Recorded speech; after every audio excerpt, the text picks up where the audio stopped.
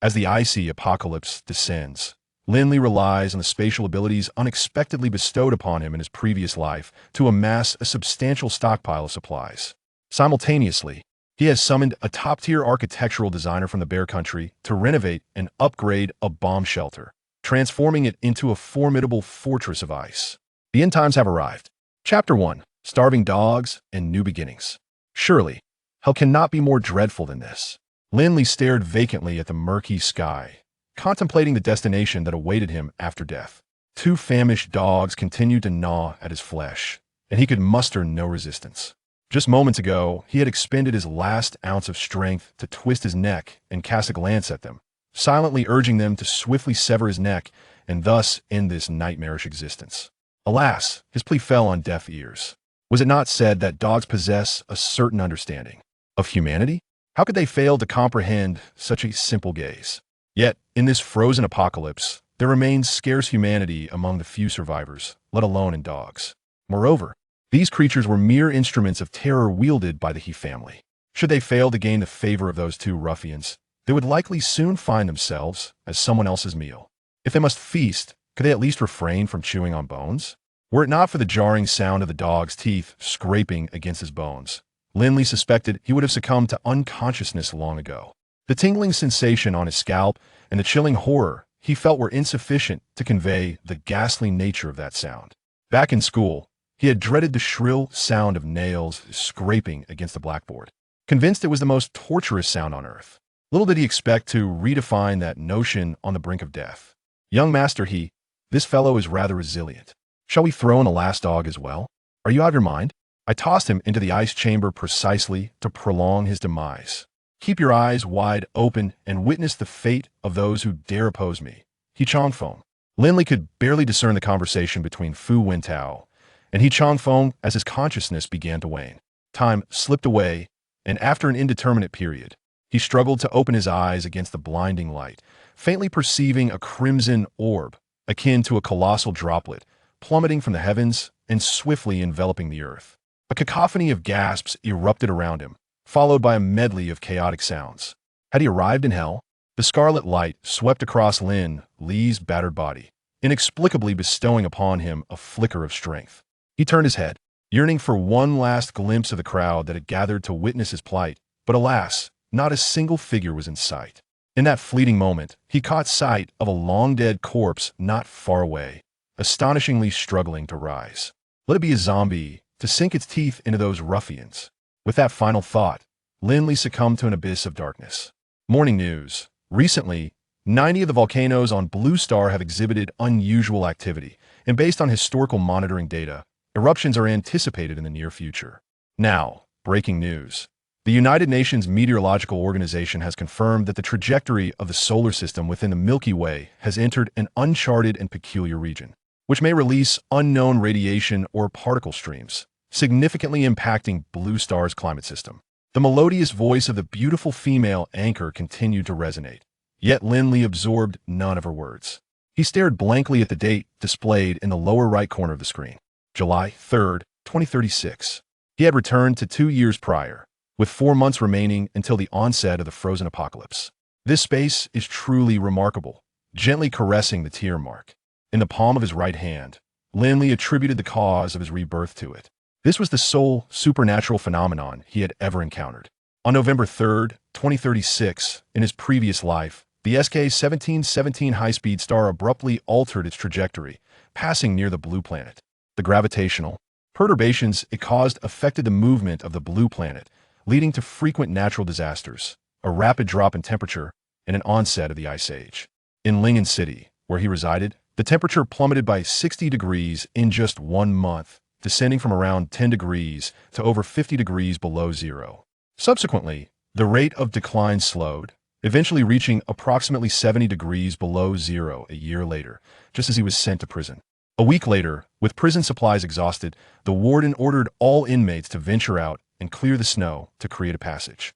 As a result, many physically frail prisoners succumbed to the freezing cold that very day. Realizing the catastrophe that had befallen them, the inmates instinctively considered escape as a means of survival and freedom. That evening, 12 men in their cell conspired together, and by the following day, 8 successfully fled, 2 were shot dead, and 2 froze to death.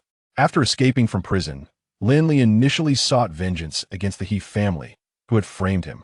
However, in the frigid expanse of snow and ice, mere survival demanded every ounce of effort, leaving little room for other pursuits. Under the influence of death row inmate Fu Wentao, the 8 men formed a survival team in this apocalyptic world. One fateful day, while scavenging for supplies, he sought refuge in a dilapidated temple as darkness fell, lighting a fire to keep warm. Hearing commotion outside, he hastily extinguished the flames and concealed himself behind a statue of Buddha. What unfolded next would remain etched in his memory forever. 3 men of varying ages entered the crumbling temple, carrying a young woman. Upon noticing the still glowing embers, their faces lit up with delight. They paid no heed to their surroundings and hurriedly rekindled the fire, skillfully preparing meat for cooking. Before long, a boy of around 16 or 17 eagerly snatched a skewer of roasted meat, devouring it voraciously. "Dad, this is the best meat I've had in days," he exclaimed, wiping grease from the corners of his mouth, utterly devoid of any moral qualms about cannibalism. The 2 middle-aged men appeared expressionless in their glistening green eyes. Lin Li saw no spark of life.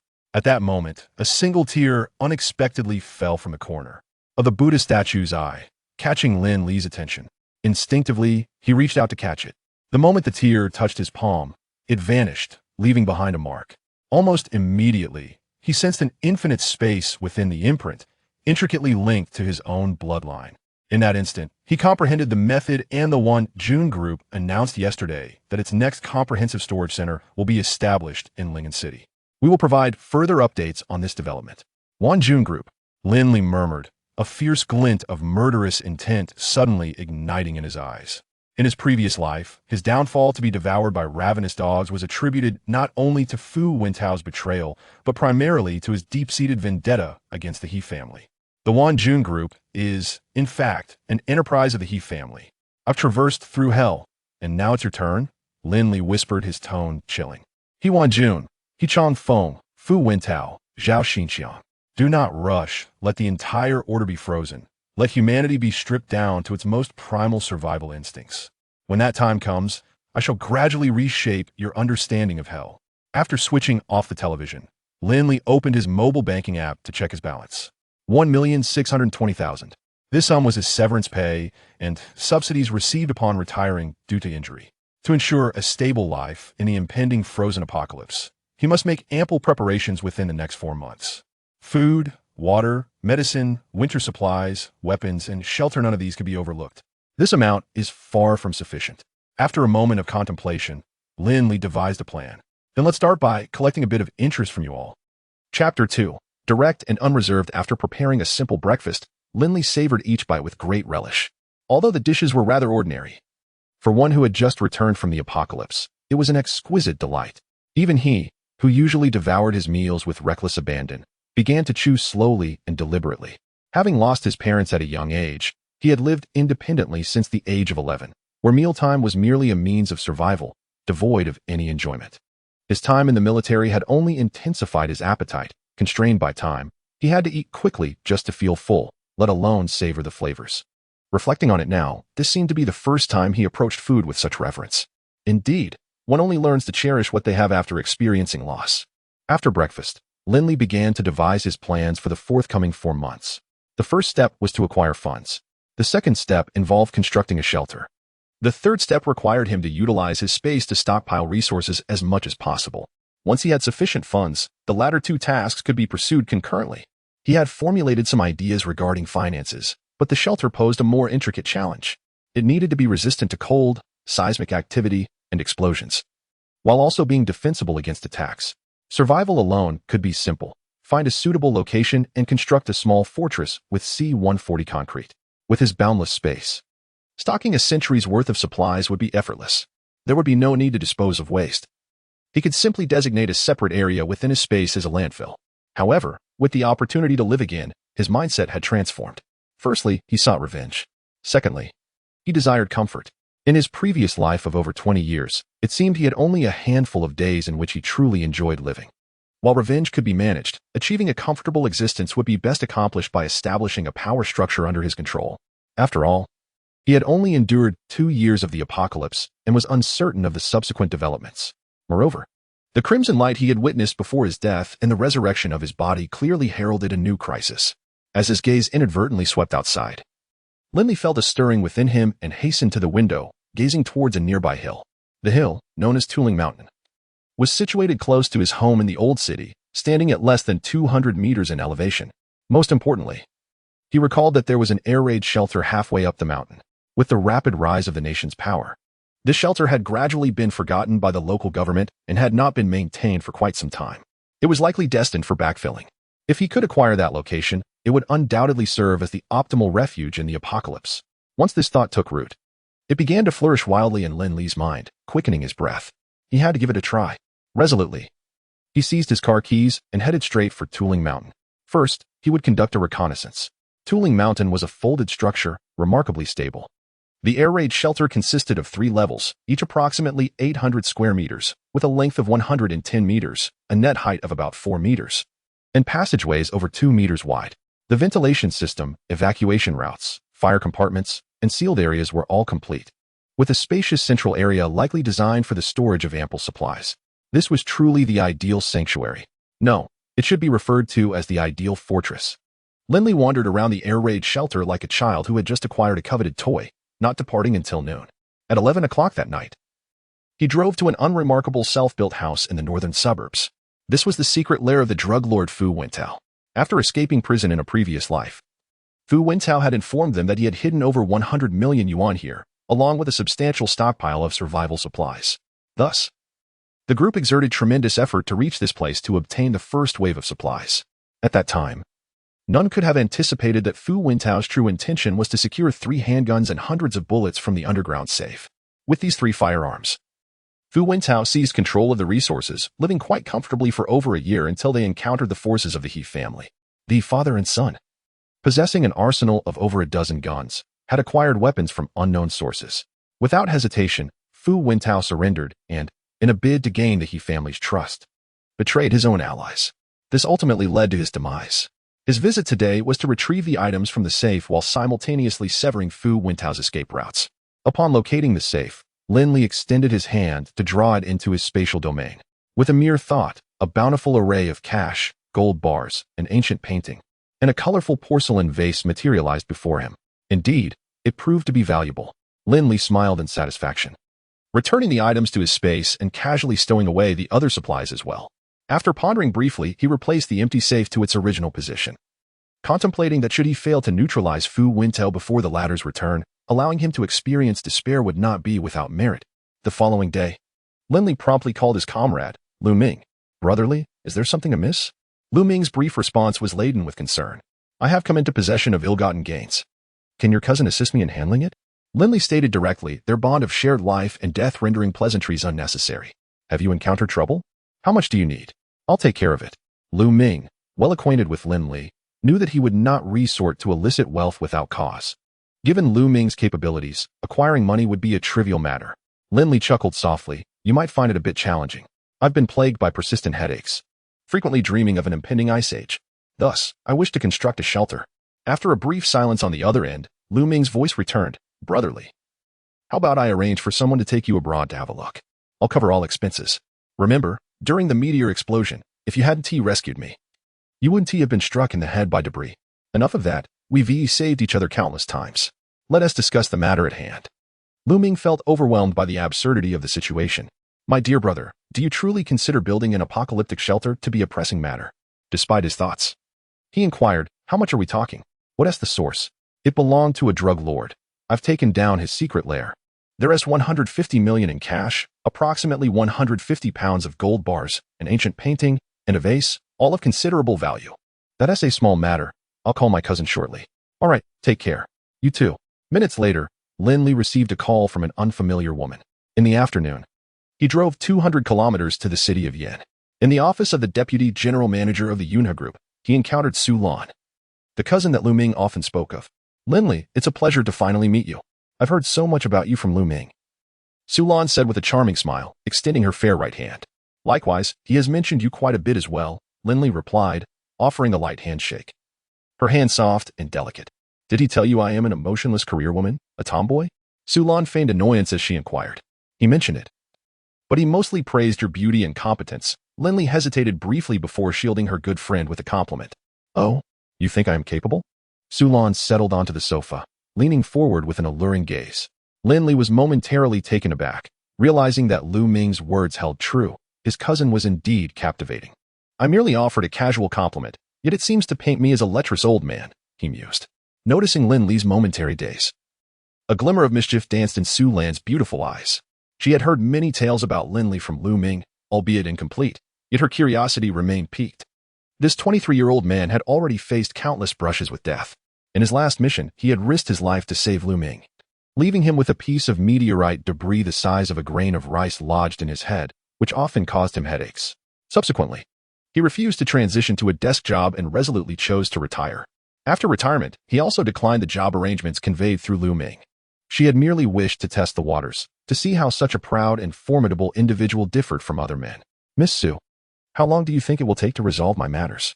Lin Li, unable to withstand Su Lan's penetrating gaze, redirected the conversation to business. Is chatting with me so uncomfortable? Are you so eager to attend to business?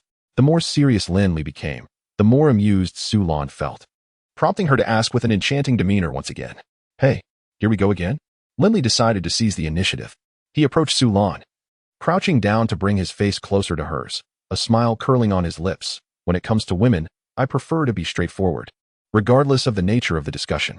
Feeling the warmth of Lin Li's breath, Su Lan's cheeks flushed, and she instinctively recoiled. So, Lin Li, you're quite the experienced one. She thought. How uninteresting. I shall withdraw from this game. Chapter 3. The aspiring rogue Su Lan rose to her feet, adopting the demeanor of a formidable woman. Since you are a friend of Lu Ming, you are also a friend of mine, Su Lan. I can transfer the cash and gold bars to you immediately. As for the paintings and porcelain, I will need to consult an expert for valuation before providing you with a response. Lin Li shook his head. There's no need to transfer the funds to me. Just assist me in investing directly in the stock market. I will cover the associated fees and offer you 20% of the net profits. Ah, I see, Su Lan realized. Understanding why Lin Li had sought her assistance with the funds, he desired her help to penetrate the stock market. However, sharing profits is unnecessary. Managing a sum of 1 or 200 million is quite straightforward. I will only charge a fee. 1 or 200 million. Indeed, that is the case now.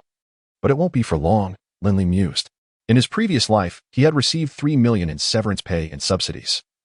With 1 million invested in the stock market, he was well aware of certain stock trends from today until September 8th, and 3 stocks were poised for substantial profits. Nevertheless, he did not press the matter further. After all, they were friends, and it would be inappropriate to insist. Very well then. I will send you the stocks I wish to purchase.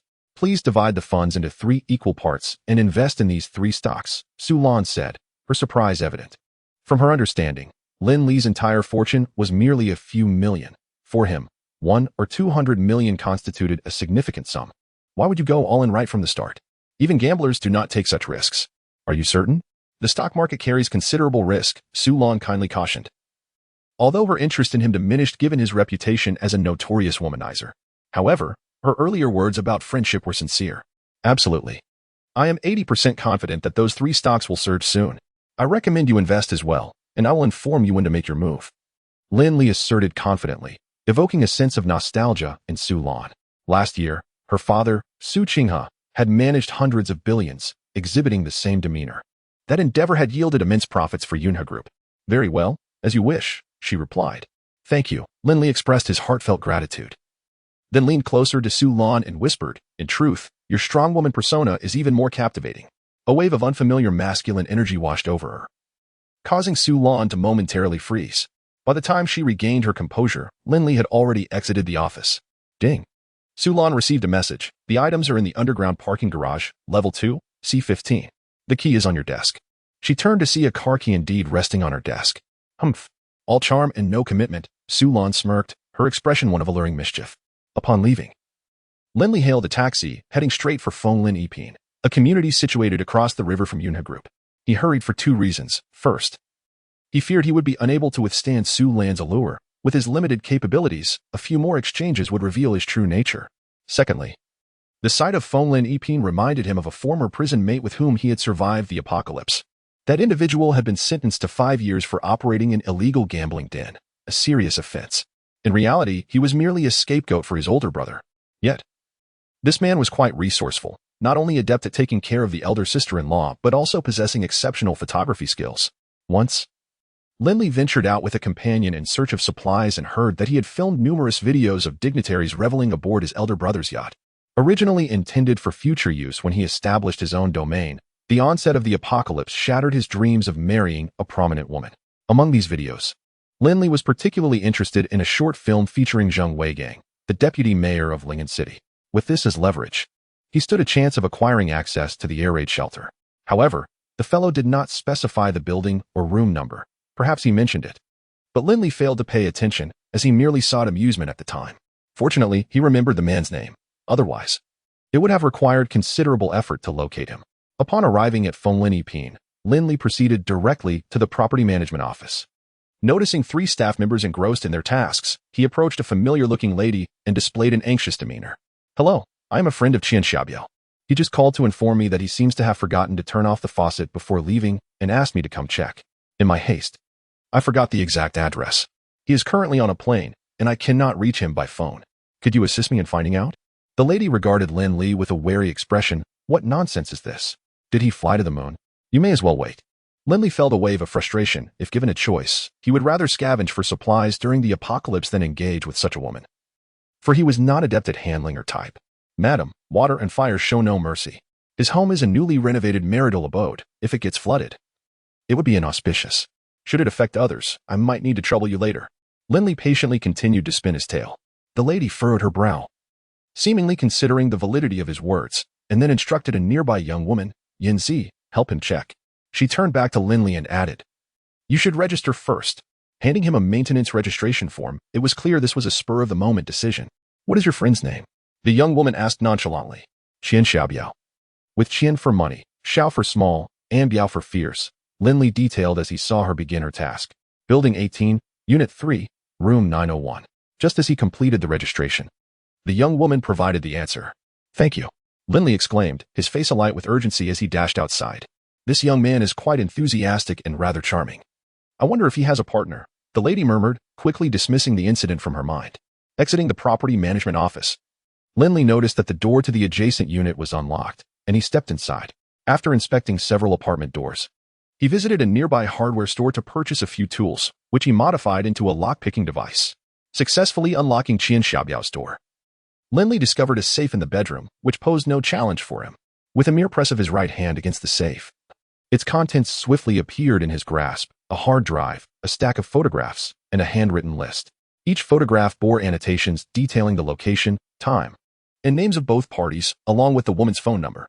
"How remarkably professional," Lin Li exclaimed, genuinely impressed. In this day and age, one must not underestimate anyone. Safeguarding his belongings, Lin Li returned them to the safe as usual. Upon leaving the community, he hailed a taxi straight back to Lingen. Time was of the essence for him. He needed to devise a plan to meet Zhang Weigang post-haste.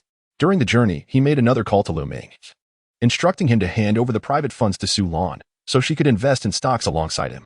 It was not merely for monetary gain, but rather to lend some credibility to the warning regarding the impending frozen apocalypse. Had it been only Lu Ming, he would have confronted him directly. However, Lu Ming had a large family behind him, which could have significant repercussions. Thus, he could only feign headaches and dreams to lay the groundwork gradually. After all, he still possessed a fragment of meteorite debris in his mind. Although the relevant authorities had confirmed its limited research value, it nonetheless provided a pretext. Furthermore, in contemporary society, humanity's understanding of the brain remains woefully inadequate. Upon returning to Lingen, Lin Li hurriedly made his way to an upscale restaurant, where he intended to meet with a manager from a headhunting firm. Chapter 4: The Secret of Zhang Weigang. The other party was Zhou Ziming, who worked for a well-established headhunting firm. As the appointed time arrived, Zhou Ziming appeared punctually. He was around 40 years old, tall and well-built, dressed in a sharp suit, exuding a calm and competent demeanor that easily garnered goodwill. After their introduction, Zhou Ziming promptly got to the point. "Mr. Lin, you wish to simultaneously establish a real estate company, a fuel company, and a comprehensive trading company? Indeed, I require talent in all these areas. The real estate company needs a project manager, preferably an engineer. The fuel company requires a general manager, ideally with their own supply channels. The trading company also needs a leader," Lin replied. "There are several requirements. First, they must possess extensive industry experience. Second, their residence should not be in Lingen City. Third, they must have a family, with age being an advantage. Additionally, you must not disclose to anyone that I am opening 3 companies concurrently, Lin added. Zhou Ziming nodded and, after a moment of contemplation, inquired, what is the salary package? Lin confidently stated, 1.5 times the industry's top salary, as it is the initial stage. I need them to be particularly dedicated. I understand. In 3 days, I will provide you with a list of candidates. You will need to pay half of the recruitment fee in advance, with the remainder due upon their employment, Zhou Ziming explained. That is acceptable. Inform them that their start date will be 1 week later, and I will pay the fees personally, Lin agreed. All right, based on your specifications. Considering the salary and the recruitment challenges, I estimate the total cost to be 200,000 yuan. An hour later, Lin Li left the restaurant, transferring 100,000 yuan to Zhou Ziming before his departure. The companies he intended to establish, aside from the real estate firm designed to prepare for air raid shelters, were essentially shell companies, solely meant for stockpiling resources. Many goods that are commonly available can attract scrutiny or restrictions once personal purchase quantities exceed certain limits. Lin did not want to delay the accumulation of resources, thus he entrusted the task to professionals. The money from the stock market would soon be available, rendering this expenditure trivial. The requirements he set were aimed at minimizing risks in the event of an impending apocalypse. In the final days, he would find excuses to grant the employees extended leave, continuing their salaries, ensuring they would return home. Once the catastrophe struck, even if they had some suspicions, they would be powerless to act. After contemplating all night, Lin could not devise a strategy to establish a connection with Zhang Weigang in the short term, and thus sought help from Su Lan. Within minutes, she sent him a phone number. During lunchtime, Lin dialed it. Hello, who is this? Zhang Weigang's voice carried a commanding authority. Mayor Zhang, I have a video and photographs concerning you. I would appreciate it if we could arrange a meeting soon for me to present them in person, Lin replied calmly. Hearing this, Zhang Weigang's heart skipped a beat. He glanced around before pressing the phone closer to his ear and asked in a low voice, what video and photographs? They pertain to your training of 2 maids, as well as your subservience to a queen. I am uncertain which you prefer, Lin stated with a serious demeanor. Kneel. I want both. What do you desire? Zhang Weigang instinctively wanted to utter the phrase grovel, a most humiliating secret he harbored within. Realizing his lapse, he quickly adopted a facade of bravado and barked, let us discuss this in person. I obtained the items from Wu's subordinate, who is unaware. It is best not to alert him, lest. Lin Li tactfully left the statement unfinished. No problem. 8 o'clock tonight at Qinzhong restaurant. And I will meet you alone, Zhang Weigang responded, feeling a slight relief upon hearing that Wu Qianghu was oblivious to the matter. If the latter were to employ such tactics against him, his intentions would surely be substantial. His subordinates, however, could be managed with greater ease. Lin Li, harboring some reservations regarding Wu Qianghu, sought to avoid unnecessary complications, hence clarifying the source of the video. Nevertheless, he would not relinquish control of the situation to Zhang Weigang. You determine the time. I will choose the location. I will call you at 7 o'clock this evening to disclose the venue, he concluded before hanging up. Zhang Weigang leaned back on the sofa, his mind racing through various resolutions to the predicament, all of which he ultimately dismissed. After a protracted silence, he sighed, deciding it prudent to meet first. At 8 o'clock, Lin Li and Zhang Weigang convened in a private room at Qinzhong restaurant. Zhang Weigang, irate, exclaimed. I indicated this place as well. Why the unnecessary theatrics? Lin Li shook his head. The venue may be the same, but it was my choice. You set the time. I set the place. It is only fair. Selecting this location signifies my sincerity. Zhang Weigang remained noncommittal, muttering, state your conditions. I require the usage rights to Tailing Mountain and the air raid shelter for 5 years. Additionally, I would appreciate Mayor Zhang's assistance in resolving the qualifications and documentation issues for 3 companies, Lin Li articulated, placing emphasis on the first request. However, in Zhang Weigang's perspective, the second request bore greater significance. Tailing Mountain was modest in size, lacking developmental potential, and the air raid shelter held negligible value. This strategy would serve to obfuscate priorities and divert Zhang Weigang's attention. Of course, should the first request encounter difficulties, the second could be fulfilled instead. Lin Li spoke with an air of nonchalance, yet internally, he felt a surge of anxiety. Zhang Weigang scrutinized Lin Li closely, taken aback by the simplicity of the demands presented. Is that all? Just that? Indeed, just that, Lin Li replied, maintaining unwavering eye contact. How can I trust you? And how can I trust you? Lin Li retorted, shaking his head in amusement at Zhang Weigang's naivete. Let us refrain from such trivialities. We are both taking a gamble here. I can seek alternatives, but you cannot. Do you understand? Zhang Weigong's demeanor sagged, and he nodded. Agreed. Lin Li exhaled in relief. Rising with a smile, thank you, Mayor Zhang. In return, I shall take care of the individual responsible for the video. Upon hearing this, Zhang Weigong's eyes sparkled with interest. The young man had indeed laid bare his vulnerabilities. It seemed he possessed true sincerity. He, too, stood, grasping Lin Li's hand firmly, and remarked, I can sense your sincerity. Mr. Lin, supporting outstanding entrepreneurs is my duty, rest assured. The politician's performance was indeed remarkable, Lin Li mused. While the mention of addressing Wu Qianghu's subordinate was merely a ploy to placate Zhang Weigang, that fellow is now under custody. The matter is essentially settled. We merely await the arrival of the funds to commence our actions. Zhang Weigang did not stay for dinner. So Lin Li had no choice but to take his meal home to share with Grandma Pei next door. In his youth, he often dined at her home. And many of his clothes were gifts from her. In his previous life, this kind-hearted elder met a tragic end, set ablaze at the behest of Yi Chanfeng. This time, he resolved to ensure she could enjoy her twilight years in a bomb shelter. Upon returning home, just as Lin Li was about to knock on Grandma Pei's door, he heard a voice filled with disdain. Mom, I heard that Wanjun Group plans to build a comprehensive storage center in our area. Our house is surely going to be demolished. Could you hand over the property deed? I'll negotiate for a better compensation. The speaker was Wang Xingchuan, Grandma Pei's son, a selfish scoundrel who leeches off both his parents and his children. Indeed, Mom, your grandson hasn't even started a family yet. Once we receive the compensation, we could buy him a marital home, and soon you'll be able to hold your great-grandchild. Wang Xingchuan's wife, Zhao Xiaojun, was fervently persuading her mother-in-law. Lin Li couldn't bear to listen any longer and turned back to his own home, pondering how such a wonderful person as Grandma Pei could be surrounded by such a wretched family. However, her granddaughter seemed quite decent. Chapter 5, Resilience and Defeat. On July 6th, after much contemplation, Lin Li resolved to enlist the services of a professional architect from Russia. The harsh winters in many regions of Russia, with temperatures plummeting to an astonishing -81 degrees, coupled with a history marked by relentless warfare, have honed the skills of their architects in defensive construction. Thus, it was only fitting to seek expertise from there for the renovation of air raid shelters. With a decision made, Lin Li promptly took action. He reached out to an old acquaintance in Russia, a man named Andrei Vaichev, a seasoned broker well-versed in lucrative ventures without ever personally engaging in them.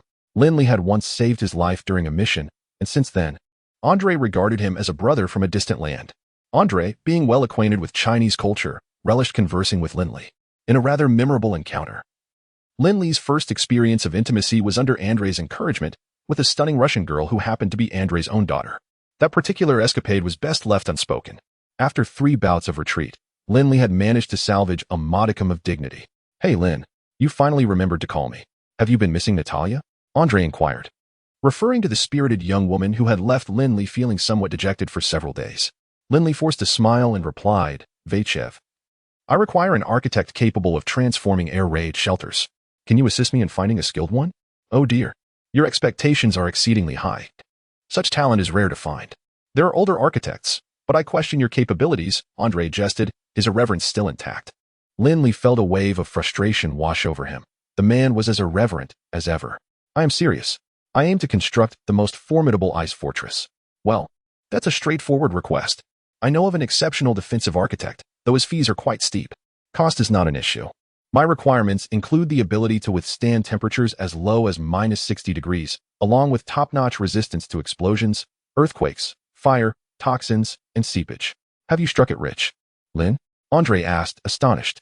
Do you think acquiring funds is a challenge for me? Fine, I will assist you in finding him.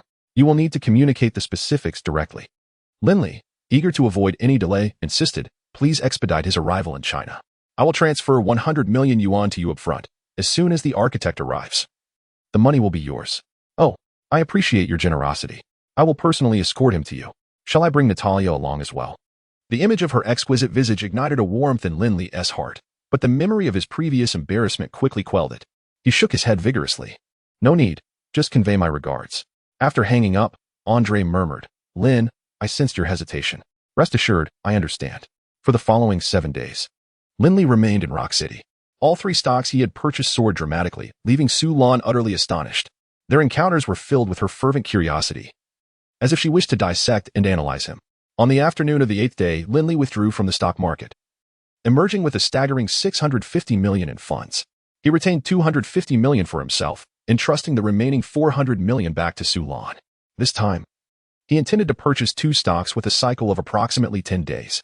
Upon hearing Lin Li once again urging him to invest, Su Lan readily acquiesced. Your painting is valued at 20 million, and the colorful glass vase at 30 million. Su Lan recalled those 2 antiques. I am quite fond of the vase and plan to keep it. I can also transfer the funds for the painting to you in advance. Lin Li chuckled. If you like it, consider it a gift. Just transfer me 20 million. Thank you, Su Lan replied without hesitation, continuing, as a gesture of gratitude. Let me treat you to dinner tonight. Observing Su Lan's exquisite beauty, Lin Li found himself shaking his head with difficulty. No, I must return to Lingen today. There are important matters at hand. The autumn glimmer in Su Lan's eyes dimmed with disappointment. Over the past few days, her curiosity about Lin Li had intensified, and she yearned to explore further. You seem to be in quite a rush. Is there really such urgency? Lin Li pointed to his head and said, My dreams have informed me that we are just over 3 months away from the end of the Ice Age. Forget it then. A wave of inexplicable sorrow washed over Su Lan. Noticing the cloud of gloom on her face, Lin Li hastily took his leave.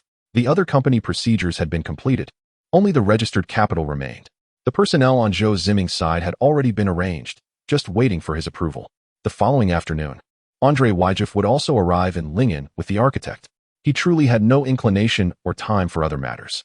The next day, Lin Li met with the individuals Zhou Ziming brought and hired them all on the spot, distributing a month's salary. There was no other option. The company had to rent its own office space, and without payment, none of these individuals would stay. He spent the entire day running errands that required his personal attention. It was not until 6 in the evening that he hurried to the airport to welcome Andre Wyjef and the architect named Boris. On the way, he suddenly remembered that he should find a local architect, just in case he was misled by the Russians. Thus, he called Zhou Ziming again, bluntly stating that he would offer twice the industry standard for the price and needed someone within 3 days, with a recruitment fee of 100,000. Zhou Ziming readily agreed to the offer. The plane from Bear Country slowly descended.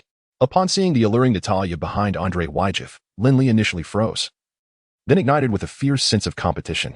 Regaining his composure, a thought crossed his mind. Should he procure some little blue pills? No. To falter before the battle is a grave error in strategy. He must not allow others to gain strength at the expense of his own prestige. Lin, you still look as handsome and charming as ever. Just as Lin Li immersed himself in mental fortification, Natalia, resembling a delicate swallow, flitted into his embrace. Feeling the softness of her form, Lin Li's heart surged with fervor, eager to charge forth without restraint. After calming Natalia, who also radiated the spirit of battle, he warmly greeted Andre Wyjef and Boris. In the evening, Lin Li hosted Andre Wyjef and his entourage of 6 at a uniquely characteristic restaurant in Lingen. Andre Wyjef and Boris each brought along an assistant, and Boris had also brought a translator. After the banquet, the group proceeded to a luxurious 5-star hotel that Lin Li had reserved.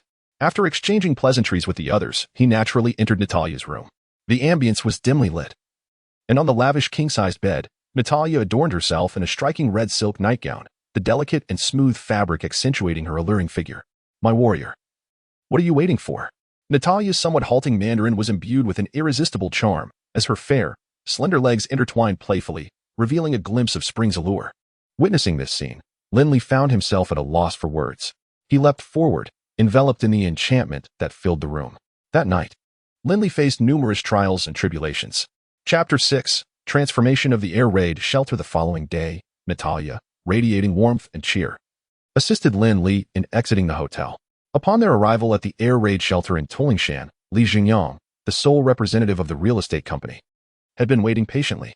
He was still bewildered, unable to fathom the intentions of his young employer. Nevertheless, this was of little consequence. The generous salary and the management of a substantial fund of 100 million had instilled in him a strong sense of duty to fulfill all tasks assigned by his employer with utmost diligence and quality. As Lin Li stepped out of the vehicle, Li promptly approached to greet him. Boss, the usage rights for Tolingshan and the surrounding 120 acres are now under our company's ownership. As per your instructions, I have contacted 4 construction firms from other provinces, ready to commence work at your convenience. Lin Li placed his hands on his hips and nodded appreciatively. Thank you for your hard work. Today, I will bring a construction designer for an on-site inspection, and we will reach out to them once we finalize the construction plan. With that, Lin Li proceeded into the air raid shelter with Boris and the others. For hours later, they emerged. Boris exhaled a deep breath and looked at Lin Li earnestly. Lin, please share your requirements. Lin Li contemplated for a moment before articulating. My vision is to create a robust fortress resembling an icy world, with a lifespan exceeding 100 years. Boris appeared relaxed. That is quite simple. The specific requirements are as follows. First, we must strive for the best in the 3 defenses and 3 resistances, while also upgrading the existing fire prevention, ventilation, and drainage systems. The fire resistance rating must reach A1, with at least 2 ventilation systems in place. For drainage, a removable sewage storage tank and a small purification unit should be installed on the 3rd level. Second, the building must withstand an environment of -60 degrees, ensuring frost resistance, impermeability, and thermal insulation, with the main structure achieving a frost resistance grade of F400 and an impermeability grade of P12. Third, it must be invulnerable to intrusion, whether through close-range methods or long-range strikes, ensuring the building remains undamaged. I am particularly inclined towards using C140 concrete combined with low-temperature alloy steel as the primary construction materials, though I am uncertain if C140's frost resistance and a brittleness threshold of alloy steel will suffice for an environment of -60 degrees. Boris was somewhat surprised by Lin Li's familiarity with the construction industry. He waved his hand dismissively. No need to worry about materials. We possess well-established processes. We merely need to transport some specialized materials from Bear Country, and Andreyevich has effective methods for that. It's a minor issue that I can easily handle. Natalia, linking her arm with Lin Li's, gently whispered in his ear, her vibrant red lips brushing against him. That is reassuring. Lin Li sighed in relief and continued. Fourth, I would like a 3-story villa constructed at the entrance of the air raid shelter, adhering to the same requirements. It should have 1 underground level and 2 above, concealing the entrance to the shelter within the walls of the villa. This villa will serve as a crucial barrier for the air raid shelter, functioning as an observation point and a stronghold, while also masking the existence of the shelter itself. As for the external structural requirements of the shelter, they are as stated.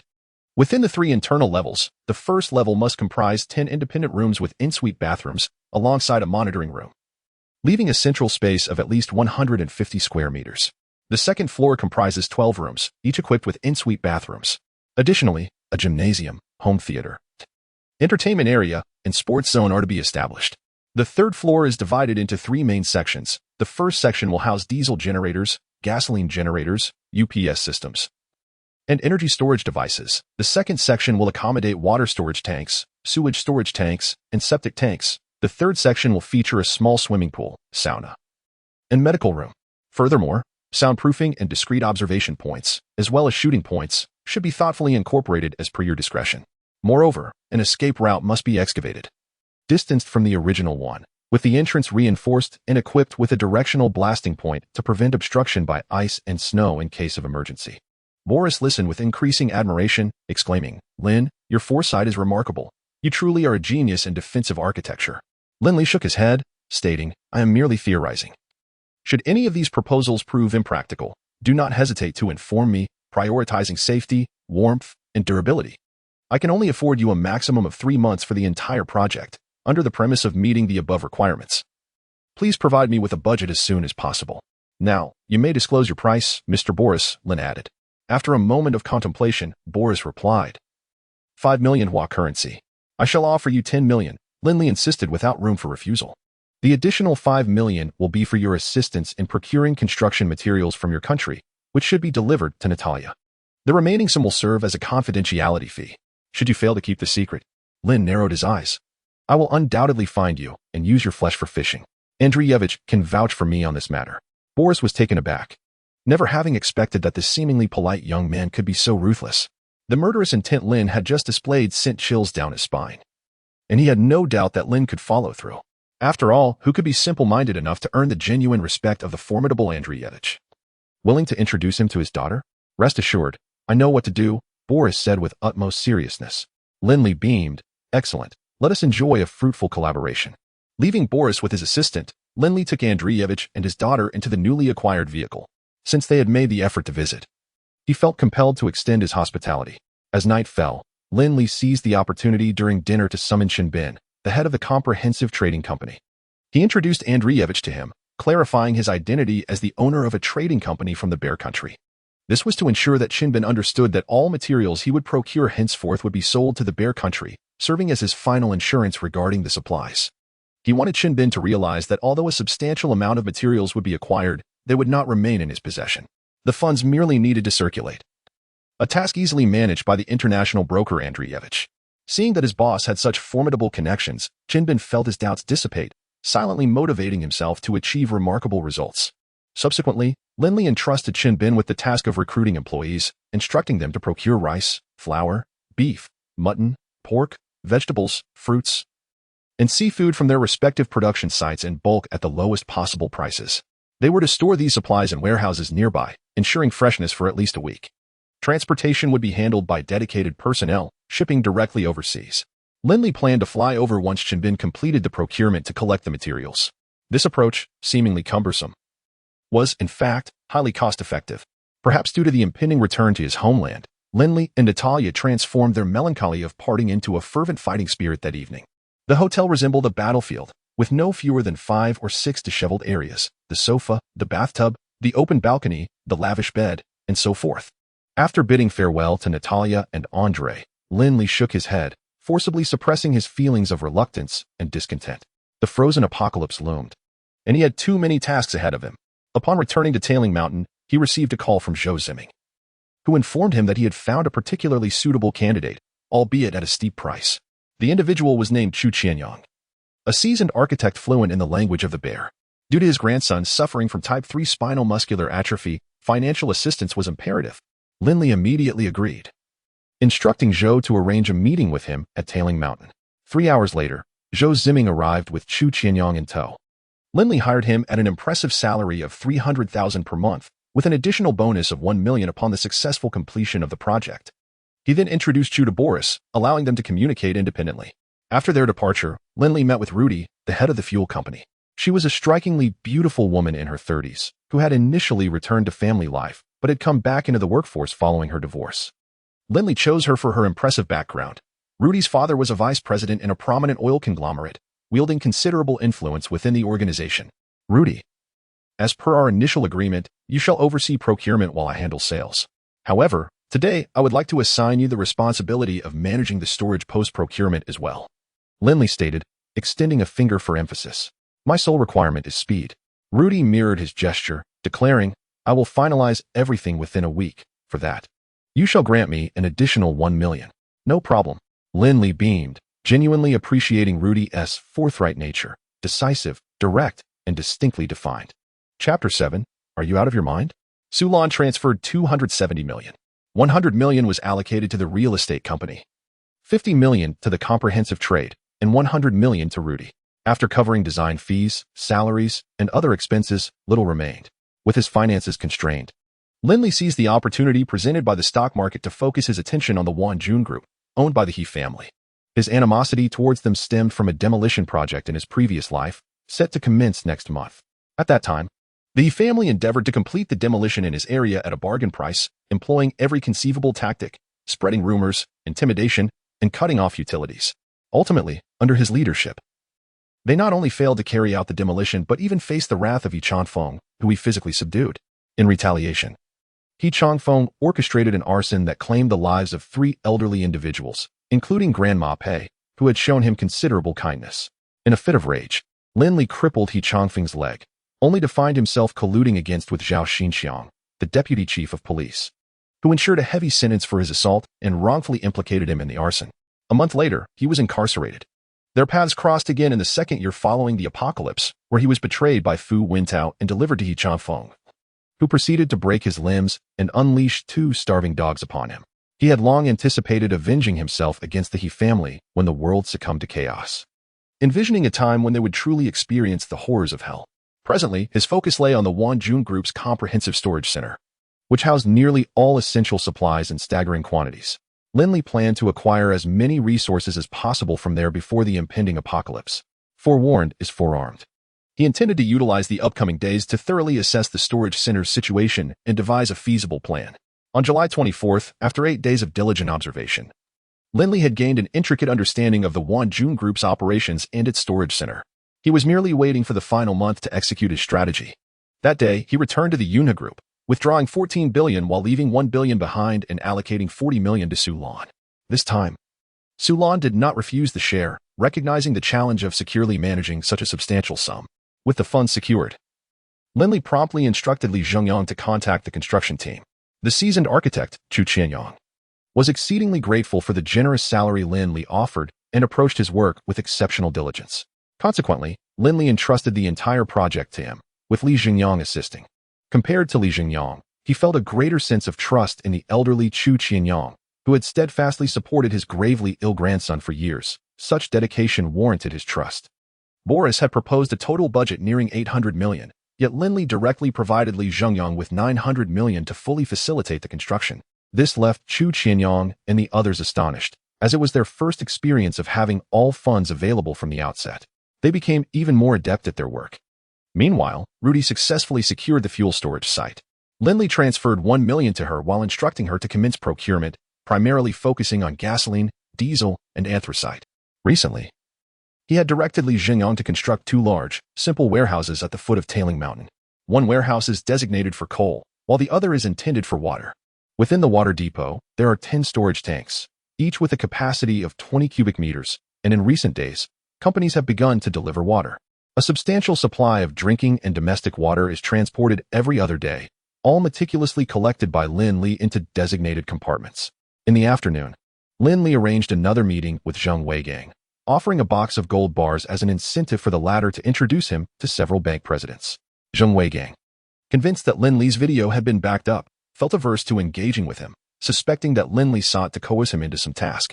Upon seeing the box of gold bars, and noticing that Lin Li did not mention the video, Zheng Weigang's perception of Lin Li shifted. Realizing that Lin Li was a man of principles, he felt reassured in dealing with him. 3 days later, a loan of 800 million was credited, bringing Lin Li's disposable capital to 1,350 million.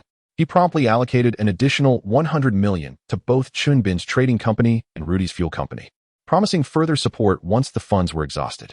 The former was to procure edible oils, seasonings, sugar, and seeds for cold-resistant crops, while the latter was tasked with acquiring solar panels, portable generators, diesel generators, gasoline generators, silent generators, and energy storage devices. Furthermore, he requested the purchase of 10 sets of medium-sized wind power generation and storage equipment. Subsequently, he transferred 300 million to Andrei Yegorov to assist in procuring weapons, cold weather gear, snow-armored vehicles, motorcycles, sleds, and other supplies. The equipment from the Russian Bear country had been tested in practice, ensuring quality and effectiveness. In due course, a visit to retrieve the items would suffice. Once everything was arranged, Lin Li experienced the daily routine of a unique profession that could operate nationwide. Traveling back and forth between various locations in Lingen, the necessity for vast storage space for water, coal, fuel, generators, and other equipment compelled him to return every couple of days for transfers. Over a month later, on September 9th, while Lin Li was busily ordering local delicacies from 1,000 miles away, he received a phone call from a neighbor. The caller informed him that their old building had caught fire the previous night, resulting in the tragic death of 3 individuals, including Grandma Pei. Lin Li was struck as if by lightning, standing frozen in disbelief. How could this happen? He had not only refrained from obstructing the demolition but had also been the first to sign the demolition contract. Why had a fire still occurred? Upon further inquiry, he learned that it was Wang Xingchuan, Grandma Pei's son, who had obtained her property certificate. In pursuit of a greater compensation package, he had instigated the residents to collectively demand an increase in reparations. As it stood, less than half had agreed to the demolition. But was Grandma Pei supposed to be residing in Minqing community? Lin Li was perplexed. 15 days prior, he had rented an apartment across the river in Minqing community, providing an excuse for Grandma Pei to stay there, fearing the worst. After the call ended, Lin Li stood in silence for a long while before slowly putting away his phone. A profound sense of helplessness and guilt lingered in his heart. He believed he had taken every precaution, yet he had failed to save the only kind old woman who was like family. Perhaps he should have eliminated the He family from the start. Jia, our blood debt has increased yet again. Lin Li gritted his teeth, his eyes glinting with a chilling, murderous intent. Boss, your order of 18 exquisite Cantonese dishes has arrived, 100 portions of each, came the announcement. The local establishment's renowned chef had personally delivered 3 carts of takeout, momentarily alleviating the fury that simmered within Lin Li. He swiftly tempered his emotions and coldly instructed, place them in the warehouse. Only then did the boss cautiously beckon the workers to unload the goods. Moments ago, he had sensed an overwhelming aura of danger emanating from the young proprietor before him, which had made him hesitant to approach. After the restaurant staff departed, Lin Li stored the packed dishes in his spatial compartment. In recent days, He had made it a point to order a plethora of local delicacies and snacks whenever he arrived at a new location. Initially, he had intended to place his order with a 5-star hotel, but he soon realized that not only were the selections limited, but the prices were exorbitant, and the flavors paled in comparison to those from established eateries.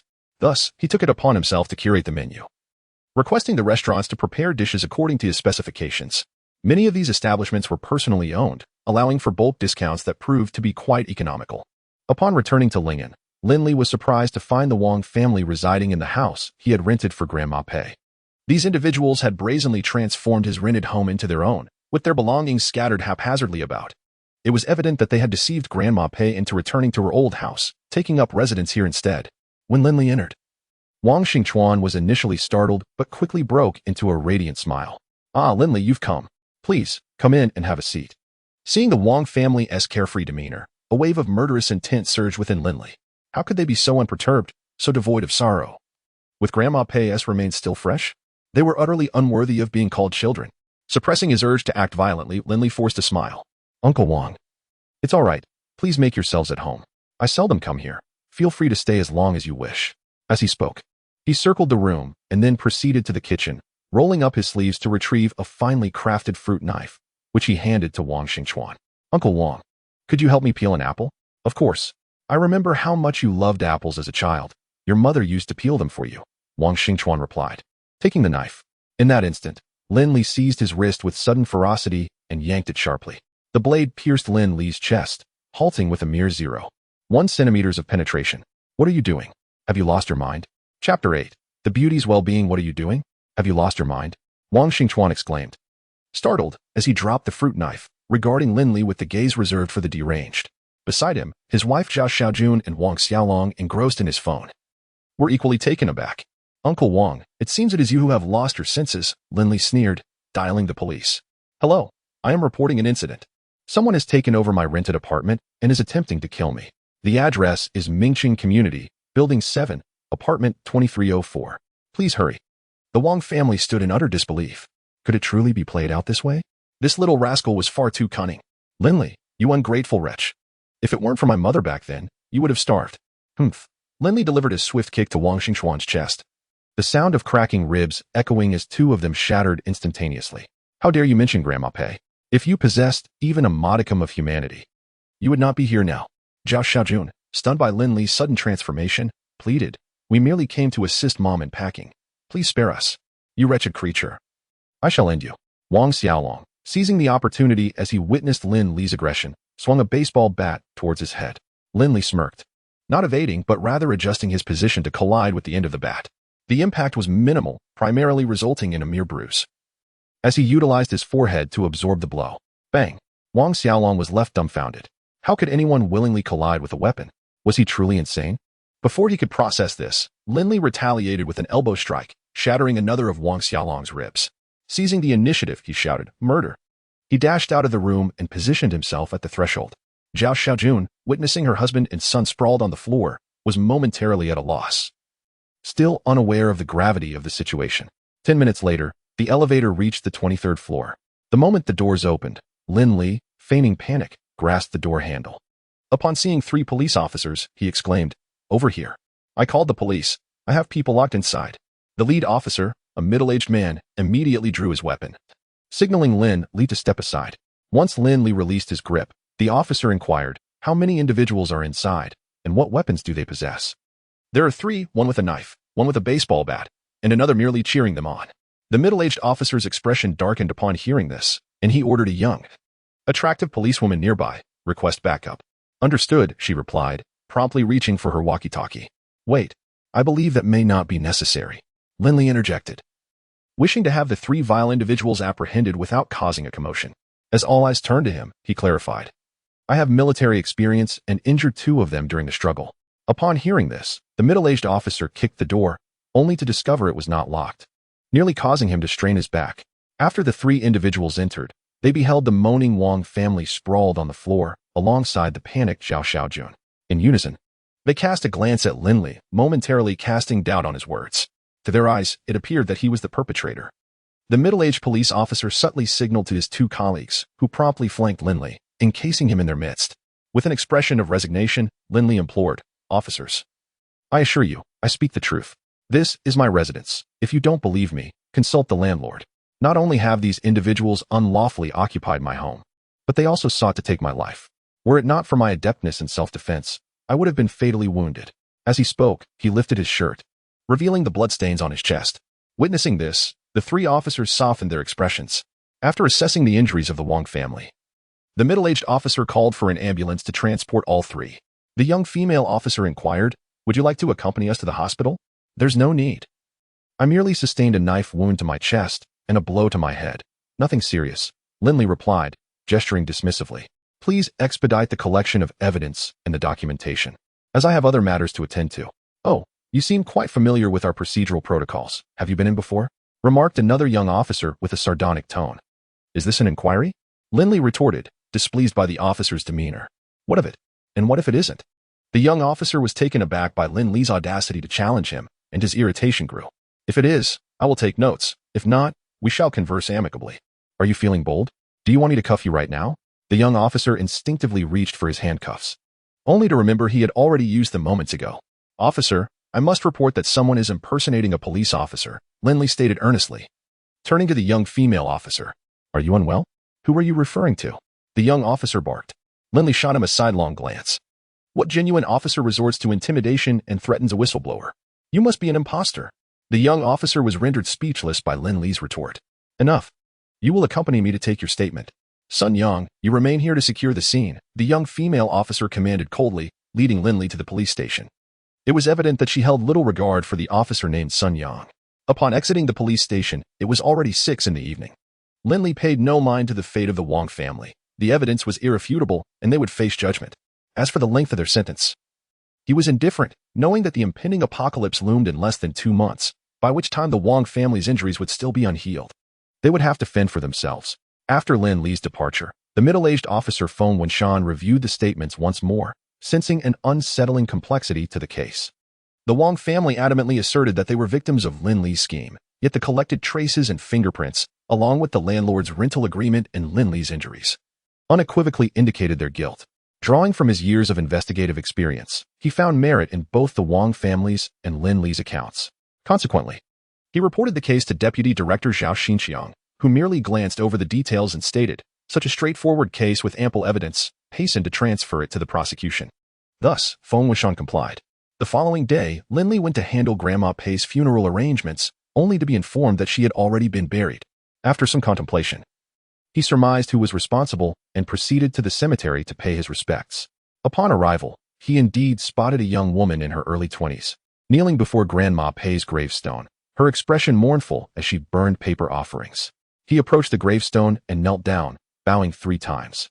The woman glanced at him in surprise and then hesitantly inquired, "Are you Lin Li?" Lin Li nodded. "And you must be Wong Simon?" Wong Simon managed a bittersweet smile, taken aback by his presence. "I didn't expect you to come. Grandma helped many throughout her life, yet you were the first to pay your respects." After a moment, she looked up and said, "Thank you. It was the least I could do. Grandma Pei did me a great favor. Thank you for sending that family away." Lin Li was taken aback. "You don't harbor any resentment towards me? You accomplished what I wished to do. You've been a tremendous help." "How could I resent you?" Wong Simon replied with a faint smile. Her beauty elicited a pang of sympathy within him. "My condolences," Lin Li murmured, unsure of what else to say, before turning to leave. On October 3rd, Lin Li halted the national procurement operations of his trading company and returned to Lingen. He provided Rudy with 100 million to increase the procurement volume. Meanwhile, he assigned Shin Bin a new task, instructing him to procure cold weather clothing, furniture, daily necessities, and entertainment equipment. The focus was primarily on aerogel down jackets, tactical jackets, thermal underwear, snow boots, bedding, daily chemicals, personal care products, and electronic devices. The quantities were modest, but the quality needed to be exceptional. Oh, and procure some adult products as well. Shin Bin was left bewildered. Does the Bear Country really need such items? On October 4th, Lin Li flew to Bear Country. Natalia called several times, informing him that the cold weather gear, snow-armored vehicles, and weapons he requested were prepared. Eager to meet her, he was keen to test his shooting skills. After 2 days of practice, Lin Li realized he still had considerable room for improvement. On the 3rd day, he declined the assistance of Andre and his daughter, discreetly gathering supplies before returning to Hua Country. Before departing, he provided Andre with 300 million. instructing him to place orders with the Wanjun Group through their overseas trading company, promising to discuss the specific procurement list upon his return. Finally, he left a substantial stock of long-lasting food and water, along with a video, in Andre's basement. Natalia appeared somewhat sorrowful, as if she sensed that this farewell might be their last encounter. She extended an invitation for an unguarded combat, which he resolutely declined. The world ahead was too harsh. Since he could not protect her, it would be best not to burden her further. Separated by distance, he could only hope for her well-being. And for her fatheress as well. Chapter 9. Inventory of supplies. On October 8th, Lin Li returned to Lingen. There were merely 25 days remaining until the advent of the frozen apocalypse. The construction of the air raid shelter and the villa was nearing completion, with 4 renovation companies working diligently around the clock. At 7:30 in the evening, having just finished receiving the anthracite coal and water from the warehouse, Lin Li's phone suddenly rang. Upon checking, he discovered it was a call from Zheng Weigang. As soon as he answered, Zheng Weigang's hearty laughter resonated through the line.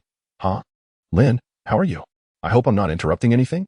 Hearing Zheng Weigang's polite tone, Lin Li felt an instinctive caution. He replied, Mayor Zheng, you are too kind. Is there something you wish to convey? Oh, not at all. It's our city's renowned entrepreneur, Mr. Wu Qianghu, who wishes to meet you for a meal. He asked me to extend the invitation. Oh? Lin Li's brow furrowed slightly. Wu Qianghu was a powerful figure in Lingen. What could he possibly want with him? Moreover, why was Zheng Weigang the one to relay this message? Did the other party know about the video incident? That seemed unlikely, as Zheng Weigang had no reason to inform Wu Qianghu about it. Unable to deduce the situation, Lin Li inquired directly, Mayor Zheng, what does Mr. Wu want from me? We have no prior connection. Zheng Weigang, knowing well that he could not offend either party, hesitated briefly before speaking the truth. Mr. Wu is interested in acquiring land on Tailing Mountain. Upon learning that it has been allocated to you, he requested me to facilitate an introduction. He likely wishes to purchase it from you. Lin, Mr. Wu has deep roots in Lingen. Please handle this matter with caution. Thank you for the reminder, Mayor Zheng. Although I am not acquainted with Mr. Wu, since you have brought it up, I shall follow your guidance. Lin Li, appreciating Zheng Weigang's considerate warning, became increasingly polite in his tone. Haha, Lin Li, you are quite forthright. Let us meet at 8:30 this evening at Xinjiang Restaurant. Very well. I shall be there on time. After ending the call, Lin Li fell into contemplation. He had a fair understanding of Wu Qianghu. The man had grown up in the old city, starting to navigate the social underbelly in his teenage years. After spending over a decade in the underworld, he had vanished for a significant period when his notoriety peaked. Upon resurfacing, he had transformed into the chairman of the Qianghu Group, who wielded considerable influence in Lingen, and his subordinates operated a security company allegedly filled with his former associates. Why would such a wealthy and powerful figure suddenly express interest in Tailing Mountain? One could only hope that his intentions were not too ambitious, for otherwise, it could spell significant trouble. At 8:20 p.m., Lin Li arrived at Xinjiang Restaurant 10 minutes early, given that he was in a critical phase of preparing for the impending apocalypse and stockpiling supplies. It was prudent to avoid antagonizing a local power broker like Wu Qianghu. Therefore, his early arrival was a gesture of goodwill. 10 minutes later, Zheng Weigang entered the private room, accompanied by Wu Qianghu and 2 others. Wu was of average height and slender build, adorned in a satin tank suit, with a hawkish nose accentuated by gold-rimmed glasses, exuding an air of scholarly demeanor. Despite his adept disguise, Lin Li could detect a glimmer of ruthlessness in his eyes. This was not unexpected. Anyone who survived for over a decade in the criminal underworld would need to possess a considerable degree of cunning and ferocity. After the pleasantries were exchanged, Wu Qianghu naturally took his place at the head of the table, gesturing for the 2 bodyguards to exit the private room, leaving only a short-haired woman dressed as a secretary. Through brief interactions, Lin Li keenly observed that Zheng Weigang displayed a notably humble demeanor towards Wu Qianghu, seemingly not regarding himself as an equal.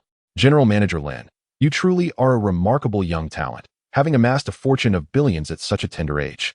I've heard your companies are thriving. Wu Qianghu appeared to compliment Lin Li, yet he was, in fact, signaling that he had thoroughly investigated Lin's background. Feigning ignorance to the underlying implication, Lin Li humbly replied, I merely dabble in minor ventures. How could I possibly compare myself to you, General Wu? Recently, I was fortunate in the stock market and made a modest profit. I hope it does not amuse you too much. To be candid, the reason for inviting you today is to make an ungracious request. Mayor Zheng must have mentioned it to you, Wu Qianghu stated. Lin Li nodded, observing Wu Qianghu's assertive demeanor, which indicated a lack of intention to beat around the bush, prompting him to directly decline. Unfortunately, I have plans to develop a unique hotel utilizing the air raid shelter in the Tailing Mountain area. The project is currently nearing completion. I am aware of this. Wu Qianghu waved dismissively, stating, "These are trivial matters. I can simply take over your hotel investment." Lin Li's hand clenched beneath the table. Internally lamenting the arrival of unwelcome complications, was there some other secret concerning Tuling Mountain? He cautiously inquired, "General Wu, may I ask what your intentions for this land are? Perhaps we can find a compromise." Upon hearing this, Wu Qianghu frowned, inwardly thinking that Lin had overstepped his bounds by prying into his affairs. He refrained from answering. Casting a glance at the attractive, capable secretary, the secretary immediately donned a professional smile and interjected, "General Manager Lin, I sincerely apologize. But this pertains to the future development plans of Qianghu Group and cannot be disclosed." Upon hearing this, Lin Li suppressed his irritation and decided to bide his time. "Very well, I certainly wish to respect General Wu's position. The project will conclude in a month, once it is finished. I will ensure a thorough accounting is done and provide you with a satisfactory price."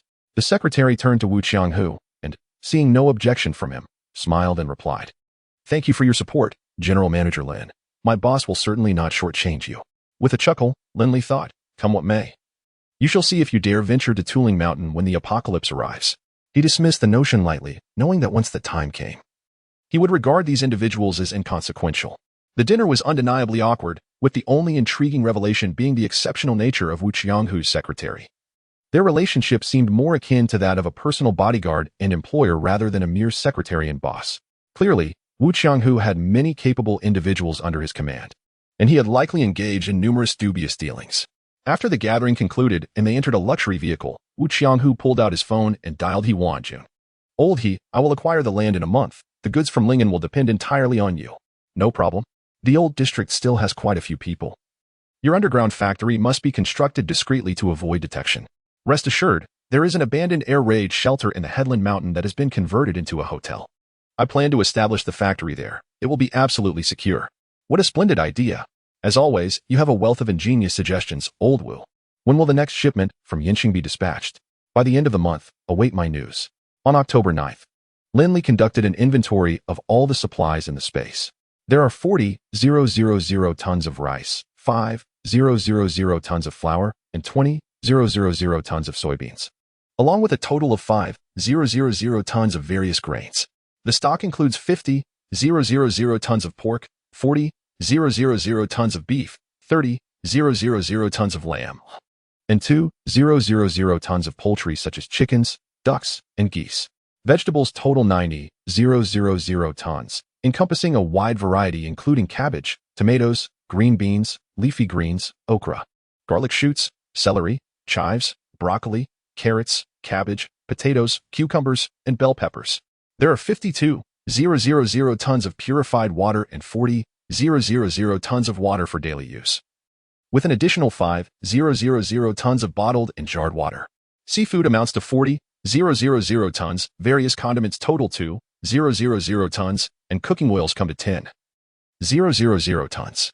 The fruit supply is 80,000 tons, featuring commonly found varieties such as watermelon, apples, bananas, nectarines, oranges, mangoes, pineapples, dragon fruit, blueberries, grapes, and strawberries.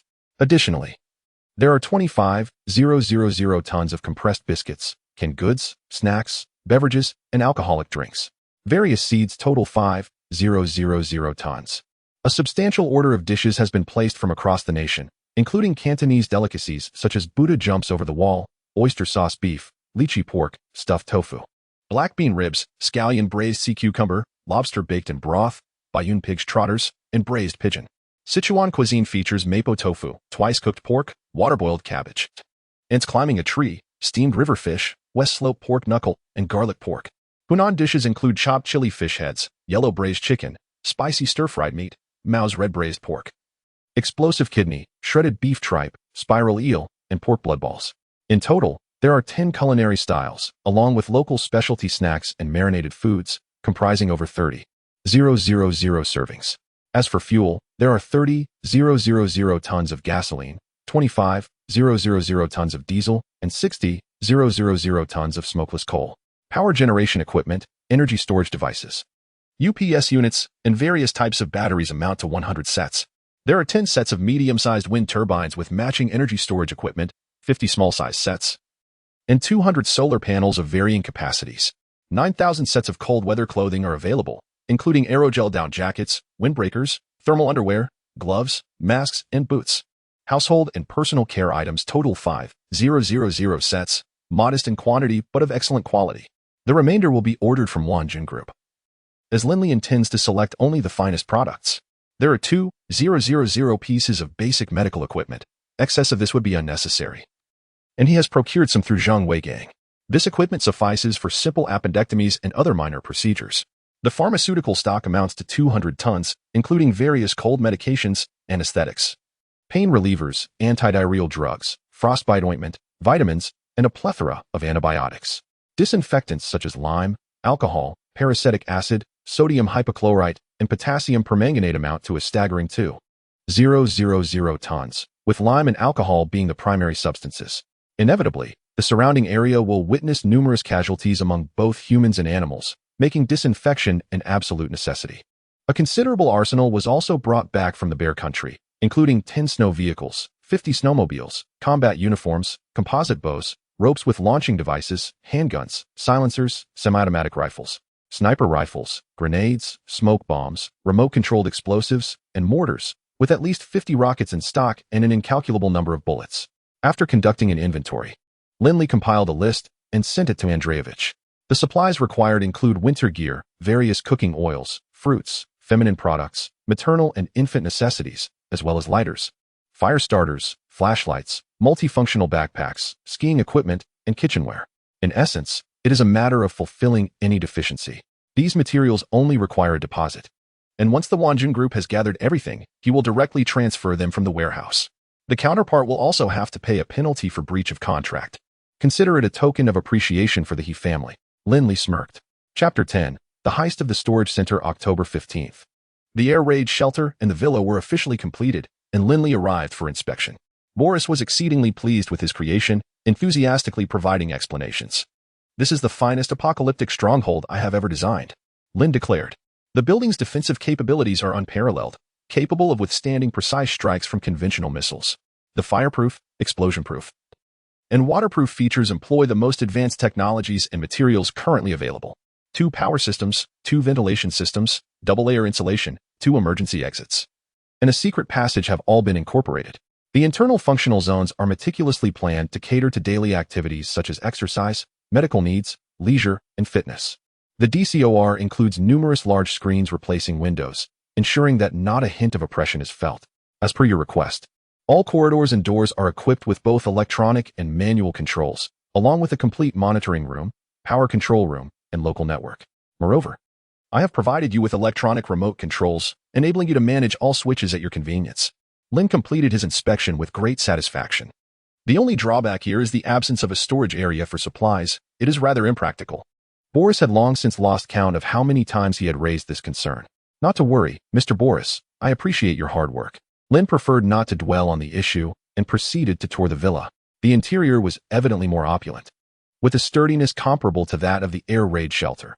Even the bulletproof glass of the floor-to-ceiling windows on the second floor measured 15 centimeters thick, featuring specially designed curtains that, when drawn, ensured no light escape during the night. A home theater, gym, fireplace, electronic entertainment room, monitoring room, and observation points were all present, making it a compact, luxurious version of the air raid shelter. The villa was surrounded by a small courtyard, set more than a meter below the first floor, which would be blanketed in snow, with the hardest layer of accumulated snow nearly reaching 1 meter. To the side, there was a small independent underground basement, specifically prepared for the He family. After granting Boris a bonus, Lin sent him on his way, leaving behind an additional 2 million, along with all electronic devices and design schematics. October 16th, Wanjun Group. He Cha-Feng wore a delighted expression as he said, "Dad, in the past 2 days, our group's order volume has surged. The deposits alone exceed 200 million. At this rate, we will soon be able to construct a new comprehensive storage center." He Wanjun smiled and replied, "Indeed, it won't be long before Wanjun Group becomes the leader in the industry, and at that point, the entire sector will be at my command. Refrain from employing those unscrupulous tactics in the future. Do not jeopardize everything for trivial gains."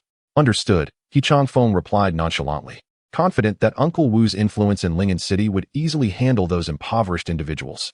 "Fool, your Uncle Wu has only just cleared his name. Do not let him become entangled in unsavory matters again, or we shall all face ruin. He Changfeng nodded reluctantly and said, I understand, Dad. I will handle it properly. He then added with a smirk, Dad, I found a pair of twins. How about we go to my place tonight? Well, very well. Lin Li granted Li Zhenyang and Chu Qianyang a month's leave under the pretense of project completion, along with substantial bonuses. The two returned home in high spirits. Meanwhile, the construction team was still bustling outside the villa, as Lin Li instructed them to build a temporary storage facility. What should have been a few days of work he prolonged to a month, during which the additional labor costs were compensated at double the rate. The foremen were elated. Relishing the prospect of earning more while enjoying a lighter workload, they could hardly wish for a better arrangement. However, this endeavor was ultimately futile, serving merely to placate Wu Qianghu. On the trade company front, Qin Bin had completed his tasks, and Lin Li assigned him new duties. He instructed Qin to scour supermarkets and convenience stores for supplies, particularly small items that had been overlooked in previous purchases, nail clippers, ear picks, pots and pans, gas stoves, gum, and the like. The aim was to fill in the gaps, prioritizing completeness over quantity. On October 17th, Lin Li called Lu Ming again, discussing his dreams of a frozen apocalypse and revealing that his stock market successes stemmed from prophetic visions of lottery outcomes. This time, Lu Ming finally took the matter seriously, promptly stating he would make preparations.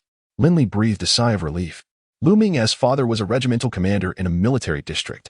His mother the second largest shareholder of Yunhe Group, and with the influence of his uncle Su Qinghe, a little preparation would ensure their survival in the apocalypse. Moreover, Lin Li would be there to provide support. The distance from Yinqing to Lingen City was merely 200 miles, and with his current equipment, making a round trip would not pose a challenge. With the shelter matter settled, Lin Li turned his attention to Wanjun Group. On the night of the 23rd, the storage center of Wanjun Group in Fenzhou was completely looted. All personnel on duty were incapacitated by tranquilizer guns, and the surveillance system was thoroughly dismantled. The following night, a similar scene unfolded at the Wanjun Group's storage center in Nanjing City. Useless. All of you are useless. He Wanjun sat in his executive chair with a dark expression, his subordinates too intimidated to utter a word. It was evident that this incident targeted Wanjun Group. Yet despite the passing days, they had neither apprehended the criminal organization nor received any information. The group still held a significant number of overseas orders, and failure to deliver on time would result in astronomical penalties. Who could be behind this? He Wanjun harbored suspicions, but the list of possible culprits was overwhelmingly extensive. Chairman, the most pressing matter is to fulfill our overseas orders. Otherwise, we cannot afford the losses, a trembling executive remarked. When the contracts were signed, the other party had not quibbled over prices, focusing solely on breach of contract penalties. They had assumed timely delivery was a certainty. The current situation, however, suggested a high likelihood of default. Everyone set aside your tasks and prioritize ensuring timely delivery. He Wanjun commanded, fully aware of the stakes. Understood. Once the others departed, He Wanjun locked the office door and called Wu Qianghu. Old Wu, the goods at the Nanjing storage center have been stolen. What? Wu Qianghu, both astonished and enraged, demanded, have they apprehended the culprits? No, not a single clue has been left behind. This matter cannot be concealed. The subordinates have already reported it to the police. He Wanjun felt utterly helpless. The prospect of police involvement in the investigation terrified him. If the missing goods were recovered, their collaboration in drug production and trafficking would inevitably be exposed, a situation that could cost him his life.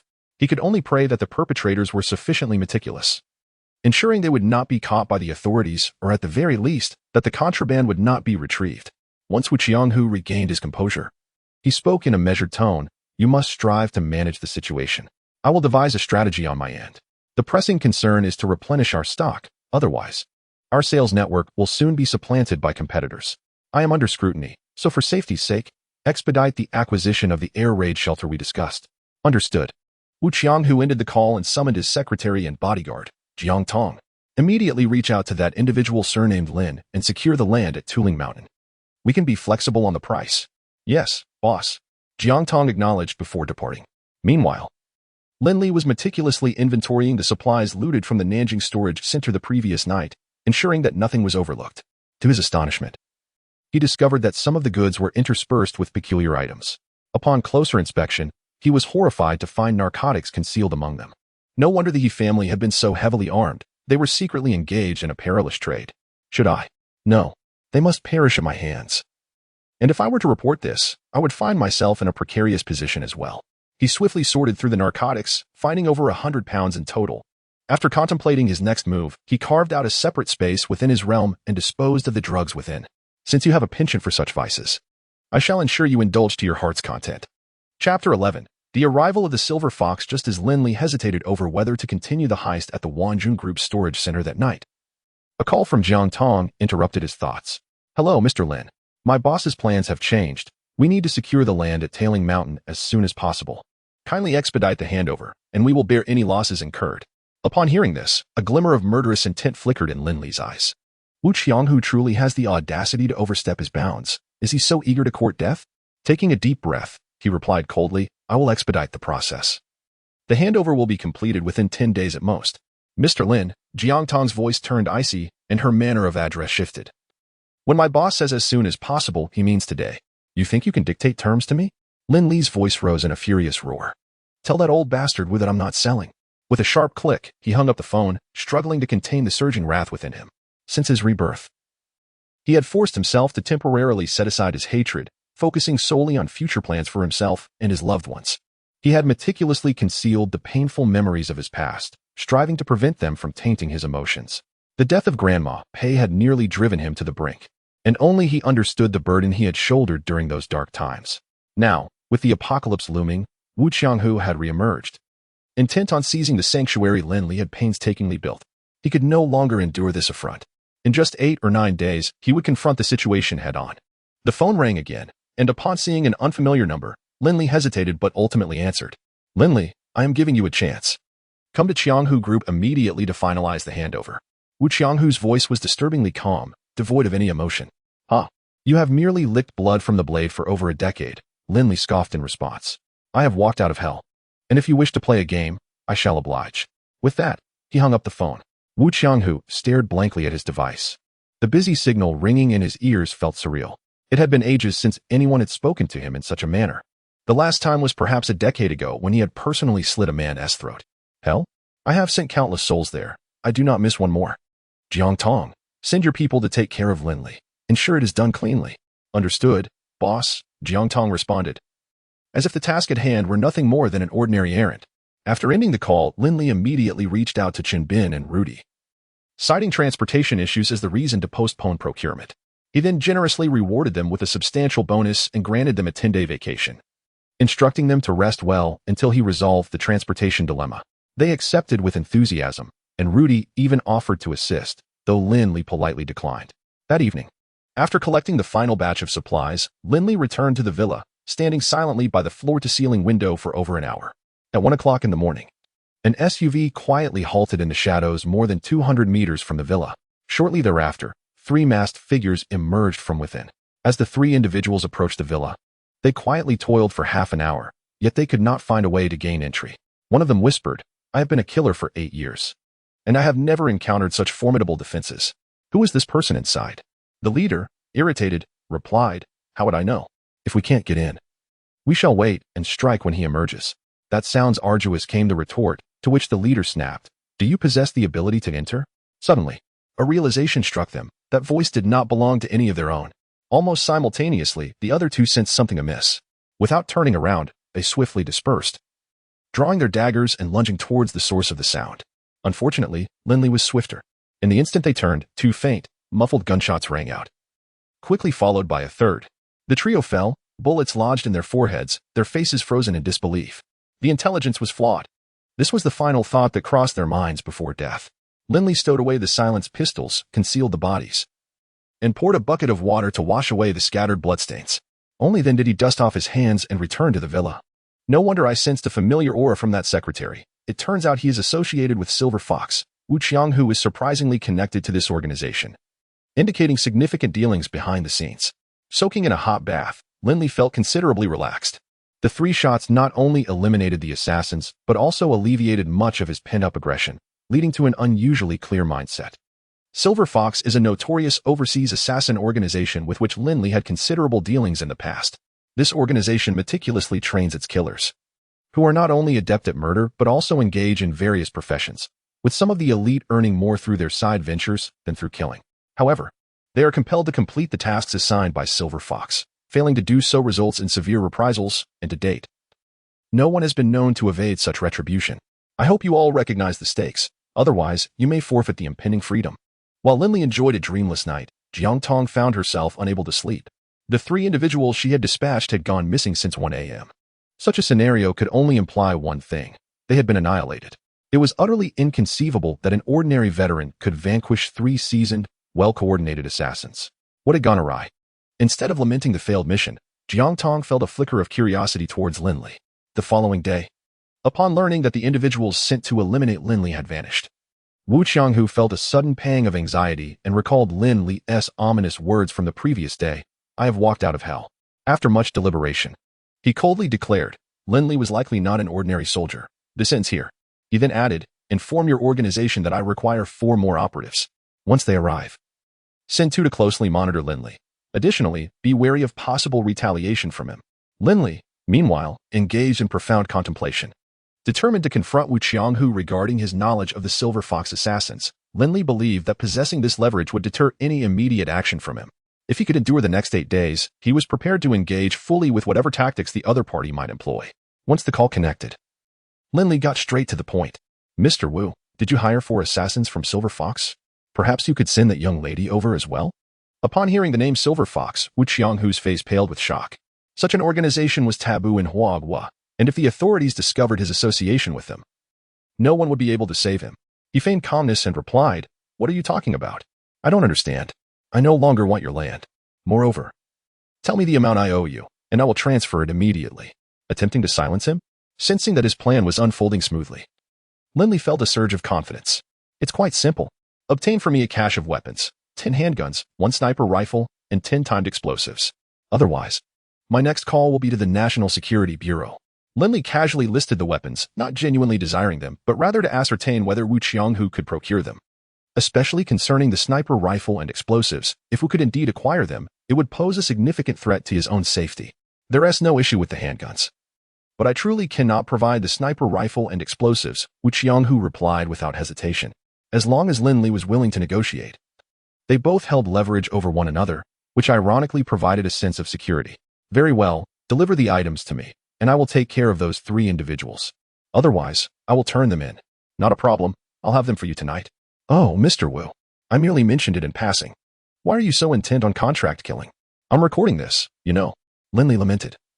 "You're not only engaging in contract killing, but also arms trafficking. Are you perhaps involved in drug trafficking as well? How outrageous."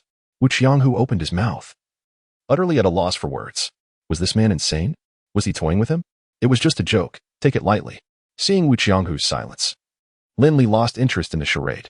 "At 8 this evening, have your assassin secretary bring the weapons to my villa. For the next year, she will be under my command, and you will handle the payments.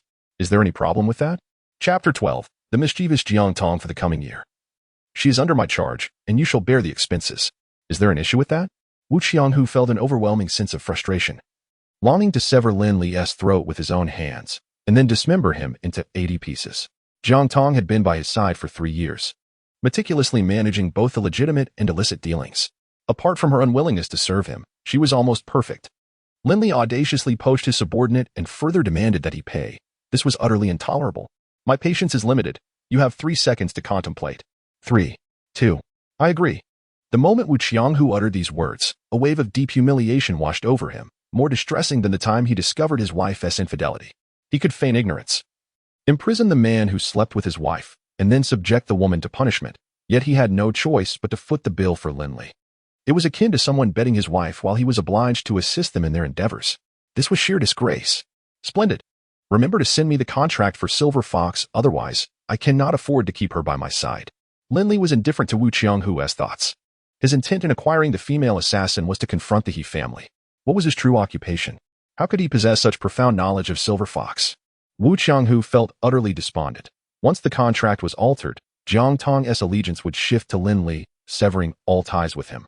Even if he was the one financing her services, rest assured. He clenched his fists, gritting his teeth in agreement. There was no alternative. The 3 assassins under Lin Li's command, coupled with the recent recording, could cost him his life at any moment. After all, Lin Li merely spoke of intentions in the recording, while he had taken tangible actions. "Boss, you called for me?" Jiang Tong soon appeared in Wu Qianghu's office. When she learned that the contract with her was to be terminated, she was only slightly taken aback. After all, her recent performance had been lacking. Upon hearing that the payments would continue, and she was to serve Lin Li, Jiang Tong was taken aback. She was immensely curious about how Lin Li had managed to sway Wu Qianghu, the local tyrant. Mr. Wu, may I inquire as to the reason? Wu Qianghu felt a pang of sorrow upon hearing Jiang Tong's formal address. After 3 years of camaraderie, her abrupt change in tone was jarring. It reminded him of the bittersweet feelings he experienced when his daughter wed. No. It was even more painful. It seems he possesses considerable knowledge of your organization. The assassins dispatched last night are now in his possession, leaving me with no options. Upon hearing this, Jiang Tong's curiosity intensified.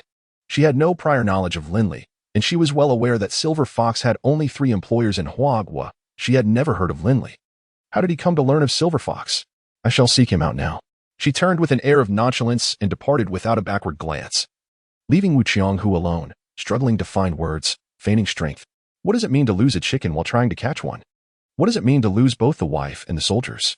At that moment, Wu Qianghu felt like the most authoritative individual in the world. Less than an hour after his conversation with Wu Qianghu, Lin Li spotted Jiang Tong outside the villa. He paid no heed to her, for their arrangement was set for 8 in the evening. Regardless of the reason, he would not entertain a visit at this hour. Suddenly, the phone rang. Jiang Tong's voice echoed through the receiver. Has the contract been drafted so swiftly? Lin Li inquired directly. Not yet, Jiang Tong replied, her brow furrowed. Then why have you come? Lin Li retorted before abruptly ending the call. The Silver Fox's contract spirit was renowned. Every member of this organization had this ethos ingrained in their very bones.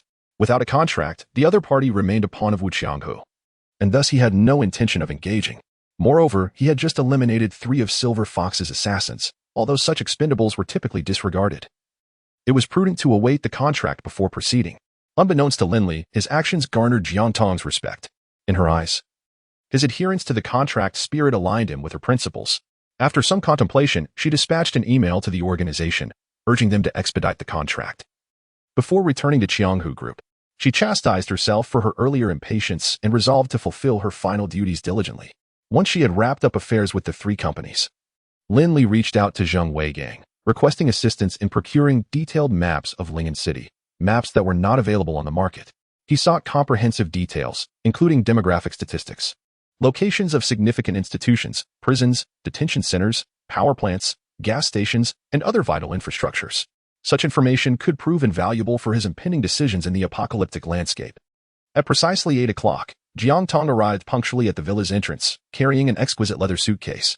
The professional skirt she once wore was absent, replaced by a form-fitting black leather ensemble, complemented by specially crafted black boots.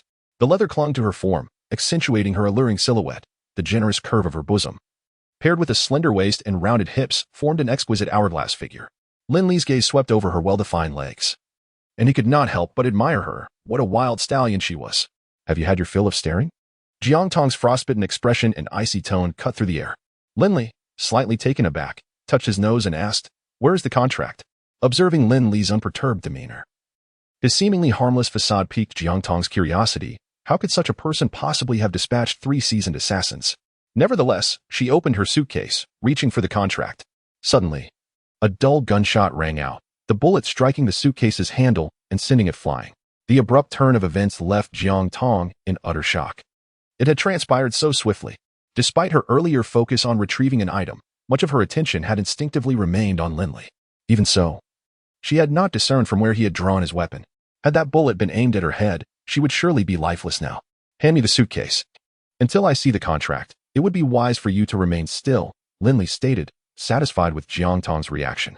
Whether through intimidation or the assertion of dominance, he needed her to grasp that he could end her life at any moment. The psyche of these assassins often veered from the norm. They either submitted to strength or recklessly sought to overthrow it, displaying a fervent obsession. His display of skill ensured that, at least for the foreseeable future, Jiang Tong would harbor no treachery towards him. Coupled with the binding nature of their contract, it served as a dual safeguard. Jiang Tong swiftly regained her composure, bending down to retrieve her suitcase and hurling it fiercely towards Lin Li.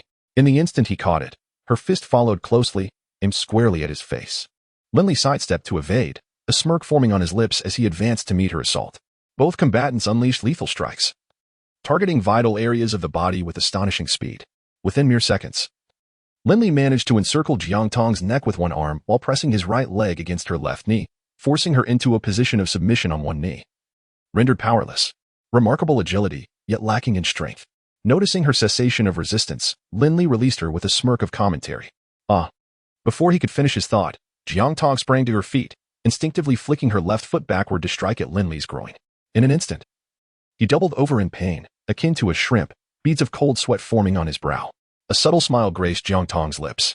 She then produced the contract and, with both hands, presented it before Lin Li with utmost respect, proclaiming, "Boss, here is the contract for your perusal. For the coming year, I shall serve you." Upon hearing this, Lin Li laboriously lifted his gaze to glance at the document, and upon confirming its legitimacy, he exhaled a sigh of relief. Both were acutely aware that their earlier skirmish had merely been a test. He had not anticipated that this woman would bear such a grudge, resorting to underhanded tactics against him. Clearly, her attitude towards the strong was one of conquest. Observing that Lin Li remained incapacitated, Jiang Tong blinked her doe-like eyes. Feigning concern as she inquired, "Boss, should we go to the hospital? Or may I assist in examining you?" "No need," Lin Li grunted, mustering the strength to rise while shooting a fierce glare at Jiang Tong before retreating to his bedroom. As he departed, he tossed over his shoulder, "Find your own place to stay, Vixen," he muttered under his breath as he closed the door, instinctively grouping Jiang Tong with Su Lan, noting that the former merely possessed greater martial prowess. Chapter 13: The final line of defense after a night of alternating ice and heat treatments. Lin Li's injury had significantly improved. Following breakfast, he took Jiang Tong to Yin City, instructing her to keep a close watch on the He family father and son while he went to meet Lu Ming. Jiang Tong was aware of Wu Qianghu's connections with the He family, but was unaware of the particulars. However, such details were of little consequence now. Her employer was Lin Li. The meeting with Lu Ming was set to take place at his residence, a decision made by Lin Li himself. As the apocalypse loomed, he had deliberated extensively and ultimately resolved to lay everything bare before Lu Ming. "Brotherly, is something the matter? If you have anything to say, just let it out." "No matter what it is, we will face it together," Lu Ming said anxiously upon noticing Lin Li's grave demeanor. Feeling a warmth in his heart, Lin Li smiled and replied, "There is indeed something. I brought you a little gift." As he spoke, he retrieved a custom-made sniper rifle from his bag. "My goodness!" Lu Ming exclaimed, springing up from his bed at the sight. Though he was well-mannered and seldom used foul language, this exclamation came out quite naturally.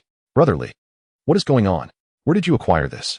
After a moment of stunned silence, Lu Ming regained his composure, staring blankly at Lin Li, puzzled by his intentions. "It's exactly as you see. I have made all the necessary preparations, and you must trust me. What I previously mentioned about the impending apocalypse is highly likely to be true. It is scheduled for the 3rd of next month, around 10 at night." Upon hearing this, Lu Ming slowly sat back down on the bed, murmuring to himself, "You want me to take it easy?" Lin Li did not rush him. Instead, he elaborated on the situation regarding the air defense cave at Tooling Mountain, then handed him a map clearly marked with various coordinates of the facility. "Memorize this map carefully and do not disclose a single detail. My knowledge of the future is limited, and this pertains to our lives and fortunes." Lu Ming lifted his gaze, studying Lin Li for a moment before solemnly accepting the map. He understood its significance. In the face of the impending catastrophe, Brotherly still placed unreserved trust in him, a gesture that filled him with both gratitude and weighty responsibility. "Your identities are special, and I cannot disclose too much too soon. Return and take care of the brothers. If any issues arise, head to the air defense cave. I have already established several concealed supply points along the route, which are marked on the map. If communication remains intact, contact me, and I will come to retrieve you. Keep the satellite phone. It's better to be prepared. Additionally, the families of the brothers can choose whether to stay with you or come to my place. I can support all of them. We now have only 5 brothers left, but I can provide for their families as well. I've arranged for their needs. So you need not worry, just try to bring some weapons when the time comes. I understand your beliefs, but this disaster is terrifying. So please do not push anyone too hard." Lin Li spoke for a considerable time, while Lu Ming remained lost in thought. "Brotherly, does your head still hurt?" he suddenly asked after Lin Li finished speaking, though he was beginning to believe Lin Li's words. A part of him still leaned towards the notion that the dreams were induced by meteorite debris. "It doesn't hurt anymore." Lin Li beamed. "That is wonderful." Lu Ming excitedly embraced Lin Li, then rubbed his eyes and broke into a grin. As long as Brother Li's illness does not recur, he felt confident that they could face any impending disaster together. He solemnly declared, "Rest assured, Brother Li, I understand the gravity of the situation. I will take care of the brothers and their families. After all, you are but one man. Just provide us with your support as the last line of defense." "All right." Lin Li readily agreed. An hour later, the two departed from the villa. Before leaving, Lu Ming burned the map Lin Li had given him. In the afternoon, Lin Li called Andre and Jeff. Hello, old friends. I must inform you that on the night of the 3rd of next month, the frozen apocalypse will descend, causing the global average temperature to plummet by 50 degrees. Prepare yourselves swiftly. I apologize for not relaying this information sooner. I had my reservations. Take good care of Natalia. I will always remember you, and I hope we can meet again one day. Please believe my words, and I wish you all the best. Upon hearing this, Andre and Natalia widened their eyes in astonishment and confusion. After a moment, Natalia softly spoke. Lin, I believe in you. You will always be my hero. On October 29th, with just 4 days remaining until the frozen apocalypse, 2 individuals suddenly appeared at the Wanjun Group's comprehensive storage center in Rock City. The on-duty staff immediately became alert, having experienced a series of thefts in the preceding days. Each person was on high alert. The security supervisor promptly approached to investigate. Upon nearing, he was astonished to discover that one of the newcomers was He Wanjun, the chairman of the Wanjun Group, while the other, a young man wearing sunglasses at night, was unknown to him. Open the warehouse. I need to take a look, He Wanjun commanded brusquely. Certainly, Chairman. The supervisor responded without hesitation. Given the recent thefts, it was reasonable for the chairman to be concerned. You needn't accompany me. The chairman has brought supper for everyone. It's in the car. Have someone retrieve it, and instruct everyone to gather in the dining hall. After the meal, the chairman has further instructions. The young man was none other than Lin Li.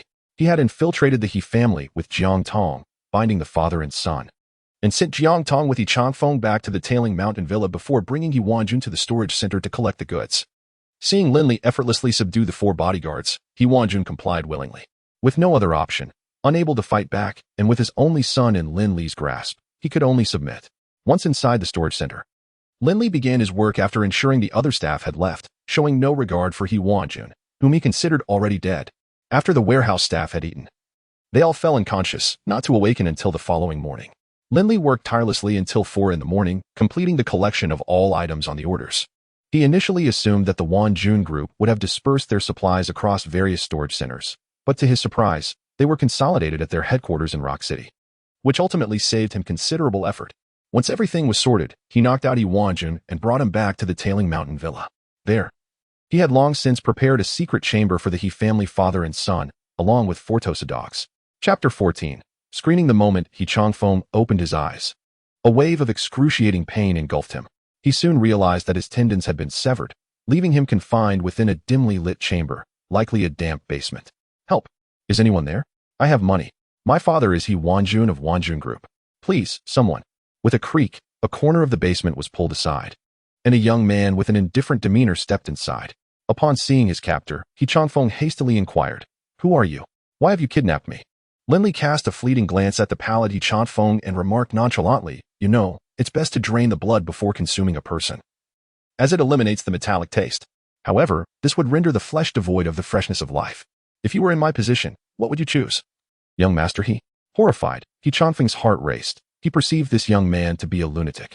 He implored desperately, Please, let me go. My family is wealthy. I can provide whatever you ask. My father is He Wanjun of Wanjun Group. He will surely pay you. Lin Li crouched down, leaning closer to He Changfeng with a teasing glint in his eyes. I suspect he has brought any money with him. Why not ask him yourself? Following Lin Li's gaze, He Changfeng turned to find his father lying motionless nearby, surrounded by fresh bloodstains. What do you want from us? He Changfeng struggled to crawl towards He Wanjun. Do you not realize that murder is a crime? Release us at once, or you will face grave consequences. Oh, is that so? Then you may leave. Lin Li stood up and exited the basement without even closing the door behind him. He Changfeng was bewildered. What did that mean? Was he truly frightened away? With no time to ponder, a chance for escape lay before him. He crawled to his father and called out loudly. Noticing his father's lack of response, he hesitated briefly before decisively turning back towards the exit. After several arduous minutes, He Changfeng finally reached the opening. With a deep sigh of relief, he extended his hand out into the world beyond, eager to escape this dreadful place and seek help. Just then, the figure reappeared. With a disapproving click of his tongue, he kicked He Changfeng back into the basement and said calmly, Do you understand the importance of respecting your elders and caring for the young? Let your father come up first. He Changfeng felt as though his body might shatter. And upon hearing the captor's words, he nearly lost his mind. Why display such compassion, yet subject them to this torment? Why not awaken his father? After more than an hour, He Wanjun stirred in response to his son's feeble cries. He appeared somewhat more composed than He Changfeng. And upon witnessing his son's wretched state, He could not help but sigh.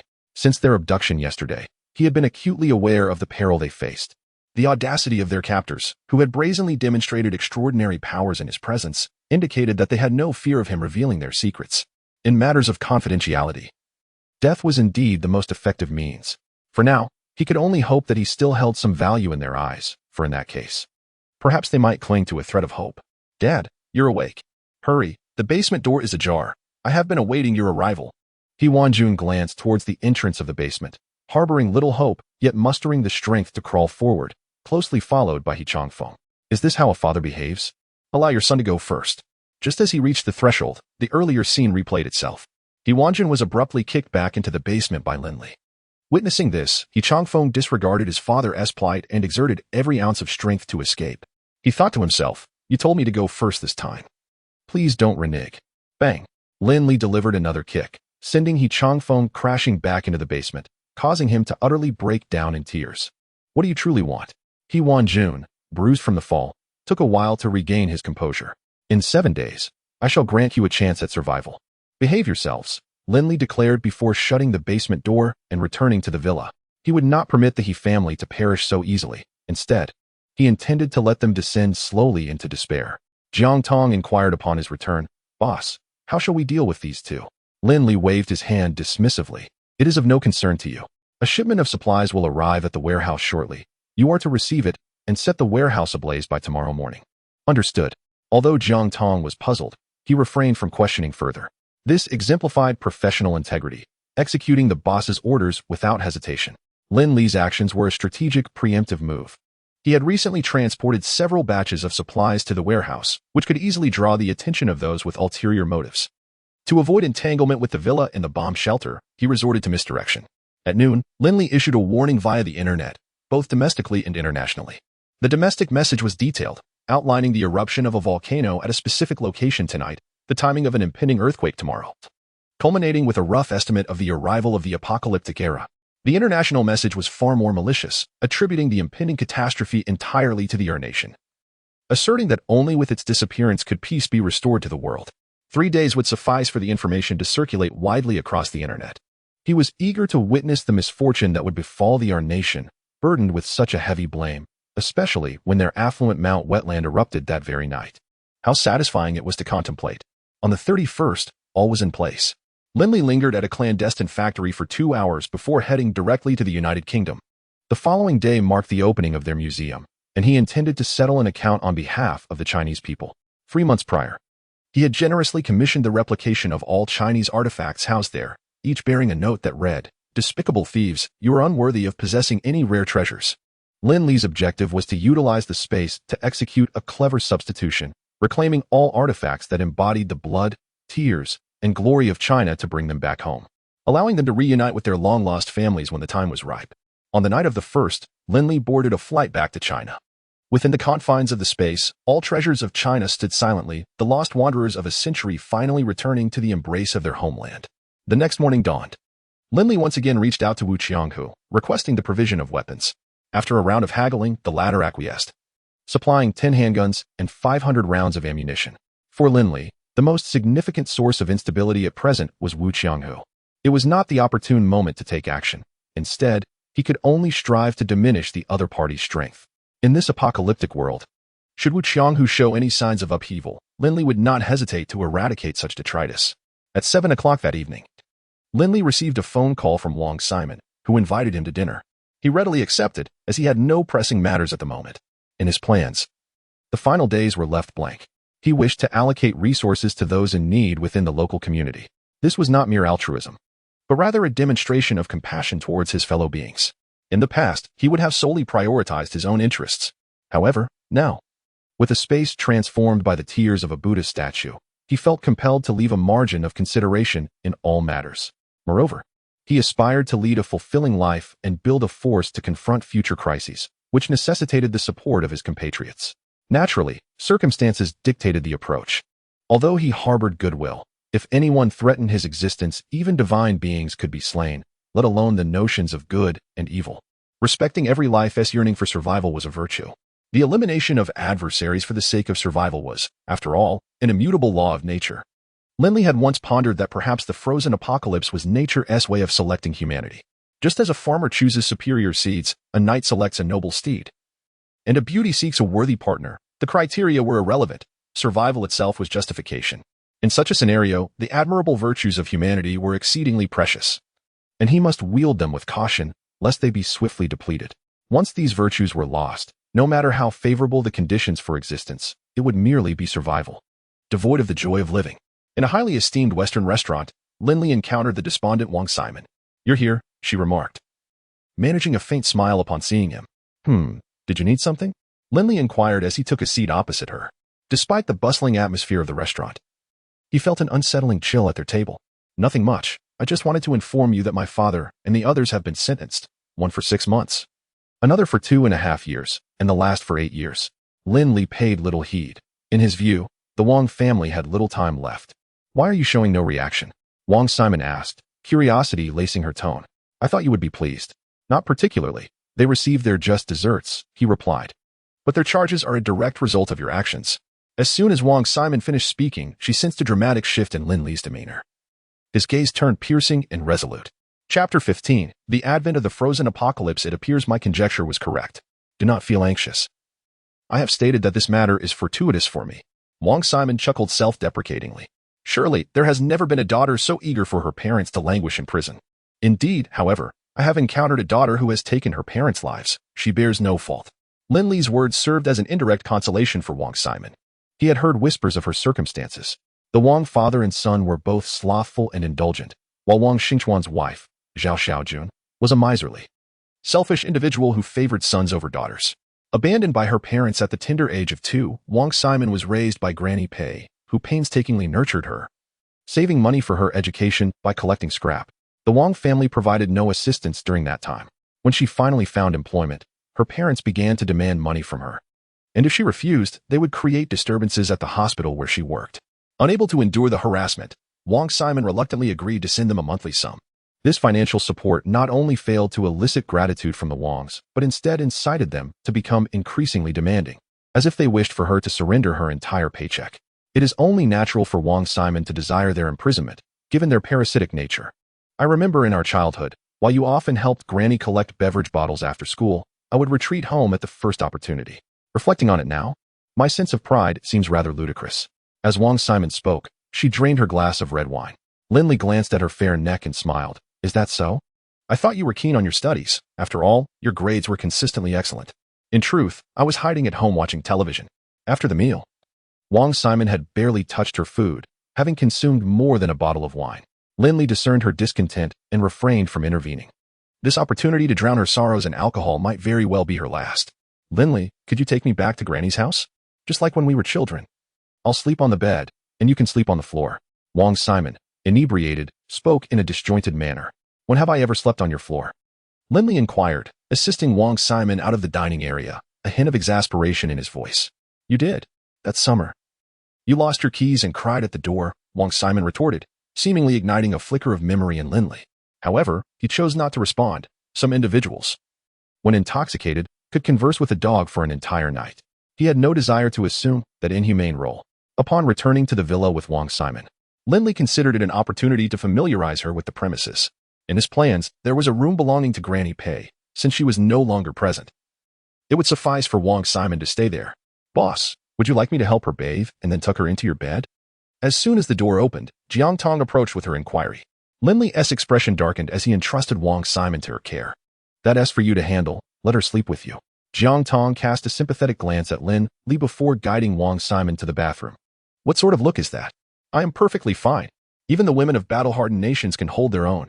Lin Li's pride suffered a significant blow, and after shouting a few frustrated exclamations, he begrudgingly retreated to the bedroom. Upon awakening, it was November 3rd. On the day the frozen apocalypse descended, the sky outside was shrouded in gloom, with birds occasionally darting by, seemingly in search of refuge amidst the impending calamity. The distant streets bustled with vehicles and pedestrians, moving from one concrete edifice to another, preoccupied with the daily grind of survival. In the park, the elderly engaged in their morning exercises gradually made their way home, cheerfully greeting familiar faces along the way, occasionally pausing to exchange pleasantries with neighbors they barely knew. The sounds of children reading aloud echoed from the school, while a few late risers hastily disembarked from vehicles, clutching their backpacks as they dashed toward the school gates. Some parents, also caught in the throes of oversleeping, sheepishly advised, if you can learn, do so. If not, at least eat well, eliciting knowing smiles from those around. Lin Li stood by the window for an extended period before finally extracting his phone to send 2 messages in all the group chats. I've heard a heavy snowstorm is expected tonight. We might face water and power outages, so stock up on supplies if you can. 5 minutes later, he found himself removed from several group chats, including the one for his neighborhood committee and a newly joined community group. He paid it little mind, seeking only a sense of peace. In the living room, Wang Simon and Jiang Tong sat on the sofa, watching animated shows. The former appeared bored, while the latter was engrossed. Lin Li glanced over and remarked, if you enjoy it, hurry and buy a few t-shirts. Jiang Tong contemplated for a moment before surprisingly heading out. I'll catch a ride with you. Wang Simon quickly followed, waving to Lin Li as she left. Lin Li, thanks. I'll treat you to a meal another day. There might not be an opportunity, Lin Li muttered to himself. After breakfast and tending to the He family, Lin Li tested all the equipment in the villa and the bunker. Satisfied with their smooth operation, he closed the door and made his way to the gym. At the Qianghu group, Wu Qianghu stood grimly before the floor-to-ceiling window. For several days, he had exhausted every means to locate He Wanjun, but to no avail. The newly established drug factory had begun production, yet without He Wanjun, such a significant quantity could not be dispatched. If he failed to deliver on time, it would be exceedingly difficult for him to maintain his standing in the circle. Observing the sporadic raindrops outside, Wu Qianghu's agitation grew. Damn it. Ever since I crossed paths with Lin Li, my luck has taken a turn for the worse. That bastard seems to be my jinx. Sooner or later, I'll make him pay. Miss Jiang, thank you for looking after me last night, Wang Simon said somewhat shyly in the car. Upon waking that morning, she found herself embracing someone, her first thought being that Lin Li had taken advantage of her. But upon closer inspection, she realized she was holding a girl with a delicate appearance and short hair. The other's looks and figure were equally admirable, making it unclear who was truly at a disadvantage. Jiang Tong stared straight ahead, her voice devoid of emotion as she replied, you don't need to thank me. It was the boss's arrangement for me to share a bed with you. Ah? The boss you mentioned is Lin Li? Yes. How did Lin Li suddenly become so wealthy? Not only did he buy a villa, but he also hired such a beautiful secretary for you? Between them, Wang Simon, filled with overwhelming curiosity, bombarded with a series of questions, only halting at the last inquiry. I don't know. I'm merely an employee, Jiang Tong replied earnestly. I see. Wang Simon refrained from further questioning, having already crossed the bounds of propriety. Miss Jiang, let us add each other on WeChat. Perhaps we can go out together next time. All right.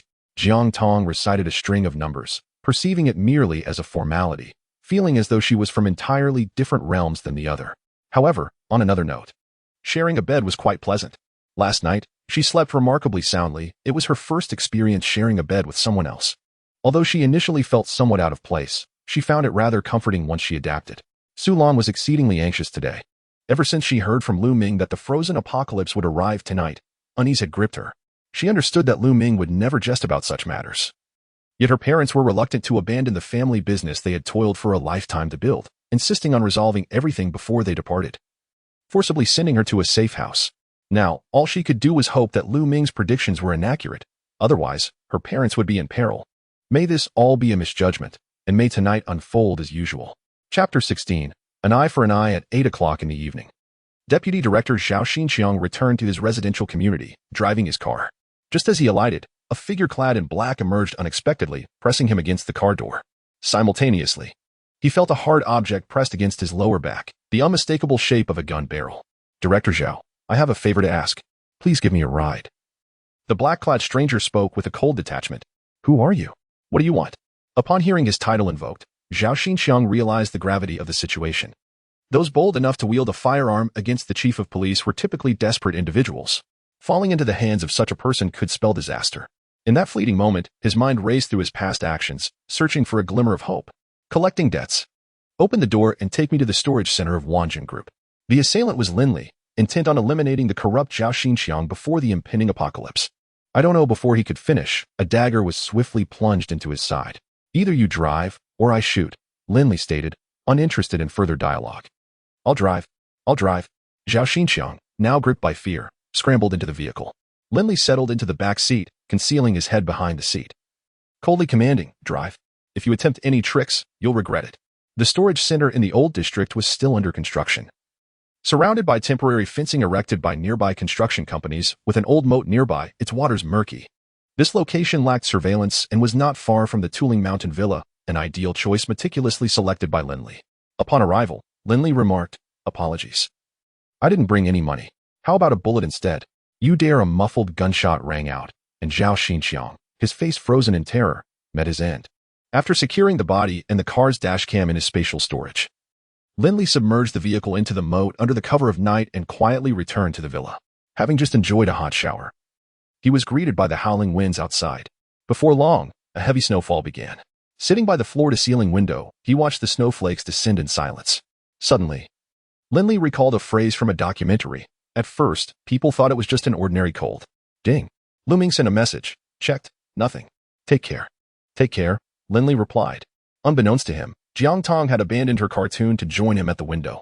"This is the biggest snow I've ever seen," she exclaimed, pressing her face against the glass, her eyes sparkling with excitement. In that moment, Lin Li perceived her as an ordinary young girl. However, as his gaze swept over the two large, soft mounds visible through the glass, he quickly shook his head. Not ordinary at all. Observing the joy radiating from Jiang Tong's smile, he thought to himself, "In a year, you will be free." "Jiang Tong, have you ever killed a soldier from Huagua?" Lin Li asked suddenly. Jiang Tong appeared unfazed by the question, frowning as she replied, "No, otherwise I wouldn't dare come to Huagua." Lin Li showed no reaction. Maintaining his stare, Jiang Tong held her ground, matching his gaze. "Congratulations." After a prolonged silence, Lin Li beamed brightly, turning his attention back to the view outside. Utterly perplexing. Though her words suggested otherwise, Jiang Tong felt a profound sense of relief within. Moments ago, she had sensed an exceedingly perilous aura emanating from Lin Li, as if he might unleash fatal consequences at any moment. In truth, Lin Li had already instructed Lu Ming to investigate Jiang Tong, confirming that she had not stained her hands with the blood of Huagua soldiers. He merely sought confirmation. Although he had retired from service, certain principles, once inscribed in one's very bones, remain for a lifetime. "Boss, this snow is anything but ordinary, is it?" Beyond her love for animated series, Jiang Tong was also a top-tier assassin, fully aware of Lin Li's peculiar behavior today. Indeed, it was forecasted to snow for at least half a month, with global average temperatures plummeting to around 30 degrees and a further drop of 50 degrees expected in a month's time, with no rise anticipated in the coming years. Lin Li's nonchalant demeanor belied a vigilant focus on Jiang Tong. Should she display any signs of treachery, he would act without hesitation. If only it were truly so. Jiang Tong's tone was ambiguous, her eyes shimmering with longing. Upon witnessing the flurry of snowflakes, Su Lan's anxious heart finally found peace. Lu Ming had explicitly stated that once the blizzard commenced, the area surrounding their safe house would be sealed off, signifying that her parents would no longer have the opportunity to enter. While she could venture out, as a frail woman, she could change nothing but hasten her own demise. All she could do was pray for the calamity to pass swiftly. Ignorance, at times, truly is a blessing. On the streets, many reveled in joyous exclamations, their faces alight with excitement, as it was their first encounter with such an immense snowfall. Gazing at the pristine white flakes cascading from the depths of darkness, they felt their spirits cleansed.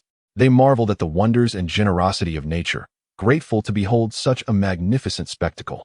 Some lost track of time, abandoning their tasks to appreciate the rare beauty before them. Unbeknownst to them, this snowstorm was merely the prologue to a frozen apocalypse. Behind the dazzling facade lay an unrelenting cold wave, indiscriminately claiming vibrant lives. Soon, the towering edifices of the city would transform into frigid storage units for their owners. At midnight, the snow blanketing the streets had risen to the height of one's ankles. After igniting the fireplace, Lin Li descended into the basement. The family huddled in a corner, trembling from the cold. "Here, you must be hungry. Finish this, and you may leave." Lin Li tossed down 2 packets of white powder. Starved for an entire day, the pair scrambled to the white powder, tearing open the transparent packaging and tasting a morsel. "Ugh." He Chong Feng spat out a mouthful of the powder, weakly exclaiming, "Have you lost your mind? Is this fit for human consumption? It could kill." "Oh, this was found in your storage center. If you can sell it to others, why can't you consume it yourselves?" Lin Li inquired, puzzled. "Enough. What do you truly desire?" He Wanjun retorted angrily. "You will soon find out," Lin Li replied, exiting the basement. Shortly thereafter, he returned with 4 starving Tosa dogs in tow. "I have always been merciful, granting you a choice," Lin Li stated, enunciating each word. "Either eat or be consumed by them." The father and son of the He family were met with the eerie glow in the eyes of the Tosa Inu, sending a chill down their spines. He Zifeng, in a state of panic, scrambled behind his father. "Who are you? What have we done to offend you? At the very least, grant us clarity in our demise," he wants you and implored, his gaze fixed on Lin Li with a mixture of desperation and defiance. "Since you wish to know, I shan't divulge anything," Lin Li replied with a mocking grin. Kindness and cruelty are two extremes of human nature. Yet by a series of absurd coincidences, they bizarrely converge within him. Lin Li acknowledged his own benevolence while not shying away from his inherent ruthlessness. The former served as his shield, safeguarding his humanity amidst the apocalypse, while the latter functioned as his blade, ensuring his survival. "If you choose not to speak, then I shall await my fate in silence. Do not think to torment us further," Yuan finally exhibited a hint of a tyrant's demeanor. Lin Li nodded. "Very well. I shall make the choice for you." With that, he secured the dog leash to the iron ring on the wall and dragged Yuan towards the entrance, cautiously unfastening the muzzle on the dog.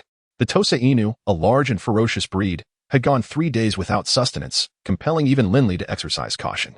"Ladies and gentlemen, please enjoy the culinary performance starring Master Lin." Yuan trembled, seeing Lin Li's smiling visage, which now appeared to him as that of a demon from the depths of hell. "Release my son. Let him go." Unmoved, Lin Li continued, as Yuan struggled towards Feng, tremblingly calling out, "Son, come here quickly." Feng was surrounded by 4 ravenous dogs, paralyzed with terror, unable to move. His fear palpable. "Ah, help me. Dad, please save me. I do not wish to die."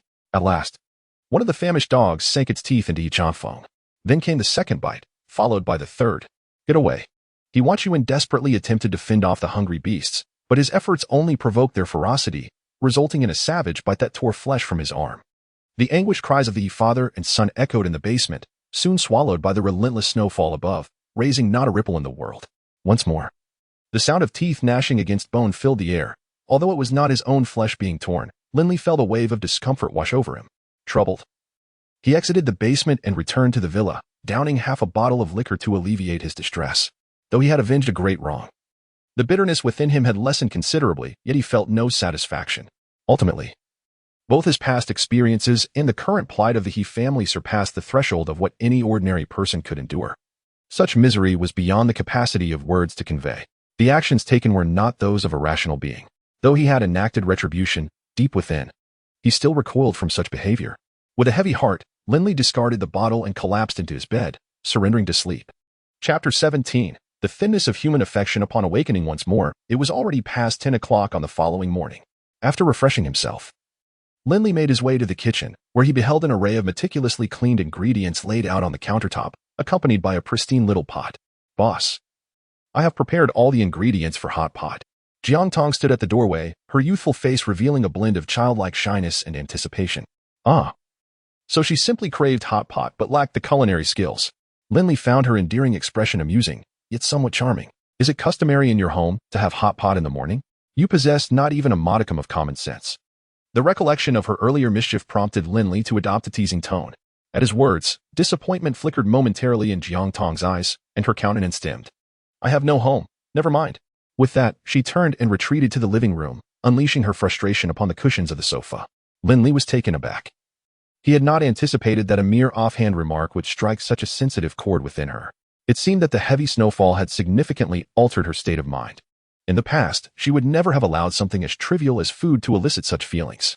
Contemplating her earlier statement, Lin Li mused aloud. Perhaps enjoying hot pot on a snowy day isn't such a bad idea. Several minutes later, Lin Li's voice echoed from the kitchen, calling out, "Come and serve the dishes." Jiangtong paused for a moment, then her eyes sparkled with excitement as she dashed into the kitchen. At the dining table, steam rose from the bubbling pot, which was brimming with a variety of ingredients. Lin Li and Jiangtong sat on opposite sides, their chopsticks dancing in the air. "This is bean curd skin. It only takes about 10 seconds to cook. Now, this type of tofu needs to simmer a little longer. And this is Wagyu beef. Just 7 or 8 seconds will suffice. Overcooking will render it tough." As Lin Li demonstrated and explained, Jiangtong sat upright, listening intently like an eager student. Her earnest demeanor brought Lin Li immense satisfaction, inspiring him to elaborate further. Once they finished their meal, Jiangtong immediately rose to tidy up. Despite her culinary shortcomings, she was surprisingly adept at handling chores. Washing dishes, cleaning, and organizing, she executed each task with remarkable efficiency, seemingly deriving pleasure from these activities. Even humming a nursery rhyme she had learned from an animated series. As Lin Li's gaze inadvertently swept over her graceful figure as she bent to mop the floor, an unusual thought flickered in his mind. This simple life appeared rather appealing. Of course, this was contingent upon Jiang Tong maintaining her amiable disposition. By midday, Lin Li had dealt with 4 Tosa dogs and subsequently disposed of a Molotov cocktail in the basement. Once the flames subsided, he poured in a copious amount of lime. Thus, the He family father and son, shrouded in profound confusion, vanished entirely, becoming the first casualties of the apocalypse. In the afternoon, Lin Li's phone began to vibrate incessantly. Several groups that had previously removed him from their chats had now added him back. Upon his return, the members eagerly engaged him in conversation, their tones warm and friendly. The inquiries were largely repetitive, all revolving around the recent snowstorm. After offering perfunctory replies, Lin Li enabled the Do Not Disturb feature on his phone. However, he found himself contributing a bit more in the community committee group. Everyone should make an effort to stock up on food, water, and medicine, as it is rumored that the snowfall will persist for quite some time. Prolonged exposure may lead to disruptions in water and power supply. Ain't you? Indeed, indeed. You young folks are not afraid of the cold. I see some of you even engaging in snowball fights. When you venture out, do bring back some provisions for everyone. Zhang Xiaobao, Lin Li, brother, are you going out? Please bring back a pack of cigarettes. Lin Li, I do not reside in the resettlement housing, and I am quite distant from everyone. Zhang Xiaobao, all right then. The square dance leader, Li Chunhua, hurry and grab some food. I went out early this morning, and there were throngs of people scrambling. It was utter chaos everywhere. Feng Yumming, I have never seen snow this massive. Just take it easy. With this amount of snowfall, it won't cease anytime soon. Lu Yin, this snowfall is truly frightening. Thankfully, my family has stockpiled ample supplies. We could last a month without issue. Lin Li, upon reading Lu Yan's comment, shook his head in disbelief and exited the group chat. He was almost certain that this individual would not survive the month. His reminders to these people stemmed primarily from a sense of nostalgia for his childhood. During those lonely days, his neighbors had, to varying degrees, lent him a helping hand. Despite the frequent squabbles among them, they were remarkably united in their sympathy towards him. Although many acts were mere trifles, he remembered them all. Otherwise, he would not have fought so fiercely against the Wanjun group for the sake of the community's welfare in his previous life. Now, having lived again, he had gained a deeper understanding of human nature. He was willing to assist his neighbors as long as it did not infringe upon his own interests, however. If it came to that, he would decisively refuse. Only favors from individuals like Grandma Pei were worth his effort. Lin Li believed that the most tangible representation of human relationships in Huagua could be found in the numbers inscribed on thin sheets of paper. These figures ebb and flow through meticulously chosen auspicious days and sudden sorrows, sometimes increasing, sometimes decreasing, and at times vanishing altogether. What he was doing now was a different kind of reciprocation. It not only alleviated his guilt, but also provided assistance to others. Why not embrace such an opportunity? After all, his goal was to live comfortably, and a clear mind was an essential aspect of that. A notification chimed on his phone once more, revealing a new WeChat group containing only 5 individuals, with Lu Ming as the group leader and the others being his former comrades. Lin Li exclaimed joyfully, "Have you all managed to establish external communication?" Lu Ming, "Not externally, but for you, yes. The old leader has given special permission. He asked me to extend his gratitude." And Jing, "Brotherly, is everything all right in your mind?" Lin Li, "The thoughts are still there, but they are no longer impactful." Ning Xiaoshan, "Brotherly, I thank you on behalf of my entire family." Lin Li, "Spare me the formalities. Why not call me brother-in-law?" Qi Yu, "His sister is already engaged." Ning Xiaoshan, "Brotherly, just say the word, and I will send my sister over to you right away. Rest assured, that fellow is not around. He lacks the qualification." Lin Li, "No, thank you. A forcibly arranged relationship is never sweet." Ning Xiaoshan, "But it does quench thirst, brotherly. I truly wish for you to be my brother-in-law." Lin Li, "Go away. I need to discuss some matters with Lu Ming." After closing the group chat, Lin Li called Lu Ming. "Lu Ming, did the old leader say anything?" "Rest assured, Li Gu. I followed your advice and only mentioned the recurring dreams of the snow disaster, omitting all else." "That's good. You've been quite concerned about the families of the brothers, haven't you?" "Thankfully, I have applied for my family to join the team." Lin Li nodded and said, "The blizzard will intermittently last for 18 days, with temperatures plummeting to around -30 degrees, and in a month, it may reach approximately -40. Be prepared for that." "Understood," Lu Ming replied calmly. After hanging up the phone, Lin Li retrieved a list. The individuals on it are the elite from various industries in Ling'an City, covering sectors such as healthcare, electricity, agriculture, biology, and machinery, complete with contact numbers and addresses. He acquired this through Zheng Weigang. These individuals are crucial for establishing his own influence in the future.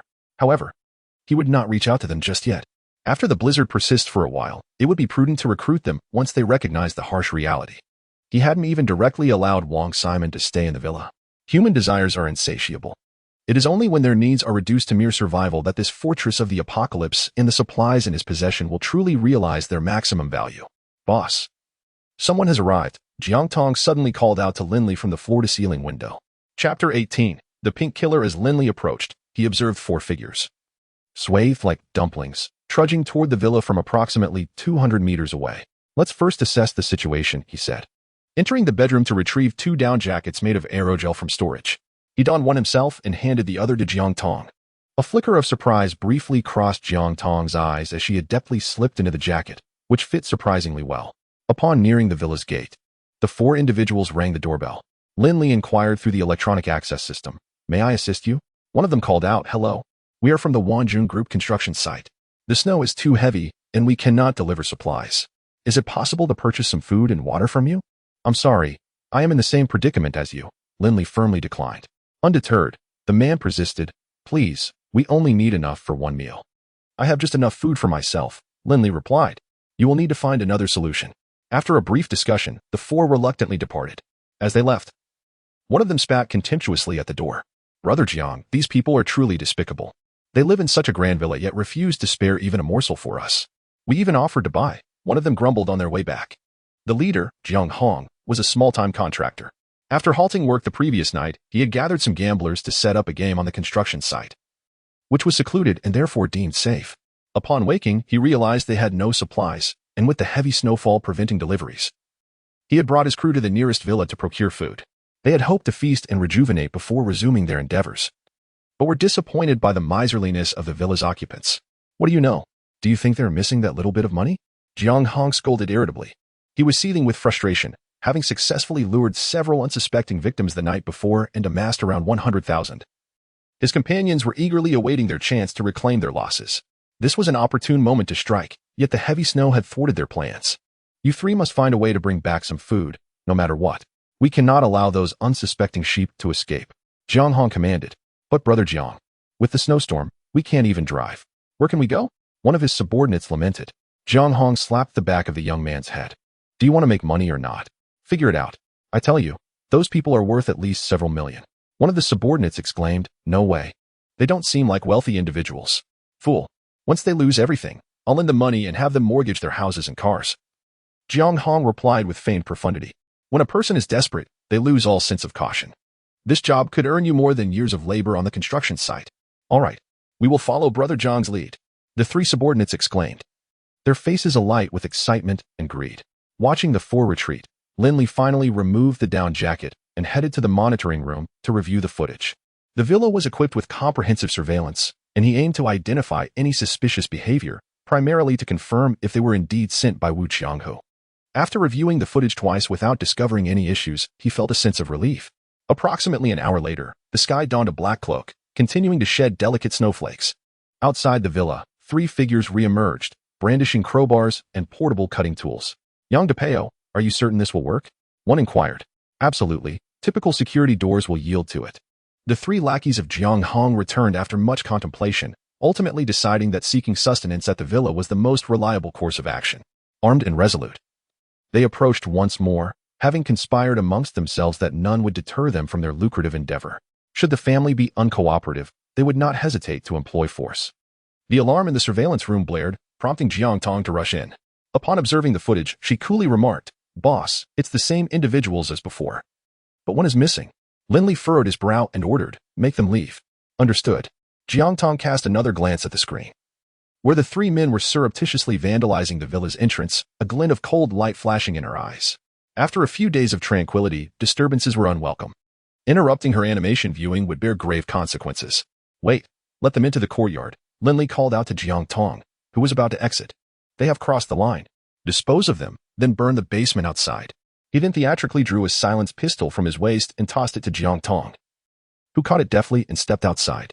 Moments later, 3 muffled gunshots echoed through the air. Half an hour later, Jiang Tong returned to the villa, her face pale from the cold. Lin Li observed her condition and suggested, go take a hot shower. I will prepare dinner. Surprised by his unexpected kindness, Jiang Tong hesitated before nodding and departing. In the bathroom, steam enveloped her as warm water cascaded down her silky skin, offering a sense of comfort. Such a life was indeed pleasant. Jiang Tong mused while lightly brushing her fingers across her chest. No bloody selections, perilous missions, just hot pot and animations. Lin Li's claim of cooking was merely a fade. He rummaged through his supplies to conjure up steamed river fish, spicy boiled meat slices, cold mixed vegetables, and 2 bowls of rice. After setting the table, he washed the knives and pots to maintain the illusion of culinary activity. After this flurry of labor, he found himself perspiring. Alas, this cannot continue, he sighed, contemplating how to fully win over Jiang Tong. But by what means? Should he tempt fate by traversing that alluring winding path? No. The consequences of another disruption would be dire. An idea struck him. This girl adored hot pot.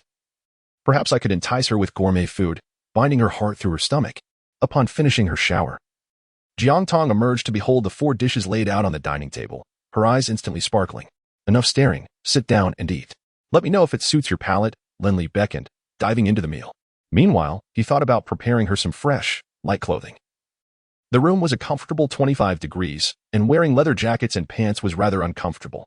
Thank you, Jiang Tong said after finishing her meal. Suddenly turning to Lin Li with a formal tone, you are the first person to ever cook for me. Oh, there's a way in. Lin Li felt an overwhelming joy within, yet he maintained an impassive demeanor as he casually remarked, it's a trivial matter. I possess a plethora of culinary skills. If you perform well in the future, I shall cook for you again. Excellent, Jiang Tong exclaimed with delight as she began to tidy up the remnants of their meal. Seizing the opportunity, Lin Li retreated to his bedroom, embarking on an extensive search within his space. After more than an hour of bustling activity, he selected around 30 to 40 articles of clothing, including lace nightgowns, ultra-short shorts, tank tops, and maid outfits. Thoughtfully, he also prepared intimate garments and menstrual supplies for her. To his dismay, Jiang Tong inexplicably became enamored with a pink bunny nightgown, showing little interest in the more alluring and breezy options. Was this cold-faced killer truly a pink-loving girl at heart? Lin Li found the notion absurd, but, considering her penchant for watching animated series all day, it seemed rather reasonable. Typically, silver foxes are trained from a young age to become assassins, and it was likely that Jiang Tong had a similarly deprived childhood.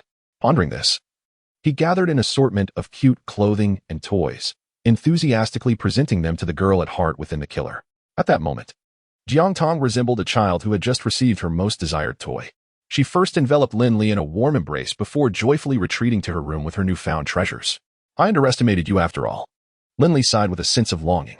The following morning at the Northridge Bureau, Feng Wenshan stood across from Director Wei Tianming, his expression grave.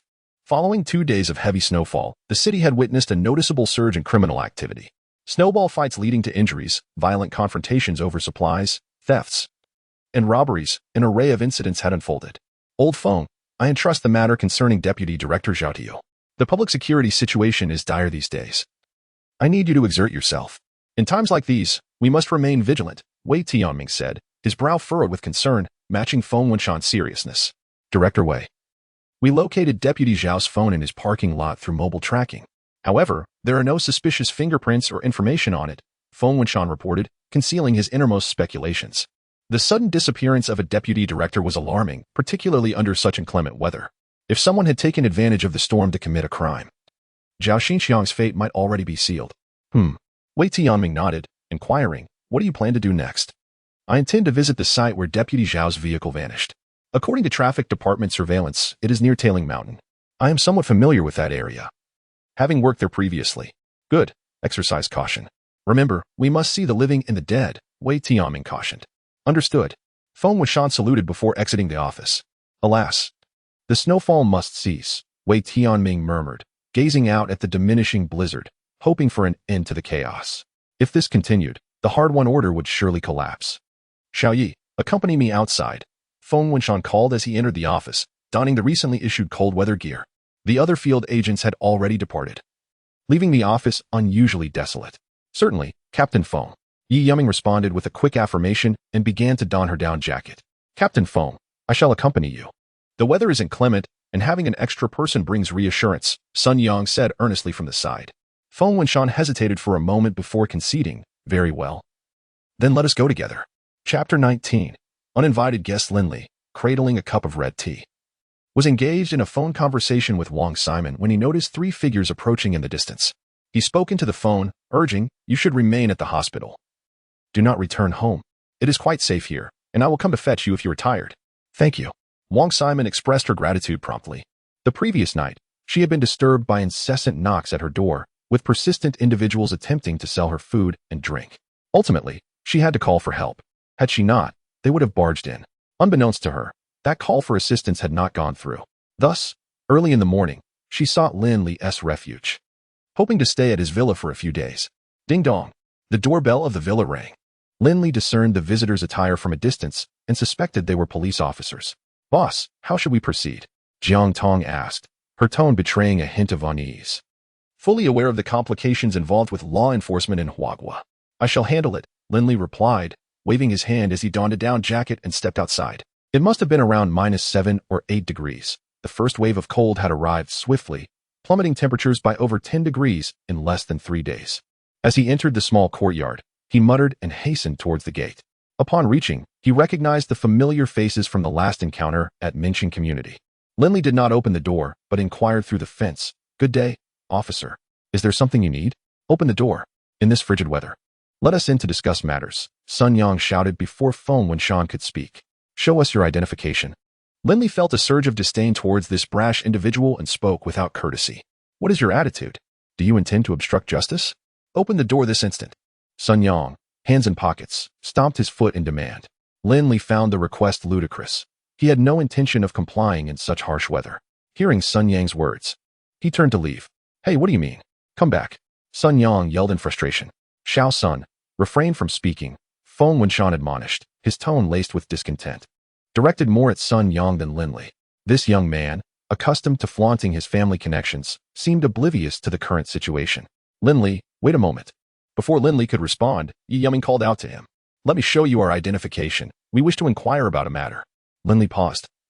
Suspecting they were here regarding Zhao Xinxiang, as the 3 ruffians from the construction site did not warrant a trek through the snow. Upon seeing the identification, he realized he could not walk away. Doing so would only heighten his own suspicions. Please, come in, officers. Lin Li opened the door, placing emphasis on the word officers. Thank you. Yi Yuming and Feng Wenshan, also quite cold, had parked their vehicle at a distance and walked for over 10 minutes. Humph. Sun Yang scoffed, intent on following them inside. Stop. You can either stay outside or ask your questions here. Lin Li was unyielding. What if I insist on entering? Sun Yang's expression darkened, laden with an implicit threat. Fine, present a search warrant, Lin Li retorted. Lin Li extended his hand towards Sun Yang, showing no regard for the latter's threats. Mr. Lin, please be accommodating. We merely wish to inquire about certain matters. It is quite difficult in this heavy snowfall. Allow us to enter and warm ourselves. Feng Wenshan regretted bringing Sun Yang along, yet he could not abandon his companion to seek warmth alone. Observing the weather-beaten face of Feng Wenshan, Lin Li felt a measure of admiration. It is individuals like him that enable Huagua to resiliently rise from one calamity to another. Captain Feng, I shall extend you the courtesy of allowing us to enter together, he said, leading the way. This villa is indeed remarkable. As they entered, both Feng Wenshan and Yi Yuming silently marveled. The door to the villa was nearly 25 centimeters thick, constructed from a blend of cement, steel plates, and alloys. Upon entering, they found themselves in a 7-meter-long enclosed corridor, presumably a fire protection zone. Beyond the corridor lay another door, slightly thinner at about 15 centimeters, composed solely of alloy material, appearing sturdier than a bank vault door. Forgive the extravagance, Lin Li remarked. I commissioned a foreign architect for this villa, and he adhered to his country's standards, resulting in this design. Our nation is quite secure. Such high levels of precaution seem unnecessary. Feng Wenshan and Yi Yuming suddenly understood. No wonder an outsider had misinterpreted the guidelines. Just as Sun Yang was about to mock them, he recalled Lin Li's demeanor and silently curled his lip, his disdain unmistakable. Upon entering the living room, the group was once again taken aback. The living room spanned over 100 square meters, elegantly decorated yet exuding an air of opulence. A massive 110-inch screen was embedded in the central wall, displaying an animated film. The villa was warm and inviting, with luxurious genuine leather sofas arranged around a beautifully crafted small leaf rosewood coffee table, which held an exquisite tea set and an array of high-end snacks. The floor-to-ceiling windows were immaculate, allowing ample natural light to flood the space. To the right, the dining table matched the coffee table, and though the two were separated by some distance, they harmonized beautifully. Welcome, esteemed officers. May I offer you something to drink? Coffee, soda, or tea? Jiang Tong assumed the role of an elite butler in the presence of guests, politely inquiring about Feng Wenshan and his companion's preferences. No trouble at all. We merely have a few questions and will leave once we have warmed up, Feng Winshan replied amicably, gesturing with his hand. Once seated, he turned to Lin Li and asked, Mr. Lin, where were you on the night of November 3rd? At home, Lin Li answered succinctly. You did not go out? No. Who can vouch for that? Sun Yang interjected. I can, Jiang Tong interposed. Feng Winshan cast an irritated glance at Sun Yang and continued. Were there any peculiar occurrences in the vicinity that night? No, Lin Li replied. It snowed heavily the night before.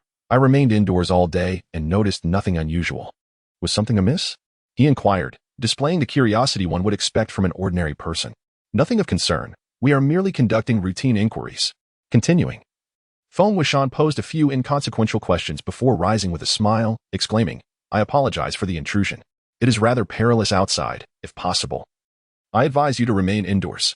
Thank you. We shall heed your advice, Lin Li replied, standing to see them off. At that moment, Sun Yang abruptly inquired, Boss Lin. I recall this place used to be the entrance to an air raid shelter, correct? How did you construct the villa? Upon hearing this, Lin Li felt a tightening in his chest as a palpable aura of menace emanated from his eyes. Fearing detection, he hastily turned his gaze toward the window and casually remarked, Indeed, there was an air raid shelter, but I repurposed it into a themed hotel. The construction is still ongoing, and the entrance will eventually be relocated to the opposite side. Sun Yang, puzzled, responded, Such a significant project. Yet I have not heard anyone mention it. Boss Lin, are there no issues with the permits? Is this project truly substantial? Lin Li feigned ignorance, mockingly retorting, Recently, 3 individuals perished in a fire in our old town, yet there was hardly any commotion. In comparison to loss of life, my endeavor seems trivial, does it not? Upon hearing this, Feng Winshan's expression darkened. He had been involved in that arson case, which remained under investigation, hastily reported by Deputy Director Zhao Xinxiang as an accidental fire. A sudden realization struck Feng Winshan. Could it be that the victims' families had caught wind of the situation and sought revenge against Zhao Xinxiang? That case has been resolved. So naturally, there is no further uproar. As for your project, I shall conduct a thorough inquiry when I return. Sun Yang finally seized upon Lin Li's vulnerability, regaining his confidence. The project was personally approved by Deputy Mayor Zheng. You might wish to consult him for further details. Lin Li feigned indifference, yet internally deliberated whether to retain the 3 individuals. Chapter 20. Do not emulate my speech. Feng Winshan discerned that Sun Yang was deliberately targeting Lin Li. With a slight furrow of his brow, he remarked, Sun Yang, we are here to investigate the case. Focus on your own responsibilities. He then cast an apologetic glance at Lin Li, saying, Mr. Lin, I apologize for the disturbance. Not at all, Captain Feng. The snow shows no sign of abating. So please take care of your safety, Lin Li replied after much contemplation, deciding to allow a few individuals to depart. The disintegration of order was not a matter to be resolved in a day. The time was not yet ripe for him to act solely on his own volition. Moreover, with Zheng Weigang providing cover, if things worsened, he could always seek out Wu Qianghu. Employing a strategy of driving away the tiger to swallow the wolf, there was no need for him to intervene personally. After seeing the 3 off, Lin Li instructed Jiang Tong. Look into Sun Yang. Understood, boss. Although Jiang Tong was unaware of the specifics regarding the air raid shelter, it did not hinder her disdain for Sun Yang. Outside, the weather was frigid, yet she was comfortably well-fed, well-rested, and entertained with animated films, all thanks to Lin Li. Anyone who troubled Lin Li was, in effect, troubling her. At that moment, Sun Yang was oblivious to the fact that he had incurred the wrath of 2 formidable adversaries. He continued to boast, Captain Feng, Yiming. I believe that Lin Li is undoubtedly suspicious. I shall inquire with my mother, the director of the city's civil defense office. She must have knowledge of the air raid shelters. Yi Yiming retorted irritably. How many times must I remind you to address me by my full name? With so many cases at hand, why squander your time antagonizing Lin Li? Sun Yang smiled wryly. I am not targeting him. You all witness that it is he who has been provoking me. Yi Yiming chose to ignore the wealthy young man, with both of them dismissing him. Sun Yang felt a surge of frustration and silently vowed to make Lin Li regret his actions. As for Yi Yiming, once he had her under his control, she would surely have cause to lament. At noon, on the construction site of Wanjun Group, Jiang Hong sat confidently in a makeshift office, darkly declaring, If you eliminate those 4, you will all share in the spoils. We are all in the same boat. If we are to live, we shall live together. If we are to die, we shall die together. Understood, replied Duan Jiebai and Huang San, nodding fervently. Brother Jiang, Yang Depeo and the others have been missing since yesterday. Their phones are unreachable. Do you think they might have witnessed our actions and gone to the authorities? Huang San asked with evident concern. Not likely. Those 3 are driven by greed. If they saw anything, they wouldn't simply flee. They are probably just stranded in the snow. Jiang Hong dismissed, continuing, in a moment, we will burn down those temporary cabins. We need to lay low for a while. The 3 fat sheep are worth a total of 360,000. You two will each receive 100,000, and the remainder will be mine. Understood, Brother Jiang. Huang San's mood brightened at the mention of money. Rest assured, I will ensure everything is incinerated thoroughly. Go ahead, but Jiabai, you stay behind. Once Huang San left, Jiang Hong placed a hand on Duan Jiabai's shoulder and whispered, after we deal with Huang San, you will receive 60,000 from his share. What? Duan Jiabai was taken aback, his expression a mix of fear and pleading. Brother Jiang, I truly can't. Fine, Huang San is from my village, I really. You can take 80,000. Jiang Hong gripped Duan Jiabai's shoulder tightly, glaring at him menacingly. You know what Huang San is like. If he spills the beans, we're all doomed. Duan Jiabai remained hesitant. Do you think I want to kill him? It's a matter of necessity. He's my relative. I trust you. But I don't trust Huang San. Besides, this heavy snow is clearly a catastrophe. If we don't gather more money, what will we eat in the future? All right. I'll listen to you. Duan Jiabai glanced out the window, gritting his teeth as he acquiesced. I knew I didn't misjudge you, my brother. You've got guts. Rest assured. I'll back you up shortly. That's settled. Jiang Hong's words stirred Duan Jiabai's ferocity, and he strode out with a fierce countenance. Less than a minute later, he returned to the office. I don't have any handy tools. May I borrow your knife? Duan Jiabai pointed at the bloodstained machete on the desk. Take it. Jiang Hong hesitated for a moment, but eventually handed over the knife. Thank you, Brother Jiang. No need for courtesy, we're all. Suddenly, with a swift motion, Duan Jiabai plunged the knife into Jiang Hong's abdomen. Thrusting repeatedly, he continued until he had stabbed him 7 or 8 times. Seeing that Jiang Hong was still alive, he leaned in closer, a sheepish grin on his face. Hey, Brother Jiang, I just thought, if I take you all out, I could get even more. Hearing this, Jiang Hong spat out a mouthful of blood, struggling to lift his hand. You don't. Once again, Duan Jiabai stabbed him. I can't stand people mimicking my speech. Meanwhile, Huang San, having just set the fire, felt a chill in his abdomen before a wave of excruciating pain knocked him to the ground. Jiang, you bastard. I knew you weren't that generous. Huang San cursed without looking back. Jiang Hong is dead. Duan Jiabai let out a sinister laugh and delivered another stab to Huang San's heart before tossing him into the flames. Amidst the towering inferno, Duan Jiabai shouldered a large bag of money, glanced around, and then set off towards Tuling Mountain. In the villa, Lin Li and Jiang Tong sat on the sofa, watching the news. Breaking report. On November 3, 2036, at 7:45 p.m., SK 1717, a high-speed celestial body, suddenly altered its trajectory near Blue Star, causing gravitational disturbances that led to abrupt changes in Blue Star's path, resulting in heavy snow, earthquakes, and other disasters. Currently, opinions vary among nations regarding the duration of these calamities. Citizens are advised to take precautions. The host. Next, we welcome our esteemed meteorological expert, Mr. Hu Zhou, to provide further insights. Hu Zhou, greetings, everyone. There are no detailed data yet to calculate the duration of the snowstorm, based on my estimations. It may very well last for about a week. Do not panic, everyone. Prepare yourselves and trust that we will surely overcome this calamity. Lin Li scoffed and remarked.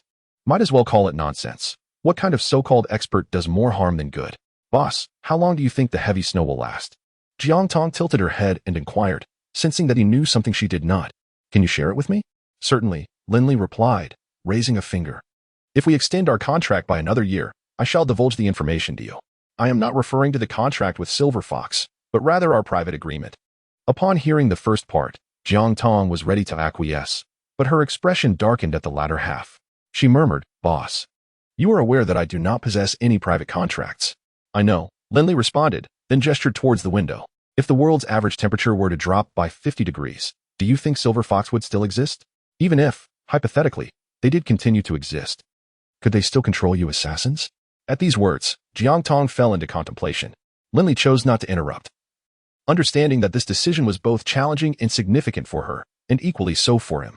Once a private contract was established with Jiang Tong, he felt confident in gradually earning her trust. He recognized that assassins like her seldom placed their faith in others, yet once they did, it would be unwavering. In the environment they inhabited, trust was rarer than death. After a prolonged silence, Jiang Tong finally turned to Lin Li with a solemn expression and spoke slowly. Boss, I am willing to sign a private contract with you. but it must be for 10 years. Chapter 21. Jiangtong's Choice Boss. I would like to sign a private contract with you, but it needs to be for 10 years. Jiangtong's words left Lin Li both astonished and intrigued. He inquired with a mix of surprise and skepticism, "Don't you desire freedom?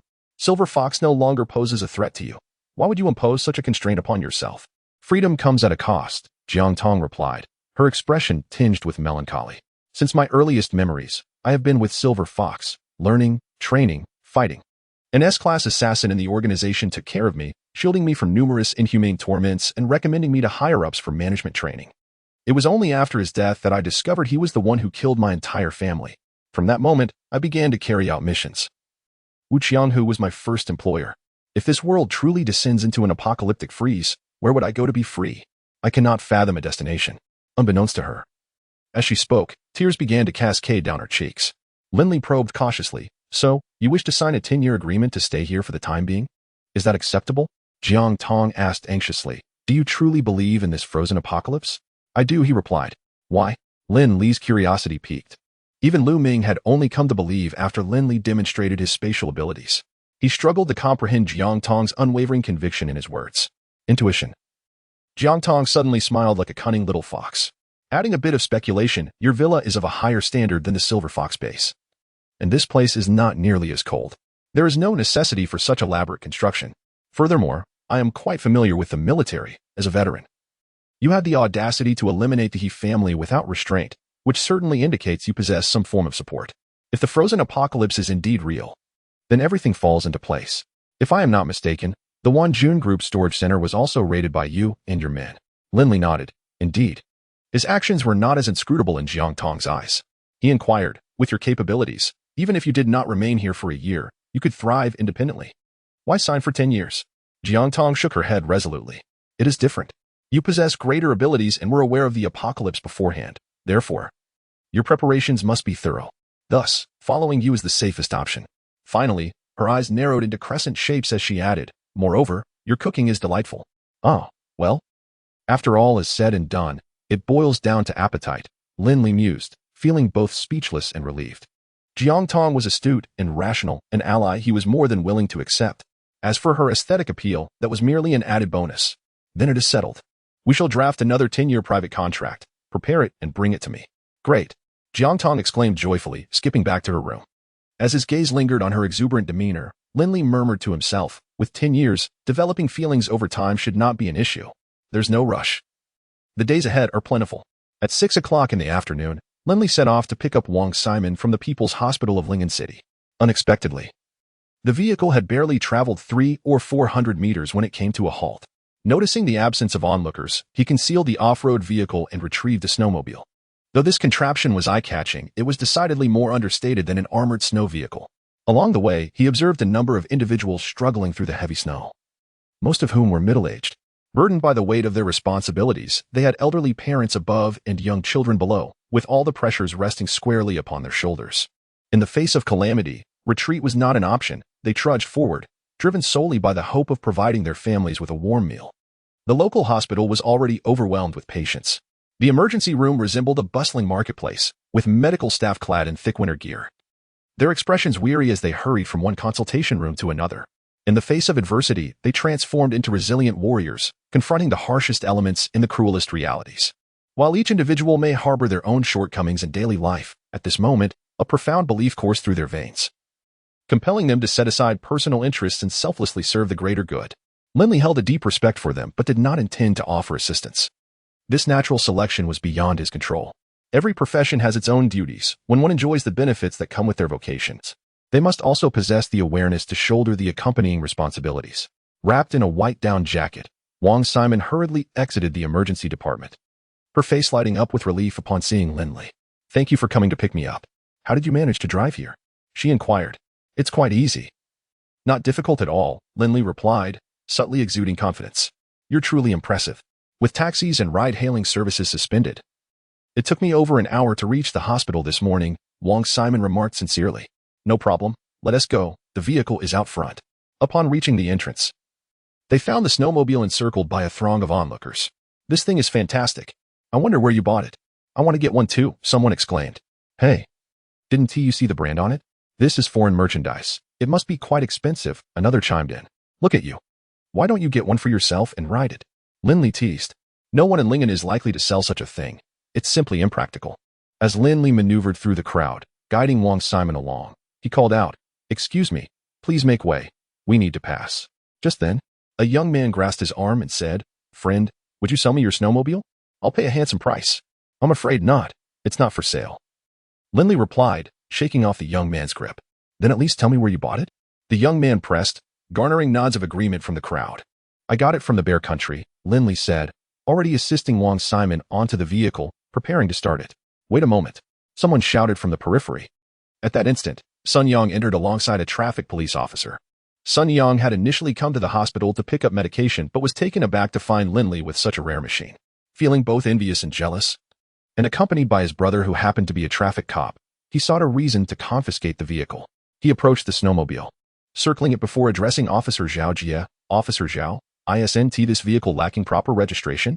Zhao Jie stepped forward and cast a glance, remarking, Indeed, not even a photograph. As a companion in revelry and merriment, he was well aware of Sun Yang's intentions, especially given the exhilarating nature of the snowmobile, which would be delightful to ride himself. How should one navigate such a predicament? The vehicle shall be temporarily impounded, and once the necessary formalities are completed and the fine settled, one may return to the traffic police station to retrieve it. Zhao Jie maintained an air of official business. Lin Li, perched upon the vehicle, coldly observed Sun Yang and his companion's theatrical exchange before interjecting, In such heavy snow, I am merely taking a stroll. Is that truly excessive? Indeed. With normal vehicles unable to traverse, why should riding be prohibited? Oh, it appears that some individuals are envious and wish to seize it for personal use. What a shame.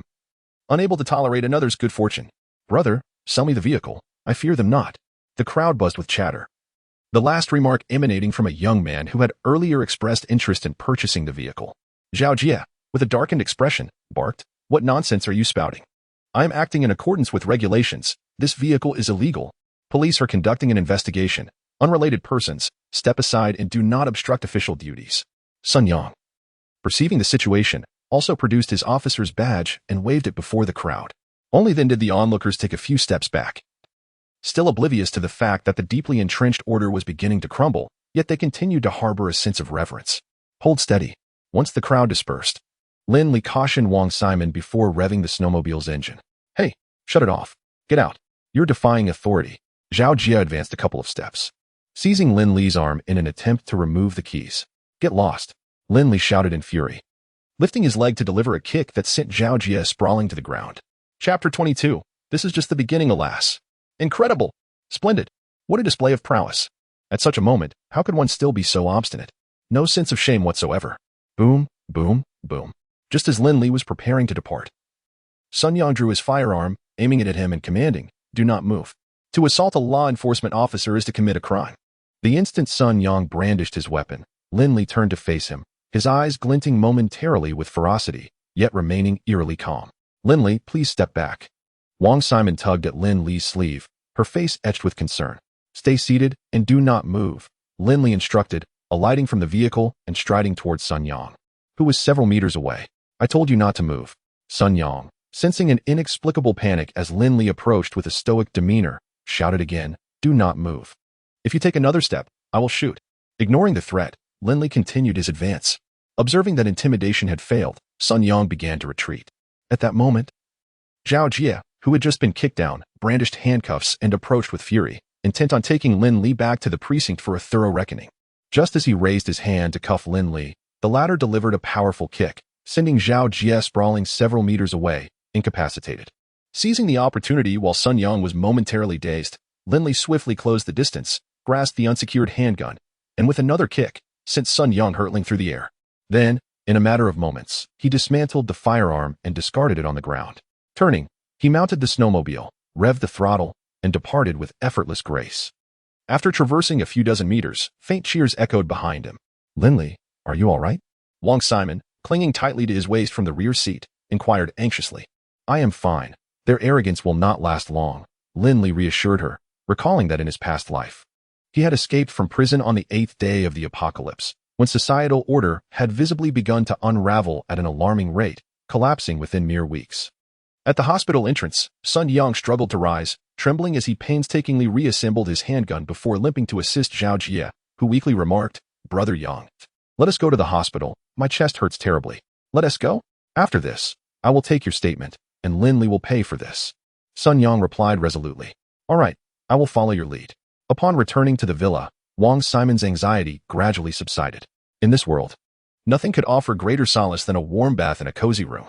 After her bath, she noticed the assortment of new garments on the bed. Feeling a wave of gratitude. Jiang Tong truly is so thoughtful, she mused, unaware that the lace nightgowns were gifts from Lin Li to Jiang Tong, who had simply passed them on to her.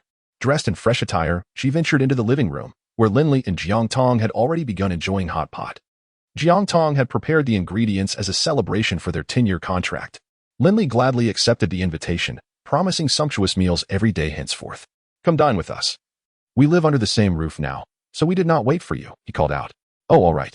No need to wait for me," she replied. Wang Simon felt a sense of restraint during her first meal at Lin Li's home, oblivious to the deeper meanings behind his words. Observing Jiang Tong unabashedly vying for the slices of meat in the pot, a twinge of envy stirred within her. It was truly a delightful place. After the meal, Jiang Tong took charge of the household chores, leaving Wang Simon no choice but to sit and sip tea with Lin Li. Outside, the intermittent blizzard raged on, yet, in contrast, Lin Li's villa was a veritable sanctuary. How wonderful it would be to reside here indefinitely. Alas, she would have to return to work the next day. Lin Li remained unaware of Wang Simon's demeanor, engrossed in scrolling through messages in a WeChat group chat. Primarily, he sought leisure and, on the side, scanned for technical talents. If he found any, he would mark them for future consideration. He had entirely dismissed Sun Yang's situation. Had it not been for the individual's unique status, that person would have already been absent from the villa during his last visit. Frankly, he harbored a deep respect for many professions in society, not for the individuals who merely wielded power without merit, but for those who embodied the spirit of their vocation. If someone failed to exercise discretion, he would not hesitate to rid himself of such nuisances. Just as fate could sift through humanity, he too would not mind eliminating a few undesirable elements. In Wu Qianghu's villa, warmth enveloped the atmosphere, thanks to the air conditioning and the multitude of people present. Today, he summoned his closest subordinates, tirelessly transporting supplies to prepare the villa as a future stronghold. He scoffed at the assertions made on television, claiming the blizzard was merely temporary and that sunshine was eternal, that difficulties were fleeting while happiness endured. Such notions were utter nonsense. Yesterday, he had received news from abroad that scientists speculated the calamity could last at least a year. A year. How much could change in that time? It was no exaggeration to state that if the disaster truly persisted for a year, he could establish a considerable force with the manpower and weaponry at his disposal. And this was merely a conservative estimate. What if the situation were more severe? Should the world remain in a state of sub-zero temperatures? Would he not have the opportunity to carve out his own territory?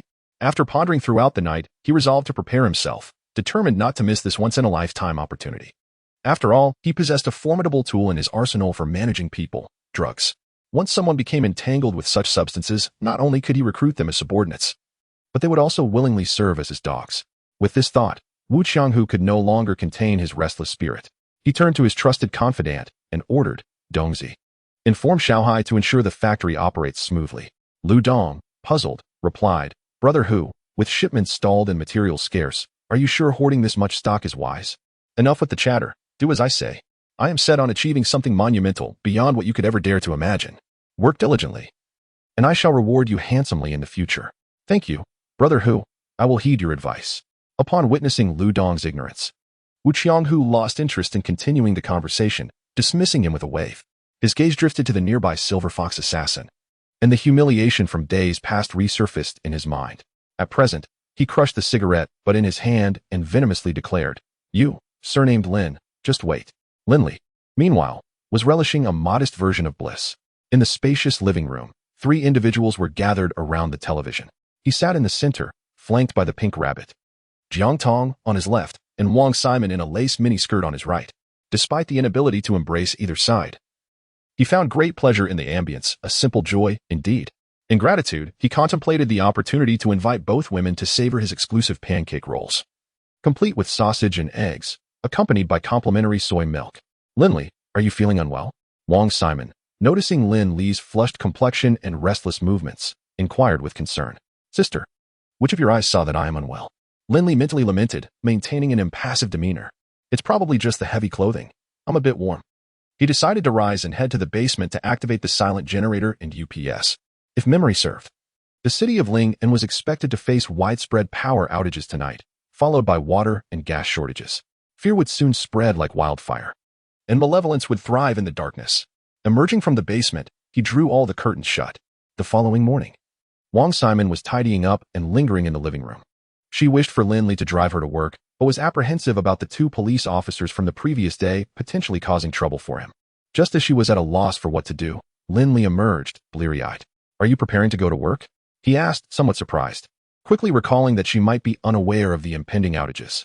Most places in the city are currently without water and electricity. Although the hospital has backup power, it likely won't last long. "I believe it's unnecessary for you to go to work." "Is that so?" "But everything seems fine here," Wang Simon replied, somewhat skeptical, gesturing towards the living room lights. "It's a matter of financial capability," Lin Li said, opening the refrigerator and taking a few swigs from a bottle of water. "I'll make a call to check." Wang Simon pulled out her phone from her bag, only to discover there was no signal, leaving her with no choice but to abandon the idea. "Here, this should work for a landline, if you remember the number," Lin Li said as he returned from the bedroom, handing Wang Simon a satellite phone. "Wow, how impressive. You even have a satellite phone," Wang Simon exclaimed, her face a portrait of astonishment. "I mentioned it's a matter of financial capability. Regardless of the hospital situation, I don't recommend you continue working. The events at your home and the incident outside the hospital yesterday indicate that things are no longer as they once were." "Is it that serious?" she asked. "This is merely the beginning." Chapter 23.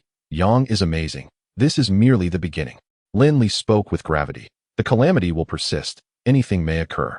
Starting today, the normal order will swiftly disintegrate, and the world to come will be 100 times more brutal than the present. Upon hearing these words, Wang Simon instinctively took a step back, grasping the sofa as she stared blankly at Lin Li. Despite the alarmist nature of his words, she found herself believing a significant portion of them simply because they came from him. "Believe it or not, if you wish to go to the hospital, I can take you. However, I must inform you that this place is one of the safest amidst the disaster. The reason I allowed you to stay here is primarily out of respect for Grandma Pei. If you wish to reside here long-term, you must comply with my arrangements. There is no room for negotiation. If you cannot agree, it is better to voice your concerns early, so we can part amicably." Wang Simon gazed at Lin Li, whose demeanor had grown cold and distant, feeling an unfamiliar sense of estrangement. Clearly, he was no longer the little boy who once collected bottles for his grandmother after school. With a hint of pleading, she said, "May I think it over?" "Of course. If you wish to venture outside, Jiang Tong can accompany you. The snowmobile is in the garage." Lin Li retrieved a set of keys from his pocket and handed them to her. "Thank you. You're welcome. As a friend, I hope you choose wisely." With that, Lin Li turned to prepare breakfast. After their meal, Wang Simon ultimately resolved to stay in the villa long-term, but requested Jiang Tong to take her out, first to collect some personal belongings from her home, and second, to bid farewell at the hospital. Seeing that Lin Li had no objections, Jiang Tong readily agreed, also hoping for Wang Simon to remain, as she found her warmth and softness quite comforting for sleep. The villa had several other rooms, but Jiang Tong chose to share her bed with Wang Simon, seeking a restful night. However, she did not disclose this arrangement to Lin Li. The two first visited Wang Simon's home and then proceeded to the hospital. Just as Lin Li had predicted, the order outside was rapidly unraveling. The pair witnessed numerous shops being looted and vandalized along their way. The hospital was busier than the previous day, yet there were fewer medical staff available. While electricity was still being supplied, Wang Simon pondered how much longer it would last. She felt a deep sense of shame as she bid farewell to her close colleagues, carefully avoiding any mention of her intended whereabouts. Upon exiting the hospital, fate would have it that they encountered Sun Yang at the entrance. Sun Yang immediately recognized Wang Simon as the woman who had been with Lin Li the day before. Instinctively, he glanced outside, spotting the indelible snowmobile not far away, though Lin Li was nowhere in sight, replaced instead by a young woman. "Humph. Quite audacious to dare ride the motorcycle out," Sun Yang scoffed, deciding to seize the vehicle first. Wang Simon, simultaneously noticing Sun Yang, hurriedly urged Jiang Tong, "We must leave quickly. That police officer is the one Lin Li struck yesterday." Jiang Tong paused, momentarily taken aback, and her pace slowed. At that moment, Sun Yang arrived at the vehicle, noticing the absence of keys. He promptly displayed his credentials and sternly declared, "Hello, this motorcycle is suspected of being operated without a license." Bang! Before Sun Yang could complete his sentence, Jiang Tong delivered a powerful kick, sending him flying. The force seemingly greater than Lin Li's blow from the previous day. "You! Uft!" just as Sun Yang attempted to speak. He couldn't help but spit out a mouthful of blood. Go. Jiang Tong cast a glance at Sun Yang before leaping onto the snowmobile. Hearing Jiang Tong's call, Wang Simon snapped out of her shock and hurriedly climbed onto the vehicle, tightly wrapping her arms around Jiang Tong's slender waist. With a roar, the snowmobile executed a graceful turn, narrowly brushing past Sun Yang and splattering snow debris onto his face, causing him pain. Sun Yang frantically pounded the snow, ultimately being escorted back to the hospital by a kind-hearted stranger. Zhao Jia, having fractured a rib and required to rest, was already staying in the hospital. He had just finished watching a movie when he saw Sun Yang return. Immediately, he chuckled, Yang Ge, you really don't need to worry about me. Hurry back and deal with that Lin fellow for me, will you? I'll deal with your grandpa. Sun Yang, having barely calmed his emotions, broke down again upon hearing Lin Li's name. Are you blind? I'm injured. He pointed at his bandaged ribs, shouting in fury. But the effort caused him to aggravate his wound. Yang Ge, calm down. What happened? Zhao Jia, bewildered by the sudden outburst, appeared somewhat intimidated. Gasping for breath, Sun Yang retorted, I have 2 broken ribs. Yang Ge, that's impressive. Perhaps it was a moment of madness. Zhao Jia naturally responded with that remark. What? Sun Yang was taken aback, looking at Zhao Jia in disbelief. Zhao Jia was equally stunned, his expression one of surprise, as if the words he had just uttered were not his own. After a tense pause, Zhao Jia awkwardly explained, I'm sorry, Yang Ge. I'm just used to praising you. At this, Sun Yang almost laughed in frustration. He placed his hands on his hips and took several deep breaths before sitting down on the makeshift hospital bed, a pained expression on his face. Yang Ge, who did this? Zhao Jia asked curiously, his inquisitiveness piqued. Get lost. Meanwhile, Wang Simon loudly inquired, Jiang Tong, why did you beat up that cop again? The boss instructed me to do so if I encountered him. Jiang Tong replied just as loudly. Hearing this, Wang Simon fell silent, her mind swirling with questions. Why did Lin Li seem to disregard the police entirely? Did it relate to the collapse of order he had mentioned? How was Jiang Tong so formidable? Her kicks seemed to carry even greater force than Lin Li's. Never mind, she thought. I'll ask about it later tonight under the covers. Her emotions were a whirlwind. She felt relieved to have chosen to stay at Lin Li's villa. It was filled with fear and uncertainty about the future. In her view, while the villa provided safety, they would inevitably need to venture out for supplies, and danger was bound to await them. The world was growing increasingly terrifying. As her thoughts drifted, she suddenly heard Jiang Tong shout, watch out.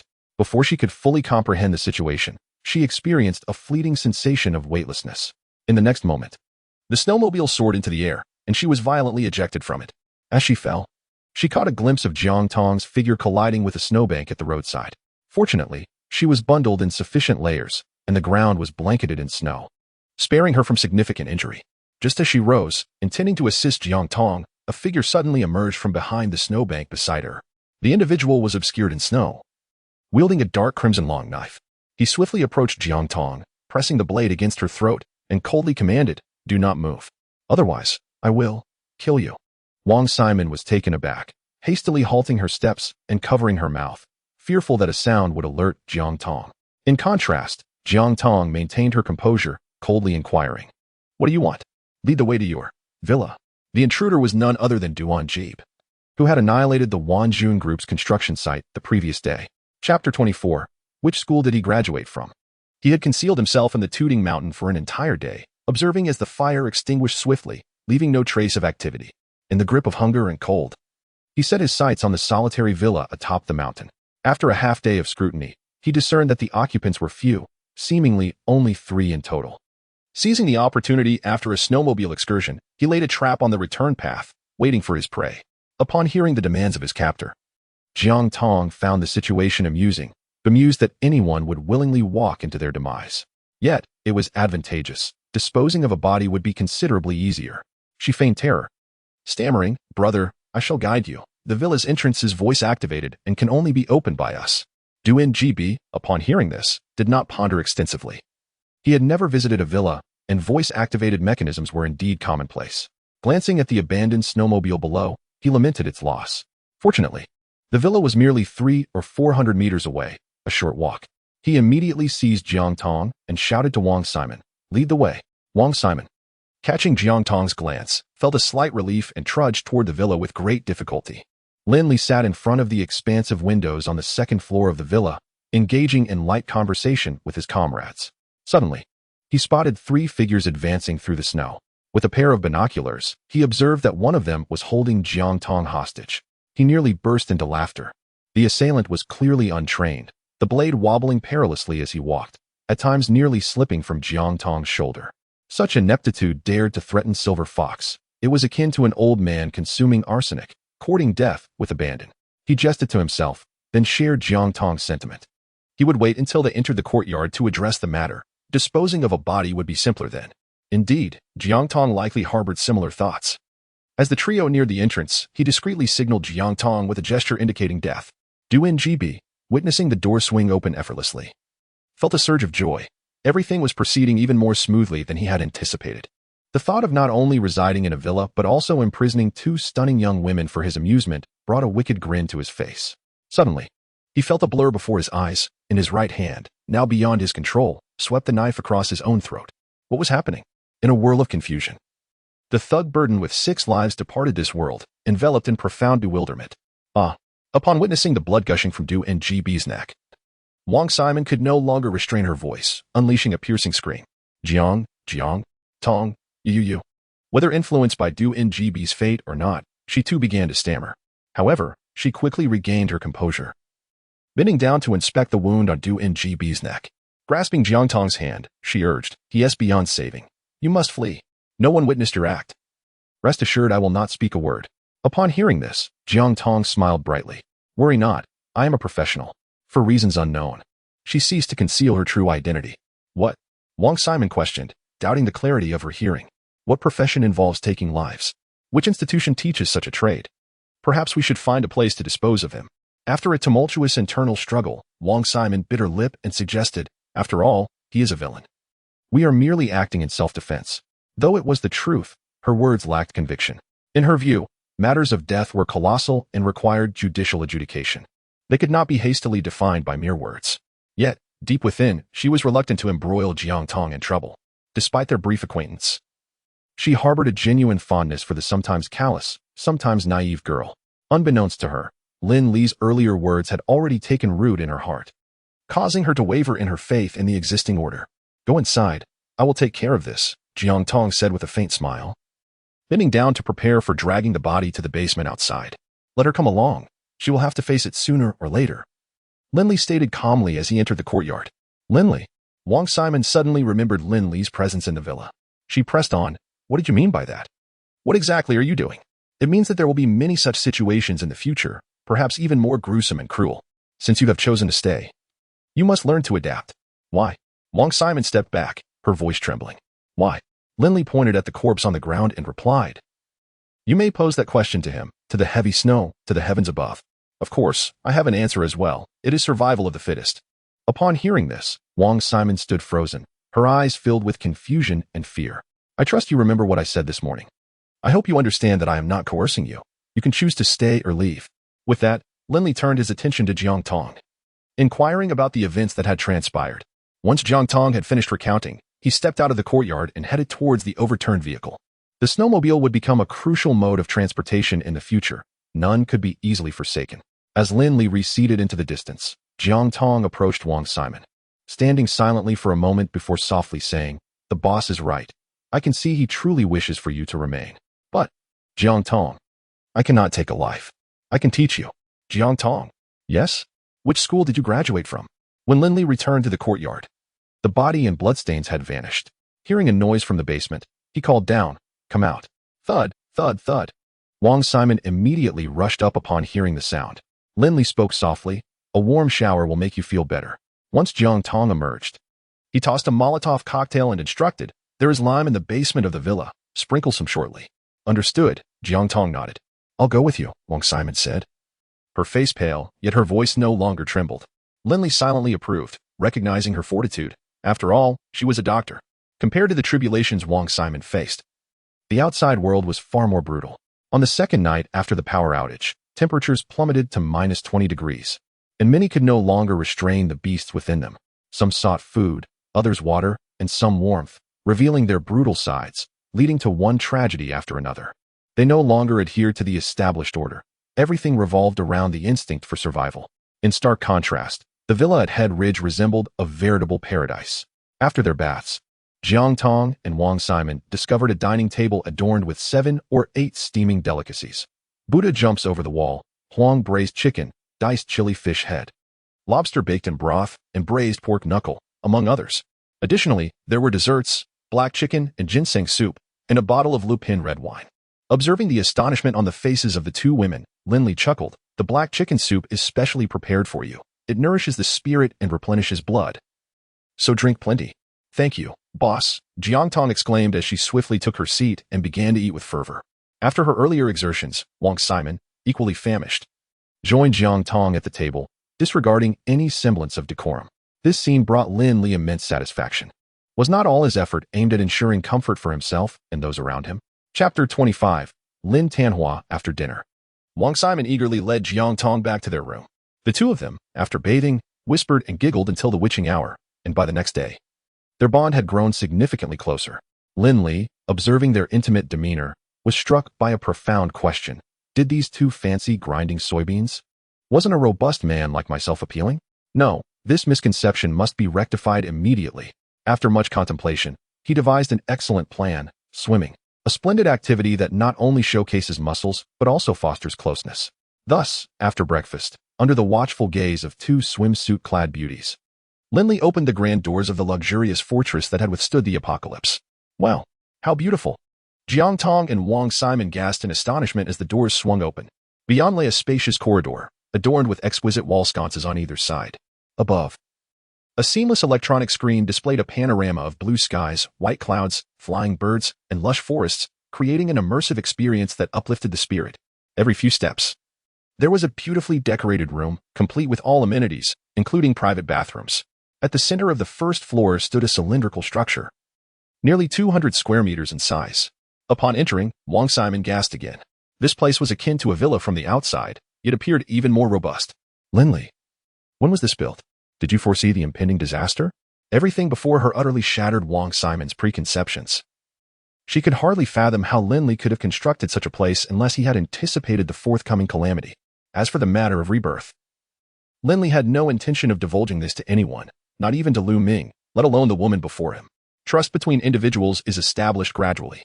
Wang Simon had passed the test yesterday, which is why he brought her to the shelter. When the time comes that he can fully trust her, he would speak of other matters. Come, the pool is on the 3rd floor. The 3rd floor? You mean this building has at least 3 stories? Wang Simon exclaimed. Her jaw agape. Heavens, how much must this have cost? Lin Li can't possibly be the illegitimate son of a millionaire. After several thrilling revelations, her mind began to race, concocting a melodramatic romance in her thoughts. There are just 3 floors, and conveniently, your office is below. I'll take you to see it shortly. Lin Li was quite pleased with Wang Simon's reaction, unlike Jiang Tong, who, aside from her initial excitement, displayed no further emotion. My office? Wang Simon paused, bewildered. What do you want me to do? You'll find out when you see it. Upon reaching the pool, Jiang Tong's face finally lit up with delight. She tiptoed and dashed to the water's edge, leaping in with exuberance. After swimming a quick lap, she resurfaced and called out to Wang Simon, Sister man, come on down. Coming. Wang Simon replied, similarly sprinting a few steps before diving into the pool. Upon witnessing this scene, Lin Li's heart raced in tandem with the 2 little white rabbits before him. Is this what it means to call upon an elder sister? He felt a pang of discomfort. In the pool, 2 beauties of contrasting styles alternated between diving beneath the surface and emerging anew, leaving Lin Li utterly captivated. As one alluring bosom dipped, the other shapely rear rose. Here, a water lily emerged, delicately arranging her flowing tresses. There, a graceful arm and beautiful leg created ripples. The spectacle was invigorating. Lin Li couldn't help but clap his thigh, instinctively adjusting his sitting posture. Boss, come join us. Jiang Tong called out gleefully, splashing a cascade of water towards Lin Li before playfully vanishing beneath the waves. At that moment, Lin Li felt that if he didn't T-plunge into the pool to cool off, he might just stand up in a fit of excitement. Without further ado, he dove headfirst into the water. All 3 possessed commendable swimming skills, particularly Lin Li and Jiang Tong. Throughout their careers, swimming had been an essential discipline. And as distinguished figures in their field, they were naturally quite adept. As the fun progressed, Jiang Tong's competitive spirit surged, prompting her to challenge Lin Li to a race.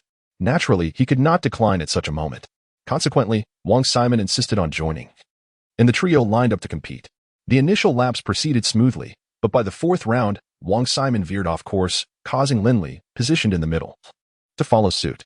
Thus, for the next 2 laps, Lin Li's left arm wielded an impressive 36D, while his right showcased an equally striking 36E, interspersed with a slim waist and delicate arms. Ultimately, he emerged, unsurprisingly, as the most distinguished competitor of the contest. Jiang Tong shuddered slightly, and Wang Simon's delicate brows furrowed in bashfulness, further solidifying his status as the victor. Lin Li began, as the water in the pool rippled and the three exchanged silent glances. You all continue. I'll step out to maintain my equipment. I suspect I will soon have ample use for it. With a sudden flash of inspiration, he found an excuse to discreetly retreat. After all, his combat experience was limited, and his only adversary was an expert from a foreign realm. The thrill of the competition had left him exhilarated, and if he lingered, he might become overwhelmed. Yet, he found himself enjoying the company of these 2 lovely ladies and did not wish to partake in anything so devoid of romance. There would be plenty of time ahead.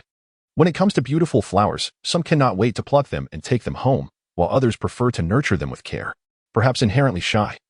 Lin Li leaned towards the latter. In truth, if possible, he would rather be the sunlight and rain, allowing the flowers to willingly bow their heads in submission. The nuances of this sentiment, I believe, dear scholars, you grasp far better than I. Tong, why is your face so flushed? After Lin Li departed, Wang Simon was the first to regain her composure. Huh? Is it? At that moment, Jiang Tong was not merely blushing. Her entire body resembled a boiled shrimp. Under the protection of that S-class assassin in Silver Fox, she had not undergone any training in romantic matters, yet she had gleaned much from her companions. When Lin Li had touched her earlier, her entire being had felt electrified, her heart racing uncontrollably. Now, her mind was filled with thoughts of Lin Li, which she could not shake off. Did that guy take advantage of the situation? Wang Simon quickly discerned the reason behind Jiang Tong's blush, which was soon accompanied by a tinge of disappointment. No, Jiang Tong hastily denied. Even she herself was perplexed as to why she reacted in such a manner. Oh, let us also depart and explore the office that Lin Li mentioned. All right. Upon returning to the villa, Lin Li took a brief shower and, once calmed, began to select weapons for Jiang Tong from their supplies. His earlier words were not entirely a pretext. Today marked the 4th day of the apocalypse. In 4 more days, Fu Wentao would emerge from prison, and Lin Li intended to eliminate him along the path of his escape. This singular enemy from his past life remained, and resolving this matter promptly would bring him peace of mind. Such filth was burdensome to endure, even for a single additional day. Chapter 26. Do you wish to dine? In the ensuing hours, Lin Li guided Wang Simon and Jiang Tong to swiftly familiarize themselves with every aspect of the air raid shelter. Time flew, and 4 days had passed in the blink of an eye. That afternoon, Lin Li led Jiang Tong to Fu Wentao's clandestine hideout, lying in wait like a predator. In his previous life, he had arrived at this location around 7 o'clock in the evening with Fu Wentao and his entourage. Among those individuals, the lightest sentence was given to Zhang Xiaobiao, followed closely by himself, while the remaining 6 faced sentences of no less than 15 years. He had no intention of sparing any of them. Boss, what brings us here? Since the incident at the swimming pool, Jiang Tong's demeanor towards Lin Li had undergone a subtle transformation, often blushing during their conversations. Lin Li naturally sensed this change and was intent on thoroughly winning her over, though he had yet to devise a strategy for doing so. Upon hearing Jiang Tong's query, he replied coolly, to kill. Realizing his answer was rather terse, he elaborated. A group of escaped convicts is hardly deserving of sympathy. Understood, Jiang Tong remarked, a faint smile gracing her lips. At 6:55, several figures appeared on the snow-covered path. Although their faces were obscured, Fu Wentao's silhouette was indelibly etched in Lin Li's memory. Countless midnight reveries had kept it vivid. The moment he spotted the individual, his gaze turned icy, and he coldly commanded, "They're here. Let them enter the room before we resolve this with our firearms." Understood. As Jiang Tong drew her silenced pistol, her entire demeanor shifted dramatically, her murderous aura rivaled that of Lin Li's. Approximately 10 minutes later, Fu Wentao and his group stealthily infiltrated their lair. Once they were inside, Lin Li and Jiang Tong followed discreetly. Neither of them noticed that amidst the falling snow, 7 or 8 figures were trailing them from a distance. About a minute later, 7 muffled gunshots echoed from within the building. Moments later, Jiang Tong and Lin Li emerged. "Don't move." Just as they were about to reach their snowmobiles, a voice filled with warning rang out. Instantly, Lin Li and Jiang Tong found themselves encircled by a group of individuals. "This is bad. We've walked into an ambush." Lin Li's heart tightened as he assessed the distribution of figures around them. He had never anticipated such a formidable presence lurking within this dilapidated residential area. Where had they procured their weapons? The instant the voice sounded, Jiang Tong pressed herself against Lin Li, aiming her gun at the man who had spoken. Hold your fire for now. Lin Li tightened his grip on Jiang Tong's other hand, whispering a caution. Their adversaries were evidently well-prepared, armed, and well-positioned, making any immediate action perilous, even for their formidable skills. He raised his weapon, swiftly disassembling it before tossing it to the ground. We are merely settling a personal score, and were unaware this was your territory. Let us speak amicably. Jiang Tong followed suit, discarding her firearm but stubbornly positioning herself in front of Lin Li. Well, you certainly have some clout, coming in with silenced guns and snowmobiles. Who might you be? The leader of the 8 men spoke again. Lin Li sensed the light-hearted tone of his adversary and felt a weight in his heart as he replied. I've handled firearms for several years, having returned from military service. No wonder. The leading man narrowed his eyes, keeping the gun trained on Lin Li's forehead, and continued, Monkey, search him. All right, Dong Go. A lanky figure with shifty eyes emerged from the crowd, a wicked grin spreading across his face as he reached for Jiang Tong. Lin Li blocked the man's hand, responding calmly, my friend. You can keep the car and the guns. There's no need to search me. Upon hearing this, the thin man immediately drew his weapon, pressing it against Lin Li's temple with an arrogant demeanor, exclaiming, Hey, quite the character you are. Why not ask if it agrees? Lin Li furrowed his brow and said to the leading man, 10 handguns, 200 rounds of ammunition, and a snowmobile. Release us. Is that for real? The man's voice grew excited. With such weaponry, he could gain substantial favors from his boss. If I tell you, wouldn't I be sealing my own fate? Let her go first, and once she is away, I will divulge the information. Lin Li pointed at Jiang Tong. The leading man scrutinized both Lin Li and Jiang Tong for a moment before responding in a deep voice, Fine. You'd best not pull any tricks, or I'll turn you into a sieve. Why would I? For me, the thrilling life is just beginning. Lin Li relaxed and leaned closer to Jiang Tong, whispering, You should escape first. It's easier for me to deal with them alone. Jiang Tong tightened her grip on Lin Li's hand, nodding slightly, her lips moving. They might be Wu Qianghu's men. Go, wait for me at home. Lin Li's surprise flickered briefly as he released Jiang Tong, waving her off. Take care. Boss. Jiang Tong turned and walked away, trusting Lin Li's words, knowing her presence would be of no use. However, just as she took a couple of steps, the leading man suddenly shouted, Hold it. Upon hearing this, Lin Li sighed inwardly. It seems we must fight for our lives. His previous statement had merely been a temporary strategy. If the adversary was not blinded by the lure of immense profit, death awaited both him and Jiang Tong. Indeed. The leading man stepped forward, relieved, and said, I almost fell for your ruse. Are you really so clever that you can't foresee your own fate once I acquire the goods? I don't believe you would be so generous, knowing you're heading to your demise, to offer me such valuable items. Don't tell me it's for that woman. Nowadays, a woman is worth at most a single bullet. Bang. No sooner had he spoken than the leading man shot directly at Lin Li's head, without hesitation. At the sound of the gunshot, the 4 men with firearms also pulled their triggers. Bang, bang, bang, bang. From the moment the leading man opened his mouth, Lin Li had been keenly observing the adversary's right hand, which held the gun.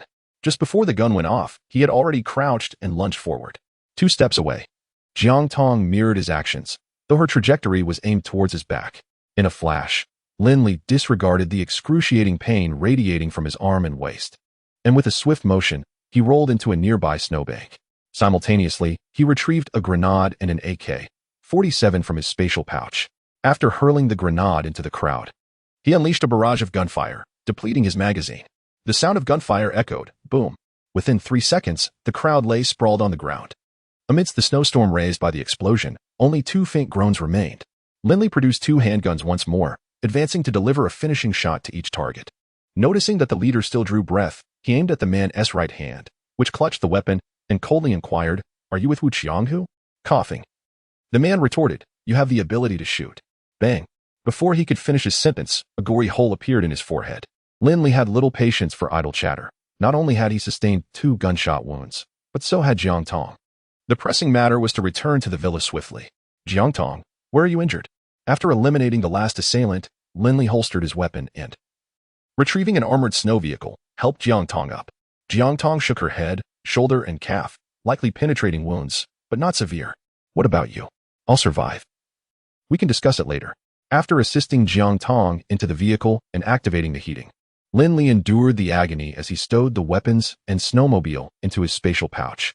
Only after driving approximately 2 kilometers did he halt the vehicle, extracting scissors, iodine, bandages, and gauze from his spatial pouch, preparing to tend to Jiang Tong's wounds. Boss, let me handle this first, Jiang Tong insisted, struggling to sit up. Silence. Lin Li's hands moved with remarkable speed, cutting away clothing, disinfecting, and bandaging in one fluid motion. Jiang Tong gazed at her pale-faced, focused boss. Feeling an unprecedented warmth envelop her, and unknowingly, a smile broke forth. It was as delicate as a swallow skimming the waves. As pure as a snow lotus untouched by the world. What are you grinning at? Do you wish to feast? Chapter 27. Revealing secrets. What are you grinning about? Are you hungry? As the bandaging was completed, Lin Li looked up and was momentarily speechless. Did this woman not realize they were still in peril? Regardless of whether those earlier individuals were associated with Wu Qianghu, their forces undoubtedly extended beyond this mere handful. After the gunfire, reinforcements could very well arrive. It was only after clearing a path that he dared to attend to his injuries. Yet here was Jiang Tong, seemingly amused. He began to doubt the authenticity of her identity as a Silver Fox assassin. No, nothing, he replied dismissively. Jiang Tong maintained her cheerful demeanor, deftly taking the tools from Lin Li's hands to tend to his wounds. Fortunately, Lin Li's injuries were minor, a scrape on his waist and a penetrating wound on his left arm, both of which were not critical. Once she finished treating his injuries, Jiang Tong suggested that she take the wheel. Without a moment's hesitation, Lin Li declined. In a moment of urgency, he had opted for a tracked armored vehicle, which was vastly different from a standard automobile. The journey was uneventful. Upon returning to the villa, Wang Simon was taken aback by the battle-worn appearance of Lin Li and Jiang Tong. To the medical room, he instructed, opening the door to the shelter and assisting Jiang Tong inside. All right. Wang Simon snapped back to reality, hurriedly joining them to support Jiang Tong from the other side. In the northern suburbs, at the Beiyuan Villa, Wu Qianghu gazed intently at the freshly hung map on the wall. Over the past few days, his influence had swiftly expanded, amassing nearly 200 followers. The entire Beiyuan Villa area had not only become his private domain, but was also methodically expanding outward. The core of his faction consisted of loyal confidants, individuals who relied on him for their livelihoods and possessed varying degrees of capability. With proper control, his numbers could soon swell to 400 or 500, an influence he had never dared to imagine. Witnessing the once mighty officials and nobles now groveling before him filled him with an intoxicating sense of satisfaction. Just yesterday, on a whim, he had chosen several striking women to bring to the villa for his indulgence. Some were hosts, others models, and a few actresses. The experience was rather delightful, allowing him to savor a taste of the pleasures akin to those of Cao Cao. At that moment, his trusted subordinate Lu Dong rushed in, panic evident on his face. From a distance, he shouted, "Brother Hu, the people Ding Kaitak out have all been lost." Wu Qianghu was taken aback, his eyes narrowing dangerously as he demanded, "What happened? Not a single survivor?" Lu Dong dared to meet Wu Qianghu's fierce gaze for but an instant before lowering his head in fear. "No. They were all executed." "Oh?" Wu Qianghu furrowed his brow, inquiring further, "Did you discover anything?" He pondered for a moment before solemnly instructing, "Tell the brothers to refrain from any actions for the time being, and to guard the North Garden Villa area. Once your men have any news, report to me at once." "Yes, Tiger Brother." Later, around 11 o'clock at night, Lu Dong reappeared in Wu Qianghu's room, interrupting the latter's intimate discourse with a minor celebrity. "Can't you knock?" Wu Qianghu, whose courage had been painstakingly summoned, was instantly enraged as he shoved the scantily clad star aside and shouted, "I apologize, Chang Brother. You instructed that any news should be reported to you immediately, so I—" Lu Dong felt quite aggrieved. He never imagined that despite the recent loss of 8 brothers, Tiger Brother would still have the leisure for frivolities. "Enough. Let us discuss the matter at hand." Wu Qianghu casually donned a robe and gave the star a sharp slap on the rear, signaling her departure. "Tiger Brother, my men followed the trail to the vicinity of the old city, but the tracks abruptly vanished without any further discoveries. Only one vehicle's traces remain?" "Indeed." Wu Qianghu slowly lit a cigarette, furrowing his brow in contemplation before saying, "Tomorrow morning, ensure the young ones in the villa are well fed and equipped with warm supplies. Then instruct them to search along the trail of the tracks for any resources. Have someone accompany them if they encounter other forces. They must avoid conflict and return to report to me immediately." Lu Dong nodded. "Tiger Brother, just ensure they eat well. If they drink too much, it could cause complications outside. You decide." At the Head Ridge Mountain Villa, Lin Li and Jiang Tong sat expressionlessly sipping blackbone chicken soup, while Wang Simon still seemed to be in a state of shock. This time, her astonishment stemmed not from their injuries, but from the exquisite delicacies conjured by Lin Li. 10 minutes earlier, the 3 of them had returned from the air raid shelter to the villa, where Lin Li, in their presence, manifested a table laden with sumptuous food. Declaring it a time for proper nourishment, she and Jiang Tong were nearly left speechless.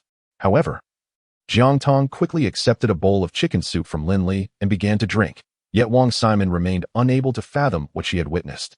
After savoring 3 bowls of soup, Lin Li comfortably reclined against the chair, and upon noticing Wang Simon's still dazed expression, he couldn't help but smile softly. The outcome exceeded his expectations. The reason for revealing the secret of his space to the two was twofold. First, due to Jiang Tong's reckless bravery in saving him. Second, because the situation had been dire, and he had directly retrieved an armored vehicle from his space. Having already exposed the secret to Jiang Tong, he decided to be generous and display it openly. It was beneficial for both to comprehend that all resources were stored within this space and that only he could access it. This would deter them from harboring ulterior motives. In truth, his guard against Jiang Tong had significantly diminished. Her willingness to shield him from bullets had already demonstrated her intentions through action. However, Wang Simon remained a subject of observation. Given her current state of shock, it was likely she would also find it difficult to entertain other thoughts in the future. Stop standing there foolishly. Sit down and eat something, or if you desire anything else, I have more here. Lin Li waved his right hand. Wang Simon swallowed hard. Her gaze fixed on Lin Li's right hand as she inquired, is it quite substantial? Absolutely. It will undoubtedly meet your needs. Lin Li replied with an air of confidence. Would you care to give it a try? Wang Simon found the remark somewhat peculiar, yet she brushed aside her apprehensions and eagerly asked, do you possess that item? Which item? Lin Li responded, puzzled. The one used by women, Wang Simon said, feeling a touch embarrassed. Why didn't you say so earlier? Of course, I have plenty. Lin Li exclaimed, producing an array of products from his possession, showcasing various brands, all of commendable quality. Choose for yourself. There is enough here to last you for a millennium. Wang Simon's pupils dilated in astonishment, her eyes sparkling with intrigue. Even Jiang Tong, who stood nearby, turned her head in curiosity, wondering about the extent of Lin Li's collection, which not only included an assortment of weapons but also an abundance of such feminine products. Suddenly, she recalled the incident of the theft at the Wanjun Group storage center and turned to Lin Li for confirmation. Boss, your space doesn't contain the materials from Wanjun Group, does it? Correct. You are rewarded, Lin Li said with a smile, handing Jiang Tong a large rabbit plush toy. Chapter 28. Incoming call. Oh my goodness. Wang Simon felt as though she were ensnared in a dream. The spectacle before her was simply too surreal. After showcasing his findings, Lin Li swiftly stifled his mirth and proclaimed, this secret must remain shrouded in silence. Not even a whisper of it should escape your lips, even unto death. The world has transformed. My resources can ensure that you all live without want, comfortably for the rest of your days. The significance of this must be clear to you. Jiang Tong nodded affirmatively. Rest assured, boss, I will keep it until my last breath. So will I. Wang Simon chimed in promptly. She understood that her life was now entirely in Lin Li's hands. Rather than feeling trepidation, she felt a sense of relief. Outside, the world was enveloped in ice and snow, with water and electricity cut off. Those out there were likely enduring great hardships, unlike her, who was living a life that was not only reminiscent of the past but, in fact, even more comfortable. In the bomb shelter, there were opportunities for swimming, fitness, sauna, cinema, billiards, tennis, and even yoga and reading, all while being free from the burdens of work. She could not have asked for a more pleasant existence. And all of this was a gift from Lin Li. As she pondered, a wave of anxiety and guilt washed over her. Lin Li had provided her with everything. It seemed she could offer him nothing in return. Over time, would he come to resent her? But what could she possibly offer him besides her skills in surgery? Suddenly, a memory from the previous day at the pool surfaced. Enough of that. Lin Li interrupted Wang Simon's thoughts. A significant part of my reason for inviting you to stay is due to Grandma Pei, but judging by your adeptness in treating wounds, it is clear you possess your own worth. Just continue to fulfill your responsibilities. Upon hearing this, Wang Simon breathed a sigh of relief, though a flicker of disappointment flickered within her. Understood. If you need anything, do not hesitate to let me know. Lin Li was taken aback, wondering if she had finally come to a realization. Noticing the peculiar expression on Lin Li's face, Wang Simon's cheeks flushed as she clarified, I meant, if you feel unwell, just call on me. I'll return to my room now. Lin Li rubbed his nose, realizing he had perhaps overthought the situation. What a pity. But there was still another person here. Once Jiang Tong finished tidying up, Lin Li, with genuine concern, asked, Jiang Tong, given your injury, would you like assistance with bathing? No need. Jiang Tong's face instantly turned crimson as she sprang from the sofa and limped back to her room. That girl didn't even ask if I needed help. Lin Li pouted, wearing a look of mild grievance. The following day, Lin Li and Jiang Tong sat before the floor-to-ceiling windows on the second floor, reflecting on the events of the previous night. Are you saying that the individual who searched us last night was one of Wu Qianghu's men? Yes, I've encountered him a few times before. I believe he goes by the name of Monkey. He should not have recognized me while I wore the mask, Jiang Tong affirmed. Does Wu Qianghu have influence in the northern suburbs? Not previously, but he owns a large villa in Beiyuan where he typically conducts his drug dealings. I've only been there twice, so I'm not very familiar with it. Thus, Lin Li mused, that is where he conducts his drug trafficking operations. In that case, it is plausible that there are weapons inside. I suspect he may have taken control of the entire Beiyuan villa. Otherwise, his men would not have recklessly departed from the premises. Jiang Tong nodded in agreement. I share your thoughts. Wu Qianghu is a man of great ambition, possessing a substantial quantity of narcotics. If he employs drugs and resources to dominate his subordinates, the scale of his operations must be considerable. Weapons, manpower, resources, and drugs. Coupled with a state of chaos, this individual could potentially become a significant threat in the future, Lin Li murmured. Boss, why not wait until I recover and eliminate him? Jiang Tong replied coldly. There is no opportunity. Setting aside the fact that he has Silver Fox assassins by his side, his current power ensures that his defenses are undoubtedly stringent, unless... Lin Li's voice trailed off. Unless he resorts to launching rockets, but that would create too much noise and be counterproductive. If we attract the attention of the armed forces, it will lead to considerable complications. The current temperature remains within acceptable limits, however, in about 10 days. When temperatures plummet to around -40 degrees, many matters may become easier to address. With this thought, he waved his hand dismissively. Let us not concern ourselves with them for now. The traces left by the armored vehicle from last night are approximately 3 kilometers away, and they will not be able to reach us in the short term. Focus on your recovery, and we shall address other matters once you are healed. Very well. Do let me know what you wish to eat. Lin Li smiled at Jiang Tong. The latter tilted her head and replied, how about hot pot for dinner? Not a problem. You should rest. After Jiang Tong departed, Lin Li contacted Lu Ming via satellite phone to inquire about the situation on his end. Lu Ming's tone was somber, refraining from discussing specifics, merely indicating that the current situation was dire and advising Lin Li to preserve his strength.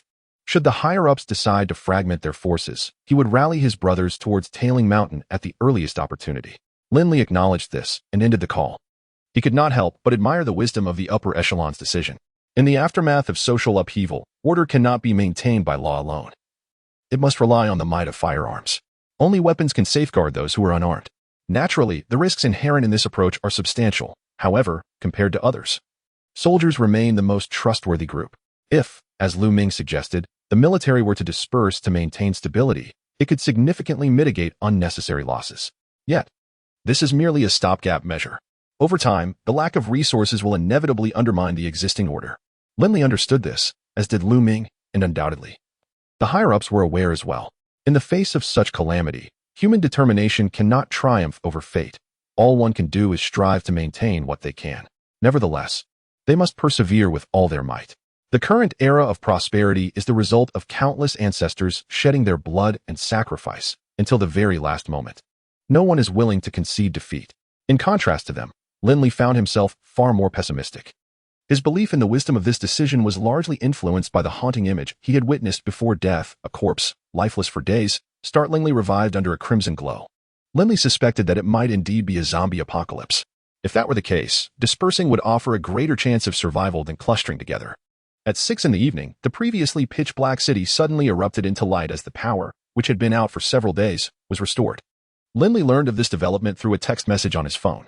As night fell, all the curtains in the villa were drawn tightly, ensuring that not a single ray of light could escape, and similarly, he was unable to discern the situation outside. Just after 6 o'clock, the 3 inhabitants of the villa had just begun to enjoy a hot pot meal when their phones began to emit a flurry of notifications. Upon checking, they found that most messages were from service providers and government agencies. The service provider informed them that their phones would not be disconnected in the near future, although they could not guarantee a stable signal and cautioned that interruptions might occur again. The government announcement stated, "Dear citizens, due to the influence of K1717, Blue Star will experience prolonged, widespread, and significant cooling. Please take care of your safety.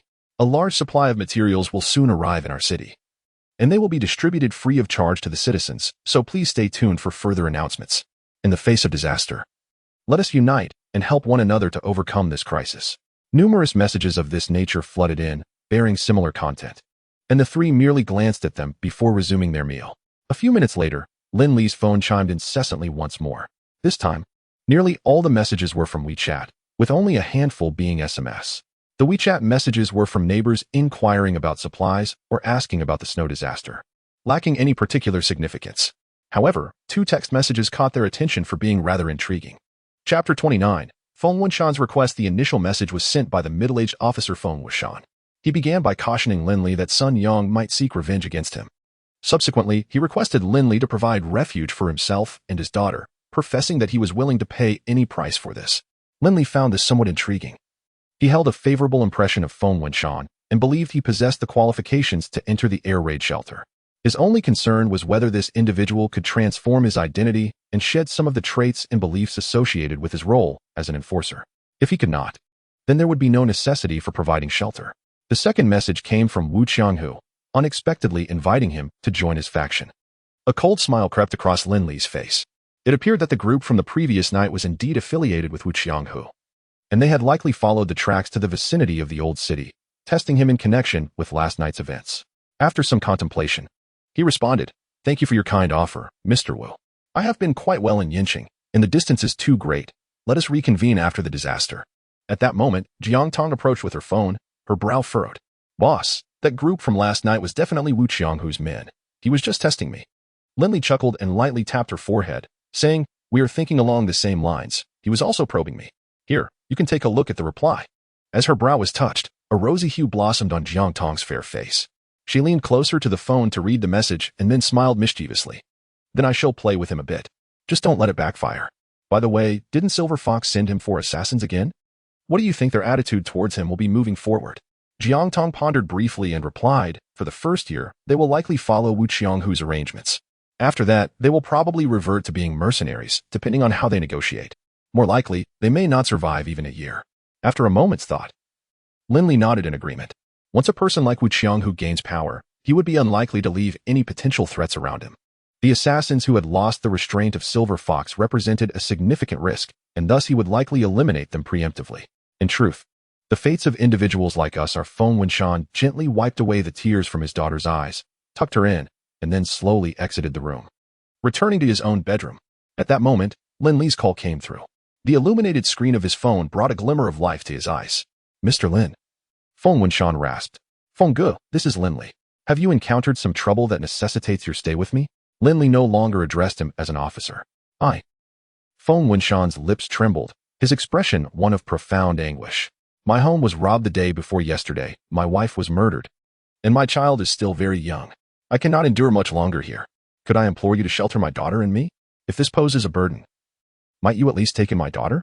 As he spoke, tears streamed down Feng Wenshan's face. She was merely 7 years old, having just lost her mother and endured a tremendous shock, and now they were without water and electricity.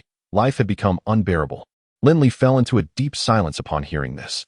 He felt a profound sympathy for the man's plight, yet it did not surprise him in the least. As he had previously mentioned to Wang Simon, this was merely the beginning. "Feng Ge, first, answer me this. Why do you believe I have the capacity to shelter you?" After a moment of silence, Feng Wenshan replied, "Indeed, I have other closer acquaintances I could rely on, but I do not believe they possess the means to survive. I have visited your villa, and I surmise the facilities there are prepared for disaster." Noticing Lin Li's silence, he hastily added, "Rest assured, I have not mentioned this to anyone." Upon hearing this, Lin Li nodded inwardly. It appeared that Feng Wenshan was not only astute, but also possessed considerable depth. He inquired, "Where are you now?" "Building 3, Unit 1, Room 1603 in Mingxing Community, the same neighborhood where you reported the incident previously." "What a coincidence," Lin Li mused, a cloud of suspicion rising in his mind. There were other possibilities to consider. For instance, after Feng Wenshan's last visit, he might have sensed something unusual about the villa, and through days of investigation, he could have unearthed some clues. This could have spurred him to take action against his own villa. Everything he just said might merely be a tragic performance. Alternatively, he could be colluding with Sun Yang to seize the villa as their sanctuary in this apocalyptic world. Human nature is capricious, and one must remain vigilant, especially in times like these. Natural disasters, while merciless, do not target specific individuals. But the human heart is a different matter. One loaf of bread or a place to shelter can incite a bloody conflict. With these thoughts in mind, Lin Li resolved to see for himself. "Feng Ge, accommodating 1 or 2 more individuals here is no issue. It's not far from me, and I can come to fetch you on a snowmobile." Thank you so much." Feng Wenshan expressed his gratitude profusely, the overwhelming joy preventing him from pondering why Lin Li was suddenly so warm-hearted. You're welcome. I shall come by tomorrow morning at 9. No problem. After hanging up, Lin Li gathered Jiang Tong and Wang Simon to discuss Feng Wenshan's situation, eager to hear their perspectives. As the saying goes, those embroiled in a situation often lose clarity. Sometimes, an outsider's remarks can strike at the heart of the matter. Wang Simon, upon hearing the plight of the young girl, felt a profound sympathy yet refrained from voicing her thoughts, believing she had no right to speak on the matter. The times had changed, and while she felt compassion, she was unable to offer any assistance. Jiang Tong spoke with unwavering clarity. Boss, be cautious of deceit. If you intend to take them in, I will first assess the situation. No need, Lin Li responded, clearly pleased with Jiang Tong's words. He continued, you have an injury on your foot. I shall go instead. They possess at most a few handguns, which I can handle. Wang Simon interjected, then I shall accompany you tomorrow morning. Having an extra person offers a measure of safety. You stay back to look after Jiang Tong. Besides, I have no intention of going tomorrow morning, Lin Li replied. As he spoke, he rose from his seat. Retrieving a bulletproof vest, cold weather gear, and combat boots from his storage space, meticulously checking the ammunition and safety mechanisms of his weapons before stepping outside. At the threshold, he paused, placing 2 remote controls on the cabinet, and saying, in case I do not return. No need, Jiang Tong interrupted, her face resolute. If you do not come back, I will go find you. Lin Li was momentarily taken aback by her words, then turned to meet Jiang Tong's earnest gaze, which this time did not shy away. After a brief silence, he broke into a smile. Wait for my return. Outside, the biting cold wind could not overshadow the warmth of their sentiments. Chapter 30. Feng Wenshan joins the villa. The Mingxing community lies less than 2 kilometers in a straight line from Tailing Mountain.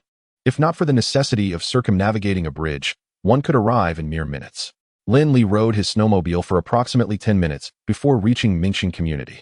Having visited this place twice before, he swiftly located Building 3, Unit 1. With the power still on, he took the elevator directly to the 16th floor. However, rather than knocking on the door, he entered the safety passage. Satisfied that everything appeared normal, he removed his gloves and retrieved his phone, adding several requests for barter in the community group to trade food items. He informed them that he had an abundance of instant noodles and wished to exchange for some of their supplies, inviting them to Unit 1603, urging them to hurry. The individuals, evidently famished, promptly declared their intent to depart. After approximately 7 or 8 minutes, the first young man arrived to exchange goods. Lin Li observed clearly from the safety passage as the young man, clutching 2 bottles of liquor, knocked on the door of 1603. After a considerable wait, a somber voice emerged from within. Following a brief exchange of words, the young man departed, cursing under his breath and kicking the door forcefully as he left. The second and third individuals encountered a similar fate, prompting Lin Li to receive several irate voice messages in response. However, upon the arrival of the final robust man, the situation took a turn. When the burly man found Feng Wenshan denying the presence of supplies, he began to kick the door incessantly. Moments later, the door was suddenly flung open. The first thing Lin Li beheld was a standard-issue handgun. Feng Wenshan, brandishing the weapon, furiously commanded, "Leave now, or I will shoot." Startled, the stout man quickly retreated in disarray. Once the commotion subsided, Lin Li dialed Feng Wenshan's number. "Brother Feng, I happen to step out for a bit. I will come to pick you up shortly. May I ask, do you have any weapons?" Feng Wenshan, having just closed the door, glanced at the gun in his hand and replied without hesitation, "Yes, if you're uneasy, I can hand it over to you." "Very well. I'll knock when I arrive, and you may give me the weapon then." After a brief wait, Lin Li knocked on Feng Wenshan's door. "Mr. Lin?" "It's me, Brother Feng." Upon hearing Lin Li's confirmation, Feng Wenshan opened. He walked to the balcony and squatted down. As if recounting a tale or perhaps engaging in soliloquy, "I usually work long hours and seldom return home. It is a rare occasion for me to spend a few days at home, and the child tends to cling to me. That day, she insisted on accompanying me outside. I did not oppose her. I understood she wished for me to bond more closely with her child. As a result, we returned late, and upon opening the door, I found her collapsed in a pool of blood. She was a kind-hearted person, and I suspect she was deceived into opening the door by mere words. Judging by the position in which she fell, those beasts must have attacked her directly, leaving her no opportunity to speak." Lin Li's expression remained calm as he said, "May you find solace in your grief." Sighing, Feng Wenshan stood up, forcing a grim smile. "In truth, it may be for the best that she has departed. In the world to come, a person like her would only suffer. My heart aches for the torment she endured in her final moments. 3 stabs. She has always had a low tolerance for pain. One can only imagine how much she must have suffered in her last moments." The stiff smile on Feng Wenshan's face had yet to fade, while tears streamed down his cheeks. Let us tidy up and take the child to my place. Your sister-in-law can rest peacefully in the afterlife. The latter part of his statement lacked context, but Feng Wenshan paid it no mind, nodding as he began to gather his belongings. Take only the essentials. I lack nothing at my place, Lin Li advised. Half an hour later, the three descended to the ground floor and encountered a snowmobile, which surprised Feng Wenshan, further affirming the wisdom of his decision. Lin Li had indeed been prepared. Once Feng Wenshan secured his belongings to the back of the vehicle, Lin Li twisted the throttle and drove towards the tailing mountain. Unbeknownst to them, this scene did not escape the notice of many residents in the Mingqian community. Upon returning to the villa, Lin Li arranged for Feng Wenshan and his daughter to stay in a guest room on the first floor, while they organized their belongings. Lin Li took the opportunity to retrieve a multitude of clothing, toys, and snacks from his space, handing them all to Wang Simon to deliver to Feng Wenshan and his daughter. Upon seeing the items, Feng Wenshan was suddenly overwhelmed with emotion, and he sank to the ground in sobs. Brother Feng, please do not cry. Wang Simon found herself at a loss for words and turned to Lin Li for assistance. Let him weep for a while, keep an eye on the child. Lin Li replied indifferently, observing that Feng Wenshan had been struggling to hold himself together. He sensed that had it not been for his daughter, Feng Wenshan might have either followed his wife into the afterlife or sought vengeance against the residents of Mingqian. The only reason he had sought out Lin Li was likely to grasp at the last straw before drowning. I will take the child to my room with Jiang Tong to rest, Wang Simon said, moving to lead the little girl away. Lin Li glanced into the room and suddenly grasped her arm. Never mind. The child has been quite frightened. Let her stay with her father. Returning to the living room, Lin Li abruptly inquired, are you and Jiang Tong sharing a room? Yes, she replied. Whose idea was that? Wang Simon asked with confusion. Did you not suggest it? When did I ever say that? Just then, the pink assassin descended from upstairs and, upon overhearing their conversation, turned on her heel and retreated, her expression betraying the anxiety of a child caught misbehaving. Later that evening, at around 10 o'clock, Lin Li found himself alone in the living room. Feng Wenshan approached silently and stood beside Lin Li, stating clearly, Mr. Lin, from this day forth, my life is entrusted to you. Lin Li rose and shook his head, replying, Brother Feng, I was once a soldier. Rather than having you sacrifice yourself for me, I would prefer you to become my comrade in arms. To be frank, if it were merely a matter of having someone serve me, I possess ample means. Such individuals are plentiful, and they lack the merit to reside in this villa. In the future, I will have numerous adversaries, ordinary individuals, drug traffickers, former law enforcers. In essence, anyone who poses a threat to the safety of this villa will be my enemy. My demand is simple. From now on, you shall no longer be an enforcer, but a guardian, solely protecting this villa and fighting solely for its sake. Regardless of right or wrong, good or evil, any intruder may be slain. Can you comply? Upon hearing this, Feng Wenshan smiled sadly and replied, to be honest, had it not been for my daughter, dozens would have perished in Mingqian community by now. The notions of right and wrong, good and evil have lost their significance since my wife passed away. My sole desire now is to safeguard my daughter as she matures. And this place is the best sanctuary for us both. From this moment forth, I will dedicate my life to protecting it. Lin Li extended his hand, saying, I hope that one day we can become true comrades. We certainly will, Feng Wenshan responded, clasping Lin Li's hand firmly, a glimmer of hope emerging in his eyes. As he settled back onto the sofa, Feng Wenshan recalled the matter concerning Sun Yang and cautioned, a few days ago. I heard that Sun Yang's parents are looking to cause you trouble. You should be wary. Lin Li chuckled, it's nothing to worry about. They are merely a businessman and a minor official. Should they dare to approach, I shall extend them a warm welcome. Chapter 31, The Changing Times in the Ensuing Days. Jiang Tong and Wang Simon gradually forged a friendship with Feng Wenshan's daughter, Feng Kiki. The little girl, now beginning to understand the world around her, slowly emerged from the haunting nightmare of her mother's passing, aided by their companionship. Feng Wenshan was immensely grateful for their support, taking it upon himself to manage all tasks within the villa and routinely surveying the vicinity. Lin Li observed this with approval, pleased by Feng Wenshan's attitude of gratitude. He provided him with a handgun, an additional magazine, and a walkie-talkie, ensuring that any unforeseen circumstances during patrols could be promptly communicated with the villa. This thoughtful gesture earned Lin Li Feng Wenshan's profound admiration and further solidified his resolve to remain at the villa. At the Biyuan villa, Wu Qianghu hung up the phone with Zheng Weigang, his expression shrouded in ambiguity. According to the latter's account, the tracked vehicle that had appeared that night was likely not an official force, indicating a private faction instead. The location where the imprint disappeared was in the Old City, where, apart from the construction site of the Wanjun Group, only Lin Li's site remained. He Junwan had been unaccounted for several days, and his prospects appeared grim. Thus, Lin Li emerged as the most probable possessor of the tracked vehicle.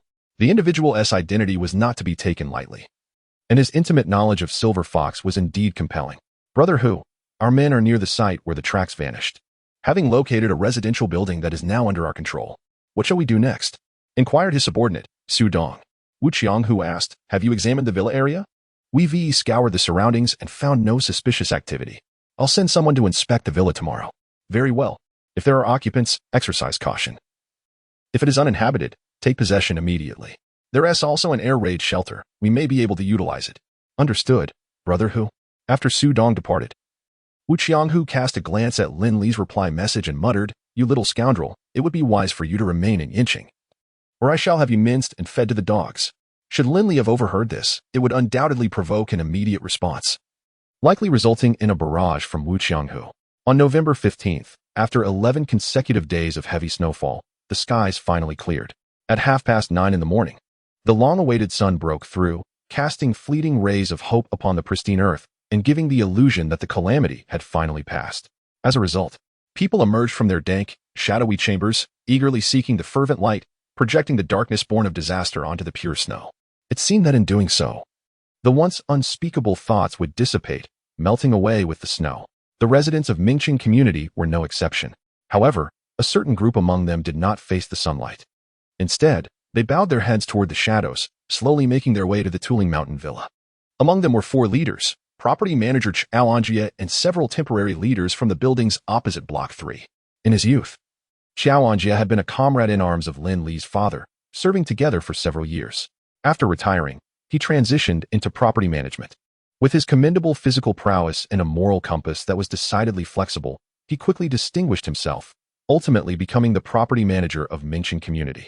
The other 3 individuals are Wang Jun from Building 4, Zhao Xingrui from Building 5, and Ma Fei from Building 6. A few days ago, they all witnessed Lin Li riding a snowmobile to pick up Feng Wuxian and his daughter.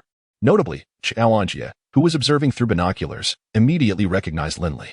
Furthermore, Ma Fei from Building 6 not only saw Lin Li leave but also caught a glimpse of him heading towards the villa at Tailing Mountain from the opposite side of his room.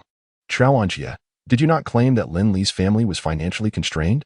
How could they afford such a grand villa? Ma Fei probed cautiously while trudging through the snow. I have no idea, Chao Anjie replied dismissively. Perhaps he stumbled upon some extraordinary fortune. Weren't you quite friendly with his father? Why haven't you received any supplies from him? Wang Jun from Building 4 interjected. His thoughts mirrored those of Ma Fei, both wary of Chao Anjie potentially using them for his own ends.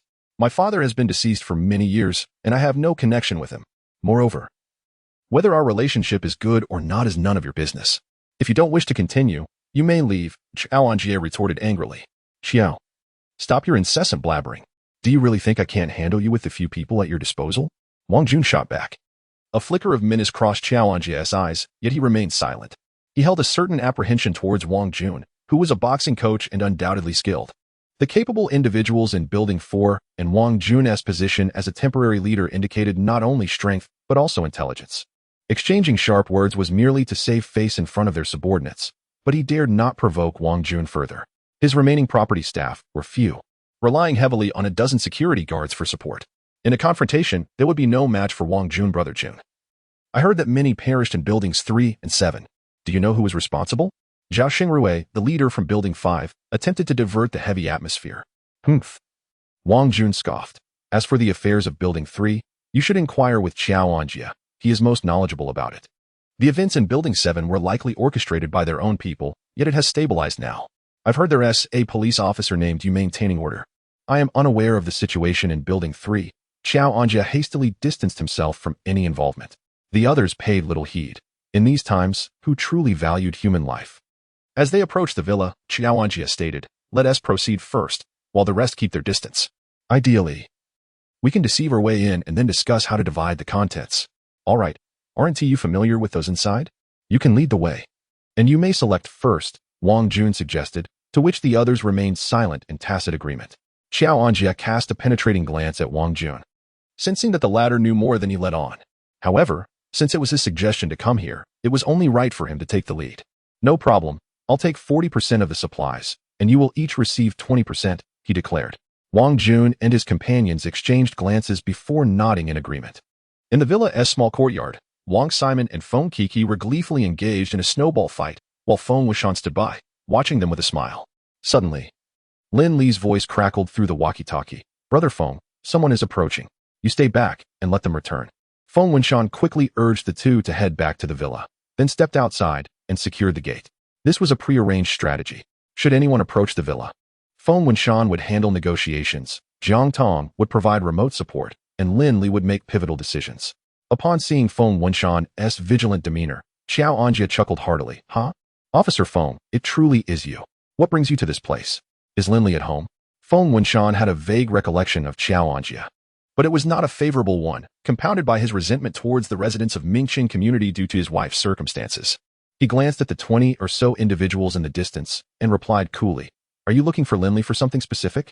Xiao Anjia surveyed the villa casually, stating, "Oh, it's nothing urgent. The weather is quite pleasant today, so I thought I would check on him. I'm an old comrade of his father and wanted to see if he needed any assistance." He added, "He has a cold and cannot come out. If you are going out to gather supplies, I can accompany you." Feng Wuxian preemptively thwarted Xiao Anjia's intentions. To be honest, he was uncertain about the extent of Lin Li's supplies. He only knew that the villa was well stocked with ample food and had all essential utilities. With the fireplace continuously ablaze, creating a warm atmosphere, everything he and his daughter required was available at Lin Li's place, including an abundance of snacks and toys for his daughter. "Rest assured, we are not in want of supplies. Should you require anything, do let me know. I will check in on Lin Li. It's crucial to be cautious with colds. I happen to have some medicine at home," Xiao Anjia remarked. Attempting to push open the gate, Feng Wuxian stepped forward, blocking his way. "He is not receiving visitors. Please return. I will convey your goodwill. If there is something urgent, just call him. What if we insist on entering?" Wang Jun stepped forward, closing the distance to Feng Wuxian, his expression menacing as he declared, "Be sensible, officer. The world has changed." Chapter 32. Unable to stand? Perhaps kneeling would be better? "Be astute, officer. The world has changed." As Feng Wuxian noticed several individuals closing in, he swiftly drew his firearm and commanded, "Do not move."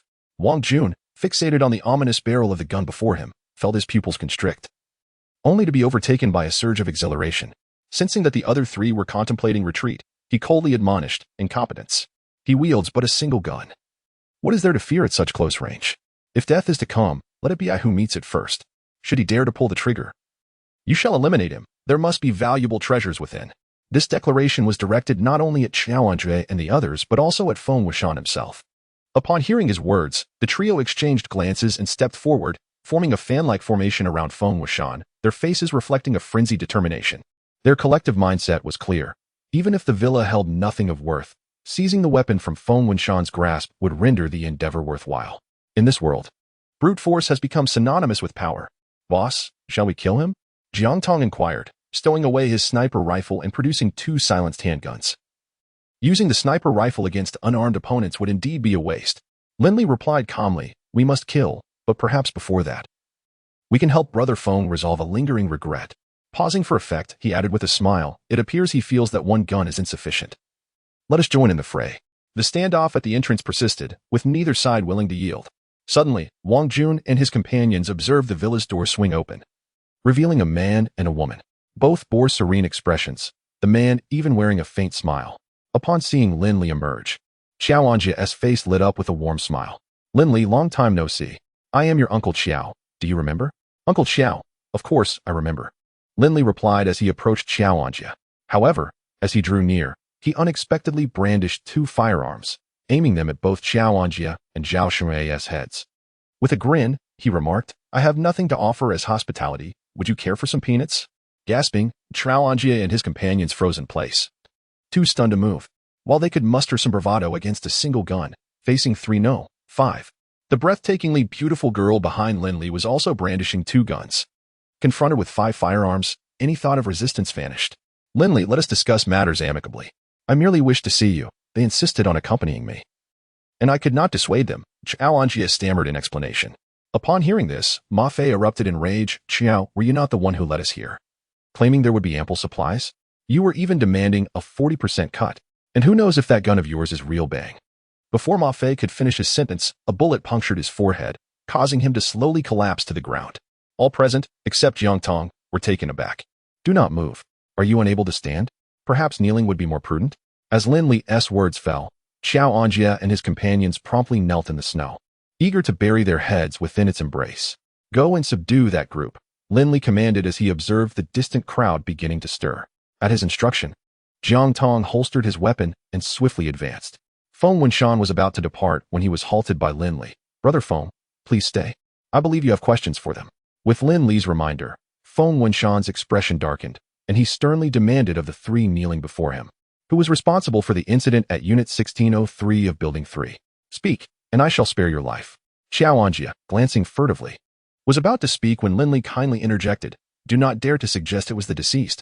Otherwise, you will have to confront him. Xiao Anjia sheepishly closed his mouth, thinking how fortunate he was. He had intended to implicate Ma Fei, since he was already dead. But Lin Li's unreasonable nature left him incredulous. Who would confront a corpse? Did he intend to shoot himself and follow him into the abyss? At that moment, Wang Jun lifted his head and pointed at Xiao Anjia, proclaiming it was him. I witnessed him lead a group to sweep the building that night. Upon hearing this, Feng Wenshan prepared to draw his weapon before Xiao Anjia could defend himself, but Lin Li intervened, saying, do not be hasty. If vengeance is to be exacted, let it be thorough. He then kicked Xiao Anjia and inquired, clarify, who else was present that night? Seated helplessly on the ground, Xiao Anjia frantically waved his hands, insisting, it wasn't me. I did knock on the door that night, but when no one answered, I left. Bang. Lin Li shot Xiao Anjia in the knee, stating, this injury will ensure your silence, elucidate, and I have a doctor here. Xiao Anjia clutched his knee, wailing in pain, while cursing Wang Jun. It was him. They were all in the building that night. Wang Jun affirmed once more. Lin Li contemplated briefly and gestured towards Wang Jun, saying, Brother Feng, I suspect he is the culprit. Upon hearing this, Wang Jun's countenance shifted dramatically. He struggled to rise but was met with 3 consecutive gunshots from Feng Wenshan. After a moment of silence, Feng Wenshan smiled gratefully at Lin Li, remarking, you are correct, since he claims to have seen only a group of people. Apart from those he named, he himself must be the perpetrator. However, to be prudent, I believe both should be eliminated. Be my guest, Lin Li replied. Striding towards the distant crowd, Zhao Shengrui, observing his fallen companions in a pool of blood, was terrified to the core, pleading for mercy from Feng Wenshan. Begging me is futile. You should never have contemplated this course of action. As Feng Wenshan's words echoed, gunfire erupted. The 4 marauders had yet to react before succumbing to the bullets. Upon reaching the gathered crowd, Lin Li surveyed the scene. Ordinary citizens, held at gunpoint by Jiang Tong, were lined up in the snow, crouching without a hint of defiance. Had it not been for the gunfire at the villa's entrance, they might have resisted. However, witnessing Lin Li's ruthless nature, no one wished to be the first to stand against him. Allow me to introduce myself. I am Lin Li. There is no such thing as a free lunch. If you wish for supplies, have the person in charge of each building come to negotiate with me. Lin Li spoke calmly. Tomorrow at 10 in the morning, wait for me here. Should you fail to appear, any of you who dare to step foot into Tuling Mountain will meet the same fate as Xiao Anjia and his companions. A middle-aged man in the crowd raised his head and questioned, on what basis should we trust you? Lin Li shook the gun in his hand and declared, with this, along with the snowmobile, there are places I can venture that you cannot, and supplies you cannot carry away, I shall retrieve.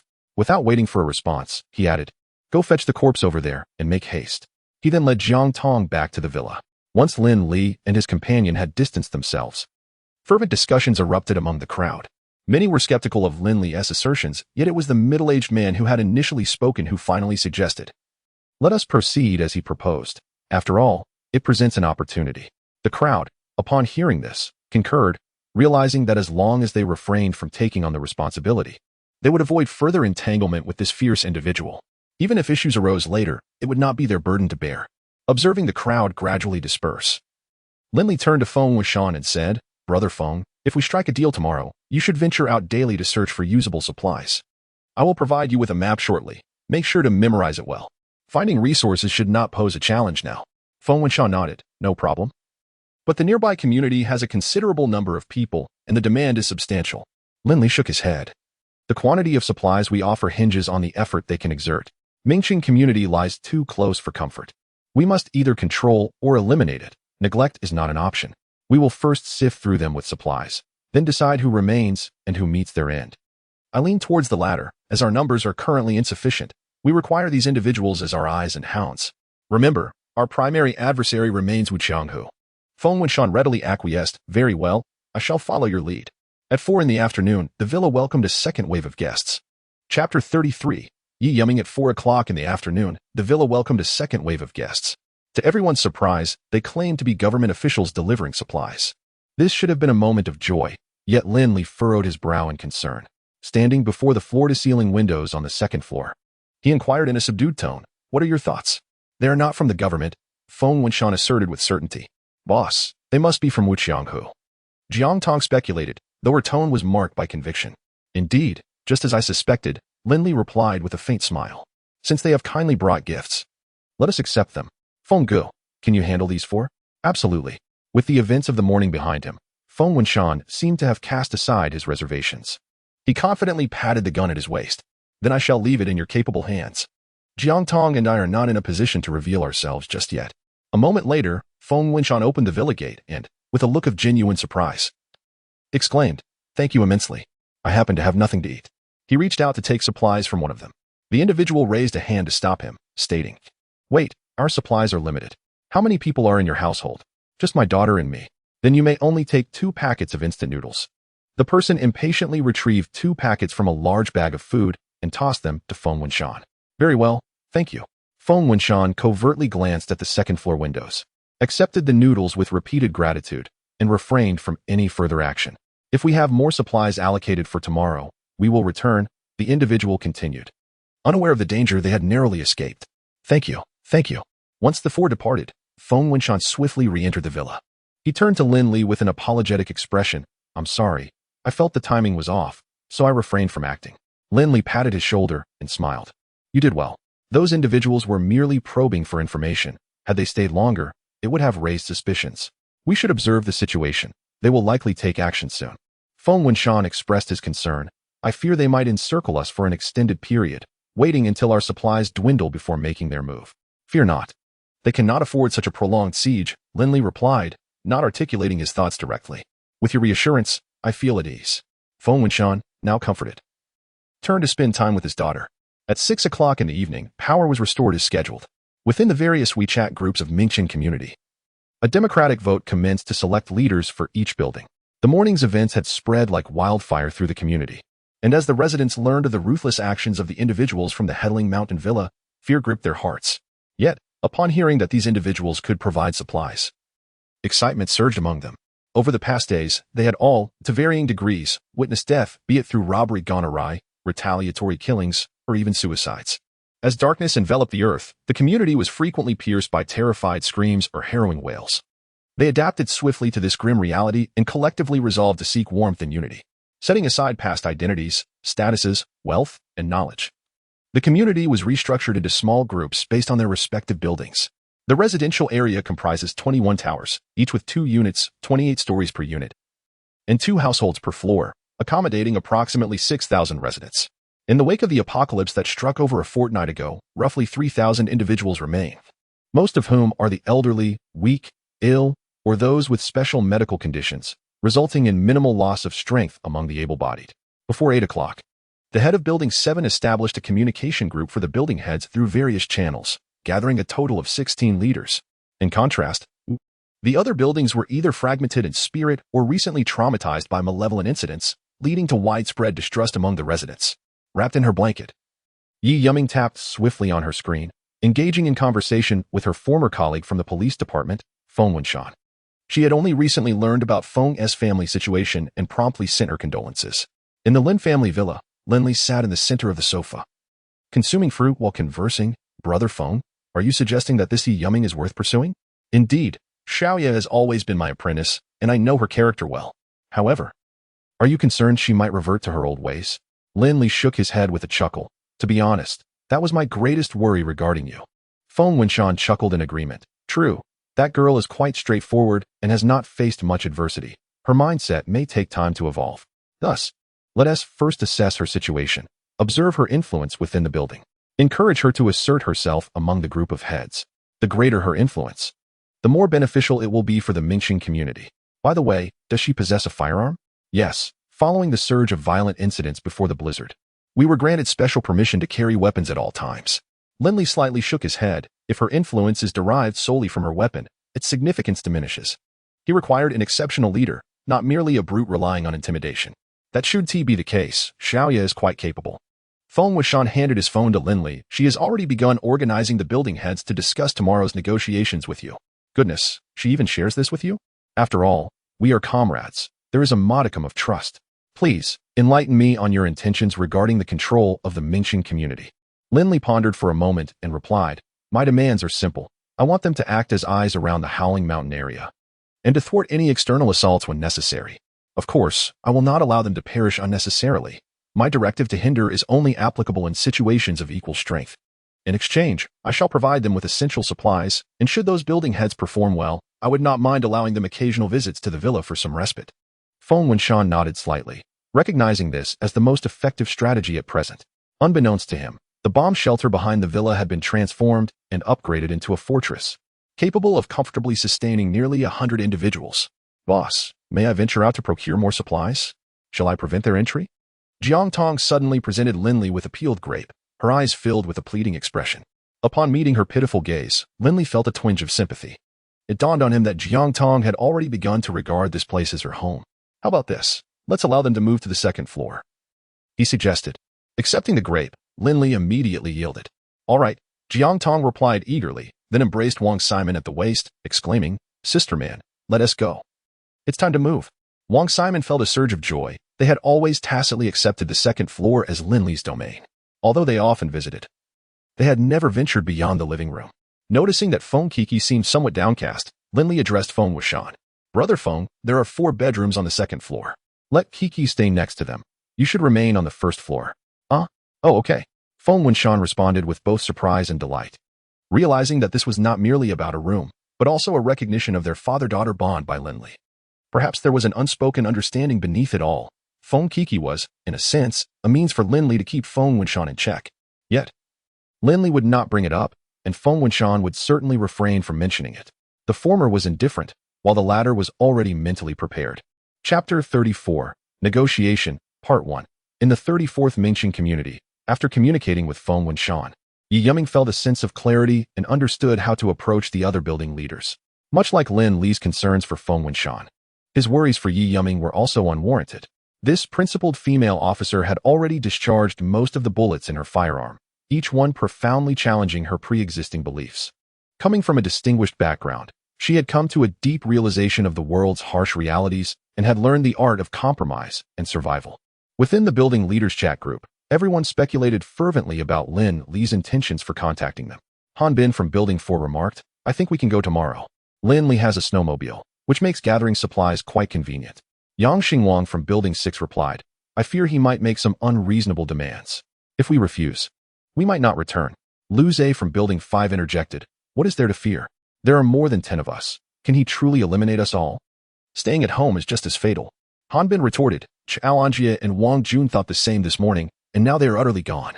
Yi Yiming from Building 7 interjected, there's no point in discussing this further. I have already decided to go. Please state your decisions. Yu Jianqi from Building 11 stated, I will go. Han Bin from Building 4 added, I will also go. The group members began to express their intentions, all deciding to participate in the negotiation with Lin Li. All right, let's meet downstairs at 9 o'clock tomorrow morning. We can discuss any matters on the way, Yi Yiming concluded. Shutting off the group chat. After a moment of hesitation, she sent a friend request to Lin Li using the number provided by Feng Wuxian, who was currently residing in Lin Li's home. As soon as Lin Li accepted the request, Yi Yiming initiated a voice call. But he decisively hung up and immediately placed a video call instead. This was to assert that the initiative lay with him, while also attempting to gauge the other party's circumstances. Yi Yiming felt a tinge of embarrassment. She hadn't groomed herself in days. Her hair was disheveled, and she was still cocooned in her blanket. How could she present herself? Yet, contemplating the resources Lin Li possessed, she reluctantly accepted the video call.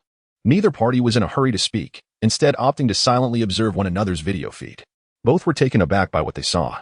Lin Li was surprised by Yi Yiming's dismal condition, while Yi Yiming was astonished by Lin Li's apparent comfort.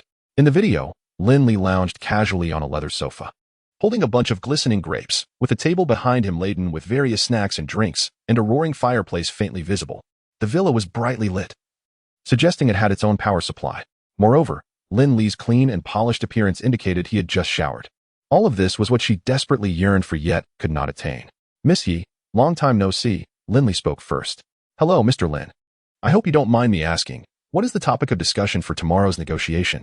The usually confident and poised Yi Yiming felt uncharacteristically flustered, inadvertently using formal address. The theme. Lin Li pondered for a moment and said, "Let us call it mutual coexistence.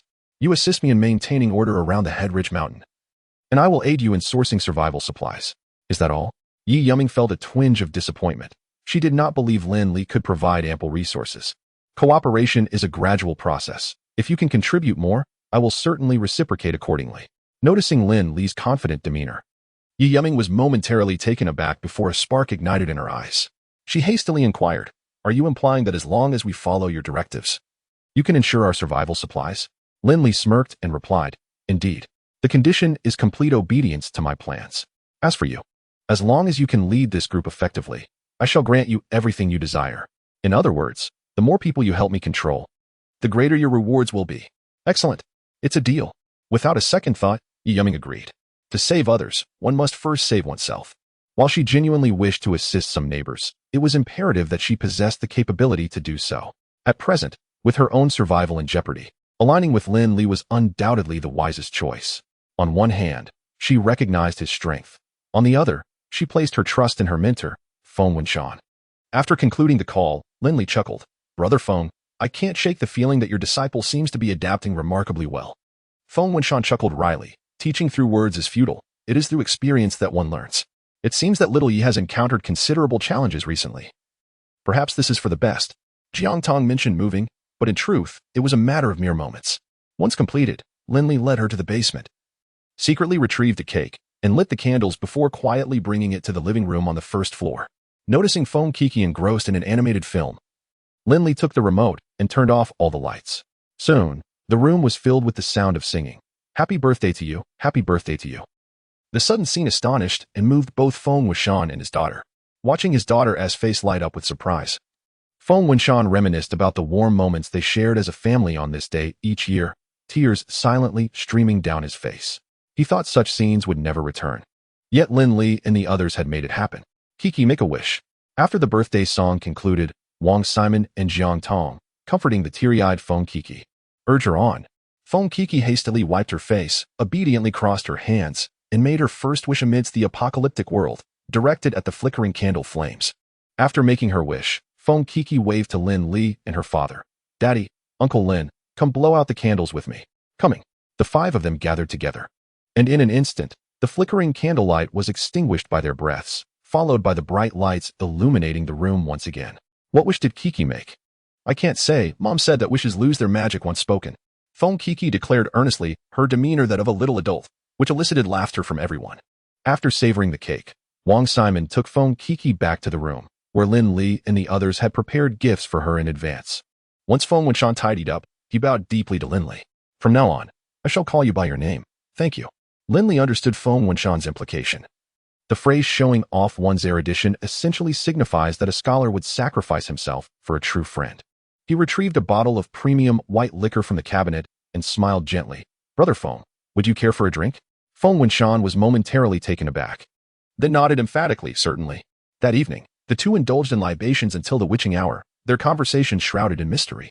When Jiang Tong awoke the following morning, she was greeted by a table laden with snacks that had seemingly materialized from thin air. As the clock approached 9, Yi Yiming donned her attire, splashed her face with some purified water, and secured the door before descending the stairs. Residing on the 12th floor and facing a power outage, she had no choice but to navigate the staircase, illuminating her path with one hand while gripping a firearm with the other. Although she was the nominal building leader, she dared not let her guard down.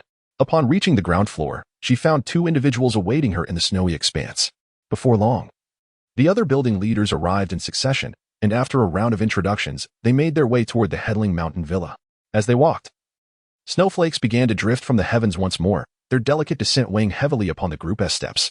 Along the way, the building leaders conferred and selected 3 representatives for negotiation: Yi Yiming from Building 7, Han Bin from Building 4, and Yu Jianqi from Building 11. In the villa on the 2nd floor, Lin Li, Jiang Tong, and Feng Wenshan stood before the floor-to-ceiling windows, quietly discussing the approaching crowd.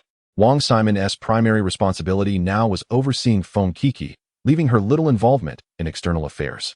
She appeared to be on the path to becoming the villa's chief steward. After a night of camaraderie, Feng Wenshan seemed considerably more at ease. He inquired, "Lin Li, are you truly prepared to let them in?" Lin Li shook his head. It is impossible to admit them all. The Mingqing community is far too populous. I can only continue to sow division among them. The leaders must also be divided. I'll allow a few to enter for now. No promise I make can compare to them witnessing our strength firsthand. Then, they will instinctively know how to act. Unbeknownst to him, Yi Yuming had already undertaken the task of further selection on his behalf. Upon reaching the villa entrance, Yi Yuming addressed the assembly. We will strive to gain entry into the villa. However, the other party will undoubtedly resist allowing us all inside. I propose that the three of us enter to negotiate. Does anyone have any objections?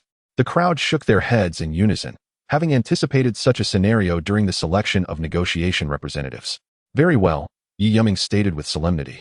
I reiterate that the outcomes of our negotiations must receive your unwavering support. Any dissent will result in immediate expulsion from the team. Understood. No objections here. The assembly readily affirmed. Among them, few possessed genuine insight, and given the gravity of the calamity at hand, even those with their own agendas remained silent. Yi Yuming nodded and pressed the doorbell of the villa. Chapter 35, Negotiation, Part 2. Before long, Lin Li escorted Feng Wuxian to the entrance, both of them carrying several large thermal flasks. With a cheerful smile, Lin Li addressed the group. Thank you all for your hard work. Please enjoy some hot tea to warm yourselves. He then distributed the flasks filled with steaming tea to everyone present. The building supervisors were taken aback by Lin Li's amiable demeanor. They had not anticipated such a thoughtful gesture of providing them with hot tea. In the current climate, a high-end thermal flask with a 3-liter capacity felt like a timely gift from heaven. It is no exaggeration to say that its value now is comparable to that of a vehicle from the past, and yet, it is a rarity in the market. The group, overwhelmed by this unexpected kindness, gratefully accepted the flasks, continually expressing their thanks. Lin Li waved his hand humbly, saying, I prepared this in haste and did not know your preferences. We have coffee, alcoholic beverages, and soft drinks. I hope to treat you all properly in the future. Hanbin opened his flask and greedily inhaled the fragrant aroma of the tea. Lin Li's words struck him as surreal. Was this truly the same cold-hearted figure from yesterday? Others in the group were similarly puzzled, recalling how those who had visited the day before described Lin Li as ruthless. This young man appeared so gentle and amiable, surely. They must have engaged in some unsavory dealings that provoked his ire. Noticing the positive atmosphere, Lin Li continued, as the villa has limited space. I would like a few representatives to join me inside for discussions, while the rest may wait here. Of course. Understood. Mr. Lin, you are too kind. The crowd chimed in enthusiastically, their demeanor reminiscent of encounters with esteemed leaders in the past. It seems that the common people's expectations are not excessively high. Many leaders once feared them due to their own dubious actions. Mr. Lin, we have already selected our representatives on the way here. It will be the three of us. Yi Yuming and her companions stepped forward from the crowd. Perfect. Let us proceed inside, Lin Li replied with a radiant smile. Pleased to find that Yi Yuming was aligned with his thoughts of taking 3 individuals inside. Upon entering the villa's second door, Yi Yuming, Han Bin, and Yu Jinshi were left speechless. The villa was pristine and immaculate, with a temperature comfortably hovering around 20 degrees. A roaring fire blazed in the hearth, and a large screen embedded in the living room wall displayed an animated film. A woman and a young girl were savoring fresh fruits while watching intently. Nearby, a dining table was laden with a sumptuous array of steaming dishes, the delightful aromas wafting throughout the expansive space. The three could not help but inhale deeply, their eyes filled with longing. Gentlemen, please change into these slippers. Jiang Tong, clad in a white combat uniform, presented them with 3 pairs of slippers. The trio snapped back to reality, sheepishly accepting the slippers and changing into them, feeling a bit embarrassed as they glanced at the dirty footprints they had left behind. As Yi Yuming stood up, her gaze lingered on Jiang Tong, recalling a time when she too had dreamed of possessing such high-quality gear. Alas, before she could realize that dream, calamity had struck. In comparison to the striking girl before him, I now feel like an ugly duckling. Come, everyone. Please take a seat and enjoy your meal while we chat, Lin Li called out, being the first to approach the dining table and take his place. Feng Wuxian and Jiang Tong naturally settled beside him. Observing this, Yi Yuming and her companions cautiously occupied the 3 seats opposite Lin Li, their heavy clothing hindering their movements, as they feared toppling the exquisite dishes laid out before them. Lin Li raised his glass with a smile, saying, Welcome, dear guests. I hope we can share such delightful moments in the future. The 3 floor leaders promptly lifted their glasses and drained them in one go. Hanbin smacking his lips in satisfaction. It seems everyone is quite hungry, so let us begin. Please, do not hold back. At Lin Li's invitation, Yi Yuming exchanged glances with her companions, and they all picked up their chopsticks, diving into the feast with fervor. Suddenly, Feng Kiki on the sofa burst into laughter at a scene on the television, causing Yi Yumming and her friends to blush profusely. Noticing that Lin Li and the others remained unfazed, they hesitated for a moment before continuing to eat. After all, with such a sumptuous spread before them, who could afford to worry about appearances? A short while later, Han Bin leaned back in his chair, letting out a satisfied belch. Yi Yumming and Yu Jianqi had long since set down their chopsticks, sipping their hot tea in small sips. Simon, upon hearing Lin Li's call, Wang Simon turned her head to glance back, bringing forth a beautifully arranged fruit platter, followed by a fresh pot of tea. Goodness, is this the life of the affluent? Even calamities cannot shake their financial prowess. The three of them rubbed their bellies, lamenting that had they known, they would have saved some room. Now, they truly could not consume another bite. With a soft click, Lin Li lit a cigarette and spoke slowly. Ladies and gentlemen, it is time we discuss serious matters. At his words, the three who had been reclining in their chairs instantly straightened up, the drowsiness from their full stomachs vanishing. Having just enjoyed a lavish feast, they now regarded the upcoming negotiations with heightened seriousness. Yi Yumming was the first to speak. Mr. Lin, you summoned us. Might we inquire what matters are at hand? Naturally. Matters beneficial to both parties involved, Lin Li replied, casting a glance at Jiang Tong, who understood the cue and rose to lift the carpet beside them, revealing an array of weapons and ammunition hidden beneath. With a clatter, Han Bin and Yu Jianqi sprang to their feet, their eyes wide in astonishment at the mountain of weaponry before them. Mr. Lin, what does this mean? Yu Jianqi stammered. Do not be alarmed. I merely wish to illustrate my difficulties, Lin Li reassured them, calming his hand. What troubles? The three were puzzled, unable to fathom what Lin Li was truly implying. As you can see, aside from personnel, I lack nothing. This villa, which I invested a great deal to construct, is stocked with various supplies, albeit in limited quantities. Henceforth, I will need to venture out in search of resources, which requires manpower. Additionally, the safety of the villa itself necessitates adequate staffing. I have 3 conditions. First, you must provide personnel to help maintain security around the villa. Should an attack occur, your team must come to our aid. Second, your personnel will seek out supplies, and I will assist in transportation, taking a 30% share. Third, you must ensure the safety of the Mingqian community. Upon hearing this, Yi Yumming and the others breathed a sigh of relief, finding it quite manageable. Yu Jianqi inquired, Mr. Lin, what advantages will we gain if we agree to your terms? Lin Li raised 3 fingers. First, should you encounter a shortage of supplies, I can lend you some. Second, I can provide you with weapons for your self-defense. Third, I will extend an invitation for you to visit here. All right, I agree, Han Bin exclaimed eagerly. Yi Yumming exchanged a glance with Yu Jianqi, then promptly indicated their acceptance. I still have some details to discuss. Perhaps you should wait until I finish before making your decision? Though Lin Li had anticipated their eagerness, he was still surprised by how quickly they acquiesced.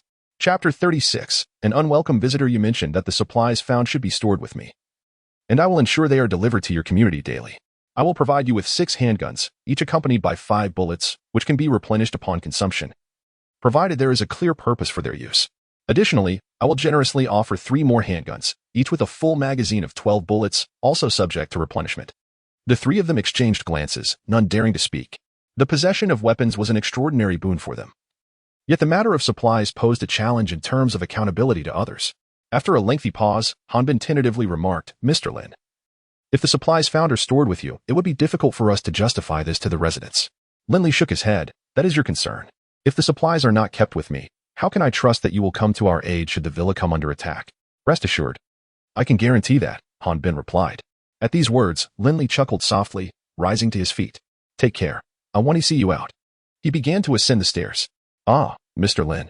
Yu Jianqi reached out, intending to stop him, but before he could extend his hand, Jiang Tong's gun was pressed against his temple. Lin Li restrained Jiang Tong's hand and gestured toward Feng Kiki, who was seated on the sofa. There's no rush. You may return and ponder this matter. Just a reminder, there are other communities nearby. The 3 stood up, yet none moved their feet. Observing Lin Li's retreating figure, Yu Jianqi hastily declared, All right, I agree. And you? Lin Li paused. We also agree. After exchanging a serious glance with Han Bin, Yi Yumming responded solemnly. Excellent. Lin Li snapped his fingers and smiled. From tomorrow onward, you may send people out to gather supplies. Once the first batch arrives at the villa, I will ensure the promised weapons are delivered to you immediately. Feng, please provide them with the prepared walkie-talkies, maps, and aerogel down jackets. He then turned to Yi Yumming and the others. These items are for those seeking supplies. Ensure they are distributed judiciously. as you will be responsible for any issues that arise. Understood, understood. The three of them were pleasantly surprised by this unexpected boon, and smiles began to grace their faces, alleviating much of their earlier reluctance. Outside the villa, as the other community leaders grew impatient, the three representatives emerged, burdened with large bundles of supplies. How did it go? Did you acquire anything of value? Miss Yi, what exactly are you carrying? My goodness, these are all top-tier cold-resistant supplies. Quick, quick, give me 2 sets. Stop fighting over them. We'll discuss this outside. Yi Yiming called out, leading the way out of the villa. The others promptly followed suit. As the chaotic crowd dispersed into the distance, Lin Li inquired, Feng, I leave the affairs of the community in your hands. Can you manage? I will do my best. Feng Wenshan replied, somewhat surprised. You are aware of my spatial capabilities. The supplies within are neither abundant nor scant. Rest assured and pursue your tasks boldly. I will cover any issues that arise. However, Lin Li sheathed the weapon on the ground and pondered, after all, we are outsiders to them. We must cultivate a few reliable allies from within their ranks. Yi Yiming is a promising candidate. You may assess the others. I understand. Feng Wenshan nodded in agreement. There are some things I have yet to express. Among these individuals, you should exercise caution in your selections. Only those with capability and integrity should be entrusted with significant responsibilities. The others should not be taken too seriously. The calamity is merely beginning, and it will only become more arduous. As time progresses, the acquisition of resources will grow increasingly challenging. We cannot sustain such a large number of people. It is imperative to filter through them promptly. I mean, while the numbers can be substantial, the core members must be streamlined and trustworthy. Feng Wenshan wore a serious expression, sensing that Lin Li possessed a profound understanding of the impending disaster, yet he refrained from asking directly, respecting the boundaries of their relationship, an essential aspect of maintaining rapport, which he comprehended well. Barely an hour had passed since the residents of Mingqing community departed, when another group arrived to distribute supplies. This time, there were at least 20 individuals, led by someone known to Jiang Tong. His name was Lu Dong, one of Wu Qianghu's trusted confidants. Trouble is brewing. Lin Li murmured softly, weighing the pros and cons of allowing these newcomers to stay. At that moment, his satellite phone rang. Without needing to glance, he knew it was Lu Ming calling, as he was the sole individual privy to that number. After the call, Lin Li couldn't suppress a smile. Noticing the look of confusion on Jiang Tong's face, he playfully pinched her delicate nose and said, prepare accordingly. We shall keep them all here, as we are expecting guests soon. Jiang Tong barely flinched at his playful gesture, but upon hearing the latter part of his statement, she felt a twinge of displeasure. However, witnessing the genuine joy radiating from Lin Li's face dispelled her discontent, and she quickly composed herself, retreating to fetch her sniper rifle.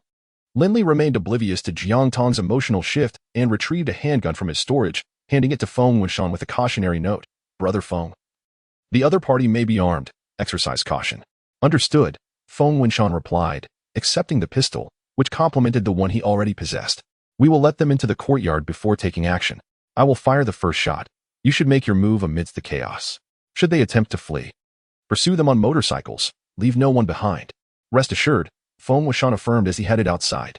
Lu Dong surveyed the village structure with great satisfaction, contemplating how his boss, Tiger, had cultivated a few blossoms here. Seizing the place for himself would not be a bad idea, even if it meant merely acquiring a few vases for decoration.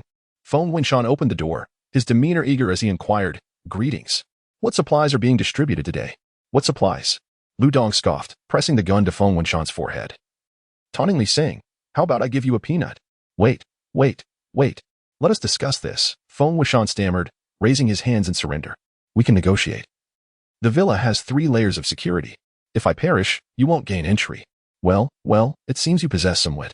In that case, open the door obediently, and I shall spare your life. Lu Dong chuckled, completely dismissing Feng Wenshan.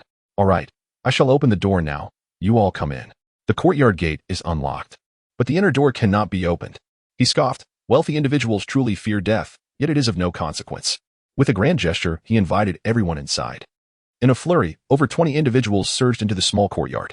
Hurry up, do not play tricks, or I shall end your life on the spot. Bang, rat-a-tat-tat. No sooner had the words left his mouth than a gunshot rang out, followed by a barrage of gunfire that erupted like firecrackers. On the roof of the villa, Lin Li, having dealt with Lu Dong, replaced his weapon with an AK-47 and joined Jiang Tong in the merciless assault. Within mere seconds, they had eliminated all the occupants in the courtyard.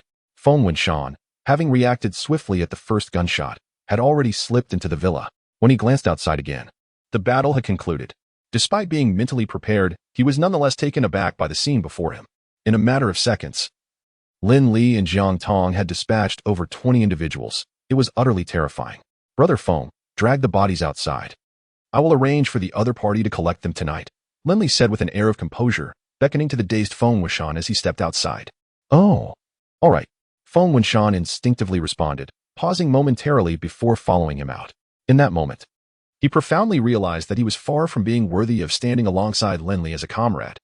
The reason Lin Li had so decisively spared Wu Qianghu's men was due to Lu Ming's earlier phone call, indicating that their brothers were en route to Lingen. Chapter 37 Contract Mingqing Community. Observing the eager building managers hoarding resources for themselves, Yi Yuming felt a deep sense of helplessness. Natural disasters, while indeed formidable, still present a possibility of triumph. However, once humanity succumbs to selfishness, one may not even realize when they have buried themselves. Those individuals before her, reveling in their self-satisfaction, must be ousted at the earliest opportunity, otherwise they will drag others into the abyss.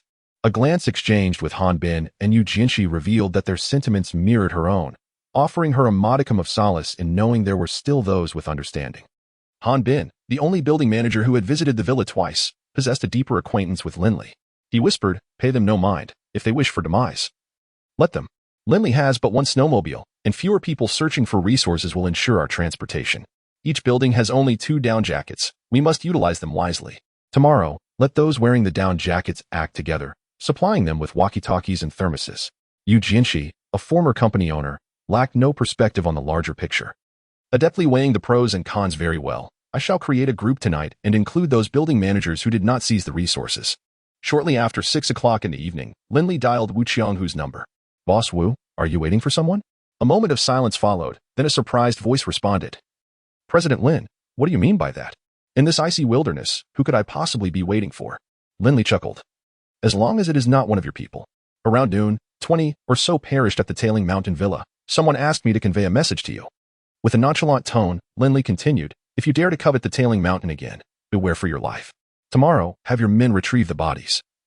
If you do not comply, consider it a declaration of war." Wu Qianghu abruptly rose from his sofa, exclaiming, "Lin, do not overstep." Lin Li retorted, "What are you saying?" "Mr. Wu? I am merely delivering a message. Whether you heed it is entirely up to you. Should you have time, feel free to visit Yinqing. Goodbye." As Wu Qianghu opened his mouth to respond, Lin Li hung up the phone. He gripped his mobile device tightly, a familiar feeling of humiliation washing over him once more. When he had been required to relinquish personnel and weapons, it had felt the same. Who would have thought the tides would turn? And he would still dare to be so arrogant? Truly, he was oblivious to the meaning of peril. But who bestowed upon him such audacity? Was it not he who occupied the Tailing Mountain Villa?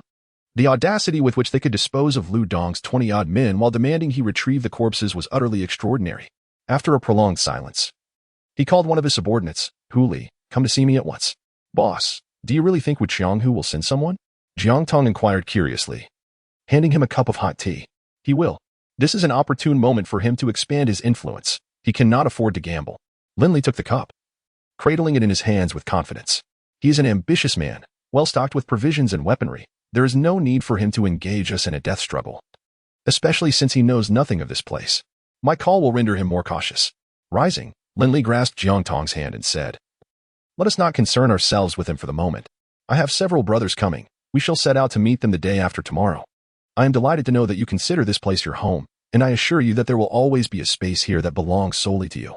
Jiang Tong's spirited visage visibly flushed with color. Summoning her courage, she lifted her gaze to meet Lin Li's eyes and said, "Boss, you previously asked me to amend the contract. May I change it now?" "Of course." Lin Li beamed, playfully squeezing her delicate hand. Jiang Tong, her cheeks tinged with shyness, wriggled free from his teasing grasp and hurried back to her room. Before long, she returned with a beautifully crafted card. Biting her rosy lip, she presented the card to Lin Li with both hands, her face alight with hope, saying, "Boss, please sign." Upon taking the card, Lin Li was momentarily taken aback. It bore a few poignant words. "Together in life and death, never to part for 1,000 years, Jiang Tong." Realizing the depth of her feelings, an unprecedented emotion blossomed within him, swiftly permeating every cell of his being. Raising his gaze, he caught Jiang Tong's cautious yet hopeful expression, and he strained the muscles around his eyes, fighting back the warmth that threatened to spill forth. "Jiang Tong," Lin Li rasped. "Yes? I cannot sign." "Oh. Why are you just standing there? Bring me a pen." "Oh, right." Jiang Tong's heart, which had just plummeted, soared back to the heavens in an instant. She joyfully dashed back to her room. When she reappeared, she was utterly transfixed. Before the floor-to-ceiling window, Lin Li cradled a pristine wedding gown in his hands, atop which rested a pair of crystal shoes, alongside the already signed contract. Together in life and death, never to part for 1,000 years. Lin Li, Jiang Tong. I believe you should try this on today. Let us see if it fits, Lin Li said, approaching Jiang Tong with an exceptionally gentle smile. Jiang Tong covered her lips in disbelief as tears cascaded down her cheeks. Throughout her training, she had donned countless identities and attired herself in various garments. Yet she had never envisioned the day she would wear this exquisite ensemble, nor had she ever dared to dream that a beloved would present her with a wedding gown. Gently, Lin Li brushed away the tears from her face with the hem of the dress, resting his palm against her small head and softly chiding, "If you cry, you won't look beautiful." The power of his words was profound. Jiang Tong quickly lowered her head, clutching the wedding gown as she fled in haste. This scene unfolded before Wang Simon downstairs, whose gaze was a tapestry of envy, disappointment, and blessings. After 10 o'clock that night, the city succumbed once more to darkness. As people curled up in their blankets, fretting over the morrow's sustenance, a candlelit dinner for two drew to a close in a miniature villa nestled within the air raid shelter. Jiang Tong, having shed the wedding gown, donned a cheap ham meticulously chosen by Lin Li, which accentuated her curvaceous figure flawlessly. Lin Li was attired in a casual suit selected after several hours of deliberation by Jiang Tong, showcasing his tall stature and handsome, masculine aura. In the dim light, the flickering red candles slowly burned, and the dancing flames gradually ignited the fervent emotions shared between the two. After savoring the last sip of red wine, Lin Li embraced Jiang Tong's slender waist, leaning in to whisper in her ear, "You shall stay here tonight." "MHM." Jiang Tong tilted her head back, her enchanting eyes shimmering with a blend of tenderness, anxiety, and resolve. Before such beauty, Lin Li found himself at a loss for words. He lowered his head to kiss her cherry lips, eliciting a soft sigh from Jiang Tong as her hands gradually encircled Lin Li's strong waist, responding with a clumsy yet fervent passion. The following day, Lin Li slowly withdrew his tingling arm, reaching out to gently stroke the sleeping beauty's delicate nose. Unable to suppress a confident smile, there was no mystery to it. Last night's endeavors had been a series of triumphant victories. Had he not been mindful of their nascent acquaintance, he could have charged in and out with even greater fervor. Chapter 38. The illusion of inflated promises. Upon returning to the villa, the snow continued to fall outside. Feng Wuxian had just finished his patrol and, noticing Lin Li's lackluster demeanor, playfully remarked, "You can't escape from here, so take it easy." Lin Li stretched lazily and shrugged. "It's just my extraordinary talent at work." As someone with experience, Feng Wuxian shook his head slightly. "You'll come to regret that." He then adopted a serious expression. "I've received word from the Mingxin community this morning. Their people have already gone out to search for supplies and will contact me with any updates." Lin Li produced a can of nourishing soup seemingly from nowhere. Sipping it while he spoke, the walkie-talkies given to them are of high quality, with a signal range of about 3 kilometers. You should have them leave someone to assist every 2 to 3 kilometers for easier communication. The snowmobile is in the garage. It's yours to use from now on. There are several barrels of number 50 diesel in the basement. Let me know when you run out. When you go out, take your weapons and remember, your life is the priority. Don't take unnecessary risks. Feng Wuxian felt a warm glow at these words. He had long recognized that despite Lin Li's sometimes ruthless nature, he was generally very kind to those around him. Whether it was Wang Simon or her father, he had consistently provided whatever supplies they needed without hesitation. "Rest assured, I will do my utmost to manage this situation for you." "Very well. I need to go out tomorrow. I'm entrusting the affairs at home to you." After finishing his soup, Lin Li presented a large platter of barbecued delicacies, including grilled kidneys, lamb treasures, oysters, and chives. Feng Wuxian declined the invitation to dine, suggesting, "If there's anything you need me to handle, you shouldn't risk going out yourself. This matter truly requires my attention. When I return, you will see a significant leap in our capabilities. Just stay safe." After Feng Wuxian departed, Wang Simon approached Lin Li, straightforwardly expressing her desire to learn marksmanship. Taken aback, Lin Li nevertheless readily agreed. "Since you are keen, merely learning marksmanship is far from sufficient. You must also familiarize yourself with various weapons and enhance your physical fitness, including combat skills and cold weaponry. I will arrange for Jiang Tong to instruct you." "No need. I will speak to her myself," Wang Simon replied, tossing her ponytail with a hint of pride as she left. What was that all about? Lin Li bit into a piece of lamb treasure, scratching his head in confusion. Once he had eaten his fill and freshened up, he returned to the air raid shelter, contemplating a morning exercise session with Jiang Tong. However, upon hearing this, she immediately pleaded for mercy. Recalling the clusters of winter sweet on the sheets from the previous night, He scolded himself for lacking sympathy. Consequently, he abandoned the idea and instead prepared an array of exquisite breakfast items, laying them out on the dining table. After a flurry of activity, he gathered toiletries and various garments for Jiang Tong, including 7 or 8 sets of her favorite pajamas. However, he discreetly included a few personal items, such as stockings in various colors. Jiang Tong nestled in her blanket, peeking out with a joyful smile as she watched Lin Li busily preparing, her face radiating profound happiness. Around 1 in the afternoon, a large group of people approached from the north. Upon witnessing the heap of corpses not far from the villa, they fell silent and departed without uttering a word. Not a single soul dared to step over the bodies.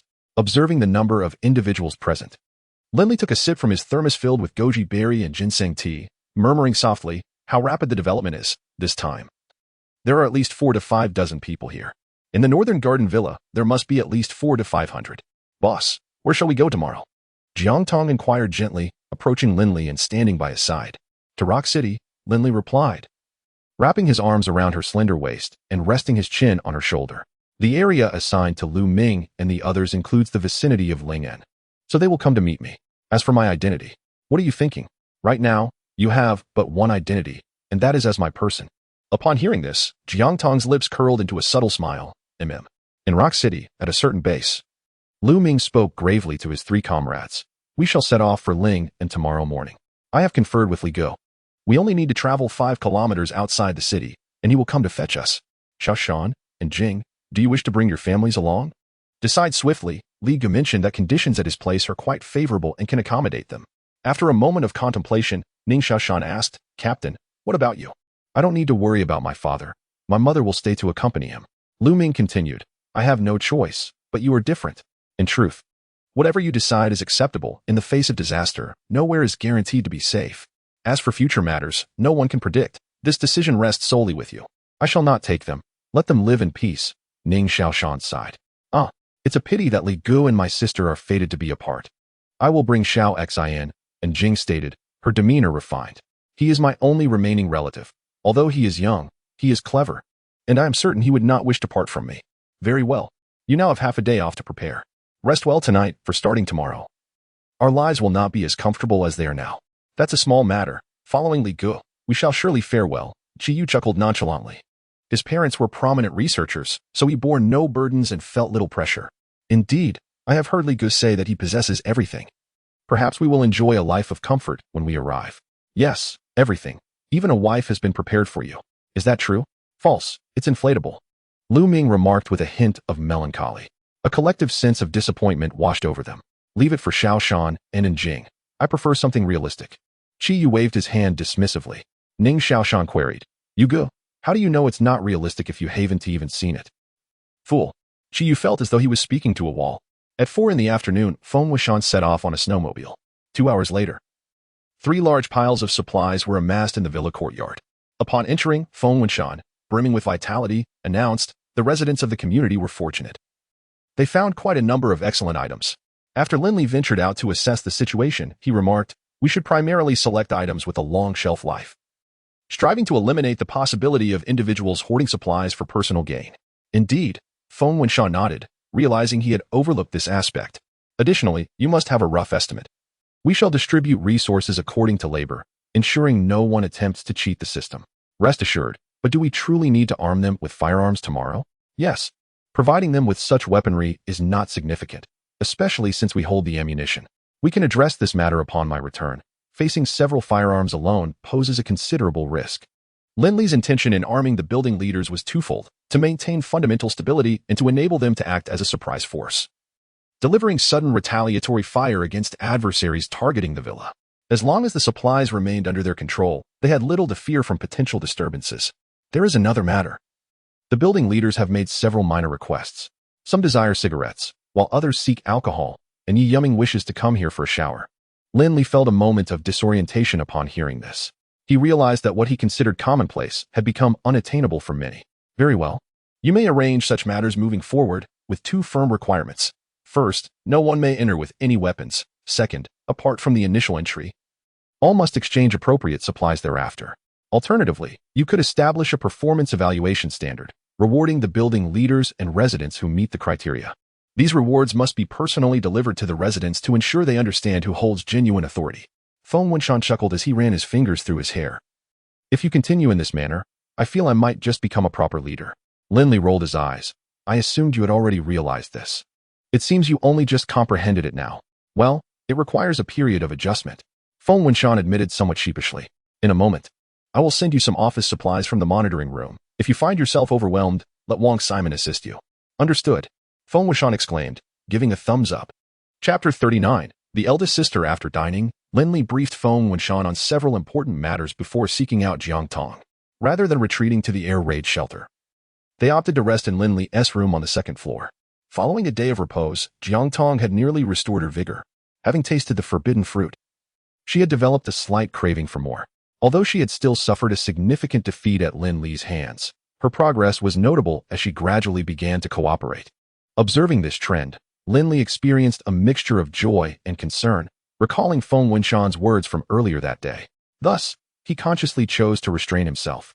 After all, should he impart all his techniques to her, future encounters would lack much of their allure. Lin would never admit that he feared a repeat of Natalia's fate, unable to withstand the pressure in the future. In the midst of this, Wu Qianghu, feeling exasperated, pushed aside the small celebrity who had been bustling about in front of him for quite some time. Lighting a cigarette, he feigned profundity, stating, "You should return. I've suddenly remembered something important."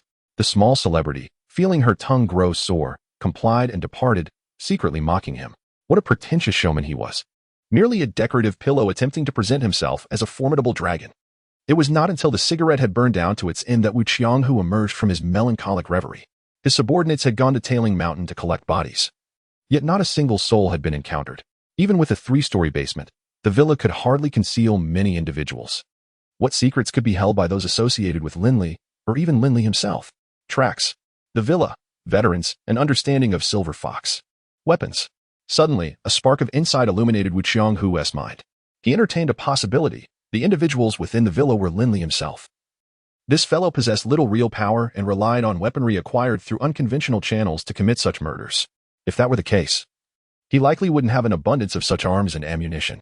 Indeed, during moments of clarity, a man's mind operates far more effectively. Wu Qianghu's conjecture was not far from the truth. He simply remained unaware of how thoroughly prepared Lin Li truly was. Even if it were just him and Jiang Tong. No matter how superior their weaponry, they would be unable to withstand an assault from dozens. This made sense. Lin Li pretended to relay messages for others while claiming he was in Yin City, all the while fearing that Wu Qianghu would orchestrate a large-scale attack on his villa, which surely housed numerous valuable items. The more Wu Qianghu contemplated this, the more plausible it became, and as he considered the possibility of the opponent possessing an armored vehicle, his excitement grew. He resolved to personally lead a team the following day to probe the situation. The next morning, Lu Ming and his team of 5 departed their base silently, heading towards the outskirts of Lingen. They were neither the first nor the last to leave. Having taken this decisive step, their guiding principle was reduced to 8 words: conserve strength and act according to the situation.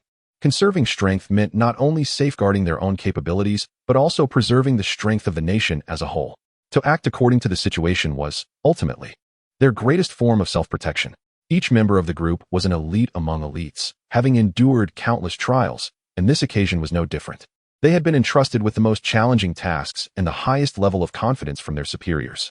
Meanwhile, Lin Li and Jiang Tong departed from the villa, venturing towards Rock City amidst the steel jungle blanketed in snow.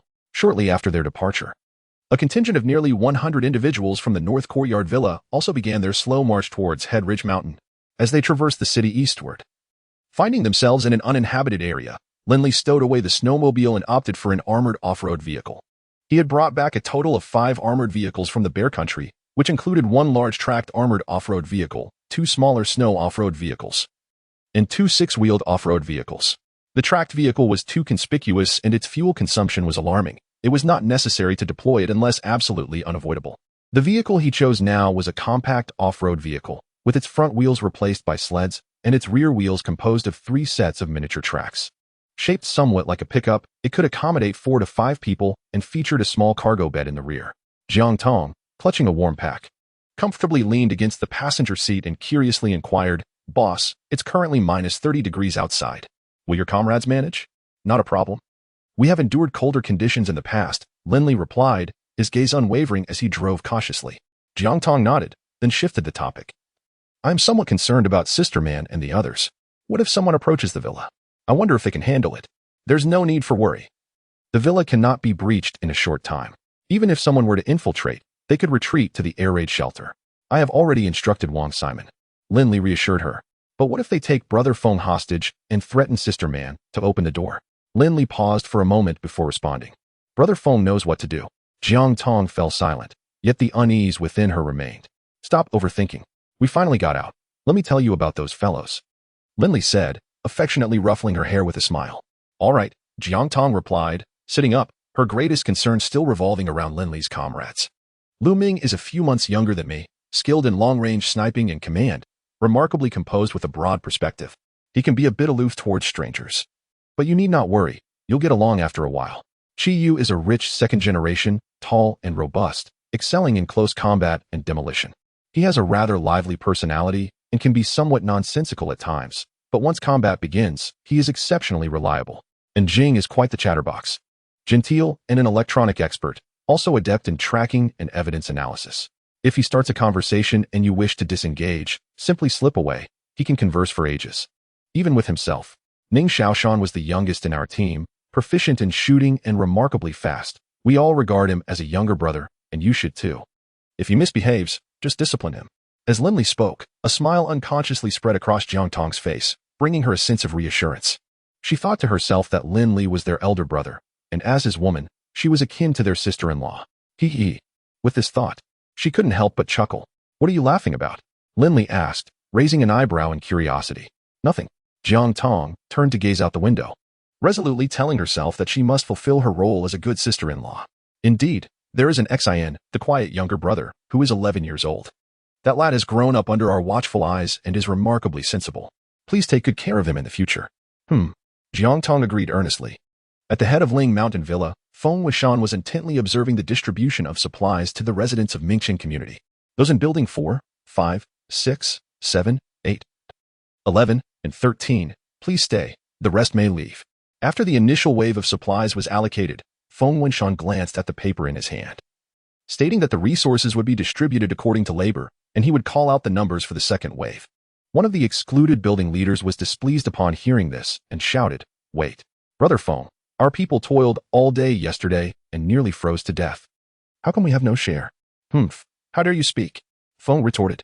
The winter supplies given to us by Lin Li were meant for our expeditions in search of resources. Yet, you have hoarded both sets for yourselves. While your residents barely managed to survive the cold and scarcely found anything. Before Feng could respond further, Han Bin directly slapped the building leader in front of everyone. Not satisfied, he turned to a few pitiful individuals beside him and said, I advise you residents of Building 16 to promptly elect a new leader. A person of such character will eventually lead you to ruin. Upon hearing this, the few individuals glared at their building leader in discontent and silently departed with their supplies. Chapter 40. Enemy attack. Han Bin continued. With Lin Li and Brother Feng's assistance, our days have improved slightly. Some individuals should not underestimate others or treat them as fools. The building manager's face darkened, and with a huff of anger, he pursued the residents within his building. Feng Wishan discreetly cast a look of appreciation at Han Bin, who accepted it with poise. Just yesterday, Han Bin and his companions considered it a boon to have fewer buildings to scavenge for supplies, as it would ensure the safe transport of the resources they discovered. To their surprise, Feng Wishan's snowmobile proved exceptionally reliable. Equipped with a large bag that facilitated swift and stable transport, they soon revised their perspective. After all, the more supplies they gathered, the greater their bargaining power. As everyone wished for a better existence. Once the others departed, Feng Wishan distributed the second wave of supplies. After several residents from various buildings left cheerfully with their bounty, he addressed the remaining building manager. Lin Li has stated that as long as you all work diligently, feel free to voice any requests.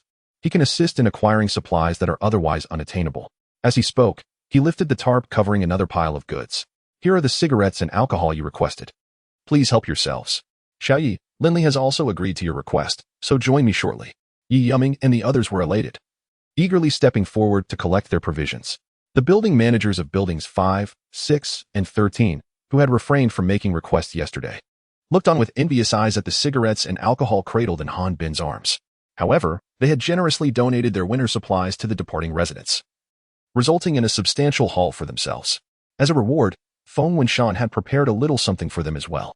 You all performed admirably. Everyone gets a share. Really? Thank you, Brother Phone.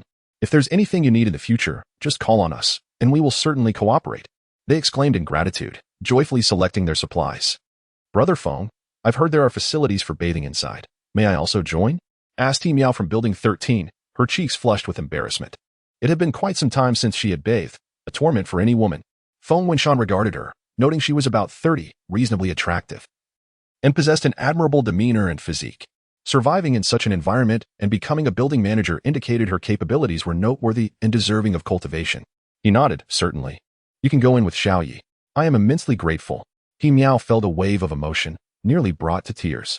She had never imagined that even a simple bath would require someone else's benevolence. Once the others departed contentedly, Feng Winshan closed the courtyard gate and led the two women through the first door of the villa. In the 7-meter-long corridor, he suddenly drew a gun, pointing it at Yi Yuming and He Miao. Place all your weapons here. You may retrieve them upon exiting. Yi Yuming was unfazed and cooperatively produced her handgun and a dagger. He Miao followed suit, beginning to extract her belongings. A dagger, a scalpel, pepper spray, a stun baton. Feng Winshan and Yi Yuming exchanged incredulous glances. I'm a doctor. Living alone, it's quite reasonable to carry these items. Wouldn't you agree? He Miao asked timidly. Reasonable, Feng Winshan conceded. Feng and you nodded in unison. Upon entering the villa, Feng Winshan instructed Wang Simon to guide the two of them to take a bath. In the bathroom, He Miao, while washing, found herself in tears.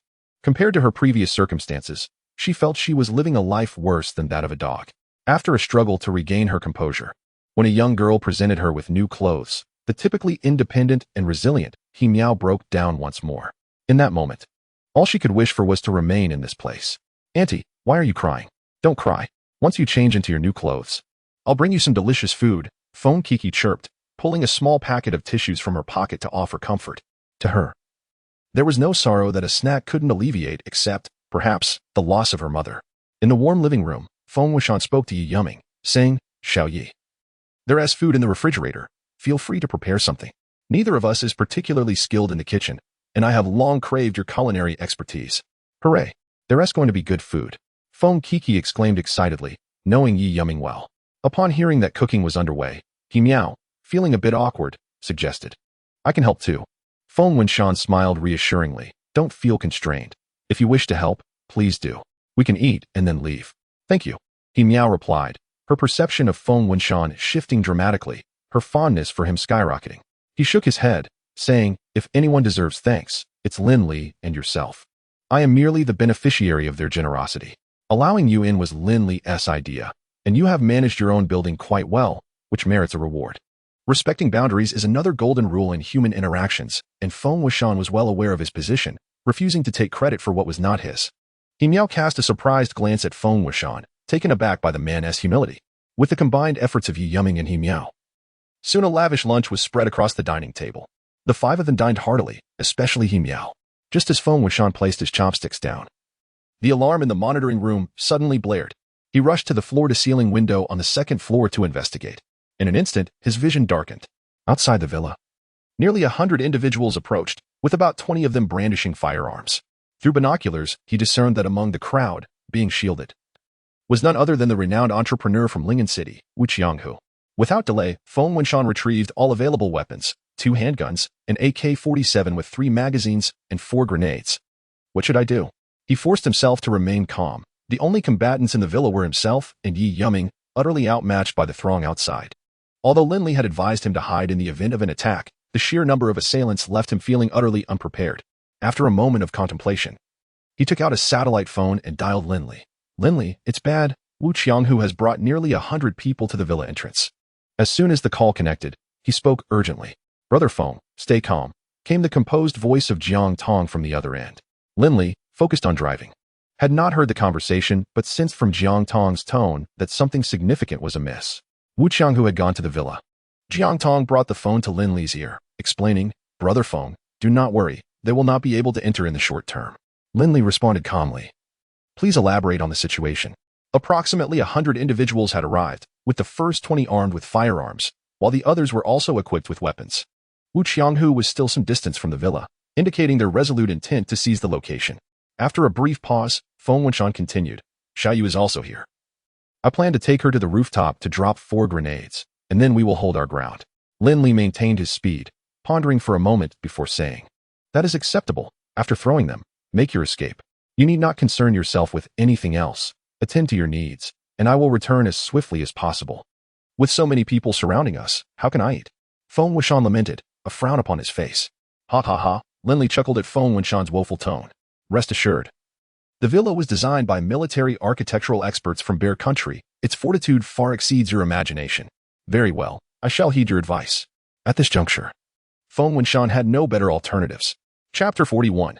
Dodiju Wuqianghu gazed at his subordinates, who were leaping about in the distance, with an expression of mild exasperation. The villa before him stood as formidable as a steel fortress, and the 20-odd men seemed utterly incapable of devising a means of entry. At that moment, a voice called out from the crowd, "Look, someone's on the roof." No sooner had the words left his lips than the figure atop the roof hurled down several objects resembling green apples before vanishing from sight. What on earth? One of the younger gang members prodded the strange items on the ground with his foot. Boom, boom, boom, boom. Just as the young man's foot made contact, the grenades exploded. In the blink of an eye, bodies were sent soaring, and amidst the chaos, he fleetingly perceived his own legs flying farther than those of others. The shockwave from the explosion swept over Wu Qianghu, who instinctively took several steps back. Once he regained his composure, his face drained of color. Scattered around the villa lay a dozen mangled corpses, some of which, whether by fortune or misfortune, were still alive. Their bodies grievously injured yet emitting mournful wails. Wu Qianghu felt a mixture of concern and pity. He wondered whether the firearms in the hands of those individuals had been damaged. As for the lives lost, he paid them little mind. After all, in this apocalyptic era, people were a dime a dozen. As long as one had a gun in one hand and provisions in the other, acquiring more followers was hardly a challenge. Once he steadied himself, he bellowed, "What are you all dawdling about for? Keep thinking of a way in. Whoever opens the villa door first will be rewarded with a villa of their own, and supplies will be abundant." His subordinates, shaken by the explosion, remained hesitant and timid in the face of Wu Qianghu's command. No one was foolish. While resources were undeniably valuable, one also needed to be alive to enjoy them. Another explosion would send them spiraling to their demise, rendering any amount of supplies utterly meaningless. Seeing their reluctance, Wu Qianghu's face darkened as he shouted, "Huli." "Yes, Brother Hu," came the reply. "Select 20 individuals to go forth.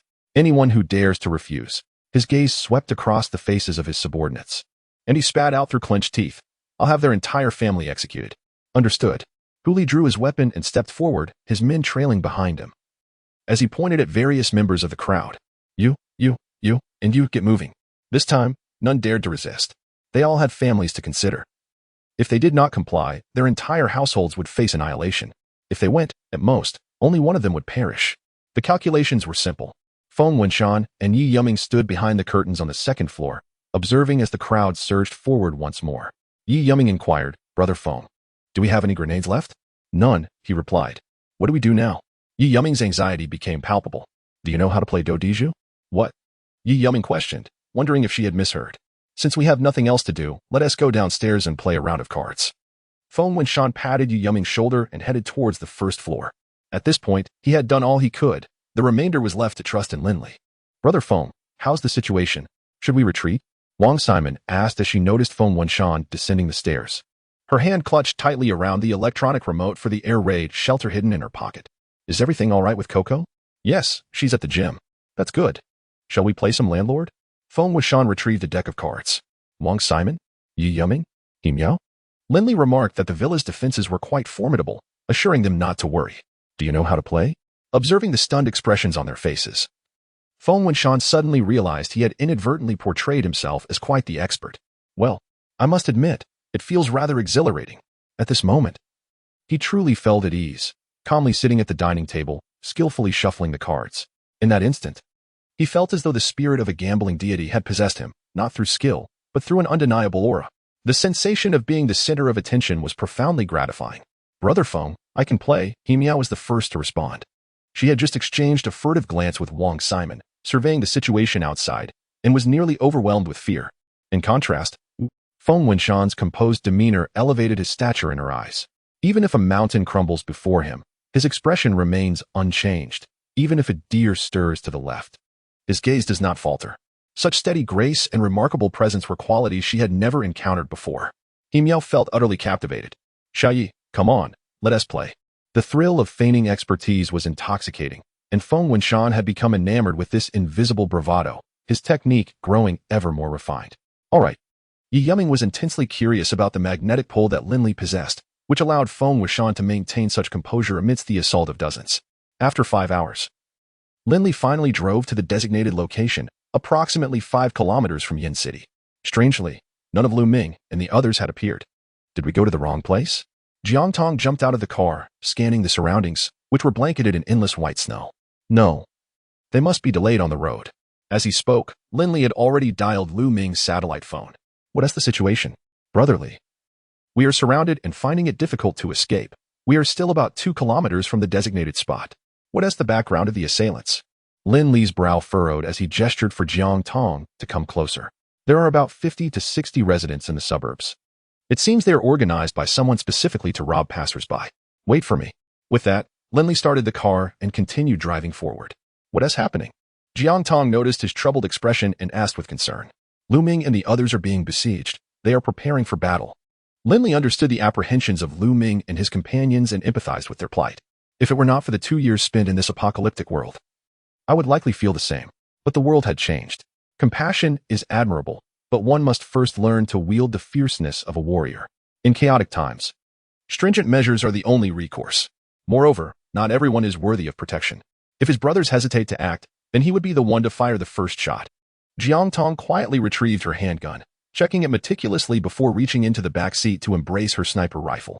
Murder posed no challenge for her. Before Lin Li, she could embody a delicate woman, yet in the face of her adversaries, she would eternally be the Silver Fox assassin. Moments later, numerous figures emerged on the straight path ahead. Lin Li slowed the vehicle and retrieved binoculars for a closer inspection. Lu Ming and his companions found themselves encircled in the midst of the road, their weapons steadfastly aimed away from the crowd. Anchi was desperately attempting to explain something, though her efforts bore little fruit as the throng grew increasingly menacing, brandishing knives, watermelon cutters, and other weapons. Beyond the crowd, 3 armed men vociferously incited the masses. Lin Li halted the car and instructed, "You disembark. Seek an opportunity to eliminate those 3 gunmen while I proceed to rescue them." Understood. Jiang Tong leapt from the vehicle, nimbly ascending a snow mound in the roadway, setting up her sniper rifle. She deftly plucked a few feathers from her hat and tossed them into the air. Lin Li revved the engine and, with a surge of power, barreled towards the crowd. Upon hearing the roar, the mob turned in unison to investigate. Bang! As the car closed in within approximately 30 meters of the throng, one of the armed men had a significant portion of his shoulder blown away, sending him hurtling backwards. Observing that the vehicle showed no signs of deceleration, panic ensued among the crowd. Once they managed to evade, they were met. Chapter 42. Convergence in a matter of mere seconds. Only Lu Ming and his companions remained on the road. Li Gu, Li Gu, Li Gu. Upon sighting Lin Li, the group erupted with joy, their relief palpable as they rushed towards him. Lin Li embraced each of them warmly and, in a playful gesture, lifted an Xin, pulling his hat down over his eyes with a grin. A child's eyes should not witness the affairs of adults. An Xin, undeterred, clung tightly to Lin Li's neck.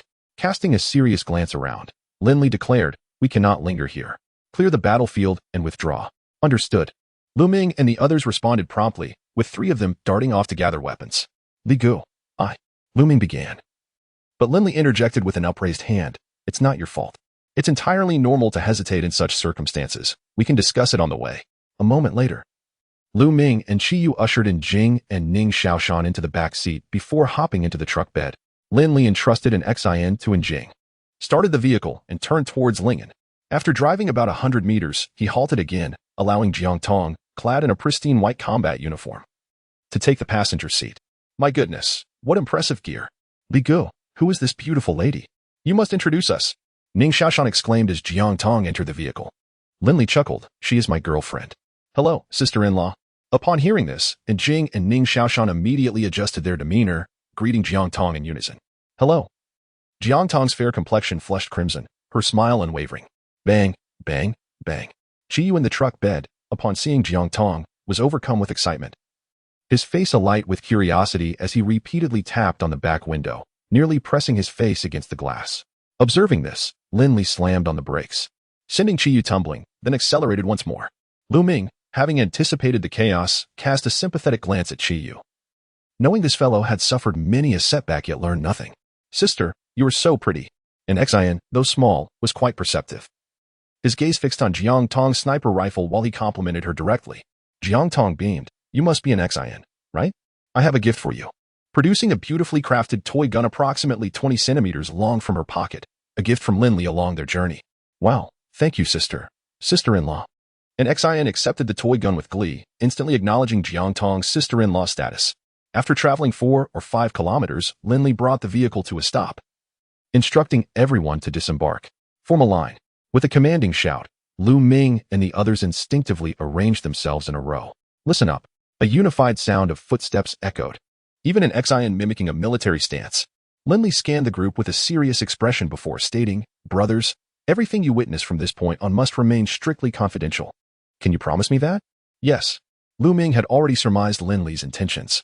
Without further ado, Lin Li raised his hand, retracting a compact snowmobile into his spatial storage.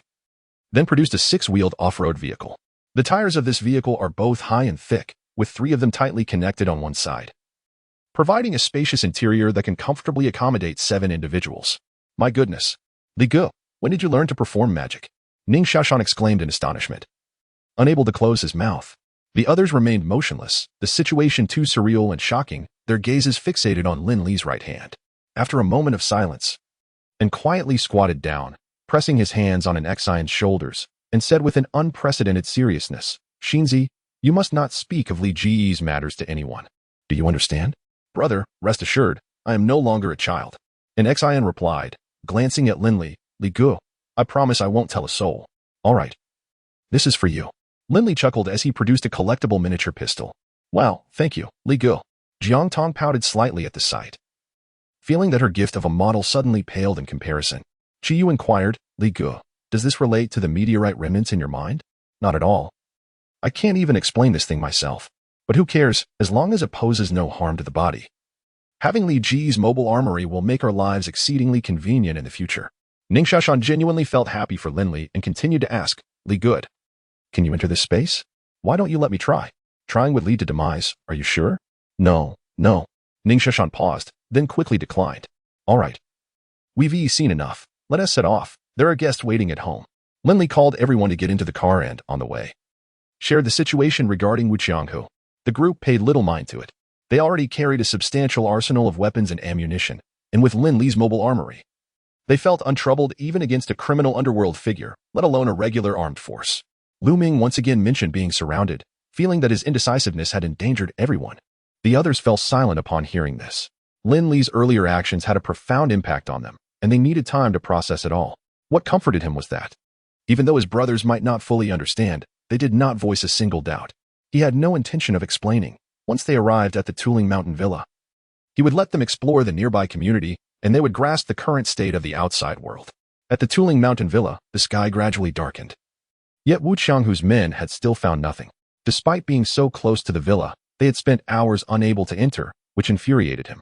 Brother Hu, it's getting dark. What do you think? Hu Li cautiously suggested. Wu Qianghu, hands on hips, glanced up at the darkening sky and ordered, withdraw. Go back and gather tools. We will return tomorrow. Even if it takes chiseling bit by bit, I want that villa opened. Understood.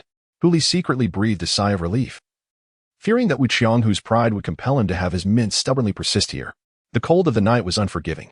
After several attempts, Wu Qianghu had concluded that Lin Li was indeed inside the villa, and he believed there was no one else with him. According to his subordinates, the individuals who had previously thrown grenades were a man and a woman, leading him to suspect it was Lin Li and Jiang Tong. Let you frolic for another day. Tomorrow marks your demise. With a grim glance at the villa, Wu Qianghu returned to the North Garden Villa accompanied by dozens of his cold and hungry subordinates. They're really gone, Wang Simon exclaimed excitedly as she dashed down the staircase, calling out to the 3 still engrossed in their game of cards. Really? The trio sprang to their feet in unison, rushing toward the 2nd floor. As Feng Wenshan took a few steps, he remembered his current persona and immediately slowed his pace, adopting an air of nonchalance. His sudden halt caught He Miao off guard, causing her to collide forcefully with his back. Feng Wenshan stumbled from the impact of her resilient form, and before he could react, He Miao had toppled him to the ground. I'm so sorry. Are you all right? He Miao quickly rose, her cheeks flushed with a mix of anxiety and embarrassment. I'm fine. Feng Wenshan awkwardly waved his hand, abandoning his persona as he hurried up the stairs. Wow, they really left. Lin Li's architect is truly remarkable, Feng Wenshan exclaimed with genuine awe. Indeed. Yi Yuming and He Miao nodded repeatedly, their eyes widened by the day's events, growing increasingly envious of those residing in the villa. Brother Feng, those people have departed. We should return as well. Thank you for today. Please extend my gratitude to Lin Li, Yi Yuming said earnestly. Yes, yes, thank you, He Miao echoed, bidding farewell. Very well, take care on your way back. The likelihood of them lying in wait outside is minimal, but remain vigilant for any potential surveillance. Feng Wenshan cautioned as he escorted the two out of the villa. Upon exiting the small courtyard, even with prior mental preparation, the sight of the scattered debris was overwhelming, prompting both to gag involuntarily. After a considerable time, they finally supported each other as they departed. Chapter 43, The Obstructive Students. As soon as the two departed, Feng Wenshan promptly called Lin Li. Upon hearing that Wu Qianghu had retreated, Lin Li expressed his disappointment. He had intended to seize the opportunity to eliminate his adversary. But to his surprise, that fellow had escaped rather quickly. Nevertheless, it mattered little. Given Wu Qianghu's character, he would undoubtedly return, perhaps even presenting himself at their doorstep the very next day. He remarked, Brother Feng, don't bother cooking tonight. Wait for me to return, and we shall dine together. Very well, we shall await your return. Do take care on the road, came the reply. Brotherly, can your villa accommodate so many of us? An Xian inquired curiously. With your kind, it could house 200. It even boasts a gym, a swimming pool, a home theater, and a game room, plenty for your entertainment. You're boasting. Can your place possibly be better than a guest house? An Xian was not convinced, and aside from Jiang Tong, the others in the vehicle thought Lin Li was merely jesting with an Xian. You young lad possessed limited experience. Lin Li chuckled heartily, offering no further explanation. He was eager to witness the astonished expressions on their faces upon entering the shelter. As the group engaged in conversation, they swiftly arrived at Lingen City. Just as their vehicle entered the old town, Lin Li noticed a row of makeshift roadblocks ahead, with puncture strips scattered on the ground. It had been perfectly fine when they departed that morning, yet within half a day, a blockade had materialized. Jiang Tong exchanged a glance with Lin Li and quietly brandished his handgun. They both understood that this was likely a targeted ambush. Brotherly, is something amiss?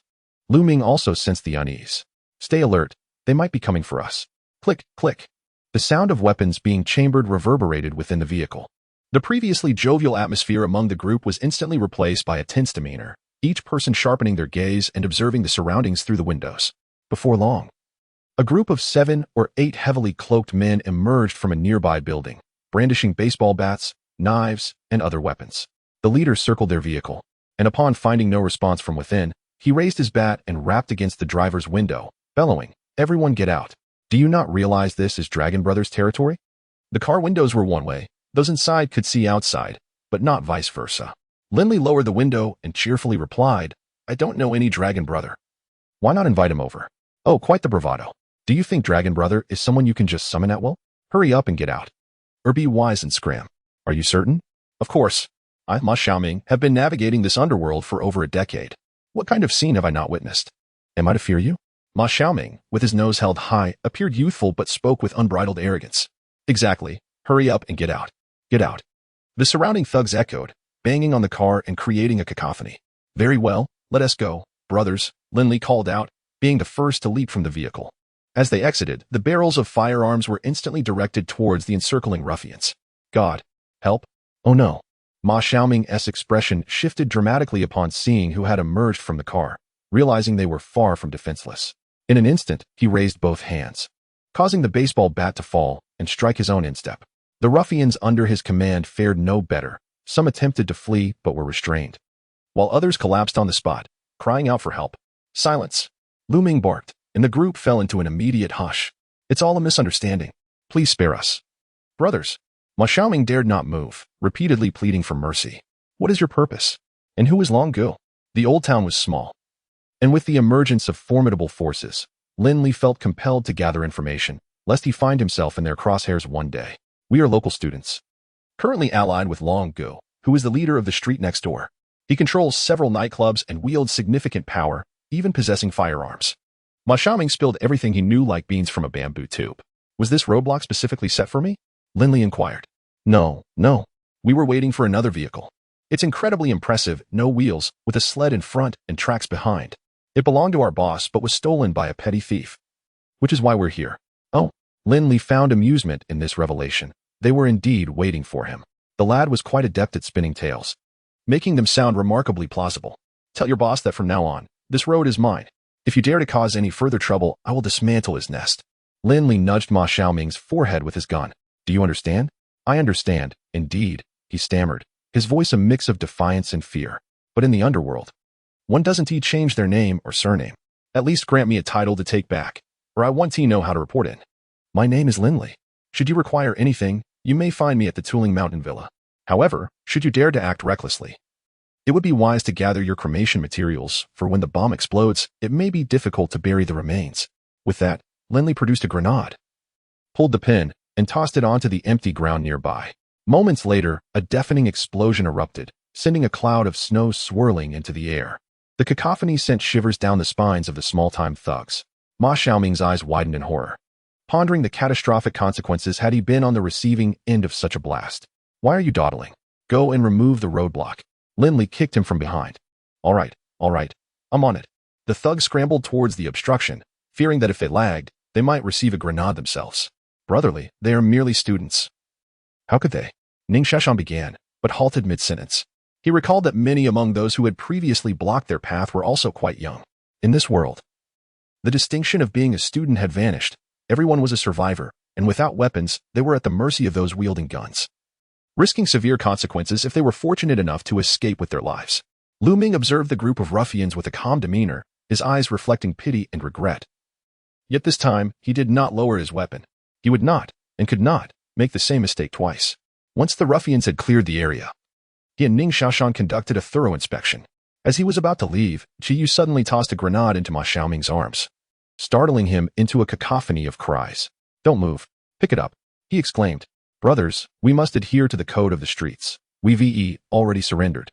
You cannot kill us. As he scrambled, Ma Xiaoming shouted, with a sigh of resignation. Qiyu had no choice but to retrieve the grenade himself and tuck it into Ma Xiaoming's pocket. This is a gift from my brother Li to your brother Long. Ensure you deliver it to him personally. Seeing that the grenade had not detonated after a considerable duration, Ma Xiaoming finally breathed a sigh of relief. Wiping away the tears and snot from his face, and puffing out his youthful chest with pride. Rest assured, I, Ma Xiaoming, will accomplish this. Brothers, take care. Quite interesting. Lad, as long as you steer clear of wrongdoing, should you encounter insurmountable obstacles, you may seek me out at Tailing Mountain, Qiyu replied, exuding an air of carefree nonchalance as he elegantly leapt into his vehicle and departed. Li, is it too much trouble? Qiyu asked with a hint of embarrassment once they were inside the car. It's nothing to worry about, Lin Li replied, already accustomed to Qiyu's unconventional ways. Brother Xiaoming, you were truly impressive. You even dared to carry a grenade. Once the vehicle had vanished from sight, the small-time thugs gathered around Ma Xiaoming.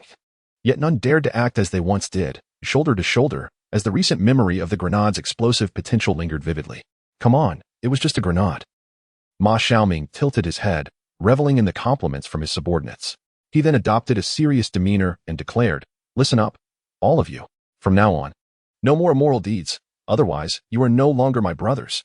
Brother Xiaoming, you needn't worry, I wouldn't dare. Brother Xiaoming, you don't have to say it. My parents won't let me either. Brother Xiaoming, you are the leader. I will follow your lead. Indeed, Ma Xiaoming drew out his words, gravely stating, those individuals are not to be trifled with. We may very well need to rely on them for survival in the future, so do not take this lightly. What about Brother Long? Return and tell him the truth. Just say we were frightened and lost our nerve, unable to face him again. The mountains are high and the roads long. It is time to part ways. Starting tomorrow, we shall form our own team to scavenge for supplies.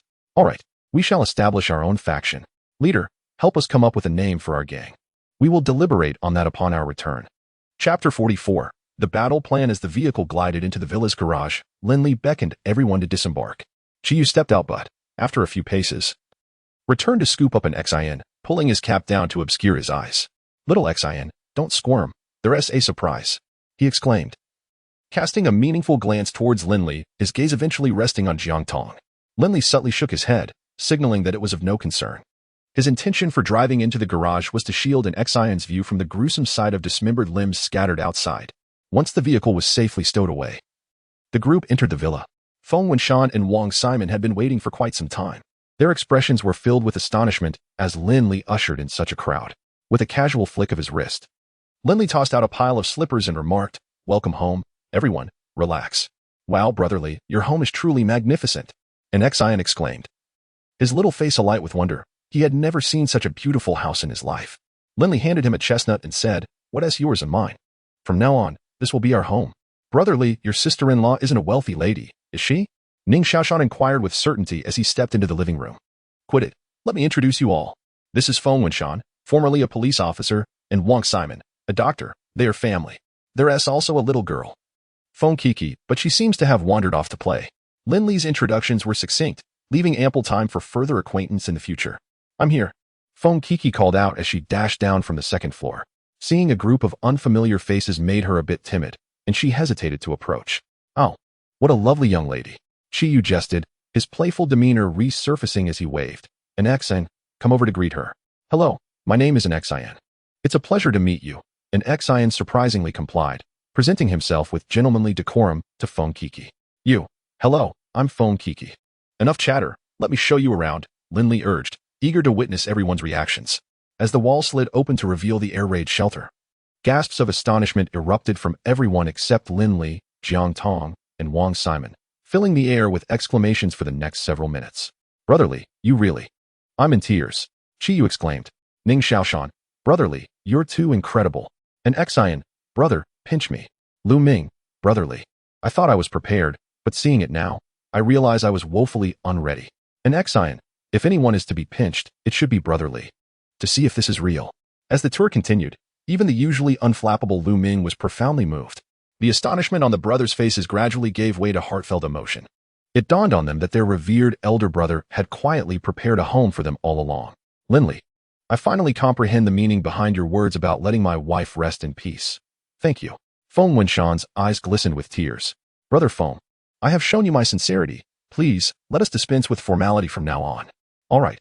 Feng Wenshan grinned widely, his heart swelling with satisfaction as he beheld his daughter's radiant smile illuminated by the bright lights.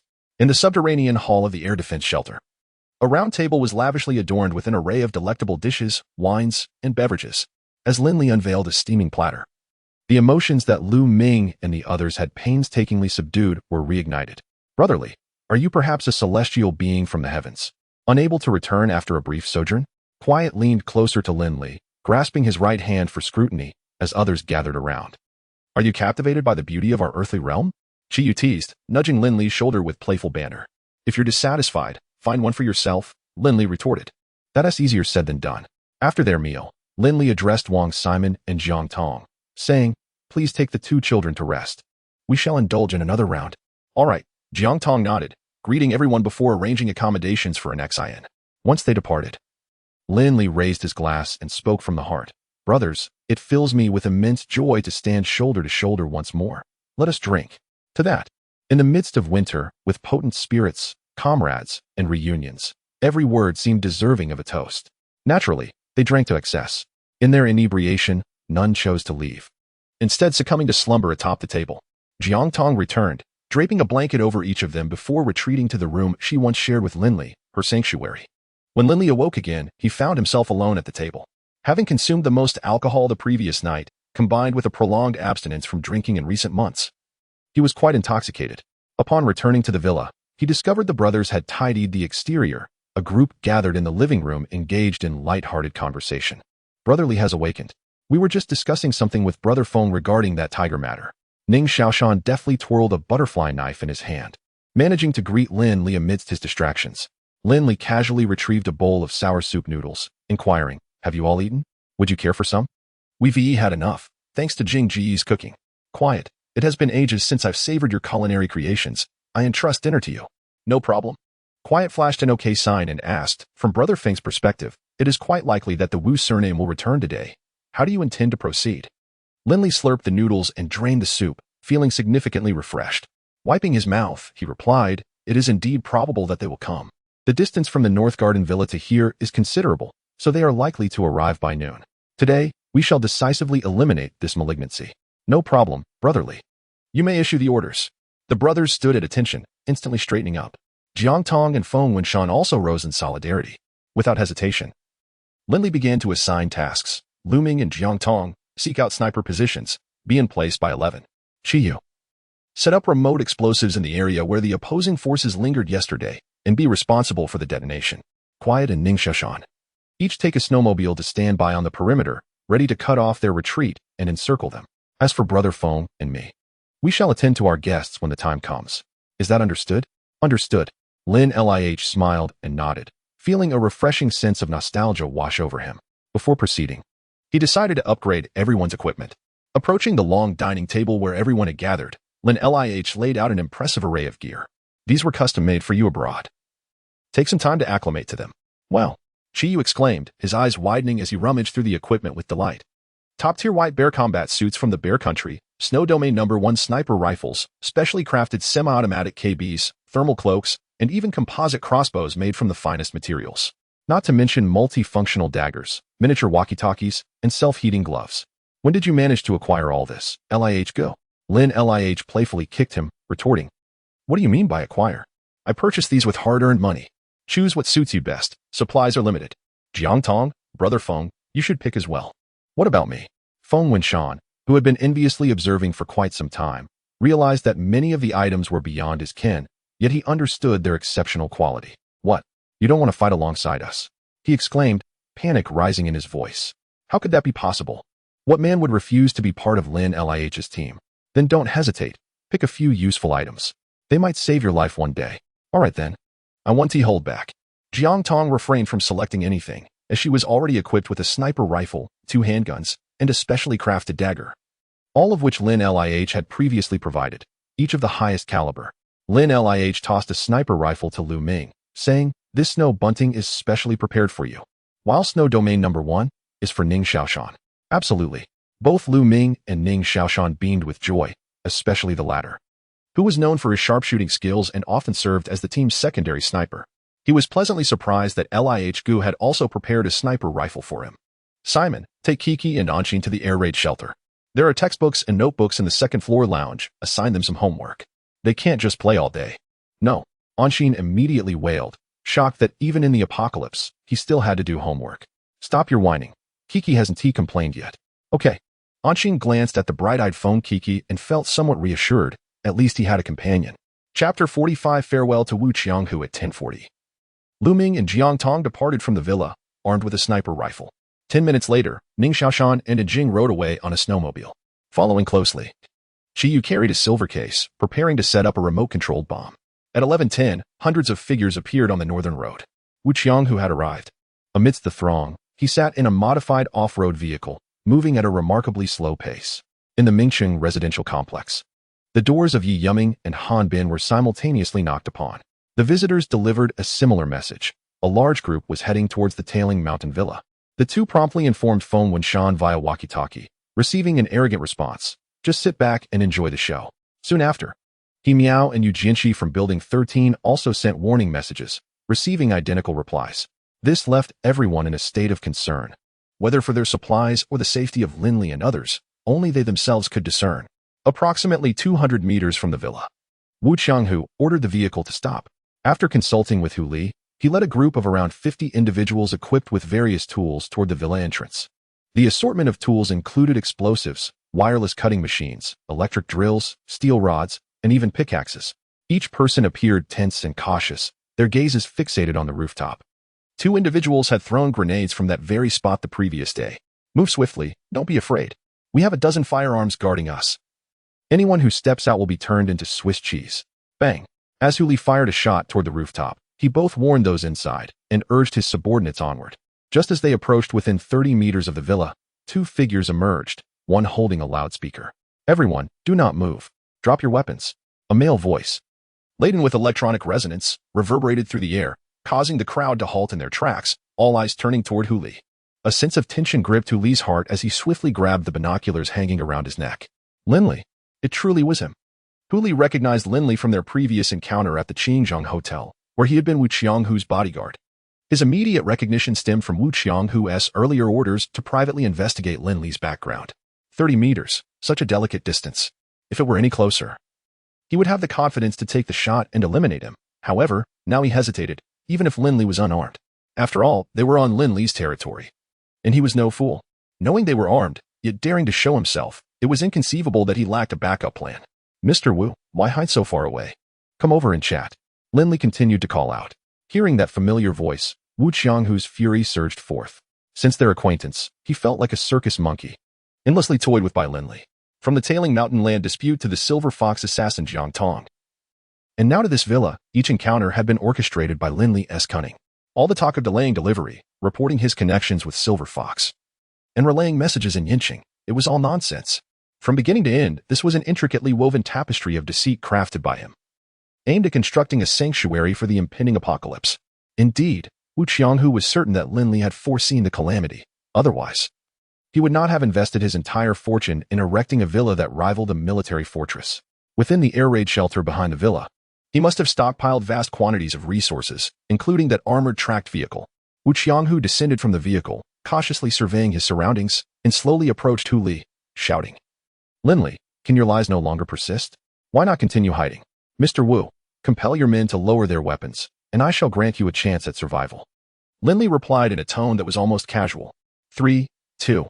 You think I can be intimidated, Lin? Spare me the theatrics. Suddenly, a deafening bang echoed, and Hu Li's head exploded, showering Wu Qianghu with warm blood and brain matter. A ringing in his ears ensued as Wu Qianghu, momentarily dazed, collapsed into the snow. What a close call. The first thought that surged through his mind upon regaining composure was relief. A sniper. The chilling realization that a sniper was present sent a shiver down his spine. He stared blankly at Hu Li's lifeless body, repeatedly murmuring to himself, "There is indeed a sniper. Mr. Wu, the ground is cold. Be wary of catching a chill. Will you not order your men to lay down their arms? I shall resume my count." Wu Qianghu opened his mouth, but before he could utter a word, the gunfire erupted again. Bang! Another armed subordinate fell. A victim of the same fate. Lu Ming produced a miniature walkie-talkie, exclaiming, "Sister-in-law, excellent marksmanship." Meanwhile, Jiang Tong, blending with the snow, smirked upon hearing this. "How on earth did you start counting from the very beginning?" Wu Qianghu, his face a mask of despair, hung his head low. With 2 of his men shot dead, it was evident to all that he could not ensure his own safety, prompting many to abandon their weapons and retreat. "Do not move. Whoever moves shall die." The commanding voice from the loudspeaker resonated with an almost magical authority, freezing everyone in their tracks. Moments later, a few individuals at the back of the line quietly crouched down, preparing to flee amidst the chaos.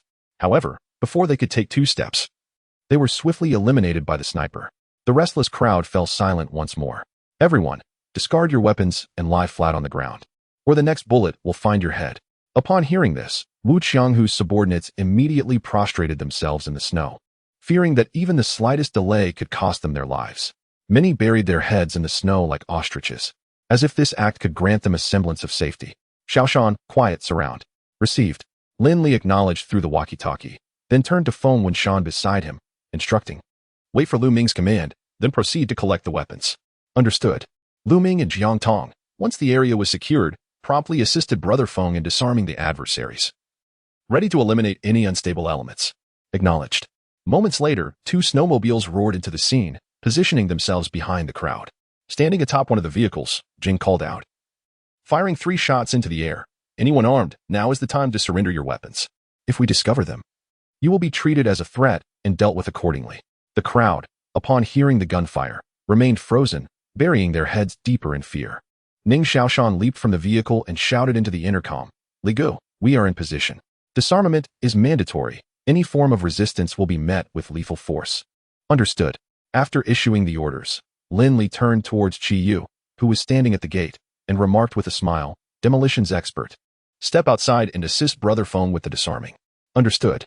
Qi Yu replied listlessly. This engagement had yielded him no spoils, rendering it rather unexciting. Although he acquiesced reluctantly, his movements were brisk.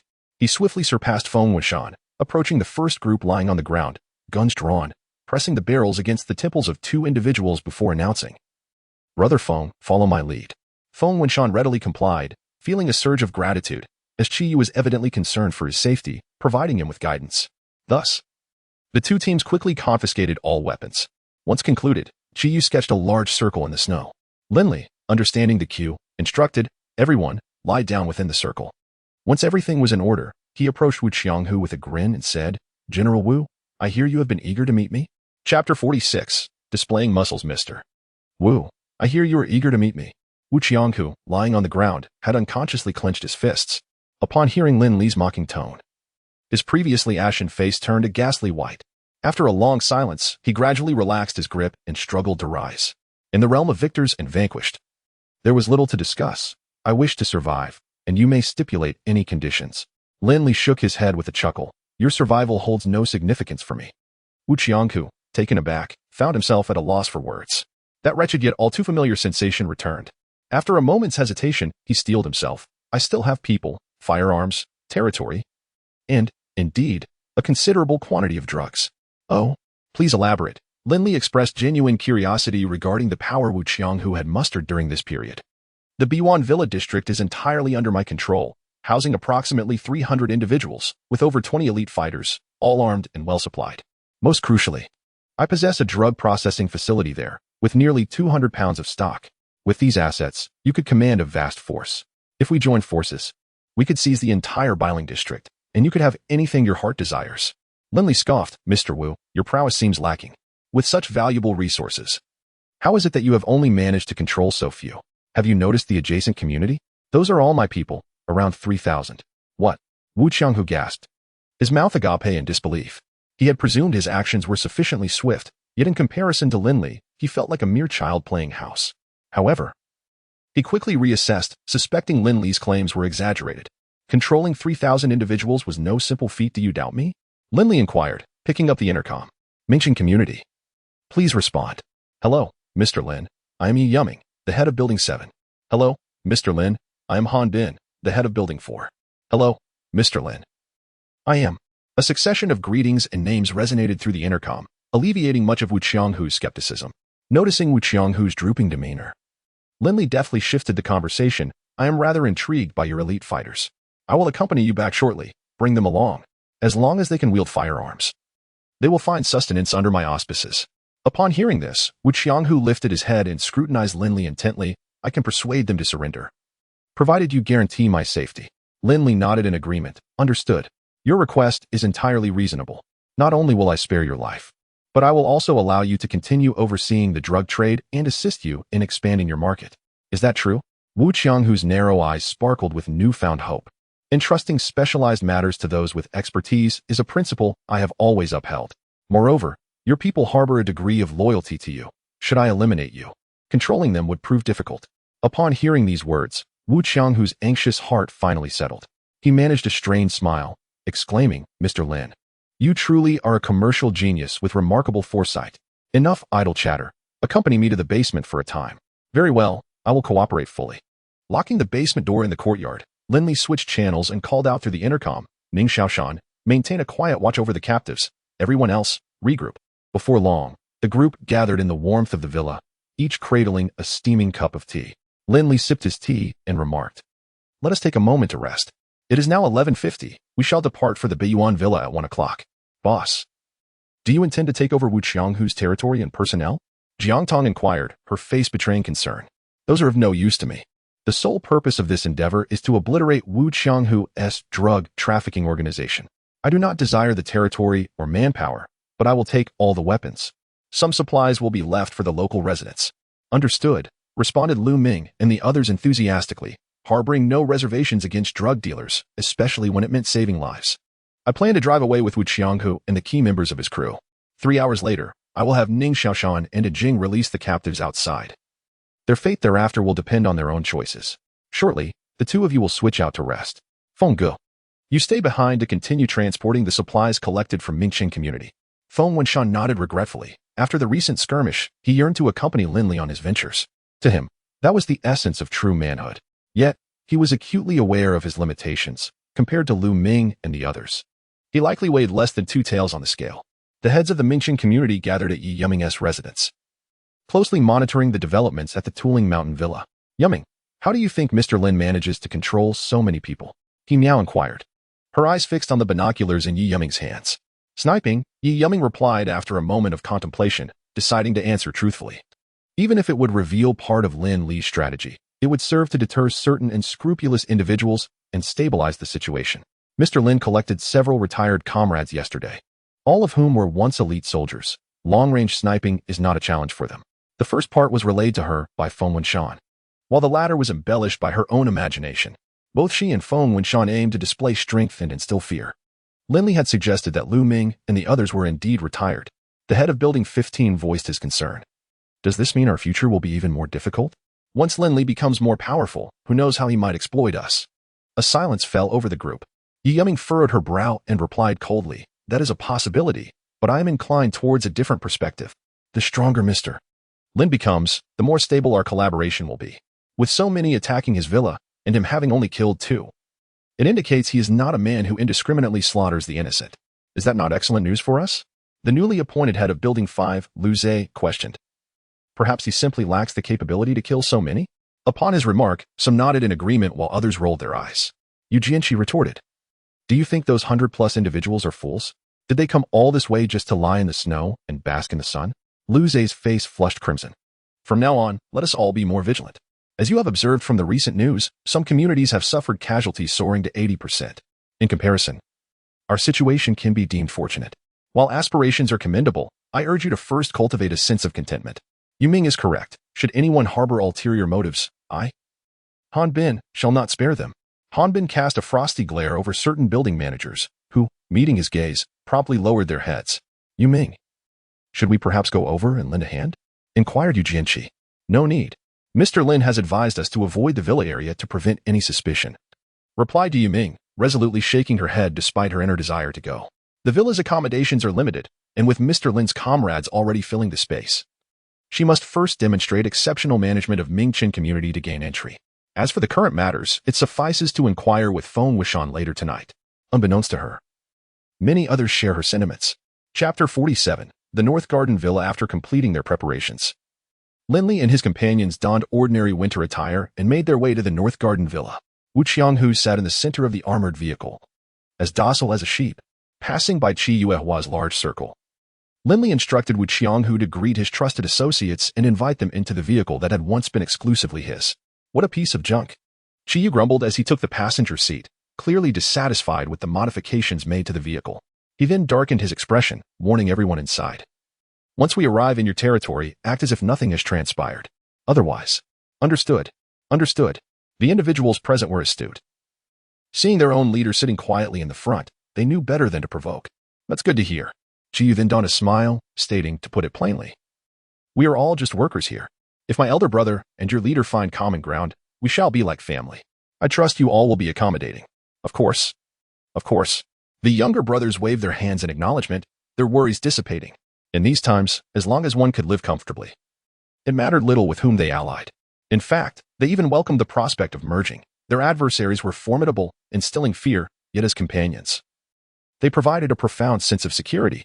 Elder brother, we hope you will look after us in the future. A younger brother eagerly offered a cigarette, presenting a lighter with both hands towards Qi Yu. Of course, Qi Yu accepted without hesitation, expertly exhaling a ring of smoke. Elder brother, your smoking skills are truly impressive. Haha. Qi Yu, now slightly perturbed, found the cigarette less enjoyable.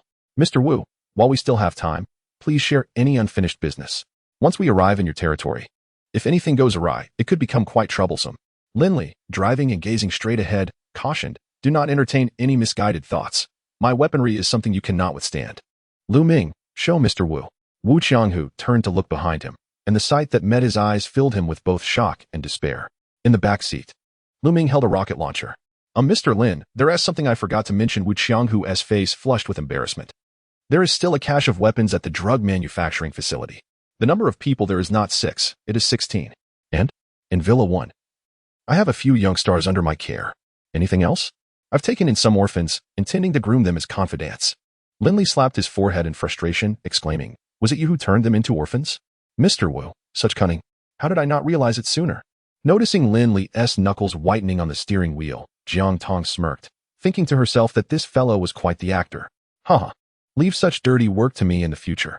Wu Qianghu was gambling, wagering that Lin Li was of the same ilk as himself. It appeared he had indeed bet wisely. He had never taken Lin Li's vow of sparing his life to heart.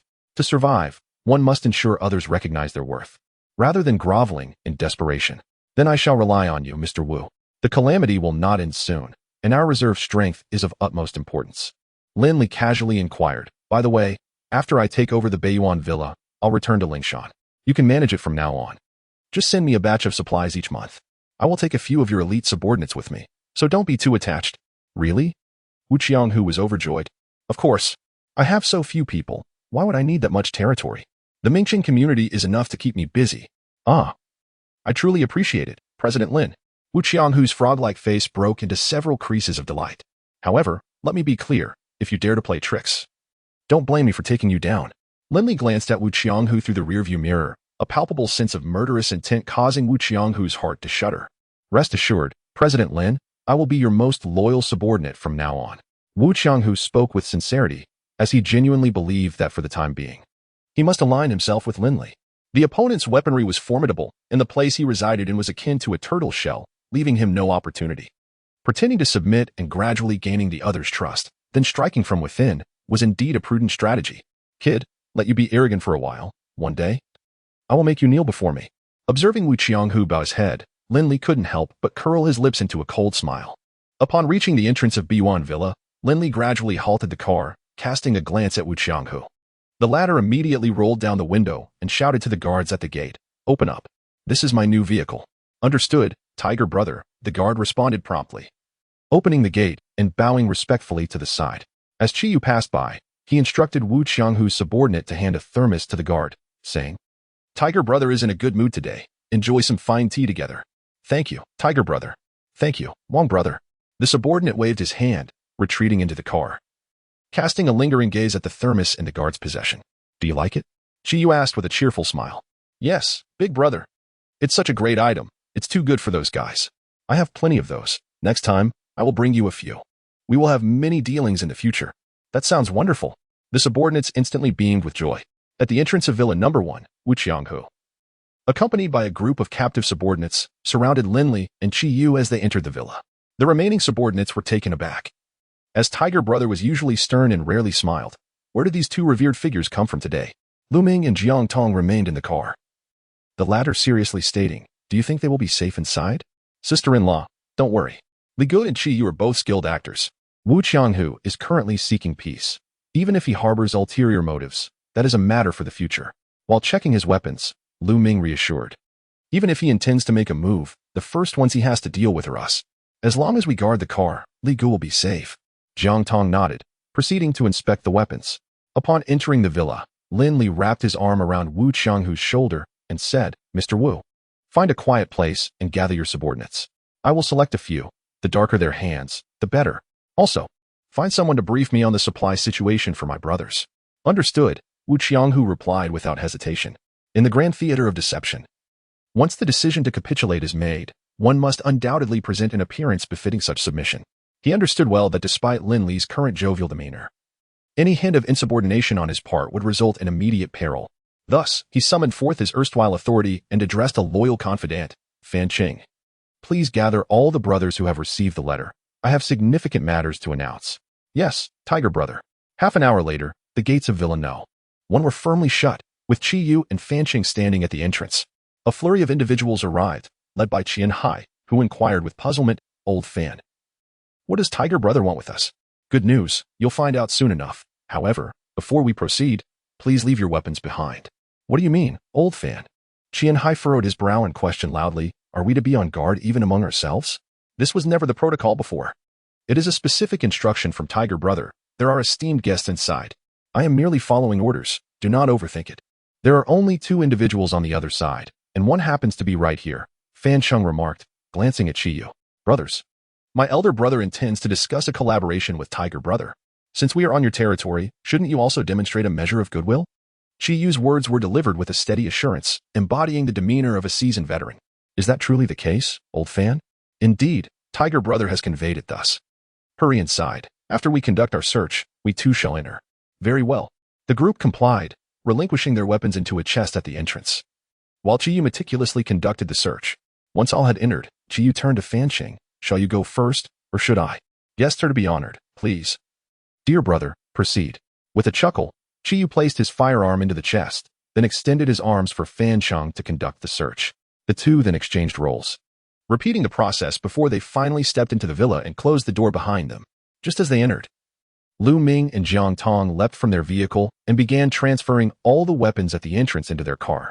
Chapter 48. Not my concern. Within the villa, Lin Li and Wu Qianghu sat face to face on the sofa, engaged in lively conversation. Behind Wu, a group of loyal subordinates stood in 4 rows, their expressions inscrutable. Yet their minds were rife with speculation. They had been in this world long enough and had never heard of Lin Li, judging by Hu Ji's demeanor. It was evident that Lin Li's status surpassed his own. Mr. Wu, it is getting late. Shall we begin? Upon noticing Qi Yu's entrance and receiving a subtle nod from him, Lin Li rose, wearing a warm smile directed at Wu Qianghu. Certainly, we defer to President Lin. Wu Qianghu also stood, turning to his subordinates with a serious tone. From now on, Lin Li will be our leader. It is our privilege to follow him. Thanks to President Lin's generosity, you will all have the opportunity to work alongside him shortly. Before Wu Qianghu could finish his fervent speech, he suddenly noticed his subordinates beginning to stir, their faces painted with shock and fear. Rat-a-tat-tat. Rat-a-tat-tat. Turning to see what had caused the commotion, he caught sight of Lin Li and his men, each wielding 2 submachine guns, pulling the triggers toward his subordinates. Wu Qianghu's heart sank, his complexion paling as he felt his heart skip a beat. Rat-a-tat-tat. Rat-a-tat-tat.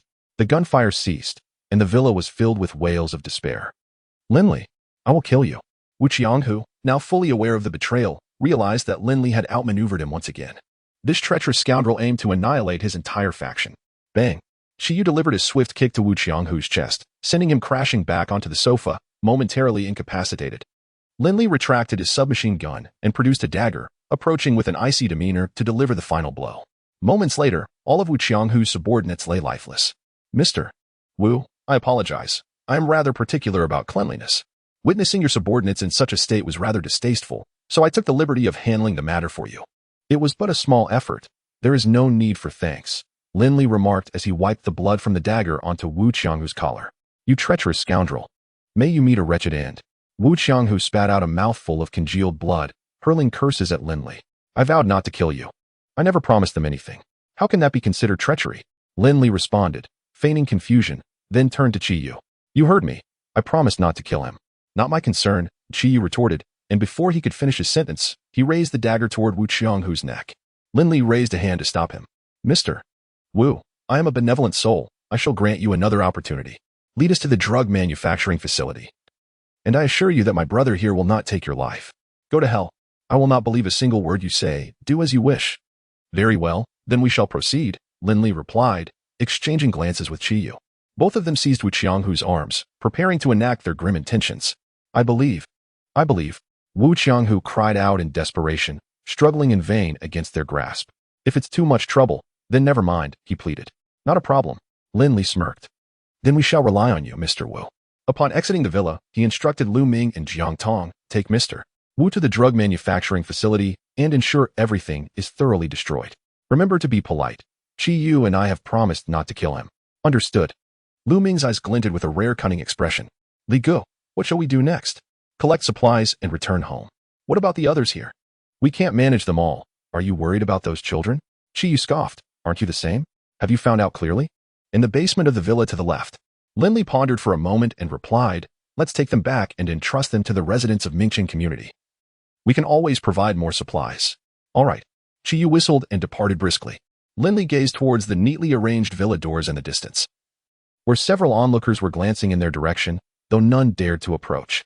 Recognizing these were ordinary people, he paid them little mind and turned towards the villa where the supplies were stored. Upon his return, he discovered that more than half of the provisions sufficient for several hundred people for a month had vanished, leaving only about 7 days' worth. When he reached Wu Qianghu's villa, he heard the faint sounds of children weeping from within. The villa's front door stood ajar, revealing 5 children huddled together, sobbing uncontrollably. Qi Yu leaned against the doorframe, gazing skyward with an expression of exasperation as snow began to fall once more. What is happening? Lin Li furrowed his brow. Those beasts killed the parents before the children's eyes. Despite their youth, they remember everything. I brought them to identify any potential survivors. Were there any? Lin Li tossed 2 guns to Qi Yu. Qi Yu tossed them back. None. The two fell silent as the children's cries gradually subsided amidst the swirling snow. The drug factory was located adjacent to the villa, and with Wu Qianghu's guidance, they soon arrived. After relocating the weapons inside, Lu Ming produced 2 incendiary devices and flashed a bright smile at Wu Qianghu. Wu Zong, there's something I need to discuss with you. What is it? Wu Qianghu felt a sudden unease. I have always been rebellious. What Li Gu refuses to do, I relish doing. Lu Ming's smile turned increasingly frigid. I knew it. You scoundrels, I will fight you. Wu Qianghu's expression shifted dramatically as he lunged at Lu Ming with a ferocious glare. Bang! With the crack of a gunshot. Wu Qianghu's voice was abruptly silenced, his body slowly succumbing to the ground, infused with resentment, anger, and bitterness. May hell be the end of the world. Lu Ming holstered his weapon, discarding the two incendiary devices, and swiftly retreated to the vehicle. You brothers truly have a remarkable synergy. Jiang Tong pressed the accelerator and sped away. After regrouping, they departed from the Beiyuan villa. As they exited, the guards at the entrance were soundly asleep, resembling dead pigs. Chi Yu had added a little something to their thermos, and to his surprise, everything proceeded exceptionally smoothly, without any unforeseen complications. Reluctant to let such an opportunity slip away, he descended to ransack the duty room, leaving no thermos, even those previously used by others, untouched. When did young Master Chi become so frugal? Lin Li teased. Of course. Have you seen the current situation? Now we have 5 more mouths to feed. Chi Yu gestured towards the 5 children sitting obediently in the back seat. They won't go hungry. Lin Li replied confidently. One matter is one matter. After all, it is I who have brought them back, and it is only right to accumulate some resources for them. Sitting alongside the children, Jiang Tong concurred, saying, You are right. I will help you gather. Upon hearing this, Chi Yu grinned and gave a thumbs up, exclaiming, Sister-in-law, how generous. At 5 o'clock in the afternoon, Lin Li and his companions returned to Tulingshan, just in time to encounter individuals from Mingqiang community coming to collect supplies. Ning Shashan and Jing, having released the captives, stood by on guard. Upon seeing the 2 fully armed sentinels at the entrance, the people from Mingqiang community behaved unusually submissively, with even the building managers refraining from trying to befriend Feng Wuxian. As 2 vehicles entered the garage, the crowd immediately craned their necks. With the temperature having plummeted to over -30 degrees, ordinary vehicles were incapable of starting, apart from Lin Li's. They had not witnessed any operational vehicles. Inside the garage, the group did not rush to exit the cars. Lin Li turned to Chi Yu, asking earnestly, Have you made up your mind? Will you send them away or keep them? Chi Yu bowed his head in silence. Lin Li then turned to the children and inquired, Do you wish to live with us?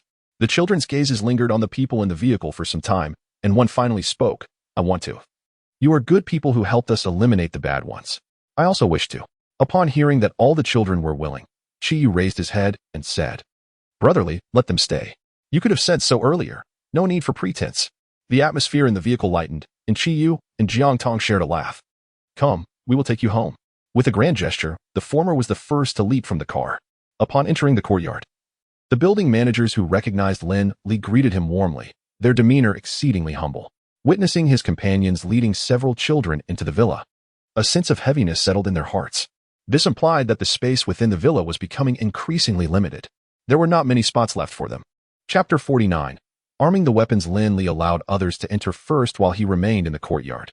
After receiving the supplies, the floor leaders sent the residents of each building away and, almost in unison, approached Lin Li for a conversation. Mr. Lin, many people came at noon. Is everything all right? Indeed, Mr. Lin, if you need assistance, do not hesitate to call upon us. The crowd offered their cordiality in a flurry of voices. Lin Li waved his hand dismissively, saying, It's a trivial matter. 100 or so individuals thought to assault my villa. How laughable. It has been resolved, so rest assured. He continued. The weapons I promised you earlier will be distributed shortly. However, remember this, should any bullet go unaccounted for, do not blame me for my ruthlessness. The expressions of the crowd shifted, and they hurriedly assured him, Certainly, certainly. With these weapons, should a similar situation arise in the future, you must put forth some effort as well. Is that agreeable? Upon hearing this, the crowd fell silent, casting glances at one another. I have no objections. Yi Yuming was the first to declare. Neither do I. Han Bin followed suit. I have no objections. Seeing the consensus among the group, Lin Li nodded with a smile. As previously agreed with the 3 floor leaders, I will provide 6 handguns, each accompanied by 5 bullets. I have learned that there were 7 individuals distributing the winter supplies to the residents, so I shall add 1 more. As soon as he finished speaking, one floor leader quickly implored, Mr. Lin, we acknowledge our mistakes. Please, show us mercy. We must each have a handgun, or else. Are you attempting to negotiate with me? Lin Li narrowed his eyes, his voice cold and piercing. The floor leader was taken aback and immediately denied. No, no, no. Lin Li ignored him and surveyed the crowd, stating, Do not presume that your current positions were chosen by the residents. If I so desire, I can replace all of you at any moment. If you doubt this, feel free to test me. With that, he turned and walked toward the villa. Yi Yuming, you 3 come in to collect the guns. Yi Yuming, Han Bin, and Yu Jianqi hurriedly followed, entering the villa amidst envious gazes from the others. Inside the villa, Jiang Tong, Chi Yu, and others had already taken the children to the bomb shelter. Feng Wunshan was counting the bullets. Upon seeing Lin Li enter, he smiled and said, The weapons are ready. Go fetch 1 more, Lin Li instructed. Feng Wenxian acknowledged and went to the basement of the villa, where Lin Li had stored a selection of conventional weapons for everyone's use. Lin Li invited the three to sit down and stated, "The handguns I promised you are here. One for each along with 12 bullets. You must have noticed that I do not require so many managers. Having a dozen floor leaders is excessive. The three of you are perfectly suited to manage 3,000 residents. Upon your return, each of you should find 2 assistants to help oversee the entire community. Can you accomplish this?" Han Bin nodded immediately. "Absolutely. Rest assured, Mr. Lin." Yi Yuming and Yu Jianqi echoed their agreement, recognizing the opportunity as a significant advantage. Lin Li nodded in satisfaction, stating, "How you execute this is not my concern. I grant you 1 month. If you succeed, feel free to present your requests, and I shall do my utmost to accommodate them. If you are unable to fulfill this, then your value as a trained entity is diminished. I can assure you that the apocalypse has only just begun. The frigid cold is not the sole calamity we face. I sincerely hope that in the future, your team will possess sufficient cohesion and decisiveness." Yu Jianqi inquired curiously, "Mr. Lin, what kind of disaster are you referring to?" Lin Li met his gaze with calmness, remaining silent. Yu Jianqi hastily apologized. "I am sorry. I was merely curious." "Do not worry," Lin Li replied. "The information I have is merely speculation, though I find it highly credible. Rest assured, I will notify you before the calamity arrives." "That is reassuring," Yi Yuming remarked, "Mr. Lin. Those who ventured out today in search of supplies reported that a large group is scavenging in the old city. I fear we may encounter conflict with them in the future." Lin Li recalled the unruly students who had obstructed their path, finding their reference to a dragon brother rather absurd. Just as they dealt with one tiger brother, another dragon brother emerges. "Can't we have a moment of peace?" After a moment of contemplation, he instructed, "Convey a message to your contacts, inviting their leader to visit Tailing Mountain as my guest." "Understood. Additionally, keep an eye out for talent in the construction field. I will need them in due time." The trio exchanged bewildered glances. Given the icy conditions outside, was it truly possible to construct buildings? Yet, none dared to voice their inquiries, fearful of inciting Lin Li's displeasure. Once Feng Wenxian arrived with weapons and escorted the three away, Lin Li produced a list of talents and began to ponder its contents. This list, acquired at considerable expense before the onset of the apocalypse, comprised various industry elites. With over half a month having passed since the disaster began, it was time to extend an olive branch to them. The first batch of talents Lin Li chose were construction engineers. He possessed both the methods and blueprints for constructing ice houses, a task easily achievable by any competent architect. He planned to erect a series of expansive ice houses in the vacant spaces surrounding the villa, intended for the use of mid-level personnel within his faction. Firstly, ice houses provide excellent insulation and are cost-effective to construct. In extreme cold, they are far more practical than high-rise buildings. Secondly, concentrated living arrangements can enhance the sense of belonging among individuals, facilitating management while simultaneously fostering cohesion. After circling several names on the list, Lin Li entrusted it to Feng Wenxian for coordination. In his mind, his trust in Feng Wenxian was surpassed only by that in Lu Ming and Jiang Tong. He envisioned Feng Wenxian's role akin to that of a chief steward, as he planned to delegate the routine operations of the Tailing Mountain base to him. Having resolved these matters, the clock approached 6 in the evening. Jing began to prepare dinner, with Wang Simon and Jiang Tong assisting him. Qiyu, accompanied by an Xian and Feng Kiki, engaged in play with the newly arrived companions. An Xian quickly established his leadership among them, generously sharing snacks with his younger siblings. Ning Shashan and Lu Ming tallied the weapons confiscated from the North Garden Villa, meticulously documenting them before handing them over to Lin Li for safekeeping. As 7 o'clock approached, Lin Li suddenly recalled an important matter and swiftly sent a message in several key WeChat groups. "It is reported that after 8 o'clock tomorrow, electricity will be completely cut off. Please prepare accordingly." The message sparked immediate uproar. Is this true? Our household currently relies on these few hours of electricity to survive. If the power were to be cut off, how would we manage? It is futile to heed his empty ramblings if a power outage were imminent. The authorities would surely notify us. Such abrupt interruptions cannot simply occur without warning. Such foolishness. Has there not been a plethora of unexpected outages recently? Many acquaintances of Lin Li have inundated him with private messages, inquiring about the situation, yet he has not responded, overwhelmed as he is. Upon observing the neighborhood group, he noted that many had not spoken in quite some time, prompting a faint sigh. I hope they did not suffer too greatly in their final moments. At that instant, an unfamiliar phone call interrupted his thoughts. Upon answering, a middle-aged woman's voice inquired, "Hello, is this Lin Li?" "Yes, who is this?" Lin Li replied, furrowing his brow at the coldness of her tone.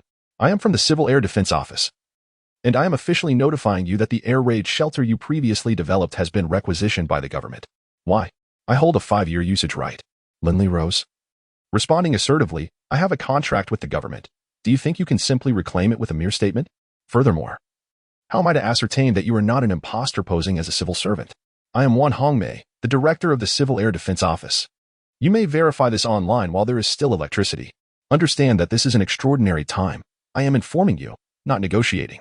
Wan Hongmei, such a familiar name. Lin Li mused internally, and suddenly a realization dawned upon him. Sun Yang. So he is the one orchestrating this. It was clear now. An air raid shelter lacking infrastructure would hardly warrant attention in such frigid conditions, so how could it be suddenly requisitioned? Comprehending the underlying intricacies, Lin Li replied coldly, no problem. I demand to see the relevant documents. Very well, I shall personally deliver the documents shortly. With that, the call was abruptly terminated. I suspect those documents may very well be forgeries crafted by your own hand. Chapter 50, Managing Life and Death. Wan Hongmei hung up the phone and turned to the two middle-aged men sitting nearby. Do you think Lin Li will comply? A man resembling Wan Hongmei scoffed. What does it matter? If necessary, I'll just bring more people. Yang Yang mentioned that his villa is quite sturdy. Eventually, you and my brother-in-law can move there with Yang Yang. It's close to my factory, and we can look out for one another. Despite his casual tone, Lin Li had originally relied on Zhang Weigong's connections, and one couldn't help but wonder what if. What if? Wan Hongmei's husband, Sun Yushan, responded nonchalantly. He's just a small-time businessman. Does he really dare to oppose us? Besides, aren't government agencies mostly just for show? If it weren't for his assault on Yang Yang, I would have sent him to prison already. At the mention of Sun Yang, Wan Hongmei's face flushed with anger. Fine, we'll proceed as you suggest. Boss, it's time to eat. Jiang Tong emerged from the bomb shelter, a beaming smile on her face as she linked arms with Lin Li. You cooked? Lin Li exclaimed in surprise. How did you know? Jiang Tong's beautiful eyes sparkled with curiosity. Lin Li playfully pinched her nose. You must have flour on your hands. Feeling a bit shy, Jiang Tong replied. I heard from Jing that you enjoy noodles, so I specially made you a bowl. Is that so? I must savor it then. At the dining table, Lin Li gazed at the thick noodles, lost in thought. Nearby, Jing and the others stifled their laughter, their shoulders shaking. What's wrong? Is something off? Jiang Tong blinked, curious why Lin Li hesitated to pick up his chopsticks. Not at all. Lin Li gritted his teeth and slurped a large mouthful, chewing slightly. Fortunately, these folks have some conscience. At least they let Jiang girl cook the noodles properly. Delicious. Lin Li gave a thumbs up. Jiang Tong's face lit up with joy. That is wonderful. I'll make it for you often. After swallowing a mouthful of the sweet and sour noodle soup, Lin Li eventually nodded. Well, some things are better discussed under the covers at night. Once they finished their meal, Lin Li called Lu Ming and the others to the second floor for a meeting. Now that more people are living in the bomb shelter, I plan to establish some guidelines for better management. I'll start, and then you can add your thoughts. Lin Li stated directly. Seeing everyone nod, he continued, currently, the first floor has 11 rooms. Lu Ming and Jing, Ning Xiaoshan, Qi Yu, and an Xin each have their own. Jiang Tong and I share one. Leaving 6 rooms for Cuckoo and the girl we brought back today, 2 rooms for the 4 boys, 1 for Seaman, and the last for Brother Feng. To conserve energy, the swimming pool and home theater on the 2nd and 3rd floors will have set opening times. Daily activities will primarily take place on the 1st floor and at the villa outside. You all can create a schedule.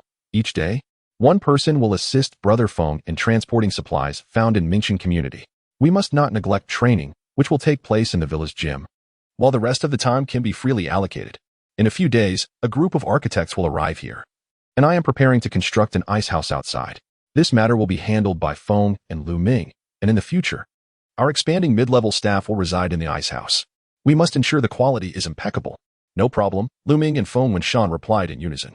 For the moment, I do not intend to expand our influence. Our primary task is to gain complete control over the Mingqian community. If anyone has additional concerns, please feel free to share.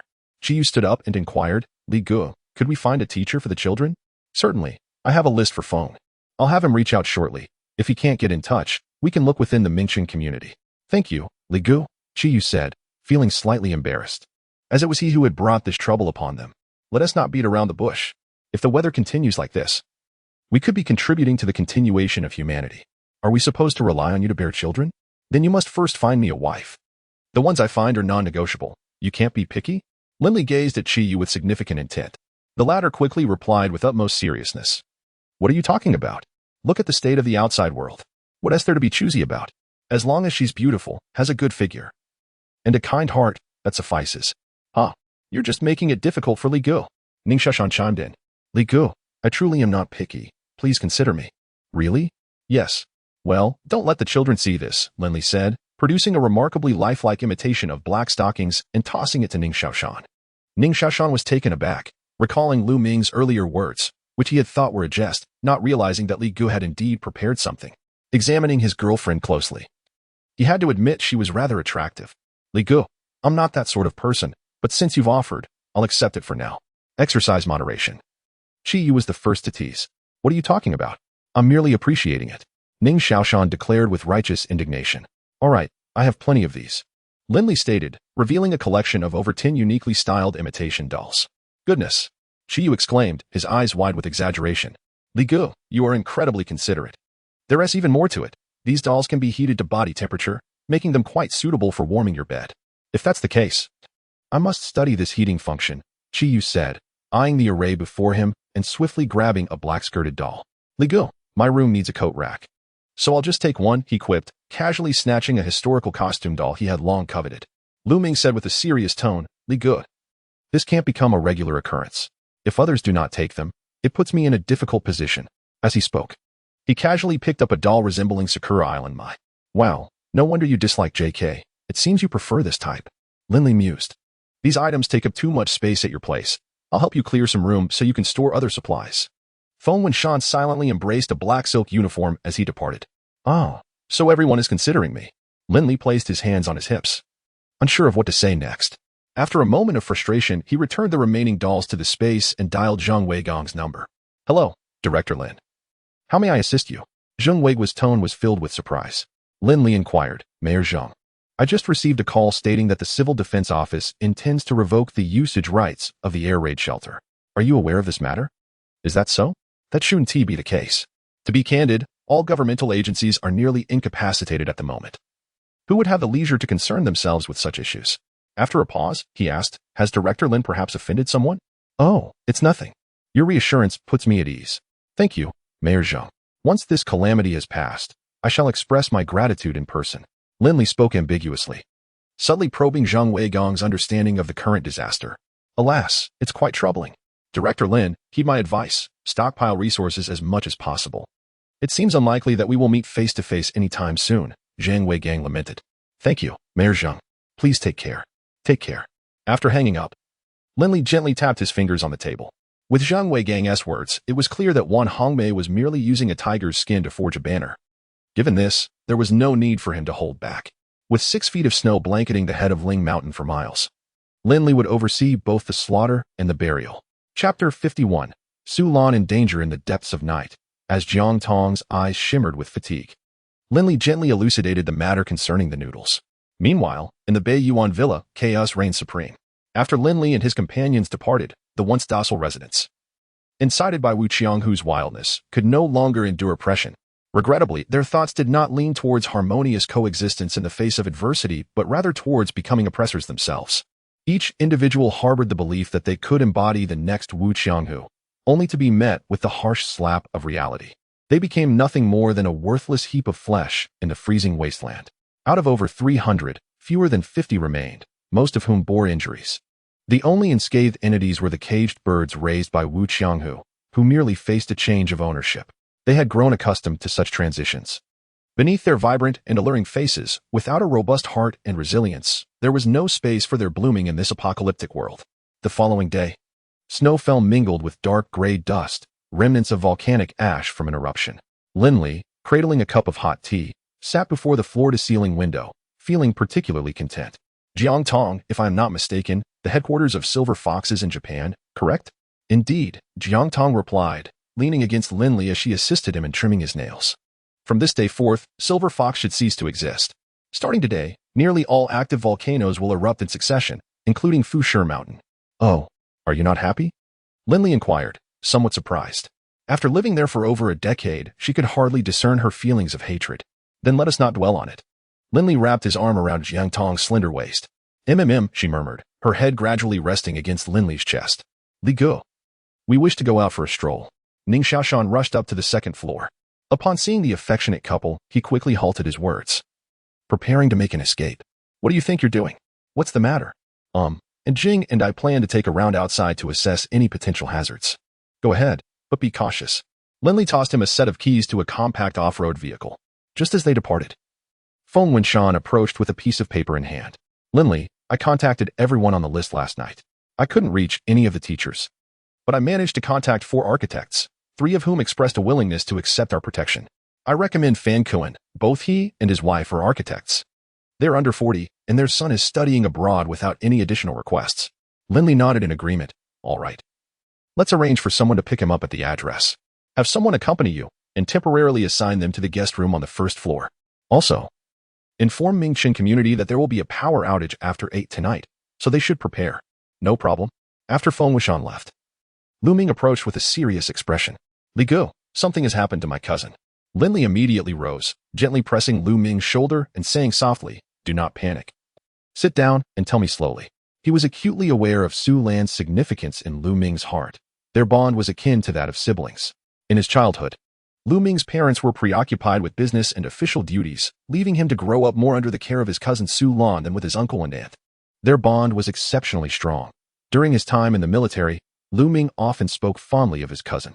When we departed from the station in Yin City, she accompanied us in search of her parents. Moments ago, she contacted me via satellite phone, informing me that several hundred individuals had invaded her residential area, systematically looting homes for supplies, and it seemed unlikely that they would hold out for long. Lin Li expressed his confusion. Why would they raid a residential community? Supermarkets, warehouses, even stores would be more advantageous. Lu Ming shook his head, explaining, the residents of her community had recently banded together to purchase vast quantities of supplies at exorbitant prices. It's no wonder. Not everyone can grasp the severity of this disaster. Even now, many cling to unrealistic hopes. It's not surprising to acquire supplies. Yet few possess the audacity to pay such prices. The housing prices in her community must be quite high. It is indeed a top-tier affluent area, Lu Ming sighed, his face drawn with worry. Lin Li patted his shoulder and turned to Jiang Tong, instructing, call Brother Feng back immediately and contact Xiao Shan and Yin Jing, instructing them to return at once. Understood. Jiang Tong moved swiftly, descending the stairs with agile leaps. Tell your cousin that if they can hold their ground, they should. But if not, they must surrender all supplies and even consider making promises to the intruders. Their lives must take precedence. Lin Li returned to the sofa, his demeanor resolute as he commanded, let her set the price. I can cover it.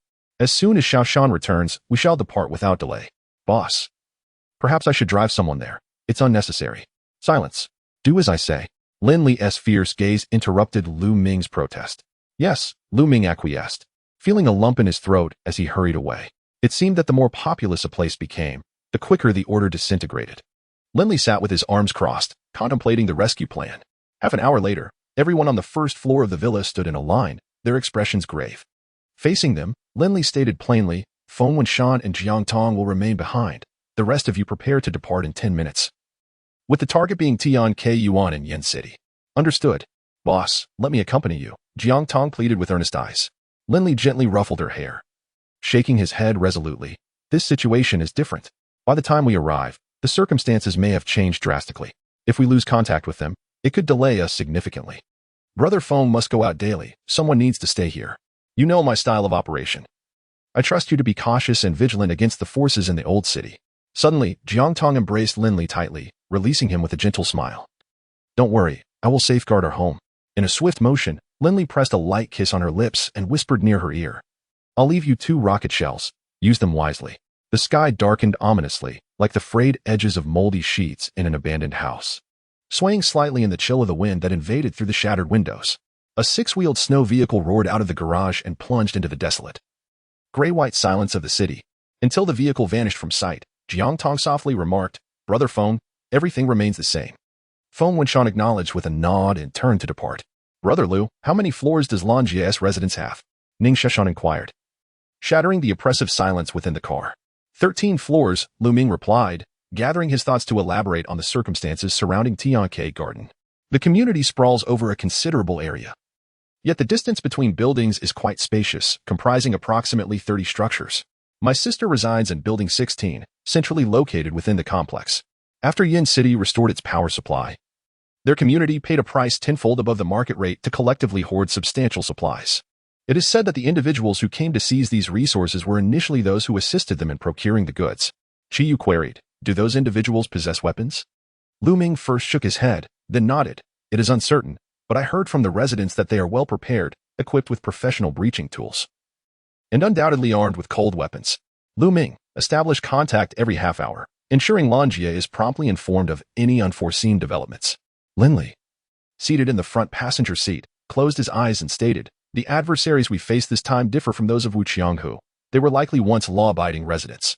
However, I urge you to understand that they are now our enemies. Chapter 52. Arrival at Tianke Garden. After a brief silence, the group collectively exclaimed, "Understood," Liga remarked. It seems this is the first time our Spring Thunder team has embarked on a mission together since our formation. The atmosphere lightened, and a playful conversation ensued. Perhaps we should consider renaming ourselves. We were called Spring Thunder because Spring Thunder awakens myriad insects, but most of those insects are likely frozen now, one suggested. That makes sense, Anzi. Your point is quite valid. What do you propose we call ourselves? Chi Yu inquired with interest. Ning Xiaoshan chimed in. How about penguin? I've heard that penguins are among the most cold-resistant creatures, and their clumsiness is quite deceiving. You must be joking. We'd be better off as polar bears. Another retorted. Can we refrain from animal names? In my opinion, Ice Blade would be a more fitting choice. Anzi continued earnestly. Or we could name ourselves Burning Achilles' Heel, since there's a saying that humans are the last Achilles' heel of Blue Planet. What do you think, Brother Lu? Lu Ming managed a feeble smile, fully aware that his comrades were intentionally bantering to alleviate his concerns. He replied, I think wild grass sounds good, regardless of the snow's intensity. Wild grass always manages to grow tenaciously. Li Gu, it's your turn, Anzi urged. Let us simply go with Tuling Mountain Squad. It's understated yet luxurious, with hidden depths. Lu Ming proposed. Or perhaps Tuling Mountain Penguins. Ning Xiaoshan persisted. That would be less appealing than Tuling Mountain Wild Grass. Agreed, came the chorus of voices. Thus, the Tuling Mountain Wild Grass Squad, destined to evoke both fear and envy in countless hearts, was officially born. Tianke Garden. Su Qinghe cautiously leaned over the balcony, gazing downwards. Old Su, come inside quickly, don't freeze out there. Lu Yalan, already restless, expressed concern for her husband. Indeed, Dad, there is nothing to see. Lu Ming and the others have already departed. We shall be fine, Su Lan reassured, clad in a thick down jacket, tightly grasping a satellite phone. As Su Qinghe entered the living room, his brow furrowed. Had I known, I should have insisted you accompany Lu Ming to Lingen days ago. That way, your mother and I would have had less to fear. How could I possibly go without you? We are a family, Su Lan countered irritably. You stubborn child. Why must you be so inflexible? Your mother and I are advancing in years. If calamity persists, we wouldn't endure long anywhere. You are still young. There are many days ahead for you, Su Qinghe attempted to reason. Besides, even if that Lin Li is prepared, how long can he sustain it? Ultimately, we must venture out to procure supplies. At my age, why should I encumber you young ones? It would be better to make the most of the days we have left. Exactly, Lan Lan. Once Lu Ming arrives, you should go with them. Your father and I will stay at the Fenghu Villa, Lu Yalan gently advised, holding Su Lan's hand. No, you must come with me. Lu Ming and I can support you, Su Lan insisted, her eyes glistening with unshed tears, her tone resolute.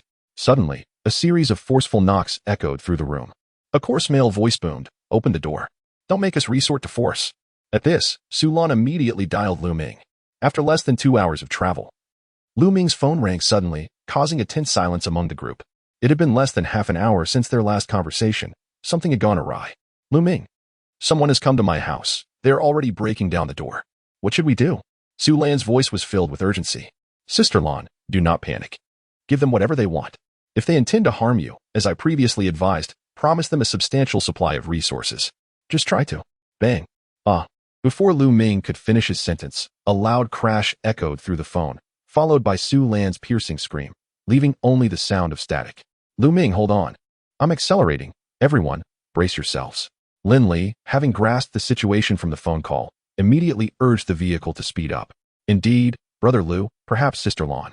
In her haste, accidentally broke the phone, and Jing comforted, placing a hand on Lu Ming's shoulder. Lu Ming forced a smile, aware that panicking would not help. All he could do was hope that those intruders would not harm his cousin's family after receiving the supplies. The vehicle sped across the snowy terrain, transforming what was originally a 3-hour journey into just 2, thanks to Lin Li's driving. Upon arriving at the entrance of Tianke Garden, the ground was littered with countless footprints. As they entered the community, the scene resembled a massive, fallen, withered tree, its branches extending forward and to the sides. The entrance had been violently breached. Ning Xiaoshan leaped out of the car and, upon inspection, shouted back, Li Gu, this door is only for pedestrians. Should we take a detour? Never mind. And Jing, you stay behind. The rest of us will proceed on foot, with Lu Ming leading the way. Understood. Lu Ming exited the vehicle and swiftly made his way toward the community. Along the path, nearly every building's entrance bore the frozen bodies of the deceased, with occasional remnants of snacks and vegetables scattered about. Not far ahead lay the lifeless form of a young woman clad in scant clothing, prompting the group to quicken their pace. The position of the body suggested she had jumped from above. In such dire circumstances, the reason was all too clear. As they passed building number 12, anguished cries could be faintly heard from within. Keep moving, Lin Li shouted decisively, firing a shot into the air, the resounding noise causing snow to cascade down from the surrounding trees. Seconds later, a second, third, and fourth shot followed. Li Good, do you require backup? Jing inquired, having heard the gunfire. No need, just secure the vehicle. They soon approached building number 16. Upon entering the safety corridor, an unmistakable scent of iron filled the air, amplifying their sense of foreboding. This aroma was all too familiar. It was the scent of human blood. Thud, thud, thud. The synchronized sound of footsteps reverberated through the dimly lit space as they ascended to the 12th floor. Almost instinctively, they softened their steps, akin to a poised and agile leopard preparing to pounce. Upon reaching the 13th floor, the first sight that greeted them was an ajar door, accompanied by a faint metallic tang. Entering the room, they were met with utter disarray. Aunt, Uncle, Lu Ming, who had been leading the way, suddenly exclaimed. Dashing deeper into the living room, Lin Li glanced over and saw a man and a woman lying in a pool of blood near the balcony, devoid of life. Their faces etched with anger and fear, as if they had encountered something profoundly unacceptable in their final moments. He raised his left fist, opened it into a palm, and hoarsely issued a command before stepping into a room with a closed door. Within a minute, everyone returned to the living room, shaking their heads, having found nothing. Qi Yu and Ning Xiaoshan both expressed their lack of findings. Observing Lu Ming engulfed in sorrow, Lin Li knelt on one knee, gripping his arm firmly and said sternly, Lan Jie is missing, and the satellite phone is also gone. I suspect she has been abducted. Saving her is our priority. The room fell into silence, broken only by Lu Ming's sobs. You have 3 minutes, Qi Yu said. Xiaoshan, come with me to search upstairs. Lin Li stood and walked outside, declaring, yes. Ning Xiaoshan patted Lu Ming's shoulder and quickly followed. Building 16 was a modest high-rise, comprising only 15 floors. Before long, Lin Li and Ning Xiaoshan returned to the 13th floor, where Lu Ming had composed himself and was preparing the bodies of Su Qinghe and Lu Yalan for rest. Essentially, it involved moving the bodies to their bedroom and opening the window. After completing this task, he shook his head at Lin Li and the others, saying, I'm fine. Li Gu, give the orders. Lin Li analyzed. The abductors of Lan Jie likely have 2 motives. Either they intend to extort substantial resources from me, or they aim to delay harm. In either case, it's improbable they remain here. We should first search the adjacent building. If we find nothing, we will trace their escape. Lu Ming, attempt to dial Lan Jie's satellite phone every 10 minutes. Let us move. Chapter 53, Heechong an hour later. The search concluded without any results. Lin Li decisively remarked, it appears the adversary is wary and has acted swiftly. Let us rendezvous with Jing and pursue the traces. Huaqing Wanxiang is a modest residential complex. Situated less than 1,000 meters from Tianke Garden, the residents of Building 8 were engulfed in a grotesque ecstasy. Just moments ago, they had seized a considerable amount of resources from the very social strata they once envied, ensuring that they would not have to worry about food for an extended period. As the instigator and leader of this operation, Heechong reaped the most significant rewards. Through this endeavor, he not only solidified his leadership position in Building 8, but also acquired a substantial stockpile of provisions and a celestial beauty to accompany him. Brother He, you've dealt with the other 3 households on this floor. From now on, this level belongs entirely to you. A young man with shifty eyes and a fawning demeanor eagerly sought favor. Well done. If you continue to perform admirably, I assure you that you will enjoy the finer things in life, Heechong replied, absent-mindedly adjusting his trousers. Had it not been for that woman from Building 16 kicking him, he would have already had his way with her. Nevertheless, she claimed to possess a wealth of resources. Whether that was true or not remained uncertain. Should he reach out to her? There was no rush. He would wait until his brother's wounds healed before taking decisive action. Brother He, when you tire of those 2 women, do think of your brothers. Another scar-faced man grinned lecherously, having cast furtive glances toward the room that held the women on multiple occasions since entering.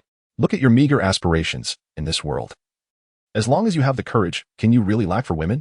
Heechong scoffed. Just look at those fellows upstairs. Who among them has ever abstained from carnal pleasures? Huh, you jest. Am I to be compared with them? I indulge until I tire and discard, unlike them who cling to their treasures, reluctant to let go. With resources so scarce, how can they not grasp such simple arithmetic? The scar-faced man mocked, chuckling. Moreover, those women cannot compare to the one in your room. If I encountered someone like that, I would gladly take her home to keep. The young man with the shifty eyes pondered. Brother He, shall we undertake another venture tomorrow? The brothers could snatch one for themselves to enjoy. Are you seeking death? He Chang shot him a warning glare. This commotion was considerable. Let us observe for a few days. If we attract attention, none of us will have a pleasant outcome. Yes, yes. The young man chuckled nervously. Yet he remained unconvinced. Enough. You all may leave. Let us keep a low profile for the next few days. He Chang, preoccupied with thoughts of supplies, hastily dismissed his ineffectual subordinates and pushed open the door to his bedroom. Inside, on the bed, Su Lan was tightly bound, her expression one of terror and unease. If one were to look closely, beneath that thin veneer of anxiety lay a palpable hatred. Just hours earlier, it was this very brute who had invaded her home, pillaging all their resources and, as if that were not enough, sought to inflict violence upon her. Her parents had perished at the hands of these beasts while trying to protect her. At this moment, a singular thought consumed her mind, to exact vengeance upon this beast for her parents. Perhaps it was a gift. For even though Su Lan yearned to rend him limb from limb, she adeptly maintained the guise of a helpless victim. He Chang remained utterly oblivious, perhaps believing that the beautiful woman before him, like himself, had long since cast aside the shackles of familial affection and moral integrity. He removed the towel obstructing Su Lan's mouth and inquired, "You previously mentioned possessing a substantial cache of supplies. Elaborate on that." "The supplies are with my brother. Return the satellite phone to me, and I shall contact him," Su Lan replied, her voice quivering, betraying her fear. A satellite phone? He Chang's pupils constricted, and his expression shifted to one of grave concern. Damn it! How could I have overlooked something so crucial? In today's society, communication technology was highly advanced, rendering such devices unnecessary for the average person. Conversely, anyone in possession of such a device surely wielded considerable influence. If the other party were to track her down using technological means, it would spell disaster. With this realization, He Chang seized Su Lan's down jacket and demanded fiercely, "Who are you really? Who are you calling? I am merely an ordinary person with a bit of money. My family is involved in foreign trade. The satellite phone was meant for overseas communication, but due to a snowstorm, I had not yet sent it out, so I decided to use it myself." Su Lan hastily clarified, sensing the precariousness of her situation. He Chang fixated on her eyes, and after a tense pause, he scoffed, "You had better not try any tricks, or I shall not hesitate to unleash my wrath." With that, he caressed her face before slowly trailing his hand downward. "Stop," Su Lan exclaimed, struggling to evade him. "I can provide you with all the supplies from the warehouse. You must not harm me." Experiencing the persistent, searing pain below, He Chang feigned magnanimity. "Very well. I am a man of my word. As long as the supplies you offer are ample, I will ensure your safe return. Then give me the phone." "I wish to contact my brother now," she insisted. He Chang was non-committal. "There is no rush. Let us wait until everyone is exhausted today. We can discuss it tomorrow." A flicker of disappointment crossed Su Lan's eyes upon hearing this. Upon returning to the living room, He Chang paced back and forth, soon arriving at a decision. He donned his coat and stepped outside, armed with a compound crossbow. This weapon had been acquired through dubious channels, possessing considerable power, and he had also obtained several modified air guns. At close range, their efficacy rivaled that of real firearms. It is often said that opportunity favors the prepared. Long before the people from Tianke Garden sought his supplies, he had anticipated that the calamity might endure for an extended period. Thus, he had stockpiled both arms and provisions, a decision that had proven fortuitous. Now, he wielded considerable authority over the entire building. With a dozen subordinates at his command, he had access to whatever he desired, far more liberating than his previous role as a logistics manager. Upon reaching the upper floor, He Chang paused in the corridor, listening intently for a moment. The sounds of women emanated from 4 different rooms: curses, pleas, cries, and moans, an enthralling cacophony. After a moment of contemplation, he knocked on the door of the cursing room. Wu San opened the door. Before long, a gaunt man with shifty eyes opened the door, and his expression shifted upon seeing the composite crossbow in He Chang's hand. "Brother He, is there something you need? Look at you, incapable of handling even a woman. Stop your antics and go do something for me." Wu San's demeanor relaxed as he smiled ingratiatingly. "Of course. Whatever you say, Brother He." He Chang was pleased with Wu San's attitude, his tone softening considerably. "Dress warmly and guard the 16th building of Tianke Garden. Keep an eye on the 13th floor to see if anyone shows up." "Huh?" Wu San questioned. "There shouldn't be anyone there." "Less chatter," He Chang snapped, glaring. "Just do as I say. Stay until dark, And if you see anyone, return immediately to inform me. You will be rewarded handsomely. Wu San's eyes gleamed with cunning. No problem. The reward you offer is more than enough. I don't need anything else. Just the woman you bring back. Look at your lack of ambition. Hurry up and go. You'll get your share when the time comes. Chang suppressed his annoyance, responding with a forced smile. All right then. I shall take my leave. Wu San turned to secure the woman in the room before following Chang downstairs. Meanwhile, Lin Li and his companions had also tracked their way to the entrance of Huaqin community. Chapter 54. The rescue. This is the place. Jing asserted confidently. The footprints are quite concentrated. The individuals may be from the same building or nearby. She continued. Their alertness is commendable. And the ability to organize such a group suggests the potential presence of firearms. We must proceed with caution. Lin Li took out his binoculars for a moment of observation and commanded, and Jing, stay here. I will venture into scout. There may be a lookout.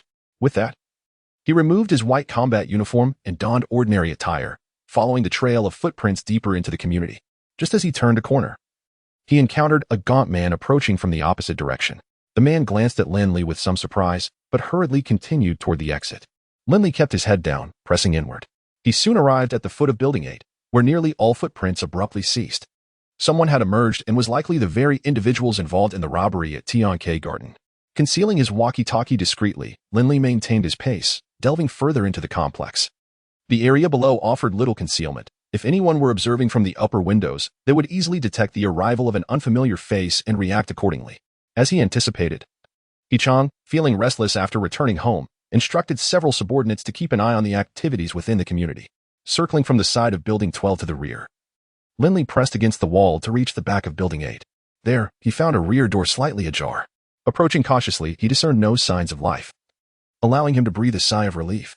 After waiting for 5 or 6 minutes, Lin Li heard Lu Ming's voice crackle through the walkie-talkie. Li Ge. The bastard who came out has been taken down. Sister Lan is in 1501 of Building 8. There should currently be only one person inside, armed with a compound crossbow and an air gun. Lin Li relaxed slightly. As long as the individual was alive, that was all that mattered. He instructed, you three should circle around to the back of Building 4. I will wait at the rear door of Building 8. And Jing, keep an eye on anyone entering the community. There are still people in Tianke Garden. Understood. Moments later, Lu Ming, Ning Shashan, and Qiyu arrived at the back door of Building 8. Lin Li began to outline the rescue plan. Upon arrival, I will use a micro-explosive to breach the door. Qiyu will take the lead with the shield. Our primary objective is to subdue or eliminate the stranger inside the room, while Shashan secures the staircase to prevent any support from reaching them. Understood. Distributing suppressors among the group, Lin Li gestured with his left hand. Action. Chang stood by the window, one hand in his pocket, absently massaging himself. The allure before him was tantalizing yet frustratingly out of reach, a torment for any man. If I were to strip down and stand on the balcony in this weather, would that count as an ice pack? His thoughts spiraled into absurdity. Perhaps he was overthinking. The commotion he had stirred could hardly create a ripple in this apocalyptic world. Bang! The door exploded open with a thunderous crash, sending a jolt through Chang's entire being. Before he could fully process what was happening, a burly man stormed in, brandishing a dark shield. You Baiyu. Before Chang could utter another word, Lu Ming fired. Lu Ming and Lin Li kicked open 2 doors simultaneously. Sister Lan. At the moment the door swung open, Lin Li immediately spotted Su Lan bound to the bed and called out, Are you all right? As he severed the ropes binding Su Lan and removed the cloth from her mouth, Lin Li inquired with deep concern. I'm fine. Thank you for coming to save me. The sight of Lin Li once again filled Su Lan with immense joy. Sister. Lu Ming and Qiyu rushed in upon hearing her voice. And upon seeing Su Lan safe and sound, both finally breathed a sigh of relief. Lu Ming, my parents. Su Lan began, but was abruptly embraced by Lu Ming, who gently patted her back while reassuring her, It's all right. I know about your uncle and aunt.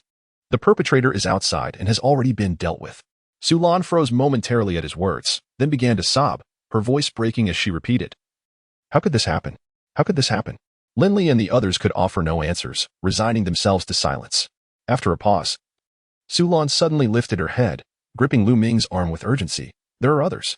Those who caused my parents' deaths. There are others. We must not let those beasts escape.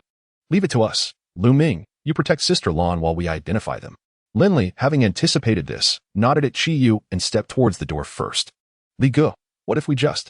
Qiyu's lips curled slightly to one side, emitting a soft tisk. This was his habitual gesture, signifying a desire for complete eradication. In that moment, Lin Li understood precisely what Qiyu wished to eliminate. He hesitated briefly before shaking his head. We seek vengeance only. We cannot discern the innocent. Chi Yu initially appeared astonished, but soon grasped the implication. He had assumed too readily. It was uncertain whether all those from building number 8 had participated in the robbery.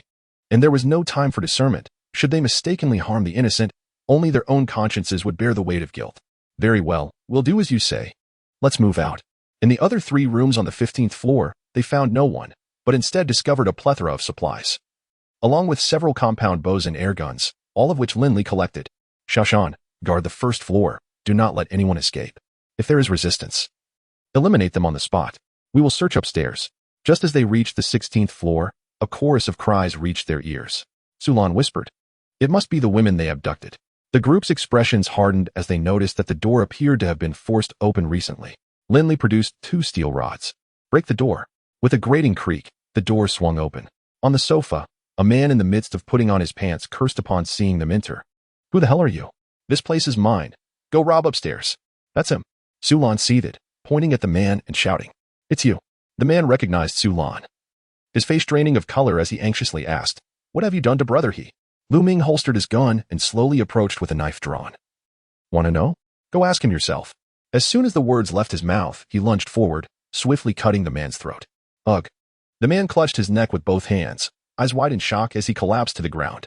Upon witnessing the scene, the woman with a face marred by bruises let out a piercing scream. Moments later, she suddenly erupted into a fit of manic laughter. "Justice has been served. Ha ha ha. Have you seen this, my dear? The one who caused your demise has met his end. Ha ha ha, he is dead." Staggering to her feet, she seized the ashtray from the table and struck the lifeless body on the ground with great force. "Beast, even in death, you shall not find peace. You shall not find peace." In contrast to the gruesome corpse, the woman's expression stirred a profound discomfort among the onlookers. Lin Li glanced around the room, assessing the situation, and without taking action, he beckoned, "Let us depart." Just as they stepped outside, they noticed the door across the way creaking open, revealing a man who appeared visibly alarmed, peering out cautiously. Upon spotting Lin Li and his companions, he quickly retreated into his dwelling and slammed the door shut. "I couldn't see clearly," Sulan remarked, feeling a tad embarrassed as everyone turned to look at her. Without hesitation, Lu Ming picked up a steel rod and strode towards the opposite house. The circumstances there exceeded everyone's expectations. The woman within had evidently been abducted recently, yet she was fervently defending the man who had taken her. After Sulan confirmed that the man was not the perpetrator, the group exited in silence, bewildered by the situation. "This woman is simply remarkable." Ning Shashan could not help but voice his discontent. "She merely seeks to survive. Let her be." Lin Li had long grown accustomed to such occurrences. The survival tactics in this post-apocalyptic world transcend the boundaries of conventional morality. He neither felt compelled nor entitled to condemn the woman's choices. Let us proceed. Chapter 55. Evacuation. Approximately an hour later, all individuals involved in the heinous act against Sulan's parents were eliminated. Such efficiency was largely due to the close quarters in which these individuals resided. The rooms they occupied were mostly seized from their original owners, bearing the marks of forced entry.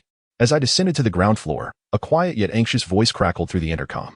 A group of residents was converging around the vehicle, their intentions unclear. Lin Li decisively responded, "Fire a warning shot. If they make any further moves, treat them as adversaries. Accelerate our exit." At the entrance of Huaqing community, dozens of residents stood in a tense standoff with the quiet figure. The distance between the two parties a mere 20 meters. "Are you military personnel? How can you disregard our plight?" One resident exclaimed. "Exactly. There must be provisions in that vehicle. It was purchased with our taxed money and rightfully belongs to us." Another echoed. "Fear not. They wouldn't dare open fire. Let us approach and see if there is food. If not, we'll commandeer the vehicle and seek supplies ourselves. I wager there are weapons on board. We could seize them for our protection." Amidst the crowd, some individuals stirred, incited by the allure of food, their agitation palpable. The quiet figure raised the firearm high, lips pressed tightly together, anxious that these people might act impulsively. If shots were fired, the repercussions would fall on their own heads. "I refuse to believe they could kill us all. If you want to go, I shall. Don't blame me for not sharing what I find." A burly man brazenly pushed his way through the throng, advancing menacingly towards the quiet figure. Suddenly, a barrage of gunfire erupted from behind the crowd. Turning to look, they saw 4 armed young men hastening toward them, a woman in their midst. "They are together. We cannot let them escape." An older voice called out from the crowd. Those who had been retreating now split into 2 factions. One encircled the quiet figure, while the larger group obstructed Lin Li and his companion's path. Look, they all have guns. They must be from the military. They're here for that woman, a middle-aged man asserted. That woman is likely a relative of some high-ranking official. We must compel them to provide us with supplies. Though he spoke with fervor, his feet remained rooted, allowing the impassioned youth around him to surge forward. Li Gu, what should we do? Ning Xiaoshan inquired, a hint of panic in her voice. Qi Yu, holster your handgun and grab your submachine gun, Lin Li said, his irritation evident. What is there to deliberate? We act decisively. The resources we possess were given to us by Li Gu. It's none of their concern. Hold off on engaging. I'll handle this, Lin Li interjected, halting his companion's advance and stepping forward. Everyone, listen to me. The throng continued to surge forward, paying no heed to Lin Li's words. They believed their numbers would grant them dominance, intent on overwhelming a few individuals first. Bang, bang, bang. Lin Li raised his hand and fired 3 shots, striking down the 3 most vocal instigators from the crowd. Come, all of you, come here. Lin Li shouted with a somewhat sinister expression. Listen carefully, I will only say this once. You people from Building 8 have committed robbery and murder in Tianke Garden. We are here to rescue. I dare anyone to try and stop us. The crowd momentarily froze, only to scatter in a frenzy amidst various screams. Those outside could only hear the gunshots, unaware of the chaos unfolding inside. Seeing everyone fleeing, they too joined the exodus. Seizing the opportunity, a bald man approached the car, lunging toward the seemingly frail and quiet Jing. Unfortunately, he had misidentified his target. For Jing, Lin Li's gunfire was a command. With the battle ignited, he would not hesitate, no matter how reluctant. In the instant the bald man lunged, and Jing stepped back, fell to the ground, and fired a shot directly into the man's heart. He then swiftly rolled and fired again, this time aiming for the man's forehead. After 2 gunshots, Lin Li and the others had reached the car. She opened the door, pulled out Wu San, and dispatched him with a swift knife, discarding the body carelessly by the roadside. Get in, Lin Li called out as he took the driver's seat and started the vehicle. After driving a short distance, he slowed to a stop. Time was of the essence. The snowy night road was perilous. Better to find a place to rest for the night and return tomorrow. Su Lan suggested, how about we go to my house? I need to handle my parents' affairs anyway. Lin Li glanced back at the group and, seeing no objections, drove towards Tianke Garden. As they approached, he found a secluded path and concealed the snow-covered off-road vehicle. Witnessing the entire ordeal, Su Lan covered her mouth in astonishment, fearful of gasping aloud. Lin Li waved his hand in front of her. Keep it a secret, strong woman. Ouch. Why are you pinching me? Lu Ming jumped back a step, grinning in complaint. Sorry, I just wanted to confirm I wasn't dreaming, Su Lan replied, her tone lacking any remorse. She turned to Lin Li. If I had known, I would have insisted my parents come with me. The information that Lu Ming knows was also from you, wasn't it? Lin Li nodded. Yes, I told him.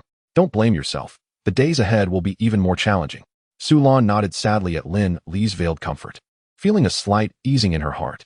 The gray-black sky continued to shed heavy snow, whether due to the dim light or her mood. She felt the snowflakes landing on her shoulders were somewhat unclean. Upon returning to Tianke Garden, each person's feelings varied. Su Lan and Lu Ming were more reflective, while Ning Xiaoshan and Jing gazed at the corpses by the roadside with complex expressions. Meanwhile, Lin Li and Qi Yu focused on the occasional living individuals passing by. Some had come from nearby neighborhoods, while others lived there, having narrowly escaped the calamity. Regardless of their circumstances, sorrow or despair marked their faces. After struggling for nearly a month in this apocalyptic world, none had anticipated that it would not be disaster that crushed them, but rather the inhumanity of their own kind. After assisting in handling the bodies of Su Qinghe and Lu Yalan, Tianke Garden suddenly received a call. Sister Lan, you still have power there? Lin Li inquired curiously. Su Lan remained immersed in the sorrow of losing her parents and absent-mindedly replied, there was a brief interruption for a few days. But now the electricity is supplied every evening from 8 until 10. I never expected such an advantage in a big city. With the availability of power, meal preparation became significantly more convenient. Lin Li called upon a few friends to tidy the dining table, then brought forth 7 or 8 sumptuous dishes, alongside 6 bowls of fragrant oil-splashed noodles. Upon seeing the steaming noodles, Su Lan once again began to question the meaning of life. She switched seats with Lu Ming and took Lin Li's right hand, eager to investigate further. What on earth is happening? I'm not quite sure. It just appeared mysteriously. Perhaps it has something to do with the dreams I had before. Lin Li switched his chopsticks to his left hand, continuing to eat with remarkable speed. Chapter 56. Respite. Should I disclose the true nature of that wretched group to those here? After finishing her meal, Su Lan stared blankly at her phone, her mind in turmoil as she posed the question. Of course you should. Ning Xiaoshan slammed the table, asserting that those scoundrels deserved nothing less than demise. Are you afraid they might retaliate and cause you further harm? Lin Li began to grasp Su Lan's apprehension. She nodded in agreement. Sis, I believe you should speak up. Lu Ming interjected. Ultimately, the decision rests with you. If you seek my counsel, I can only say that were I in your position, I would indeed inform them. As long as the people of Tianke Garden possess courage and share a common cause, they will surely seek vengeance. The number of residents in a building cannot possibly exceed that of your community, Lin Li remarked, reclining on the sofa while leisurely indulging in fruit. That makes sense. A spark ignited in Su Lan's eyes, her earlier conflict dissipating as she began to type fervently. After a brief respite, Lin Li casually entered a room, retrieving a satellite phone to assure Jiang Tong of his safety. Although she hadn't called, it was evident she was worried about him. Sure enough, the moment the phone rang, Jiang Tong answered. Boss. The tender words dripped with unwavering affection and concern. Unbeknownst to him, a faint smile graced Lin Li's face. I'm fine. Don't worry. When will you return? I'll head back early tomorrow morning. I should arrive by noon. All right. I'll be waiting for you. Okay. After hanging up, Lin Li scratched his head in exasperation. Despite having a multitude of thoughts to convey, it was peculiar that none seemed to align with his lips. And not a single word escaped. Hee. Jiang Tong smiled foolishly, cocooned in her blankets. Clutching the now warm phone, she drifted sweetly into slumber. Li Gu. Come out for a moment. My sister is looking for you, Lu Ming called from the living room. What is the matter? Lin Li returned to the common area. Well, Su Lan hesitated. My university professor reached out for help just now. Her household is running low on supplies. I heard from Qiyu that you're searching for teachers, so I wanted to ask if it would be possible to bring them over. Professor. Lin Li pondered before asking, could you elaborate on the situation? My teacher's surname is Wang. She is a wonderful person, around 50 years old, has no children, and lives with her husband in Fengning community, not far from here. With my group consisting of children under 10, can she teach them? Su Lan confidently patted her ample chest, assuring, rest assured, I guarantee it will be no problem. She has been in education for nearly 30 years, teaching at elementary, middle, high school, and university levels. Is she truly that capable? Lin Li remained skeptical. Indeed. She has moved to several cities due to her husband's job transfers and only settled in Yincheng to become a professor afterward. After exchanging glances with Qiyu and the others, Lin Li hesitated. I'm afraid it may not be feasible. Why not? Su Lan's disappointment was palpable. I have to wash the dishes. I lack the time to deliberate on this matter. Lin Li gestured towards the chaotic table, pretending to roll up his sleeves. I'll do it. I'll do it. Take your time to think. Su Lan's heart pondered the validity of such a reason as she swiftly halted Lin Li and began to tidy up. Lin Li turned to the crowd with a triumphant smile, and Lu Ming and the others raised their thumbs in unison. After years of camaraderie, they were well aware of Lin Li's intentions.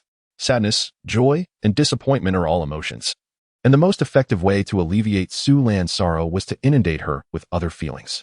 Lin Li's approach may not have been particularly sophisticated, yet it proved highly effective.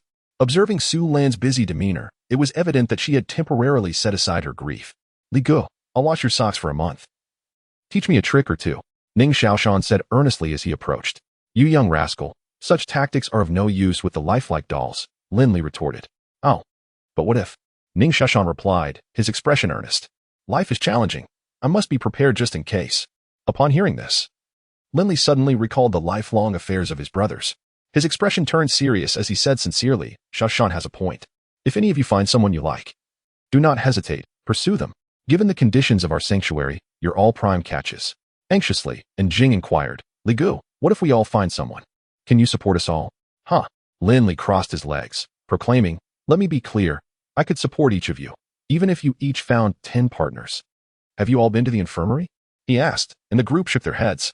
Lin Li beamed, I have even the simplest of birthing equipment. What? Qiyu exclaimed. Jumping up, Li Gu, don't tell me you've only prepared lifelike dolls and forgotten the little umbrellas? Listen closely. Listen to all of you, Lin Li said, feigning indignation. This lad dares to question my astuteness. Lu Ming, am I truly so careless? Lu Ming chuckled, if he doubts you, simply withhold from him in the future. Let him face a multitude of challenges. That won't do. Qiyu suddenly had a brilliant idea. Why not? When the time comes, I can distribute one to everyone, ensuring all have a share. Xiaoshan, do not seek a wife. Just become a father. That's not what I seek. Ning Xiaoshan replied, exasperated. I desire true love, not merely a tool for procreation. Humph, Qiyu retorted, casting a sideways glance. You naive young man, your trivial whims are all too clear to me. You only wish for practical experience. Start with the lifelike dolls for practice. Don't end up like Li Guo, unable to stand upright for days. In a swift motion, Lin Li tackled Qi Yu onto the sofa. You scoundrel, weren't you supposed to keep your mouth shut? Xiao Shan, give him a good beating. After their playful tussle, the mood of the group significantly uplifted, particularly for Lu Ming and Su Lan, whose transformations were most pronounced. Once Su Lan finished tidying up, Lin Li promised to fetch her teacher the following morning, urging her to make arrangements in advance. As the clock approached 10, he retrieved the silent generator and reconnected the electric heater, with everyone gradually drifting into slumber in the living room. The following morning, after a modest breakfast, the group set off with renewed energy. They first headed to collect Su Lan's teacher before returning to Lingen. Su Lanjia, are you all right? Just as Su Lan was closing the door, a youth with a face marred by scars suddenly emerged from the emergency exit. Jose, Su Lan exclaimed in surprise. What are you still doing here? I have nowhere else to go. I can only remain here, Jose replied, his eyelids slightly drooping. After I saw you being taken away yesterday, I came up once to check on things. I saw Uncle Su and Aunt Lu. He paused for a moment before continuing. I thought you wouldn't return, so I considered burying them downstairs. That was the only thing I could do. Su Lan secured the door and approached Jose. Lin Li and the others expressed their gratitude, saying, Thank you. They have already been taken care of. And it was they who rescued me. Upon hearing this, Jose scrutinized Lin Li and the others with newfound intensity, his dim eyes suddenly igniting with hope. Are you special forces? Without waiting for an answer, he nodded to himself. It must be so. Otherwise, you wouldn't possess such exquisite equipment. How wonderful it is to have you here. We can all rest easy now. Jose. Su Lan interjected with some difficulty. They are my friends, and we need to leave this place. Jose gaped, feeling awkward as he replied, Oh, I see. That's fine. There is nothing left here anyway. We can't stay for long. Who knows? People might come to seize resources or take over the place. It's indeed time to go. Seeing Jose lost in his own thoughts, Su Lan felt a pang of discomfort in her heart, constantly reminding herself not to seek help from Lin Li. They had already assisted her too much. Take care, Su Lan murmured as she quickly made her way toward the emergency exit, fearing that any hesitation might lead her to change her mind. Chapter 57. Homecoming. Lin Li and the others followed in succession, and upon reaching the 12th floor, Lin Li discreetly placed a package of supplies behind the security door. Qi Yu inquired softly, Brotherly, if you have an affinity for that lad, why not bring him along? Lin Li replied nonchalantly, It's not so much affection. It's simply that someone who can still think of burying others in times like these deserves a helping hand. Curious, Qi Yu asked, Do you think he will chase after us? Lin Li shrugged, Who knows? In this world, one must earn their own life. If he does come after us, then we shall take him along. Upon overhearing their conversation, Su Lan felt a surge of joy, followed by a fervent prayer in her heart, hoping that Jose would indeed pursue them. Come on, you must seize this opportunity. She even contemplated slowing her pace, but quickly chastised herself internally. Su Lan, be grateful. As they neared the entrance of the community, Jose finally caught up, breathless. Sister Su Lan. He rushed in front of them, hands on his knees, gasping for air. Can I join you? Rest assured, I will comply with the arrangements and 1T hold you back. If necessary, you can assess me. And I 1T insist if I am found wanting. Lin Li asked, Are you a university student? What is your major? Jose straightened up and replied, Yes. I study public administration, and I am quite proficient with computers. Stepping forward, Lin Li said, I can take you with us, but our place has strict confidentiality protocols. If a breach occurs, it results in immediate execution. Do you still wish to go? Absolutely. Jose nodded decisively. I do not accommodate idlers. If you go, you must work hard. It may be quite challenging. No problem. Lin Li turned to the others and asked, Who wants this kid? Lu Ming and the others exchanged glances at the still-breathing Jose, none of them speaking up. As Lin Li had anticipated, he shook his head, declaring, Then let us assign him to Brother Feng. It aligns perfectly with his expertise. The group collectively exhaled in relief. If Lin Li had truly thrust the chubby boy upon them, they would have been tasked with transforming him into a competent soldier, which, given his current condition, would be a Herculean challenge. Wait here at the entrance. I will go fetch the vehicle, Lin Li instructed before walking towards a side road. Upon receiving Su Lan's teacher, Wang Luoying, along with her husband, Zhang Sen, the group commenced their return journey. Initially, the three new members felt quite apprehensive. However, after some conversation, the atmosphere gradually warmed. The brothers exchanged banter, swiftly uncovering the circumstances of the newcomers. Lin Li was pleasantly surprised to learn that Wang Luoying's husband was an electrical engineer of seemingly considerable skill, which would prove beneficial for the air raid shelter at Tuding Mountain.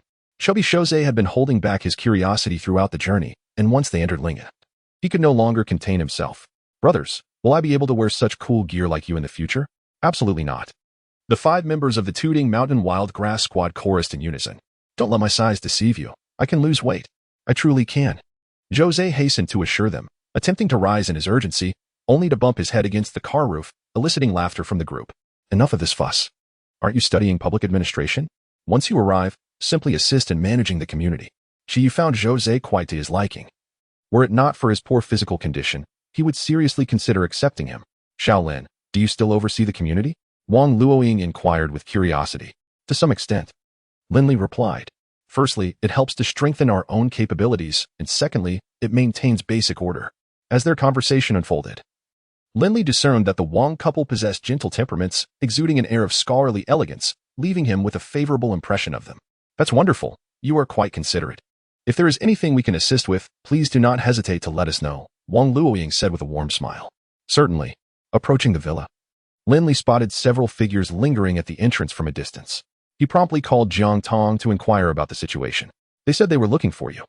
They came by yesterday afternoon as well. The leader is named Ma Xiaoming, Jiang Tong informed him while standing by the floor-to-ceiling window, waving at Lin Li. Understood.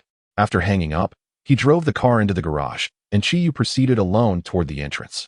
Ah, Master Ma, what brings you here? Upon hearing Chiyu's address, Ma Xiaoming felt a jolt of apprehension.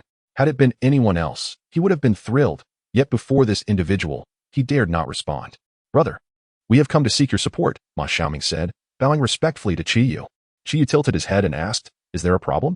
Indeed, Ma Xiaoming replied. His brow furrowed, nodding earnestly. A significant issue. Chiyu waved his hand. First, clear the way for my brother. You lack even the most basic awareness. Ah, understood. Ma Xiaoming quickly moved aside, gesturing for his followers to step back. Let us proceed. Seeing Chiyu beckon, Lin Li invited everyone into the villa. All right. You all wait here. I shall come out to find you shortly.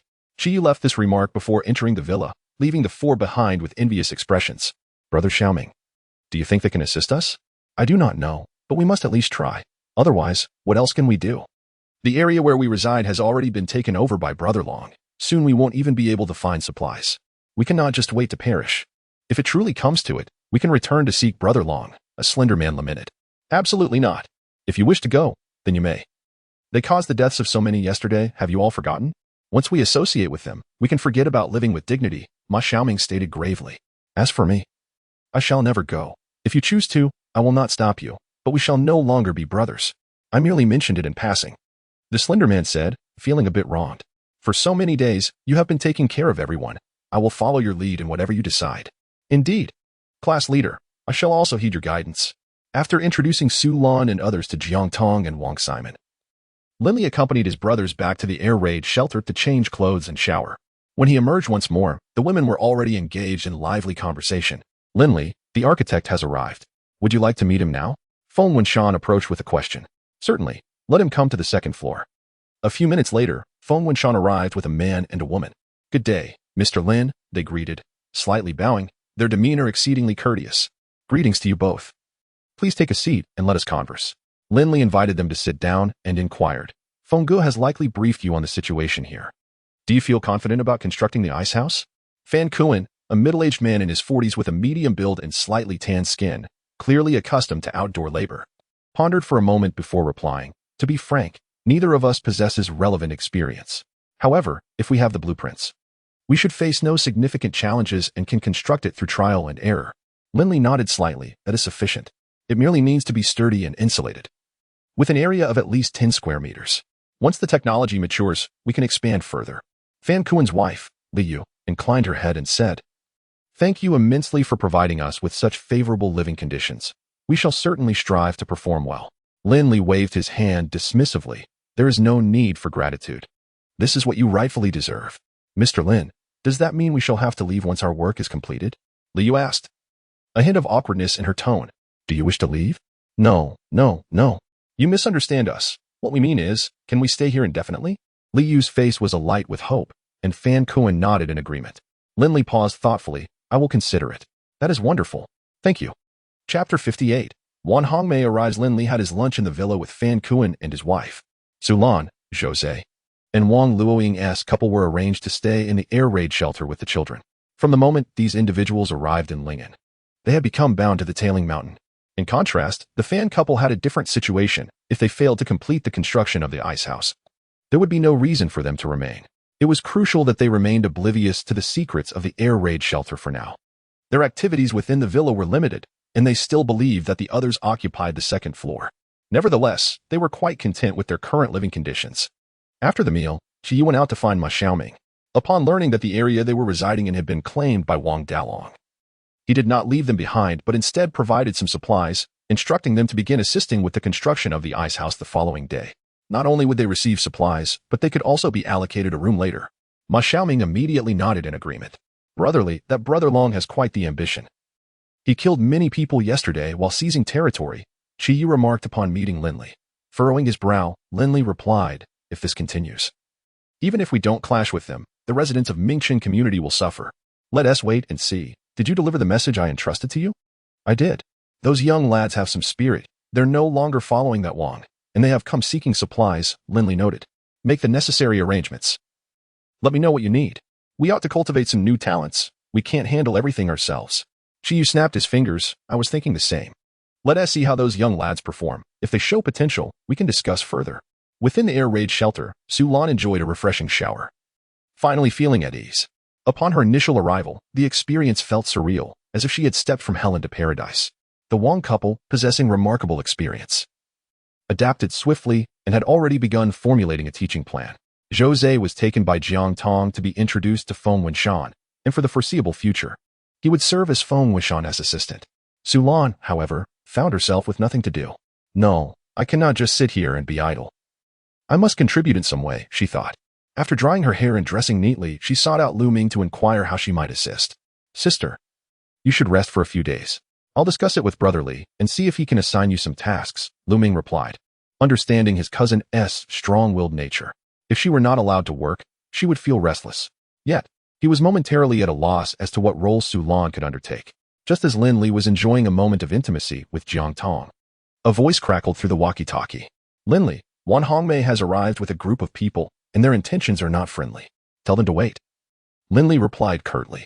Seizing the opportunity, Jiang Tong slipped away from Lin Li's grasp, her eyes sparkling like autumn waters as she asked, are they the ones who previously mentioned reclaiming this place? Yes, their documents are forged. Let us go outside and assess the situation, Lin Li responded. The two tidied themselves up and exited the room. Quickly, get Lin Li out here. In the face of catastrophe, I have no time to squander with you all. If the official disaster relief efforts are delayed, can you bear the responsibility? As Lin Li stepped into the courtyard, he noticed a corpulent middle-aged woman, Wan Hongmei, brandishing her arms menacingly at Jose, who stood resolutely at the entrance, refusing to budge. Feng Wenshan whispered, the two accompanying Wan Hongmei are her husband, Sun Yushan, and her brother, Sun Yuhai, both engaged in business and rumored to possess considerable wealth. Lin Li raised an eyebrow, reflecting on how in these times, wealth emboldens arrogance. Truly, ignorance breeds fearlessness. We must handle this with caution. After all, Wan Hongmei is affiliated with the authorities. With a scornful chuckle, Lin Li remarked, it's of no consequence. What she is doing now does not represent the official stance. We shall respond to the situation as it unfolds. As the courtyard door swung open, Lin Li casually placed his hands in his pockets and inquired, what brings you here?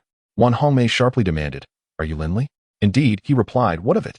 Do you intend to trespass? Lin Li surveyed the crowd, dismissing the steel pipes in their hands as inconsequential. What nonsense are you spouting? Wan Hongmei raised her voice. I am here today to officially notify you on behalf of the authorities that everything here is temporarily under our department's management, and you are to vacate immediately. Produce the documents. Lin Li gazed at the overcast sky, not even casting a glance at Wan Hongmei. How dare you? Wan Hongmei retorted, extracting a document from her bag and thrusting it towards Lin Li. He glanced at it and, without warning, swiftly struck Wan Hongmei across the face, sending her reeling to the snowy ground. How dare you lay a hand on me? Before she could recover, her brother, Sun Yuhai, angrily raised the steel pipe and charged at Lin Li, shouting, everyone, attack.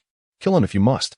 However, as soon as he finished speaking, Lin Li delivered a kick that sent him flying, crashing into one of his approaching henchmen. Ouch. Hai Gu, are you all right? The crowd momentarily hesitated. Some rushed to assist Sun Yuhai, while others brandished their steel pipes, eager for confrontation. Watch your words. I was the one kicked. Sun Yuhai scrambled to his feet, kicking the groaning henchman beneath him. then pointed furiously at Lin Li. Everyone, charge. Eliminate him. The crowd surged towards Lin Li once more.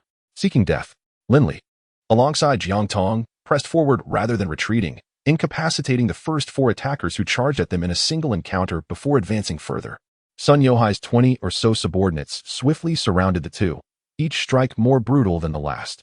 Feng Winshan, lagging behind, was separated by 2 henchmen, prompting Jose to grit his teeth and pounce on one of them. Having never fought before, he relied on his weight advantage, pinning his opponent down and firmly grasping the steel pipe in their hand, resulting in a deadlock. Lin Gu, how ungracious of you not to call me for such a splendid affair. At that moment, Qi Yu and a Jing burst forth, deftly weaving into the encircled fray. You wouldn't have come if I hadn't called. Lin Li and Jiang Tong handled the disorganized rabble with ease, with Lin Li even finding time to converse with Qi Yu. In less than 3 minutes, the skirmish concluded. The situation was far from resolved. Jose remained locked in a stalemate with the individual beneath him, their faces pressed together in a rather uncomfortable proximity. Qi Yu, standing atop the man's head, taunted, try moving again and see whether your skull is tougher than my boot. No, please, take it easy. Your boot is certainly harder. The man immediately ceased his struggle, pleading fervently as if he were a machine gun spitting out words. With a swift motion, Qi Yu yanked Jose up and delivered a kick that sent the opponent flying a meter away. Incorrect answer. Your head is far more fragile than my boot. Meanwhile, Sun Yushan and Wan Hongmei anxiously shielded the recently struck Sun Yushan, inching backward.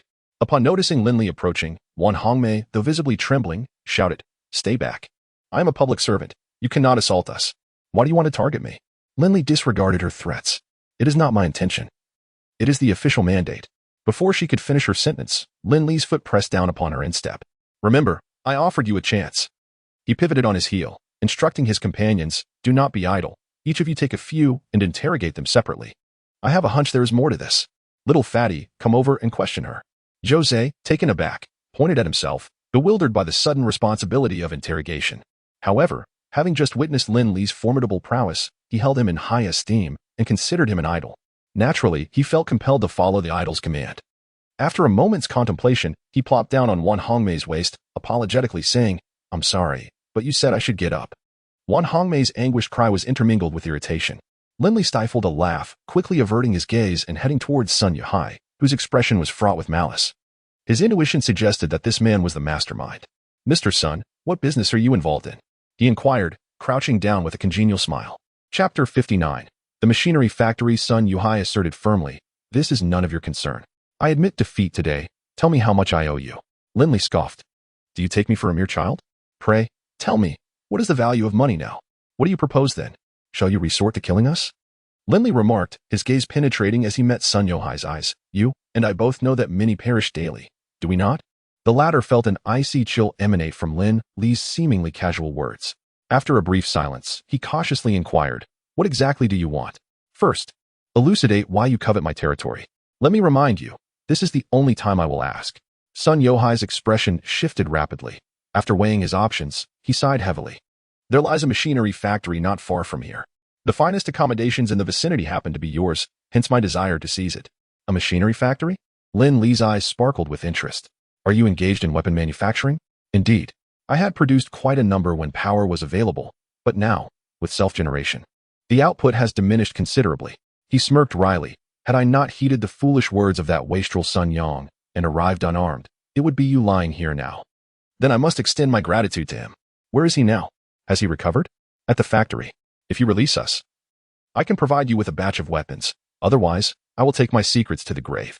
Lin Li rose, a light laugh escaping his lips. How naive. Mr. Sunday, if you remain silent, your subordinates will surely reveal it. However, I would prefer to receive the information directly from you. The chance to survive is within your reach. Consider it carefully. Humph. My men guard the factory. The arsenal there exceeds your imagination. With your mere numbers, you cannot hope to breach it. Sun Yuhai proclaimed confidently. Hey. Lin Li summoned Feng Wuxian, confiding a few whispered instructions before striding back to the villa. Before long, Lu Ming and the others, fully armed, stood before Sun Yuhai. Mr. Sun, do you believe your weapons surpass mine? Lin Li observed the stunned expression on Sun Youhai's face with amusement. Who are you? Sun Youhai's confidence evaporated, retreating as if confronted by a specter, his lips beginning to tremble. Nearby, the couple Wan Hongmei mirrored his shock. Lin Li, do you realize that hoarding weapons is a grave offense? Wan Hongmei suddenly exclaimed. As if grasping at a lifeline, release us, and I assure you I will not report you. How utterly foolish. Everyone, including Sun Yihai, was rendered speechless. Report? Did you not hear what I just said? Would you like me to report myself as well?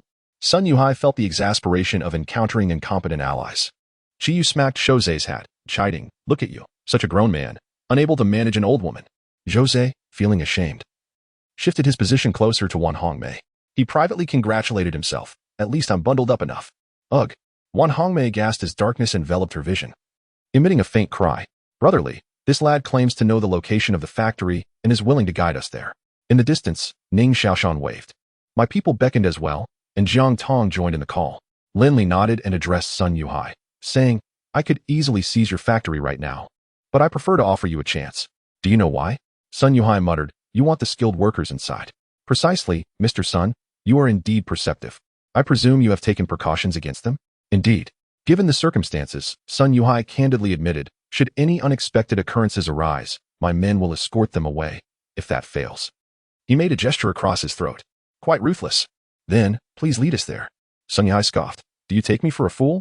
Once we arrive, will you truly let us go? Lin Li replied nonchalantly, the gamble is yours to take. At most, I might lose a few skilled workers. But you stand to lose your very lives. He then instructed Lu Ming and others, I will drive. You escort the others to follow. Shashan, take your people and come with me. Understood. The group promptly sprang into action, with Feng Wenshan pointing his gun at Sun Yihai and his companions, commanding them to rise and follow. You are utterly lawless. Wan Hongmei shouted as she clambered to her feet, still under the illusion that her status was a shield. Smack. Feng Wenshan raised his hand in a slap, threatening, if you refuse to leave, you shall remain here forever. Realizing Feng Wenshan deemed her insignificant, Wan Hongmei finally grasped the danger, covering her stinging face and trailing behind the main group like a defeated hen. The vehicle traveled at a sluggish pace, taking over an hour to reach the vicinity of Sun Yihai's machinery factory. Lin Li ceased driving, leaping from the car with a dagger in hand, inquiring, Mr. Sun, what have you decided? As the sharp blade glimmered in the light, reflecting cold glimmers that danced across his face, the air thick with the scent of death, Sun Yihai was thoroughly unsettled. He hastily nodded, I agree. But you must promise me that once you secure the factory, you will spare us. No problem. Sun Yang was nestled in the machinery factory office, idly flipping through magazines. The coal stove in the room blazed fiercely, with steam billowing from the kettle, emitting a sharp, whistling sound akin to an urgent alarm. He irritably rose, setting the kettle aside, pinching his nose in distaste, and covering it with the lid. Just then, a knocking at the door accompanied by Sun Yihai's voice echoed. Sun Yang, open the door. Sun Yang's face brightened, and he hurriedly stepped forward to open the door. However, the sight beyond left him frozen in shock. His uncle was being held at gunpoint, and the assailant was none other than his sworn enemy, Lin Li. What is this? Not welcoming me? Lin Li said with a smile, didn't he expect us to meet in this manner, did you? At Lin Li's words, Sun Yang instinctively recoiled a few steps, stunned. How did you get here? I asked your uncle. Lin Li pushed Sun Yihai and the others into the room, adding, you people think that a bit of money and power allows you to act without consequence. Have you ever considered that one day, you may face retribution? I suppose not, right? Lin Li muttered to himself, because you all take everything for granted. You believe that wealth and power elevate you above others. And I fully comprehend that. However, the world has transformed. Now that I possess a gun and loyal followers, is it not equally justifiable for me to consider myself superior? The four members of the Sun family were perplexed by Lin Li's words, each shrinking back in apprehension and refraining from responding. Answer me, Lin Li exclaimed, shooting a bullet that shattered the thermos on the table. Yes, yes, you are indeed superior to us. Sun Yihai hastily replied. Indeed, whatever demands you have, we will certainly fulfill them. I was wrong, Lin Li. I beg for your forgiveness. Upon witnessing Lin Li's seriousness, they immediately pleaded for mercy. I do have one request, he declared, that is, for all of you to perish. Chapter 60, the thermal power plant, may you all perish. Lin Li declared, decisively pulling the trigger. Sun Yang's family descended into hell in unison. Upon returning to the machinery factory, all 8 technicians had been subdued. The group dispersed to purge the premises, subsequently beginning an inventory of supplies. Brotherly, this place is not extensive, but the machinery is relatively complete. We have lathes, ear processing machines, boring machines, threading machines, and drill presses. However, they are of little use due to their high energy consumption. Qiyu was aware that Lin Li had stockpiled considerable energy reserves, yet for a machinery processing factory, it was akin to a drop in the ocean. While occasional use might suffice, sustaining continuous operation of the machines was impossible. Lin Li led him to a secluded corner, producing a map, stating, "It just occurred to me that there is a large machinery factory nearby, alongside a small thermal power station. You and Jing should investigate whether we can seize them." He cautioned, "If the owner is still present, negotiate with them amicably. I can offer supplies in exchange." "Brotherly, that requires a significant amount of fuel." Lin Li pointed at the map. "Rest assured, I am well prepared. There are 2 coal mines just 60 kilometers away. We shall visit tomorrow to see if we can procure more coal." He then waved his right hand. "I still have a considerable amount here. With current technology, a ton of coal can generate 3,800 kilowatts. For a smaller plant, 2,000 should suffice. We need not use it every day." "That sounds feasible, but I fear the temperature might hinder the power plant's operation." Qiyu expressed his concerns. Lin Li shrugged his shoulders. "Then we must consult an expert. Do your utmost to locate a technician from the power plant. I will inquire with Professor Wang's husband. He is an electrical engineer." "Understood. I will get right on it." Qiyu agreed. Lin Li approached several technicians with a benevolent smile. "There is no need for fear. I have reviewed the weapons you crafted, and they are commendable. From now on, you will work for me, and what I can offer you far exceeds what Sun Yuhai can provide, ensuring your survival in this apocalypse." One technician timidly spoke up. "Boss, I haven't been home in a long time. May I return to see my family?" Lin Li inquired. "Is it far?" "Not far, just about 3 kilometers. My family consists of my wife and children. I am anxious about their well-being." The technician lamented bitterly. "That dog Sun Yuhai has never allowed us to leave the factory. Those whose homes are nearby may return, and bring your families to reside in the Mingqing community. There, you need not worry about food or safety." Lin Li sighed inwardly. "If your families are still alive. It is no small feat for orphans and widows to survive until now." "Really?" The technicians were visibly elated. They had endured considerable hunger in recent days, and if someone could provide them with supplies, they would gladly work in return. "Indeed, I have thousands of people. I am not lacking a few mouths to feed." Lin Li calculated that the Mingqing community has at least several hundred vacant rooms. He planned to have Yi Yumeng and others clear them out and disinfect before they could accommodate residents. "Certainly, let us return now, as we all reside in the Yalan community. Conveniently, I shall arrange for someone to escort you, given the current unrest outside." "Well then, I appreciate your assistance." Lin Li, naturally wary of their potential escape, called upon Lu Ming and Ning Xiaoshan to accompany them. "This is merely a temporary measure. I trust that once they reach the Mingqing community, thoughts of fleeing will subside." The machinery factory yielded a total of 75 imitation firearms, thousands of lead bullets, and tens of thousands of steel pellets, alongside several tons of various steel materials. The significance of these items will only amplify with time, and I plan to have Qiyu and Jing refine them, thereby significantly bolstering our armament supplies. Jiang Tong inquired, "Boss, what is Qiyu's purpose at the power plant?" Lin Li gazed out at the heavy snowfall and remarked, "Electricity is a cornerstone of human civilization and its advancements. Securing the power plant is vital for the future development of our base. With electricity, life will improve considerably, fostering a sense of superiority and belonging among the people." Jiang Tong expressed surprise. "Your foresight is remarkable." Lin Li shook his head. "This is merely the beginning. While we possess an abundance of resources, ensuring the stability and comfort of those in the Mingqing community and our new arrivals is no trivial task." Jiang Tong recalled Lin Li's previous comments about other impending disasters. "Is this related to what you mentioned before?" She pondered. "Indeed," Lin Li replied, his mind drifting back to the harrowing images from his past life. The one certainty he held was that the Crimson Light could revive the dead, though its potential for aggression remained uncertain. Should a zombie outbreak occur, the survivors would face insurmountable challenges. The devastation would far exceed the initial emergence of the undead, as by that time, essential supplies would have dwindled significantly. Food would be in dire scarcity, and any environmental contamination would complicate access to clean water. Coupled with the inherent aggression of zombies, humanity would confront unprecedented trials. Noticing Lin Li lost in thought, Jiang Tong gently linked her arm with his, offering solace. "Do not fret, no matter how daunting the obstacles. You have me and your comrades by your side." Lin Li snapped back to reality, offering a carefree smile. "I am fine. Ultimately, we must do our best. At the very least, I can ensure that those in the shelter have their basic needs met." Jiang Tong returned the smile, asking, "What are your plans for this place?" "I shall leave it to Yi Yumeng and the others. They can assign some personnel to oversee it for now." A few hours later, Lu Ming, Qiyu, and others returned one after another. "Brotherly, there are still a number of external employees at the power plant, and the owner is unreachable. I have brought along the deputy director, who has been managing the operations," Lu Ming said. leading a middle-aged man forward. Mr. Lin, greetings. I am Chen Jiaming, the deputy director of Hongtai Power Plant. The man introduced himself.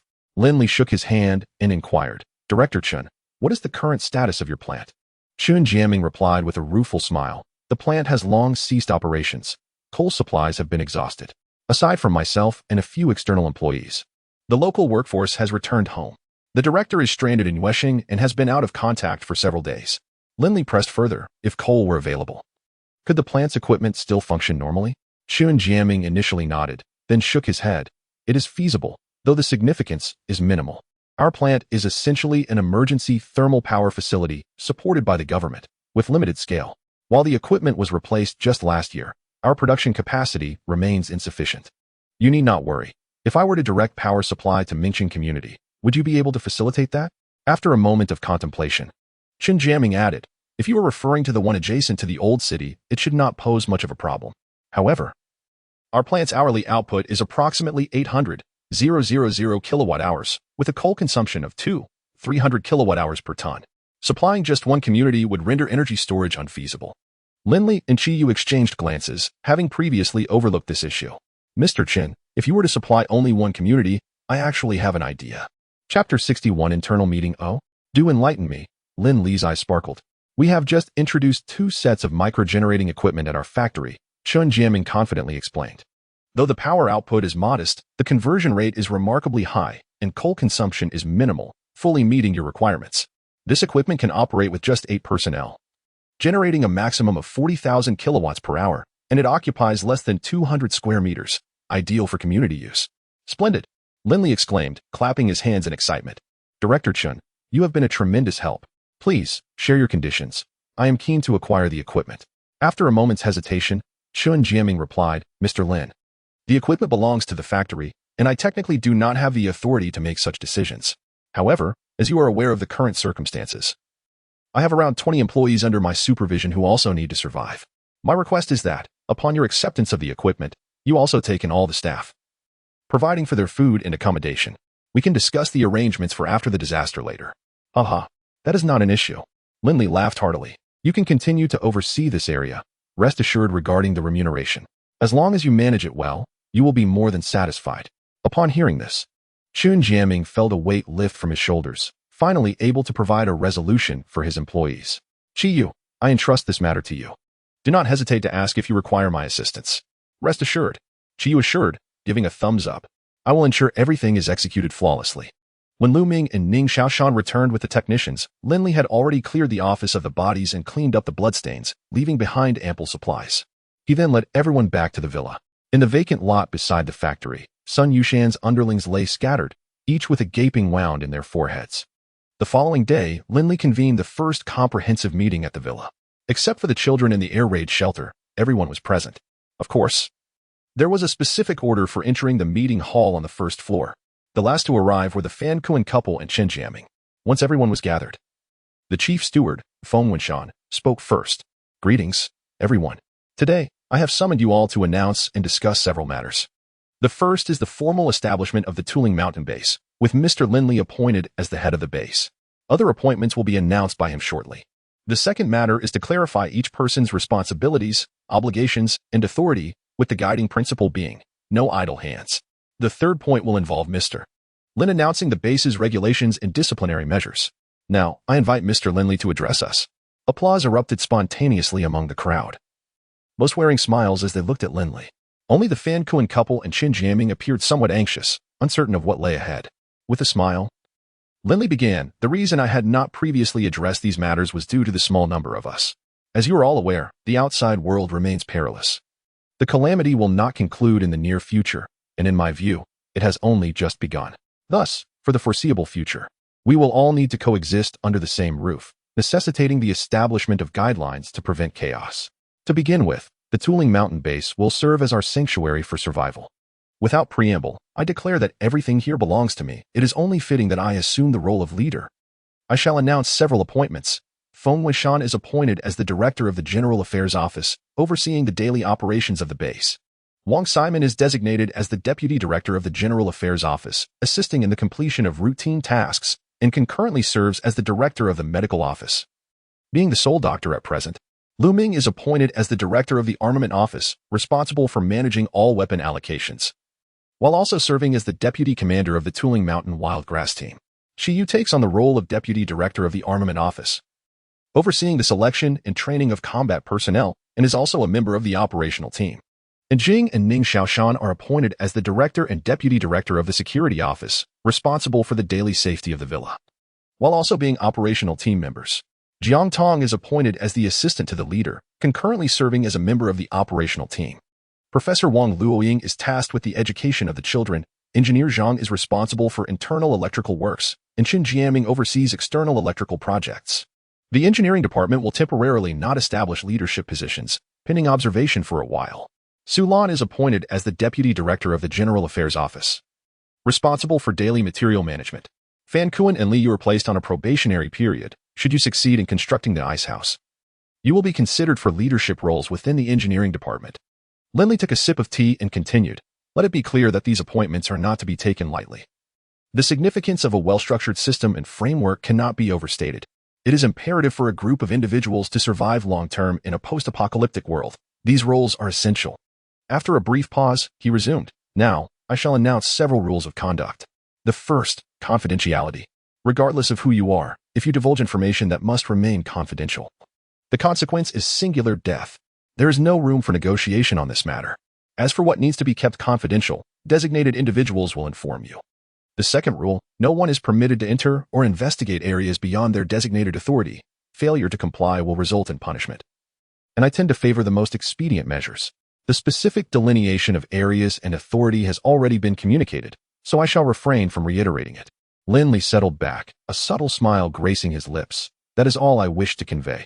If anyone has something to express, feel free to speak openly. Feng Wenshan raised his hand. Mr. Lin, the residences in Mingqing community have been cleared. There are a total of 110 units ready for occupancy today. Very well. Coordinate with them on a relocation plan, aiming to consolidate into a single building. We can compensate those willing to move with some supplies. No problem. Lin Li cast a meaningful glance towards Qi Yu. Expedite the matters at the power plant. Notify me when transporting the equipment.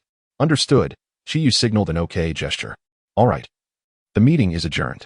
Lin Li remained seated, gesturing for Feng Wenshan, Lu Ming, and others to stay. After Fan Kuan and Professor Wang departed, Lin Li inquired of Feng Wenshan, did the people from Mingqing community clash with those of Wang Dalong yesterday? It was not a clash, rather a one-sided beating. Feng Wenshan frowned. Those who venture out to seek resources are all astute individuals. They did not resist when the situation turned dire, for otherwise, their lives would surely be at stake. Lin Li contemplated for a moment and remarked, inform them to pause for a few days. Once we have resolved the matters concerning the power plant and the machinery factory, we shall pay a visit to Brother Long. No problem. They have recently discovered a considerable amount of resources, so there is no significant impact. However, it appears that there has been some discord within their ranks these past few days. As for Yi Yuming and the other two, if they choose to remain silent, we need not concern ourselves. It would be beneficial for us to eliminate the dross and refuse mingling among us. After a moment's reflection, Lin Li added, Jose, weren't you eager to handle firearms? Allow Brother Feng to instruct you. From now on, our building in Mingqing community will be entrusted to your care. Indeed, Jose responded, instantly invigorated, standing tall. But do not rejoice too soon, Lin Li cautioned. The apocalypse is fraught with peril. Once you grasp a weapon, it may lead to loss of life, be it another S or your own. Chapter 62, The Backbone Li Gu. I have made my decision. I aspire to be like you, capable of not only protecting myself but also safeguarding others. Jose spoke earnestly. After 2 decades of being ineffectual, I yearn to embody the essence of a true man. Very well, then commit yourself to learning diligently from Brother Feng. Lin Li was heartened by this development. Individuals who can grow through adversity are truly deserving of nurturing and guidance. After delegating tasks, Qi Yu took Ning Xiaoshan and Jing out to inspect the large machinery factory they had missed the day before. Meanwhile, Lin Li accompanied Jiang Tong to the coal mine, located 60 kilometers away. In the Mingqing community, Yi Yuming was convening a meeting. The current temperature had plummeted to nearly -40 degrees. Gathered around the roaring coal stove, a circle of individuals bore expressions clouded with concern. Having dealt with those unscrupulous building managers last night, we now number exactly 9, in accordance with Mr. Lin's earlier stipulations. Should we not pay him a visit? Yu Jianqi broke the silence, lighting a cigarette. I shall first mention it to Brother Feng. Yi Yuming clutching a warm pack, bit her lip lightly. With the temperature continuing to drop, Many have reported shortages of heating fuel and equipment. Furthermore, Wang Dalong is monopolizing much of the surrounding area. We must devise a strategy.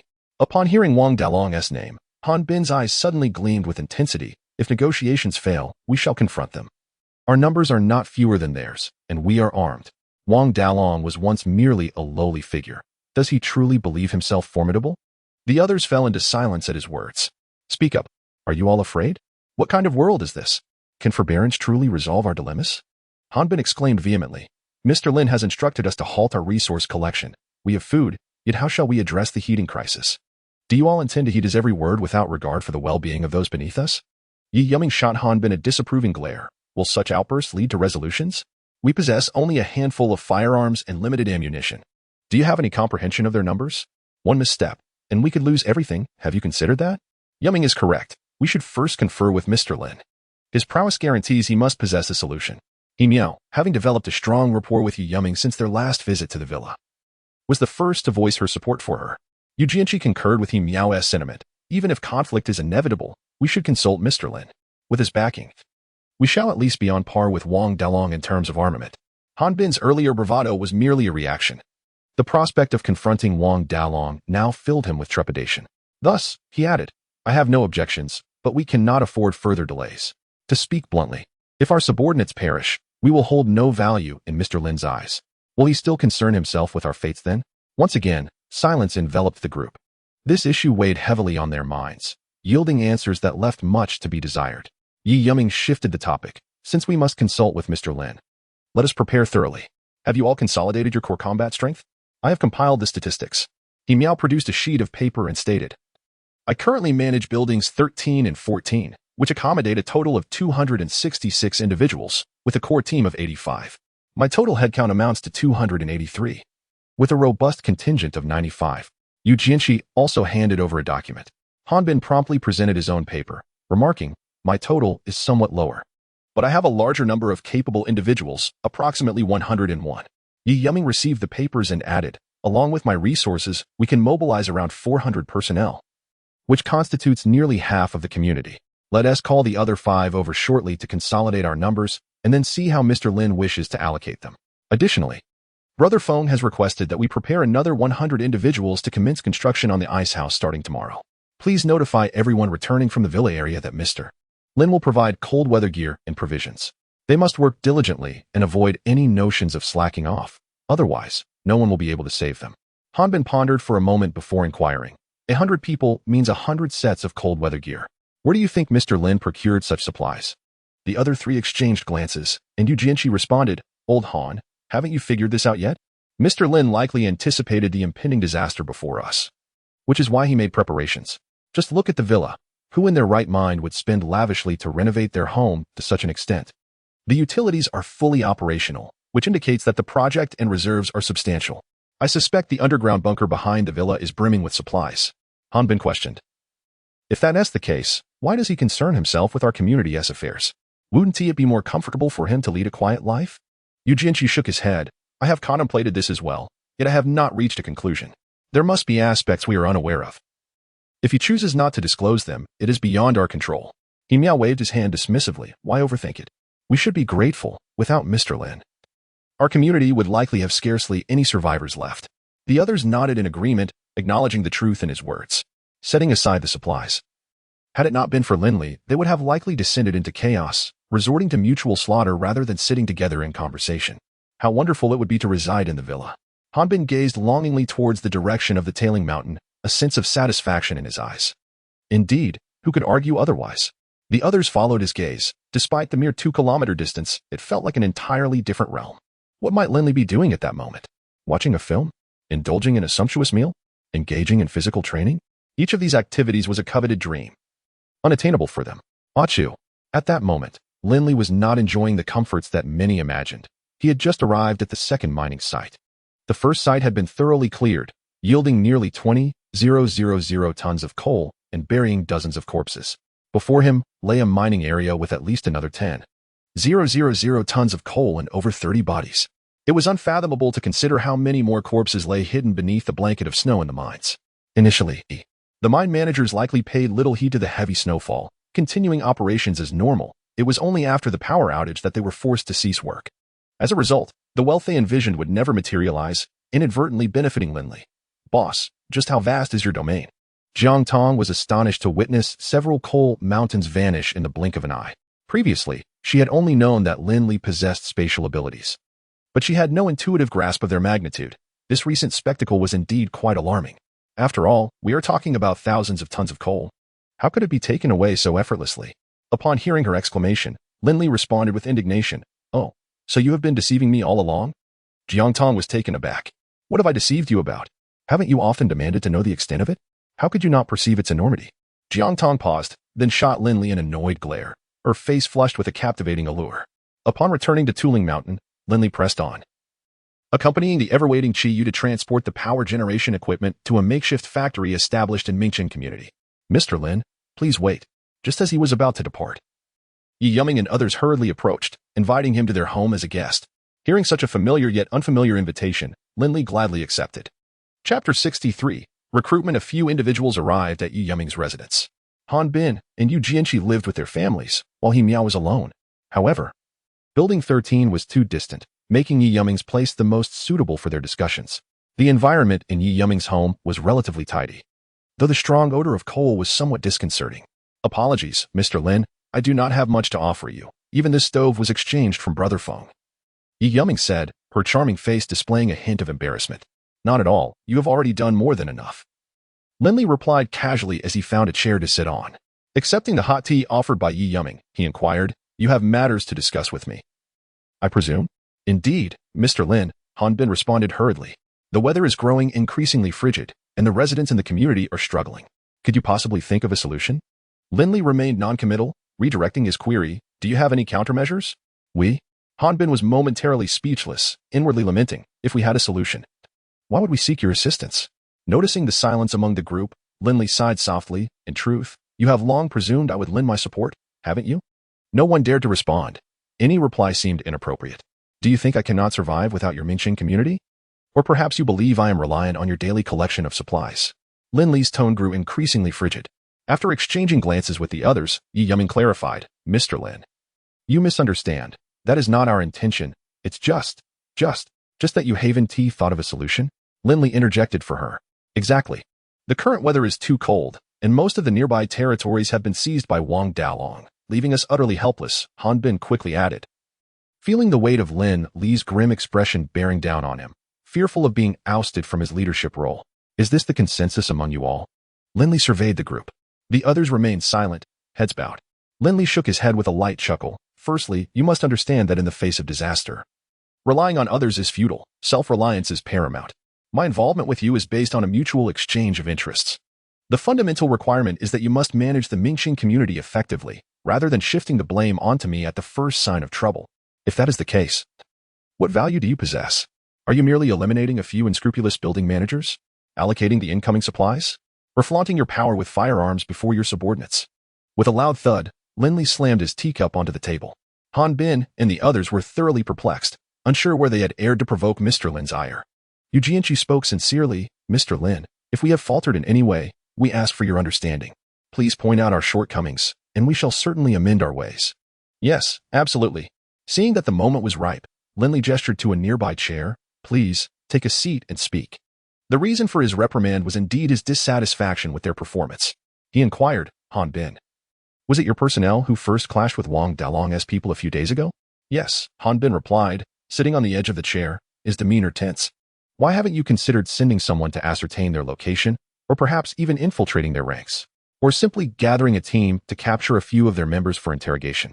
Lin Li's gaze sharpened, halting Han Bin's impending remarks. He continued, are you about to say that I am preventing you from taking action?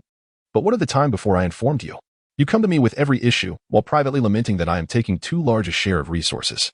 You wish to contribute nothing yet seek to benefit from my efforts. Is that correct? Han Bin found himself at a loss for words.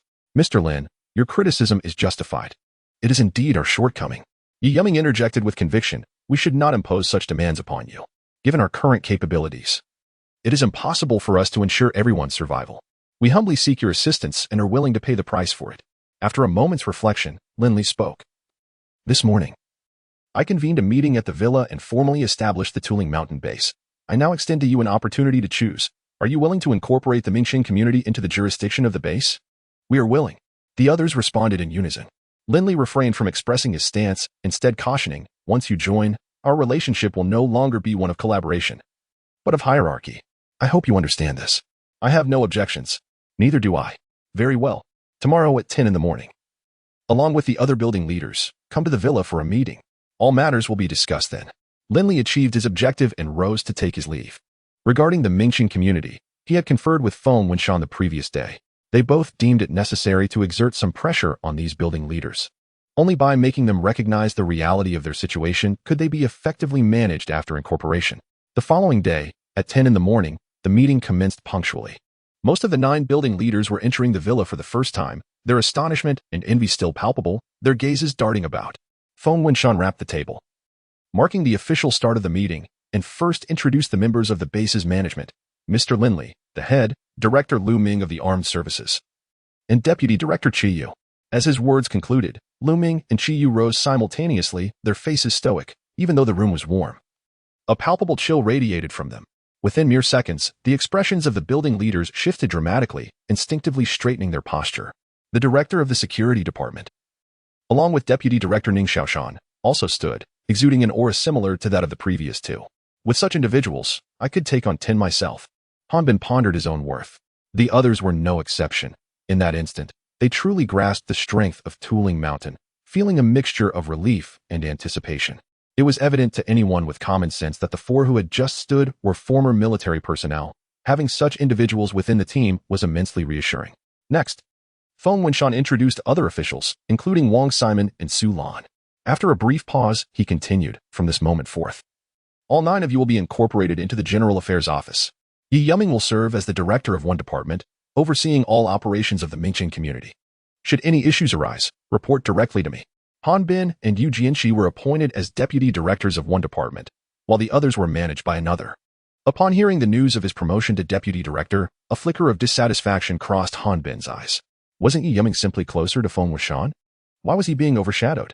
In contrast, Yu Jianqi maintained a serene demeanor, a subtle smile gracing his face as he slightly bowed to the assembled crowd. The expressions of the others varied, as they transitioned from being department heads to powerless team members, experiencing quite a significant disparity. Lin Li observed their reactions with a sense of amusement, finding it somewhat ludicrous that they were still preoccupied with their dwindling power when life had become so unbearable. He hoped fervently that they would not act recklessly. He was in dire need of a watchful monkey to keep things in check. Chapter 64. Zhang Xin's request. After finishing his arrangements, Feng Winshan cast an inquiring glance at Lin Li. Lin Li raised 3 fingers and declared, I will speak of 2 matters. First, from now on, the words of Director Yi will represent the intentions of Director Feng, and thus, my own. Should any calamity befall Mingxing community, I shall hold you all accountable. A sharp intake of breath echoed through the room as every gaze turned towards Lin Li, who had surprised them all with his bold statement. Continuing unabated, he added, second, put away any ulterior motives. Surviving in this apocalypse as you have is no small feat. So cherish it. Should anyone stir trouble, do not blame me for my ruthlessness. Thirdly, I will address the issue of warmth. The specifics will be communicated to you by Director Yi after this meeting. Having observed the crowd's reaction, Lin Li instructed, the 3 directors may remain. The rest of you may leave. Once the throng had dispersed, Yi Yuming expressed her gratitude. Thank you, Mr. Lin. She had never anticipated that Lin Li would stand up for her in such a manner. Could it be that Yet did he not have a woman already? Perhaps he sought another? Such things were permissible in these times. You need not thank me. I uphold the authority of the Tulingshan base. Regardless of who holds the position of director, I would act in the same manner, Lin Li stated candidly. Oh. Yi Yuming felt a wave of disappointment wash over her. The reason I asked you all to stay is to relay important information. Upon returning, gather the residents of the community, minimize the use of rooms. Tomorrow, I will provide some coal and stoves. After a brief hesitation, Lin Li refrained from mentioning the issue of electrical power, instead saying, moreover, I require all able-bodied individuals from the community to assemble outside the villa at 9 o'clock tomorrow morning. The security department will be selecting personnel for protection duties, and those who pass the assessment will be rewarded. Understood. I will make the arrangements immediately. Yi Yuming diligently noted every word Lin Li uttered. Lin Li shifted into a more casual posture. Now that the formalities are concluded, there are a few regulations regarding the base that Brother Feng will explain to you. As one of the base's administrators, he continued, in the future, you will receive corresponding supplies at regular intervals. Furthermore, if there are outstanding performances, the base will also provide rewards. At this point, Lin Li cast a meaningful glance at Han Bin, adding, conversely, any violations of the base's regulations will incur appropriate penalties. Taken aback by Lin Li's cold gaze, Han Bin felt a jolt of alarm and quickly nodded in respect.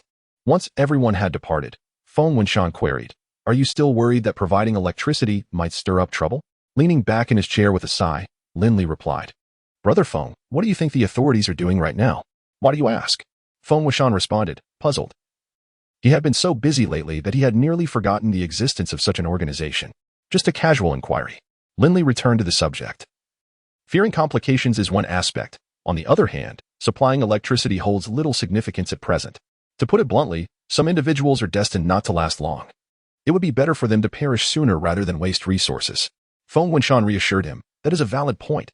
You need not feel pressured about this. Moreover, without your intervention, I dare say the community would have lost at least 1,000 more lives. I am not so sentimental. You carry on with your duties. I shall ponder the electricity issue further. As Lin Li spoke, he slipped his hands into his pockets and strolled towards the air raid shelter. The harmonious sound of children reading in the study room eased his mood considerably. After surveying the surroundings, Lin Li was surprised to find no other idlers in sight. Indeed, everyone seemed busy while he had found a moment of respite. Qi Yu and Ning Xiaoshan were occupied with matters concerning the thermal power plant, while Lu Ming and Jing had gone to the mechanical factory.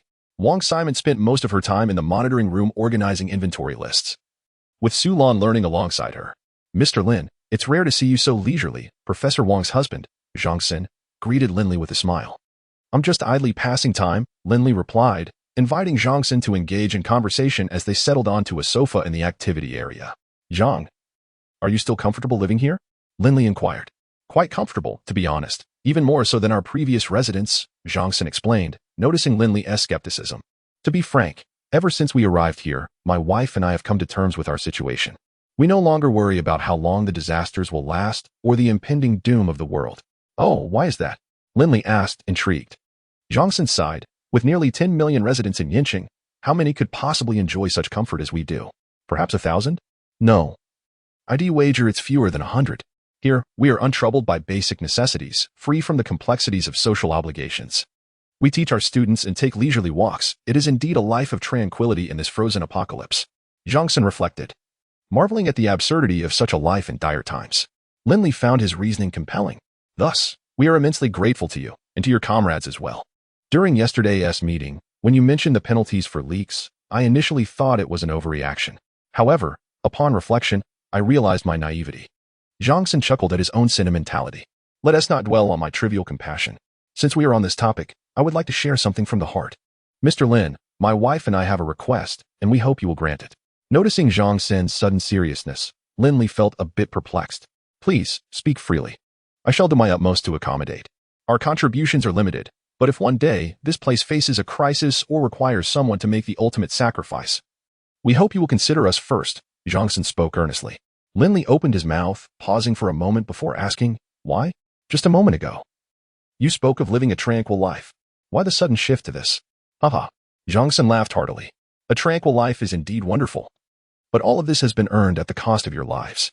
We are acutely aware that our efforts alone would barely suffice for survival outside, let alone to enjoy life. Disasters may linger indefinitely, and I sincerely hope such a day never arrives. Even the smallest creatures cling to life. Yet, some responsibilities must be shouldered by someone. Zhang Xin gazed earnestly at Lin Li. I implore you to consider our request. Very well. Lin Li extended his hand. I also assure you both that I will do everything in my power to prevent that day from ever coming. Zhang Xin and Lin Li exchanged a firm handshake, unwittingly narrowing the distance between them. Boss, you're here. Jiang Tong approached and announced, the first ice house has been completed. Brother Feng wants you to take a look. So soon? Lin Li inquired with interest. Engineer Zhang, would you care to join us? Perhaps we can even establish an electrical connection in the future. Absolutely. Lin Li's villa was merely 20 meters from the base of the mountain, and it took only a few minutes to make the descent. Upon reaching the foot of the mountain, the group beheld a solitary ice structure, less than 4 meters in diameter, nestled amidst the snow. The building resembled a colossal white egg, partially buried in the snow. Its entrance was not set into a wall but rather carved from the snow, standing at a modest height of around 1 meter 60. A thick waterproof tarp draped the entrance. "Mr. Lin, this is the product of numerous modifications we have made. We anticipate that the maximum buildable area will be around 40 square meters, thanks to the blueprints and tools you previously provided," Fan Kuan exclaimed excitedly, gesturing animatedly. "As long as the temperature does not rise, the structural integrity of the house poses no issues. With a fire lit inside, it can maintain a temperature close to zero for extended periods." Lin Li nodded, instructing, "Let us proceed with the maximum area. We will plan the basic functional zones, and I will arrange for the necessary furniture to be delivered." "Understood." The Fan couple, now invigorated, felt they had finally established their footing at the base with their newfound skills. "Brother Feng, let us initially construct around 50 of these. I'll find a time when the area is unoccupied to install the furniture," Lin Li whispered as he concluded his instructions. Turning to Zhang Sen, he asked, "Engineer Zhang, do you believe the ice house can support electrical installation?" "In theory, as long as the materials can withstand low temperatures, it should be feasible. The critical question remains, how will we generate electricity? That can be addressed later. You should communicate with Director Chen when you have the chance and brainstorm some solutions." Lin Li replied. He knew that coal power could be utilized immediately, though he deemed it unnecessary for the time being. Once the weather stabilized in the coming weeks, they could install wind and solar power systems to supply energy to this area without issue. However, before that, a pressing concern needed to be resolved: Wang Dalong. The core principle of the base was stability, and the presence of any unstable elements in the vicinity was absolutely intolerable. Chapter 65. Temptation Tianyu Hotel stands as one of the most opulent establishments in the Old City, serving as the headquarters for Wang Dalong. Previously, he resided in the presidential suite, but has since relocated to the 6th floor, transforming a lavish private dining room into his bedroom. The proximity to the kitchen allows for convenient warmth and less fatigue when rising from slumber. At present, he luxuriates in a large iron tub filled with hot water, attended by 2 enchanting young women. Nearby, a trusted aide bows his head, occasionally stealing glances at the woman bending over to scrub his back. With a splash, Wang Dalong rises, eyes closed, arms outstretched, allowing delicate hands to dry his body with a towel. Suddenly recalling something, he inquires, "Lao Chiao, it has been several days. Why have we yet to ascertain the situation at the Tuling Mountain Villa?" His aide, known as Chiao San, tenses at the question, bending slightly as he replies, "Brother Long, I have dispatched numerous teams, both day and night, but they are discovered as soon as they approach the villa, never even reaching the door." And then, Wang Dalong opens his eyes, taking a towel to wipe the droplets from his face. And then, Xiao San hesitates, unsure of what else to say. With a swift motion, Wang Dalong tosses the towel at Xiao San's face and steps out of the tub, his voice rising in anger. "Fool, if they are discovered, why not launch a direct assault? What does it matter if a few of your men perish? They send me grenades, I can remain in the shadows. But I must at least reciprocate." Xiao San retrieves the towel, sheepishly replying, "Brother Long, please do not be angry. My simple mind is too slow, rest assured. I will make arrangements at once." "Humph." Wang Dalong's irritation lingers. "Have them bring weapons. If they dare to invite me as a guest, they must possess some confidence." "Yes, but what if we manage to breach their defenses?" Xiao San poses. Wang Dalong scoffs, "With your motley crew, do you truly believe they can contend with them? That grenade is no imitation. Use your brain." Xiao San genuinely begins to ponder the situation. After a moment, he curiously asks, "Brother Long, if their weaponry surpasses ours, why do you hesitate to visit their villa? Didn't Ma Xiaoming and the others mention that those people were quite cordial?" Dressed, and now seated on the sofa with the 2 women, Wang Dalong reprimands, "Fool, what do I do for a living?" "Integrated hotel management, along with investment and debt optimization," Xiao San responds. "Spare me the nonsense. To put it plainly, it involves running a brothel, operating a casino, and lending at exorbitant interest rates. What if they happen to be officials? Once they uncover my background, will they let me off the hook?"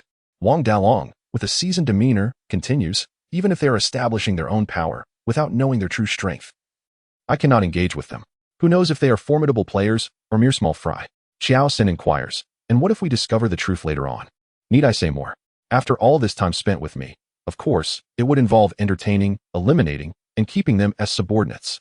He playfully slaps one of the women on the backside and rises, pacing thoughtfully. "As for which course of action to take, it must be determined by the opponent's caliber. Once again, you demonstrate your exceptional prowess, Dragon Brother." Xiao San, uncertain whether he comprehended the situation, wore a sycophantic expression as he extended his thumb in approval. "Why haven't you gone yet?" Wang Dalong glared, prompting Xiao San to hastily dash outside. By 5:30 in the afternoon, the sky had darkened. Feng Wishan and Jose had just completed their distribution of supplies and were approaching the villa's entrance when they spotted several furtive figures approaching from a distance. What do you want? Jose inquired, noticing the individuals advancing toward them, preparing to intervene. However, Feng Wenshan grasped his arm firmly, cautioning, "Be careful, they may be armed. We should retreat." Startled by the warning, Jose quickly followed him back to the villa. Moments later, they emerged once more, accompanied by the fully armed Ning Xiaoshan.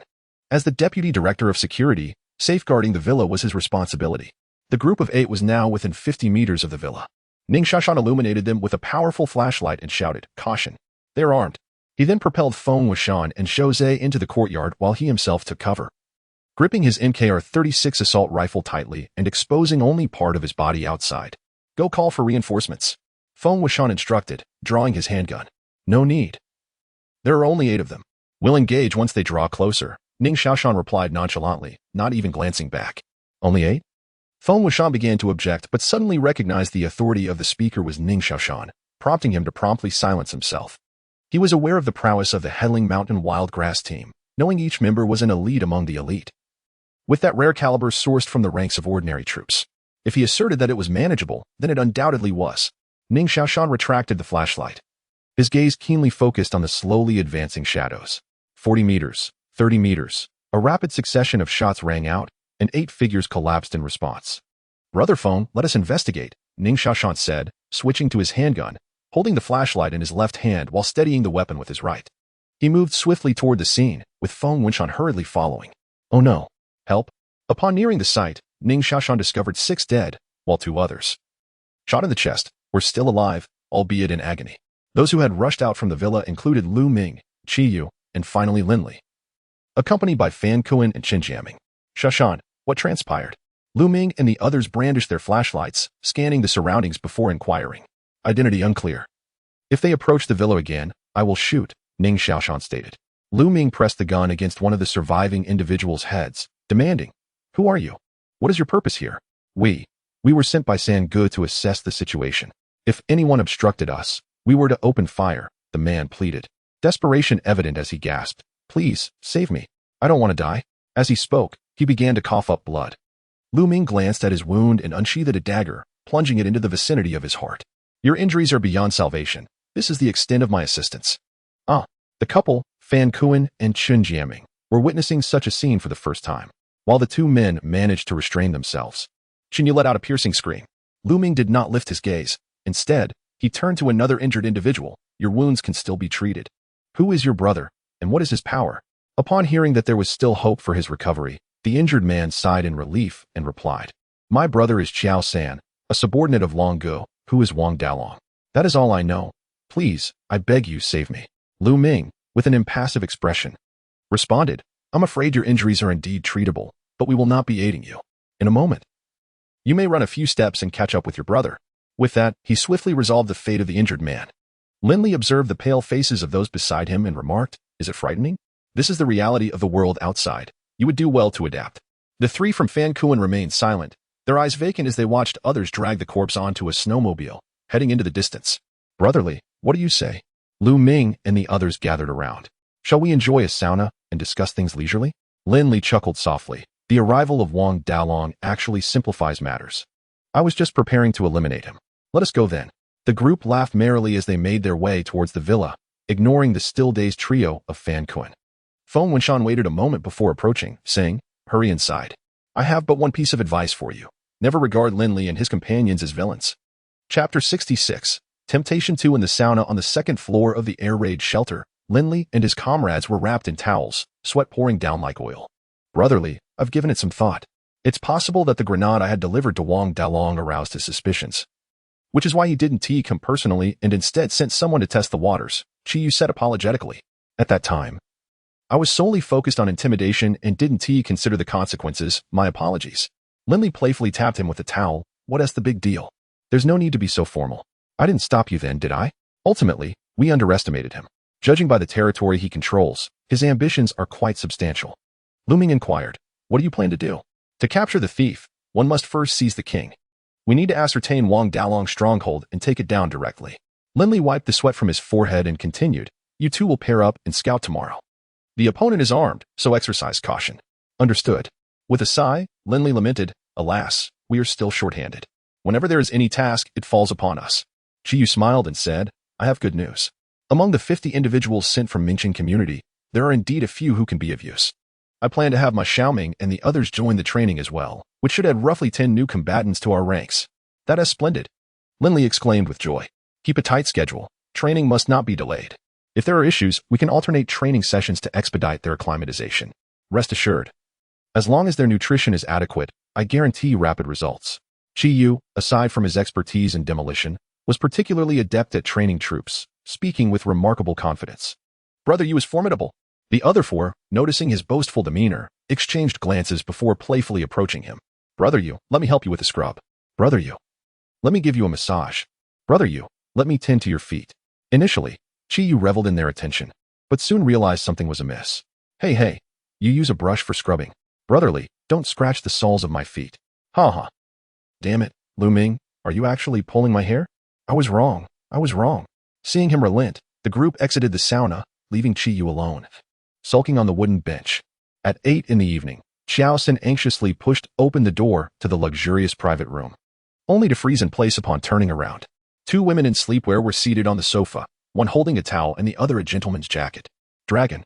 Brother Long, are you working out? Xiao San thought quickly, devising an excellent excuse. Get lost. Understood. Xiao San turned and fled, relieved to have escaped a predicament. Come back. Before he could revel in his good fortune, Wang Dalong barked again. Have you made any progress on the task I assigned you? Dressed and holding a glass of wine, Wang Dalong inquired. 8 individuals. They are all dead. Xiao San replied with a hint of dread.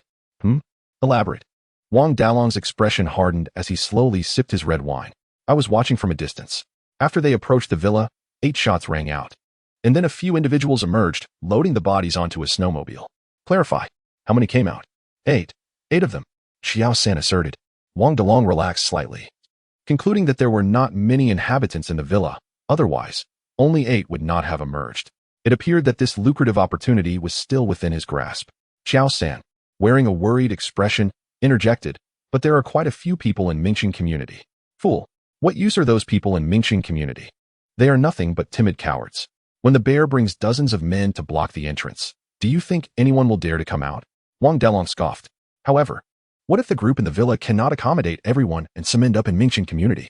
Xiao San's mind raced, stimulated by the previous exchange.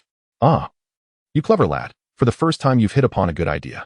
Wang Dalong was initially taken aback, then pondered for a moment before saying, Here's the plan. Tell the bear to lead a group to raid Mingqing community tomorrow and make some noise about it. Understood. I shall go at once. As Xiao San departed, 2 women promptly approached Wang Dalong, instinctively resuming their tasks. Meanwhile, Lu Ming and his companions had finished their breakfast, equipped themselves, and stealthily left the villa. It was the weekend, and the air raid shelter, swimming pool, cinema, and other entertainment venues were fully operational. Jiang Tong, Wang Simon, and others, having completed their work, took the children there to play. Lin Li, preferring not to join the crowd, instead brought out a fine tea to savor with Professor Wang and his wife. Approaching noon, and Jing and Ning Xiaoshan hurried back, neglecting to enter the air raid shelter, and directly contacted Lin Li via the intercom. Brotherly, we spotted around 50 to 60 individuals armed and heading towards Mingqing community. Upon hearing this, Lin Li sprang to his feet and hastily made his way outside. Upon meeting, he cut straight to the chase. Do we know their intentions? And Jing rubbed his hands together, stating, It seems they are aiming for either resources or territory, with the former being more likely. That shouldn't be. Lin Li mused. There are many places to rob outside. Mingqing community hardly seems a fitting target. It's populated and organized, a tough nut to crack. They can't possibly be unaware of that. Or perhaps they are coming for us from the outside, and Jing suggested, following Lin Li's train of thought. They might have figured out our connection with Mingqing community and aim to strike from the periphery. There is also the possibility that they are testing our strength. Have you informed Yi Yuming? Yes, Ning Xiaoshan explained. We happened to run into Brother Feng on our way back. Lin Li nodded. What kind of weapons do they possess? How many? The leaders have firearms that appear homemade, while most are armed with knives. Prepare for battle. Yes. After donning his gear, Lin Li summoned Jiang Tong and Feng Wuxian. You two stay hidden and observe from a distance to prevent a second wave from their side. Understood. Be careful. The two did not hesitate. In Mingqing community, Yi Yuming looked sternly at her subordinates. Mr. Lin has instructed us to ensure the community is secure. Not a single person is to be allowed entry. Keep a close watch on your men. If anyone dares to act deceitfully, do not blame me for the repercussions later. Easier said than done. We have numbers, but how many have seen blood? Our weaponry pales in comparison to theirs. How can we defend ourselves? Hanbin wore a troubled expression, venting his grievances. If you have objections, hand over your weapon and stay home. Yi Yiming coldly fixed her gaze upon Hanbin. Ever since she assumed the position of director, he had consistently undermined her. Given the current critical situation, she was disinclined to engage in verbal sparring with him. Am I not speaking the truth? Hanbin raised his voice. With a swift motion, Yi Yiming disengaged the safety of her handgun and pressed it against Hanbin's forehead. Surrender your weapon. Hanbin momentarily froze, noticing the absence of support for his defense. After a brief hesitation, he suddenly broke into a naive smile. I merely jest. With a formidable enemy at our doorstep, how could I possibly retreat? We must fight together. Yi Yiming regarded him with a piercing gaze, then lowered her weapon, responding coldly. That is for the best. Outside, Wang Dalong's men were already encroaching upon the community's entrance. She could no longer afford to dally with Hanbin and commanded. Prepare for battle. With that, she strode purposefully toward the entrance. Hanbin lingered at the back, glaring resentfully at Yi Yiming and Yu Jianqi for a moment before finally following suit. Chapter 67. The Rescue. Listen up, everyone inside. We only seek supplies. And we mean no harm. Open the door immediately, or do not blame us for our lack of courtesy. A subordinate, under the direction of the bear, shouted through a megaphone. Yi Yiming and her companions leaned against the wall beside the security room, quietly observing the menacing crowd outside. I advise you not to misjudge the situation. Once we breach the premises, there will be no room for negotiation. The subordinate seemed to revel in the intimidation, becoming increasingly boisterous. In the distance, on the snowy ground, and quietly inquired, Li Guo, what is the plan? Lin Li brushed the frost from his eyelashes and replied, there is no rush. Contact Lu Ming and see if he has any updates. Moments later, Lu Ming's voice crackled over the radio. Li Guo. Wang Dalong is likely holed up at the Tianwei Hotel, approximately 3 kilometers from the villa. We suspect it, but cannot confirm it yet. Lin Li responded through the radio, continue to monitor the situation and see if you can find an opening. I am preparing for battle here. Notify us immediately if the enemy receives reinforcements. Understood. After observing for a few more minutes, a glint of cold determination flashed in Lin Li's eyes as he commanded, go. The bear, growing impatient with the lack of response from inside, yelled to one of his subordinates, bring the explosives. The subordinate promptly retrieved a homemade bomb, pressed it against the outer wall, approached the community entrance, lit the fuse, and hurled it away. Get down, Yi Yiming shouted as she dove into the snow behind her. Boom. The entrance of the community collapsed with a resounding crash, leaving the crowd momentarily disoriented. Damn it. If I weren't afraid of them having weapons, I would cherish such a fine piece of equipment. The bear cursed, both satisfied with the bomb's power and lamenting the loss. What are you waiting for? Charge in. Supplies and women are up for grabs. First come, first served. The bear bellowed as he strode toward the entrance, prompting his subordinates to rush forward. However, he slowed his pace to observe after taking a few steps. One of his trusted aides questioned, Brother Xiong, what's wrong? If you don't hurry, those beautiful women will be taken by the newcomers. Patience. The bear replied quietly, those are just cannon fodder. The people inside might be armed. If you want to die, go ahead. The subordinate instinctively shrank back. Then I will stick with you. Bang, bang, bang. As the crowd surged forward, 7 or 8 were immediately taken down. The gunfire from within the community snapped the frenzied mob back to reality. Some dropped to the ground, while others turned to flee. Bang. However, as soon as one turned, the bear shot him dead. Everyone, stand your ground. Whoever dares to retreat, I will shoot. The bear's face contorted in rage, exuding an overwhelming presence. The crowd found themselves in a dilemma. They finally understood they were being used as pawns, but it was too late. What are you afraid of? They only have one gun, and their bullets are spent. I still have plenty of ammunition. If we don't get in soon, I will start firing, the bear declared, firing a shot into the air. In truth, he had no idea how many guns and bullets were possessed by those inside. Such statements were merely intended to spur the cannon fodder into a reckless charge. If the bullets inside outnumbered the people, a retreat would be the only option. Apart from a few trusted allies, the others were, in his eyes, no more significant than a bullet and thus not worthy of concern. Yumming, I'm out of bullets. He Meow admitted somewhat sheepishly. She had fired wildly moments ago, uncertain if she had hit anything, but her 5 rounds were now expended. I should be running low too. Lu Zhe chimed in. So am I. Yi Yiming furrowed her brow, glancing at the others, reluctant to utter any words of reproach. After all, apart from herself, none had ever engaged in live-fire exercises, no matter how thoroughly the theory was explained. Panic ensued when faced with reality. The few individuals she had taken down were nearly all her doing, who knew where their bullets had gone. She reassured them, it's all right. I still have plenty of ammunition. Those of you without bullets should fall back for now. With that, she retrieved another firearm. When she turned around, only Yu Jianqi and Han Bin remained by her side. Yi Yiming felt a wave of frustration wash over her, forcing herself to maintain composure as she dispatched another forward tester. Bang! Bang! Strangely, having fired only one shot, a cascade of gunfire erupted in response. Peering outward, the scene before her was nothing short of shocking. A volley of shots rang out, blood mist erupting from the prostrate crowd. The burly man leading the charge crouched behind his subordinates, several of whom were firing relentlessly towards the entrance of the community. However, their efforts proved futile. As one raised his weapon, his arm was shattered, the gun flying several meters away, leaving him to writhe in pain. The once composed expression of Bear transformed into one of sheer terror. What impeccable marksmanship! He dared not expose himself further, lying sideways in the snow and calling out. To our friends across the way, please do not misunderstand. We merely seek some supplies, and were unaware that this place was claimed. Kindly spare us. And I assure you we shall not return. The only response he received was the sound of gunfire. Ning Xiaoshan eliminated a writhing figure and inquired, Li good. Shall we leave a few alive? 2, perhaps, Lin Li replied, delivering another precise shot. Yi Yiming's group was missing an opportunity, failing to capitalize on such a prime moment. Quietly reloading, she expressed her dissatisfaction. They are merely ordinary individuals. Do not set your expectations too high. However, this does serve as a reminder. In a few days, I shall have them train alongside Qiyu. They are in for a tough time. A glimmer of schadenfreude danced in Ning Xiaoshan's bright eyes. As they approached within 20 meters of the crowd, Lin Li and the others took cover behind a pillar. Ning Xiaoshan shouted, those inside, listen carefully. Stand up slowly and raise your hands, or face the grenades. Upon hearing this, Bear realized their fate was sealed. He had seen the power of those grenades with his own eyes. According to Long Gu, their destructive capability was significant. Should they be directed at him, he would be left in tatters. Brother Bear, what do we do? A trembling subordinate asked. What can we do? We comply with their demands. Bear shouted, his eyes wide with fear. All right, we surrender. Please, do not fire.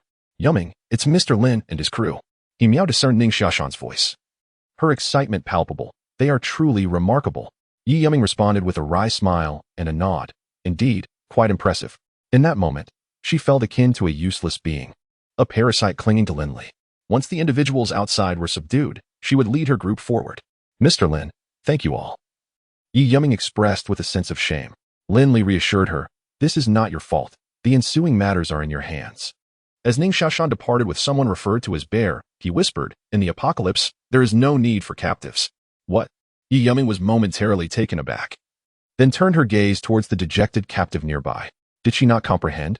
Mr. Lin was instructing us to deal with them. Han Bin cast a scornful glance at Yi Yiming, swiftly eliminating the remaining captives, yet missed 3 shots from a distance of 5 or 6 meters. However, he paid little heed, muttering with his pistol in hand, after all, she is a woman. One cannot rely on them in critical moments. Han Bin, that is enough. Chapter 68. Wang Dalong's plan. Before Yi Yiming could utter a word, He Miao spoke angrily. When the person arrived at the door just now, why didn't you step forward? You were hiding behind Yiming. Who are you being sarcastic with now? Hey, don't speak carelessly. I fired my weapon too. In front of Lin Li, Han Bin dared not act rashly and could only explain. Yiming is the section chief. I naturally must heed her arrangements. You're talking nonsense. He Miao pointed to her own ears and said, I was right in front of you. How could I not hear if you fired? Lin Li glanced at the two of them and turned to Yi Yiming, asking, I am asking you one last time. Can you manage Mingqing community? Yi Yiming lowered her head, feeling ashamed. However, she quickly raised it, her gaze fiercely fixed on Lin Li, declaring, I can. Very well. I will assist you one final time. I hope you will keep your word. With that, Lin Li swiftly raised his gun and fired. Han Bin, caught off guard, fell to the ground in disbelief. Startled, He Miao and the others retreated several steps to regain their footing. I have stated before, her words are my words. Lin Li said, pointing at Yi Yiming with a stern expression.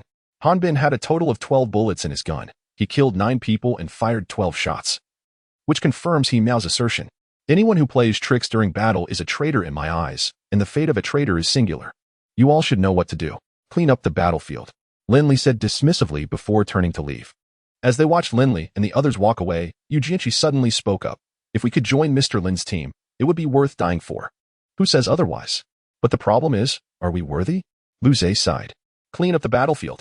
Yi Yiming withdrew her gaze and coldly commanded, Yu Jianqi, go confiscate the guns. The rest of you return and summon people to remove the bodies and find a way to repair the door.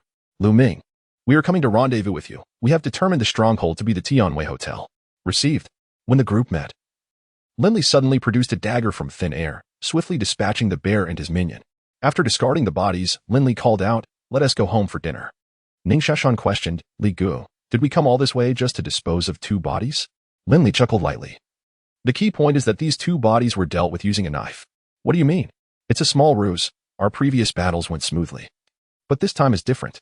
The opponent is inside the building, and a direct assault is difficult. It's best to lure them out themselves. Once they discover these 2 were killed by a knife, they will suspect that our firearms are insufficient, thereby increasing the likelihood of their attack on us." Lu Ming asked, "What if they don't take the bait?" Lin Li shrugged indifferently. "It's merely a strategic maneuver. Even if a fight is inevitable, we must return to formulate a plan and prepare adequately. If they don't fall for it, we can always return. What if they escape?" And Jing inquired curiously. Lu Ming shook his head, asserting that it was unlikely. Not to mention their reluctance to abandon the stronghold they had painstakingly established in this frigid weather. How far could they possibly flee? Indeed, around 5 in the afternoon, Wang Dalong's men discovered the lifeless bodies of the 2 bears. They hurriedly rushed to report to Wang Dalong. In the private room, a dozen robust men, exuding an aura of menace, stood in 2 rows, awaiting Wang Dalong's decision. The latter reclined against the sofa, his gaze vacant as he stared at the ceiling, muttering softly to himself. "To commit murder in my territory. Is it mere bluster, or a demonstration, perhaps a warning? No. A demonstration would warrant firearms, and a warning would at least leave the victims riddled with bullets." Suddenly, Wang Dalong sat upright. "Xiao San, here. How many men do we have left on the periphery?" 263, with 39 of our own brothers." Xiao San provided the precise count. "Excellent."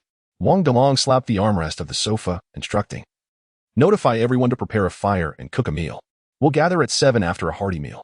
Each of you should bring 10 peripheral men for a surprise assault on Mingqing residential complex. Remember, this time we must keep the noise to a minimum. Once we control 200 to 300 people, we will retreat and drive them towards the Tailing Mountain Villa." "Brother Long, wouldn't it be more direct to assault the villa?" a trusted confidant inquired. "Damn it," Wang Dalong scolded, his tone irritable. "What if they're deliberately waiting for us to take the bait? If we don't send the expendables in first, are you volunteering to take bullets?" His subordinates, unfazed, scratched their heads and asked, "What if there is an ambush in the complex?" "Are you a fool?" Xiao San interjected. "It's freezing cold at night. Who would suspect we dare to launch a surprise attack?" "Brother Long, this is a strategy of unpredictability." Wang Dalong cast a satisfied glance at Xiao San, proudly asserting, "The core members of the opposing team must be few, and their weapons are likely limited, having already expended 2 waves. I refuse to believe they have much left. We must seize the villa tonight. They are constructing a villa there. Perhaps their supplies are hidden in the air raid shelter. Everything will be ours." The younger men's eyes brightened, and they began to whisper excitedly among themselves. Wang Dalong bellowed, "Everyone, silence. Tonight, we must act swiftly. If you perform well, there will be plenty of supplies and women for you." As soon as he spoke, the atmosphere in the private room grew fervent, with those on good terms already discussing plans to celebrate. Wang Dalong did not intervene, his gaze inscrutable. He felt immense pressure in making this decision. Yet he had no choice but to gamble. The surrounding resources were limited. To maintain his position and support his subordinates, he had to continuously expand his plunder. If he retreated today, he would lose the loyalty of his men. Once their hearts dispersed, the team would be unmanageable. Qiyu had finished bathing and was preparing to head to the villa for hot pot. With the increased population at the base, meals were generally divided into 2 tables. Professor Wang and his wife sat with their children at one table, while the remaining men gathered at another. The few women, including Jiang Tong and Wang Simon, were less particular, choosing whichever table they preferred. Just as Qiyu entered the villa, the lights suddenly went out. A few seconds later, he witnessed his comrades pushing a small cart adorned with a magnificent cake, upon which rested 24 flickering candles. With a gentle smile, he allowed Ning Xiaoshan to place a birthday hat upon his head. As the group serenaded him with the birthday song, Qiyu lowered his head to make a wish.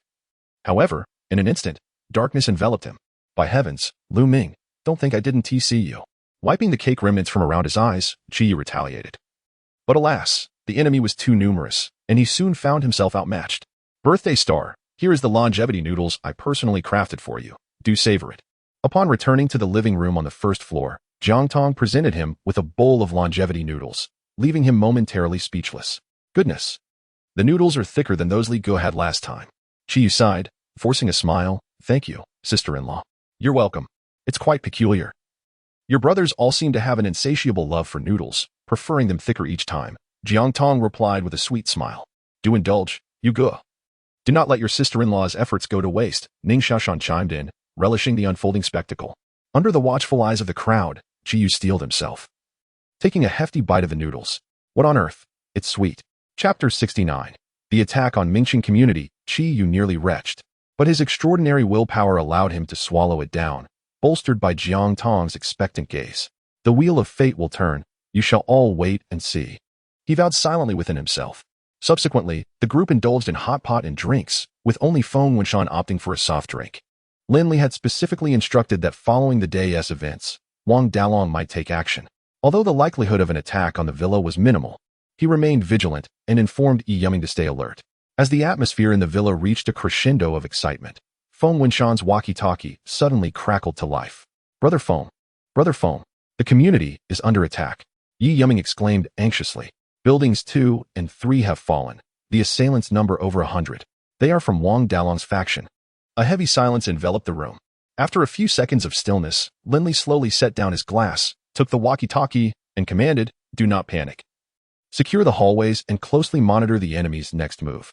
Understood, Mr. Lin. Upon hearing Lin Li's composed voice, Yi Yuming immediately regained her composure. Keep the communication lines open. Without waiting for Yi Yuming's response, Lin Li returned the walkie-talkie to Feng Wenshan and, noticing the attentive gazes of everyone, calmly stated, "The enemy's assault on Mingqing community serves 3 primary purposes.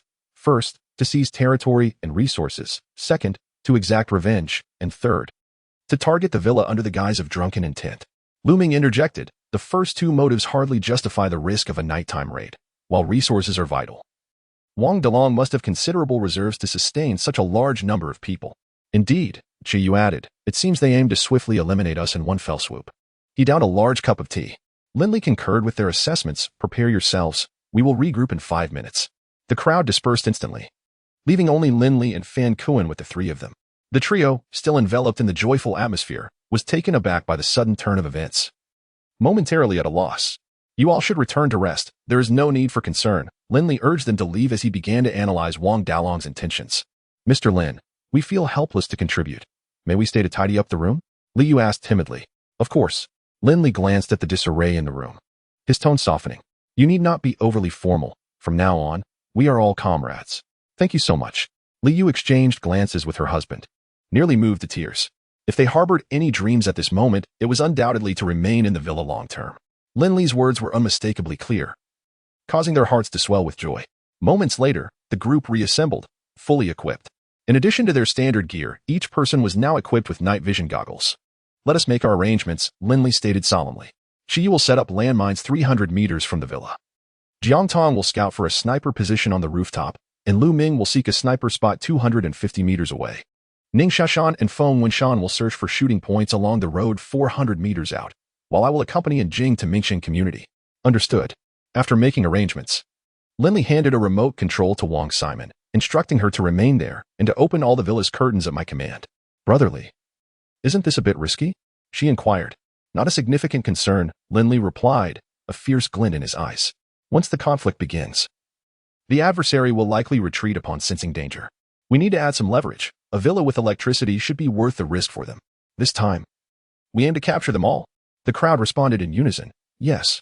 At the entrance of Mingqing community, Wang Dalong stomped his foot, shouting, "Those who wish to live must obey. Once we seize Tailing Mountain, the spoils will be shared among all." The 2 buildings had suffered considerable losses due to the absence of a leader, leaving them with barely 200 people. Suddenly, their homes were invaded, sending them into a panic. The prospect of attacking Tailing Mountain left most of them pale with fear. After all, who didn't know the formidable strength of that place? Just days earlier, a group of dozens had been effortlessly eliminated by 3 individuals. Unarmed and unprepared, attacking there would be akin to courting death. Yet, there were also those who had long harbored treacherous intentions. These individuals had previously visited the villa to collect supplies and were well aware of the valuable resources it held. They had been waiting for an opportunity to strike. Now, with someone leading the charge, they were eager to act. "Move quickly. Anyone who dares to hesitate will face my wrath," a scarred man with a crooked mouth shouted, wielding a knife in one hand and a gun in the other. The residents huddled together, trudging forward cautiously, None were foolish enough to resist at this moment. Even though they knew approaching the villa was perilous, there remained a chance of survival. To resist now would likely spell their doom. They were no match for the weapons that could easily overwhelm their fragile bodies. Brother Long, what if there is nothing in the villa? A subordinate remarked, glancing at the ominous darkness of Tailing Mountain with a lack of enthusiasm. Fool, wouldn't that be perfect? We could secure a villa and the resources of an entire community for free. Wang Dalong retorted, feigning nonchalance, though deep down he harbored doubts. In this day and age, who possessed weapons without having resources? Once the crowd passed by, Wang Dalong trailed behind with a few trusted men. Brotherly, they are indeed coming our way. He whispered from behind a snowdrift, approximately 1,000 meters from the villa, setting down his night vision goggles. This Wang Dalong has quite a devious mind, managing to gather so many expendable pawns. Lin Li remained silent, pulling out a walkie-talkie to quietly instruct, let the residents of Mingqing community pass. Lu Ming returned to the villa and rendezvous with Jiang Tong. In a short while, hundreds of people gradually approached the villa, with Lin Li and his companions stealthily following behind. Inside were Jiang Tong and Lu Ming, while Lin Li and 4 others stood outside. Despite the apparent disparity in numbers, the members of the Tailing Mountain Wild Grass team understood that their adversaries were already encircled. Neither party was aware that 5 figures lurked in the woods a kilometer away. Wang Dalong stood approximately 60 meters from the villa, feeling a vague sense of unease as the building remained eerily still. However, the current situation left him no room for contemplation. He could only issue the command to attack. Qiao San, rally the men to break down the door. Understood, Dragon Brother. 50 meters behind Wang Dalong, Lin Li and his 5 companions huddled together. Jiang Tong, Lu Ming seized the opportunity to fire, targeting the group at the rear. Wang Dalong is likely inside. Once the shots ring out, we act immediately, Lin Li conveyed to those beside him. Qiao San struggled with the crowd for an extended period. Yet they could not breach the courtyard gate. Frustrated, he shouted, "You are all useless. Everyone at the front, crouch against the wall, let a few of you climb over." Before he could finish, a sudden pressure surged through his head, and he felt himself spiraling into unconsciousness, the world around him turning crimson. Bang! Bang! Jiang Tong and Lu Ming fired their weapons almost simultaneously, and in that instant, one of Wang Dalong's subordinates fell beside him. Wang Dalong froze. A jolt of icy dread racing up his spine to his brain. Was that a sniper? The chill enveloped him entirely, sharpening his senses. Retreat, retreat, he bellowed, dragging a subordinate to shield himself as he scurried away. These damned fools. If you possess such weaponry, why not reveal it sooner? I am but a mere thug. What merit do I have to warrant this treatment? Chapter 70. Happy birthday. Having dashed only a few meters, a cacophony of gunfire erupted ahead. Wang Dalong thought to himself, "It's over. I'm done for." He promptly dropped to the snowy ground, fervently praying to every deity he could think of, pleading for these cold-blooded individuals to spare his life. As for resistance, that notion was utterly out of the question. The moment his subordinate's head exploded beside him, he realized he had no means to fight back.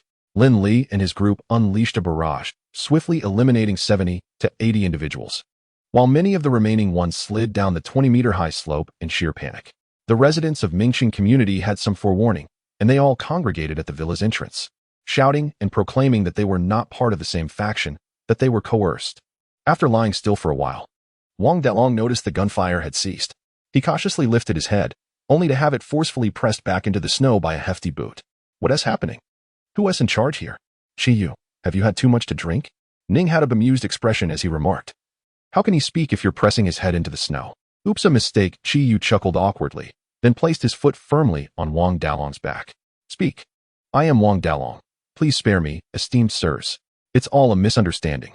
Wang Dalong, disregarding the snow plastered on his face, hurriedly pleaded for mercy. Qi Yu intensified his weight, menacingly asking, "Do you know what day it is today?" Wang Dalong, bewildered, responded, "I don't know. Must one consult the calendar before seizing territory? I don't have a lunar calendar. Today is my birthday. I was enjoying hot pot and singing when you chose to create chaos. How should we address this?" The more Qi Yu pondered, the angrier he became, applying even more pressure. "Ah!" Wang Dalong screamed in agony. A flash of inspiration struck his mind, and he said, with great difficulty and sincerity, "Esteemed sir. Happy birthday, ha ha ha." Ning Xiaoshan couldn't help but burst into laughter upon hearing this. Lin Li also smiled faintly. "All right, Qi Yu. This man is in your hands. There is still more to address ahead." With that, he began to move toward the villa, where several individuals were lying low about 50 meters away. Brotherly, there are still a few armed individuals hiding among the residents. They cannot shoot from there. Lu Ming's voice rang out. Shout to them, instructing them to surrender. Lin Li paid no mind to those who had fallen off the cliff. Anyone injured would unlikely survive. The situation was already determined, and the remaining few were merely flailing in desperation.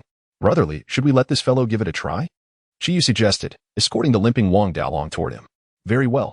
Upon hearing this, Wang Dalong immediately stretched his neck and shouted, I am Wang Dalong. Everyone come over here. Esteemed sirs, promise not to kill us. After which, he flashed a sycophantic smile at Qiyu. Don't you dare smile, how disgusting. I understand your intention. As long as they surrender, I will guarantee your safety. Then that is good. That is good. Wang Dalong felt a wave of relief wash over him. Hearing his words, his subordinates quietly conferred for a moment before emerging from the crowd, hands raised, slowly making their way toward him.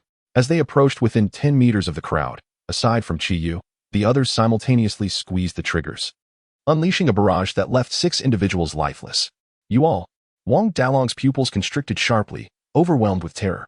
Your marksmanship is truly impressive. He initially intended to berate these individuals for their lack of integrity, but recalling his precarious situation, he forced himself to divert the conversation, uttering a hollow compliment. My goodness. Qiyu was greatly astonished. You are indeed a remarkable talent. With the immediate danger averted, Lin Li coldly addressed the residents of Mingchen community, should this occur again. Regardless of the reasons, not a single one of you shall survive. The residents felt both aggrieved and somewhat defiant, thinking to themselves that they were also coerced, and besides, they hadn't caused any significant damage. Get lost. Lin Li barked, turning to walk towards Wang Dalong. As the residents passed by, a gunshot struck the latter's chest, causing the onlookers to hasten their steps. Meanwhile, in the distant woods, 5 individuals were engaged in hushed deliberation. Brother Bing, these people are armed to the teeth. This time, we've hit the jackpot. Eliminating them is far more lucrative than robbing the police station. Don't celebrate too soon. Let's first report back to the boss and see what he says. Exactly. The boss instructed us to keep an eye on that country bumpkin, Wang Dalong. It seems he won't be returning. We should swiftly report back and seize the Tianwei Hotel first. And that nearby community, with so many people, they must have a substantial stockpile of supplies. Should we revert to our previous strategy of sending them enhanced rations? Less chatter. Retreat.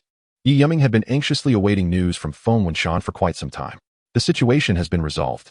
Tomorrow, we must swiftly bolster our defenses. Lin Li instructed me to inform you that if such an incident occurs again, he will replace personnel. Understood. Yi Yuming despondently set down the intercom, overwhelmed by a profound sense of helplessness. In the recent skirmish, her team hadn't even qualified to participate. If this continued, she would truly have no face left to fulfill her role as director. Li Gu, I find it hard to comprehend why you place such importance on Mingchen community. In the air raid shelter, Ning Xiaoshan voiced a question that had long troubled him. Lin Li, with a sense of resignation, replied, It's unavoidable. The apocalypse has only just begun. If I do not maintain a certain population base, I cannot strengthen the capabilities of our base. Who knows what challenges lie ahead? Having more people is a prudent precaution. Thus, he turned to Qiyu. Please pay extra attention during training. We desperately need reliable new blood. No problem. Do you have any long-term plans? Qiyu inquired. Lin Li pondered for a moment before responding. Once personnel stabilization is achieved, we will delineate areas to construct defensive ice walls. We will encircle everything from here to Mingchen community. Such a grand project. Is it really necessary? Ning Xiaoshan expressed his astonishment. Of course it is. Once completed, the base will have taken on its fundamental form. At that point, we can install wind and solar power generation equipment, ensuring self-sufficiency will not be an issue. Then, we can train newcomers while simultaneously stockpiling supplies, allowing the base to operate sustainably over the long term. Lin Li stretched lazily. Eventually, we will be able to enjoy life. By the way, has anyone from your side been in contact with you? No. Lu Ming shook his head and replied, The only directive we received upon our departure was to stabilize the situation as much as possible, establish strongholds, and preserve our strength. You have been doing all of this admirably. Not at all, Qiyu said boastfully, with Li Gu here. Our group of over a dozen has managed to safeguard several thousand lives, while the others who ventured out are likely suffering from hunger and cold at this very moment. Indeed, whether they are alive or not remains uncertain. And Jing murmured softly. Upon hearing this, a heavy silence fell over the group. Everyone understood that the situation Jing described was the most plausible outcome. It was reminiscent of their departure from Rock City. Had it not been for Lin Li's timely intervention, the final outcome would likely have been equally grim. It was not merely a matter of combat capability. For individuals like them, pulling the trigger was an exceedingly daunting task. Chapter 71. The arrival of officials. The following day, after many days of absence, the sun finally emerged, radiating its vibrant light upon the snow-covered earth. The bloodstains at the entrance of the villa had been meticulously cleaned, though a faint trace of the metallic scent still lingered in the air. Within the gym, Qiyu fixed his piercing gaze upon a group of over 10 young men engaged in physical training. From the 50 individuals sent by the Mingqing community, he retained only 12, alongside Ma Xiaoming and 3 others, totaling 16. In the living room, Yi Yuming, Yu Jianqi, and He Miao sat on either side of the sofa, their heads bowed, seemingly unable to face Lin Li, who occupied the center position. I shall not pursue last night's events further, Lin Li stated coolly. Upon your return, please conduct a thorough assessment of personnel. Those who support our management may receive additional assistance. As for those who do not, let them fend for themselves. They shall not receive even a morsel of supplies from me in the future. There are always those who believe the world owes them a debt. He continued with a detached demeanor. Let them venture forth and see what the outside world truly resembles. My baseline is 200 core personnel, with a total population of 600. Those individuals may be formally integrated into the base, while others may be dismissed at will. Yi Yuming interjected, I understand. With the passing of Deputy Director Han Bin, the position is vacant, and I would like to recommend He Miao as his successor. I brought her here today to report to you personally. Lin Li, already familiar with He Miao, nodded in approval. Very well, he replied, turning to her with a smile. Sister He, Brother Feng often speaks highly of you. It is not easy for him to raise his daughter alone. Please extend your support. Should you require assistance, do not hesitate to approach him, and if he cannot help, I am here as well. A hint of youthful shyness appeared on He Miao's somewhat rugged yet fair face as she nodded slightly. Thank you, Mr. Lin, she said. Lin Li waved his hand dismissively. In the future, we may very well be akin to family, so there is no need for formality. Upon hearing this, Yi Yuming and Yu Jianqi exchanged glances of envy. The former regarded Lin Li with a deep look, while the latter hesitated before asking, Mr. Lin, might there be a possibility of joining your combat team? Do you wish to join? Lin Li inquired, taken aback. Yes, Yu Jianqi affirmed with a firm nod, a hint of nervousness in his voice. I served 2 years in the military 8 years ago. While I cannot compare to you and your comrades, I still possess a foundational skill set. Lin Li scrutinized Yu Jianqi's physique, contemplating before responding. That is acceptable, but I must clarify a few points beforehand. First, you are responsible for your own life and death. Our Wild Grass team is the core fighting force of the entire base and will undoubtedly face numerous dangers. I cannot guarantee the safety of any individual. Second, the training will be arduous. Should you choose to withdraw midway, the position of deputy director will likely have been filled, and you will only be considered an ordinary member at best. Third, prior to commencing training, please discuss with Yuming to find a suitable replacement for your current position. If any issues arise with your successor, you will bear part of the responsibility. With resolve, Yu Jianqi stood up and declared, Rest assured, I will make the necessary arrangements. Very well, let Brother Feng take you to the gym to meet Qiyu, Lin Li replied. Noticing that Yi Yuming seemed hesitant to speak, Lin Li raised an eyebrow. You do not wish to join us as well, do you? Yi Yuming nodded repeatedly, resembling a chick pecking at grains. Without a moment's hesitation, Lin Li resolutely declined, adding, Not at this moment. We shall discuss it once the number of residents in the community has been sufficiently reduced and the situation is entirely stabilized. Moreover, I harbor doubts regarding your capacity to endure the training. Do not underestimate me. Yi Yuming, caught up in emotion, changed her form of address and retorted.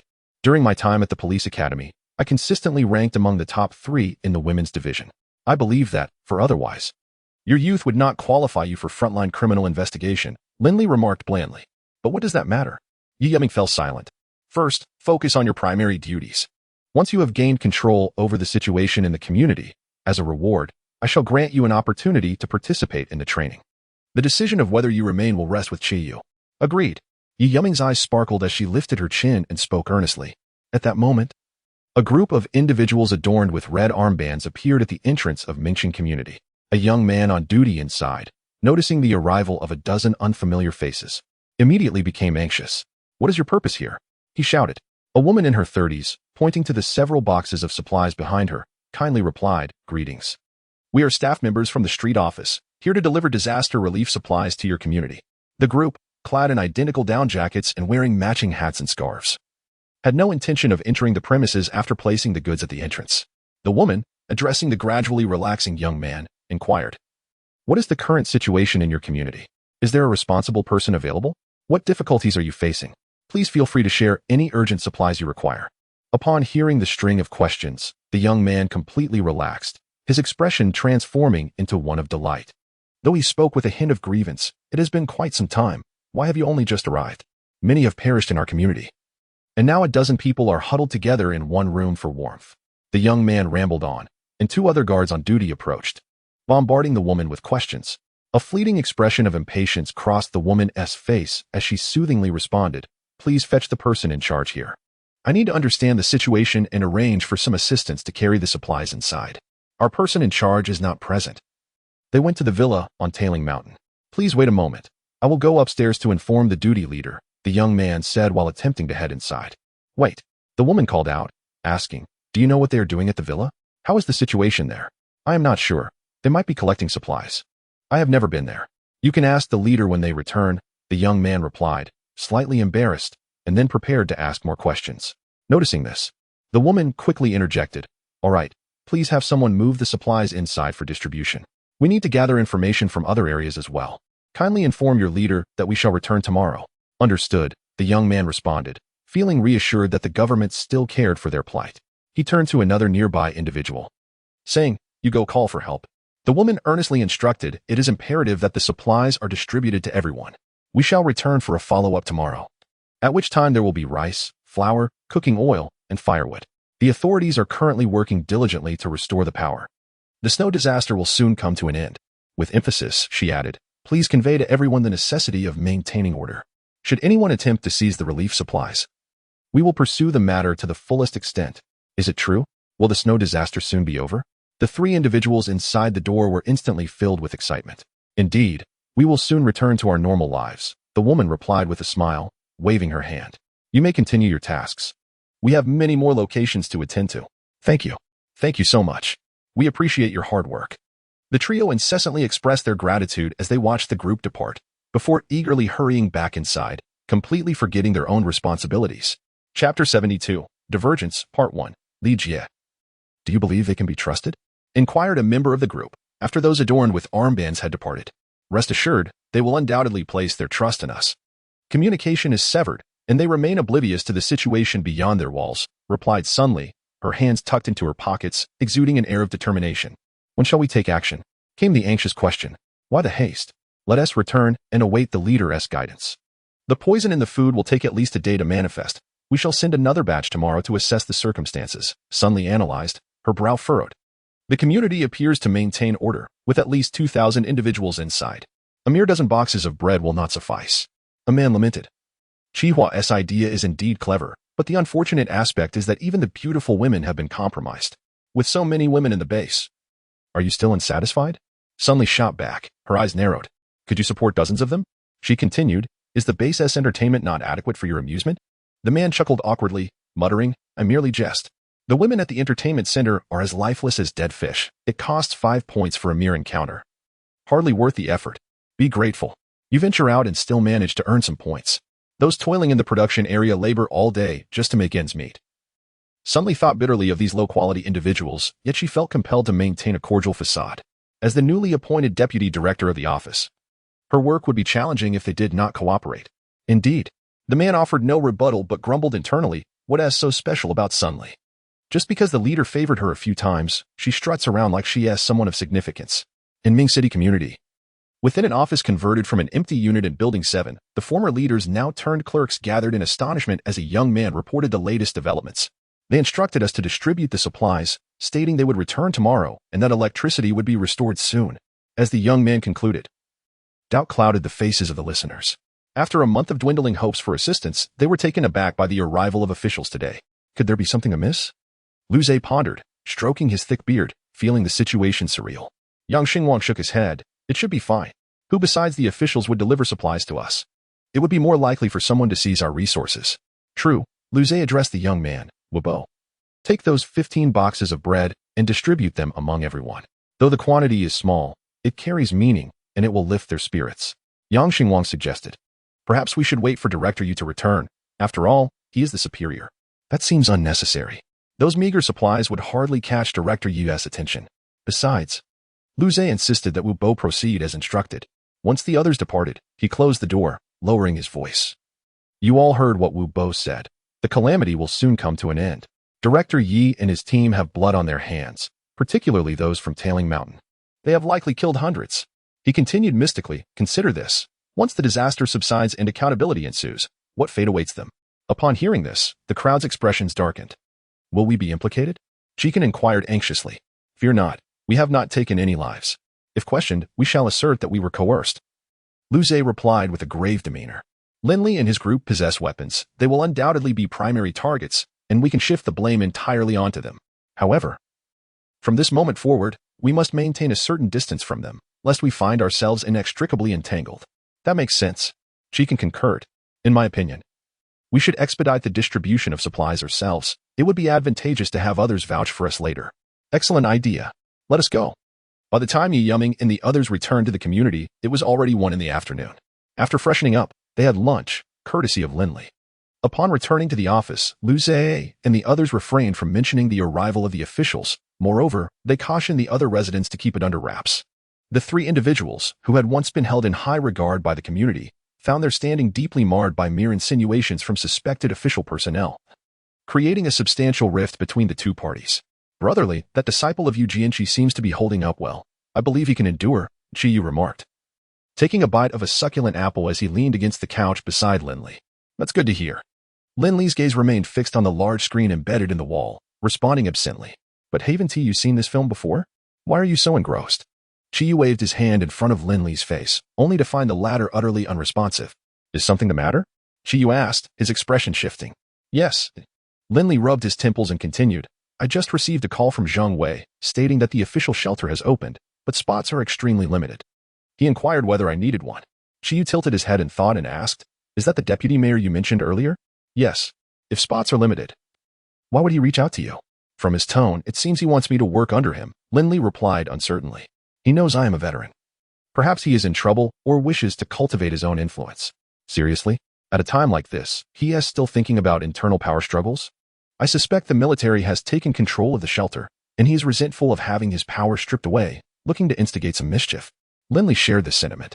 He casually took a bite of the apple from Chi Yu's hand and mumbled, whatever, I want to go. Knowing the location is sufficient. But it is indeed a boon for others. Better than nothing, Chi Yu replied, harboring little hope. The nation's reserves must be substantial. Yet the primary issue at present is transportation. Some regions stockpile food, others energy, and still others water resources. These assets can only be maximized when integrated. Relying solely on 1 or 2 types may not be entirely useless, yet they fail to realize their full potential. This shouldn't pose a challenge for me. What do you think, brotherly? Before Lin Li could finish his words, he was interrupted by Chi Yu. The latter looked at him with a serious expression and said, exercise caution.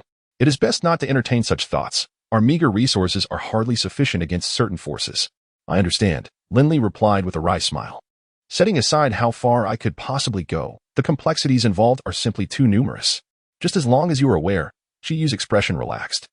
He genuinely feared that Lin Li, in a moment of reckless enthusiasm, might incinerate himself. Throughout history, the fate of the unusual has often been tragically dire. He did not wish for Lin Li to become one of them. Chapter 73, Discrepancy, Part 2. The following day, the sun failed to rise above the snow-capped peaks. And instead, a frigid wind ushered in another snowfall. Just past 10 o'clock, Sun Li arrived at the entrance of the Mingqing community with approximately 20 individuals. Among them, half-donned camouflage military coats and slung crudely made rifles over their shoulders, their expressions grave and austere. Noticing a crowd gathered at the entrance, Sun Li greeted them with a warm smile. Hello everyone. We have come to pay you another visit. Is your leader present? Yes. Lu Zhe, Yang Xingwang, and a few others opened the door and stepped forward to shake hands with Sun Li. Yang Xingwang grasped Sun Li's hand and said, greetings, leaders. We are just a few trying our best to lead everyone in facing this calamity. On the 7th floor, Yi Yumming noticed the gate to the community being opened without any report of the situation, causing her heart to tighten with concern. She quickly contacted the duty personnel via intercom. Director Yi, officials have come to offer their condolences. Someone from the office has already come down. I thought you were aware. The duty personnel's words filled Yi Yumming with both anger and anxiety. She had not anticipated her control over the community to be so tenuous. Have them return immediately. I will head down at once. Upon reaching the ground floor, she found 200 or 300 residents gathered at the entrance, eagerly conversing with a woman who exuded an air of authority. The woman was saying, you all are doing an excellent job. Once this disaster has passed, we will surely commend those of you who are competent and responsible. You're too kind. This is what we ought to do, came the response. After all, we are all neighbors, and it is our duty to help one another. We cannot be like some who treat others as mere laborers, shouting for conflict at the slightest disagreement. Yang Xingwang, filled with hubris, was about to finish his statement when he inadvertently met Yi Yuming's icy gaze, causing him to abruptly halt his words. Yi Yuming swiftly approached Sun Li and inquired, "May I ask which organization you represent?" "The street office," came the reply. One that Sun Li had repeated countless times, delivered with utmost ease. "I used to work at the street office as well. How come I have never seen you before?" Yi Yuming questioned, her brow furrowed in confusion. "Xiao Yi, aren't you a police officer? How could you have worked at the street office?" A middle-aged woman in the crowd shouted with a raspy voice. "Indeed, didn't you previously claim to be employed at the Biling branch?" Another voice chimed in, seeking clarification. Sun Li's heart raced, instinctively glancing at Yi Yuming's right hand tucked into her pocket, which appeared to be bulging, suggesting the presence of a weapon. The camouflaged men behind her also subtly reached for their own arms. That is the case, Sun Li quickly composed herself, smiling. "The situation is exceptional. Our work is coordinated by the Disaster Relief Committee. Officer Yi, do you have any inquiries?"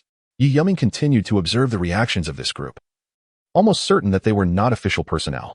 She simply could not comprehend the meaning behind their impersonation of officials delivering supplies. Resolutely, she asked, "I am the person in charge of this community. May I inquire about the purpose of your visit?" "You all." Sun Li glanced at Lu Zhe and the others, a look of confusion crossing her face. The expression of embarrassment fleetingly crossed the latter's face. "Oh, indeed, Director Sun. Allow me to introduce you to our community leader, Yi Yuming." Upon hearing her name, Sun Li enthusiastically extended her hand, saying, "Hello, I am Sun Li, the current director of our street office. I wish to express the government's gratitude for all that you have done." Yi Yuming reciprocated with a brief handshake and calmly replied, "Director Sun, you have yet to answer my question. We are here today to offer our condolences." Sun Li, feeling reassured by Yi Yuming's address, assertively called out, "Xiao Wang, please bring in the supplies we have prepared." Turning to the gathered crowd, she announced, "Supplies are limited, so those who did not receive anything yesterday should line up to collect. Rest assured, we will return tomorrow. This is merely a day's worth." She then affectionately patted Yi Yuming on the shoulder and handed her a box of bread, saying, "Xiao Yi, you have worked hard. Take this and enjoy." "Did you come yesterday?" Yi Yuming exclaimed in astonishment, suddenly looking towards Lu Zhe and the others, who averted their gaze to avoid her piercing stare. Observing this, Sun Li revealed a barely perceptible smile and nodded, "Yes, this is already the second batch of supplies." Yi Yuming felt a sense of disquiet, unable to articulate why, and was momentarily overwhelmed by frustration. At that moment, the voice of Lin Li crackled through the walkie-talkie with evident displeasure. "Yi Yuming, what is happening in the community?" The volume was sufficient that even when tucked away in her pocket, Sun Li, Lu Zhe, and others nearby could hear it clearly and turned their attention towards her. Yi Yuming stepped aside, lowering the volume of the walkie-talkie as she responded, "Mr. Lin, about 20 individuals claiming to be from the street office have come to deliver supplies to the community." "Impossible," Lin Li promptly assessed. "You must remain vigilant, secure the entrance, and ensure they leave. If they refuse to comply, prepare for confrontation." "They have already entered," Yi Yuming added. "There are a total of 24 individuals, 12 of whom are armed. The status of the others remains unclear. Moreover, these individuals visited yesterday." "What?" Lin Li stood frozen in place. After a brief pause, he solemnly stated, "Did you not mention wanting to join the wild grass team? I have approved it." Yi Yuming was taken aback by a sudden reference to the matter, which should have been a cause for celebration, yet she found no joy in it, fully aware that her management capabilities had left Lin Li utterly disappointed. The walkie-talkie crackled to life again. "You must immediately gather reliable core personnel to assemble at Building 1. If a confrontation arises, it is imperative to hold the line." "Understood." Yi Yuming bit her lip and replied, "Mr. Lin, I apologize. We must attend to the matter at hand." Casting the walkie-talkie onto the sofa, Lin Li furrowed his brow and inquired, "What do you believe the intentions of those individuals to be?" Feng Wenshan stroked his chin and pondered. "Could they be here to assess the community's strength?" "Not likely." Lu Ming shook his head in disagreement. "It may have been plausible yesterday, but returning today makes no sense, especially with the delivery of supplies." "Indeed," Feng Wenshan conceded slightly. "Shall I go and investigate?" "No need." Lin Li decisively declined. "Just yesterday, a similar incident occurred. Not only we, but even Yi Yuming was unaware, which indicates that the Mingqing community has slipped beyond our control. The fact that the other party did not resort to violence yet managed to enter the community speaks volumes. They have chosen their own path, and they must bear the consequences." "Well then," Feng Wenshan sighed inwardly, his eyes filled with concern. Half an hour later, Yi Yuming reached out to the villa once more. reporting that the group left immediately after distributing the supplies. This left everyone puzzled, uncertain of the intentions behind their actions. The only thing that could be assured is that no one offers unsolicited favors without ulterior motives. It is either treachery or theft. Chapter 74. Poisoning. Sun Li distributed a total of 40 boxes of bread, amounting to 1,600 pieces, to the residents of Mingqing community. Recently, having procured a substantial quantity of supplies, the residents were indifferent to such trivial offerings. Many chose to reserve the bread for the elderly and children. However, starting around 2 in the afternoon, a gradual onset of discomfort began to manifest among some individuals. Initially, this was overlooked, as the harsh environmental conditions rendered occasional headaches, fevers, diarrhea, and fatigue seemingly commonplace. It was not until dusk that someone finally recognized the anomaly. The first to detect the issue was a doctor named Meng Xiaoquan, who resided in Building 7. Having been one of the on-duty staff the previous day, he had immediately given the bread to his wife and child upon returning home, sharing the good news he had recently heard. Overjoyed at the prospect of the impending disaster coming to an end, they eagerly tore open the packaging and consumed the bread. Unbeknownst to them, by the afternoon, both began to exhibit fever, accompanied by vomiting and diarrhea. After taking medication, their symptoms showed no signs of alleviation, but rather intensified. Upon conducting a thorough examination, Meng Xiaoquan arrived at the grim diagnosis: poisoning. Reflecting on their dietary choices over the past few days, he quickly pinpointed the source of the problem to the bread. Thus, he hastened to seek out Yi Yuming, both for assistance and to issue a warning. Poisoned bread? Yi Yuming gasped, her eyes widening in shock, her limbs suddenly chilled. Moments later, she inquired, "What medication do you require?"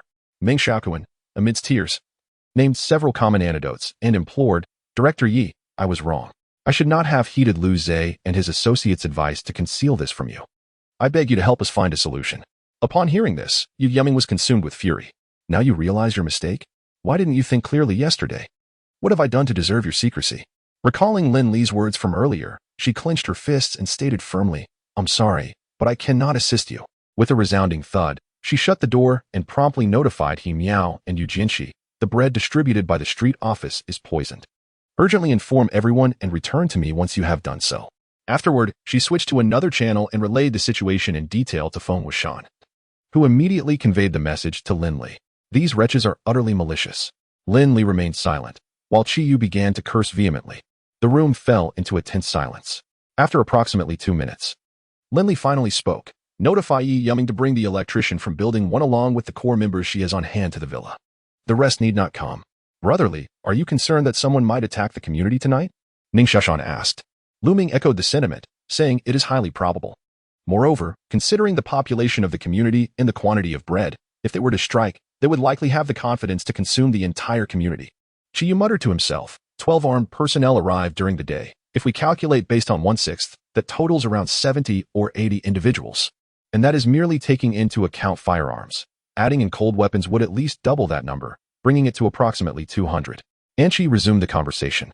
"This is just the combatants, including support personnel, there would be at least 600. The ability to assemble such a number suggests that they likely possess their own organization and base, operating with remarkable efficiency." Lin Li softly remarked, disguising as a community office, taking advantage of the public's lack of information and their trust in the authorities to dismantle the fighting capabilities of thousands with minimal resources. "I must say, it is indeed a clever strategy, albeit devoid of humanity. We are faced with significant trouble." At Tianwei Hotel, after eliminating Wang Dalong, Lin Li sent someone there the following day and discovered that some ordinary residents remained. The supplies were not plentiful, thus he abandoned that location. Presently, aside from Sun Li and others distributing resources during the day, there were 50 well-equipped men inside. "Minister Qian, shall we take action tonight?" Sun Li inquired, intentionally or unintentionally leaning closer to Qian Jun. "Not necessarily," Qian Jun replied, casting a glance at the ample curves before him, then turning to her alluring gaze, he asked, "Has your team located anyone to communicate with them via walkie-talkie?" Sun Li shook her head. "We haven't found anyone nearby. They must be in that villa." After observing for the past few days, their visits to the villa are infrequent, and the personnel are few. I suspect the true leader of the community resides there. Qian Jun frowned, a hint of menace creeping into his heavy-set face as he coldly questioned, "Haven't you thought of probing the situation?" Sun Li instantly appeared flustered, hastily explaining, "There was a gunfight there recently. My team is limited in weaponry and combat capability. I feared that venturing there would expose our base." Listening to her lengthy discourse, Qian Jun impatiently interjected, "Enough. whether you are afraid for your life or genuinely concerned for the base. Capturing Mingqing community will certainly owe much to your efforts. However, he shifted his tone, his eyes glinting with coldness. If chaos erupts at the villa during our operation, the blame rests squarely on your shoulders. The district chief may not shield you, and the entertainment city could very well become your next destination. Sun Li's complexion turned ashen. The entertainment city was, in essence, a place where high-ranking members of the base indulged their desires, where the women possessed no rights, merely existing to be selected and toyed with at will. In that realm, youth and beauty ceased to be assets and transformed into nightmares. She questioned her own allure. If she ended up there, she would undoubtedly be chosen by many, leading to a fate most tragic. As Sun Li sat in anxious trepidation, two men clad in camouflage rushed in. Minister Qian, over 100 people just left Mingqing community, heading towards the Haoding Mountain Villa. Qian Jun inquired, "What sort of people are they? Are there any weapons?" "We didn't discover any weapons. There were men, women, and children, all carrying large bundles. Should we abandon our plans?" Qian Jun murmured softly. Based on previous reconnaissance reports, the villa was well armed but not heavily populated. This was the very reason he had gone to great lengths to seize Mingqing community. He believed that controlling the outer thousands would facilitate the capture of the villa, at which point the weapons would belong to him. If the opposition indeed possessed capability, gathering both personnel and arms would not be out of reach. Now, with the opposition gathering at the villa, it seemed they no longer cared for the lives of the community residents. Sun Li quietly asked Minister Qian, "If that is the case, wouldn't it be easier for us to take the community?" Qian Jun turned sideways and gave Sun Li's chest a firm squeeze, teasingly remarking, "Indeed. A large bosom often accompanies a lack of intellect." Sun Li let out a playful laugh, proudly accentuating her voluptuous figure as she retorted, "Am I mistaken?" Qian Jun scoffed. "The meager supplies in our community are of little consequence to me. What I desire are firearms. Do you understand? With over 100 individuals now possessing such weaponry in the villa, would you say that is an easy or difficult situation?" Sun Li found herself at a loss for words, realizing that despite her considerable efforts, she had failed to grasp the crux of the matter. Qian Jun turned to his subordinate beside him, instructing, "Continue the surveillance, especially on the villa." "Understood," the subordinate replied before departing. Qian Jun then smiled at Sun Li, saying, "Deputy Director Sun, a new batch of women arrived at the base yesterday, and their quality is rather commendable. I suspect the district chief may be preoccupied. Shall I take the liberty of attending to them this evening?" Sun Li, with a flirtatious glimmer in her eyes, linked her arm with Qian Jun's and coyly responded, "Minister Qian, you flatter me. It is my honor to serve you." Qian Jun's interest piqued, and he bellowed, "Return to the base." Chapter 75, Lost on the Road. Sun Li, perplexed, inquired, "Why doesn't Brother Qian simply take over the community? Surely, that would be an effortless task for you." "Ah, you should consider how to charm me instead," he explained. "The residents of the villa must undoubtedly have some connection to the Mingqing community. With so many people poisoned, they won't perish immediately. It would be advantageous to exhaust the villa's resources, wouldn't it? Once they are thrown into disarray, it will be far easier for me to act. Who knows, after a few days of siege, they might even surrender without a single bullet being fired." Sun Li nodded, realizing that while Qian Jun appeared robust and unrefined, his strategic thinking was indeed commendable, making him a reliable ally. She began to contemplate her evening plans. At the Headridge Mountain Villa, Lin Li directed the electrician and residents to the newly constructed ice house before leading Yi Yuming, Yu Jianqi, and He Miao into the villa. Upon entry, Yi Yuming immediately began to apologize. Lin Li raised his hand to interrupt, saying, "There is no need for that. Focus on training well with Qiyu from now on. Now, please elaborate on the situation within the community." "Very well." Yi Yuming wiped the corner of her eye and continued, "Approximately 1,100 people in the community have been poisoned." They believed Sun Li's words, thinking the calamity was nearly over, and thus neglected a single piece of bread. The majority affected are women, children, and the elderly. "We are unsure of the nature of the poison, and there are no effective treatments available." Lin Li felt powerless in this regard, although he had stockpiled numerous medicines. He lacked any antidote. He then queried, "What is the situation with the people you brought?" "These individuals have consistently supported me, Yu Jianqi, and He Miao, and are relatively trustworthy. Most of them are young." "Very well." Lin Li called for Wang Simon and instructed, "Please arrange rooms for the three of them." Upon hearing this, Yi Yuming and her companions were taken aback. Given the gravity of the situation in the Mingqing community as the responsible parties, they felt a heavy burden of guilt and had prepared themselves to stay in the ice house. They never expected Lin Li would allow them to remain in the villa, a place they had always dreamed of residing in. "Mr. Lin, thank you." Yu Jianqi was the first to regain his composure, bowing respectfully to Lin Li. Yi Yuming and He Miao followed suit, echoing his gesture of gratitude. Do not rush to thank me. You may express your gratitude after you pass Chi Yu's assessment. As for Miao, if you wish to thank someone, it should be Brother Feng, Lin Li remarked with a significant smile. The villa has limited rooms. It would be even better if you could share one with Brother Feng. Upon hearing this, Miao slightly bowed her head and adjusted her hair, murmuring, I have no objections. Lin Li chuckled heartily and gestured towards Feng Wenshan, who was pretending to count supplies in the distance. The latter immediately brightened with a smile. At your age, do I still need to assist you with such matters? Lin Li murmured. Miao and the others observed these interactions, feeling a mix of shyness and envy. Since the onset of the apocalypse, they had not experienced such camaraderie among friends. Mr. Lin, what about the situation in the Mingxin community? Yu Jinchi inquired. Lin Li shook his head, stating, I cannot intervene. They chose to bring themselves here. And they willingly consumed the bread, thus they must bear the consequences. He continued, reflect upon this. Have I ever exerted pressure or seized any advantage from them? Yu Jinchi quickly gestured dismissively, clarifying that, rather than seizing opportunities, Lin Li had consistently aided the Mingxin community. The return on the 30% of resources seemed, in his view, quite modest. Lin Li could have easily retained a mere fraction of the resources by employing community members to assist him in locating supplies, subsequently dispatching individuals to transport them, thereby preserving at least 80% for himself. Surely, they must have considered this? Clearly not. The residents of the community had always perceived Lin Li as having gained a tremendous benefit. Now, with Lin Li stepping back, the community had swiftly descended into paralysis. After a moment's contemplation, Lin Li said, to prevent anyone from infiltrating the base, the three of you will take turns on duty. Those from the community wishing to enter the base must undergo your scrutiny for a day. After that, general access will be strictly prohibited. You may relay this message to them, reminding that those who pass your vetting will hold you accountable for any ensuing issues. The trio nodded in unison, their expressions grave. Today, the Mingxin community felt unusually silent, lacking its usual vibrancy. Occasionally, individuals hurried through the area, their faces etched with profound despair and resentment. As night fell, groups of 3 or 5 collaborated to drag lifeless bodies out of the community, hastily burying them before swiftly returning. They proceeded to retrieve the second, then the third. 3 days later, no one continued to remove bodies. They had all gathered beneath building number 7, silently observing the entrance as if awaiting something. Within the makeshift office, Lu Zhe, Yang Xingwang, and several others found themselves encircled by dozens of individuals. Without exception, these people had just bid farewell to their loved ones.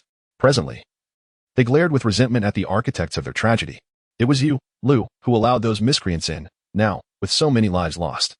You must provide us with an explanation. Why waste words? Just drag him downstairs and kill him, shouted a middle-aged man who could not squeeze in through the door. Exactly. Take him out and finish him. Hold on. Let's first subject them to severe interrogation. Perhaps they are in cahoots with those people. Yes. Director Yi instructed them to safeguard the community from outsiders, yet they allowed people in. They must surely be accomplices. Lu Zhe's face turned pale as he trembled and explained. We are not in cahoots. If you have grievances, seek out Director Yi. She is the leader here. Nonsense. A formidable matron pointed a finger at Lu Zhe's nose, asserting, My son informed me that you were the ones who instructed him to keep it from Director Yi. She knows nothing of this. Indeed.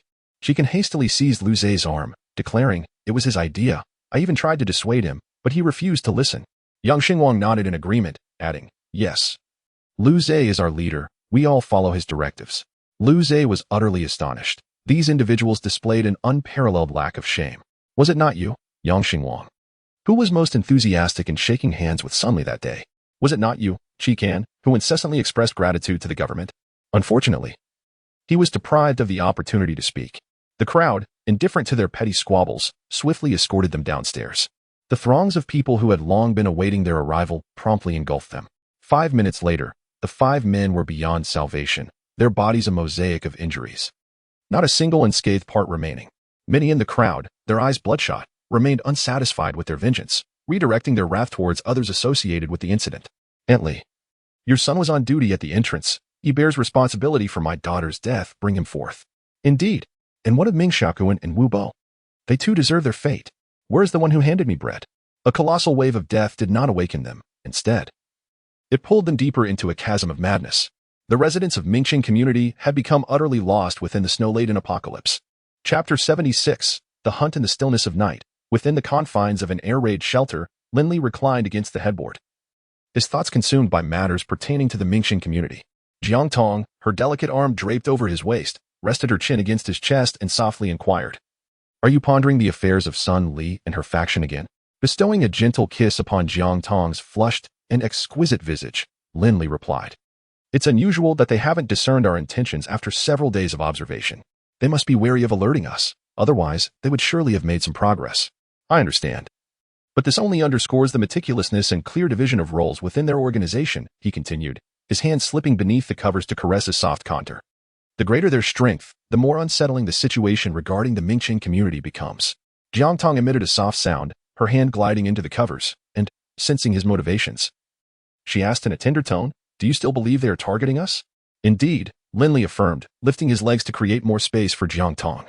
"Given the effort they have expended, it would be illogical for them not to act.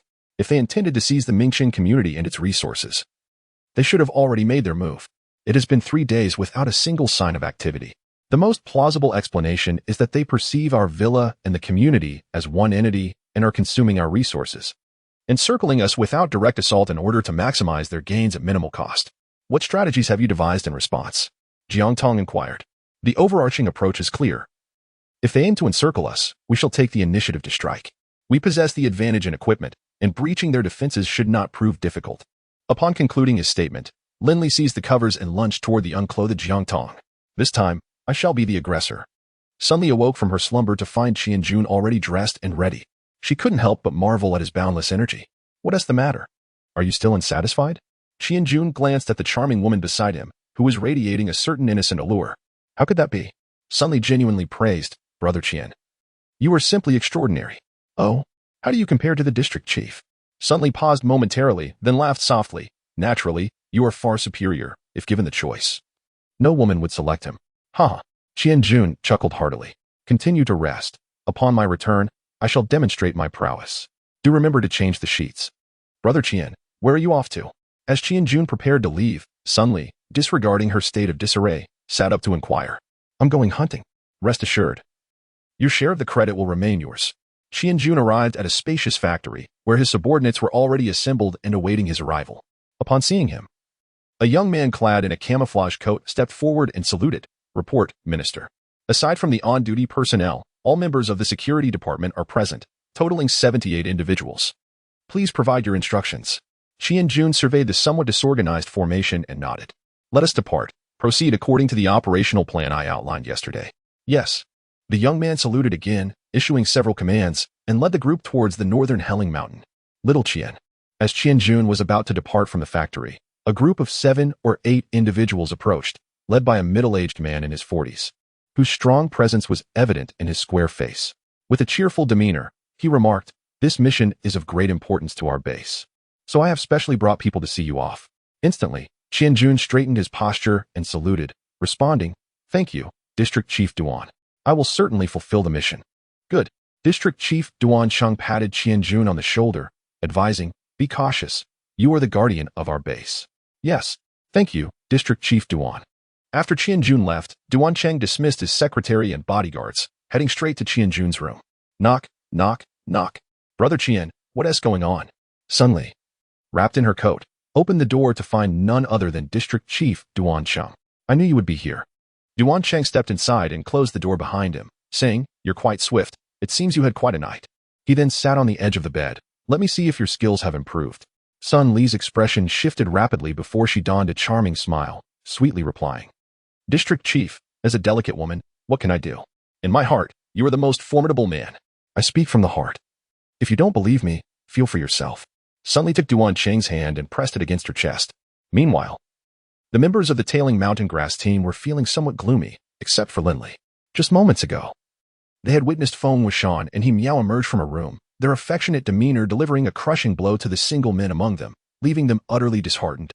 "Brother Feng, you're not young anymore. Take care of your health," Ning Xiaoshan said, unable to vent his frustrations on Miao and instead targeting Feng Wuxian. "Xiaoshan is right. I didn't realize you had such skills, old fellow," Yu teased, wrapping his arm around Feng Wuxian's neck and shaking him playfully. "Spare me. Spare me." Feng Wuxian quickly pleaded, "It's just destiny. I've taken the lead. If any of you have someone in mind, just say the word, and I'll do my utmost to help you." Sigh. Qi Yu and the others exchanged glances. Even Lu Ming sighed in agreement.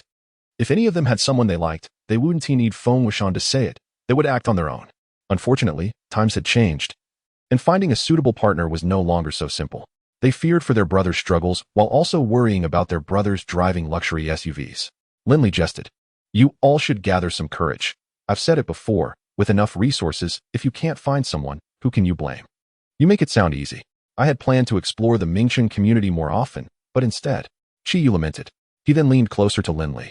Li Ge, it's truly hard to find someone. Could you give me a few more fakes? I want to build a harem. Sure, when I have time.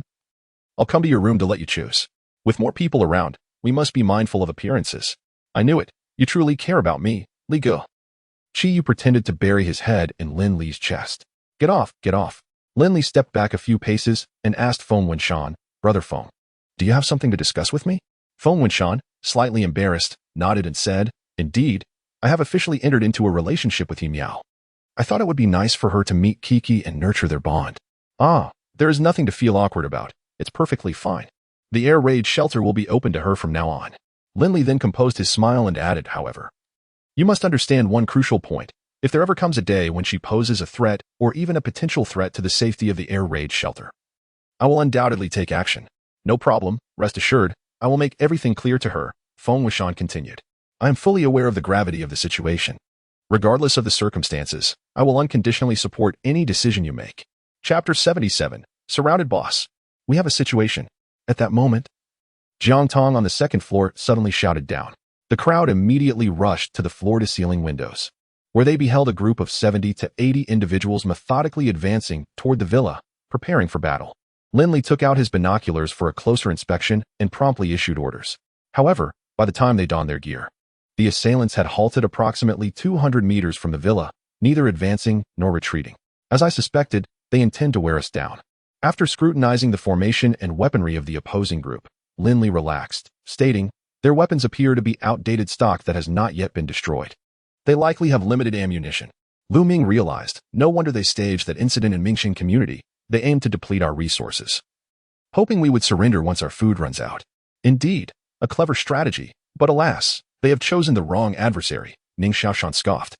Noticing some commotion at the ice house, Lin Li inquired of Qiyu, did you teach them how to shoot? I did. Such a scene is indeed suitable for them.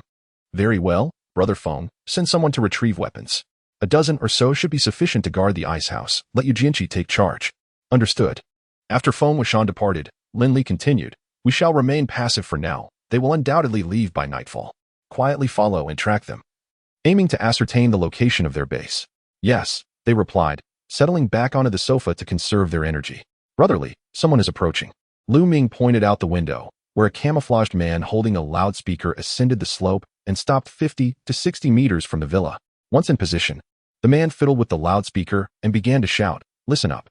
We are the security team from Bailing District, tasked with maintaining order during the snow disaster. We have received reports of a skirmish occurring here a few days ago. We now command you to surrender your weapons and submit to our authority. After catching his breath, he continued, rest assured, we are only here to maintain order during this special period. We are not here to pass judgment. If you surrender your weapons, we will leave immediately. Otherwise, we will resort to violent measures. Qiyu scoffed. Did they take us for fools? If the security team were truly like this, they might as well disband. I am increasingly curious about the leader of this faction, who could orchestrate such a formidable display in just over a month. In Jing, cradling Ning Xiaoshan's sniper rifle, search for the leader of the security team. Even if you find him, it would be futile. The true leader would never reveal himself here. I know, but don't you think someone capable of training such a unit must have military experience? Perhaps we've even crossed paths before. Who are you insulting? Qiyu retorted, displeased. To train a team to this extent and claim to have encountered us? And Jing shot back. Are you a fool?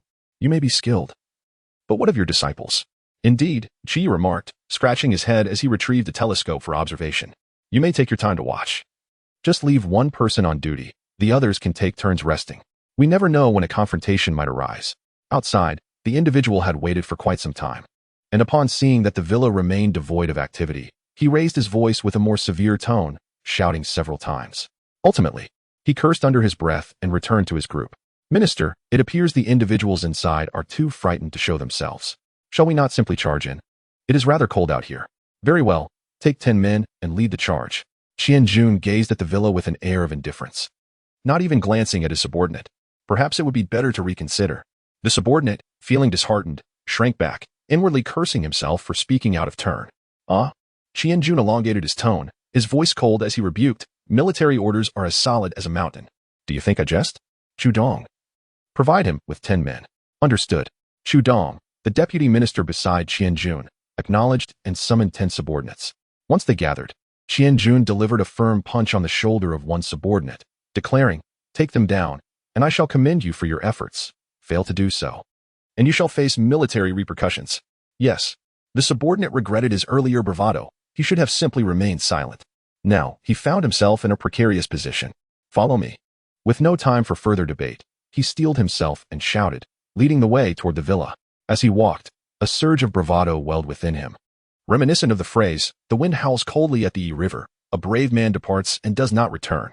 Yet, he quickly dismissed this ominous thought. Shaking his head to reassess his mindset, contemplating how he might escape should danger arise. Brotherly, another 11 have arrived. Lin Li glanced over, deliberating for a moment before suggesting, "What if we let them into the courtyard, then use half our force with guns and the other half with crossbows? What do you think?" "Excellent idea." Lu Ming quickly grasped the plan, smiling as he added, "This would create an illusion of our limited personnel and insufficient weaponry, thus concealing our true strength while providing them with justification to continue their assault." Seeing no objections from the others, Lin Li decisively stated, "Then it is settled. Qiyu, Shaoshan, and Brother Feng, this task is entrusted to you." "Not a problem." Qianjun set aside the telescope, remaining silent. As he anticipated, none of the 11 individuals who had entered the small courtyard of the villa emerged again. 10 minutes later, Chu Dong quietly reported, "Minister, there were 5 gunshots just now." "I am aware," Qianjun responded calmly. "According to our scouts, they possess at least 30 firearms. There are 2 possibilities. Either their ammunition is limited, or they have deliberately set a trap, waiting for us to take the bait." Chu Dong inquired, "Shall we send another team to test the waters?" Qianjun shook his head. "That would be futile. Regardless of their actual arsenal, sending in more personnel would require doubling our numbers. Should we lose another team, they would then have over 60 weapons at their disposal, combined with the advantage of the terrain, making it nearly impossible for us to seize this location." Upon careful reflection, Chu Dong recognized the validity of this reasoning and felt a sense of despondency wash over him. "Do not panic," Qianjun barked an order, asserting that they now had to sustain over 100 individuals, leading to a significant consumption of resources. "If we sever their supply line, they will inevitably crumble," he declared. "But what if they have stockpiled ample provisions?" He scoffed. "Do you take them for deities? Who would hoard common supplies without reason?" With a dismissive wave of his hand, he expressed his desire to cease the discussion on this matter. "Make arrangements. Divide into groups of 10, with each group on duty for 4 hours during the day, guarding the essential routes leading from the villa. Select 20 individuals to scour the vicinity for resources. I shall take 10 to examine the community," he stated, continuing to walk without granting Chu Dong an opportunity to respond. "Understood." Chapter 78. Boom. After Qianjun's departure, Lin Li and his companions remained inactive. In the afternoon, Feng Wishan arranged for Fan Kuan and his wife to construct ice shelters with over 100 new residents who had joined the base. As dusk approached, Lu Ming sought out Lin Li, saying, "Brotherly, the people from the monitoring room have withdrawn, and Jing and Shaoshan have followed them." The latter nodded, "Good. In 10 minutes, you and Qiyu should provide support." At 9 in the evening, the 4 returned to the villa. Upon entering, and Jing, disregarding the need to warm up or change clothes, exclaimed with excitement, "Brotherly, we've located their base. It's in the industrial park to the south, approximately 4 kilometers from here." "Well done." Lin Li patted Jing on the shoulder and quickly attended to preparations to warm up. When they emerged once more, he and Feng Winshan had already set up a copper pot to boil water, ready for cooking meat. They dined while conversing, and Jing took a sip of wine and remarked, "The park isn't large. It consists of 4 or 5 factories, surrounded by walls about 2.5 meters high, with guards at the entrance. It appears they are on duty 24 hours a day, making it quite challenging to breach." And Jing's observations were astute. "When I happened to glance in during the entrance, I noticed vast open areas inside. Even if we were to infiltrate, it would be difficult to remain undetected. Judging by the footprints on the factory floor, there are indeed many residents inside." Ning Xiaoshan continued, "Moreover, there are several locations within the park that have electricity. I'm uncertain about the power generation equipment. Could it be the Changlong New Industrial Park?" Feng Winshan seemed to recall something. "Exactly. Do you know about it, Brother Feng?" "Yes. A few months ago, I handled a case there." Feng Winshan put down his chopsticks and, after a moment of recollection, said, "There is a manufacturer developing new types of heat pump bicycles.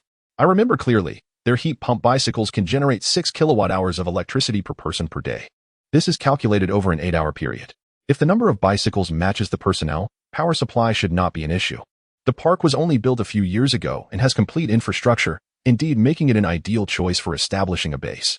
Lin Li inquired, and Jing, based on your estimates, how many people do you think they have? At least 700 or 800.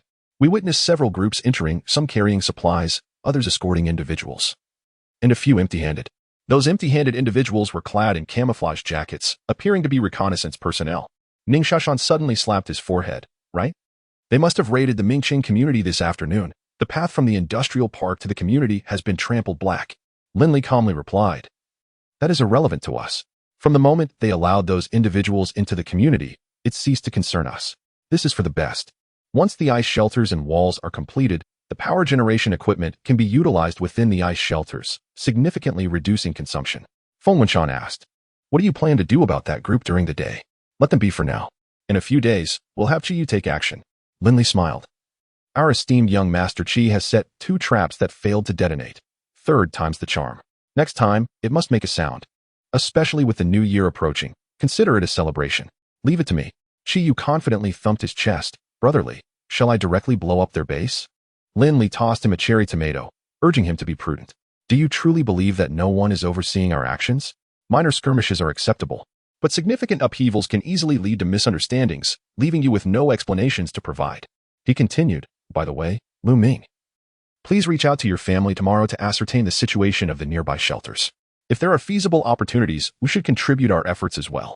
Lu Ming readily agreed and reminded Lin Li, brotherly, it is our capacity to assist, not yours alone. With a smile, Lin Li affirmed, that is precisely my intention.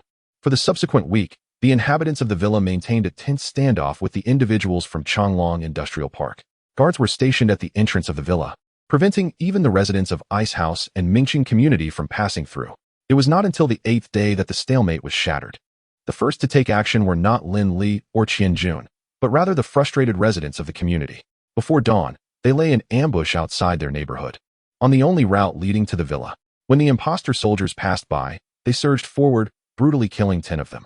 Faced with overwhelming numbers, the imposter soldiers did not dare to fire their weapons. They then seized the weapons and scavenged some food before returning to the community, planning to strike again the following day. That evening, upon learning that his subordinates had not returned to base, Qian Jun was not enraged but rather filled with delight. Chu Dong, issue the order to assemble the troops at dawn tomorrow to seize the Head Ridge Villa. Those people are at their wits' end. Yes. Chu Dong shared in his excitement. Following the previous failure, the security department was under immense pressure. Minister Qian Jun was a distant relative of Duan Cheng, a figure of considerable strength and influence, which rendered Duan Cheng unable to take action against him. Thus he bore the brunt of all responsibility. If no gains were achieved soon, it was likely that his tenure as deputy minister would come to an end. Lin Li and the others also received the news. That night, Qiyu, accompanied by several individuals, toiled for 2 hours in the snowy landscape. The next day, Qian Jun led nearly 200 men to storm the villa, only to be met with an eerie silence. He casually pointed to one of his subordinates, instructing, "You, go and call out." The subordinate sprinted over, echoing the same message as the last time. However, before he could shout a second time, a thunderous explosion erupted from behind. Turning around, they witnessed 7 or 8 camouflaged figures being propelled several meters into the air by a snow wave. Before the team could react, a series of colossal waves overturned them, burying nearly everyone beneath the swirling snow. What on earth is happening? The terrified soldier crouched on the ground, trembling. Bravo! Lin Li praised Qiyu wholeheartedly from within the villa. Just a small feat, Qiyu replied, beaming with pride. Let us clean up the battlefield. As Lin Li led everyone outside, Qiyu casually seized the imposter soldier who had called out, binding him securely. Stay right here, or else, boom. The soldier, frightened, stood frozen in place like a statue. In the most densely populated area, remnants and faint groans were scattered everywhere. Lin Li and his companions wore expressions devoid of emotion as they executed their tasks, dispatching, disarming, and searching. I calculated that approximately 80 individuals donned camouflage uniforms, while the remainder wielded melee weapons, their attire inconsistent, suggesting they were reserve forces. An air of quiet determination enveloped the group as Lin Li surveyed their surroundings and remarked, "A few sets of camouflage can still be salvaged. Lu Ming, you all should change and prepare to head to the Changlong Industrial Park." At that moment, several hundred residents surged forth from the Mingqing community towards them. With a resounding bang, at a distance of 100 meters, Lin Li discharged a round into the sky and commanded, "Halt. Advance any further, and we will open fire." Among the residents, 10 leaders brandished weapons, the very firearms seized the previous day. "What shall we do?" one of them inquired. "Fight," another replied, gritting his teeth with ferocity. "Our community has suffered so many casualties. Lin Li and Yi Yuming bear responsibility. Had they enforced stricter measures, those scoundrels would not have triumphed. Old Yang is right. If they possessed explosives, why not use them? They clearly wish to watch us perish. Let us eliminate them all. We too deserve to reside in villas, where ample supplies await us." "Agreed. Let us avenge my son." The crowd began to press forward once more. Chapter 79. The assault on Changlong Industrial Park. The crowd drew ever closer, and Lin Li could distinctly perceive the violent, frenzied eyes and the twisted, grotesque faces among them. "Li Gu," he quietly swallowed hard, yearning for a clear directive. Bang! Lin Li fired his weapon once more, his voice cold as ice. "One more step forward, and you shall perish." Boom! Among the foremost residents, 2 individuals recklessly opened fire on Lin Li. Kill. Lin Li summoned 3 heavy machine guns from his space, distributing them to Lu Ming and Qi Yu. Then he was the first to pull the trigger. Rat-tat-tat. "Ah! Run!" The 3 machine guns erupted simultaneously, torrents of flames extinguishing a dozen lives in the blink of an eye. At the forefront were the 10 residents armed with weapons, their murderous intent ignited by their weapons. These wretched souls, long submerged in hatred, were once again enslaved by the desire to kill. For them, death may not have been a misfortune. Perhaps, in some unfathomable way, they had already resigned themselves to their fate. Otherwise, they would have fled like those at the rear of the line, rather than brandishing their weapons in retaliation. After the rapid and fleeting gunfire subsided, Lin Li gently waved his hand to disperse the lingering smoke, speaking calmly. "Brother Feng, you remain here to organize the cleanup." Having said that, he donned camouflage attire and, accompanied by others, made his way towards the Changlong Industrial Park.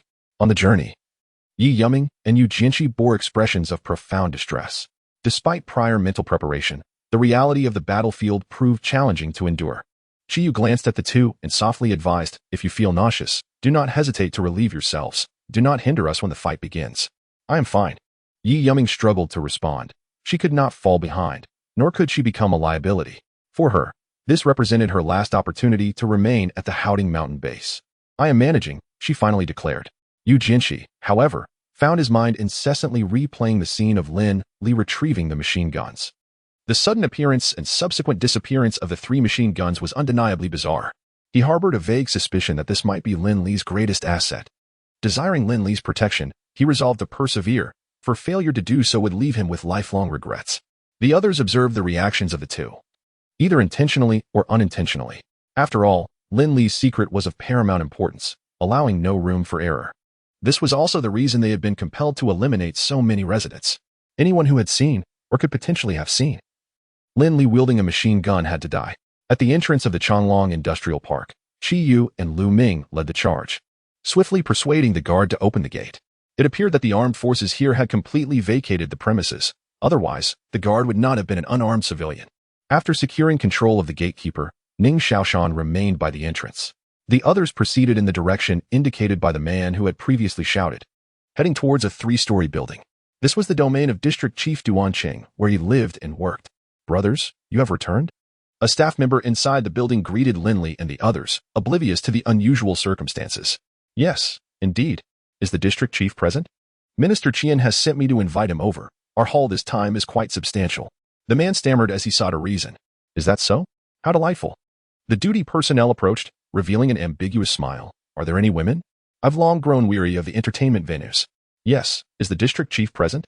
Lin Li stepped forward, his voice icy as he inquired. "Oh, yes, he should be in the 2nd-floor office." "Thank you." Just as the duty personnel intended to respond with a polite remark, a figure suddenly appeared from behind, snapping his neck. Duan Cheng lounged on a leather sofa, his hand languidly swaying above the electric heater. A graceful female secretary, while massaging his shoulders, reported, "The laboratory has recently produced approximately 5 kilograms of a new type of agent, with increased toxicity and a reduced onset time of 2 hours. As of 8 o'clock last night, the power plant had stored over 17,400 kilowatt-hours of electricity. However, many are dissatisfied with the food and living conditions." Minister Qian dispatched personnel to eliminate 7 of the instigators among the workers. "Humph," Duan Cheng scoffed. "A bunch of clueless fools. If they perish, so be it." Do they not realize that without me, they would not have survived this long? They dare to make demands, utterly ungrateful. Once Qianjun acquires that villa, our base's strength will increase significantly. Before Duan Qing could finish his thought, the office door was suddenly flung open. Several figures in camouflage entered in quick succession, and two of them pressed cold gun barrels against his forehead. Do you intend to rebel? Duan Qing shouted angrily. Where is Qianjun? Bring him to me. Duan Qing? I am, but who are you? It dawned on Duan Qing that these individuals were not from the base, and a wave of intense unease washed over him. I cannot bring Qianjun to see you, but I can certainly escort you to him. Lin Li settled onto the sofa opposite Duan Qing, crossed his legs, and said casually, Allow me to introduce myself. I am Lin Li, the head of the Tuling Mountain base. Your subordinates have all perished. And concerning your life or death, Lin Li gestured vaguely. It all depends on your performance. What? Duan Qing was momentarily taken aback, then shouted, Impossible. Qianjun brought 80 men. How could they all be dead? What do you intend to do? Lin Li disregarded Duan Qing's words and turned to the trembling female secretary. So it seems you are his secretary? Yes, so. You are familiar with the affairs of the base? I understand. Lin Li nodded in satisfaction. District Chief, is it? Since you doubt me, perhaps you should inquire directly with Qianjun. What do you mean? Duan Qing's expression shifted dramatically as he realized these people truly intended to harm him. Let us discuss this calmly. I am the one in charge here. And she is just an ignorant woman. Whatever you need from me, I shall comply. Lin Li feigned confusion. You know, and she knows. What use is there in keeping you alive? I can help you expand your territory, manage the base, and if necessary, I can even assist with power generation at the plant. Duan Qing spoke rapidly, taking a full half-minute to express his subservience before looking at Lin Li with a humble demeanor. I can do it too. The secretary suddenly raised her hand, asserting that she was the one managing the affairs of the base, while this old man merely relied on his gun and connections. All he did was indulge in women all day long. Lin Li raised an eyebrow and asked, to elaborate on his connections and the origin of that gun. Just as the secretary was about to respond, Duan Qing struck her across the face with a resounding slap. With a fierce glare, he spat, You filthy whore. If you dare utter a single word, I will end you. The female secretary staggered backward, and upon seeing Duan Qing restrained, she charged forward, delivering several slaps while cursing. You beast, your retribution has finally arrived. Don't think I'm unaware. I know you murdered my sister and father. If it weren't for revenge, I wouldn't endure this old dog of yours. What a turn of events. Lin Li looked at Duan Qing and the female secretary with astonishment, realizing that she was indeed feeding the tiger. Duan Qing's face fell in disbelief as he gradually lowered his head. It was a grave mistake to underestimate a woman. He had assumed she was a mere ignorant plaything, not realizing she was a venomous serpent lurking in his midst. Chapter 80. A helping hand in light of this. Share with me what you know, and I shall entrust Duan Qing to your discretion. Lin Li's perception of the female secretary underwent a significant transformation, and he was eager to assist her in fulfilling her aspirations. What you mentioned earlier about Qianjun and the others being dead, is it true? The female secretary fixed her intense gaze upon Lin Li as she inquired. Yes, Lin Li replied, meeting her gaze with calm assurance. I promise you. Subsequently, the female secretary divulged everything she knew to Lin Li. It turned out that Qianjun was a veteran who, years prior, had sought refuge under the ownership of Duan Qing at the industrial park. Duan Qing leveraged his connections with the government to secure Qianjun a position in the park, where he served in a security capacity. Essentially, he was a head of security. As the apocalypse descended, the duo acquired a cache of discarded weaponry, establishing their dominion over the industrial park. Duan Qing audaciously proclaimed himself the district chief, seizing control of all the factories within the area. Those who dared to resist were met with lethal force, and they even concocted toxic agents to inject into food supplies, masquerading as various government officials to distribute the contaminated provisions to nearby residents possessing resources. Once the residents fell ill, they would raid their supplies. As their operations expanded, they forcibly detained hundreds of individuals, exploiting them to generate power through heat pump bicycles while providing only the most basic sustenance. Many were confined to a single factory for living quarters. Eventually, the pair established an entertainment venue, coercing women desperate to survive into trading their bodies for resources, resulting in several tragic deaths due to mistreatment. Upon hearing this, Lin Li felt an overwhelming urge to eliminate Duan Qing immediately. He asked, Do you know who Duan Qing's connections are? The district chief's wife that Ling visited. They were classmates and had an illicit relationship, the female secretary remarked scornfully. I can't fathom what that woman sees in him. He is barely functional without medication. Casually, Lin Li took another bite of the melon. Do they still maintain contact? Not anymore. Lin Li nodded and inquired further, "Do you possess any other valuable intelligence?" "Indeed," Duanqing eagerly affirmed. "I know the location of a shelter where food is abundant. If we could pull off a heist there, it would be immensely profitable." "Oh, please elaborate." Lin Li had no particular desire for the shelter's resources, yet the opportunity to inspect it piqued his interest. "I have a map." Duanqing rose, opened a drawer, and retrieved a map, handing it to Lin Li. It was marked, indicating that approximately 3 kilometers south from their current position was a large warehouse, its name reminiscent of a classified industry. "There must be guards at the shelter. Do you truly believe your small group can stake a claim there?" Lu Ming interjected. "Yes, there are guards. But their numbers are limited, and while their weaponry is superior, we outnumber them." Duanqing dismissed with disdain.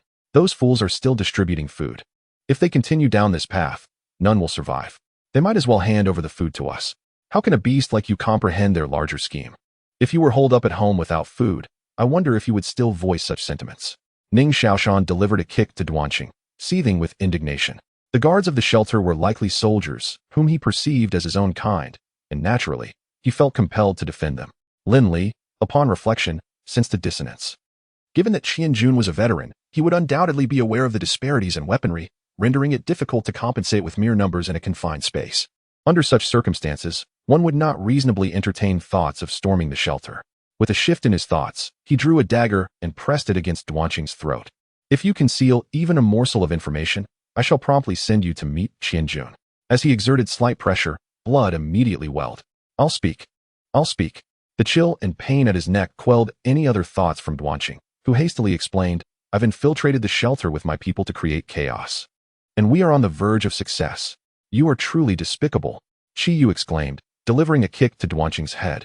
Believing such a person deserved execution 100 times over. In the face of imminent disaster, to betray one's compatriots was tantamount to being a traitor. Lin Li harbored immense disdain for Duanqing, yet he remained patient, allowing him to recount the details of those he had sent to the shelter. "So, the individuals surveilling the shelter will return at night?" he inquired.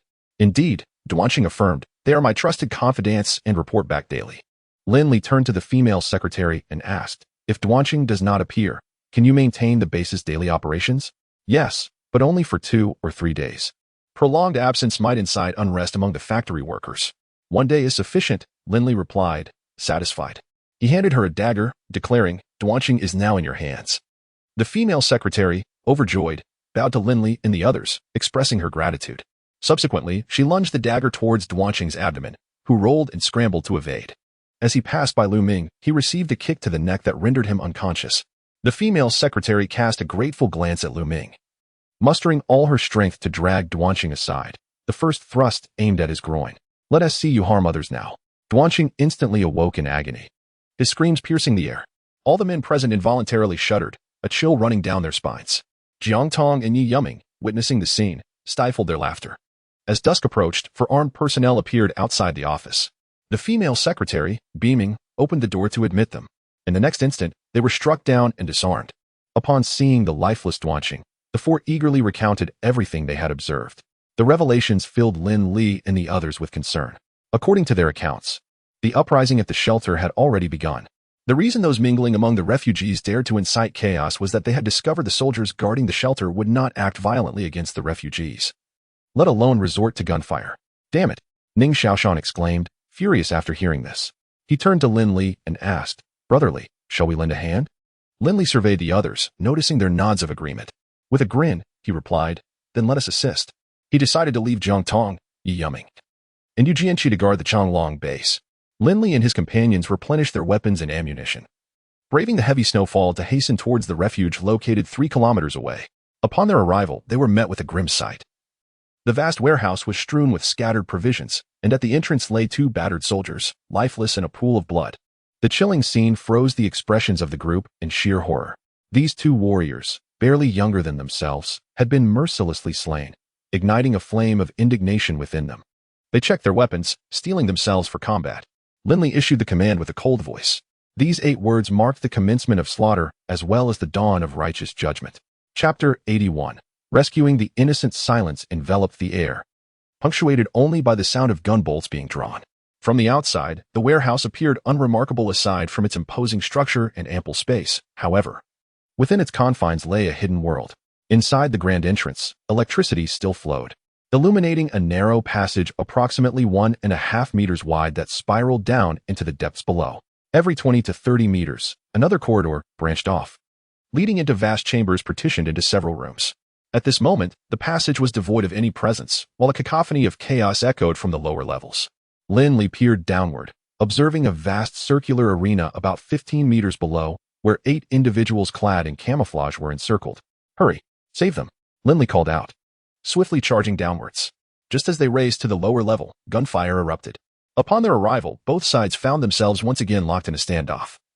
With several refugees lying before the 8 soldiers, some writhing in agony, others crying out in despair. "Don't force my hand," one soldier bellowed, his eyes wild with fury, the weapon in his grasp trembling slightly. "How dare you fire upon innocent civilians? Do you honor the taxes we toil to pay? Do you honor our support?" A middle-aged man with a protruding belly shouted from among the crowd, his expression one of feigned sorrow, as if he had suffered an immense injustice. Another soldier pleaded, "You have enough rations in one storehouse to last a long while. Please leave some for others. That is hardly sufficient for us." A young man wielding a bloodied iron rod retorted, swinging it in a half-circle as he declared, "Look at our numbers. That meager supply would only last 6 months. Hand over the keys now, or do not blame us for our ruthlessness." The 8 soldiers tightened their grips on their weapons, and one of them responded, "We have not received orders to open the warehouse. We will not give you the keys. Then do not blame us for being merciless. Everyone, attack. Let us see how many of them we can take down." The stout man shrank back into the crowd, craning his neck to shout, "Indeed, we must seize the granary today. If we are discovered, we won't even have broth to drink." Lin Li and his companions concealed themselves around a corner, observing the unfolding dialogue and expressions with clarity. "What shall we do, brotherly? There are too many of them. Should we set up a machine gun or throw grenades?" suggested Lu Ming, typically the epitome of composure, now offering a bold proposal. Lin Li scanned the crowd meticulously, estimating around 300 individuals. It appeared that the primary function of the shelter was indeed food storage. Otherwise, the crowd would not be so large. Every situation possesses dualities. If this were a large-scale refuge, such a scenario would not arise, for the means of defense would surely be more formidable. "Xiaoshan, you are in charge of a machine gun for defensive support. The rest prepare to shoot. Each of you focus on a troublemaker, and fire simultaneously upon confirming your targets." Lin Li handed a machine gun to Ning Xiaoshan, then began searching for targets among the throng. Moments later, voices began to rise in unison. "Qi Yue, my target is that middle-aged fat man. Lu Ming, the young man targeting the iron rod. And Jing, the middle-aged man in a black down jacket wielding a knife. Lin Li, the target is the hypocritical saint. 3, 2, 1, bang, bang, bang." The sudden gunfire startled the refugees, who quickly looked around in alarm. 8 soldiers mistook the shots for those of their comrades, and one immediately shouted towards the source of the sound, "Don't come over. There are too many people. Find a way to disperse them." At this shout, everyone turned their gaze towards Lin Li and his companions. Concealment had lost its purpose. The group chose to reveal themselves. "They don't look like us," a soldier whispered to his companion. "Certainly not. We don't have such capable individuals," another, slightly older, asserted. "Then who are they?" "Uncertain. Stay vigilant. I'll move to the front. You all look for an opportunity to break out." "What are you?" After a brief silence, the crowd discerned that there were only 5 newcomers, which restored a measure of their courage. "Everyone, stay still." Lin Li raised his weapon slightly, calm yet indifferent. "Take a good look. They shouldn't be military." Bang. One individual pointed at Lin Li and his group. Before he could finish his sentence, his head was blown apart. The intimidation from this act was far more potent than the previous gunfire. The crowd erupted in screams, becoming agitated once more. Bang. Lin Li fired again, eliminating a sneaky individual, and cautioned, "Be careful. Someone has grabbed a weapon and is mingling within the crowd." Upon hearing this, Lu Ming and the others immediately heightened their vigilance, scanning the crowd with sharp eyes. Lin Li turned and ducked into an alley, retrieving 2 shields to hand to Qi Yu and Jing. Then he called out to those in front, "Clear the way, let them through." With the intimidation from the 2 rounds of gunfire, the crowd slowly parted. "We can't let them go. They will surely retaliate against us. Don't forget, we killed their comrade. Many are complicit." The one speaking had learned to be clever. He neither raised his head nor spoke loudly, covering his mouth so that no target could be discerned. Hearing this, the crowd that had just begun to move halted once again. At that moment, Jing's ears perked up. Someone is coming down from above, and there are quite a few. Be careful not to get surrounded. Lin Li narrowed his eyes at this information and shouted to the 8 soldiers, "We need to retreat. If you want to leave, prepare to break through." "What are you?" One soldier shouted. XX Army, Special Operations Team. Lu Ming declared their designation. Captain, have you heard of it? No, it's not important. Prepare to break out. But what if? There is no what if. Do you see that heavy machine gun? They haven't used it yet, which is reason enough to trust them. The older captain spoke with certainty.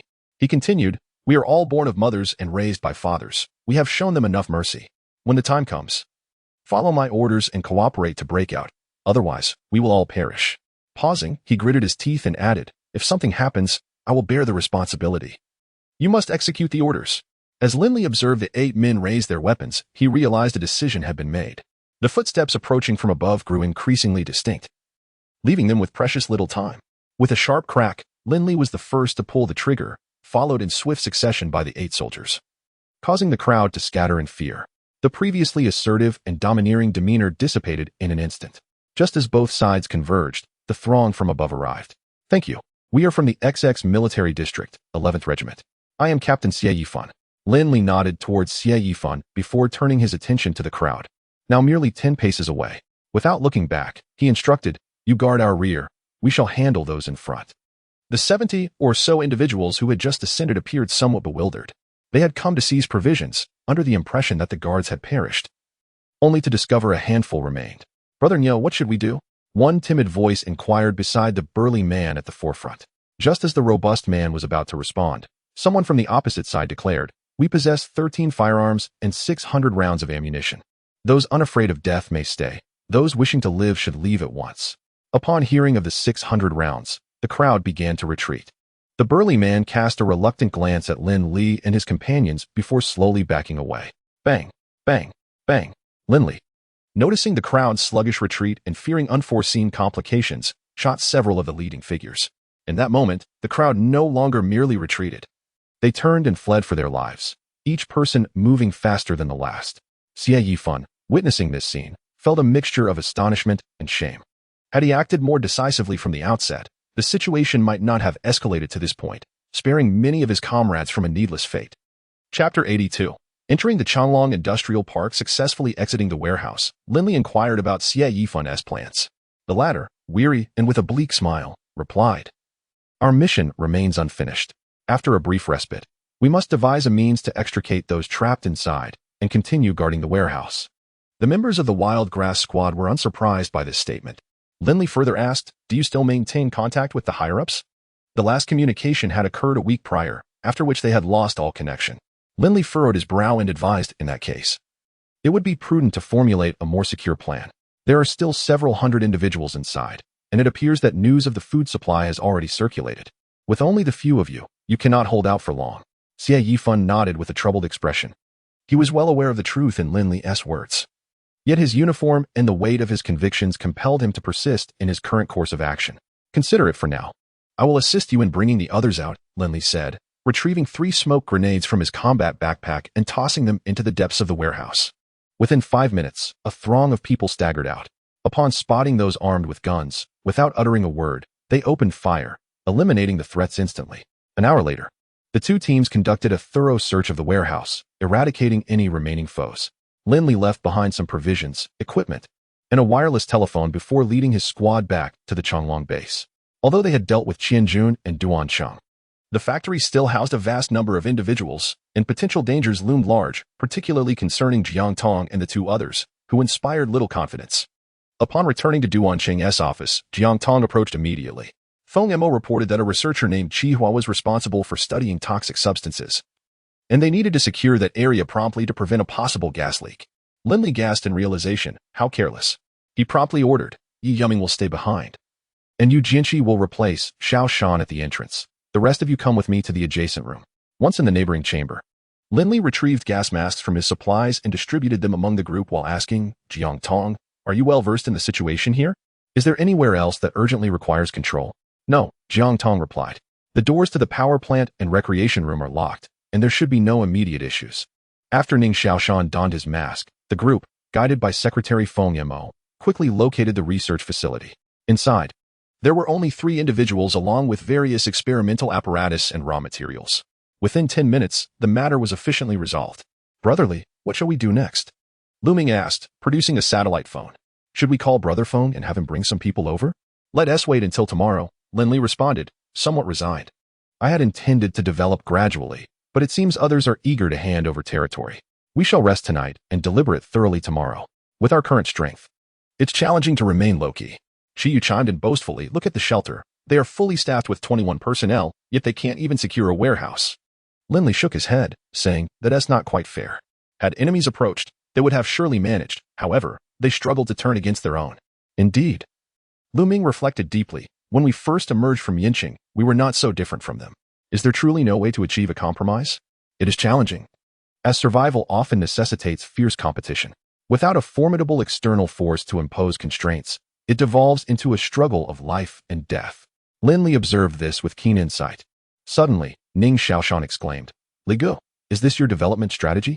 First, strengthen yourself, acquire the power to dominate others, and only then engage them in discussions of progress. That's about right, Lin Li replied, though I remain pessimistic about the future. I am reluctant to toil towards strength only to have it obliterated by a new catastrophe. He recalled the crimson light from his past life and the corpses that had returned to life. The next day, Feng Wenshan arrived at Changlong Factory with 16 fully armed newcomers. The group held a closed-door meeting in Duan Cheng's office for over 2 hours. Upon concluding the meeting, they emerged into the expansive, snowy courtyard. Lin Li stood alone on the steps while the others formed 3 rows in the snow, their bodies rigidly upright, awaiting further orders. Ma Xiaoming, Lin Li called. Present. Ma Xiaoming jogged out of the line, excitement illuminating his face. Take your 3 team members and manage the factory security. Yes. I will ensure the task is completed. Ma Xiaoming puffed out his chest, his eyes sparkling with anticipation. At last, he would fight alongside his idols. Yu Jinshi. Lead Team 2 with 6 members and assemble everyone from the power plant here. Yi Yuming, lead Team 3 with 6 members and gather everyone from the recreation room. Within minutes, 400 individuals stood in the expansive factory grounds. Once everyone had arrived, Lin Li spoke. The weather is frigid, so I will be brief. We will be taking over here. The personnel from the power plant may choose to stay or leave. Those who depart will receive 7 days' worth of food and a set of warm clothing. Those who remain must unconditionally accept our management. The recreation room is hereby disbanded. You may join the power plant or choose to leave.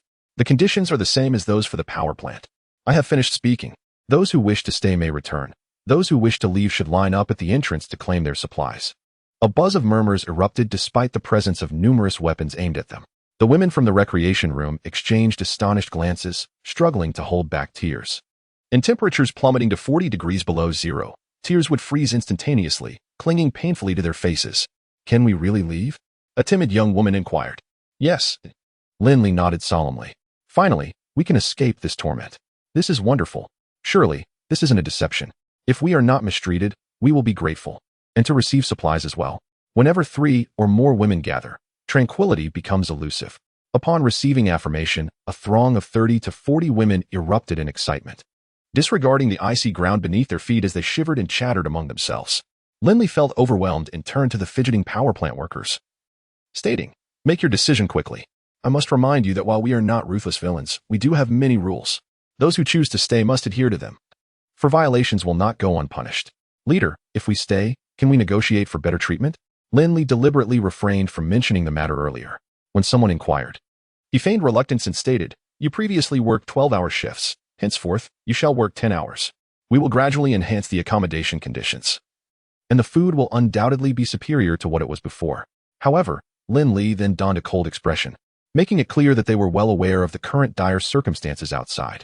The procurement of resources is becoming increasingly arduous, and anyone who dares to cause trouble at the base should not blame me for the consequences. As he spoke, he fired a shot into the air, his gaze sweeping over the crowd with a chilling intensity. After a brief silence, someone mustered the courage to approach the exit. Feng Wenshan picked up a package and handed it to him, gesturing towards the door to signal his departure. Thank you. The individual bowed deeply to Feng Wenshan and then to Lin Li before hastily exiting. Observing that Lin Li's words carried weight, the crowd immediately surged forward, eager to form a long queue. Chapter 83. A situation. There were over 100 individuals in line, and Yi Yuming along with Jiang Tong assisted in distributing supplies. Many of those receiving assistance bowed in gratitude. For them, this was akin to a rebirth. Despite the harshness of the outside world, they could at least live for themselves rather than languish in factories as mere shells of their former selves. The chattering gradually subsided as a representative emerged from the group of women. She slightly inclined her head towards Lin Li and inquired, Could you tell us where the previous inhabitants have gone? To hell, Lin Li replied with a smile, softly uttering the 2 words. Are they all dead? She asked. Yes. Wonderful. Did you all hear that? They are all dead. The woman exclaimed joyfully as she rushed back to her companions, embracing two of them and jumping with glee. Unbeknownst to them, glistening beads of ice adorned their faces, slender and cold, reflecting the faint sunlight. After a while, the woman returned to Lin Li, tilting her head up and declaring, "We have decided to stay. Our families were all murdered by those beasts, and the outside world is not one in which we can survive. However, we have one request." Lin Li firmly shook his head. "You do not possess the right to make requests." The woman's expression stiffened. She bit her lip and slowly turned back towards the crowd. After taking a couple of steps, she heard a voice. "However, as long as you comply with the rules, you will receive the respect you deserve." The woman immediately halted, turning back to see a tall figure on the steps, eyes sharp yet pure. Ultimately, the remaining 240 individuals from the power plant, along with 30 women from the entertainment complex, meant that Changlong Base would retain a total of 270 individuals. Lin Li retrieved cooking utensils from storage and arranged them in a small factory. After several hours of bustling activity, a group prepared a steaming hot dinner for the workers. When the workers arrived at the makeshift dining area and beheld the rice and 4 large bowls of aromatic home-cooked dishes, their faces lit up with delight. Lin Li called out, "Please form an orderly line. Everyone will receive their share." In this post-apocalyptic world, surviving until now is no small feat. And we have prepared some delicious meals to celebrate. Indeed, who would willingly endure such suffering if not for the will to live? The workers expressed their gratitude to Lin Li with heartfelt thanks. Once the meals were served, Lin Li stood at the center of the dining area and said, "While I do not concern myself with the rules of those who came before, here, we adhere to one principle. No idlers will be tolerated. If you are willing to contribute to the base, treating this place as your home and maintaining it diligently, I assure you that you will not be neglected. I have a base at Heading Mountain, where conditions are significantly better than here. Those among you with skills or specialties may speak with the factory management starting tomorrow. As long as you make a meaningful contribution, you will receive appropriate rewards. Lastly, I must remind you that for the next 3 days, you still have the opportunity to reconsider your decision. If you wish to leave, you may still do so. However, after 3 days, you must unconditionally accept our leadership." The workers were engrossed in their meal. Lin Li had barely finished a few words when someone went for a second helping. The sentiments he expressed resonated with everyone, as they all acknowledged that their current circumstances had significantly improved compared to before. Observing their reactions, Lin Li nodded slightly, understanding that this was the reason he had refrained from proactively raising the workers' wages. Insatiable desires are difficult to appease. Anything given voluntarily, no matter how precious, tends to be undervalued in the recipient's eyes. Thus, providing occasional benefits while adhering to a system of labor-based distribution is a more sustainable approach. After dinner, the women volunteered to stay behind and clean, a proposal Lin Li gladly accepted, selecting 20 to oversee the restaurant's regular operations. As night fell, the group returned to the Tuling Mountain Villa. The entrance to the power plant remained unlocked, and the factory doors were secured from within. Those present were free to depart at their discretion, marking this as the final selection process. Inside the villa, nearly 30 individuals gathered around 2 large dining tables, feasting heartily. Chiyu took a swig of beer and gave Lin Li a thumbs up. "Brotherly, you have an eye for this." Lin Li understood he was complimenting his choice of dishes and raised his glass in a distant toast. Many in attendance were experiencing their first base mission and entering the villa for the first time. Even those who had imagined the interior countless times were still profoundly impressed. Several youngsters under Ma Xiaoming trailed Chiyu closely, eager to explore every corner. Once the meal concluded, Lin Li formally integrated the 12 individuals trained by Chiyu, along with the 4 from Ma Xiaoming, into the Tuling Mountain Wild Grass team. Team 1 was led by Captain Yu Jianxi with 6 members and instructor Lu Ming. Team 2 was led by Yi Yuming, also with 6 members and instructor In Jing. Team 3 was led by Ma Xiaoming, comprising 4 members and instructor Chiyu. Originally a 5-member combat team, it had now expanded to 23, significantly enhancing the base's strength. Although the newcomers brought by Feng Wenshan had contributed little, Lin Li still provided them with some material rewards to facilitate their departure. "Brother Feng, please familiarize yourself with these individuals' family situations and offer appropriate assistance. Additionally, discuss with Wang Simon, Su Lan, and Zhang Tong about the future management of Changlong and devise an effective set of regulations as soon as possible." Lin Li pointed to Lu Ming and the others, suggesting they select someone from among them to take charge of security and remain stationed there 24 hours a day. "Brother Feng, I also have matters concerning the mechanical and thermal power plants. I am overwhelmed," Chiyu interjected. "I had no intention of sending you." Feng Wenshan replied with a smile. I plan to have Su Lan manage the factory's daily operations, while security will be handled by Team 1 under Yu Jinchi, with Lu Ming providing initial guidance. Absolutely, Lu Ming readily agreed. I'm not like some people who only think about women all day. Who are you referring to? Chi Yu immediately bristled. Is there a situation? Lin Li, intrigued, turned to Chi Yu. Quickly, tell me, who has caught your eye? There's nothing of the sort, brotherly. Don't pay attention to their nonsense. Chi Yu, typically boisterous, now displayed an unusual shyness. Lin Li rolled his eyes, exasperated. Even in such a state, he remained obstinate. If you do not speak up, how can I bestow upon you something of value? At the very least, one ought to prepare some gifts for the young lady. I cannot simply craft a few more snowmen for her.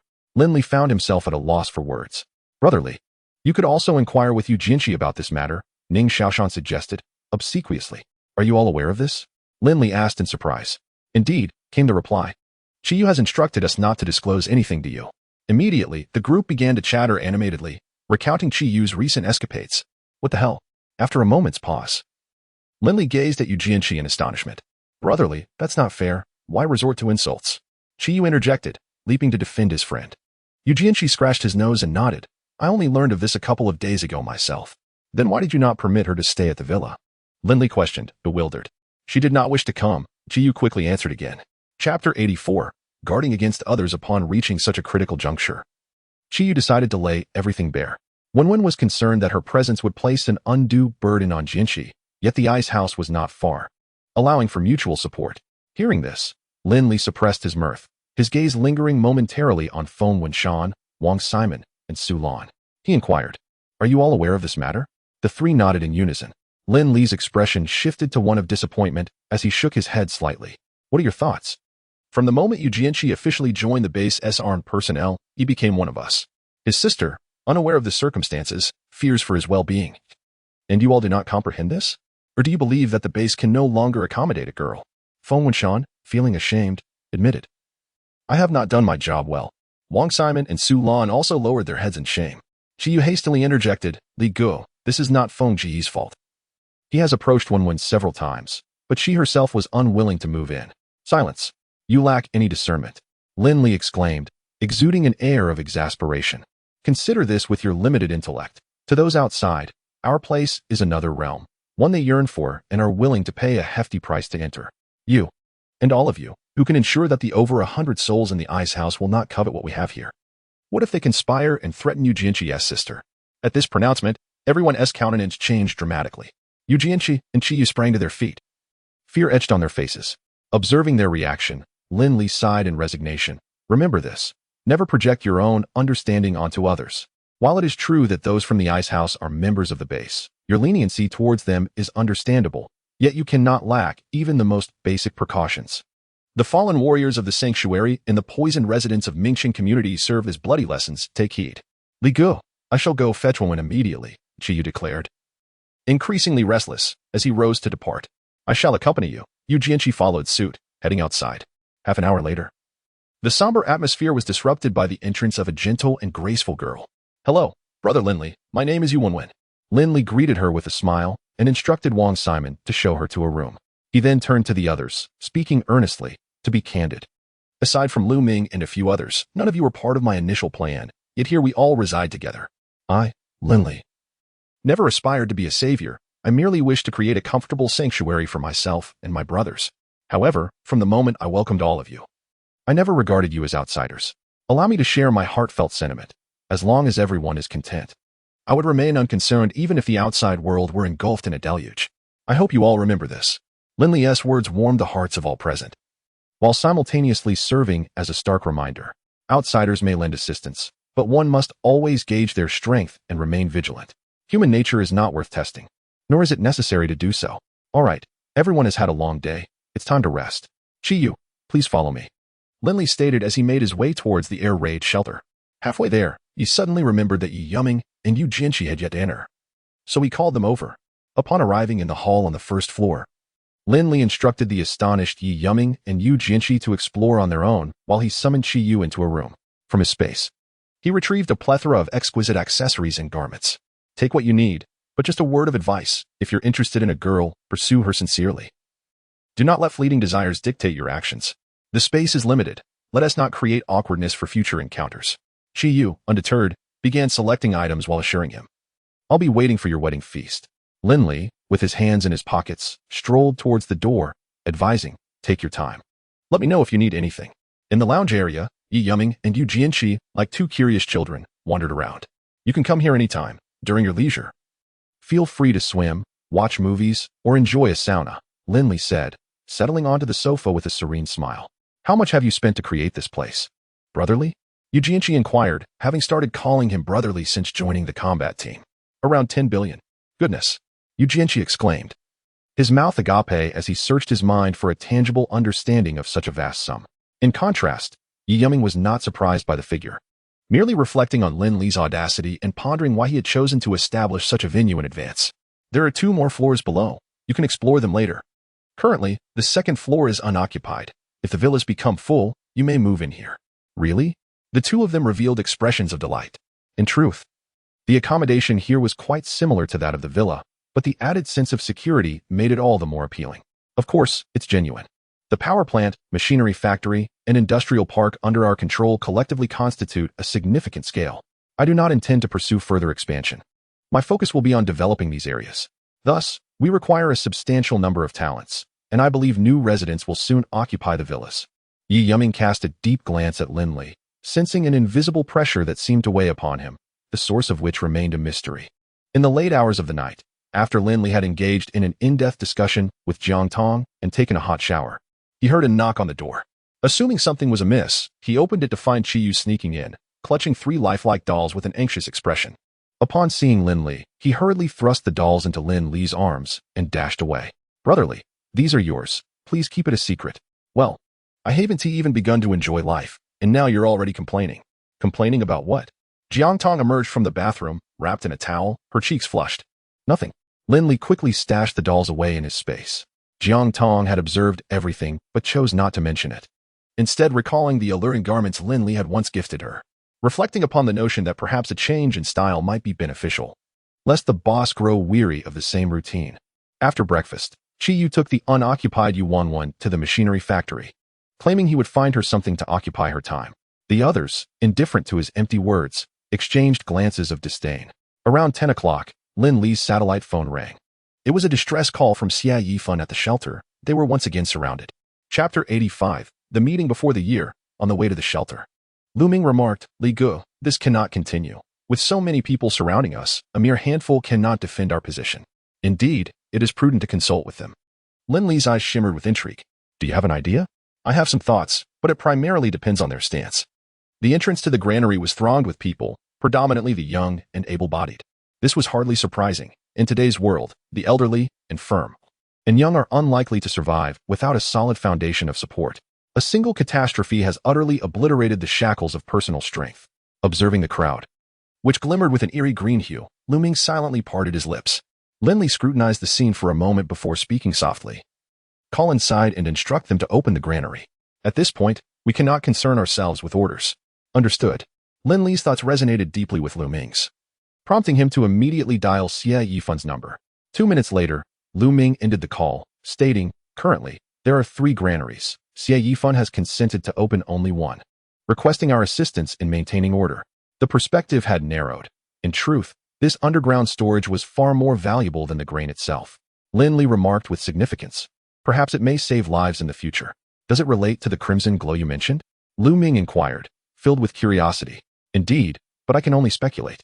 Subsequently, the 5 of them armed themselves, gunfire clearing the way as they regrouped with Xia Yifan's team. Upon their arrival, Xia Yifan felt bolstered and called out, "Form an orderly line. 2 individuals per bag of rice. If there is any attempt at looting, we will immediately cease the distribution." The crowd fell into silence, entering the granary in an orderly fashion under the guidance of 2 soldiers. "Captain Xia, have you considered what to do next?" Lin Li casually asked once the crowd had entered. I have thought about it. To be honest, I've been pondering this for days, but there is no solution. We cannot reach the base, nor have we seen anyone come to our aid." Xia Yifan kicked a clump of snow in frustration, saying, "If this continues, the remaining 2 granaries will likely be lost." Lin Li contemplated for a moment before responding.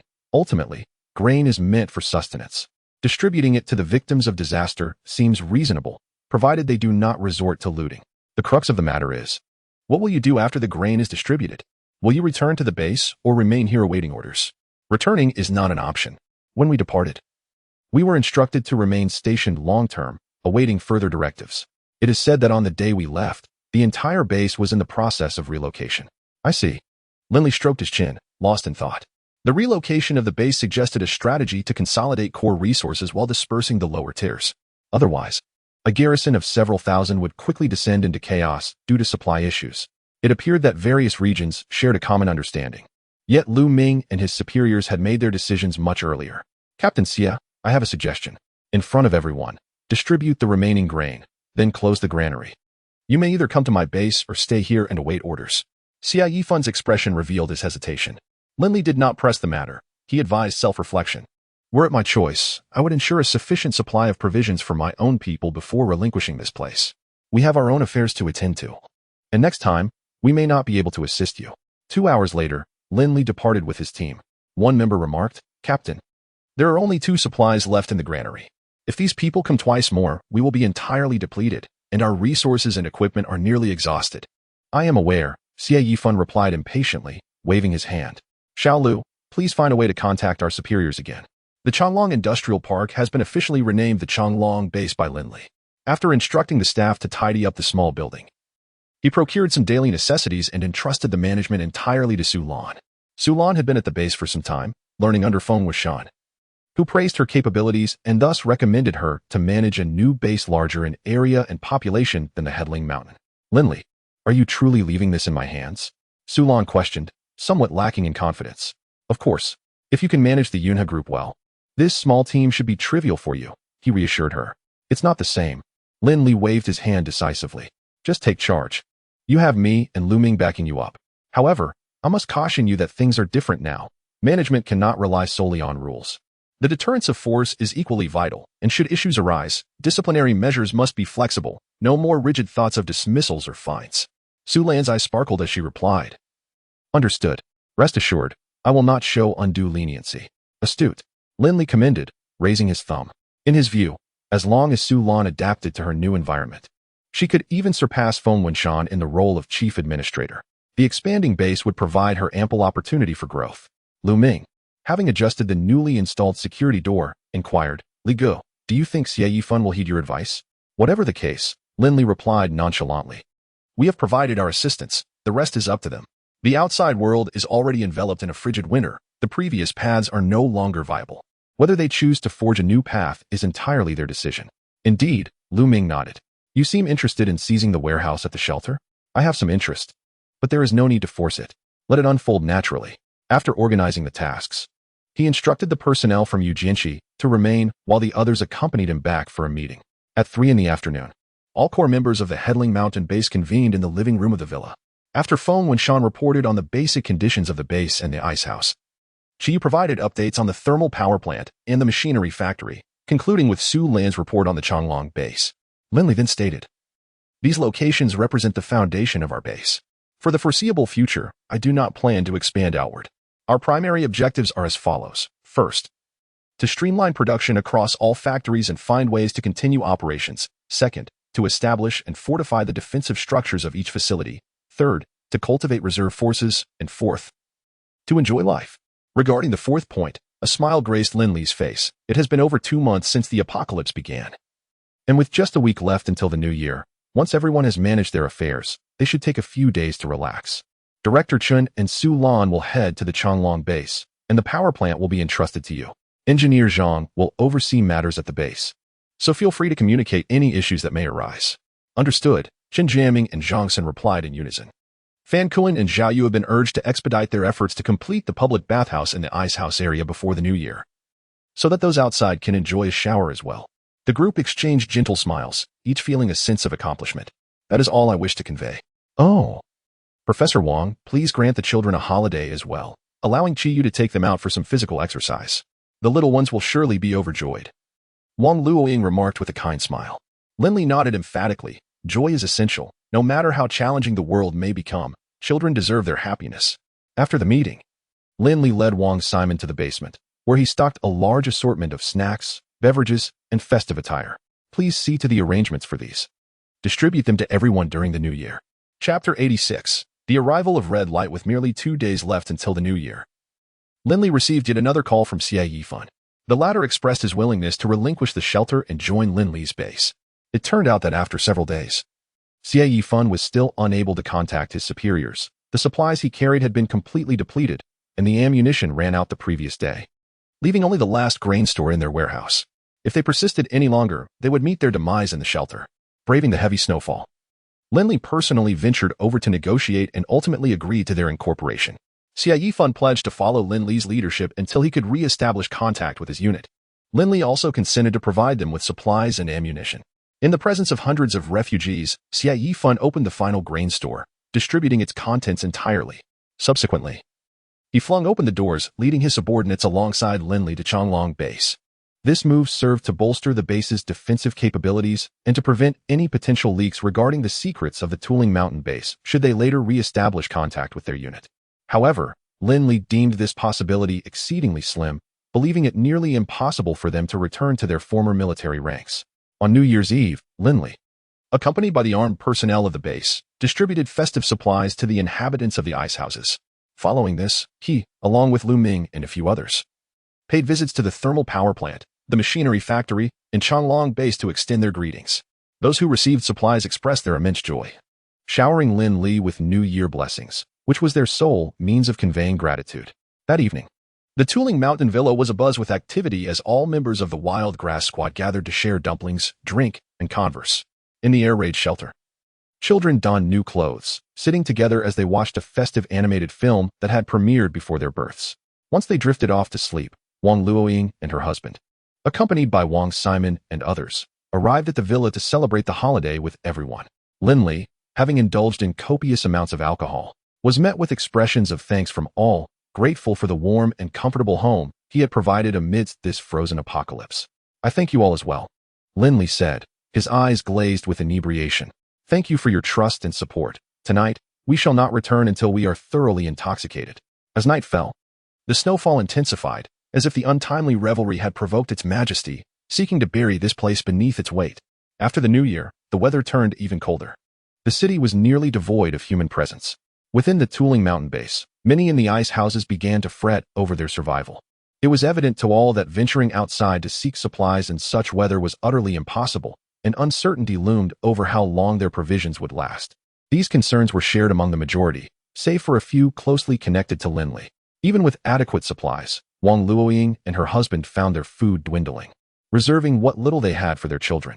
Despite Lin Li's repeated counsel falling on deaf ears, he ultimately revealed the existence of his spatial capabilities, which alleviated their worries. Following this incident, the couple garnered increasing respect for their character from the others. At Changlong base, workers labored with even greater fervor than before, often voluntarily working overtime or assisting with the clearing of accumulated snow. Anyone with a modicum of insight could discern that times had grown increasingly arduous.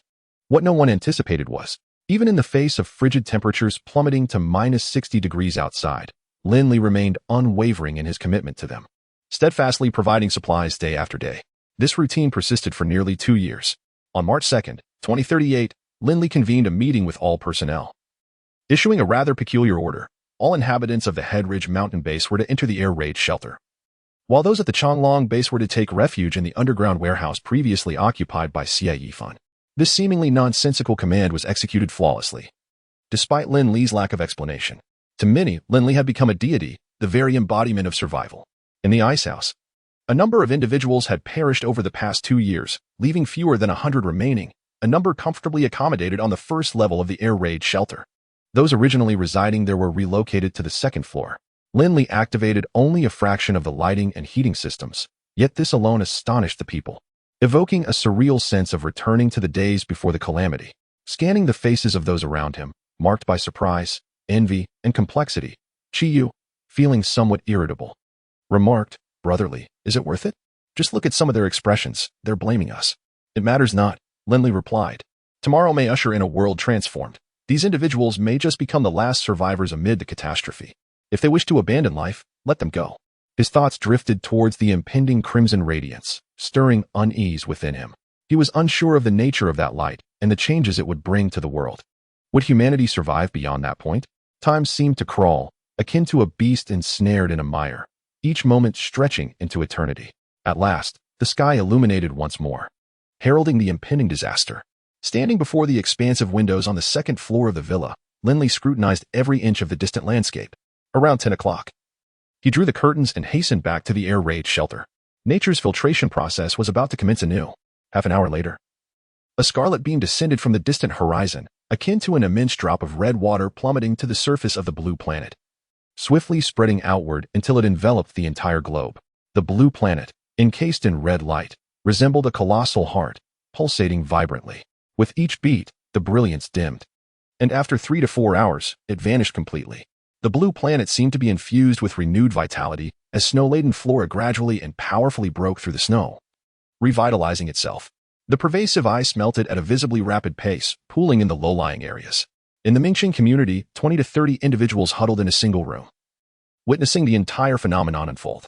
Suddenly, for people standing by the window, illuminated by the radiant glow, froze in place, their gazes turning vacant as a layer of red light flickered across their black pupils. "What is wrong with you?" One person sensed the anomaly and gently nudged his dazed companion from behind. The nudged individual remained utterly motionless. "Is this what frightens you?" The other remarked, unperturbed, as he ambled toward the fire pit. Gurgle, gurgle. The 4 individuals bathed in the light simultaneously felt their stomachs rumble, as if they had not eaten in ages. "Hadn't we just consumed a leg this morning? The remainder shall suffice for the evening. The bodies in the building are dwindling, so do take care."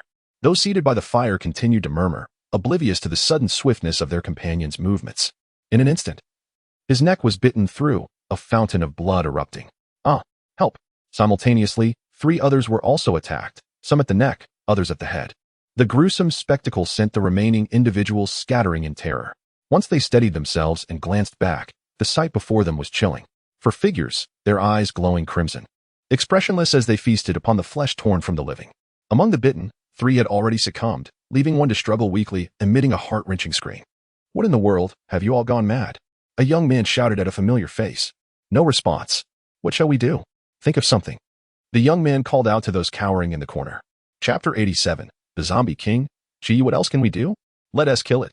One among the crowd exclaimed, grabbing a steel rod and thrusting it into the chest of a nearby individual. With a sickening sound, the rod penetrated 20 centimeters deep. Strangely, the victim exhibited no reaction, continuing to chew voraciously. "What is happening?" The man wielding the rod stammered in confusion. Suddenly, he felt a tremendous force emanating from the other end of the rod, and before he could comprehend, a bloodied, serene face loomed before him. Before he could even utter a cry for help, that face was pressed against his neck, biting down without hesitation. "Monster, run!" a voice cried out, and the crowd surged towards the exit in panic.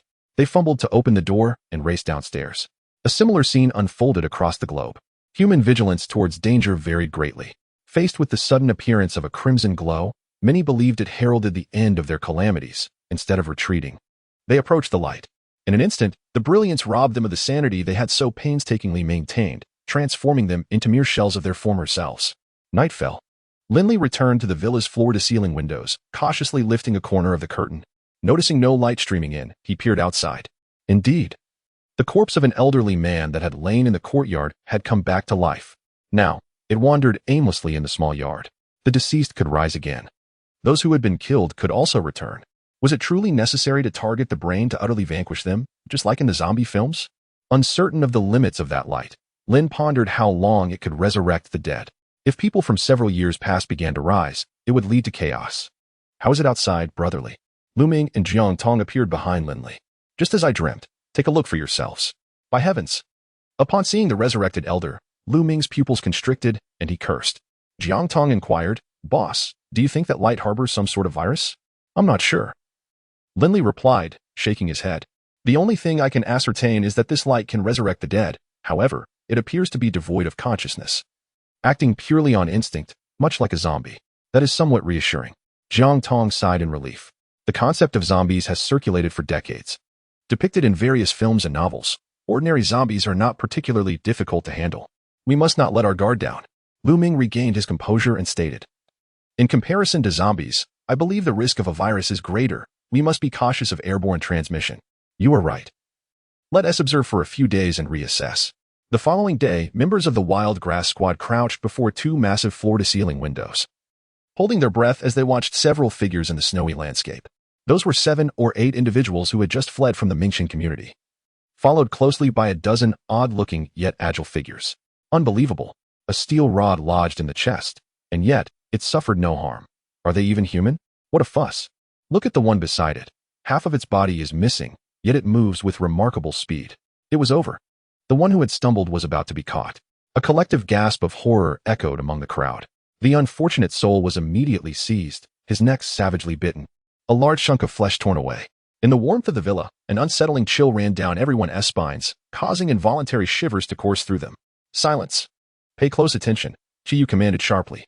You are all combat personnel of the base, the first to confront these monsters. The more useful observations you make now, the greater your chances of survival in the future. Otherwise, the next one to be devoured might very well be you. What Chiyu warned against seemed unlikely to occur. Yet the next victim outside had already emerged. Then came the third and the fourth. Li Ge, look.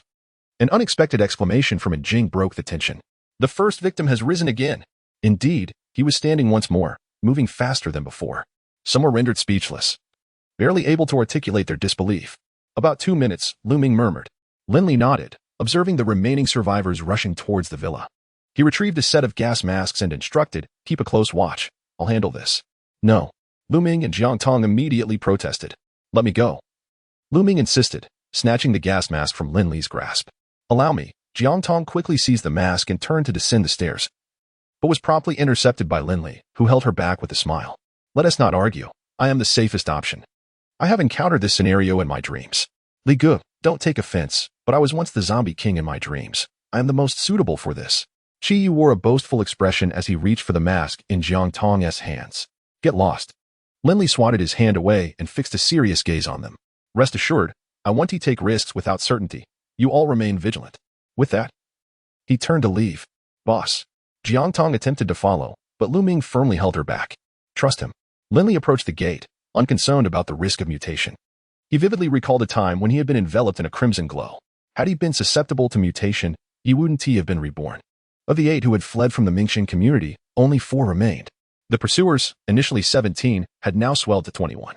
The zombies seemed solely interested in the blood of the living, as well as their necks and hearts, ignoring other areas completely. Seeing that the 4 were beginning to tire, Lin Li moved forward to assist them.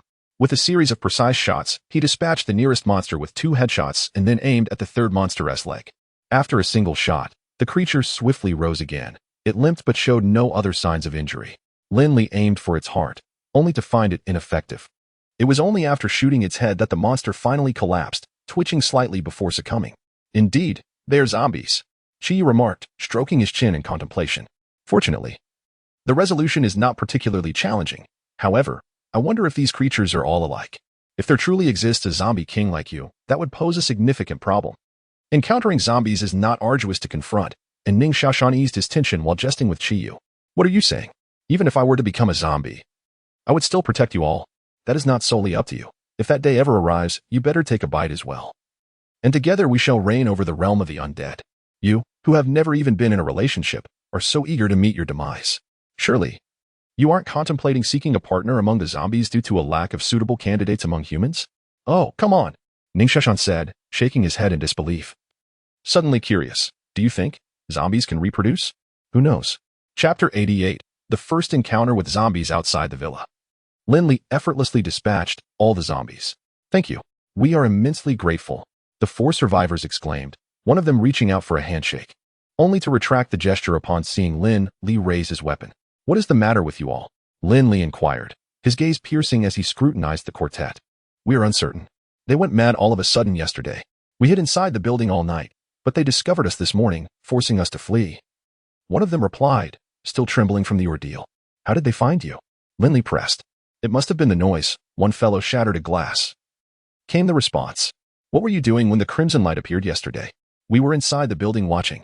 By the way, the first 4 individuals were exposed to the light. They must have mutated at that moment.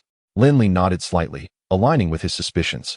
Only those tainted by the crimson glow would undergo mutation, or rather, contract a certain neurovirus. After the light dissipated, the air remained untainted, indicating that the zombie virus spread through blood. We are from Mingxin community. Could we stay here for a few days? Absolutely not, Lin Li decisively rejected. He had previously extended the opportunity to everyone in Mingxin community. Those who seized it were now safe in the air raid shelter. The current group did not warrant his compassion. Then Kinley, seeing their persistence, Lin Li aimed his gun at one of their heads. Your lives were spared by my mercy. Do not compel me to regret it now. We will leave at once. The four quickly fell silent and retreated, splashing through the melting snow.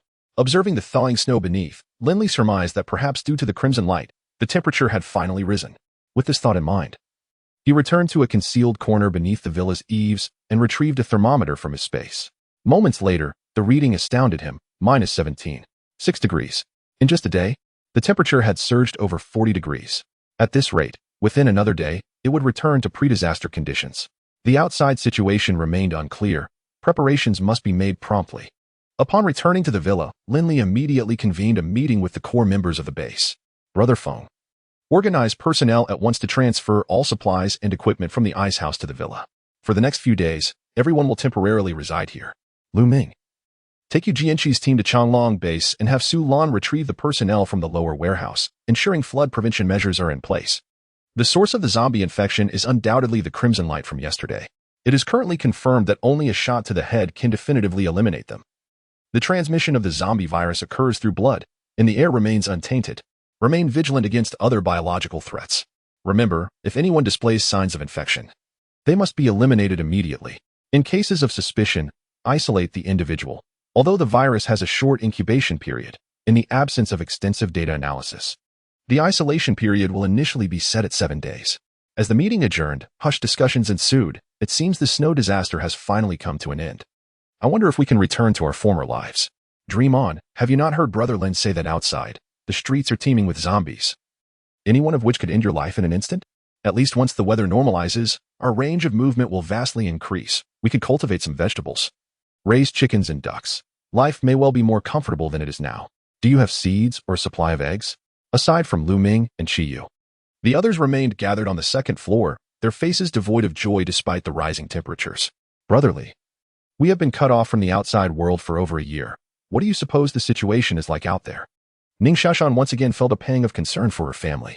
Let us observe for a few days. The situation should not deteriorate further, unless then Jing paused, shaking her head. It should be unlikely. After 2 years, even if there are people in the various shelters, their numbers are likely sparse, and the chances of mutation are minimal. Not necessarily, Lin Li speculated. If zombies can survive for extended periods without feeding, once the shelters reopen, chaos will undoubtedly ensue. What then? The most reasonable and effective approach is to wait for the temperatures to stabilize, then conduct a thorough search outside to clear safe zones, erect defensive structures, and gradually expand outward. At this point, Lin Li shook his right hand and smiled. I have a wealth of seeds. Once stability is restored, we can organize people to farm, and they will have fresh vegetables to enjoy. Alas, no poultry or seafood. Ning Xiaoshan replied with a smile. Even if those things exist outside, it's best not to consume them. Lin Li concluded the conversation, instructing, everyone, return to rest. Tomorrow, we will begin splitting into teams to explore the areas surrounding the villa. Understood. Within the air raid shelter, people speculated anxiously about what was happening outside, their unease palpable. Lin Li chose to ignore this.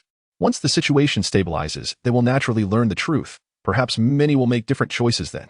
But it matters not. If that red light is localized, it is manageable. But if it spreads globally, the disaster remains unresolved, merely adopting a different guise. Boss, if the weather returns to normal, could we not construct a grand estate, complete with high walls, to indulge in life? Jiang Tong's enchanting eyes sparkled with excitement, her face aglow with longing. Certainly. And by then, you could have a few children to play with you. Sounds wonderful. Jiang Tong eagerly agreed. Lin Li discerned a maternal glow on her face, reflecting on how her thoughts leapt from one to another.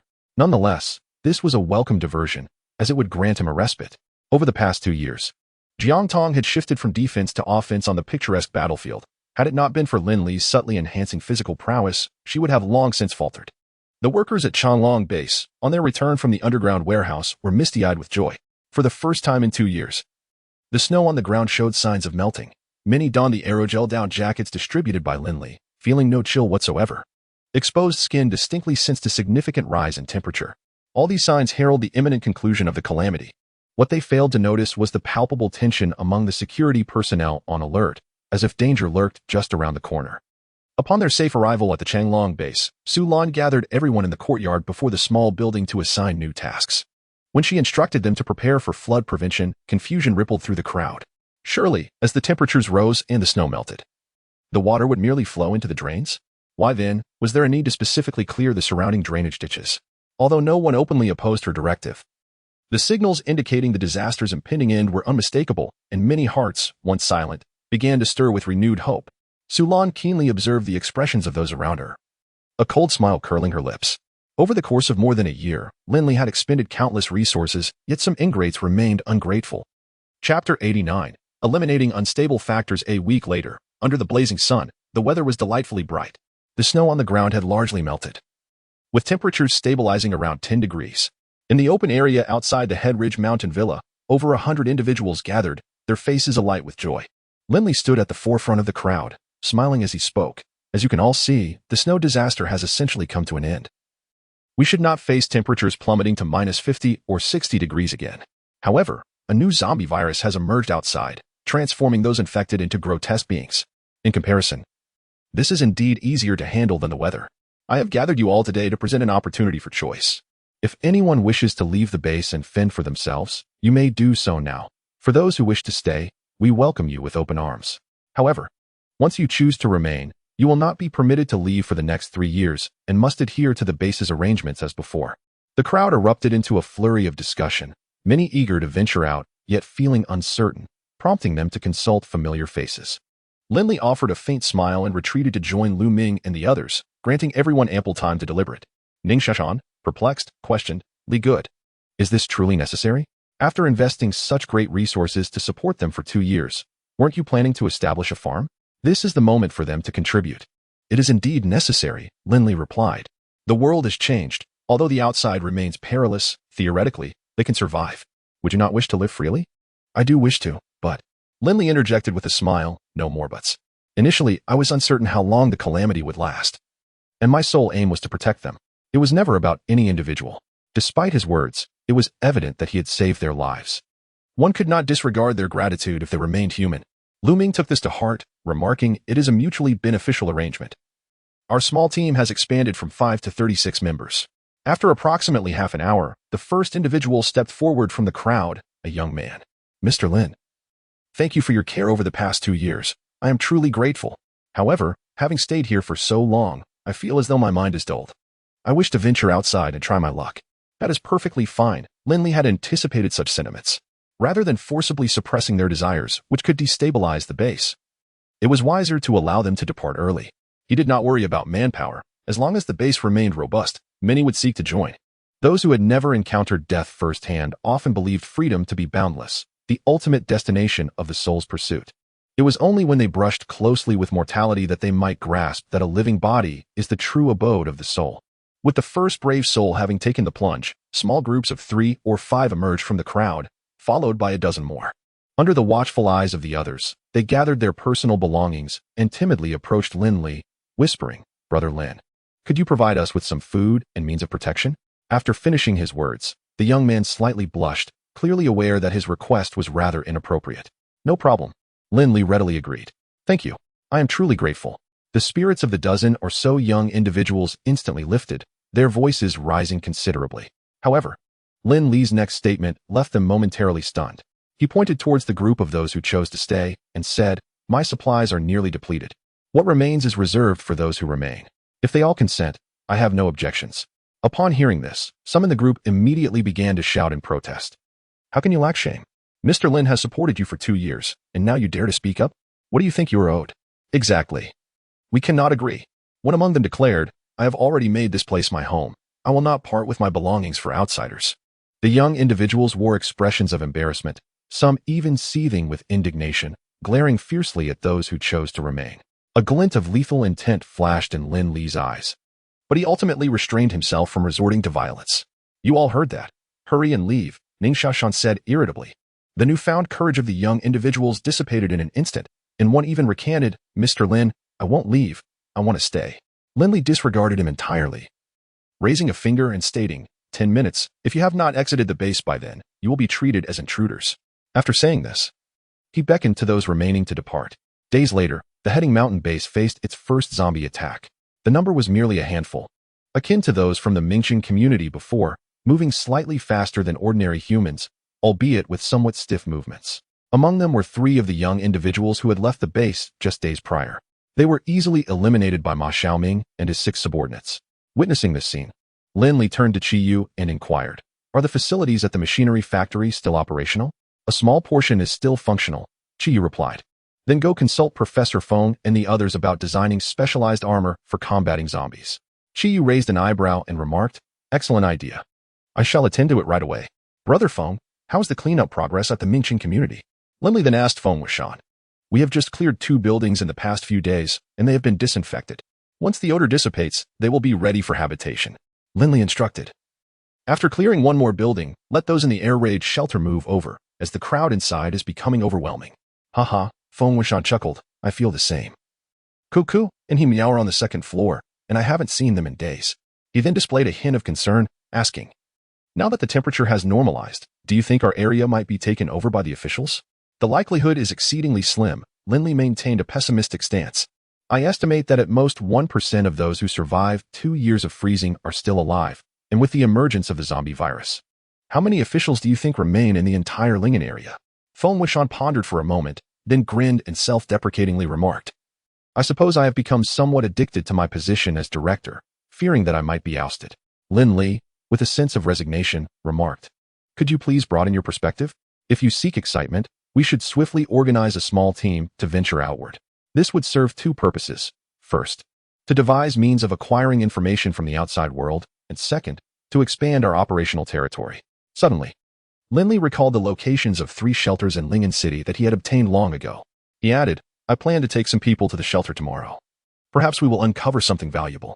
Feng Wuxian cautioned, "You must exercise utmost caution. If there are survivors within, they may have already transformed into zombies."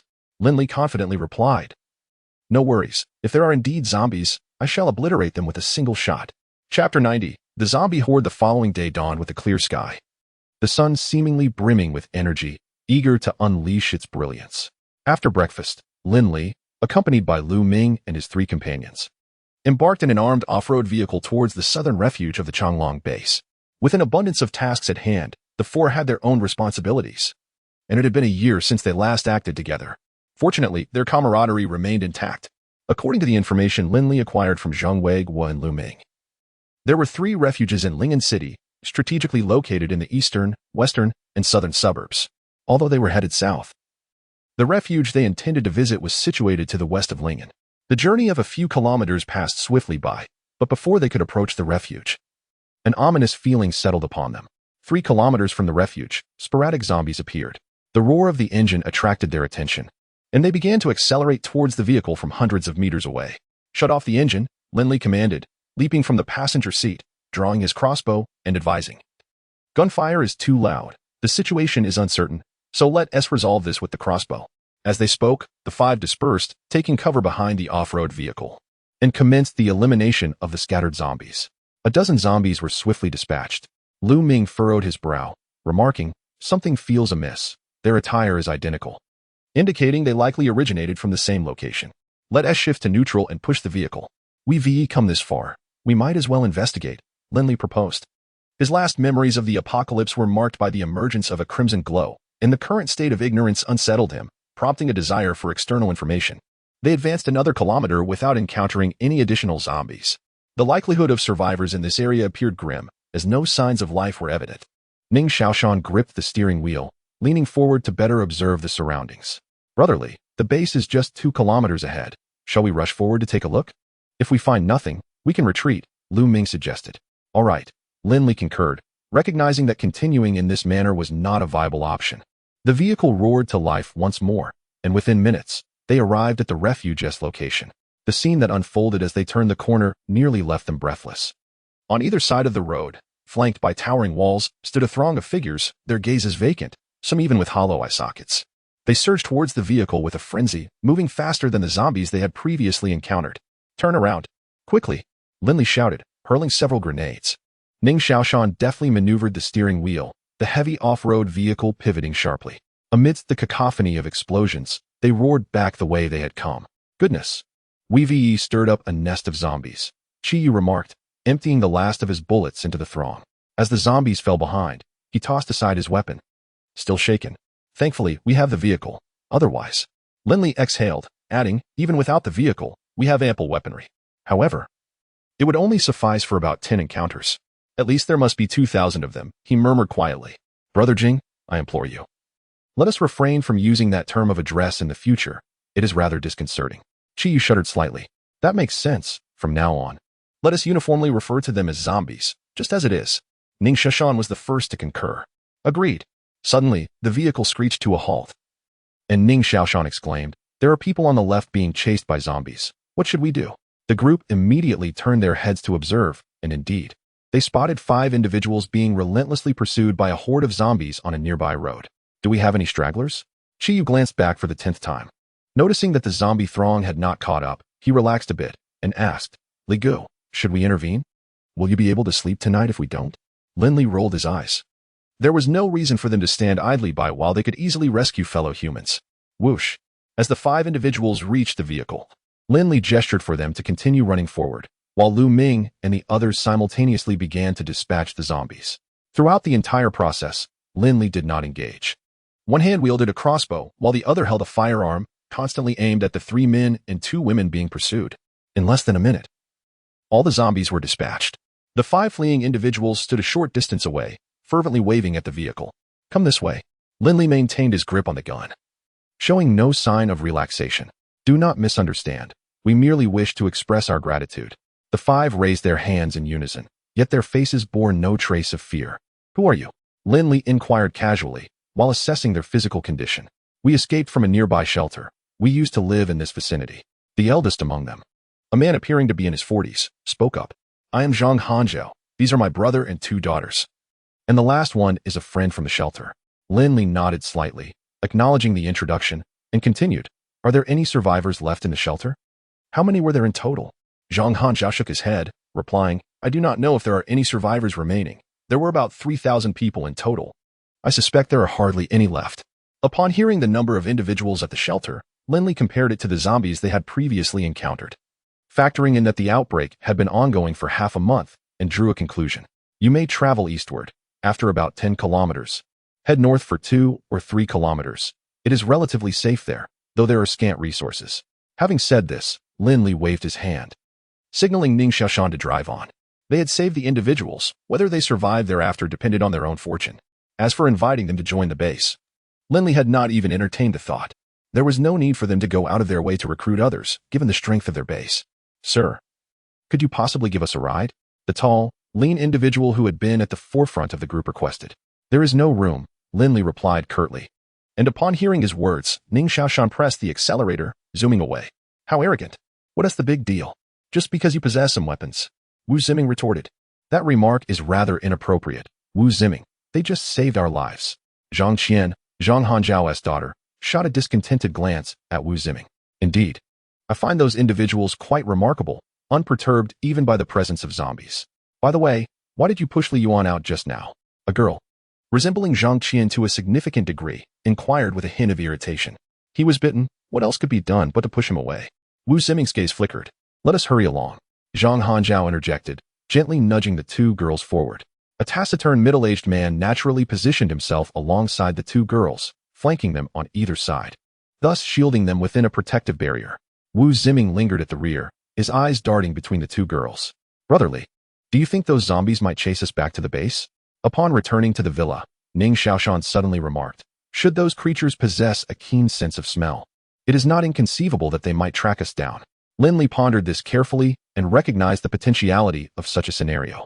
Consequently, he decided to consult Feng Wenshan to arrange some precautionary measures. Chapter 91. Walking with zombies during the twilight hours, Xie Zifan sought out Su Lan, informing her that there were individuals at the entrance seeking assistance. Curiosity piqued, Su Lan stepped outside to discover 5 strangers, the first she had encountered since the weather had turned warmer. Standing within the confines of the compound, she inquired through the gate, what brings you here? Hello. We have come from a shelter. May we rest here for the night? A slender, tall figure, who had been lingering at the back, rushed forward upon catching sight of Su Lan's features. Flashing a smile he deemed charming. Su Lan frowned, finding him quite unappealing, and promptly declined. No. You may seek shelter elsewhere. Could you spare us some food then? The tall man, noticing Su Lan's intention to turn away, hastily lowered his request. Casting a glance at the 2 young women among them, Su Lan instructed a nearby guard, please fetch them 5 loaves of bread and 5 bottles of water. Understood. The guard replied, hastily departing. Sulan turned to one of the young women and asked, "From which shelter have you come? Is it crowded there? Are there zombies?" These individuals were none other than Zhang Hanjiao and his companions, who had encountered Lin Li earlier that morning. Following Lin Li's guidance, they had stumbled upon this location near Changlong Base. Zhang Qian recounted her father's earlier words to Lin Li, adding, "We encountered zombies this morning and were rescued by some people in vehicles. They informed us that this area is safe and directed us here." Upon hearing this, Sulan immediately deduced that they had been saved by Lin Li's group. Presently, the only ones operating in this vicinity were the individuals from the Tuling Mountain base. And the only ones capable of driving, aside from Lin Li's party, were none other than them. She discreetly assessed the group, contemplating that since Lin Li had saved them but not brought them back to the base, it indicated that these individuals might harbor some issues. It would be prudent to send them on their way as soon as possible. At that moment, the guard returned with the water and bread, tossing them under the gate at Sulan's gesture.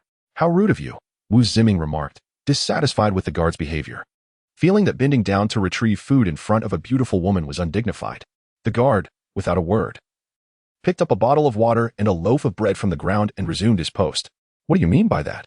She has already agreed to provide us with food, and you, a mere sentry, sir, I must ask you to leave immediately and refrain from approaching this area again. Otherwise, we will treat you as we would a zombie," Sulan retorted, utterly repulsed by the self-satisfied tall man. She thought to herself that lacking both capability and discernment, being grateful for food should suffice, yet he yearned for both substance and appearance, perhaps having become foolish during his time at the shelter. As Sulan departed, Wu Ziming scoffed disdainfully. Observing that the others had begun to eat their bread, he stepped back a few paces, leaning against a tree as he retrieved a piece of compressed biscuit from his pocket. The taciturn Zhang Hanwu subtly gestured to his brother, Zhang Hanjiao, whispering, "They are not of our kind. It would be best to part ways soon." Zhang Hanjiao nodded in silent agreement. For a period thereafter, the sole task at the Tuling Mountain base was the construction of a wall, a decision reached after discussions among Lin Li, Feng Wuxian, and others. At that moment, Jiangtong envisioned establishing a farm, enclosing over 100 acres of land on the side of Tuling Mountain, creating a natural agricultural haven. In the future, he could also indulge in mountain climbing and other leisurely pursuits. Initially, Lin Li aspired to enclose the entirety of Tuling Mountain, but the enormity of the undertaking necessitated a more gradual approach. Thus, aside from Ma Xiaoming and a few others remaining on guard, the wild grass team mobilized entirely to seek suitable materials, gathering them for transportation. Naturally, the task of transport fell to Lin Li, who undertook the endeavor discreetly during moments of solitude. He traversed numerous locations, ensuring he acquired everything from excavators to shovels, preparing thoroughly. He also procured a significant amount of gasoline and diesel, entrusting it to Feng Wuxian, while additionally excavating fertile farmland, which he secretly laid at the foot of the mountain. Sowing various vegetable seeds. Lacking expertise in agriculture, he adopted a laissez-faire approach, accepting whatever emerged. Once the materials were collected, the base entered a state of heightened security, with Lin Li prohibiting anyone from venturing outside until the walls were erected. The residents of Mingqing community possessed a strong sense of belonging to the base.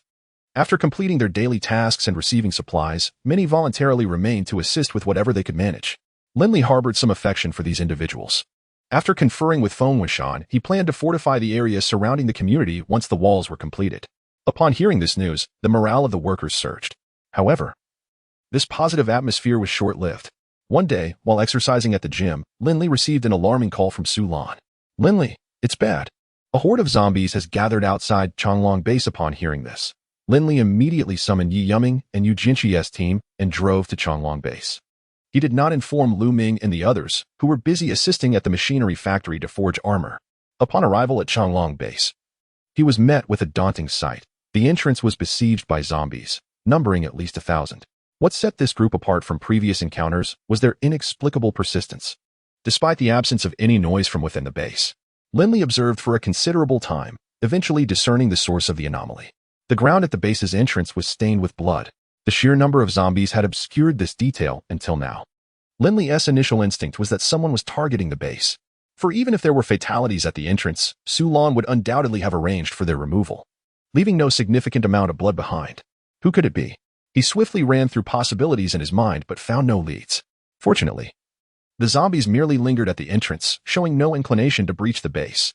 Given the defenses at the entrance, they would have easily overwhelmed it. Even a makeshift barricade of corpses would not suffice to deter them. Suddenly, a brilliant idea struck Lin Li. Yi Yuming, Yu Jianqi, retreat 1,000 meters with your teams. Once I divert the zombies, search the vicinity thoroughly. Capture anyone you encounter, and eliminate those who resist. Understood. After 2 years of rigorous training, both were now formidable warriors, executing commands with remarkable decisiveness. After the two individuals led the group away, Lin Li discreetly turned into a hidden corner and summoned an off-road vehicle from his spatial storage. He deliberately unleashed a thunderous roar, driving towards the vicinity of the base to draw the attention of the zombies. Soon, all the zombies at the entrance of the base were lured over. As they approached, Lin Li gradually accelerated, maintaining a safe distance while steering the horde of undead towards the refuge in the west. This scene incited a deep-seated rage among a group of individuals in the building opposite Changlong base. Despite their meticulous planning, everything had ultimately come to naught. They had long coveted the weapons and supplies in the industrial park across the way, only to find that the life-risking experience they had garnered could not breach the entrance of the compound. Damn it, how could they manage this? A middle-aged man with a crooked mouth kicked a chair aside in frustration, cursing vehemently. Chapter 92. Something intriguing. After nearly an hour of navigating through the terrain, Lin Li finally maneuvered his vehicle to the vicinity of the western refuge. The relentless horde of zombies pursued him with mechanical precision, showing no signs of fatigue, and maintaining an unnaturally swift pace. Once he deemed the distance sufficiently safe, Lin Li suddenly accelerated, propelling the car to 80 miles per hour, swiftly outpacing all the zombies. Rather than retracing his steps, he circumnavigated the western outskirts before finally returning to the Changlong base along the northern sector. Upon his arrival, Lin Li inquired of Su Lan, "Has there been any unusual activity at the base recently?" Su Lan recounted, "5 individuals visited a few days ago. Apart from that, there have been no other anomalies." She expressed her concerns. If it's just those 5, it's manageable, but if there are other unfamiliar forces involved, it could pose greater complications. Lin Li pondered the situation, recalling the rescue of Zhang Hanzhao and his group, and shook his head. It likely isn't them. At least, the mastermind is not among them. We are being watched. What should we do? Su Lan paced anxiously before him. If they can summon one wave of zombies, they can summon another.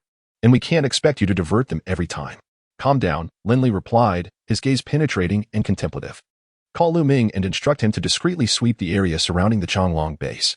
I suspect these individuals are not particularly strong, which is why they resorted to this method. Since they have attracted the zombies, they are surely monitoring the vicinity. Su Lan promptly dialed Lu Ming, conveying Lin Li's message. Sister, please stay safe and let Li Gu know I am heading out immediately. Lu Ming concluded the call and shouted, gather everyone. Prepare for battle.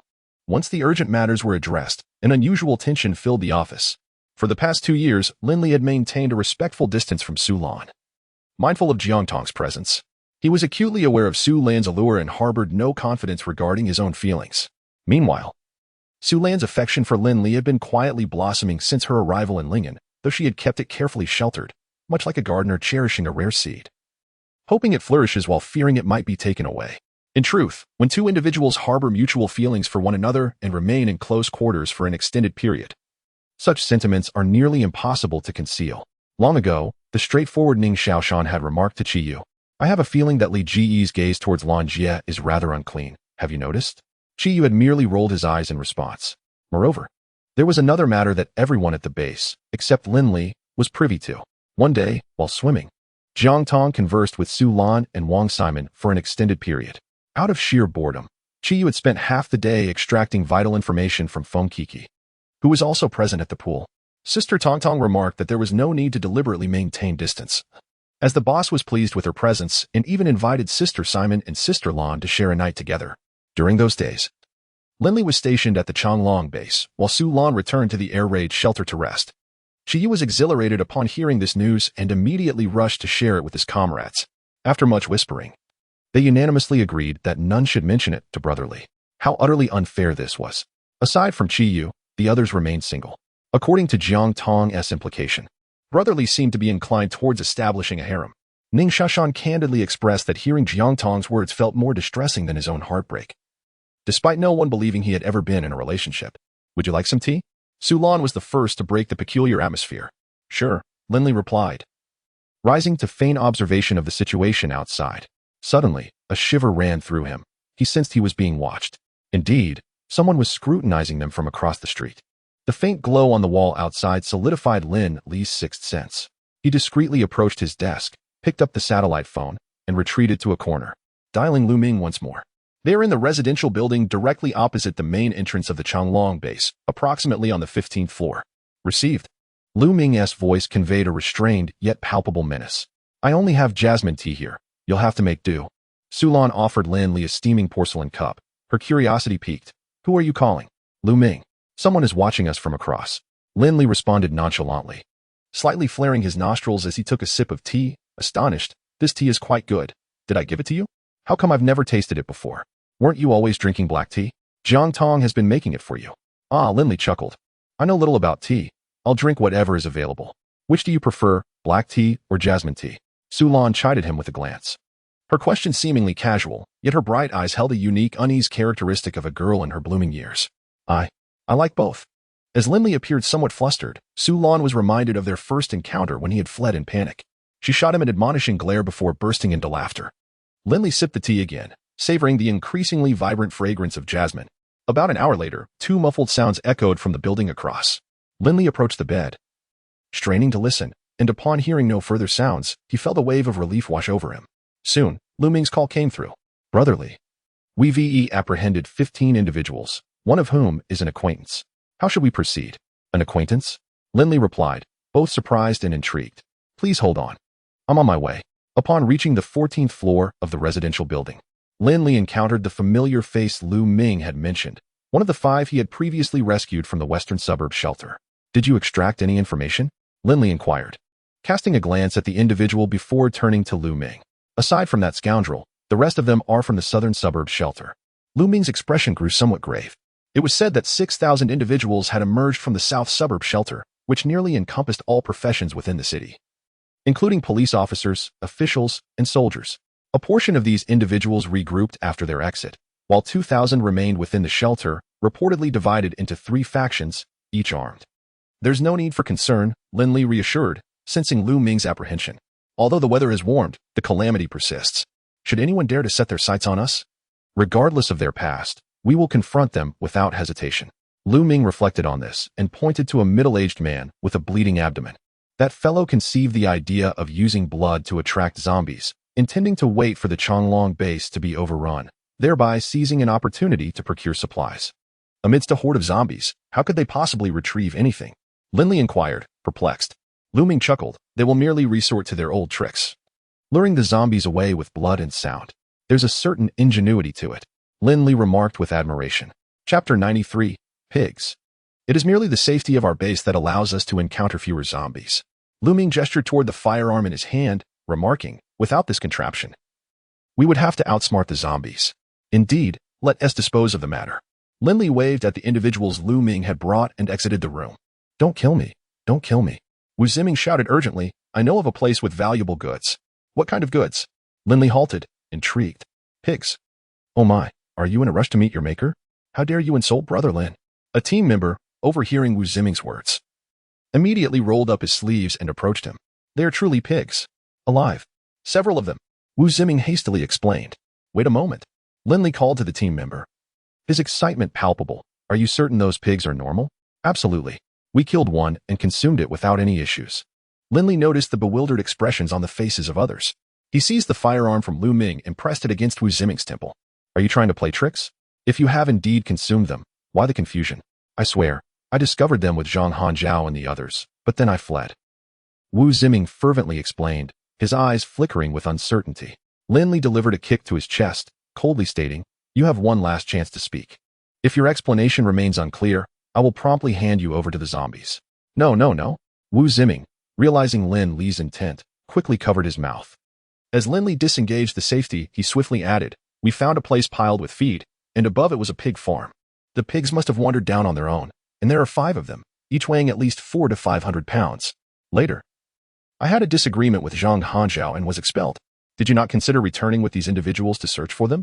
Lin Li inquired, narrowing his eyes. Wu Ziming sensed the palpable, icy menace emanating from Lin Li and, with a firm resolve, confessed, I have my sights set on the twins, Zhang Qian and Zhang Jing. If these people were to know, I would stand no chance. This indeed seemed like an honest admission. Lin Li scoffed.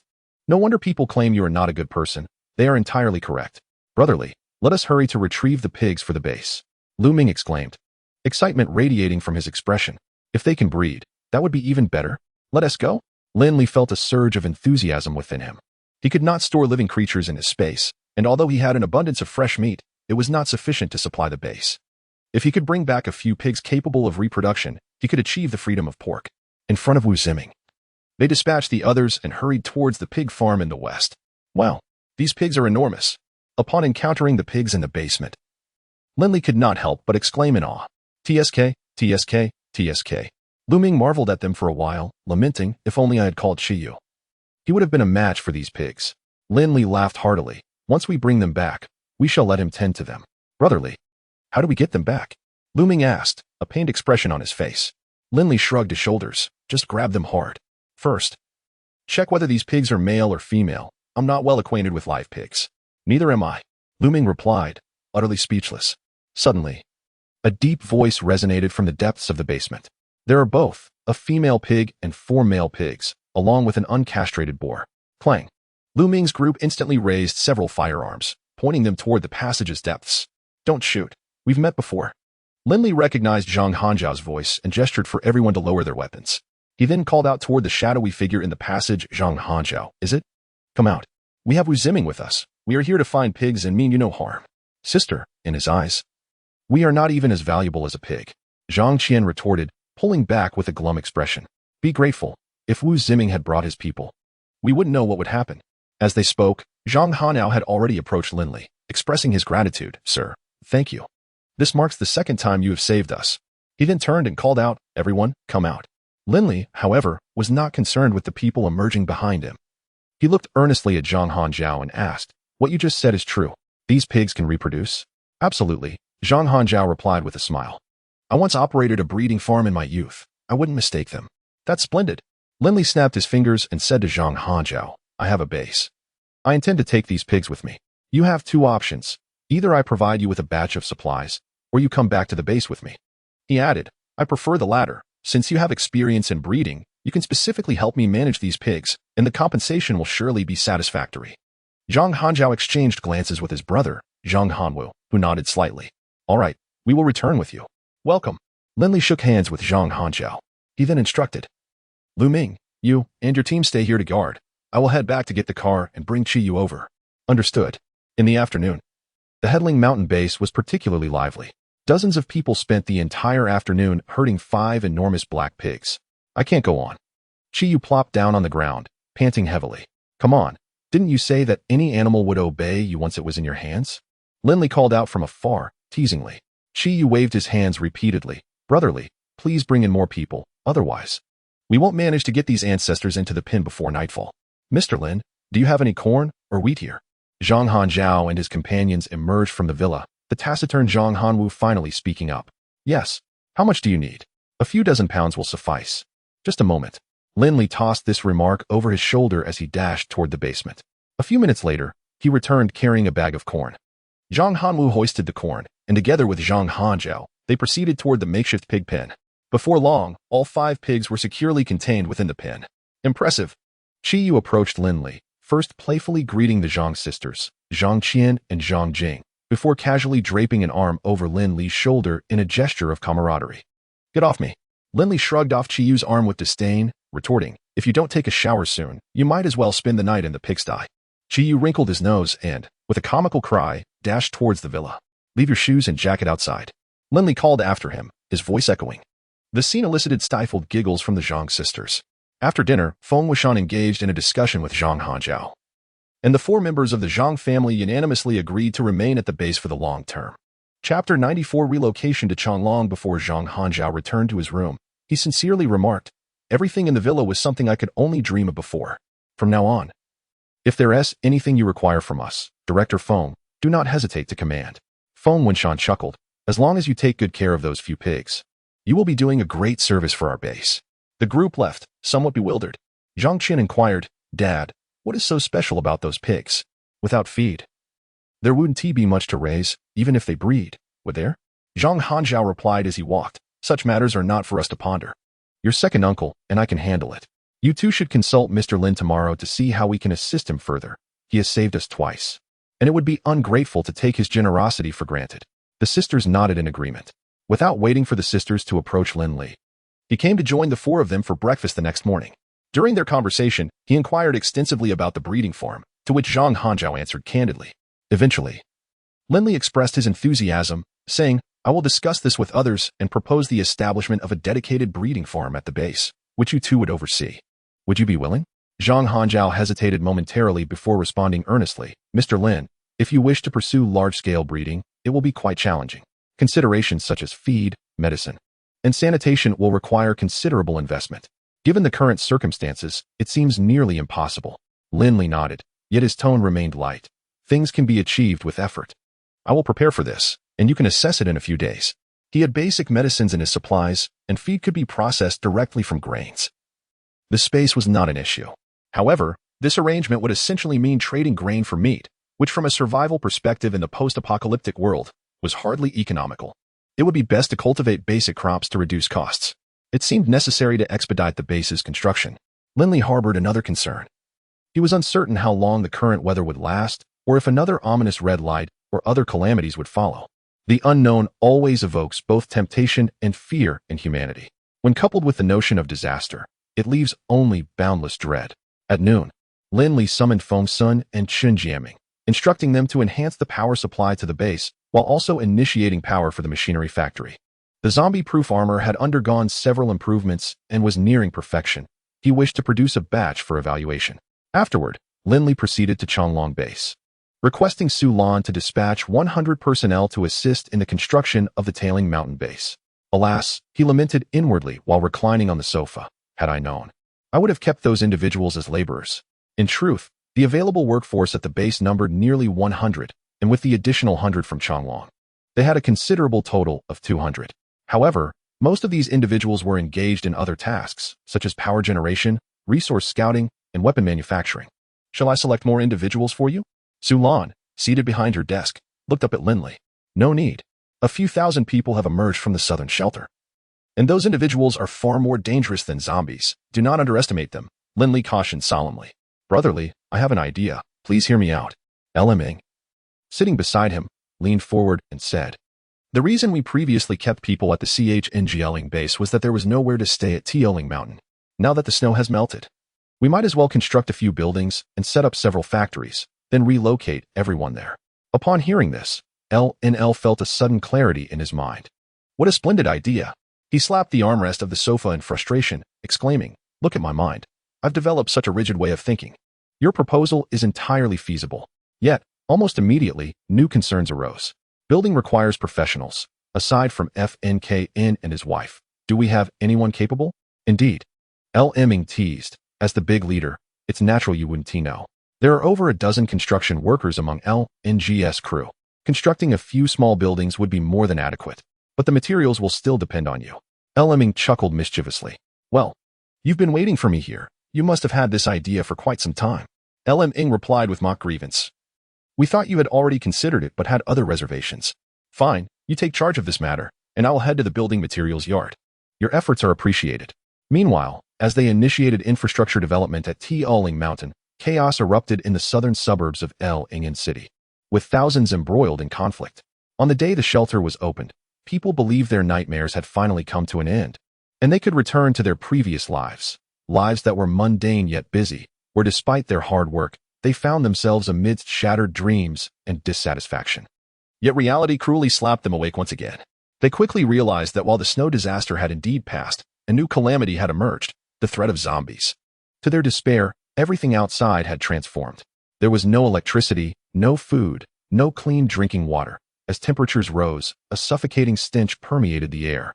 The basic assurances promised by the leaders within the shelter had proven to be mere illusions. They felt abandoned by the world, wandering like lost souls. Their experiences starkly contrasting the flattering label of survivors bestowed by the shelter's leaders.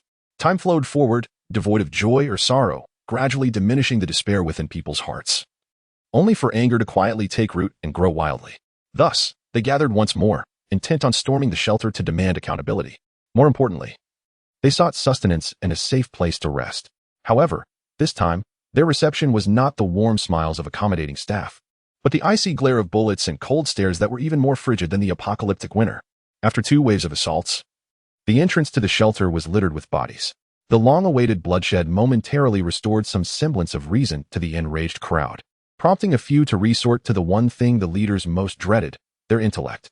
While the shelters built by humanity might withstand the majority of disasters, they ultimately could not guard against humanity itself. Before long, the doors of the shelter were breached by the clever and resourceful crowd, marking the commencement of a battle characterized by a stark disparity in strength and numbers. Half a month after Lin Li commenced the infrastructure project, one night, he was abruptly awakened by the urgent ringing of his phone. His heart tightened as he swiftly pressed the answer button. Lin Li. There has been an attack on Changlong base, and we have already lost several personnel. Su Lan's tone remained relatively calm as she continued succinctly. The assailants are armed with firearms and grenades, numbering at least 20. Yu Jianqi is stationed at the entrance. He instructed me to inform you that the attackers may breach the premises imminently. Tell Yu Jianqi that if necessary, you should allow them into the factory to engage in guerrilla tactics and hold out for half an hour. Lin Li's mind raced as he replied. Find a safe place to hide. I will bring reinforcements immediately. Be extremely cautious. Chapter 95, Standardization. As Lin Li hung up the phone, Jiang Tong was already in the midst of donning her attire. Lin Li accepted the garments handed to him by Jiang Tong, dressing swiftly while conveying, Changlong has been attacked, and it is highly likely that the assailants are from the southern refuge. Accompany me. Let Brother Feng remain behind. Understood. Jiang Tong, now fully dressed, wasted no time waiting for Lin Li and hastened towards the door. I will inform Brother Feng and the others. You wait at the villa. All right. Within less than 10 minutes, 5 off-road vehicles sped towards the Changlong base. 3 of these were modified by Lu Ming and his team, resembling armed off-road vehicles. In the first vehicle, Lin Li occupied the passenger seat and turned to address the team leaders, stating, the opposing force consists of at least 20 individuals, equipped with firearms and grenades. This is merely preliminary intelligence. Shortly, the Yi Yuming squad will launch an assault from the flank of the Changlong base, primarily utilizing long-range fire. Ma Xiaoming, take your team through the back entrance of the base, but be wary of any ambushes at the entrance. Aside from Lin Li and his 5 companions, the base was also supported by 4 additional armed units, one led by Yu Jianqi, the second by Yi Yuming, the third by Ma Xiaoming, along with the security teams led by Jing and Ning Shashan. This time, Lin Li had brought everyone except the security team. Understood. The others acknowledged. Disembarking near the Changlong base. Brotherly, what is our strategy? Shi Yu inquired, his eyes alight with fierce determination. Lu Ming, you and Xiaoshan proceed to the residential building opposite the main entrance. Conduct a thorough search. If the leader of the adversaries is not engaged in combat, he is likely hiding within the building. Lin Li calmly assessed, if you discover any traces, maintain surveillance and await reinforcements. Yes. Lu Ming promptly departed with Ning Xiaoshan. We 3 will stealthily approach from beneath the residential building. Just as Lin Li concluded, his phone rang again. Not good. Yu Jianqi has been injured. We are abandoning the main entrance and heading towards the back. Do not panic. Ma Xiaoming has already moved to the rear. You should join them. Keep the line open. After speaking, Lin Li tucked his phone into the tactical vest, drawing a firearm in his hand, and declared, bang. Just as he peeked out, 2 bullets struck the wall before him, forcing Lin Li to withdraw his body. A serious expression etched on his face. The opponent is an excellent marksman, likely a seasoned veteran. We must exercise caution. I will advance first, and you provide cover. Shi Yu stepped out from behind Lin Li, preparing to throw a grenade. Lin Li grasped his arm firmly, his voice low and steady. There's no need to rush. It's unnecessary to take such risks. He then retrieved his phone and inquired. Su Lan, have you rendezvoused with Ma Xiaoming? We have met up, and we are currently safe. That's good. Find a factory to take cover in, and have Ma Xiaoming bring his team to the front entrance. There are 5 individuals in the factory to the left of the entrance. Eliminate them all. Understood, brotherly. The voice belonged to Ma Xiaoming. Lin Li ended the call and dialed Lu Ming. Brotherly, there indeed were individuals in the residential building, but they should have left by now. We have already dealt with several zombies. Which floor are you on? Lin Li felt an unease settling within him. The 13th floor. The 15th floor provides the best vantage point. Sweep up to the 18th floor, and if you find nothing, immediately contact Feng Wenshan to ensure he is vigilant about the defenses at the Tolingshan base. Received. Brotherly, are you concerned that someone might use this place as a diversion? Shi Yu's tone grew grave. One must always be cautious. With the constant traffic between both sides, it wouldn't be surprising for someone to navigate their way to Tolingshan from here. Lin Li furrowed his brow. I hope I'm merely being overly cautious. At that moment, gunfire erupted from behind the small factory on the left, quickly followed by Ma Xiaoming's voice. Brotherly, we have dealt with all 5 of them. Lin Li hurried towards the corpses sprawled on the ground, seizing their weapons, and his expression darkened instantly. Standard issue. He cursed under his breath. What are they planning? Upon hearing those words, Qiyu was instantly engulfed in fury. This is not the time for such discussions. Lin Li gestured to Ma Xiaoming. Go fetch Yu Jianxi and prepare for withdrawal. He then called out to the distant factory. I am Lin Li. The situation has been resolved. Do not come out. Understood. Mr. Lin, please ensure your safety. The voice was that of a woman. Lin Li did not respond but turned to Yi Yuming and instructed. Your team will remain here to guard the front and back doors. He handed her several grenades. Not a problem. Yi Yuming's eyes sparkled in the darkness. Subsequently, Lin Li moved to a concealed spot and retrieved 3 vehicles from his space. He and Qiyu each took one to assist Ma Xiaoming. Upon securing Ma Xiaoming, Lin Li did not linger and drove directly towards Tulingshan. Not far from the exit, he spotted Lu Ming and Ning Xiaoshan sprinting towards the prearranged vehicles. He slammed on the brakes and called for them to get in. At that moment, the last sound he wished to hear pierced the air. Dingling. Dingling. Lin Li pressed the answer button, and indeed, it was Feng Wuxian's anxious voice that came through. The base is under attack. The number of assailants is unknown. And the walls have been breached. They are equipped with vehicles and firearms. Retreat back to the villa. Upon hearing the news of the base being besieged, Lin Li surprisingly felt a sense of calm wash over him. His greatest concern was the possibility of an ambush on their return journey, an assault on the base. While troubling, was manageable. In such a scenario, he would have ample time to organize a counterattack and minimize casualties. Li Gu, why aren't you leaving? Qiyu inquired as he pulled up next to Lin Li and lowered his window. Feng Gu is on the line. There is an attack on the Tulingshan base. Qiyu slammed his hand on the steering wheel in frustration, exclaiming, these wretched scoundrels are squandering the weapons in their possession. Noticing the puzzled expressions on Lu Ming and Ning Xiaoshan's faces, he promptly explained the situation regarding their adversaries' weaponry. Lin Li shook his head, stating, we cannot draw any conclusions just yet. Standard-issue weapons do not necessarily imply that the operators are of the same caliber. Could an ordinary person possess such marksmanship? Qiyu demanded incredulously. Ning Xiaoshan logically replied, we can ascertain that by capturing a few live ones. Xiaoshan is right. We'll assess the situation and keep any survivors. I am eager to see who possesses such audacity, Qiyu retorted defiantly. Let us go. With a firm press on the accelerator, Lin Li propelled the vehicle forward like a cannonball. Chapter 96 Encounter. The night sky twinkled with countless stars, while a gentle breeze caressed the ground. Outside the walls of Tailing Mountain, over 20 figures formed 2 lines, swiftly advancing towards the villa. In the distance, several vehicles lay concealed beneath the moonlit canopy of trees along the roadside. On the finest black SUV, 5 individuals fixed their intense gaze upon the approaching crowd near the villa. Brother, after the people from the villa headed towards the industrial park, there were 2 or 3 bursts of gunfire. It seems our people are in grave danger, remarked a tall, slender young man in the passenger seat, adjusting his black-rimmed glasses. In the middle of the back seat, a burly middle-aged man with slicked-back hair replied, I never had high hopes for them. Just a few shooters with decent marksmanship. Their tails are already soaring to the heavens. The middle-aged man blinked his somewhat weary eyes and leaned back into the seat, adding, aren't they convinced of their own prowess? I shall allow them to truly feel their limits. The young man with glasses inquired, are you suggesting that the people in the villa are more formidable than Black Tiger and his crew? Black Tiger is nothing. He might have already tasted the elixir of oblivion, the middle-aged man scoffed. His name was Tian Yuhai.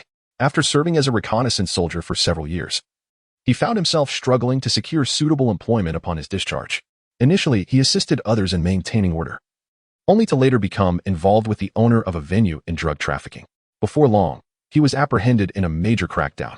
Tian Yuhai received a suspended death sentence and was sent to prison. When disaster struck, he orchestrated a successful escape for his fellow inmates and subsequently infiltrated a southern refuge. There, he discreetly gathered a group of restless individuals. 6 months prior, he seized an opportunity to eliminate the guard of the armory, claiming a territory for himself and declaring himself a king. In the face of assaults from other guards, he used civilians as human shields, creating a stalemate that persisted for an extended period.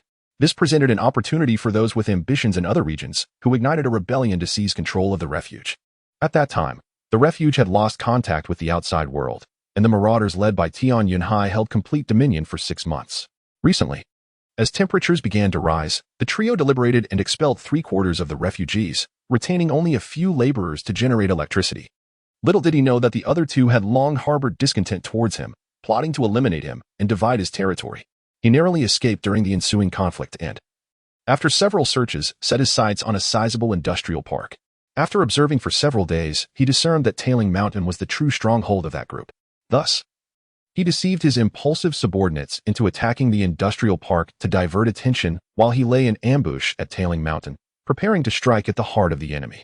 "Brother, something feels amiss," the young man with glasses expressed a sense of unease 5 minutes later, noticing that their men were still loitering outside the villa. "It is indeed strange." Tian Yuhai leaned closer to the car window, squinting to scrutinize the situation. "Go see what is happening. If you cannot get in, retreat. Once the enemy deals with Black Tiger, they will return swiftly." Tian Yuhai instructed the young man. "Understood." The young man drew his handgun from his waist, disengaged the safety, and swiftly made his way towards the villa.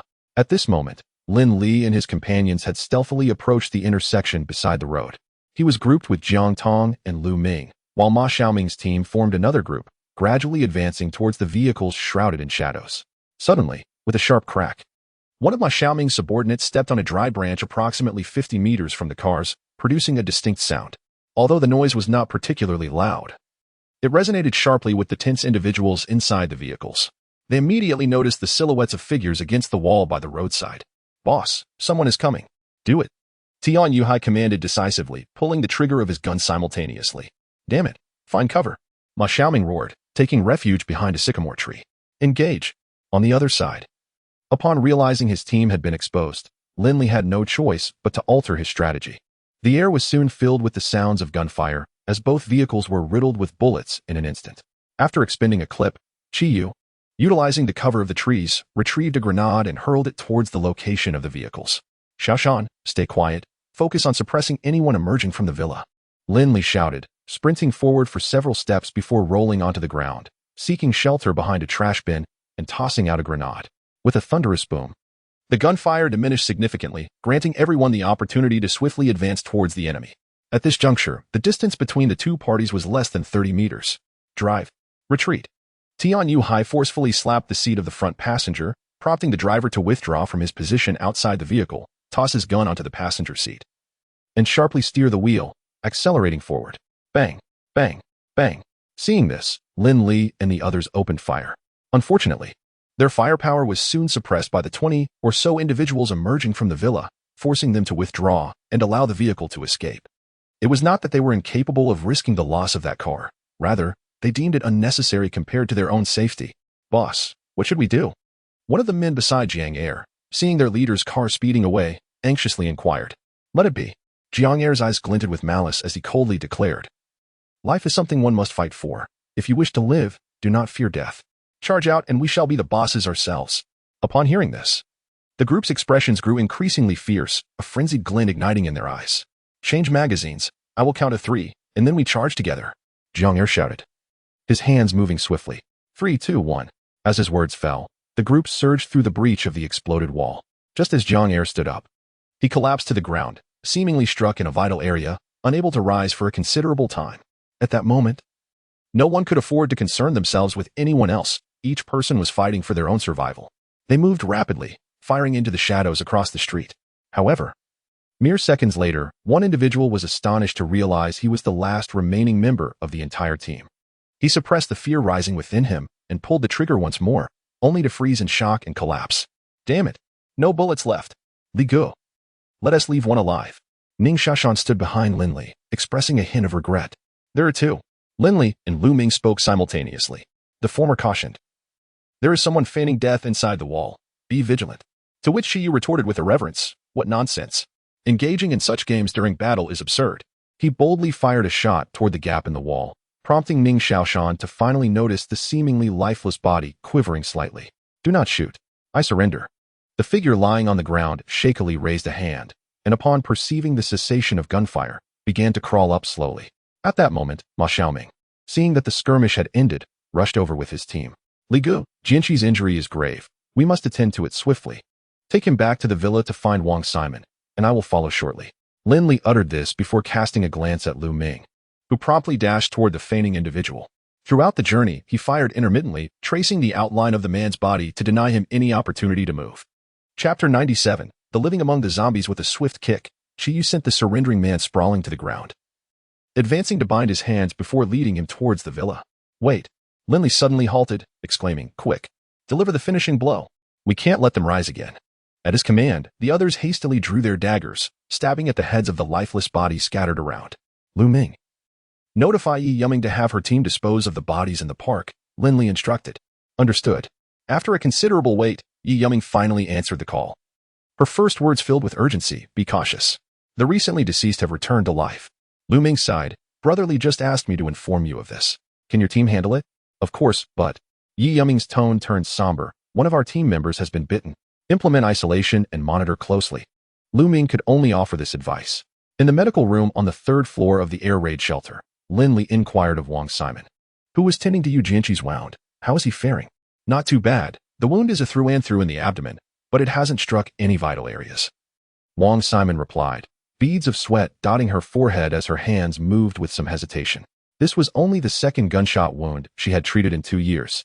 And fortunately, both had been minor. Otherwise, she would have been at a loss. That's good to hear. I'll leave this in your capable hands, Lin Li said, nodding towards Feng Wuxian and Jiang Tong before turning to depart. Upon reaching the entrance of the villa, he spotted Qiyu, brandishing 2 daggers while stepping on the shoulder of a tall, slender man. My brother has been injured by you and is currently in critical condition, so I lack the patience to linger. You will promptly clarify tonight's events. I assure you. The bespectacled man offered no resistance, recounting everything he knew with meticulous detail, from their slaughter of the guards at the shelter to the ensuing internal strife and their discovery of the industrial park and villa. Qiyu approached another individual, asking, do you have anything to add? And no. Then why should I keep you alive? Qiyu feigned a strike with his dagger. Wait. The man quickly interjected, I heard from someone that another group is planning to attack you, which is why Brother Tian Yunhai was so anxious to act. Oh. Qiyu raised an eyebrow, commanding, reveal everything you know. I only heard that about 7 or 8 days ago. The man rambled on, and from his words, Lin Li gleaned 2 critical pieces of information. First, among those who had departed the base, some had allied with individuals from other shelters. Second, these individuals had long been contemplating an assault on the base, but had refrained from action due to fear of their might. Having processed this information, Lin Li turned to Qiyu and said, take them to the basement in the courtyard. Tomorrow, hand them over to Brother Feng for oversight. Those who can work shall remain, while those who cannot will need to be dealt with. I can work. I can do anything. They both pleaded, desperation evident in their voices. Please, grant us a chance to survive. The following day, Lin Li rose early to check on Yu Jianqi. Aside from his pale complexion, his mental state appeared quite stable. His sister, Yu Wenwen, was peeling an apple for him. Upon seeing Lin Li, she promptly stood up to greet him. Brotherly. Lin Li smiled and nodded. I came to check on Brother Yu. How are you feeling? The latter part was directed at Yu Jianqi. It's nothing serious. Dr. Wang said I should recover in about half a month, thanks to the gunshot medicine you prepared. That's a relief. Please ensure you rest well. Just then, Qiyu entered the room, playfully punching Lin Li on the shoulder. Wait for me.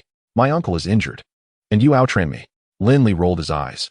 Then stay here to take care of your uncle. I won't take you to find that guy who escaped last night. Do you have a lead? Qiyu's eyes widened with excitement. And Jing left early this morning. She has already pinpointed a general location. What are we waiting for? Let's go. Lin Li teased. Aren't you going to look after your uncle? Wifey, bear with me for a moment. I'll be back soon. Qiyu made a gesture of respect towards Yu Wenwen. Go ahead, but please be safe. As they exited the room, Lin Li inquired with curiosity. You've been together for almost 2 years now. Have you considered having a child? Haven't you? Qiyu retorted, pouting slightly. We're different. Jiang Tong is one of the main forces in the base. Having a child too early would be inappropriate. Wenwen is fine. You two should have one sooner rather than later. Qiyu asked curiously, why are you so eager for me to become a father? Don't you feel like something is missing at the base? And consider this, from the snow disaster until now, how many newborns have there been in this world? Lin Li lamented, now with the presence of zombies, who knows how the world will evolve? It's best to have a child soon, so that they can witness the world as it is today. Otherwise, it might become even more desolate in the future. That is true. Qiyu was persuaded by Lin Li's words. Then I shall make an effort. Approximately 10 kilometers southeast of the villa, in a small building. And Jing dialed Lin Li's number once again.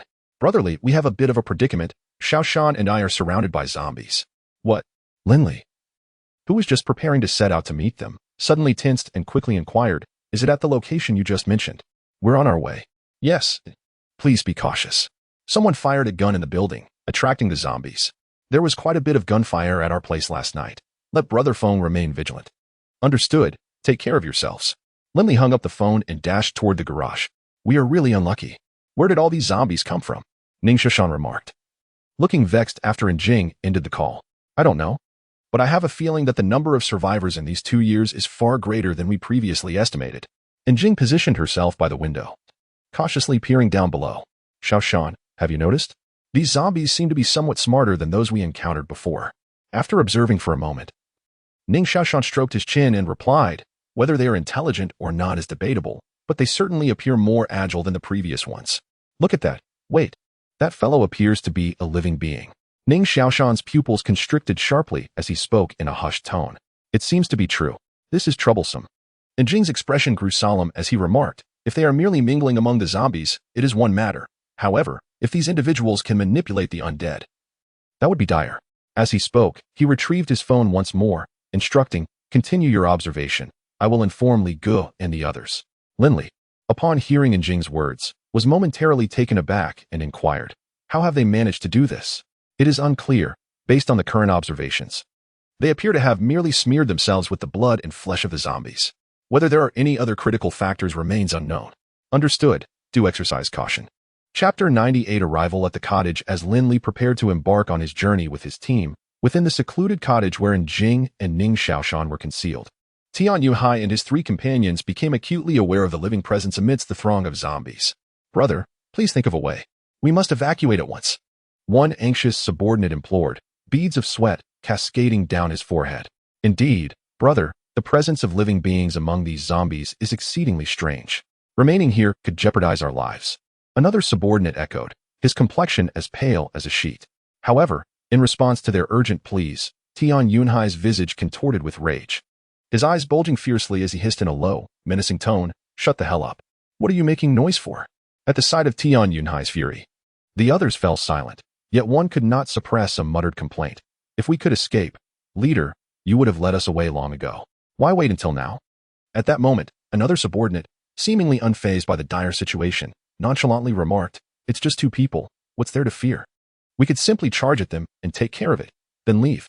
Before he could finish, Tian Yuhai whirled around, casting a fierce glare at the audacious subordinate, bellowing, if you're so brave, then you go. His thunderous roar struck like a bolt from the blue, causing the young man to flinch and retract his head like a startled ostrich, silenced by fear. Having witnessed the prowess of those individuals the previous night, he would dare to confront 2, but taking on 1 against 2 was a risk he would never entertain. Tian Yunhai snorted dismissively, if you wish to survive, heed my commands. As long as we remain hidden and undetected, we shall soon be free. Boss, do you have reinforcements? What do you think? Tian Yunhai retorted, casting a bemused glance at his subordinate, internally sighing with resignation as he explained, the 2 individuals discovered by House San clearly followed our tracks. I suspect they possess communication devices or have left signals for contact. Soon, someone will come to rescue them. At that time, we can quietly follow behind them and make our exit. Right. You truly consider everything, boss. The subordinates exclaimed, suddenly enlightened, and instinctively began to flatter Tian Yunhai. None of them noticed that the survivor they had dispatched outside the door began to twitch his fingers. Lin Li cautiously parked the vehicle approximately a kilometer away from Jing's location. He then gestured subtly, leading his subordinates stealthily towards their objective like phantoms gliding through the night. As they drew nearer to the cottage, a distant view revealed a throng of indistinct figures surrounding the building, creating an overwhelming and densely packed presence. In that moment, an unsettling tension gripped the hearts of the group, a wave of anxiety surging forth. At that moment, quiet, perched on the 4th floor, keenly discerned the arrival of Lin Li and his companions. He hurriedly waved his hands energetically in their direction. Lin Li inhaled deeply and, lowering his voice, instructed the others behind him. Everyone, stay alert and meticulously observe our surroundings. We must first locate the living person that Quiet mentioned. The team members nodded in agreement, focusing intently on their search. Before long, Lu Ming whispered, I found something.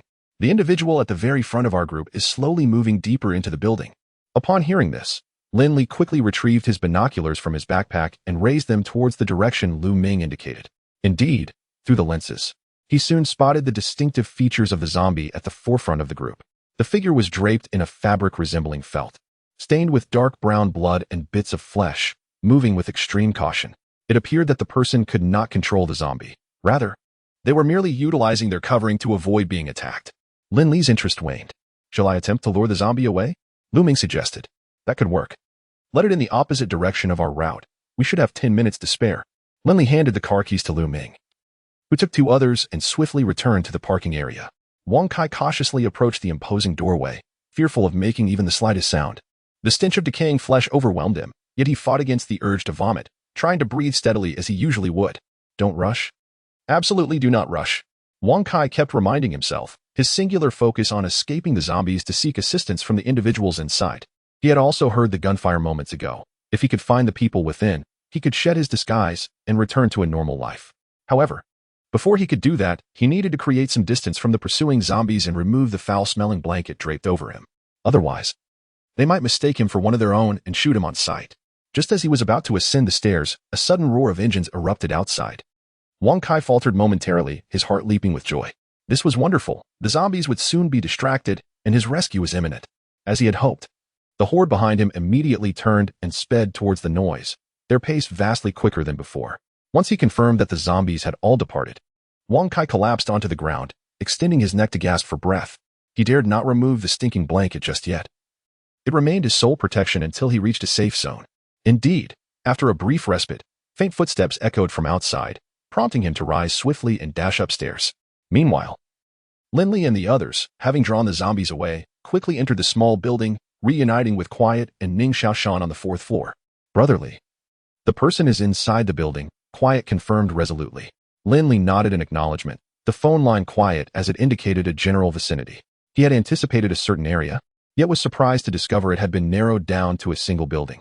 Both Xiaoshan and I had scoured the lower sections, certain that the targets resided within the upper 2 floors. During our search, we inadvertently stumbled upon a horde of zombies below and dared not ascend further, fearing that gunfire would attract them. You made the right choice, Lin Li affirmed. There is no need to risk our lives for a few miscreants. We should withdraw promptly. What? We're not going to take them out? Chiyu inquired, astonished. It's unnecessary. Let us lie and wait outside. If we draw the zombies here, we will all be in peril. The open terrain outside allows for more maneuverability, even if we must fire our weapons. Upon hearing this, the group nodded in agreement. As Lin Li made his way outside, he quietly instructed, when we descend, follow my lead. As soon as we're out of sight from the upper floors, we'll retreat. Brother, you truly are remarkable. There really are people coming to rescue those two. Chapter 99. Dreams no more indeed. Brother, we must hasten our departure. What are you talking about, brother? I perceive a splendid opportunity. Our ammunition is nearly expended. Why not ambush them from behind and seize their weapons? The 3 subordinates of Tian Yuhai spoke in unison, none of their words providing him any solace. Yet, he bore it all, for after last night's endeavor, he was left with but these 3 insignificant followers. Let us not be hasty. That group is no ordinary foe. They likely know we are here, Tian Yuhai remarked, striving to maintain a calm demeanor. Upon hearing this, the 3 subordinates immediately disengaged the safeties on their firearms and turned their gazes towards the entrance. There is no need to look. They are aware that we are armed and will not approach us. At most they will lie in wait outside, Tian Yuhai declared. His brow furrowed as he gazed towards the street below. Soon, he observed a dozen fully armed figures moving swiftly and methodically into the distance. They're leaving. One of the subordinates exclaimed excitedly. Brother, can we leave now? After a brief moment of fixation on the vanishing crowd, Tian Yuhai gritted his teeth and commanded. Let us go. Finally, thank heavens we can escape this hellish place. However, as the foremost subordinate stepped outside, a shadow pounced upon him. And before he could utter a sound, his throat was severed. Bang, bang. The other 2, startled, discharged their weapons repeatedly, obliterating the zombie's head. How san? What in the world did you do? Tian Yuhai exclaimed in frustration, kicking his subordinate, who had failed his instruction to ensure the corpse was thoroughly dispatched. Be brother. I swear I stabbed it right in the head. How could this happen? Hao Sen stuttered, bewildered, his face a mask of shock. Upon closer inspection, Tian Yuhai discerned that there were indeed stab marks on the zombie's head, albeit lower down, around the region behind the ear.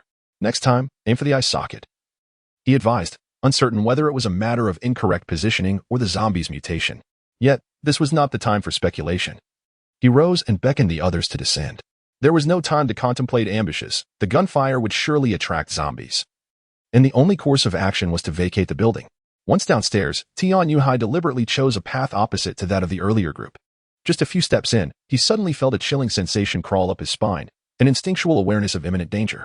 Without a moment to spare, he swiftly ducked behind a nearby utility pole. Bang, bang. At that very instant, gunfire erupted from afar. Li Gu, that individual possesses some remarkable instincts. This sense of danger, he must have encountered bloodshed before, one remarked. Indeed, Lin Li replied casually, turning to Ning Xiaoshan. Ensure you bring Snow Domain 1 on every mission. Now is your chance to employ it. Understood, Ning Xiaoshan affirmed, retrieving a specially crafted long box from his back, assembling the sniper rifle with remarkable speed and precision. Tian Yuhai concealed himself behind a telephone pole, and after a prolonged silence, he crouched down to peek with one eye. As he exposed himself, he immediately spotted someone setting up a sniper rifle. A buzzing sensation filled his head, and he hastily shouted, "Do not fire. I surrender. I have concealed numerous weapons. I shall hand them all over to you." And Xiaoshan cursed under his breath as he reluctantly retracted the sniper rifle, feeling a wave of frustration wash over him. Since acquiring the Snow Domain #1, he had yet to unleash its full potential, and just when an opportunity presented itself, the opponent chose to surrender. "Bring him over," Lin Li commanded, gesturing with his hand, and two individuals swiftly dashed forward. Upon seeing the sniper rifle, Tian Yuhai complied completely, obediently extending his hands for them to bind. Then lowering his head as he walked ahead of them. "Are you from the military?" Lin Li inquired. "Yes," Tian Yuhai nodded. "Then we need not waste words. Where are the weapons? I can provide you with all of them, provided you allow me to join your ranks." "Kill him," Lin Li replied with a look of disgust. Turning to leave. Wait, Tian Yuhai urgently pleaded. "If that is not an option, you must release me after acquiring the weapons." "Agreed. I will lead you there." Tian Yuhai had hidden a considerable cache of arms, 20 MA-16C semi-automatic rifles and 20 handguns, cleverly concealed within a flower shop and establishment that, in these times, drew no interest from anyone. "How many armed forces does your refuge have?" Lin Li asked, discerning from the weapons that Tian Yuhai had taken many lives. "Approximately 120. Half of the arsenal is in the armory. I managed to secure 60 firearms. The rest should already be in your possession," Tian Yuhai answered candidly. Instead of responding, Lin Li shot him in the forehead, softly declaring, "In a world devoid of promises, you must wager. Regrettably, you have lost." Upon returning to the Headridge mountain base, Lu Ming and the others had already changed into fresh attire and were seated in the hall. Lin Li entrusted the weapons to Qi Yu and instructed the others. "Please organize yourselves into several groups to scout the high points surrounding the base and identify some observation posts." Afterward, he sought out Feng Wuxian to discuss the relocation of the Changlong base. The construction of the houses would likely take a month, and the walls were nearing completion. I had arranged for the livestock farm to be moved to the foot of the back mountain, where it had just been enclosed and was sufficiently distanced. Feng Wuxian meticulously briefed Lin Li on the status of the base's construction and then inquired, "Currently, do we have sufficient power? The combined output of wind and solar energy leaves us with a surplus. Should we electrify the residential buildings once they are completed?" Lin Li pondered for a moment and replied, "Yes, let us proceed with electrification. In the initial phase, we will undoubtedly lack sufficient rooms. Prioritize those who have a strong sense of belonging and are diligent in their efforts." Feng Wuxian nodded slightly. "I have compiled the numbers. Once the people from Changlong arrive, our base will consist of 462 individuals.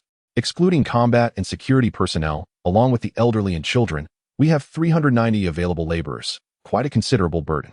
Lin Li comforted. "First stabilize, then develop. Once the walls are erected, they can cultivate the land, striving for self-sufficiency. By then, I will reserve some supplies, ensuring that even in the face of unforeseen circumstances, we can sustain ourselves for decades." A faint smile appeared on Feng Wuxian's face as he pondered. "I wonder what the world will look like by then. Whatever it may be, we shall simply live our lives well," Lin Li chuckled, gesturing towards the vacant land in the distance. "We could set up an outdoor swimming pool and a football field. We can swim and play football in our leisure time. And you can spend time with your children. How delightful that would be. You certainly have grand aspirations. My wish is quite simple, just for Kiki to grow up safely." Lin Li replied with a smile. "Everything I do is for the sake of living well, without dwelling on what may come. I fear only that fate may not grant us this opportunity. Are you truly unable to envision the future anymore?" Feng Wuxian inquired once more. A question he had asked many times before. "I can no longer envision it." Chapter 100. News from the East. Wang Kai followed the barely perceptible tire tracks along the road, his heart pounding with trepidation, until he finally arrived at the end of the trail. Before him loomed a tall wall, stirring feelings of both anxiety and reassurance within him. Life within those confines must surely be tranquil. Summoning his courage, he approached the heavy iron gate. "Stop! Who are you?" A cold voice emanated from behind the door as he took a few steps forward. "Don't misunderstand. I am a living person, not a zombie," Wang Kai hastily clarified. "I followed a vehicle here. What place is this, and may I enter?"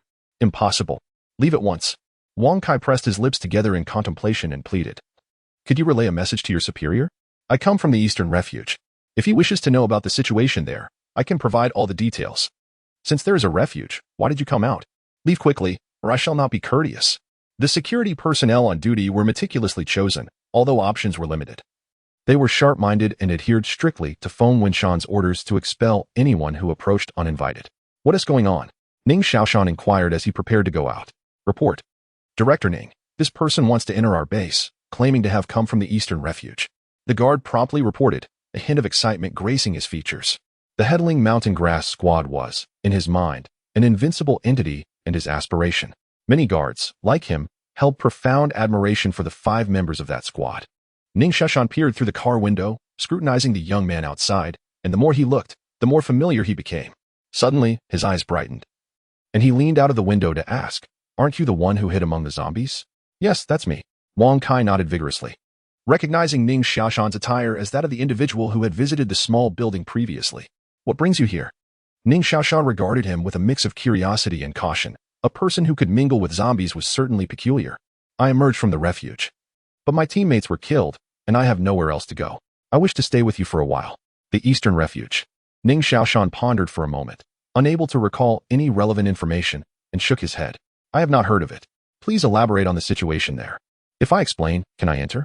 Wang Kai inquired. "I cannot guarantee that. It's up to you whether to speak or not," Ning Xiaoshan replied, regarding Wang Kai with a penetrating gaze. "My name is Wang Kai," he said, seemingly eager to gain entry. After the cold wave subsided, we left the base intending to return to our previous lives, only to discover that everyone outside had turned into zombies. We had no choice but to band together in search of a suitable place to survive. One night, while we were resting, we were discovered by zombies. Everyone else perished, and I was the only one who managed to escape. The Eastern Refuge is divided into 4 zones, with approximately 3,000 people in my area, and the others likely similar. Before we departed, a rift developed between the 2 leaders inside, leading to several conflicts, and during the last confrontation, gunfire erupted, resulting in numerous casualties. That is why we chose to leave. Ning Xiaoshan remained non-committal and inquired once more. "How is it that you navigate through the horde of zombies without being attacked?"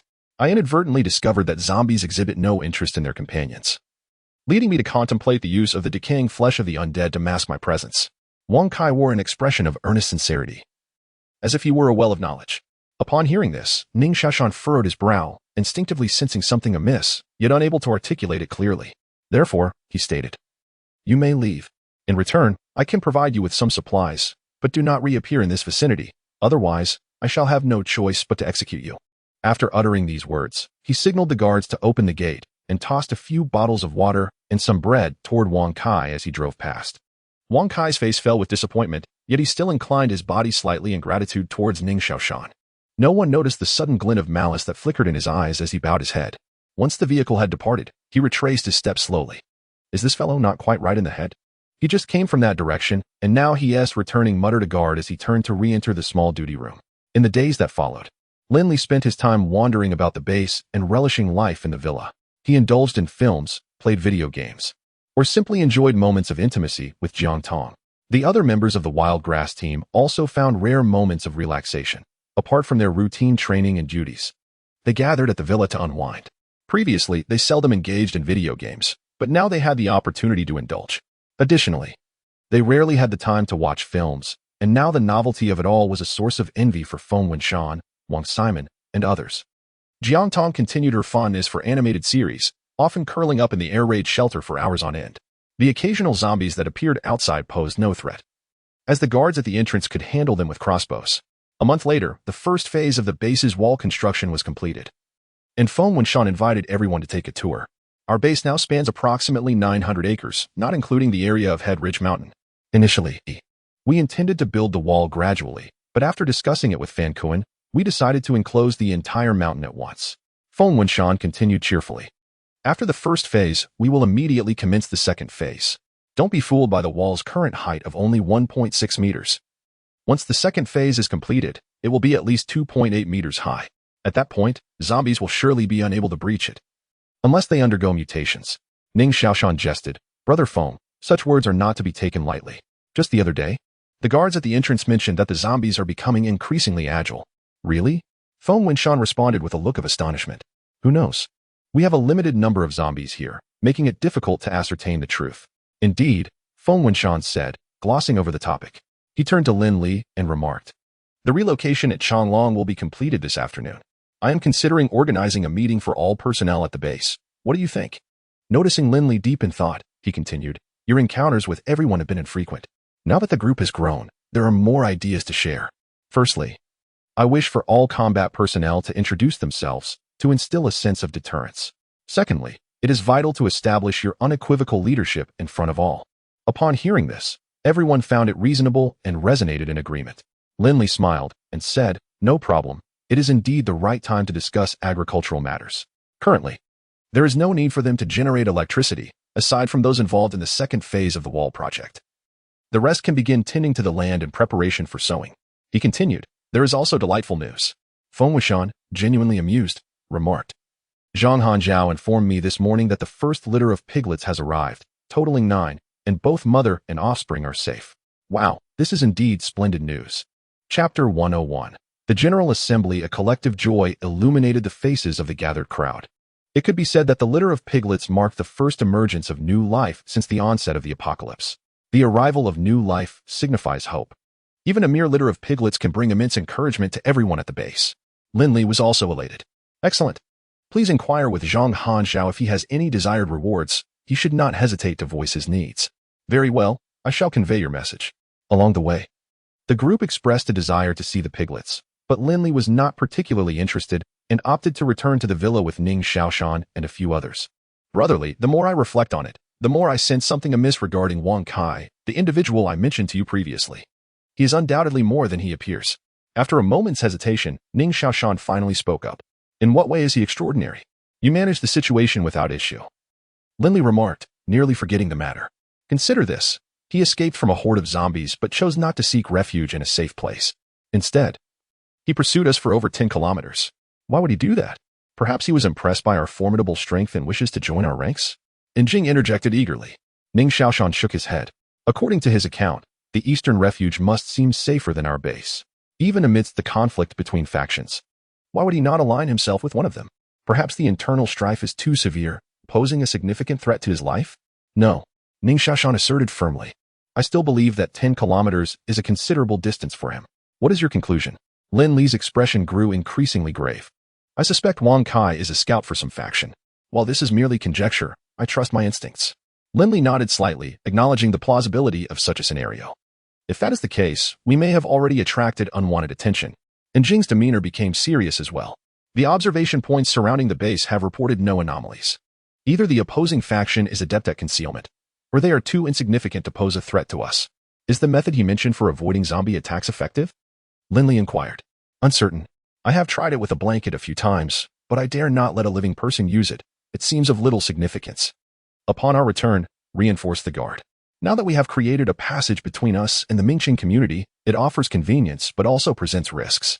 We should station more personnel on that side." "Understood." In the expansive clearing before the villa, Lin Li and the others took their seats at a hastily constructed podium, initiating the first general assembly of the base. A circle of fully armed combatants surrounded them, their serious and stern expressions instilling a sense of pressure among the ordinary base members attending the meeting. "Greetings, everyone. We have gathered today to announce several important matters." Feng Wuxian began, holding several sheets of paper as he presided over the assembly. "Firstly, individuals from the Changlong base will no longer be responsible for power generation. They will all join the newly established agricultural department." A buzz of murmurs erupted from the crowd at this statement, many faces reflecting confusion as they struggled to comprehend Feng Wuxian's words. "What is this agricultural department? Are they asking us to farm? I am uncertain. Nor do I possess the skills for agriculture. Perhaps it pertains to pig farming, as I have heard there is a pig farm located on the back mountain. What are you thinking? Our numbers far exceed those of the pigs. Even the service to your ancestors would not require so many." "Silence!" Feng Wuxian reprimanded with a stern expression, wary of amplifying the loudspeaker too much, lest it attract zombies, which diminished the gravity of his tone significantly. After a brief pause, the crowd ceased their discussions. Feng Wuxian continued, stating that the primary developmental direction of the base would henceforth be self-sufficiency. "We shall provide land, seeds, fertilizers, and other agricultural resources, while you will be responsible for the specific labor. Following this meeting, there will be arrangements made by designated individuals. Secondly, the first batch of housing has been completed, and allocations will be made shortly. the list of initial occupants has already been determined, so those whose names do not appear should reflect on their performance. Thirdly, it is imperative that each of you understands one crucial matter. The base is a sanctuary provided by Mr. Lin Li, who is the supreme leader here. The departments established under his guidance represent the sole regulations of this place. Any violation will result in personal consequences. Feng Wuxian surveyed the audience's reactions and announced, "Now, I invite Mr. Lin Li to address you." Just as someone in the crowd was about to applaud, they were silenced by a companion. "You fool. Do you not fear attracting zombies?" Lin Li took the loudspeaker, adopting a grave demeanor. "Some may believe that with the warming weather, the calamity has come to an end, that the zombies outside will eventually be eradicated or disappear. Regrettably, such wishes may be fulfilled, but not at this moment. The outside remains fraught with peril, more treacherous than during the previous frozen period. Due to resource depletion, the population still remains substantial. The greatest danger we face is humanity itself. I must inform you that the base is likely already under surveillance. Should they find an opportunity, they will strike, seizing everything that can be taken." Lin Li paused, coldly adding, "And I bear no responsibility or obligation to protect you." Upon hearing this, the crowd collectively turned their gaze towards Lin Li, some displaying shock, others fear, some maintaining their composure, while a few harbored resentment. Therefore, it is best for you to suppress any inappropriate thoughts and to maximize your value. Otherwise, I assure you that some among you will not survive to see your wishes realized. The atmosphere grew increasingly tense, with only a handful remaining calm, while many began to murmur among themselves. Bang! Lin Li drew his pistol from his waist and fired a shot above the crowd. At the sound of the gunshot, the crowd fell silent, frozen in place. "Remember, here, I speak, and you are to listen." Lin Li's gaze, icy and penetrating, swept over the assembly. The earlier unrest during Feng Wuxian's speech had deeply displeased him, for many had disregarded the authority of the head of the base's general affairs. Such insubordination is perilous, and if not extinguished promptly, it could lead to significant hazards, which is why he adopted such a stern approach. Some individuals, upon receiving a mere hint of kindness, dared to overstep boundaries, taking others' assistance for granted and becoming increasingly demanding. Should one day you choose not to extend your help, they may even harbor resentment. Lin Li does not seek validation from such people. He perceives them as part of a collective, an integral aspect of humanity. Otherwise, he would have long rid himself of certain ungrateful individuals. After basking in the sunlight for just a few days, their attitudes have begun to revive, without a firm reprimand. They seem to forget their previous submissive demeanor. Here, there is but one rule to follow: obedience. Otherwise, the outcome is singular.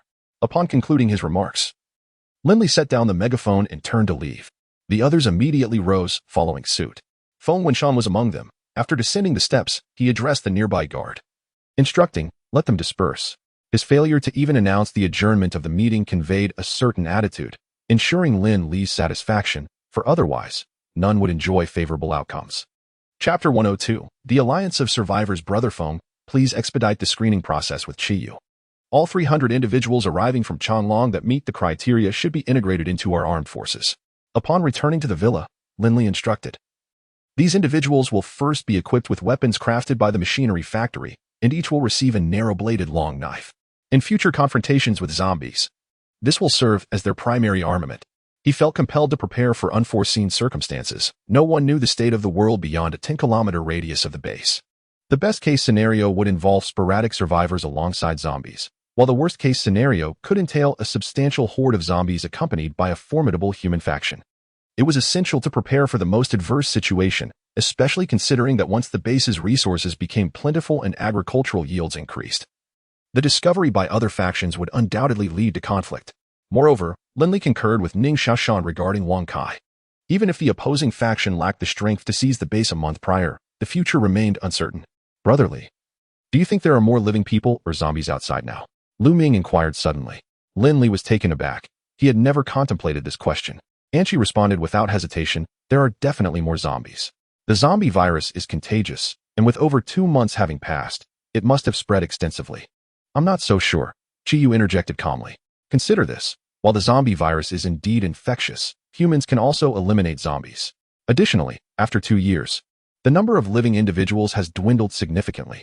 For instance, if Lingyan City has 10,000 zombies and 10,000 humans, I believe the survivors will ultimately be the humans." "That reasoning is flawed," Ning Xiaoshan immediately countered. "When a zombie bites a person, one human is lost, yet a new zombie is created. Conversely, when a human kills a zombie, only one zombie is eliminated. Thus, the disparity between the numbers of humans and zombies should be widening. Oomph, Chiyu retorted, unconvinced. I alone can take down dozens of zombies. How does that factor in? Consider yourself impressive, Ning Xiaoshan rolled his eyes. If everyone were as capable as you, there would likely be no zombies left outside by now. It depends on the specific circumstances. If humanity is organized, their chances are greatly improved. If scattered, they can only evade the zombies, Lin Li said, raising his chin and gesturing outside. Even if we faced zombies 3 times our number, as long as we maintain our position without deploying heavy firepower, we would prevail. I suggest you all contemplate how to establish contact with the outside world. Feng Wenshan expressed his concerns. What if the external environment is favorable? Then our seclusion would prove meaningless and future complications may arise. You need not worry. I will shoulder any problems that arise, Lu Ming reassured him, patting Feng Wenshan on the shoulder. That is not my point. I'm considering the possibility that there may be far more survivors outside than we anticipate. After all this time, there could be massive, organized factions, Feng Wenshan frowned. If they resemble past regimes, like feudal dynasties, it's not inconceivable that we might face assimilation or eradication upon encountering them. Old Feng, your concerns are exceedingly numerous. Do you truly believe the nation is merely idle? Chiyu shook his head in amusement. In truth, it is not impossible.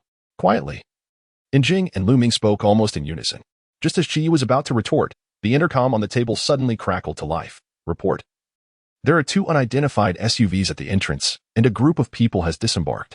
A contingent of 9, armed, with the driver remaining in the vehicle, the guard added. Lin Li exchanged glances with the others, and they all proceeded towards the entrance. Ning Xiaoshan muttered, could it be that Brother Feng was right? When Lin Li and the others reached the entrance, they beheld 8 guards brandishing firearms, facing off against the crowd outside. Without a word, they drew their weapons and took cover beside the duty room on the right. What is happening? Lin Li inquired of a nearby guard. They claimed to be members of the Survivor Alliance, wishing to register survivors and requesting our participation in a zombie clearing operation, a guard replied, sweat beading on his forehead as he kept his gaze fixed outside. Do not misunderstand. Our alliance is strongly supported by the government and led by official authority. A young man without weapons outside shouted, raising his hands. If you don't believe us, look, our director is the former vice mayor, Zheng Weigang. Surely someone here recognizes him? Zheng Weigang. Lin Li was astonished. Wasn't he this individual stationed at the Southern Refuge? How did he end up here? He stepped aside to peer outside and indeed spotted Zheng Weigang, who was reluctantly moving forward, tousled hair askew as he called out, I am Zheng Weigang, Vice Mayor of Lingen City. Put down your weapons at once. Defying the government is a grave offense. Our purpose here is to consolidate the strength of all survivors and eliminate the zombies in Lingen City, thereby creating a safe and secure living environment for everyone brotherly. Is this truly the Vice Mayor you spoke of? The one who enjoys ingratiating himself? Chiyu inquired curiously. Indeed, it is him, Lin Li responded, a look of skepticism on his face. Yet, judging by his initial reluctance to step forward, he seems devoid of authority. I shall observe further, Zheng Weigang spoke fervently. But as he noticed the lack of response from inside, he turned an inquiring gaze towards the young man behind the 6 armed men. The young man furrowed his brow, disregarding Zheng Weigang's look, his sharp eyes scanning the guards.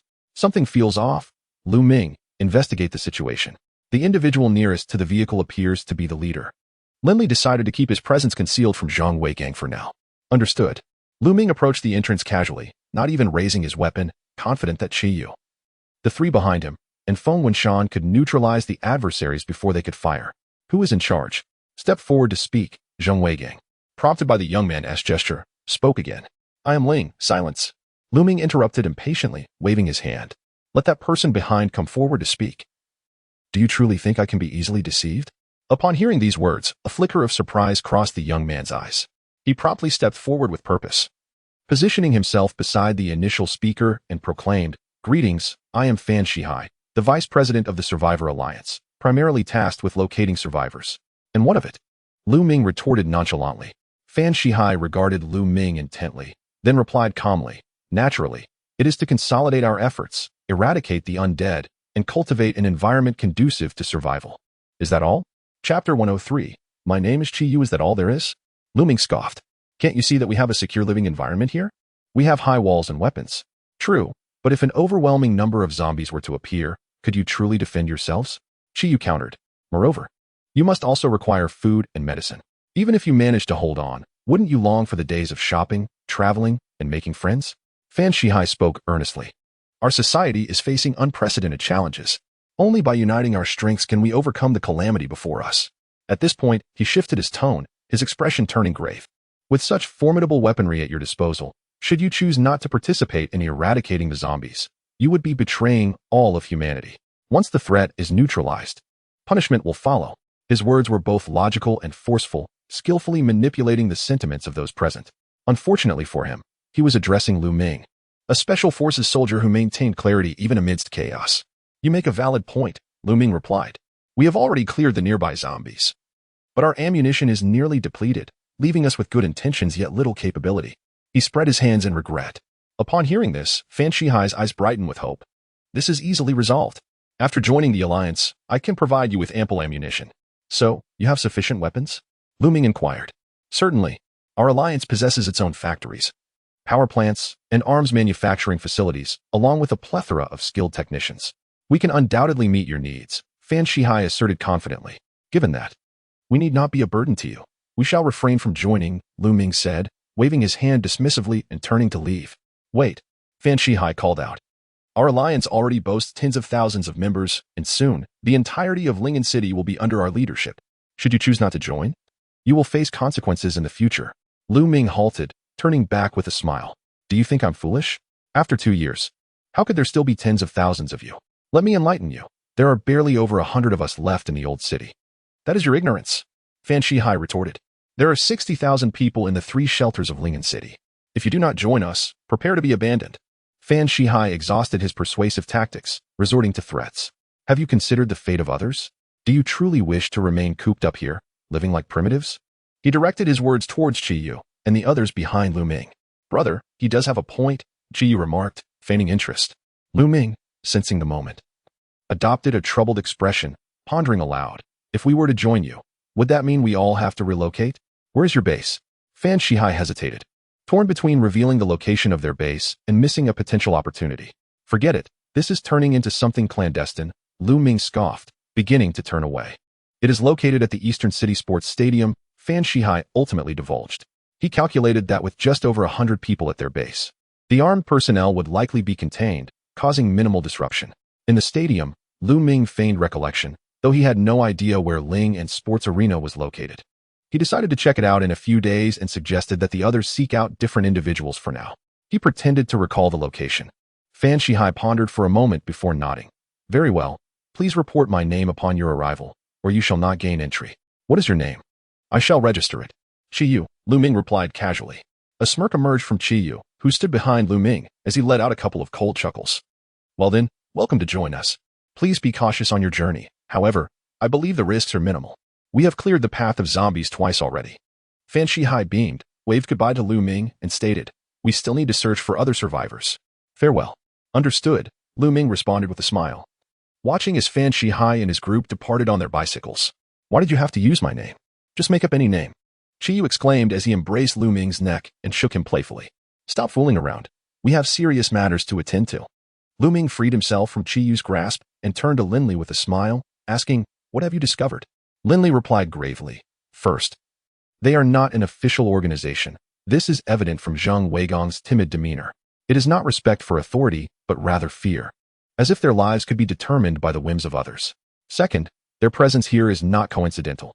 They have come specifically to seek us out. The 6 of them displayed no fear in the face of our armed group of over 10, indicating they were prepared. If I am not mistaken, they likely have an ambush set up nearby. An interruption came from Jing Ning. I noticed that too. Those few individuals frequently cast glances to the right. Qiyu added. Third, their base possesses considerable strength, as they do not regard us as a threat. Lin Li nodded, reasoning that their numbers must be significant, although their weaponry would likely be limited. The reason they made a special trip here was probably due to the weapons in our possession. I knew there was something off about Wang Kai. It appears he is in league with them, Ning Shashan lamented. If only I had known to keep him behind. Lin Li shook his head. It was only a matter of time. If we kept Wang Kai, Zhang Kai and Li Kai would inevitably arrive as well. And what shall we do now? Feng Wenshan inquired, posing the crucial question. Lin Li responded with ease. Since they have extended an invitation, we might as well go take a look. Are we really going? That sounds too dangerous. Fear not, we can wait a few days. As long as they do not launch an all-out attack, a visit should pose no significant risk. If we do not clarify their situation, future troubles will only multiply. Lin Li signaled for everyone to head back, continuing, "We should send fewer individuals and bring minimal weaponry. Their primary concern is likely our arms. As long as we do not exhibit any unusual behavior, they should not feel compelled to detain us." Still too risky, Feng Wenxian expressed his concerns, even with weapons. "It is unsafe. Without them, our people could be taken hostage, leaving us at a disadvantage." Lin Li waved his right hand dismissively, stating, "I can go alone." "You will go." Feng Wenxian immediately shook his head vigorously, akin to a rattle drum, insisting that anyone could go, but not him. "What if an unforeseen incident were to occur? All 400 of us are counting on you." "It is absolutely out of the question." Lin Li replied with a wry smile. "Brother Feng, the moment they discovered our presence, any possibility for reconciliation vanished. Consider the state of the world now. Can virtuous individuals amass such formidable power? Just now, Lu Ming merely sought to extract more information. Our only recourse is to eliminate the opposition." Lin Li took a few steps and added, "At the very least, we must eradicate their entire leadership." Chapter 104. Arrival at the Survivor Alliance despite Lin Li's insistence. Feng Wenxian staunchly opposed any risky ventures. Upon returning to the villa, Feng proposed convening a core meeting to deliberate on matters concerning the Survivor Alliance. Aware of his good intentions, Lin Li acquiesced. The meeting was swiftly held, yielding results that left Feng Wenxian feeling exasperated. Apart from himself, no one opposed Lin Li's plan. Even Jiang Tong expressed her agreement, albeit with the stipulation of being included in the expedition. After a moment's hesitation, Lin Li consented. In the following days, Lin Li meticulously tested the weapons and armored vehicles stored in his spatial dimension, ensuring their functionality to prevent any unforeseen incidents. 5 days passed without any assaults on the base. On the 6th day, Lin Li, accompanied by Lu Ming, Jiang Tong, and Ning Xiaoshan, departed the base. Driving towards the stadium in the eastern suburbs in a vehicle assembled by Lu Ming and his team. Before their departure, Jiang Tong made a special effort to disguise Lin Li, transforming his appearance beyond recognition. An hour after Lin Li set off, Qi Yu, along with Xia Yifun's squad, stealthily scaled the wall at the rear of the Tuling Mountain, veering towards the building diagonally opposite the Mingxing community. "No matter what happens once we arrive, stay close to me," Lin Li reiterated in the vehicle. "Rest assured, brotherly," Lu Ming replied, then curiously inquired, "Do you think that Vice Mayor will cooperate with us?" "Opportunities certainly exist.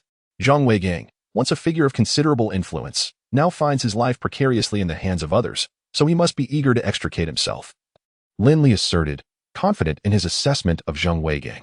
He added, "However, we must ensure he believes in our capability to protect him. We should remain vigilant.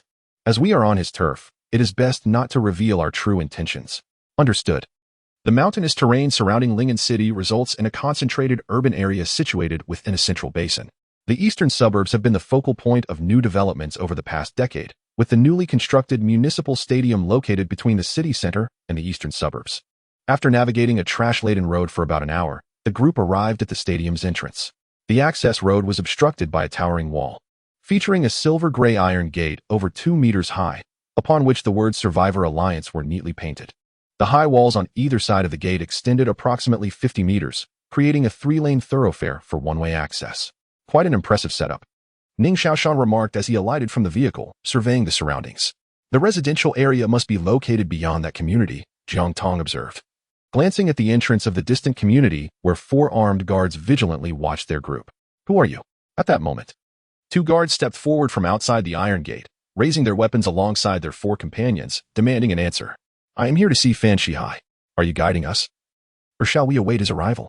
Lu Ming asserted, adopting a commanding demeanor and lifting his chin. "Director Fan?" The 2 advancing guards exchanged glances, and one of them spoke. "Are you the survivors he invited?" "Indeed." The man relaxed slightly and shouted again, "Put down your weapons and submit to inspection." "What inspection?" Lu Ming retorted angrily. "Understand this. It was Fan Shihai who requested our presence. If he does not appear soon, I shall take my men and leave. And he should refrain from bothering me in the future." Upon hearing this, the guards softened their stance and explained, "This is our regulation. Anyone returning from outside must undergo inspection, no exceptions." Confiscating weapons and conducting inspections? What kind of alliance is this? You are clearly treating us as subordinates. Forget it. Just inform Fan Shihai that I, Qi Yu, have come. Lu Ming's face was filled with impatience, and he turned to return to the vehicle. Lin Li and the others, masquerading as his subordinates, pretended to follow him. "Wait a moment."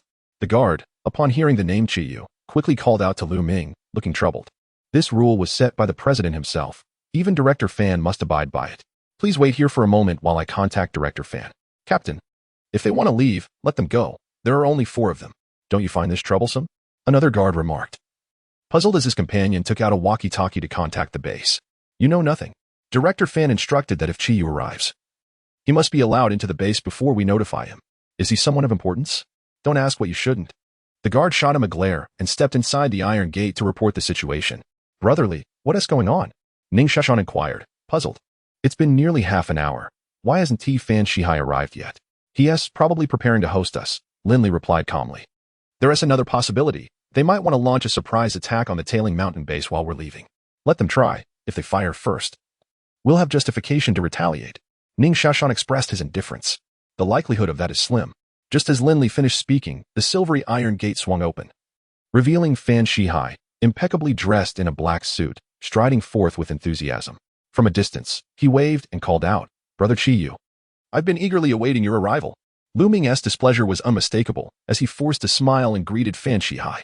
My apologies for the wait, Fan Shihai said, reaching out his hands to firmly shake Lu Ming's right hand, then bowing sincerely in apology. Director Fan, your protocols are excessive for someone like me. I've seen enough. I shall take my leave now. Lu Ming casually patted Fan Shihai on the shoulder. Oh, we're already at the entrance. How can we not step inside for a look? I've arranged a grand feast to welcome you. Fan Shihai laughed heartily. We've just slaughtered pigs and cows. Come. Let us go in and eat. Oh. Lu Ming halted in surprise. You have live livestock here? Fan Shihai beamed with pride. Indeed. These are the survivors we managed to find with great difficulty. I heard you were coming, so I prepared this special treat for you. How embarrassing. Lu Ming rubbed his hands together, his face a mask of eagerness cleverly veiled with feigned modesty. With a sense of disdain, Fan Shihai thought to himself that he had overestimated the other's prowess. Nevertheless, he maintained a warm demeanor, placing an arm around Lu Ming's shoulder as they proceeded inside. Let us explore a bit, he suggested. Lu Ming naturally fell in step with Fan Shihai, while Lin Li and the other 2 followed closely behind. Upon reaching the entrance, the guards made no mention of surrendering weapons or conducting searches. Chapter 105, Mutual Probing. Having traversed an enclosed passageway of approximately 20 meters, the group found themselves in a vast arena that opened before them. The spacious stadium was divided into 3 sections. At the center lay a grand football field. The left side housed basketball and badminton courts, while the right side featured a swimming facility. Additionally, several smaller sports venues were secured behind imposing black iron gates, each adorned with a sign indicating the respective offices. Accompanying Fan Shihai to a transformed cafeteria within the badminton hall, they were greeted by a clean and orderly environment. A team of uniformed staff was diligently attending to their tasks, steam rising from the glass-walled kitchen, suggesting generous portions of food were being prepared. Upon reaching a private room on the 2nd floor of the cafeteria, Fan Shihai humbly remarked, the conditions are limited. I hope you will bear with me. Chiyu, please. Take a seat. The dishes will arrive shortly. Brother Fan, your conditions are hardly limited. Compared to this, my place resembles a refugee camp, Lu Ming exclaimed, his eyes wide with exaggeration. Chuckling, Fan Shihai waved his hand dismissively and poured Lu Ming a cup of tea, casually inquiring, Chiyu, why have only the 4 of you come? Do you not trust me? Not at all. Lu Ming replied with a pained expression. You see, 2 of our vehicles broke down in quick succession a few days ago. The only one I have left is the one parked outside. And even if I wanted to bring more people, there's simply isn't enough space. I see. Fan Shihai glanced over Lin Li and the others before his gaze lingered on Jiang Tong's delicate, fair face. No worries. Once you all relocate, you will have free access to the vehicles at the base. Thank you, Brother Fan. After enjoying a relatively lavish meal, Lu Ming managed to extract a wealth of useful information from Fan Shihai. According to him, the Survivor Alliance was an official organization led by Yang Luoshui, who had been responsible for public security in Lingen City prior to the onset of the apocalypse. During the freezing period, he had overseen the eastern suburb shelter and later organized the establishment of the survivor base at the stadium. In just a few months, the population had grown from fewer than 10,000 to over 30,000, seemingly forgetting the figures he had previously reported to Lu Ming. Fan Shihai did not face any challenge to his claims. The alliance comprised 6 vice presidents and over 20 directors, with Fan Shihai serving as the first director, wielding considerable influence within the organization. He assured Lu Ming that if he brought everyone over, Lu Ming could become a director himself, managing hundreds of individuals and allocating housing and jobs, with remuneration based on points. With these points, one could procure anything desired at the alliance's trading center. At this juncture, Fan Shihai cast Lu Ming a subtle glance and whispered, including the women you fancy. Lu Ming's eyes brightened at this remark, and he returned a smile to Fan Shihai. Brother Fan, we've enjoyed the meal. Please attend to your matters. We shall take a leisurely stroll and then return, Lu Ming said, catching Lin Li's eye. There's no rush. It wouldn't be too late to leave tomorrow. I feel a kinship with you, Chiyue. Tonight, I'll host a gathering. Let us enjoy a few drinks. Allow me to show you to your accommodations first. That would be much appreciated, Brother Fan. Lu Ming discerned that Fan Shihai harbored significant wariness, yet he did not press the matter. As anticipated by Jiang Tong, a considerable number of the Survivor Alliance resided in the neighborhood adjacent to the stadium. To their surprise, the community was also fortified by several imposing walls. Fan Shihai elucidated that the Survivor Alliance was a highly liberated collective, one that afforded ample respect to its members. With a larger populace, complexities naturally arose, often leading to the formation of various factions. To mitigate conflicts, the president had deemed it prudent to segregate the residential areas. Then why not simply reside apart? Jiang Tong inquired. Fan Shihai replied with a smile, because there is electricity here, and no one wishes to leave. Lin Li, with a subtle smirk, detected a crucial piece of information from Fan Shihai's words. The Survivor Alliance was not a monolith, and the president, young Luo Shui, exerted limited control over the situation. The deference Fan Shihai displayed towards young Luo Shui suggested they were aligned, a likely reason for his eagerness to recruit them. Strengthening their own martial prowess would serve as a deterrent to others. After navigating a couple of turns, the group arrived at the 5th floor of a building. These 3 rooms are yours. Please take some time to rest. I have arranged for 2 attendants outside. Do not hesitate to approach them should you require anything. Fan Shihai stated. As he glanced at his watch with an apologetic expression, he added, I sincerely apologize, but I must preside over a meeting. I will return before dinner. Not a problem, Brother Fan. Please attend to your duties, Lu Ming replied, now markedly more cordial than during their initial encounter. After Fan Shihai exited, he exchanged a few words with the 2 attendants at the door before departing briskly. The 5th floor, indeed, they are quite audacious, Lu Ming remarked, surveying the room's layout with a tone of jest. Lin Li stood by the window for a moment before shaking his head. This place can barely accommodate 10,000 people. And yet, at least 4 factions appear to be present, with their relations somewhat strained. Brotherly, how did you discern that? Ning Sheshan inquired, joining Lin Li by the window, pondering for a while but remaining uncertain. Lin Li smiled. After 2 years of being frozen, many high-rise buildings harbor significant risks. I do not believe these individuals would dare reside here. Fan Shihai is keen to showcase their strength. Had the elevator been functional, he would certainly have used it rather than leading us up the stairs. This indicates that the rooms they cleared are not on high floors. Furthermore, observe the high walls outside. Several entrances are guarded by armed individuals. What are they on alert for? Zombies? Ning Xiaoshan posited before hastily shaking his head. That seems illogical. They must be wary of others. Let us see for ourselves, Lin Li remarked, drawing the curtains. He retrieved binoculars from his space and handed them to the others while he too observed through the curtains. After Fan Shihai departed, he made his way directly back to the stadium. Arriving at the entrance of a heavily secured office, he knocked on the door. Come in. A melodious and alluring voice emanated from within. Fan Shihai opened the door, first nodding at the voluptuous woman seated at the desk. Before advancing directly to the middle-aged man on the sofa, he bowed respectfully and said, President, the arrangements for the people from Tailing Mountain have been made. The middle-aged man, young Luo Shui, the president of the Survivor Alliance, nodded slightly and inquired, how long will it take to resolve this matter? From the current perspective, the other party has already expressed a clear intention to join us. I will invite them to dinner tonight. It should pose no problem. Have we ascertained their capabilities? Indeed. Their weaponry primarily consists of handguns, supplemented by approximately 30 semi-automatic rifles, and their ammunition is nearly depleted. The physical condition of those individuals appears quite robust. They likely hail from a professional background. Young Luo Shui pondered for a moment and asked, in your opinion, should we retain only the weapons? Or should we also keep the individuals? Fan Shihai reflected briefly before responding. I believe we can retain the individuals.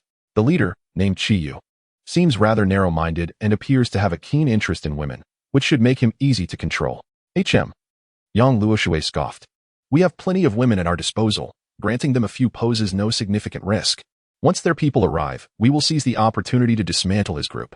Should he desire personnel, we can assign him several hundred laborers to indulge his whims. Chapter 106. Visiting the factory at 6 in the afternoon. Fan Shihai once again arrived at the room of Lin Li and the others, inviting them to dine at the restaurant. The venue remained the same as where they had lunched earlier, and upon their arrival, they found a young man already seated on the sofa. He was clad in the distinguished uniform of a senior officer from the armed department. "Ah, Vice President Wei, what a pleasant surprise to see you here so early. I was just about to send for you," Fan Shihai exclaimed with an exceptional air of deference, hastening a few steps forward, bowing and scraping as if he were greeting a long-lost father. "Oh, I happen to have a free moment, so I came by myself. This must be the leader Chi Yu, correct?" The young man casually responded to Fan Shihai before directing his gaze toward Lu Ming, who stood behind him. "And you are?" Lu Ming inquired, initially casting a glance at the man and then turning his gaze inquiringly towards Fan Shihai. The latter promptly introduced, "Allow me to present Mr. Wei Hua, the vice president of our Survivor Alliance." After the introductions, it became apparent to everyone present that Wei Hua's attention frequently lingered on Jiang Tong. This observation did not escape the notice of the others in attendance. Throughout the meal, Fan Shihai incessantly praised Wei Hua, extolling his remarkable prowess and how he had been the youngest leader in a certain armed department. Lu Ming, while expressing mild astonishment, refrained from any further reaction. Regardless of the veracity of Fan Shihai's claims, their observations and deductions throughout the afternoon indicated that this Survivor Alliance was, in essence, an organization that coerced survivors into labor through force. Although they professed to ensure the safety of all, the leadership appeared intent on establishing their own temporary regime. "Where did Leader Qi serve before?" Wei Hua inquired, his demeanor growing progressively haughty as he sensed Qi Yu's lack of enthusiasm. "Oh, I served in the military for several years. I encountered the Free shortly after my discharge." "There's not much to say," Qi Yu replied nonchalantly, seemingly recalling something. Lu Ming posed a question. "Fan director, isn't the other director who visited me last time absent? I believe he was a deputy mayor?" Fan Shihai set down his chopsticks and replied nonchalantly, "You must mean Zhang Weigang? He should be on duty at the factory right now. Perhaps we could invite him over for a drink. I am eager to inquire about the situation outside. I have been utterly clueless for the past 2 years." Almost becoming a primitive man, Lu Ming suggested. "That might disappoint you. To my knowledge, Mr. Zhang is also unaware of the outside circumstances." Wei Hua interjected while pouring himself a small cup of baijiu. "That seems implausible. Are you not an official organization? How could you be oblivious to the conditions beyond? Has communication been entirely severed? And how do you maintain contact with the authorities?" Lu Ming scrutinized Wei Hua, revealing a hint of skepticism and wariness. "Impossible. Communication is conducted by our military. Zhang Weigang does not possess the qualifications to participate," Wei Hua declared with an air of arrogance. "Ah, I see." After the meal, Fan Shihai whispered a few words into Lu Ming's ear. Lu Ming chuckled heartily and addressed Lin Li and the others. "You may return now. I wish to have a word with Director Fan." Without needing to guess, Lin Li understood Fan Shihai's intentions and nodded in agreement, preparing to leave. "The lady appears somewhat familiar. Would you like me to show you around our base?" Wei Hua, emboldened by alcohol, extended his rough yet strong right hand towards Jiang Tong. "No, thank you," Lin Li interjected, stepping forward with a fierce glare directed at Wei Hua, his face brimming with indignation. Unexpectedly, Jiang Tong gently pushed Lin Li aside and, with a hint of enthusiasm, smiled at Wei Hua, saying, "President Wei, I heard earlier that you have a factory here. May I take a look?" She elaborated, "You see, there are over 100 people at our base, and before coming here, they entrusted me to inquire about the working and living conditions, as everyone has their concerns." "Oh," Wei Hua said, realization dawning upon him as he nodded in understanding. "Very well, Xiao Lu, please head to the factory and inform them to prepare a few passes. We shall arrive shortly." "Understood," replied the assistant who had been closely following Wei Hua, departing briskly. "Ah, with so many people, there are bound to be rules. Although I am the vice president, I cannot make exceptions. Let us converse as we walk," Wei Hua said, extending his right hand towards Jiang Tong in a most gentlemanly manner, leading the way. Jiang Tong turned to Lin Li, winking playfully before following. The time was approximately 8 in the evening. Only a few areas of the stadium remained illuminated by faint lights. Occasionally, they would encounter patrolling guards or perhaps staff members. Upon seeing Wei Hua, they would invariably bow respectfully, greeting him with, "Good evening, Vice President Wei." Each time, Wei Hua would respond with a smile, leaving them astonished, wondering what had come over him today, as he seemed unusually amiable. Jiang Tong engaged Wei Hua in light conversation throughout their journey, and by the time they reached the vicinity of the factory, nearly 20 minutes had elapsed. Lin Li discerned that the restaurant was not far from the factory. Exiting through a side gate of the stadium, they merely needed to traverse a road flanked by high walls. Wei Hua took his time, deliberately leading them on a detour, likely to afford the factory some preparation time. This further confirmed Lin Li's suspicions that the so-called Survivor Alliance was merely a facade for these individuals to enhance their own reputations. In reality, It seemed akin to the influence wielded by figures like Wu Qianghu and Wang Dalong. At the factory entrance, a woman clad in a tailored black blazer and a short black skirt, her figure exquisite and her hair cropped short, greeted Wei Hua warmly before turning to smile at Lin Li and the others. "Hello, my name is Gao Xiaojie, the vice president of the Survivor Alliance and the head of this factory." "Good day, Director Gao." "I apologize for the intrusion," Jiang Tong said graciously, extending her hand for a brief handshake. "It is no intrusion at all. I am delighted to have you here. Allow me to give you a tour," Gao Xiaojie responded. Once inside the factory, Lin Li and Ning Xiaoshan lagged at the end of the group, their curiosity evident as they observed everything around them. Wei Hua glanced back several times, scoffing lightly before redirecting his full attention to Jiang Tong. To be fair, she was the most striking woman he had encountered since the apocalypse, not merely in appearance but also in her spirited demeanor, which particularly appealed to him. After providing a brief overview of the factory's operations, Gao Xiaojie excused herself, entrusting the guiding duties to Wei Hua. The latter subtly patted Gao Xiaojie's shapely posterior as she brushed past, a gesture of reward. Gao Xiaojie, accustomed to such attention, responded with a flirtatious wink. Observing that no one was paying heed to him and Ning Xiaoshan, Lin Li quietly conferred with Ning Xiaoshan for a brief moment before they decided to part ways. Ning Xiaoshan trailed behind Jiang Tong at a distance, while Lin Li ventured towards a nearby factory.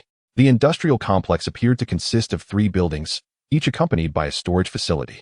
At the entrance of the storeroom, armed guards were stationed, idly flipping through magazines at a small table set beyond the caution line. Chapter 107 Farewell to Zheng Wei Gang in the brightly lit second factory. Lin Li discovered over 100 survivors still engaged in work. Their attire was ordinary, even somewhat tattered, and their skin possessed an unnaturally pale hue, lending them a sickly appearance. At that moment, they were mechanically categorizing items from a long table and placing them into boxes on carts behind them, where uniformed staff members recorded, sealed, and transported the boxes to the tightly shut warehouse entrance. At the far end of one of the long tables, Lin Li unexpectedly spotted a familiar figure, Zheng Wei Gang. His eyes brightened as he stealthily approached Zheng, who was busy sealing boxes. "Hey, what are you doing?" As Lin Li approached, he was halted by a young man sporting a red armband. "I am Wei Hua's guest, here to tour the factory," Lin Li replied without hesitation, mimicking the arrogance Wei had displayed at the dining table, capturing about 70 to 80% of it. "Vice President Wei?" The young man, seemingly informed, inquired. "Why is it just you? Wasn't it a tour of the first workshop?" With a darkened expression, Lin Li retorted, "President Wei is accompanying my superior. He asked us to look around freely. I came ahead. If you have questions, you can ask him up front. They should be along shortly." "Well, you see." The young man showed no intention of inquiring further and waved Lin Li away as though he were a bothersome fly. Lin Li, hands in his pockets, casually proceeded forward. After engaging in conversation with several individuals, he finally reached Zheng Weigang's side. "Vice Mayor Zheng, do not turn around. I am Lin Li. I need to ask you a few questions." Lin Li lowered his voice, his gaze directed towards the ceiling of the factory. "Lin Li?" Zheng Weigang was initially taken aback, his actions momentarily faltering. However, recalling Lin Li's words, he quickly resumed his task, trembling hands pushing the cart to the warehouse entrance. After unloading the goods, he returned to Lin Li and whispered, "Restroom." He then jogged over to the young man with a pleasing smile, saying, "Team Leader Wang, I need to use the restroom. My stomach feels a bit uneasy. Always so troublesome. Haven't you shaken off the habits left by the mayor?" The young man replied, seemingly recalling something, and waved him off like a fly. "Hurry up. If you delay work, you'll regret it." "Thank you. Thank you." Zheng Weigang hurried towards a small side door, casting a glance back at Lin Li before entering. 5 minutes later, Lin Li encountered a significantly more haggard Zheng Weigang in the restroom, who had opened all the doors inside. "Is it truly you, Lin Li?" Zheng Weigang observed the notable change in Lin Li's appearance. "Yes, just a bit of makeup. To be brief, introduce me to the situation here. I command an armed force that may engage in conflict with this location." Aware of the urgency, Lin Li got straight to the point. "Really?" Zheng Weigang's eyes sparkled at the revelation. "Believe it or not, the Tuling mountain base you visited previously is mine. It is far more formidable than what you have seen." As Lin Li unfastened his pocket, he glanced toward the restroom door. "Excellent. Lin Li, you must save me and the others here. You have no idea. These brutes do not regard us as human beings." Zheng Weigang grasped Lin Li's arm tightly, desperately suppressing his voice as he pleaded. "If you continue with such nonsense, there is no need for us to converse further." Zheng Weigang paused, then quickly added, Yes, let me explain the situation to you. To my knowledge, this Survivor Alliance is composed of 4 factions. It is difficult to ascertain their previous identities, but I am familiar with the leader, young Luo Shui. He was in charge of public security in the city and, like me, served as an executive deputy. Later, I entered the south suburb shelter while he went to the east suburb shelter. After the cold wave subsided, a riot erupted at the south suburb shelter. I managed to escape and came here, but by that time, he had already taken control of the entire east suburb shelter. Initially, I was oblivious to the anomalies and joined the Survivor Alliance, assuming the role of a council member. It was only later that I discovered he was using the official banner to recruit survivors, continuously expanding his influence. At this point, Zhang Weigang sighed, lamenting. I was naive to believe his words. He claimed he would establish a temporary government, and I thought nothing of it. Never anticipating that he was forming not the nation's temporary government, but rather his own, Yang Luoshui's. Lin Li fastened his belt, interrupting Zhang Weigang's incessant chatter. Now, tell me about the armed situation here.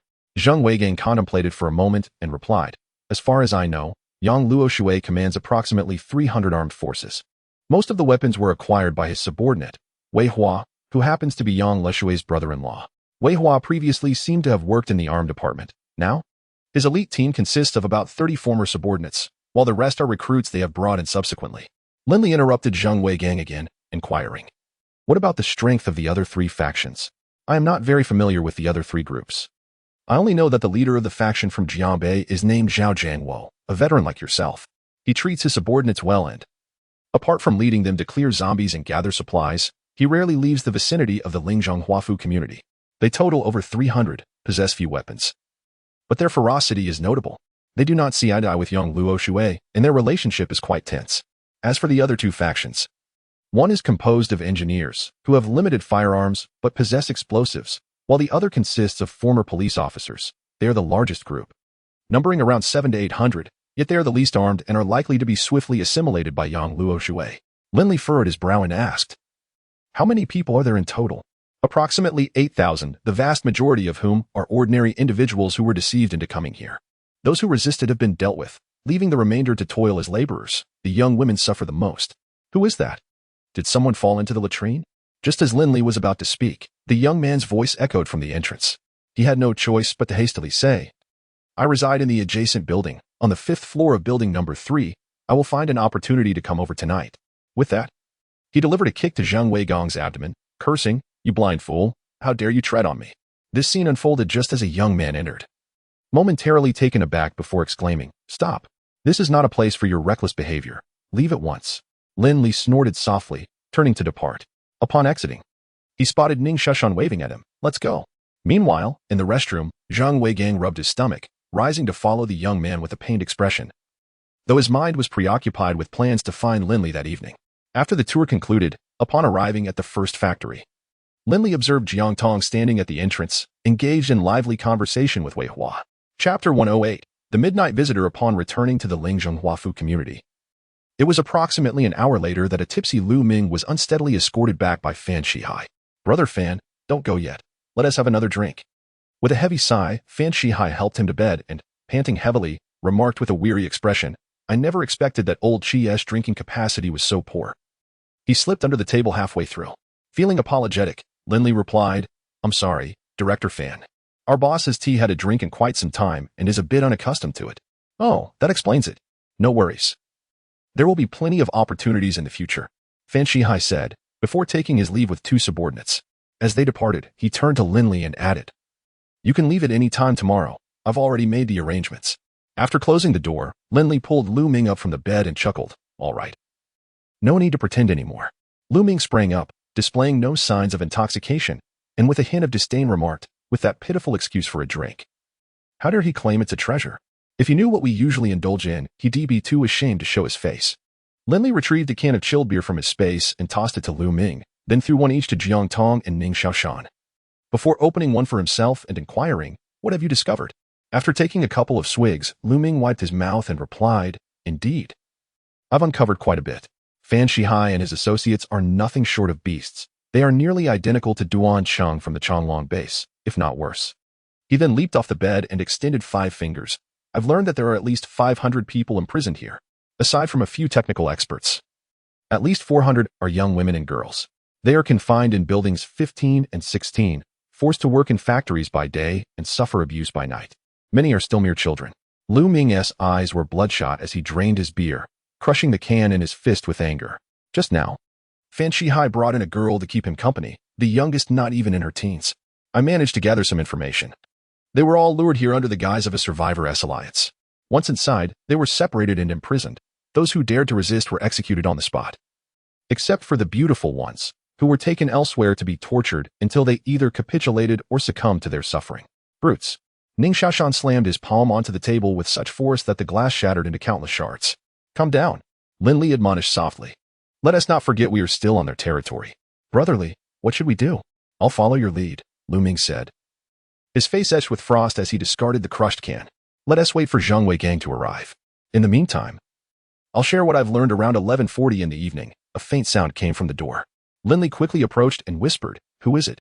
Me. Zhang Weigang.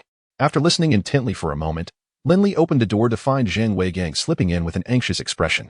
Have you been discovered? Lin Li asked. Frowning. There should be nothing to worry about. I have been quite cautious throughout. Upon hearing the word should, Lin Li and his companions furrowed their brows slightly. While Ning Xiaoshan and Lu Ming exchanged a knowing glance and moved toward the window and door, noticing that the two had not detected anything amiss. Lin Li pointed to the sofa and said, Please have a seat, Vice Mayor Zhang. Zhang Weigang hurriedly sat down, visibly excited, and remarked, Mr. Lin. I never anticipated meeting you again, let alone here. Very well, let us discuss the matter at hand. Lin Li gestured dismissively and inquired, as per your earlier statement. Yang Luo Shui and the four factions control over 8,000 individuals. Could you elaborate on their methods? Zhang Weigang pondered briefly before responding, among these factions. Zhao Jiangwo's 300 men appear to be the smallest group, yet their combat prowess is not to be underestimated. Although they are at odds with Yang Luo Shui, he still seeks to win them over or perhaps utilize a portion of them as leverage to maintain order in the base.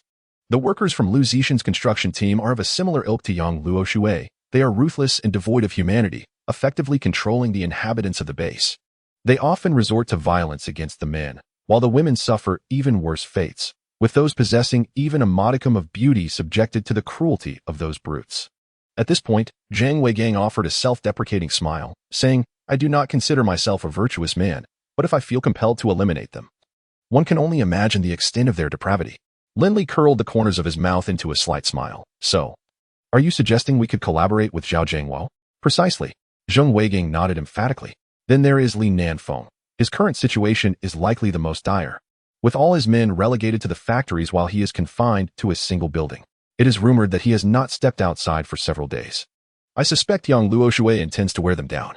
Lin Li turned to retrieve paper and pen, handing them to Zhang Weigang. Please sketch the layout here, and be as detailed as possible. Mr. Lin, have you truly brought only these few individuals? Zhang Weigang gazed at him with hope, yearning for a negative response. Indeed. But rest assured, I have many more outside, with weaponry and personal strength surpassing that of the individuals here, Lin Li patiently explained. That is reassuring. Zhang Weigang sighed in relief, leaning over the table to begin his drawing. Before he could complete it, Ning Xiaoshan's voice rang out from the window, brotherly. Wei Hua and Fan Shihai have arrived with their men. Lin Li's expression darkened as he glanced at the panicked Zhang Weigang. I don't know, it wasn't me. Zhang Weigang, startled by Lin Li's gaze, quickly waved his hands in protest. I did not imply it was you. If a confrontation arises, stay close to us. Lin Li instructed as he stood, arranging their positions. Jiang Tong, Xiaoshan, you two go out and search for a breakthrough point. Lu Ming and I will remain here to assess the situation. Unless absolutely necessary, try to avoid gunfire. Understood, be careful, Jiang Tong replied, slinging her sniper rifle over her shoulder while grasping a compound bow in one hand and a handgun in the other, swiftly exiting the room and sprinting down the corridor. Ning Xiaoshan followed closely, darting towards the corner of the 6th floor. In less than 2 minutes, a knock echoed from outside, followed by the door being swung open. 2 individuals clad in camouflage entered first, brandishing handguns aimed at Lu Ming and Lin Li. Brother Qi, what is going on?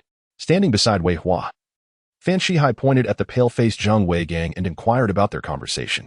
Lin Li stepped forward, positioning himself protectively in front of Zhang Weigang. Oh, what were you discussing? Wei Hua asked, slightly bending forward, his gaze as venomous as that of a serpent, fixated on Lin Li. He had previously overlooked the fact that Qi Yu's subordinate was quite extraordinary. The calm demeanor he exhibited in the face of the sudden intrusion was not characteristic of an ordinary individual. He merely spoke some truths. And we are simply here to listen. Is that a problem? Lin Li replied, his hands tucked into his pockets, seemingly unfazed by the armed figures in camouflage before him. Wei, what is your intention in barging into my room in the dead of night? Lu Ming interjected, pressing the dial key on his satellite phone with an expression of fury directed at Wei Hua. After sizing up the two individuals, Wei Hua waved his hand dismissively, commanding, "Take Zheng Weigang outside." At that moment, two more figures in camouflage entered the room, one of whom whispered something into Wei Hua's ear. Vice President Wei. The adjacent room is unoccupied. Chapter 109. A thunderbolt from the clear sky, are you certain? Wei Hua's expression darkened further. Absolutely, we have searched everywhere. Oh, so you were prepared all along. Wei Hua glanced slyly at Lin Li, who stood in opposition to his two subordinates, and with a sinister smile remarked, "Since you refuse to drink the wine offered, you shall instead partake of the punishment. Seize them." As his words echoed, 7 or 8 figures clad in camouflage advanced toward Lin Li and Lu Ming. Lin Li took a step back and shouted, "Attack!" In that instant, he pulled Zheng Weigang behind the sofa, and a sleek black semi-automatic rifle appeared in his hands, which he raised to fire at the approaching assailants. Having previously observed Lin Li unarmed, the attackers were caught off guard and swiftly fell under his barrage. Simultaneously, Lu Ming sprang into action, rolling to the ground before drawing 2 pistols, aiming first at Wei Hua and Fan Shihai. Wei Hua reacted with remarkable speed as Lin Li brandished his weapon. He retreated toward the door, leaving a bewildered Fan Shihai, who was promptly dispatched by Lu Ming's gunfire. Upon stepping outside, Wei Hua felt a sudden numbness in his lower back, followed by a heavy fall, as searing pain radiated from his waist. Ning Xiaoshan leapt down the stairs, firing another shot at Wei Hua before approaching the door. Noticing the silence inside, he called out, "Li Gu, are you all right?" "We're fine. Let's move," Lin Li responded, hastily exiting the room, followed closely by the trembling Zheng Weigang and the composed Lu Ming. Jiang Tong sprinted from the opposite side, visibly relieved to see that everyone was unharmed. "Where to?" Lin Li asked, nodding at Jiang Tong before turning to Zheng Weigang. "To the building across the way. That's Zhao Jiangwo's territory. With just the 4 of us, escaping is impossible." Zheng Weigang stammered, his lips quivering, but his mind remained sharp. "We should take Wei Hua's body with us. Only then will Zhao Jiangwo let us in. Let us go." With Ning Xiaoshan hoisting the corpse, Lin Li led the charge down the stairs. At the moment the gunfire erupted, in a luxurious office at the stadium, young Luo Shui, who had been enjoying a massage with his eyes closed, suddenly snapped them open. "President, it must be Vice President Wei and the others. Rest assured." The female secretary, Zhou Xiaoxiao, seemingly accustomed to the sounds of gunfire from the base, continued her ministrations without interruption. "You know nothing." Yang Luo Shui sat up and commanded, "Have Bai take a team over to investigate and inform Wei Hua to resolve any resistance on the spot." "Understood." The secretary swayed her hips as she swiftly departed. Yang Luo Shui lit a cigarette, a frown creasing his brow. Meanwhile, Lin Li and his companions reached the vicinity of the high wall opposite building number 5. Spotting 2 sentinels standing rigidly. Upon seeing them, the guards immediately cocked their weapons and shouted, "Who goes there? We just arrived today and have just killed Wei Hua and Fan Shihai. We seek your leader, Zhao Jiangwo." Lin Li tossed Wei Hua's lifeless body forward. One of the guards stepped closer, confirming Wei Hua's identity before calling out, "Wait here." After speaking, he swiftly dashed into the building. "Brotherly, is this reliable?" Ning Xiaoshan leaned against Lu Ming, scrutinizing the outside situation, faintly hearing the approach of footsteps. "Be prepared to board the vehicle at any moment. If anything arises, I will immediately deploy the armored car." Lin Li, uncertain of the trustworthiness of Zheng Weigang's words, was relieved to have a contingency plan. Within a minute, a young man in a black t-shirt emerged from the building, followed by a dozen armed subordinates. "Who are you?" The young man in the black t-shirt was Zhao Jiangwo, who leaned against the pillar at the entrance and inquired in a low voice. Zheng Weigang recognized Zhao Jiangwo's figure and shouted, "Captain Zhao, they are my friends. Fellow veterans like you, here to assist us." "You are Zheng Weigang?" Zhao Jiangwo discerned Zheng Weigang's voice. "It's me, Captain Zhao, let us in quickly. There are people outside. How dare you show your face here? If it weren't for you, we wouldn't be trapped." Zhao Jiangwo remarked with a hint of amusement. "Now you're fighting amongst yourselves, and I'm just here to watch the show. Hurry up and scram. What is going on?" Lin Li gripped Zheng Weigang by the nape of his neck. Zheng Weigang, too preoccupied to explain to Lin Li, continued to shout at Zhao Jiangwo, "Captain Zhao, I was deceived just like you. Besides, as a man nearing 50, how could I possibly kill Wei Hua? Do you think I have the qualifications for infighting? Who knows what trickery you're up to? Your internal struggle has nothing to do with me. Just get lost." Seeing that Zhao Jiangwo was not listening to Zheng Weigang's explanations, Lin Li forcibly pulled him behind, shouting at Zhao Jiangwo, "Captain Zhao, we are all men here. If you want to escape this place, prepare for battle. Once we deal with the first wave, we will fight together. If not, Just stay here and await your demise. With that, Lin Li turned and moved to the outermost area, retrieving the most heavily armored vehicle and beckoning several individuals to board. He then positioned himself behind the vehicle, taking out a rocket launcher and aiming at the entrance of the community. Soon, around 20 individuals in camouflage, led by a man in a white shirt, sprinted towards Building 5. Boom! Lin Li decisively fired the rocket, unwilling to let them approach the building, fearing its fragility might lead to a collapse. A deafening explosion erupted, instantly engulfing the crowd, the shockwave toppling a large section of the high wall and sending dust soaring into the air. This thunderous noise completely alerted the entire Survivor Alliance. In the central buildings, Li Niafeng and Lu Zixin, already awakened by the gunfire, observed the situation from the window and witnessed the entire explosion. Quick! Assemble everyone! They both commanded almost simultaneously. In contrast to them, Zhao Jiangwo, being the closest and somewhat experienced, was more astonished as he surmised the nature of the explosion. It's not explosives, but a rocket launcher. A weapon that shouldn't be here. Lin Li retracted the launcher and called out to Zhao Jiangwo, Captain Zhao. Shall we come out and discuss? In the stadium office, Yang Luoshui trembled at the sound of the explosion, quickly exiting the office and glancing towards the adjacent community. Only able to vaguely see the rising dust, he immediately commanded the bewildered secretary, "Go, instruct everyone to gather with their weapons." Zhao Jiangwo approached the end of the high wall, staring vacantly at the armored vehicle before him. He could never have imagined that one day he would witness the most renowned snow-covered armored vehicle from the Bear Country right beneath his apartment complex, especially with its owner having just fired a rocket. Lin Li grinned widely. Captain Zhao, feeling a bit restless? Chapter 110, The Outbreak of War, Part 1, Captain Zhao. Feeling a twinge of impatience, Zhao Jiangwo gazed at Lin Li's smiling face, finding it somewhat surreal. Were it not for the deafening explosions that had just erupted, he might have doubted the reality of the moment. He opened his mouth twice before finally managing to speak. Who exactly are you? I am here to assist you. Lin Li clapped his hands and replied with a casual smile. How does it feel to have endured such humiliation for so long? Would you like to vent your frustrations?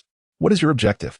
Zhao Jiangwo could not deny that Lin Li's proposal stirred something within him. However, having navigated the treacherous landscape of the apocalypse for so long, his instincts were now deeply ingrained.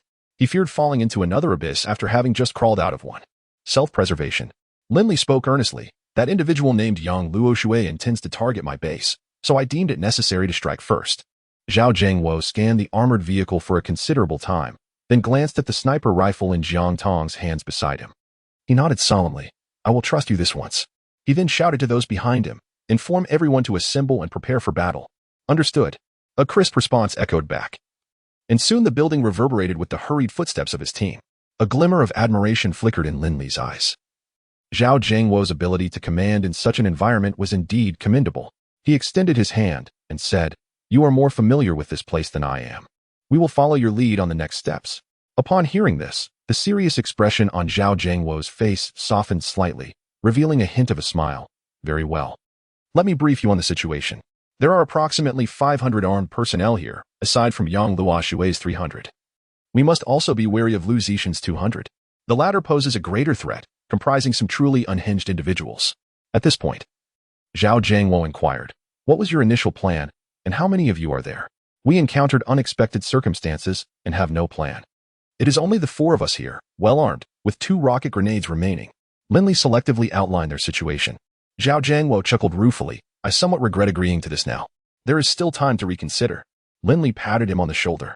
That is not an option. Zhao Jiangwo waved his hand decisively. Orders have been issued. There is no turning back. We will confront them sooner or later, and it will be today. Splendid. I will do my utmost to ensure your safety. Lin Li turned to Jiang Tong. Ascend the building and find a vantage point for sniping. Pay special attention to buildings 7 and 8 in the northwest. Those are Lu Zixin's men, armed with explosives. Zhao Jiangwo cautioned. Then called out to one of his subordinates, Xiao Mao, take this young lady upstairs. The young subordinate glanced at Jiang Tong, quickly averted his gaze, and shyly said, Sister, please follow me. Your subordinate is quite young. Ning Xiaoshan jumped out of the vehicle. Zhao Jiangwo explained. He is the child of an older brother, just 16. Capable of handling a firearm. Now, let us discuss the upcoming battle strategy, Lin Li urged. Within this confined space, devoid of heavy artillery and constrained by towering walls, I shall allocate 20 of my men to your cause. You will guard the front entrance while I, with the remainder, will secure the rear. Do not mistake this arrangement for bullying. The majority of Yang Luoshui's followers reside at the back, and alongside another faction, that is where the main confrontation will unfold. Zhao Jiangwo pondered for a moment, then cautioned, only use the rockets in dire circumstances. If the building collapses, we shall all be entombed here. While there are many deserving of their fate, countless innocents also suffer. Rest assured, Lin Li replied succinctly, I do not require your men. I will ensure the front remains secure. He then handed Zhao Jiangwo a walkie-talkie, tuned to the proper channel, instructing him to communicate any need for long-range sniping from within. Very well, Zhao Jiangwo affirmed, recognizing the exceptional backgrounds of those before him. Remembering he did not yet know their names, he hastily inquired, What are your names? We are about to fight side by side. One ought to know their comrades. Lin Li, Lu Ming, Ning Shashan, Zheng Wei Gang. I believe my introduction is unnecessary. The atmosphere in the neighborhood, once fervent, swiftly descended into a profound silence. Every individual present understood that dark, turbulent currents churned beneath the surface, heralding an imminent clash. None could predict the outcome, yet they all felt a strong sense of confidence in their own victory, except for Li Nanfeng. Once a detective in the Lingyan City Bureau, he had barely survived 2 years of a frozen existence, only to find himself confronting a zombie apocalypse. This was not the most terrifying aspect. After enduring numerous tribulations alongside a few colleagues, they had established a makeshift sanctuary. However, tranquility was short-lived as they encountered members of the Survivor Alliance. After several discussions, they arrived here, only to discover that life within was far from the rosy picture painted by others. Instead, it was steeped in bloodshed and devoid of humanity, revealing the savage nature of man. 2 months later, of the 700 who had initially joined him, fewer than 200 remained. The rest either slaughtered or subjugated by the likes of Yang Luoshui, reduced to mere slaves devoid of dignity. Their attempts at rebellion were futile, the disparity in power insurmountable. Too vast to bridge even with countless lives. Disheartened, he resigned himself to the currents of fate, striving only to uphold a final line of defense without inflicting harm upon his fellow beings. Yet, even this restraint rendered him the target of disdain from certain factions. Once his last few followers were dissipated, he anticipated a fate similar to that of his former colleagues. The abrupt upheaval in the community stirred a flicker of opportunity within Li Nanfeng. Resolute, he decided to venture forth and probe the situation, seeking a glimmer of hope for both his companions and himself. Halt! As Li Nanfeng and his group approached the entrance of the 2 buildings, a voice from the shadows commanded them to stop. He crouched behind cover and called out, Brothers, I am Li Nanfeng. Are you with Zhao Jiangwo? Li, do you have the courage to come and discuss? Zhao Jiangwo challenged. Li Nanfeng's expression darkened. He was acutely aware of Zhao Jiangwo's disdain for him. Previously, Zhao had discreetly sent emissaries to propose an alliance against Yang Luoshui, an offer he had declined. It is truly not his fault. Although he appears to have a multitude of subordinates, the majority are merely ordinary individuals lacking in discernment. With just a few strikes from Yang Luoshui, followed by a few enticing promises, they crumbled almost entirely. The remaining few dozen do support him, yet precisely because of this, he refrains from recklessly putting these brothers in peril, as the disparity in strength between himself and Yang Luoshui is far too great. Li Nanfeng glanced at the crowd behind him, his gaze gradually solidifying with determination, as he called out to where Captain Zhao Jiangwo was located. Captain Zhao, I shall approach alone. After conveying a few words to those beside him, he rose, straightened his posture, and strode towards Zhao Jiangwo. Chapter 111, The Outbreak, Part 2, Mac. It seems that your Uncle Wei and Uncle Bai may have encountered misfortune. Exercise caution once you arrive. Your uncle has no other kin but you. In the stadium office, Yang Luoshui pressed both hands firmly on the shoulders of the young man. His eyes reddened as he imparted his urgent counsel. Rest assured, uncle. Even if those few with the surname Qi are involved, I can easily handle them. Not to mention Zhao Jiangwo. The young man, Zhang Hongtao, was Yang Luoshui's nephew and the direct leader of the most formidable faction within the Survivor Alliance. Very well, once you arrive, eliminate everyone, be it those with the surname Qi, Zhao Jiangwo, or Li Nanfeng. Yang Luoshui declared with a fierce countenance. This is everything we possess, even if we incur some losses. We must not allow anyone else to benefit. I am relying on you. With a fierce expression, Zhang Hongtao replied, Stay here and wait. I assure you that within a few hours, I will have dealt with all those insignificant pests. With that, he strode out of the office. Lin Li and his companions waited for over 10 minutes until they finally caught sight of a small group of figures appearing at the entrance of the community. Brotherly, why are there so few people? Yang Luoshui pondered aloud, perplexed. Let us not concern ourselves with that. We will eliminate as many as come today, Lin Li replied calmly. The recent explosion and gunfire will undoubtedly attract zombies. The area outside the stadium may already be besieged. If we wish to leave, it will be exceedingly difficult. We must hold our ground here. Lu Ming softly remarked. Qiyu has already dispatched the nuisances around the base and is making his way here. The initiative will then rest in our hands. Mr. Lin, could you lend me a gun? I could fire a few shots as well. Zheng Weigang timidly raised his hand. Lin Li turned back with a teasing tone. Deputy Mayor Zheng, aren't you curious where I acquired this armored vehicle? And no. Zheng Weigang shook his head vigorously. I am not curious. You need not tell me. Ning Xiaoshan, witnessing this, remarked with a hint of envy. Truly, as a leader, you possess more cunning than I have hairs on my head. What leader? Just call me old Zheng, Zheng Weigang replied, devoid of any displeasure. Having witnessed Lin Li's prowess with the rocket launcher, he simply wished to follow Lin Li and survive. As they spoke, Lu Ming and Lin Li rose simultaneously, directing 2 bursts of bullets toward the squad entering the community. Following that, Ning Xiaoshan added several precise shots, ensuring that all at the entrance of the community were dispatched. Meanwhile, Zhao Jiangwo had just finished conversing with Li Nanfeng. After quietly listening to the gunfire for a few seconds, he muttered, "Where did such formidable individuals come from? Is everything clear ahead? Should I send reinforcements?" Li Nanfeng, emboldened beyond his usual demeanor, replied, "No need. It seems only a dozen or so individuals have been dealt with." Zhao Jiangwo turned his gaze toward the distant path, his expression grave. "Quickly summon your men. Yang Luoshui's people have arrived." Li Nanfeng's expression shifted, and he hurriedly called for his subordinates. As his men took cover near Zhao Jiangwo, the area not far off was already teeming with shadowy figures. Zhao Jiangwo, Li Nanfeng, are you tired of living? Heed my counsel, surrender now, and I shall spare your lives. Otherwise, I will take the lives of all present. Zhang Hongtao, clad in a bulletproof vest, bellowed, "Of course, the women are exceptions. I shall ensure they are well taken care of. I will count to 3, and if you do not surrender, do not blame me for my ruthlessness. 1, 2. Zhang Hongtao elongated his tone, then suddenly commanded, "Let us engage." His subordinates immediately bent forward, advancing. Bang! Rat-a-tat-tat. The identity of the first shooter remains unknown, but soon. Gunfire rained down like hail on a tent, creating a cacophony of heavy sounds. Lu Ming, guard the front door. I will join Xiaoshan to provide support. Lin Li deduced from the gunfire that Zhao Jiangwo's men were utterly suppressed. He retrieved several grenades from his space and distributed them to Ning Xiaoshan. As the two hastily dashed toward the back door, with such limited strength, they dared to embarrass themselves. Zhang Hongtao occasionally raised his hand to fire a shot, but more often, he was observing the situation. Seeing Zhao Jiangwo and Li Nanfeng unable to lift their heads, he felt both exhilaration and a tinge of boredom.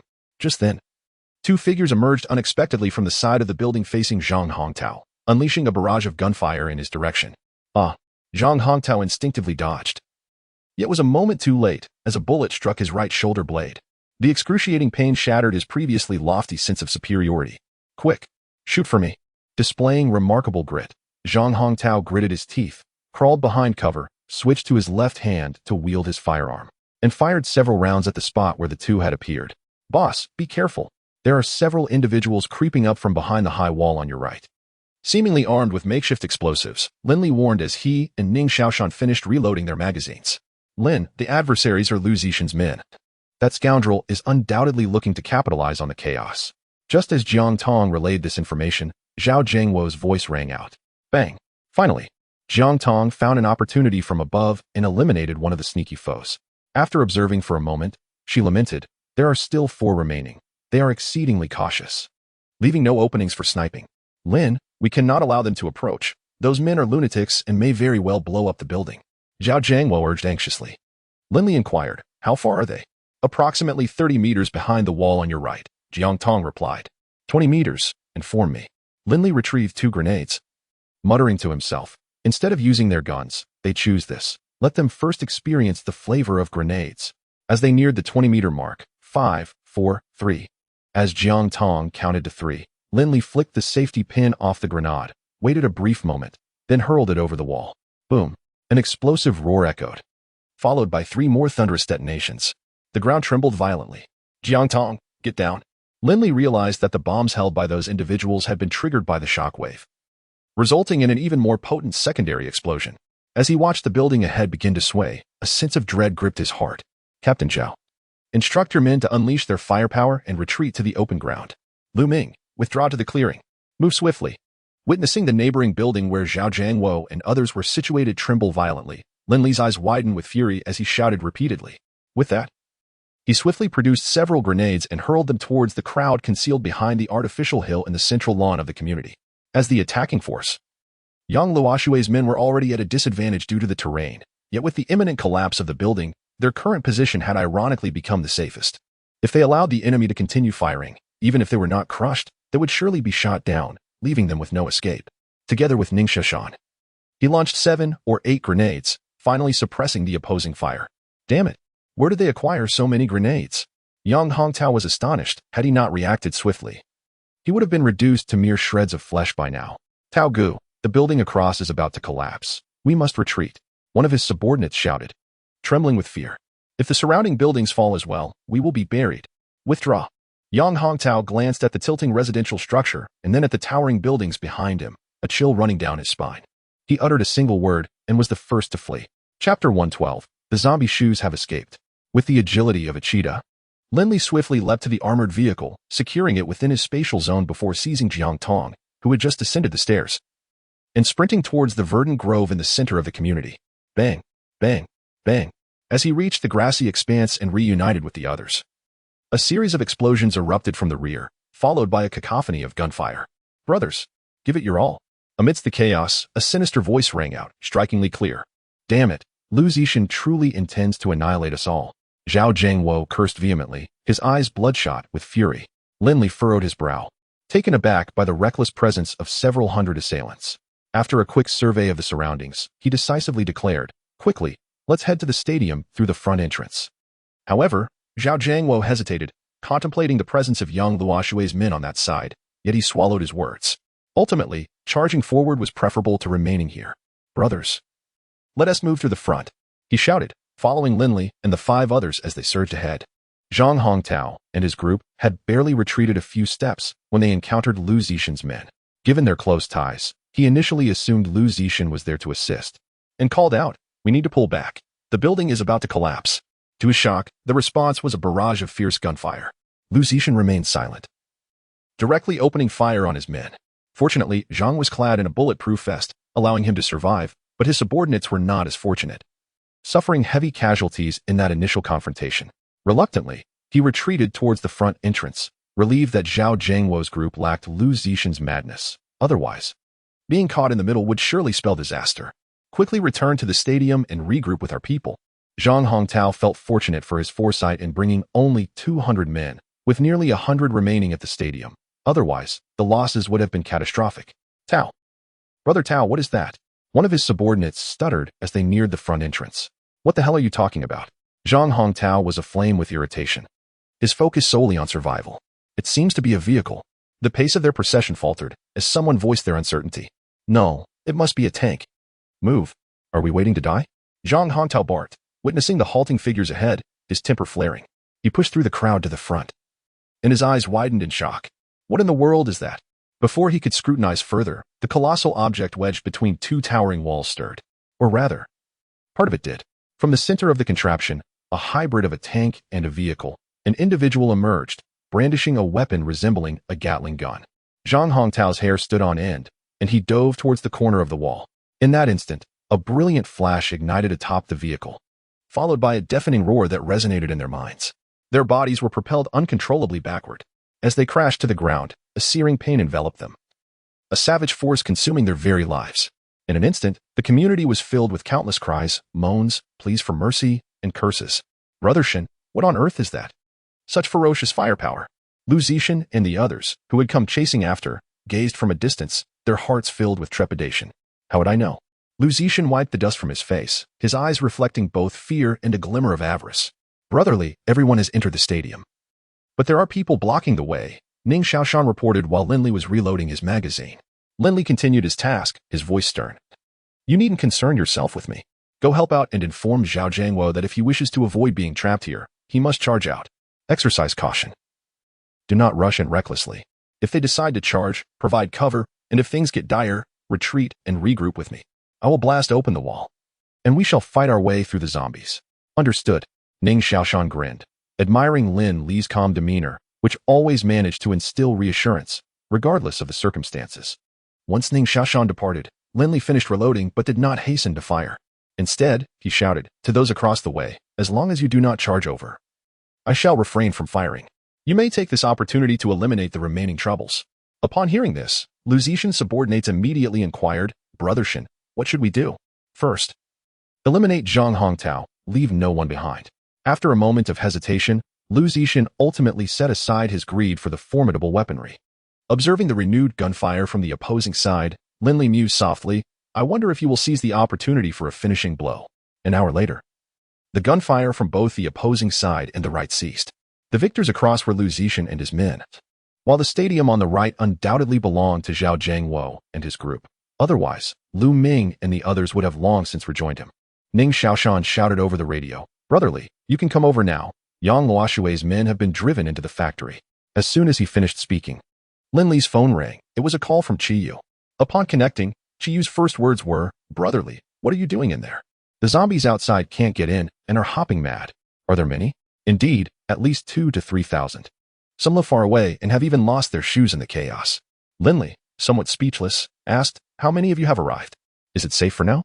35 of us are currently across the street from you, on the building opposite. With all this commotion, you've deployed armored vehicles and machine guns. It was no wonder the young man spoke so casually. He was evidently aware of Lin Li's current predicament. Damn, the building has collapsed. With Qiyu's exclamation, the second building on the left of the community came crashing down. Stay put for now. Lin Li hung up the phone and noticed that the bodies on the ground were beginning to show signs of transformation. Taking advantage of the swirling dust for cover, he retrieved the armored vehicle and headed toward the stadium. Upon entering, he encountered Lu Ming and the others, who had come to assist. Lu Ming stated, Brother Li, Zhao Jiangwo has blocked the front entrance of the factory. However, the back door leads outside, and it is likely that Yang Luoshui will attempt to escape. Blocking the front is sufficient. The outside is swarming with zombies. If he wishes to kill, let him go out and do so. As Lin Li walked, he remarked, many lives have been lost, and signs of corpse transformation are already evident. Inform them to prepare their defenses and swiftly deal with the zombies in the stadium. A few individuals entered an office where only Zhang Weigang was present, meticulously brewing tea while balancing a tray of cups. Lin Li felt both admiration and contemplation towards him. A person like Zhang Weigang, having survived until now, relied not on mere physical prowess, but on intellect and a flexible mindset. While they were enjoying tea, Zhao Jiangwo and Li Niafeng entered the office together. Zhao Jiangwo took the tea from Zhang Weigang, gulped down a large mouthful, and immediately spat it out, gasping for air. My apologies, I forgot to mention it was freshly brewed, Zhang Weigang said with a look of regret, offering a tissue. Zhao Jiangwo waved his hand dismissively and turned to Lin Li, saying, Brother Lin, I have instructed my men to block the main entrance of the community and the factory. Once the others finish their tasks, this place will be secure. Lin Li nodded, advising, it is imperative to have patrols in place. It would be prudent to gather and guard the corpses for added safety. After all, whether dealing the final blow will completely resolve the issue of corpse transformation remains uncertain. Very well, little cat, please make the necessary arrangements. Zhao Jiangwo dismissed his subordinates, then set down his teacup, straightened his attire, and solemnly saluted Lin Li and the others. Thank you for granting us another chance at survival. Chapter 113. A test of authority. Do not be modest. Your survival thus far is a testament to your own efforts. And this time shall be no different. Lin Li expressed his reluctance to bask in glory. Zhao Jiangwo, feeling a pang of guilt, replied, without your intervention to break the deadlock, I would surely be the next Li Niafeng. Such words made it seem as though I had already met my demise. Li Niafeng silently scoffed, yet nodded in agreement. Zhao Jiangwo's words, though blunt, held a kernel of truth. Lin Li chose silence and settled onto the sofa. He turned to Ning Xiaoshan and stated, Qiyu has arrived. Please get in touch with him. Let us rest tonight and devise our next steps come morning. Understood. I will contact him immediately. Upon hearing of Qiyu's arrival, Ning Xiaoshan felt a wave of relief wash over him. Captain Zhao, Captain Li, what are your next plans? Lu Ming inquired after exchanging glances with Lin Li. Given that the battle had just concluded and with Lu Zixin still a looming threat, discussing the distribution of post-battle benefits felt premature. However, the hasty alliance formed earlier lacked even a preliminary agreement on distribution. Establishing initial guidelines soon would benefit both parties' stability. To be frank, I am solely focused on eliminating those beasts. I have not considered anything beyond that. Zhao Jiangwo was the first to voice his thoughts. I share the same sentiment. Li Niafeng concurred, then hesitated before adding, the alliance has achieved its current scale largely due to our efforts. We have long been oppressed and hope to receive fair treatment henceforth. As he spoke, his gaze remained fixed on Lin Li's face, seeking to discern the latter's stance on the future management of the base. That is only natural, Lin Li replied, his words measured and precise. Whether as an observer or a participant, his response was beyond reproach. He could not afford to let the largest survivor base in Lingen City fall into the hands of others. Yet it was premature to adopt a leader's demeanor at this juncture.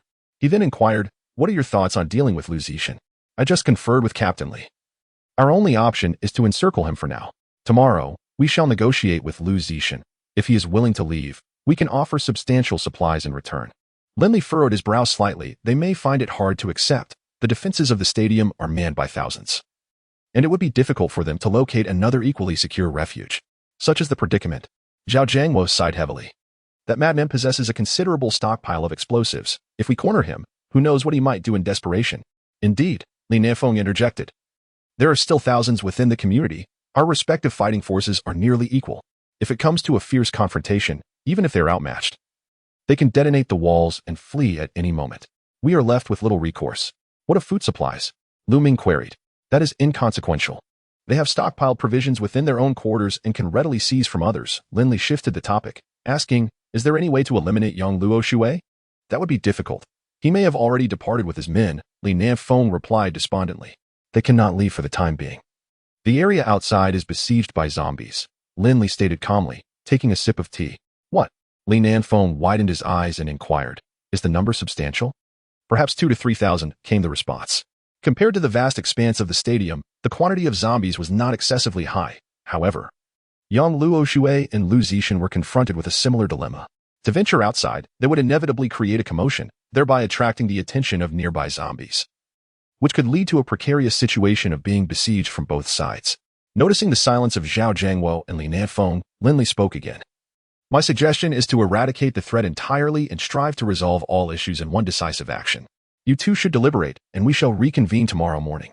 Once the two departed, Lin Li and the others engaged in brief discussions before seeking rest in their respective offices, all sensing that a notably arduous battle awaited them at dawn. At daybreak, Lu Zixin stood by the window. A grim expression etched upon his face as he gazed at the stadium. Brother Shin, murmured a middle-aged man with sunken eyes, standing behind him. I heard several outsiders arrived yesterday. Could last night's commotion be attributed to them? What of it? The pressing concern now is how we shall seize the entire base. Lu Zixin replied, visibly irritated. Indeed, indeed. His subordinate quickly nodded, a fierce look crossing his face. Shall we send those useless individuals in front, rigged with explosives? Once they approach the passage, we can detonate. Lu Zixin pondered, explosions are essential, but let us not rush. The combined forces of Zhao Jiangwo and Li Nanfeng are likely comparable to ours. Brother Shin, it's dire. The individuals who perished last night have returned. A panicked subordinate burst in, interrupting Lu Zixin. This is disastrous. Lu Zixin's countenance shifted. Damn it, I forgot to deliver the final blow. With that, he kicked his subordinate, exclaiming, Did you not think to remind the men below? Has your brain been devoured by a dog? The subordinate, unable to evade, took the blow and felt deeply wronged. Prior to their departure the previous night, Lu Zixin had declared his intent to take the entire base, and the group had been invigorated, scheming on how to seize territory. Yet midway through the assault, they had retreated, startled by the sudden explosions and extraordinary weaponry. And no one had remembered the need for a finishing blow, not even Lu Zixin himself. Quickly, gather the men and resolve this. Lu Zixin kicked again, prompting his subordinate to snap back to reality and rush out to summon assistance. Brotherly, Chiyu reports that there are approximately 4,000 zombies gathered. With no signs of further accumulation, Ning Shashan set down the phone, lifting a steaming bowl of tofu pudding, and remarked, he suggests attempting to lure the zombies away. Do you require his help? No need, Lin Li replied, finishing off a basket of steamed buns and handing a bottle of yogurt to Jiang Tong, who was enjoying spicy hot pot. He casually stated, when Zhao Jiangwo and Li Nefeng arrive, if they have a solution, let them handle it. If not, we shall intervene ourselves. Brotherly, do you intend to recruit them? Lu Ming astutely perceived Lin Li's intentions. Indeed. I am quite uneasy about leaving several hundred armed individuals behind. Control must remain in our hands. Shall we allow both sides to continue depleting each other? Jiang Tong inquired, lifting his head. Not to that extent. Did Li Nefeng not mention yesterday that their contributions at this base are paramount? In that case, I shall assert my dominance over them, compelling their complete submission. But what if they refuse to comply? Ning Xiaoshan effortlessly placed the empty bowl upon Lin Li's right hand, and it promptly vanished. Then we shall continue until they acquiesce. Lin Li shook his head once more, adding, those two are astute individuals. They should not allow matters to escalate to that point. Do you have a solution for Lu Zixin? Lu Ming inquired with curiosity. Well, if all else fails, we shall resort to another show of force. Chapter 114. The question of staying or leaving. Lin Li had just finished his breakfast when Zhao Jiangwo and Li Nanfeng knocked on the office door. Mr. Lin, we are preparing to talk to Lu Zixin. Do you have any instructions? Li Nanfeng inquired. No, you are the masters here. Do as you see fit. Once the zombies outside disperse, I will take my people and depart, Lin Li replied. Li Nanfeng appeared surprised. You don't plan to stay here? Ning Xiaoshan casually asked. What would be the purpose of staying? We have our own base, which offers better conditions than yours, land for farming and space for raising pigs. It's much more comfortable. Upon hearing this, Li Nanfeng exchanged glances with Zhao Jiangwo, their emotions starkly contrasting. The former exhibited a mix of surprise and delight, while the latter revealed regret and sorrow. Lin Li discreetly assessed the two, smiling as he remarked, I previously mentioned that Fan Shihai aimed to lay claim to my base, which is why I was compelled to undertake this journey. Now that the crisis has been averted, it is only natural for me to return, he added. I hope that after you take over here, similar troubles will not arise. Li Nanfeng quickly waved his hand. No. Rest assured. That is good to hear. Lin Li replied with a faint smile. You may return to your tasks. Of course, should you require anything, do not hesitate to ask. Li Nanfeng's demeanor was now noticeably warmer. As Zhao Jiangwo approached the door, he hesitated for a moment before turning back to Lin Li, speaking earnestly. Lin, I know you are not ordinary people and perhaps look down on this place, but I sincerely hope you will consider staying. Outside, Li Nanfeng furrowed his brow, signaling Zhao Jiangwo repeatedly, yet the latter remained oblivious. I certainly will not stay. However, I intend to take a portion of the weapons we acquired during the battle. As my resources have been considerably depleted, Lin Li stated, shifting the conversation to the matter of weapons. That is not an issue, even if you hadn't mentioned it. I would have arranged for them to be delivered to you. Zhao Jiangwo readily agreed, then suggested once more, as you have seen, the defenses here are quite commendable. The area is spacious, with electricity and water available, and transportation is convenient. Why not remain and develop this place with us? Not possible. After several years, I have grown accustomed to a management style that allows for decisive authority at my own base, and I doubt we could harmonize. Lin Li declined once more, though he left a somewhat ambiguous remark that was difficult to accept. Zhao Jiangwo and Li Nanfeng would likely refrain from addressing it now, but it remained a possibility for the future. Well then, we shall first negotiate with Lu Zixin and inform you of the outcome. Zhao Jiangwo concluded as he exited the office. Old Zhao, why are you so concerned about Lin Li? Isn't it better that he doesn't stay? You will have full control over the base, and I can be your deputy. It would be great if we teamed up. On their way, Li Nanfeng continued to persuade Zhao Jiangwo, who remained resolutely silent. This Zhao Jiangwo appeared to possess far fewer ulterior motives than old Zhang. After the two left, Ning Xiaoshan idly lounged on the sofa, teasing Zheng Weigang.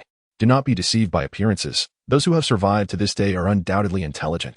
It is only within our base that we find some fools among those who have been well protected. Lu Ming set up his sniper rifle, engaging in silent conversation with Qi Yu, who was peering through binoculars. The sound of gunfire echoed through the community.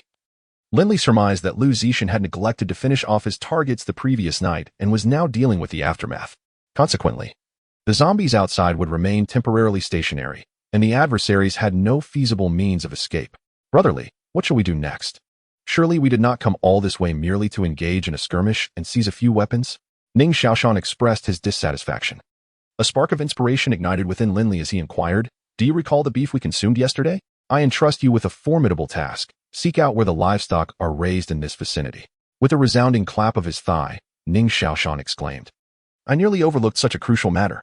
I shall venture forth immediately. If we can procure a couple of cattle, our journey will not have been in vain. He paused, casting a glance at Zheng Weigang. Old Zhang, you must know where they are, right? Those creatures are treasures of Fan Shihai. I truly have no idea, mister. Lin has already inquired about it. Zheng Weigang replied with a grimace. Then you shall accompany me, Ning Xiaoshan asserted, pulling Zheng Weigang along as they headed outside. Brotherly, what if Zhao Jiangwo and the others come to an agreement with Lu Zixin? Lu Ming rubbed his weary eyes and stood up to ask. Wouldn't that be fortuitous? As soon as Lu Zixin lets his guard down, we can strike and eliminate them, given their actions towards the survivors. A death sentence would hardly be excessive, would it? Absolutely not. They are deserving of such a fate. Lu Ming thought of the words spoken by the girl he had accompanied last night. His teeth clenched in anger. Approximately 2 hours later, Zhao Jiangwo and Li Nanfeng returned to the office. It seems, your negotiations did not yield favorable results? Jiang Tong, acting as secretary, inquired while serving them tea. Alas, Li Nanfeng sighed heavily. Indeed, That Madden insisted we leave immediately with our people. Otherwise, he threatened to blow up the surrounding walls and unleash the zombies. Lin Li silently shook his head. If Lu Zixin were truly inclined to such actions, he would not have retreated so easily the previous night. Furthermore, he had strapped explosives to the residents of the community, blending them into the crowd as they approached the entrance to the stadium. Zhao Jiangwo clenched his fists. Just now, we were compelled to kill numerous individuals. At this rate, the entrance's high walls will inevitably be filled with corpses. You should consider yourselves fortunate. Lin Li's subsequent statement sent a shock through them. If I were Lu Zixin, I would attach explosives to the zombies from last night and create a ruckus here. Even releasing a portion of the outside zombies to deplete your ammunition. Li Nanfen's expression turned ghostly as he murmured, in that case, wouldn't they also be attacked by the zombies? Lin Li countered, do you recall a certain Wang Kai who visited our base? I heard he is affiliated with Lu Zixin. Does that ring a bell? Wang Kai. Zhao Jiangwo's face suddenly paled, and he exclaimed, are you suggesting they would disguise themselves as zombies? I am merely speculating. If they are not foolish, they will inevitably resort to such tactics. Lin Li shrugged. Upon hearing these words, Zhao Jiangwo nodded in agreement, plunging into deep contemplation. Li Nanfeng, however, stood up with a look of anxiety, pacing back and forth, incessantly murmuring, this cannot happen. We absolutely must not allow them to proceed. The ammunition we possess is far from sufficient to contend with such a multitude of zombies. After a while, Zhao Jiangwo hesitated several times before speaking. When Li Nanfeng abruptly halted, turning to Lin Li, Mr. Lin, do you still have the rocket launcher and weapons you utilized last night? Could you possibly spare them? Indeed. I do, Lin Li replied readily, then inquired, but why would I part with them? Chapter 115. The decision of Zhao Jiangwo's team, but why should I present it? For this question, Li Nanfeng found himself momentarily at a loss for words, feeling a twinge of resentment amidst the awkwardness. The previously harmonious atmosphere was shattered by a single remark from Lin Li, leaving the scene rather tense. After a prolonged silence, Zhao Jiangwo took it upon himself to mend the rift. Mr. Lin, I understand you have your own concerns. Empathy dictates that if I were in your position, I too would be wary of potential risks. Please feel free to express any demands. I believe our objective regarding Lu Zixin aligns perfectly. Lin Li nodded slightly and turned to Li Nanfeng, inquiring, what are your thoughts, Captain Li?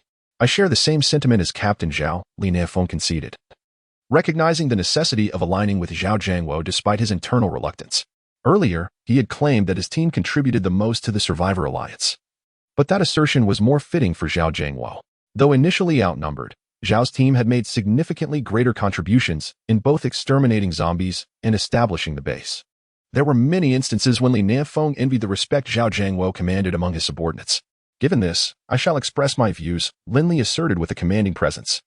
I will address the issues concerning Lu Zixin and young Luo Shui, and thereafter, I will be in charge here. It's as simple as that. Please consider it. Upon hearing this, Li Nanfeng glanced at Zhao Jiangwo and subtly gestured for a private discussion. Zhao Jiangwo nodded slightly and replied to Lin Li, Mr. Lin. This matter is of great importance. I need to confer with my team. Understood. Please proceed. Lin Li gestured graciously. Brother, dealing with Lu Zixin should be manageable. But young Luo Shui is holed up in the factory, breaching in 1 TB easy, Lu Ming remarked after the two exited. Use tear gas, Lin Li suggested. Retrieving several canisters from his spatial storage, placing them in a bag, and handing it to Lu Ming. If they agree, you can take Zhao Jiangwo's team to resolve the situation with young Luo Shui. Very well, Lu Ming accepted the bag with a grin. So you had this all planned out. Lin Li responded with a smile. Otherwise, I wouldn't have proposed such conditions. Eliminating these two threats would essentially neutralize the crisis here, benefiting both Zhao Jiangwo and Li Nanfeng, making it easier for them to accept my terms. Their only concern is whether I might become the next young Luo Shui. Lu Ming scoffed. I'm more worried they might turn out to be the next Lu Zixin. Upon exiting the office, Zhao Jiangwo made his way directly to his room, instructing his subordinates to summon several key members along the way. Captain Zhao, you need to say something. Are we really going to just hand over the territory we fought so hard to secure? Li Nanfeng urged anxiously. Think back to last night, Li. Would it have made a significant difference to Mr. Lin and his team had we not been present? Zhao Jiangwo responded before hastily departing, leaving Li Nanfeng bewildered in the corridor. Brothers, Lin Li just proposed a condition, and I would like to hear your thoughts. Zhao Jiangwo stated candidly as the core members gathered in the room. Captain, what are we discussing? I am at your command. A capable young man with a flat top interjected habitually. His name was Su Ping, one of the few who had followed Zhao Jiangwo since the onset of the apocalypse. After more than 2 years, only he and Miao Miu remained from the original group of over 10. Captain, Are the conditions set by the other party particularly harsh? Inquired a tall, gentle-looking youth. Not harsh per se, but the implications for our future are significant, Zhao Jiangwo continued. Lin Li has offered to mediate the issues with Lu Zixin and young Luo Shui on the condition that we adhere to his directives going forward. What? That is unacceptable, Su Ping exclaimed, his agitation palpable. Why should we acquiesce to someone like Lin? We have only just liberated ourselves from young Luo Shui's grasp. And now he seeks to reap the rewards. I will follow no one but the captain. Calm down, Su Ping, allow the captain to finish. Cautioned a burly young man with a composed demeanor among the group. Huang Feng is right. Captain, what is your perspective? Zhao Jiangwo pondered for a moment before responding. Based on my brief acquaintance with Lin Li, I find his proposal acceptable. He, like us, has emerged from the military. However, his personal prowess and equipment far surpass ours. My instincts suggest he possesses a moral compass. Suddenly, Zhao Jiangwo broke into a smile. Perhaps we should consider this from a different angle. Our encounter with Lin Li may indeed be fortuitous. I have heard that his base is capable of agriculture and even raises pigs. The conditions there are likely superior to our current situation. Instead of languishing within this building, we might thrive in that environment. Are we not staying here? Unnecessary. It is evident that Lin Li does not covet the resources here, implying that he lacks for them. If Li Nanfeng wishes to remain, he is free to do so. Frankly, I am eager to engage with those individuals. Though you may not wish to hear it, I must express that in the past. We might not have even had the standing to fight alongside them. Is he that formidable? Huang Feng's expression grew serious. It seems likely, Zhao Jiangwo replied, waving his hand dismissively. Setting that aside, once we accept Lin Li's conditions, the future remains uncertain. I urge you to deliberate carefully and not take my words too literally. Uncle Zhao, my father instructed me to follow you. Wherever you go, I shall follow, Miao Miao declared resolutely. What if Lin Li decides to disperse our group? Questioned the team strategist, Yu Ichio. The likelihood of dispersion is considerable, but I shall insist that you remain together. The specifics are yet to be negotiated. I gathered you here primarily to ascertain whether you can accept whatever outcome I may secure. Zhao Jiangwo's gaze was serious as it swept across each member. I accept. Yu Ichio stated after a moment's contemplation. Lin Li possesses rocket launchers, posing a significant threat to us. If we do not address this situation promptly, our best course of action may be to align ourselves with them. At the mention of rocket launchers, the expressions of the others shifted. One individual, perplexed, asked, why not simply eliminate them? It is far too perilous. Firstly, their reinforcements are situated just outside. Secondly, they have recently assisted us in resolving a significant predicament. I cannot undertake such an act. Zhao Jiangwo cast a penetrating glance at the speaker. Indeed, those 4 individuals dared to intrude here, which indicates they possess some form of assurance. I concur with the decision to join them. Huang Feng also expressed his agreement. I too am in acceptance. Well then, in light of this, you shall guard the entrances and exits of the community while I seek out Lin Li. The weight that had burdened Zhao Jiangwo's heart finally lifted, and he exited the room with renewed vigor. He had witnessed Lin Li's armored vehicle, sniper rifles, and rockets firsthand, and an intense premonition surged within him. Joining Lin Li's ranks was undoubtedly the most prudent choice. In stark contrast to Zhao Jiangwo, Li Nanfeng was exceedingly reluctant to embrace Lin Li's proposal. Chapter 116. The choice of Li Nanfeng. Once, Li Nanfeng believed that the Survivor Alliance was the ultimate sanctuary. Thus, when young Luo Shui extended an invitation for him to join, he accepted without hesitation. However, the series of events that followed rendered him utterly disillusioned with the world. Last night, when he left the building, his solitary quest to find Zhao Jiangwo was not born out of trust in the latter, but rather a lack of options. Confronted with the impending encroachment of young Luo Shui, he had no choice but to take a desperate gamble. Now, however, circumstances had shifted. He had emerged victorious. The thought of relinquishing the hard-won fruits of his labor was utterly unacceptable to him. Thus, after parting ways with Zhao Jiangwo, he immediately sought counsel with his subordinates. As he had anticipated, no one was willing to place their fate in another's hands. Every individual rejected Lin Li's proposal. Since you all oppose this, let us contemplate our next steps. Li Nanfeng's expression was shrouded in ambiguity. What more is there to ponder? There are just a few of them. We can simply eliminate them, suggested one individual. What does Zhao Jiangwo intend? We are currently at our weakest. What if he agrees? I propose we feign agreement, allowing them to eliminate Lu Zixin and Yang Luo Shui, and then we can seize the opportunity to launch a surprise counterattack, suggested a cautious middle-aged man with a sinister tone. Excellent idea, others echoed. Trusting anyone is inferior to trusting ourselves. We should aim to eliminate them all and take control of this place. Zhao Jiangwo was the first to return to Lin Li's office. Mr. Lin, I still have over 200 subordinates. I wish to know how you plan to arrange matters should I agree to your proposal. Zhao Jiangwo inquired straightforwardly, to which Lin Li responded with equal candor. We will conduct a selection process. Those who qualify will be integrated into combat groups, while those who do not will remain ordinary members. Rest assured, there will be work for everyone, food to eat, and basic guarantees. Selection. Zhao Jiangwo was momentarily taken aback, but quickly realized that all this deliberation might not even pique Lin Li's interest. Lin Li continued, my principle is not to harbor idlers, and my bottom line is that betrayal is unacceptable. Aside from that, I can assure you that life will be significantly better than what you currently endure. After locking eyes with Lin Li for a moment, Zhao Jiangwo suddenly broke into a radiant smile. Brother Lin, I will rely on you more in the future. Zhao Jiangwo's address had evolved from Brother Lin to Mr. Lin, and now back to Brother Lin once more. Brother Zhao, you are most welcome, Lin Li responded, reciprocating the greeting with a firm handshake. Brother Zhao, how do you think Lin Feng will choose? Lin Li inquired after their handshake. Internally, he must be quite resistant, though he may not show it outwardly. What measures might he take? Zhao Jiangwo, having shifted his role, replied with a smile, typically. When faced with a situation where direct confrontation is futile, I tend to devise strategies from behind the scenes. They shared a knowing smile. At noon, Lu Ming and Zhao Jiangwo entered the factory with their men. Lin Li instructed Ning Xiaoshan and Jiang Tong to utilize a sniper rifle to compel all of Lu Zixin's followers within the community to retreat indoors, subsequently launching 2 rocket projectiles. Following the collapse of the building, he, accompanied by over 100 of Lin Nanfeng's subordinates, entered to conclude the operation. Since the onset of the skirmish last night, thousands of survivors had taken refuge within the building, not a single soul daring to show themselves. It was evident that they had become accustomed to such scenarios. Lin Li had no intention of engaging with the other survivors for the time being, as the Headling Mountain base could not accommodate a large influx. His plan was to bring only a portion of Zhao Jiangwo's contingent. These individuals would remain here in the future, rendering any interaction unnecessary. Furthermore, judging by their current demeanor, they only acknowledged the side with strength and formidable force. This, in turn, simplified management. Li, how do you envision the future administration here? Lin Li inquired quietly, standing shoulder to shoulder with Li Nafeng while others busied themselves with collecting weapons. Me? Li Nafeng was taken aback, but a glimmer of excitement flickered in his eyes. Could it be that Lin Li was testing him, considering him for a role in leadership? This notion was not entirely unappealing.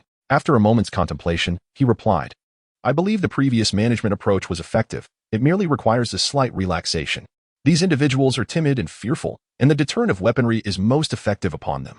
Seemingly concerned that Lin Li might disapprove of his perspective, he added, some among them initially came with me. However, a mere intimidation from young Luo Shui prompted their betrayal, rendering them untrustworthy. Lin Li remained noncommittal. At that moment, Lu Ming's voice crackled through the intercom. Li Ge, young Luo Shui has fled. I've instructed Qi Yu to attempt the blockade, but the chances of success are slim. How many managed to escape? Lin Li furrowed his brow. Zhao Jiangwo estimated that around 20 to 30 had gotten away, noting the presence of numerous zombies outside, which would likely further diminish their numbers. Do not pursue them. Swiftly seal the gaps they left behind, and then return to the community. Mr. Lin, young Luo Shui is exceedingly cunning. He will undoubtedly seek vengeance in the future. Li Nafeng cautioned, his tone laced with insinuation. Lin Li discerned the underlying tone and replied, that is a valid point. Why not take some men to intercept? Li Nafeng immediately appeared flustered, at a loss for words. Ultimately, he remained restless. Lin Li sighed, a chill emanating from his gaze. When Lu Ming and Zhao Jiangwo arrived, he called them aside and spoke solemnly. Li Nafeng harbors ulterior motives. My intention is to disarm everyone. Those who resist shall be executed. He turned to Zhao Jiangwo and asked, Brother Zhao, do you have a better solution? None. Zhao Jiangwo was not one to dither, having decided to align with Lin Li. He approached matters from his perspective. Very well, notify your men to prepare. As the community was cleared, Li Nanfeng approached Lin Li with his people. Though they appeared disorganized, there was an unintentional yet palpable formation of encirclement around him. Before Li Nanfeng's encirclement could be completed, Zhao Jiangwo arrived with a contingent that outnumbered Li's by nearly 100. Observing Lin Li greeting him while making his way towards Zhao, a person beside Li Nanfeng whispered urgently, Captain Li, this is a rare opportunity. Let us take them both down. If we launch a surprise attack now, the advantage will undoubtedly be ours. Damn it, let us do this. Otherwise, we might lose our chance. Another individual, casting his gaze downward, spoke with a tone of fierce determination. Feeling a surge of anxiety, Li Nanfeng scanned the surroundings and, with a firm resolve, declared, You all handle Lin Li and his group. I shall launch a surprise assault on Zhao Jiangwo. The others nodded in agreement. then approached Lin Li's group with feigned nonchalance. Captain Zhao, what is going on? How did Zhang Luo Shui escape? Lin Feng endeavored to maintain a facade of normalcy as he approached Zhao Jiangwo with a cheerful demeanor. Indeed, he was not to be underestimated. Zhao Jiangwo silently scoffed. Chapter 117. The dust settles. Zhao Jiangwo observed Li Nanfan's subordinates with keen clarity, realizing their intent to eliminate him as well. However, he maintained a semblance of cordiality, even as his hands discreetly executed several tactical maneuvers behind his back. There was little he could do. Once Yang Luo Shui dared to confront the zombies, no one could deter him. Indeed, merely driving them away was a commendable feat. At least our base would enjoy a semblance of tranquility thereafter. Li Nefeng casually engaged in conversation, inching ever closer to Zhao Jiangwo. His plan was to eliminate his opponent at close range, allowing him to retreat with Zhao Jiangwo's corpse as a shield against incoming bullets. Simultaneously, Li Nanfan's subordinates were merely 5 or 6 steps away from Lin Li. In that moment, time seemed to stretch interminably. Li Nefeng felt the very air grow heavy, as if it were on the cusp of stasis. One more step, just one more step, and he would strike. With one hand, Li Nanfeng reached into his pocket, retrieving his standard-issue pistol, a trusty companion since the onset of the calamity. A subtle click emanated from his pocket, the sound of the safety being disengaged. One more step, and he could fire. Feigning nonchalance, Li Nefeng took that final step. Holding his breath. Now was the moment. The smile on his face vanished in an instant as he drew his right hand from his pocket, poised to shatter Zhao Jiangwo's unsightly visage. Bang! The gunfire rang out, and Li Nanfan's expression froze, quickly morphing into one of shock and agony. The gun had not been fired by him, but by Zhao Jiangwo, who, with a hand that had remained at his waist, had mysteriously produced a sleek black pistol, now exhaling wisps of grayish smoke. Li Nefeng longed to inquire how Zhao Jiangwo had discerned his intentions, yet the blood gushing from his neck drowned out his voice. The world had become a battlefield rife with peril. I had recognized this truth long ago. After firing, Zhao Jiangwo fluidly emptied an entire magazine, squatting beside Li Nefeng, his hand brushing gently over his eyes. Meanwhile, at Lin Li's location, as Zhao Jiangwo discharged his weapon, Lin Li turned to face the 3 individuals advancing toward him. Noticing his lack of armament, they let down their guard. Little did they anticipate that within the blink of an eye, Lin Li would wield a semi-automatic rifle, its muzzle aimed directly at their heads. Caught off guard, the recently erupted battle was predominantly led by Lin Li's faction. Zhao Jiangwo observed everything with keen eyes, astonished by the swiftness of Qi Yu and the others, while simultaneously relieved at having made the right decision. The collection of weapons and the finishing off of wounded foes required no prompting from Lin Li. He gazed towards a distant residential building and inquired, Captain Zhao, how many inhabitants reside there? Approximately 5,000, Zhao Jiangwo responded. There are 30 buildings in total. The first 10 belong to us, while the remaining 20 house ordinary survivors, separated by a high wall. Perhaps due to Lin Li's recently demonstrated prowess, Zhao Jiangwo spoke with a hint of restraint. Lin Li patted him on the shoulder, saying, relax. You know those people well. You will coordinate with Lu Ming and Jiang Tong to manage them temporarily. Once we have eradicated the zombies outside, I will outline the next steps. Understood, Zhao Jiangwo nodded decisively. Brotherly, we found the cattle, 3 heads. Upon returning to Yang Luoshui's former office, Ning Xiaoshan exclaimed eagerly, are they male or female? Lin Li asked with anticipation. I couldn't tell. Ning Xiaoshan replied somewhat awkwardly. How could you not know? The group collectively derided him. I've never raised cattle. Ning Xiaoshan weakly defended himself, pointing at Zheng Weigang. Isn't it true that old Zheng couldn't tell either?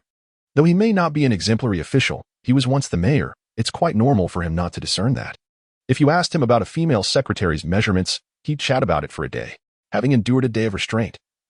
Yu seized the opportunity to tease Ning Xiaoshan. It was only then that Lin Li recalled Zheng Weigang's presence. He asked, Mayor Zheng, do you have any thoughts on the management of the base? Zheng Weigang's murky eyes suddenly sparkled with clarity as he nodded vigorously. Yes, yes, yes. Let me tell you. Enough, save your words for them, Lin Li interrupted, pointing at Lu Ming and the others. Lin Li's impression of this individual was relatively favorable. It was evident that Wu Qianghu had previously inquired about him, and Zheng had refrained from betraying Lin Li. Moreover, he had offered Lin Li reminders on 2 occasions. Should he possess genuine managerial ability, Lin Li would not hesitate to include him among the base's administrators. Excellent. Zheng Weigang's face brightened like a blooming chrysanthemum as he stepped eagerly towards Lu Ming and the others. That evening, Lin Li summoned Zhao Jiangwo and the core members of his team to the dining hall for a feast. Upon witnessing the lavish spread of food and beverages, Zhao Jiangwo's men were taken aback, their earlier anxiety dissipating considerably. Please, make yourselves comfortable and take a seat, Lin Li beckoned, taking his place at the main table first. The dining hall was spacious. Qiyu's group occupied 3 tables while Zhao Jiangwo's team filled 2, leaving ample room. After settling in, Zhao Jiangwo introduced his trusted subordinates to Lin Li, who in turn briefly introduced Lu Ming and the others. Most individuals at the main table had military experience. And after a few exchanges, Lin Li raised the first toast, prompting a lively atmosphere as cups were exchanged and laughter filled the air. Halfway through the meal, under the deliberate encouragement of Lu Ming and his companions, Zhao Jiangwo's subordinates shed their pride and discontent, raising their glasses in salute to the group. Brother Lin, allow me to raise a glass in your honor. Zhao Jiangwo's face flushed crimson, yet his gaze remained remarkably lucid. He sighed. It has been over 2 years. And to be candid, this is the first time I have glimpsed hope. Your presence has instilled in me the belief that there are brighter days ahead.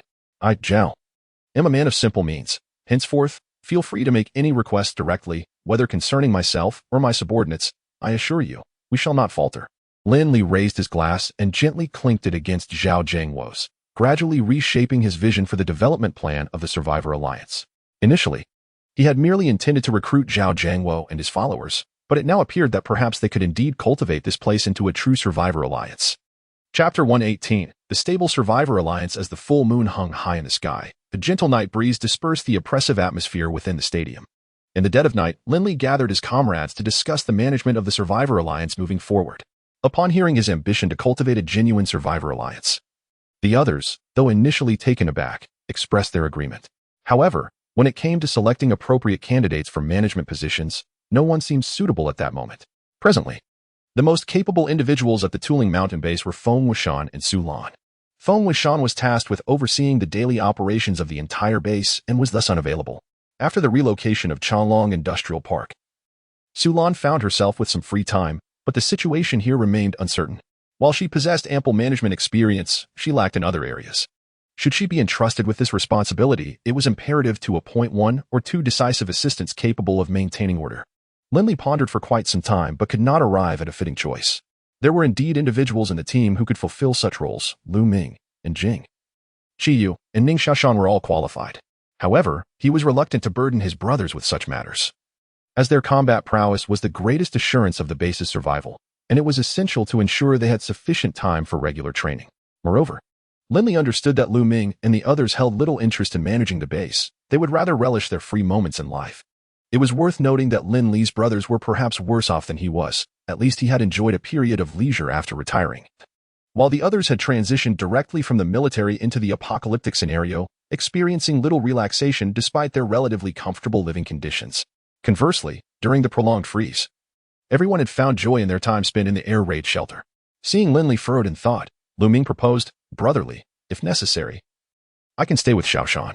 With you, and in Jing at Tuling Mountain, there shouldn't be any issues. Hey, Qiyu interjected, visibly displeased. You've mentioned everyone else. But why not me? Aren't you busy playing the role of a father? Lu Ming responded, surprised. Have you given up, or is there something unspoken? Get lost. Just you wait. I'll eventually have a beautiful daughter, and you'll be green with envy.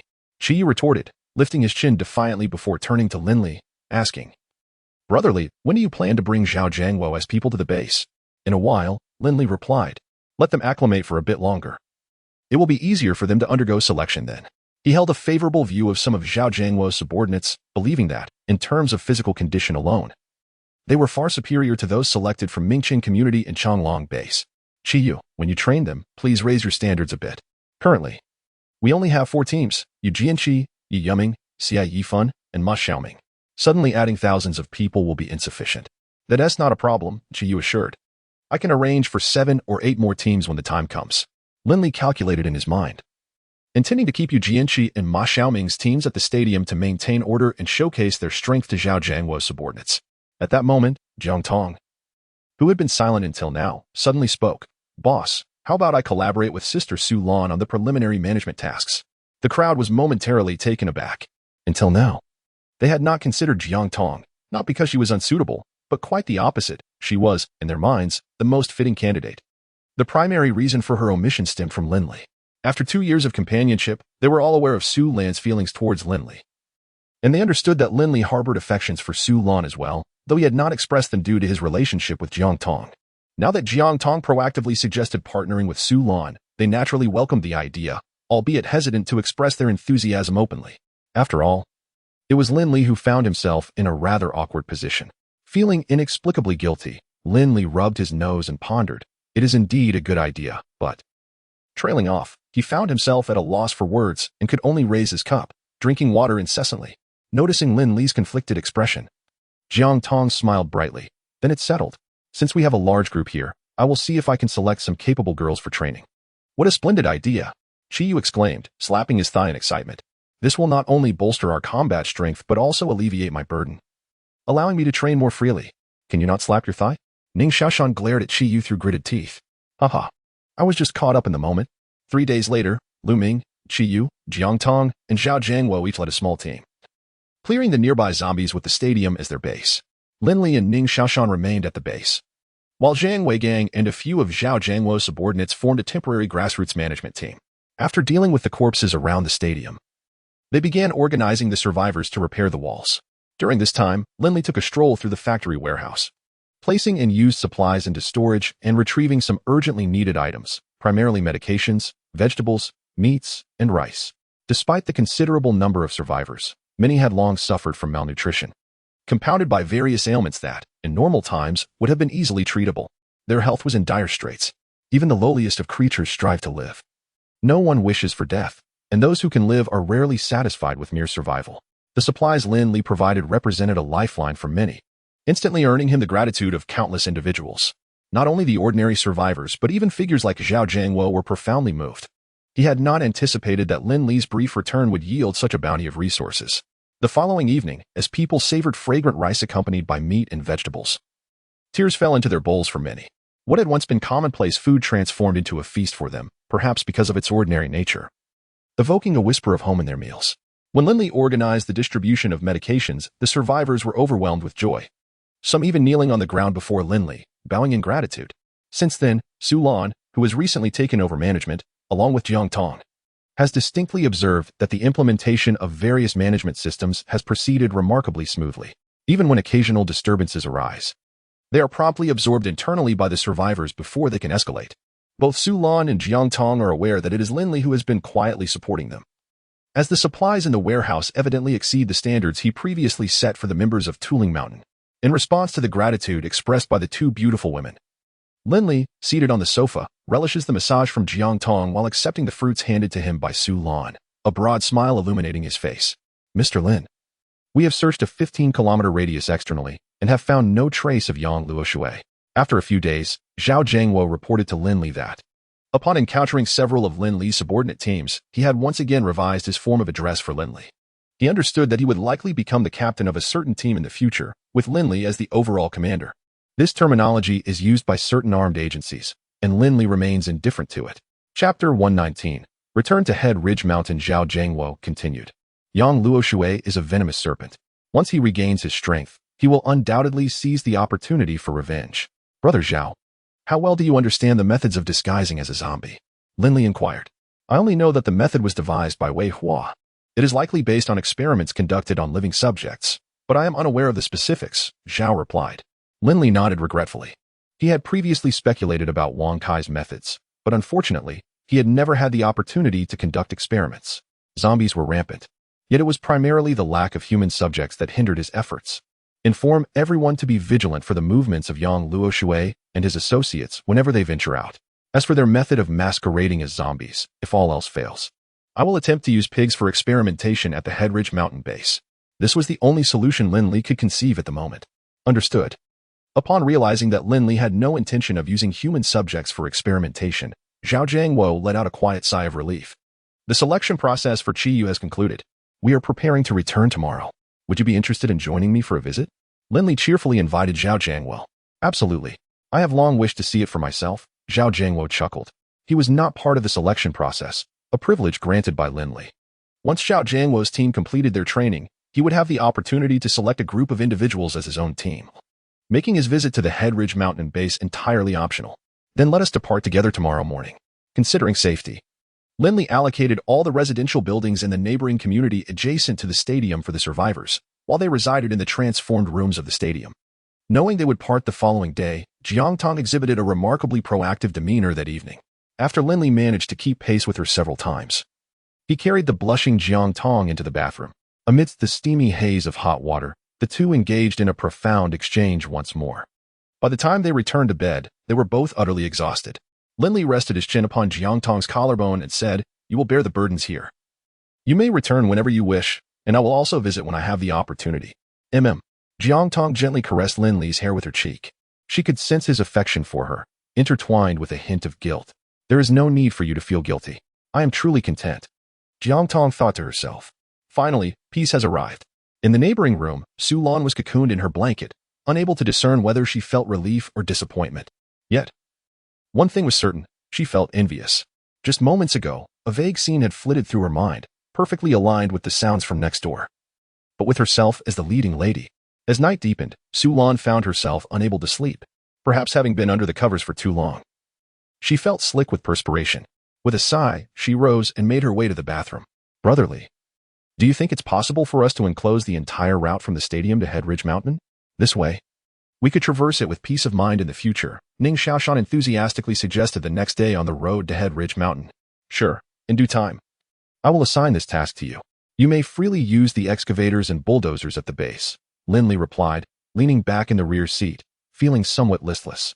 "In that case, I will take the opportunity to venture out and see if I can acquire some cement or other materials. Zombies cannot scale walls. I suggest you gather materials from the roadside," Chi remarked, gripping the steering wheel with one hand while gesturing towards the various abandoned structures lining the road. With idle time on their hands and the prospect of returning to establish a cattle ranch, having inspected the 3 cows, one of which was a female, Ning Xiaoshan had been quite enamored with them, prompting Lin Li to retrieve numerous valuable items from their space to feed them. "What? Are you waiting to milk them?" Chi earnestly advised, "Heed my counsel. There are plenty of young ladies within the Survivor Alliance. It would be far more prudent to focus your attention there rather than on a cow." "Haha. I shall certainly inform Sister Woman that you are preoccupied with the ladies here," Ning Xiaoshan quipped, delivering a decisive retort. Despite Chi's typically carefree demeanor, he was undeniably the most submissive to his wife. "Lin, I've heard there are ample farmlands north of Tailing Mountain. Do you think we could enlist some individuals from the Survivor Alliance to expand our cultivation area?" Zhao Jiangwo inquired, noticing Chi's silence. "Certainly. Let us wait until we harvest the first wave of crops from Tailing Mountain. After all, very few are currently engaged in farming. It would be wise to gain some experience before scaling up," Lin Li responded, having contemplated this issue previously. Although the Survivor Alliance seemed capable of supporting thousands, the reality was quite tenuous. Many subsisted on expired and spoiled food, while basic living conditions were abysmal. He genuinely wished to improve matters, but progress had to be gradual. Resources within their space were to be preserved as much as possible. Less than 3 years had passed since the onset of the apocalypse, and no one could predict when the next catastrophe might strike or in what form it would manifest. His foremost priority was ensuring that those around him had sufficient supplies. "Wow, Mr. Lin, this place is remarkable." Upon arriving at the Tailing Mountain base, Zhao Jiangwo exclaimed as he exited the garage, his astonishment mirrored by the members of the Survivor Alliance disembarking from the vehicle. The villa's side had been leveled to create a vast platform, featuring 2 basketball courts and a badminton court. A 4-meter-wide road led directly from the villa's entrance to the square at the mountain's foot. Once the site of the Wanjun Group's storage center, now dominated by several large warehouses and a cement expanse. Adjacent to the warehouses stood several gray 6-story buildings, their balconies adorned with various greenery and garments hanging to dry, exuding a vibrant sense of life. To the northwest of the square, a tall barbed wire fence separated the area from lush farmlands, bordered by a robust stone wall coated in gray cement. "I have a small number of people here, and the space is limited," Lin Li humbly stated before beckoning. "Come, let us go inside and discuss further. Summon a few of your companions as well." Zhao Jiangwo understood Lin Li's intent and waved to Xiao Mao, Su Ping, and Yu Ichio. At that moment, Feng Wenshan returned from the square on a mountain bike, waving to Lin Li from a distance. Lin Li smiled in response and remarked to Zhao Jiangwo, "Our base's steward has arrived." Zhao Jiangwo and the others promptly halted their steps, directing their gazes towards Feng Wenshan. To be appointed as the chief steward under Lin Li undoubtedly signifies a profound trust bestowed upon him. Such an individual merits not only respect but also a certain reverence. "Lin Li, you have finally returned," Feng Wenshan exclaimed, placing the vehicle alongside the courtyard wall, his smile radiant as he extended his hand towards Lin Li. Chapter 120. Zhao Jiangwo's thoughts. "Brother Feng, you have been working hard lately," Lin Li expressed sincerely, devoid of mere pleasantries. Since he had taken a team to the sports arena, although they had maintained contact, the defensive capabilities at the Tooling Mountain base had significantly diminished. Coupled with the training obligations for the 100 new recruits selected from Chong Factory, it was evident that Feng Wenshan must be exceedingly occupied. Feng Wenshan chuckled heartily and waved his hand dismissively, saying, "It's manageable," with Simon and He Miao assisting. The training for the newcomers has been progressing smoothly without much effort on my part. Choosing not to dwell on that topic any further, Lin Li introduced Zhao Jiangwo and his few subordinates to Feng Wenshan before they all entered the villa. "Brotherly, Uncle Lin." Upon entering the villa, Lin Li was immediately surrounded by a group of children, including an Xin and Feng Kiki. Over the course of more than 2 years, these little ones had grown considerably taller. The children brought back from the Beiyuan villa had become much more cheerful, unlike when they first arrived. Devoid of smiles and often plagued by nightmares. Feigning nonchalance, Lin Li reached into his pocket and produced a handful of delightful candies to share with them. Beaming as he said, "I have a few matters to attend to. You all go play first, and we shall enjoy a barbecue together this evening. Hooray! We get to eat grilled meat again." The children, understanding and cheerful, giggled as they hurriedly exited the villa. "Please, make yourselves comfortable." Noticing the astonishment and slight discomfort on Zhao Jiangwo and his companions' faces, Lin Li promptly invited them to sit down. Before they settled onto the luxurious leather sofa, they instinctively dusted off their clothing, apprehensive about soiling the evidently expensive furniture. "Mr. Lin, your place is quite extravagant," Zhao Jiangwo remarked in awe. "Haha. This property was acquired long ago. The designer was quite thorough in the planning, and some features that seemed unnecessary at the time have surprisingly proven to be quite functional." Lin Li responded casually, retrieving several chilled beverages from the refrigerator to offer Zhao Jiangwo and his companions. "I'm unsure of your preferences. If these do not suit your taste, feel free to help yourselves to whatever you desire from the fridge." Zhao Jiangwo accepted the drink somewhat numbly, while his subordinates were taken aback by such generosity. In the past, these beverages were considered a luxury, and during their time with the Survivor Alliance, they would trade such items with Yang Luoshui's people for food, seldom daring to indulge. The mere act of Lin Li offering them such refreshments, along with the invitation to explore the fridge, warmed their hearts. They hastily expressed their gratitude, yet none dared to unscrew the bottle caps. Lin Li, sensing the arrival of Qi Yu and others, addressed Feng Wenshan, "Brother Feng, please arrange accommodations for our guests outside. We shall dine together shortly." "Understood." Feng Wenshan nodded and promptly exited. Lin Li continued, "Brother Zhao, you and your companions will stay in the villa. The rooms are being prepared.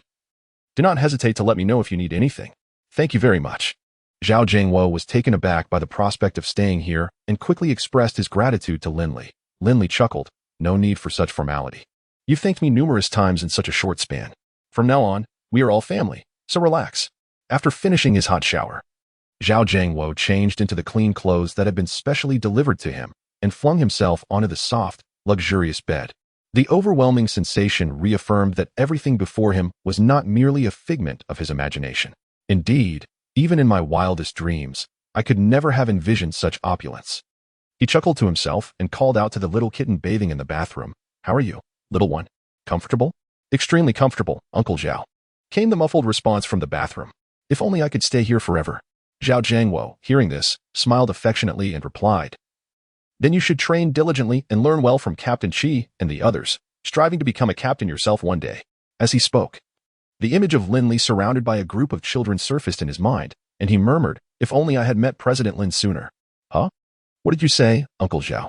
A similar scene was unfolding almost simultaneously in the villa's guest room. Su Ping, who had initially been the most vocal opponent of Zhao Jiangwo joining the Helling Mountain, now felt quite embarrassed. Huang Feng, Yuichio, and others were teasing him. "Little Su, sharing a room with 2 people is a bit cramped. Didn't you say you didn't want to come here? Why don't you return to the Survivor Alliance? I'll have a word with Brother Zhao and let you go back to manage things." "Yes, look outside. There's even a basketball court." "And you don't know how to play basketball. Staying here would be rather dull." "That's right. You're still thinking about finding a girlfriend, aren't you?" "I don't see anyone suitable here. There are more people in the Alliance. You can look for someone over there." Su Ping's face flushed crimson as he retorted, "I was just worried it would be like before. Have you all forgotten about Yang Luoshui?" "We haven't forgotten. We just believe that President Lin and Yang Luoshui are not comparable. Only you draw parallels between the two." Su Ping was momentarily speechless. After a brief moment of frustration, he curiously inquired, "What kind of people do you think President Lin and the others are? I feel like their lives are not much different from before. Regardless of what kind of people they are, they will be our superiors from now on. We must adjust our mindset accordingly," the eldest among them, Huang Feng, advised. "Considering the conditions here and President Lin's attitude towards us, Brother Zhao's choice is undoubtedly the most correct. Therefore, we must always remember this gratitude towards both President Lin and Brother Zhao. Old Huang speaks wisely. The refined Yuichio added, to put it bluntly, compared to before. The treatment President Lin offers us is entirely worth our dedication. You all saw what those people outside were doing. They have their own homes, jobs, and leisure activities. I can hardly recall the last time I saw such relaxed and carefree expressions on their faces. The room fell into silence as everyone reflected, some recalling fallen comrades with a heavy heart. Indeed, life here is worth fighting for. As dusk approached, the clouds on the horizon donned a crimson hue, awaiting their dance with the stars of the night. Outside the villa, Feng Wenshan had already set up a bonfire, with 2 rows of barbecue grills beside it, the charcoal glowing red and sizzling as it cooked the fresh meat skewers above. The children frolicked around the campfire, their laughter echoing in the night. Wang Luoying and her husband stood nearby, wearing stern expressions as they admonished a few mischievous little ones. Ever since Lin Li and his companions returned, the child known as an Xin had detached himself from the group of children to join the chat of the strongest combat team in the base. The children, lacking guidance, inevitably found themselves embroiled in chaos. The Zhang brothers, Han Zhao and his sibling, sat at a small table, chuckling as they observed the commotion, while sisters Zhang Qian and Zhang Jing assisted in grilling meat, occasionally engaging in banter with the combat team members who approached them. Brother, I am about to turn 14. May I join you? An Xin, nestled on Quiet's back, inquired once more, his eyes brimming with hope as they sought Lin Li's response. Chapter 121. The Spring of Ning Xiaoshan. Do not look to me for assistance. Heed your brother instead. Lin Li sipped his beer, entirely dismissive of the conversation. If you wish to join us, you must first endure the training of your brother Qi. With no other recourse, and Jing reluctantly passed the burden to Qi Yu. Xinzi, just wait a bit longer. I've been rather busy lately. Qi Yu repeated this line each time. Very well, a maximum of 1 year. And Xin extended a single finger, solemnly waving it before the group, before returning to his role as the children's leader, visibly dejected, surrounding Lin Li and his companions.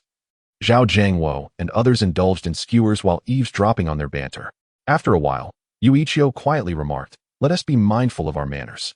Look at how they conduct themselves, unlike us. Passing by, Feng Wenshan chuckled, no worries, eat to your heart's content. Tonight, meat is plentiful. The open space in front of the villa was substantial, yet as more guests arrived, it gradually became crowded. Among them were veterans such as Fan Kuan, Zhao Yu, and Chen Jiaming, alongside newcomers from Changlong, promoted by Feng Wenshan for their exceptional abilities and unwavering loyalty. All were eager to seize the opportunity to engage Lin Li in conversation, raise a toast, and become familiar faces. Those participating in the bonfire gathering were all elite talents, with the scale of the Tuding mountain base expanding and its management system maturing. These individuals were optimistic about the base's future and aspired to enter the core management team as soon as possible. Naturally, such aspirations could not bypass Lin Li, who held significant sway over the base's decisions. Everyone understood that while Feng Wenshan typically oversaw the base's daily operations, it was Lin Li who ultimately made critical decisions. This realization had become clear to all during the last assembly. As for drinking, especially beer, Lin Li welcomed all with open arms. Regardless of whether they were veterans or newcomers, he clinked glasses and exchanged a few words with each. Lin is truly remarkable. He has complete authority over such a vast base. After his subordinates had their fill, Zhao Jiangwo's attention shifted to Lin Li. Observing the respect and gratitude in the faces of those conversing with him, Su Ping could not help but exclaim, indeed, look at those clad in combat uniforms. Well-equipped and physically formidable, they certainly are not ordinary. Before Lin, they all behave like obedient children. By the way, where did they obtain those combat uniforms? They appear quite expensive, as do their firearms. Ask them yourself. Zhao Jiangwo chuckled, then promptly approached a young man who resembled a team leader. Brother, my name is Zhao Jiangwo, a newcomer. I look forward to your guidance. Zhao Jiangwo courteously raised his bottle. The crisp sound of glass clinking resonated as the young man smiled warmly. I am Yu Jianxi, captain of Team 1. Cheers, Captain Yu. Zhao Jiangwo downed half a bottle of beer in one go, wiped his mouth, and remarked, I never anticipated such a place existed. You were truly impressive. Yu Jianxi also finished his drink, shaking his head as he replied, the truly impressive ones are Lin Li and his wild grass team. With a gentle smile, Yu Jianxi gazed at the lively scene not far away, his expression somewhat dazed as he remarked, were it not for them, the vast majority of people here would not have survived to this day, let alone savored meat and wine. Indeed, I am one of them. It is no exaggeration to say that everything here, including our very lives, has been bestowed upon us by Lin Li. As he spoke, Yu Jianxi's demeanor grew solemn. Thus, should anyone pose a threat to them or the base, I would not hesitate to eliminate them, even at the cost of my own life. Zhao Jiangwo, taken aback by his words, soon understood and replied, "Thank you for your reminder." "No, rather, your warning." Yu Jinshi observed Zhao Jiangwo for a moment, then smiled. "You are one of Lin Li's trusted allies. Since he believes in you, I, along with the others, will certainly welcome you." After a brief pause, he earnestly extended his hand towards Zhao Jiangwo, saying, "I hope that when new faces arrive next time, you can convey the same sentiment to them." Absolutely. Zhao Jiangwo felt a warmth in his heart as he firmly shook hands with Yu Jinshi. The implication of his words was clear. He wished to forge a bond of true camaraderie, a familial connection. Under the encouragement of Feng Wuxian, the base quickly accepted Zhao Jiangwo and his companions, and they engaged in joyous conversations over drinks, creating a vibrant atmosphere. Later that night, after the gathering had dispersed, Ning Xiaoshan, uneasy about the cattle he had retrieved, rode his bicycle to inspect them.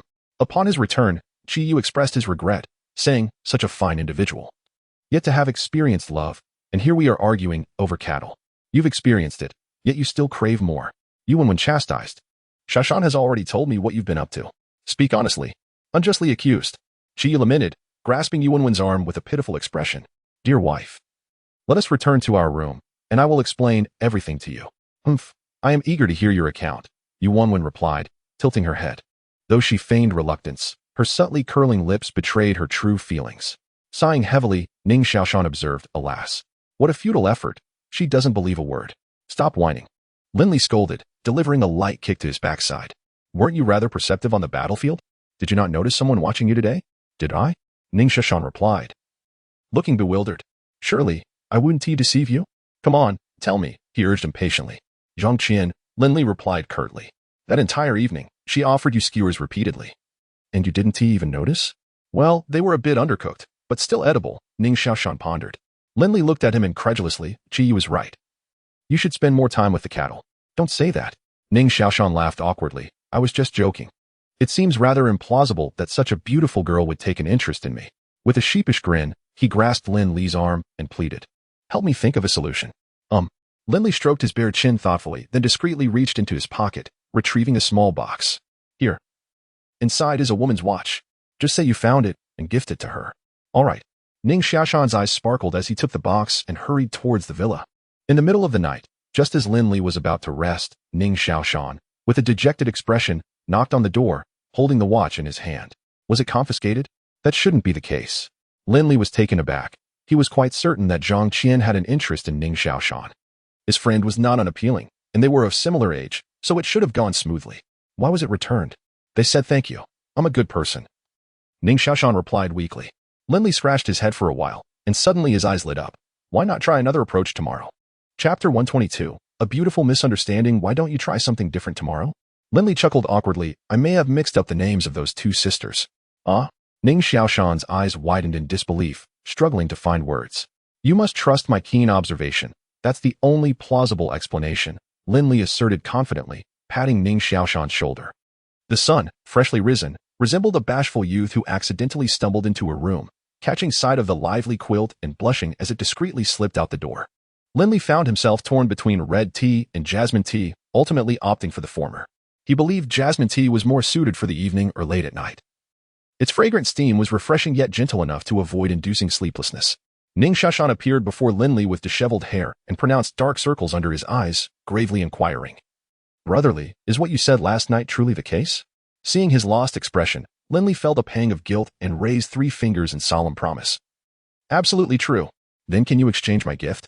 Ning Xiaoshan hesitated, pursing his lips before returning the box containing the watch to Lin Li. "Why?" Lin Li asked, puzzled. "No particular reason. I just want to swap it. What do you desire instead?" After a moment of contemplation, Ning Xiaoshan uncertainly suggested, "A necklace? Earrings? Or perhaps a bracelet?" Lin Li suddenly grasped Ning Xiaoshan's intentions. The lad was indeed naive, subconsciously yearning for a flawless romantic beginning. Prior to this, he had little interaction with Zhang Qian, and thus, feelings of affection were not yet established. He merely wished to make a splendid impression. "Take your pick," Lin Li said, producing several exquisite gift boxes from his space, thrusting them into Ning Xiaoshan's arms. "I don't know what to choose." As Ning Xiaoshan spoke, his gaze fell upon Yi yumming outside the window, and his eyes lit up as he sprinted out with the gift boxes clutched tightly. "Captain Yi, are you busy?" "No." "Director Ning, is there something you need?" Yi Yuming halted, her flushed cheeks after exercising revealing a hint of surprise. Having shared a roof for over 2 years, she had interacted the least with Ning Xiaoshan, who seemed almost allergic to women. Whenever they were alone or nearby, his face would rapidly turn crimson. It's a bit of a matter. Could you help me choose a gift? Ning Xiaoshan earnestly asked. A gift? Yi Yuming glanced at the boxes in Ning Xiaoshan's embrace, piecing together his expression and forming a conjecture. The desire for gossip ignited within her, and she nodded eagerly. Of course. Who is it for? Zheng Qian. I noticed you two seem quite familiar. Oh, Yi Yuming's eyes sparkled, her tone involuntarily elongating. After examining each gift box without reservation, Yi Yuming pointed to one and declared, let's go with the bracelet. The meaning of the 4-leaf clover is excellent, and it's more durable than a necklace or earrings, making it less likely to be lost. Great. Thank you. Before Ning Xiaoshan could finish his words, he was already sprinting away. In the villa's kitchen, Ning Xiaoshan hurried like the wind to the side of the girl who was frying an egg, presenting her with a gift box cradled in his hands. This is for you. I hope you like it. The girl cast him a peculiar glance, a hint of helplessness and reluctance gracing her fair cheeks, yet she resolutely replied, I'm sorry, I cannot accept it. You are truly wonderful, but we. Upon hearing this, Ning Xiaoshan felt as though he had been struck by lightning. Frozen in place as the light in his eyes was abruptly shrouded by clouds. However, the girl's next words burst forth like a Category 5 hurricane, instantly dispersing the gloom. I truly apologize. Perhaps I did not express myself clearly last night, leading to your misunderstanding. Heaven above, how blind I am. Ning Xiaoshan wished he could find a crevice to hide in, having committed the same blunder twice. Not to mention, she was the younger sister. If Zhang Qian were to find out. No, even Li Gu was uncertain about who exactly had feelings for him. What if he mixed up the names? With this thought, he hastily inquired, what is your name? Me? The girl pointed to herself, her chin nearly dropping to her ample bosom. You bring me a gift and don't know my name? In an instant, she had labeled the man before her as a playboy and given his status. Perhaps even as a second-generation official or a rich heir. I know, you must either be Zhang Qian or Zhang Jing, though I struggle to distinguish between the two. Ning Xiaoshan felt overwhelmed, the courage he had mustered about to be depleted. How unfortunate it was that they were twins. At that moment, the girl burst into laughter at Ning Xiaoshan's words, though she quickly composed herself, declaring, my name is Zhang Qian. Oh, my apologies. Ning Xiaoshan departed in a whirlwind, bounding up the stairs to seek Lin Li's assistance. Another mix-up? Lin Li nearly spat out his tea, suppressing a chuckle as he asked, what do you plan to do? Observe first. Ning Xiaoshan sighed. If I make another mistake, who knows how she will perceive me? This time, I must strike true. He then confirmed, Li Gu, are you really sure she could be interested in me? What are you saying? What do you lack? It is entirely normal for her to like you. Lin Li resolved to lend a hand to this unfortunate fellow. Focus on Zhang Qian, and I will keep an eye on Zhang Jing. They do have different styles. Once we ascertain the truth, you can make your move. All right. Ning Xiaoshan returned the bracelet and earrings to Lin Li, muttering, perhaps a necklace would be better suited for distinguishing them in the future. Meanwhile, Zhang Jing's spirits were considerably low. She had realized that the boy she liked seemed to favor her sister. His attention fixated on her sister for an extended period without wavering. Infatuation is a poison that clouds one's judgment, and Zhang Jing was evidently deeply afflicted. She left the villa in a dejected state and headed to the farm, confiding her troubles to the little pigs in the pen. Little Pink. Why do you think he doesn't like me? I bear a striking resemblance to my sister. Perhaps this is what one might call a feeling, akin to what you experience. Even though you share a similar appearance with them, I can recognize you at a glance. I wonder how Zhang Qian would feel knowing her sister compares her to a pig. Suddenly, a jarring yet familiar voice emerged from behind Zhang Jing, causing her heart to race. Hello, I would like to present you with a gift. Turning around, she beheld a radiant young man standing in the sunlight, extending a delicate gift box towards her. For me? Zhang Jing could scarcely believe her ears. I apologize. I intended to give this to you last night, but mistakenly approached the wrong person. Ning Xiaoshan stood tall and proud, his posture impeccably straight. As his words lingered, the world between them seemed to freeze for a fleeting moment, with only the sun gradually shifting its position. When the sunlight enveloped them in a shared warmth, the girl tucked a loose strand of hair behind her ear, accepted the gift box, and beamed, thank you, I truly adore it. Aren't you going to open it to see? Ning Xiaoshan scratched his head, his novice status glaringly apparent. Zhang Jing smiled softly, shaking her head, no need. I genuinely love it just as it is. Chapter 123, Selection That Is Good. Ning Xiaoshan gazed at the girl's radiant smile, his heart lightened, stirring an emotion he had never experienced before. Beside the breeding farm, in the vegetable field, Qiyu pressed against the wall, anxiously inquiring, what did they say? Old Lu.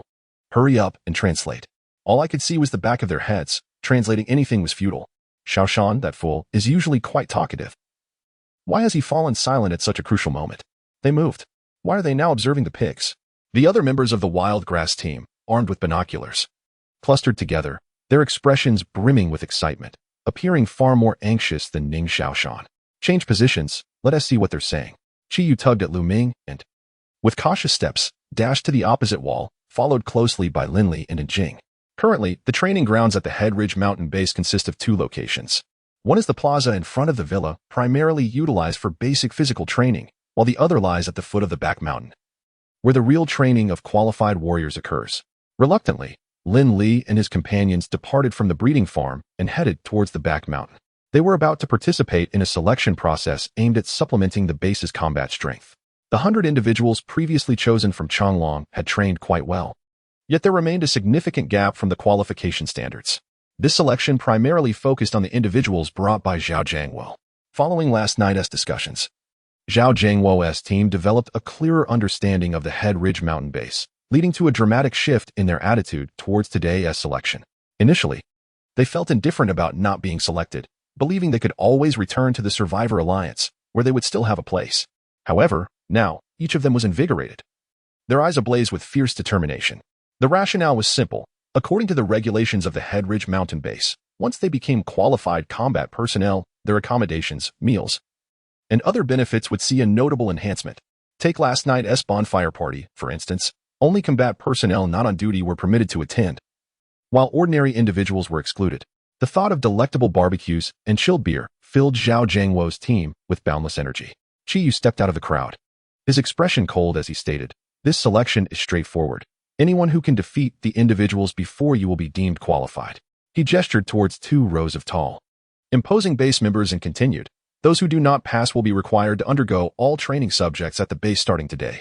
Those who drop out midway will either work in the fields or in the factories, with no room for negotiation. Begin." As Chiyu's voice faded, the members of the Head Ridge mountain base simultaneously took 2 steps forward, their faces adorned with faint smiles and a hint of disdain. "I will go." Huang Feng was the first to step forward.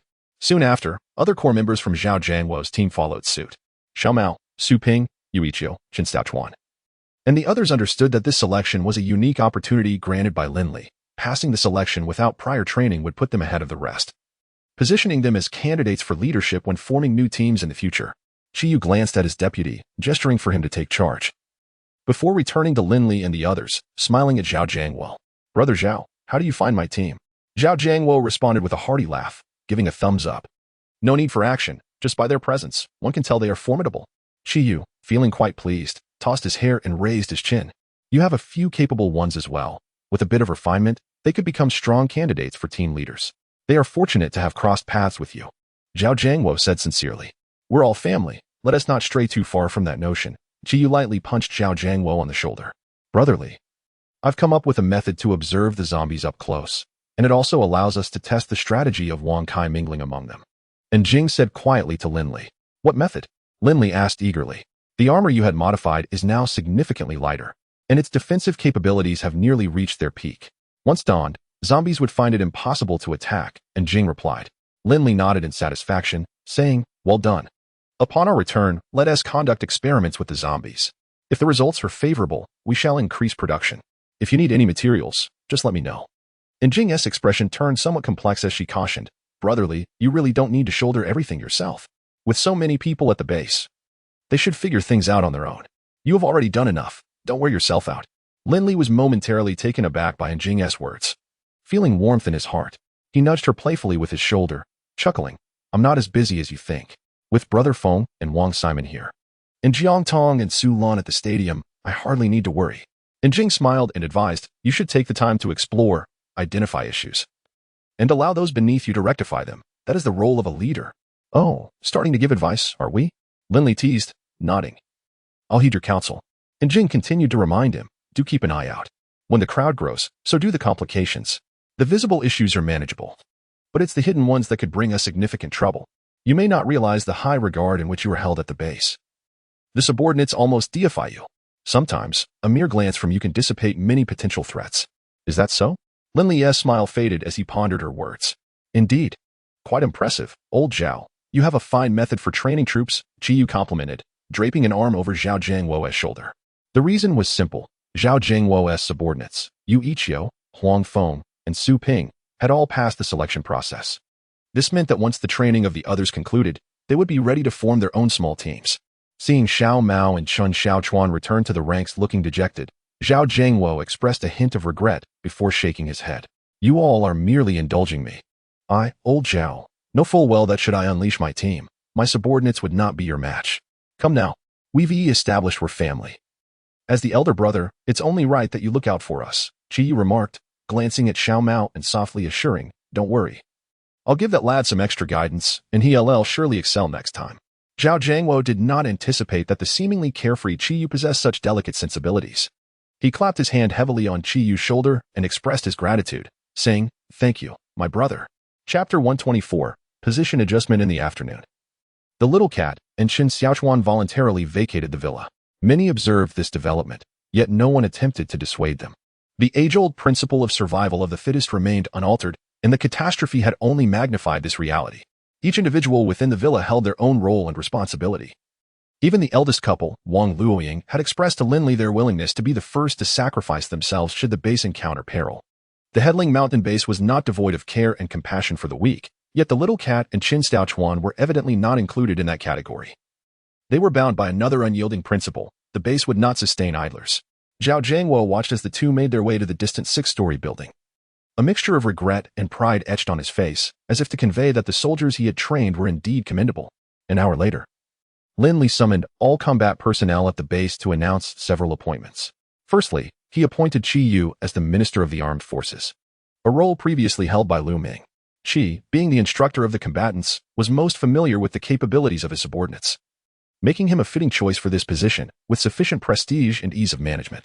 Secondly, the position of Deputy Director of the Security Department, previously held by Ning Xiaoshan, was conferred upon Zhao Jiangwo. With this role, Zhao Jiangwo became one of the core management members of the Headling Mountain base, providing a sense of accountability for both himself and his subordinates. Lastly, Lin Li delineated the hierarchy of the base's armed forces. At the pinnacle stood the Wild Grass Team, whose members were exempt from the ranking system. Thus, Team 1 remained under the command of Yu Jianqi, Team 2 was led by Zhao Jiangwo, Team 3 by Xie Yifan, Team 4 by Yi Yuming, and Team 5 by Ma Xiaoming. Additionally, the newly selected Yu Ichio, Huang Feng, and Su Ping were assigned ranks 6, 7, and 8, respectively. And once their training concluded, they would be permitted to form their own teams. Each team comprised 15 members, with the remainder incorporated into the Security Department and the Inspection Team. The Security Department continued to be managed by Jing, while the Inspection Team was overseen by Lin Li, Feng Wuxian, and the respective team leaders, with the daily operations handled by Yu Jianqi and Yi Yuming. These two had endured the most challenges in personnel management and had since matured, making them well-suited for the responsibility. Upon careful calculation, the armed forces of Headling Mountain had approached 300 individuals. With their training and advantageous weaponry, they were fully capable of contending with ordinary forces numbering in the thousands, signifying that the Headling Mountain base had indeed acquired a genuine capacity for self-defense. Unlike before, when any minor disturbance necessitated the intervention of Lin Li and his companions. After the meeting, Lin Li and Jing departed the base with their team to test their armor against zombies, while simultaneously experimenting with methods to avoid zombie attacks. Curiously, despite searching for over an hour, they encountered no zombies. Eventually, they discovered a few within the basement of a residential building. Upon testing, the armor exhibited remarkable defensive properties, proving that as long as one did not fall and become surrounded, a couple of zombies could not breach its defenses. However, they remained uncertain about the transmission pathways of the zombie virus and whether blood could spread it through wounds. In the end, they had someone don the armor and cover themselves with a blanket smeared in zombie blood, engaging in close proximity with the zombies, and indeed, they went undetected. Only after the blood and flesh on the blanket had dried and formed a crust would the disguise cease to be effective. It appears that the primary zombies are particularly sensitive to scent, and Jing concluded quietly that the camouflage would only last approximately 5 or 6 hours. If exposed to sunlight or rain, its duration would be further diminished.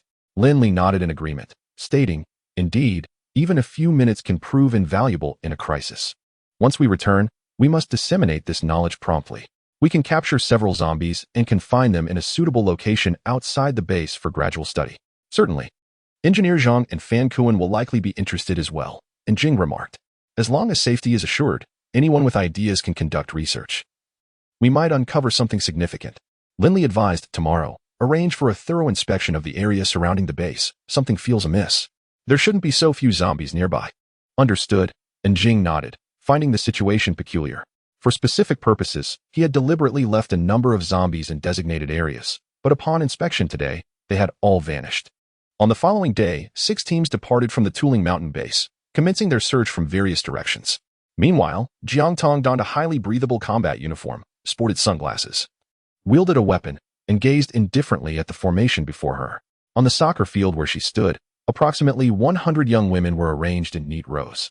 Under the scorching sun, these young women were drenched in sweat, their faces flushed from the heat, clearly having stood for an extended period.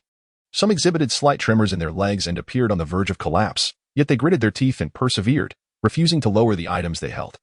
The objects in their grasp varied widely, including baseball bats, iron rods, bricks, and even a few 14 or 15-year-olds wielding brooms and mops. Here, drink this. It's been chilled for you, Su Lan said, approaching the soccer field with 2 bottles of water, accompanied by 2 armed personnel. Thank you, Jiang Tong replied, accepting 1 bottle with a faint smile. You're welcome. Do you need a break? This sun is relentless, Su Lan suggested, shading her eyes and moving closer to Jiang Tong. No need. Have someone prepare some mung bean soup from the beans the boss left. They might suffer from heat stroke soon, Jiang Tong instructed. All right, these individuals are quite impressive. Do you still intend to eliminate some? Su Lan imitated Jiang Tong's demeanor while scrutinizing the crowd not far away, unable to discern much. At most, we will retain 30. Jiang Tong nodded coolly. How strict? Su Lan thought to herself, feeling slightly taken aback. Initially, Jiang Tong had expressed her intention to provide female survivors with an opportunity to become true warriors. Following this announcement, 700 or 800 had signed up. Nearly all of those who met the age criteria had applied, and within less than a week, only 100 remained. With the prospect of eliminating a significant portion of that number still looming, I have already lowered the criteria to the minimum. The mortality rate during my training as a child was higher than their current elimination rate. Su Lan's eyes widened in astonishment, her rosy lips moving as she struggled to find words. This was the first time she had heard Jiang Tong speak of her past, and she was taken aback by its brutality. You are truly remarkable, Su Lan exclaimed sincerely after a lengthy contemplation.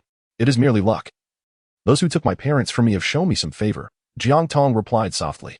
Su Lan felt an urge to escape. The conversation had become unbearable, with each of Jiang Tong's words surpassing her expectations and understanding, leaving her at a loss for how to respond. I will go prepare some mung bean soup. She fabricated an excuse, departing from the football field with an expression of distress. Jiang Tong caught a glimpse of that vibrant figure from the corner of her eye, and a faint smile graced her lips. Quite charming. No wonder the boss is fond of her. Perhaps it would be wise to seek an opportunity to acclimatize, to avoid any awkwardness when the 3 of us engage together in the future. Chapter 125. Insomnia. Su Lan was perplexed by Jiang Tong's intentions. After rushing off the soccer field, her expression suddenly darkened as she murmured to herself, she is rather pitiable. Unbeknownst to her, a further pang of guilt settled in her heart. Xiaoming, do you think Sister Jiang Tong can succeed with this kind of training? A teammate and classmate inquired from the stands beside the soccer field. Remove the question mark. My sister Tong will undoubtedly prevail. You have no idea how formidable she is, Xiaoming declared with an air of pride. How formidable? Teammate Kai Fan asked, intrigued. Let me put it this way, aside from Li Ge and a few others, Sister Tong is the strongest. Is she really that impressive? Kai Fan pressed. Absolutely. I once accompanied Sister Tong on a mission. She dispatched 8 zombies with a single knife. If she were to face 8 of you, she probably wouldn't even need a knife, Xiaoming boasted. That was because my training period was brief, Kai Fan retorted, defiant. If I could train alongside you Ge for another year, she might only be able to handle me 3 times. You certainly have high aspirations, Xiaoming scoffed. My ambitions surpass yours. I aim to defeat Sister Tong, though, if I were granted both hands. Heh, Kai Fan chuckled before sighing. I wonder how long we must remain here. I yearn to return home. Do you think I don't wish for the same? We must stay vigilant here until our mission is complete. Then we can return and continue training with you Ge, Xiaoming said, gazing longingly towards the base. This place is rather dull. Have you noticed that we haven't seen a single zombie around lately? Don't be careless. Perhaps those creatures have grown cunning and learned to band together. In the dead of night, Jiang Tong knocked on Su Lan's door. A hint of embarrassment in her voice as she said, I accidentally spilled water on my bed. May I sleep here for the night? Oh, sure. Su Lan replied, initially taken aback, then nodding repeatedly as she welcomed Jiang Tong inside. Thank you. The two already resided in adjacent rooms, so Jiang Tong, clad in her pajamas, entered without hesitation. Following Su Lan into the bedroom, she nestled under the thin blanket without requiring an invitation. Should I? Su Lan hesitated, for she had never shared a bed with anyone since growing up. Just as she contemplated sleeping on the sofa in the living room, she noticed Jiang Tong beckoning her. Come on up. All right. Su Lan cautiously lifted the blanket and lay down, occupying only a quarter of the space. Jiang Tong wrinkled her delicate nose, savoring the pleasant scent wafting through the room. She tugged the blanket closer to Su Lan and made sure to cover her properly. As Jiang Tong's hair brushed against her cheek, Su Lan felt an inexplicable shyness wash over her, accompanied by an unusual warmth and sense of security. Rest now. Jiang Tong casually draped her in a moment of confusion. She found herself at a loss, sleep eluding her completely. Was she being deliberate? Why did she choose to share a bed with me? Could it be that she is indiscriminate in her affections? Su Lan's mind was a tumultuous mess as she stared wide-eyed at the ceiling, unable to find solace in slumber. When Su Lan awoke once more, Jiang Tong had vanished without a trace. She exhaled deeply and glanced at the time. 10 o'clock in the morning. Oh no, the time for her routine inspection had already passed. Hurriedly, she rose and made her way to the office, where her assistant informed her that Vice President Jiang had already conducted the inspection. Is that so? A slight surprise flickered across her features. To facilitate management, at Lin Li's suggestion, Su Lan had adopted the council system from the Survivor Alliance. She held the position of president, while Jiang Tong and Lu Ming served as vice presidents. On the day Lin Li departed, he had summoned Lu Ming back, leaving the everyday management of the base in the hands of her and Jiang Tong. Unexpectedly, Jiang Tong had been so attentive, aware of Su Lan's unwavering commitment to her daily inspections. At that moment, she relaxed and casually had a bite of breakfast. My blanket is still wet. I'll share another night with you. Su Lan's sense of ease lasted until 10 o'clock that night when Jiang Tong's reappearance set her nerves aflame once again. Very well. Let it be. Su Lan sighed inwardly. What more could she say? In the presence of Jiang Tong, she inherently felt at a disadvantage, burdened by an unshakable sense of obligation. Have you taken a shower? Jiang Tong suddenly inquired. A shower? Su Lan gasped, her voice rising in pitch. Could she truly be so bold? What on earth should I do? If I refuse, it would surely jeopardize our relationship. And what of Lin Li's promise in that moment? Su Lan's mind raced, though it was of little use, growing increasingly tangled. Shall we shower together? Jiang Tong's large eyes blinked innocently at Su Lan. Oh. Lin Li tossed the night vision goggles to Chi Yu and reclined on the sofa in the second floor of the villa. Brotherly, are you feeling nostalgic? Perhaps thinking of Sister Jiang? Chi Yu teased, observing Ning Xiaoshan and Zhang Jing strolling in the square. Why bring her surname into it? Lin Li pried open a beer cap with his thumb, taking a sip as he asked. The situation has changed, hasn't it? Previously, you had only one. So of course, you referred to her as sister-in-law. Now, there's also Sister Lan, Chi Yu remarked without turning his head. Shut your mouth.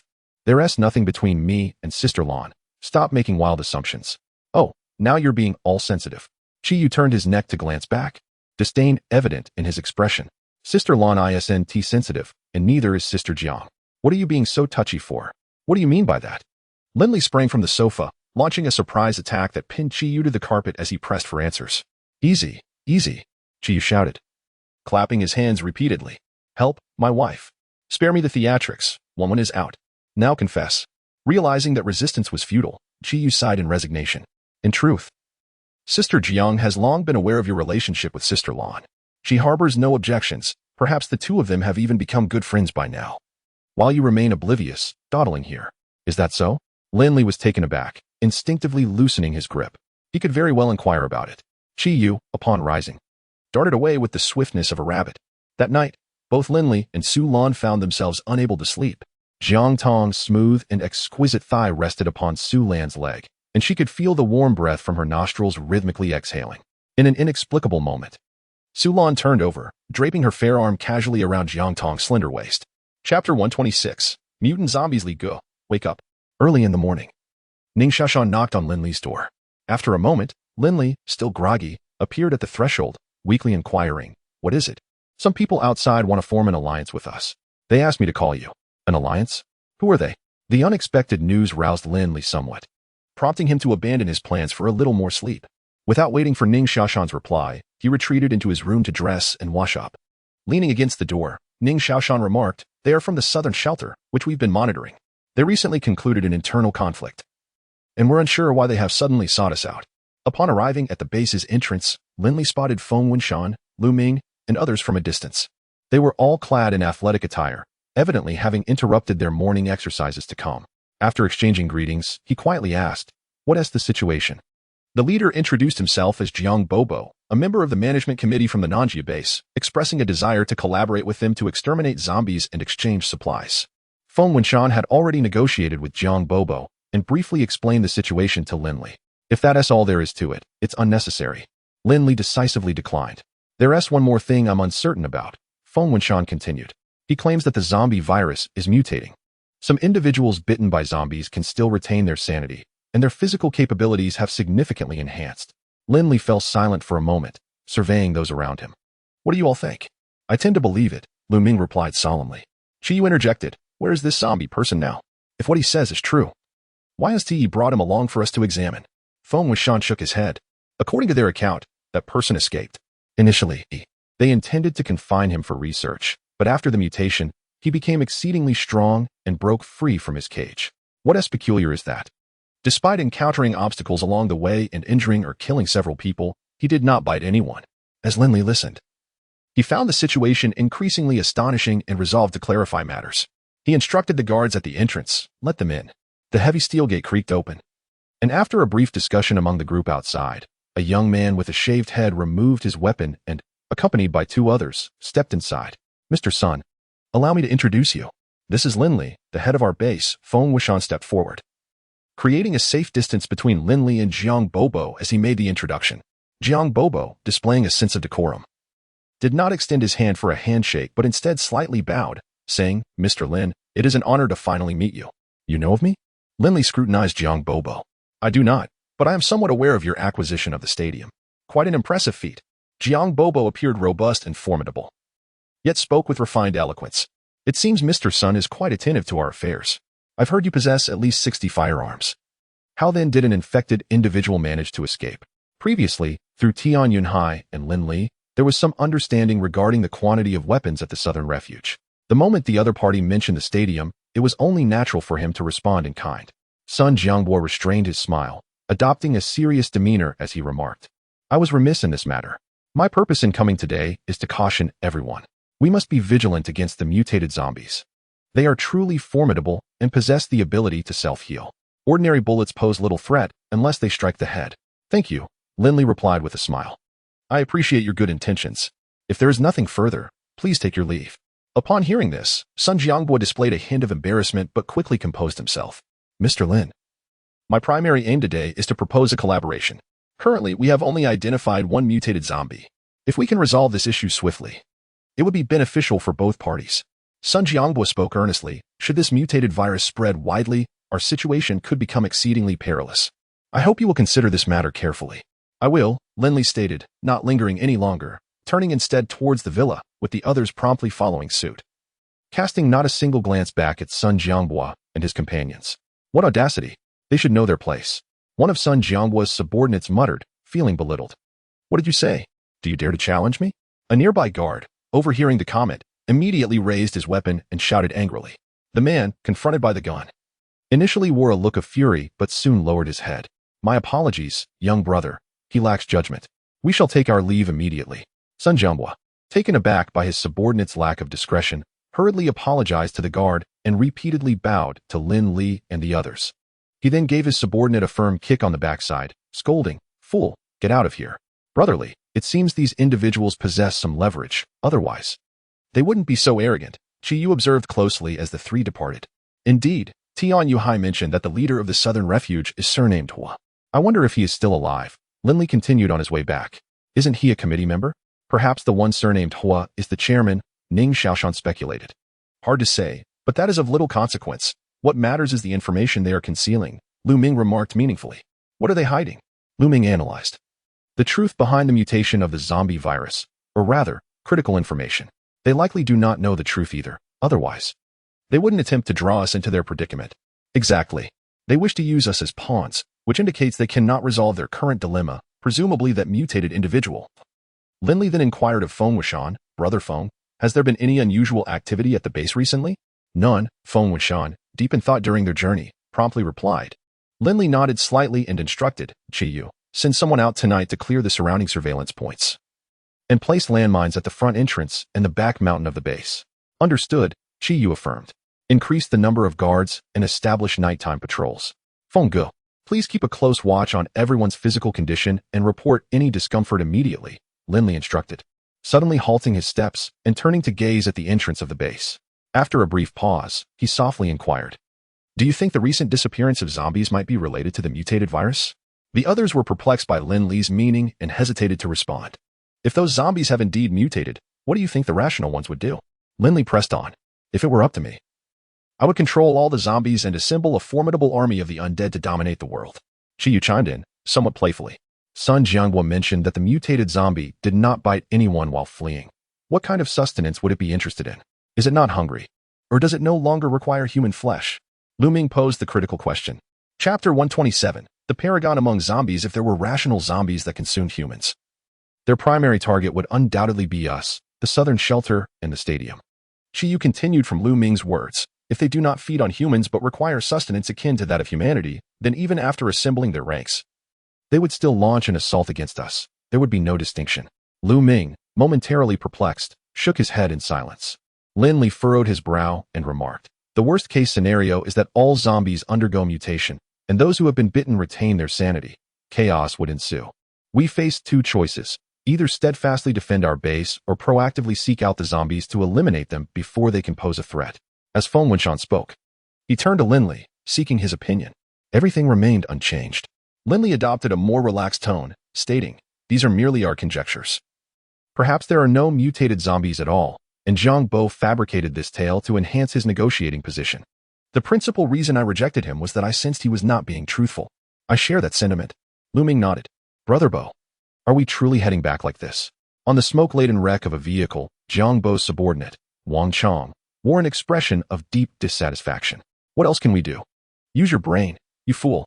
At that moment, Jiang Bo was exceedingly irate in his attempt to drag Lin Li into his schemes. He had even divulged details about the mutation virus, only to find that the other party was completely unyielding and unresponsive. The mutated zombie had slipped through his grasp. A novel virus that when Quan Shan had toiled extensively to perfect, the sole living specimen had escaped, and the implications for his future were dire. I say we should seek it out ourselves. It may take more time, but it's merely one mutated zombie. I refuse to believe its head is tougher than a bullet. Wang Chong pondered for a long while, yet the words he articulated failed to align with Jiang Bo's desires. Imbecile. If I capture it, it will not be to execute. Do you understand? Jiang Bo roared, turning his head away from the window, fearing that another glance at this dimwit would compel him to hurl him from the vehicle. Since spending 2 nights with Su Lan, Jiang Tong had ceased to mention any past indiscretions, appearing promptly at Su Lan's door every night. Su Lan seemed to have grown accustomed to this, relieved that Jiang Tong made no excessive advances. At most, they merely slept closely together. Seizing the opportunity to cultivate a good rapport, she entertained the notion that perhaps one day he might earn her acceptance. Su Lan harbored such thoughts and, as she spent time with Jiang Tong, their interactions became increasingly harmonious, both in work and other aspects. One day, the intercom in the office suddenly crackled to life. Before the message concluded, Su Lan stood up, aware that the intercom would only sound in the event of an emergency or significant occurrence. Report, a large horde of zombies is approaching. Report, a substantial number of zombies is nearing. The count is indeterminate, but at least over 2,000. The second voice trembled noticeably. Understood, permission granted to open fire. Jiang Tong's cold voice followed through the intercom. Acknowledged. All personnel, assemble. The intercom crackled with a series of sounds, and Su Lan realized she could not interject at all. Thus, she took the intercom and sought out Jiang Tong. Upon seeing that fully armed, striking figure, her heart immediately felt a sense of calm. Stay in the office and do not come out. Report the situation to the boss immediately. As Jiang Tong, gun in hand, passed by Su Lan, she reached out to pat her on the back.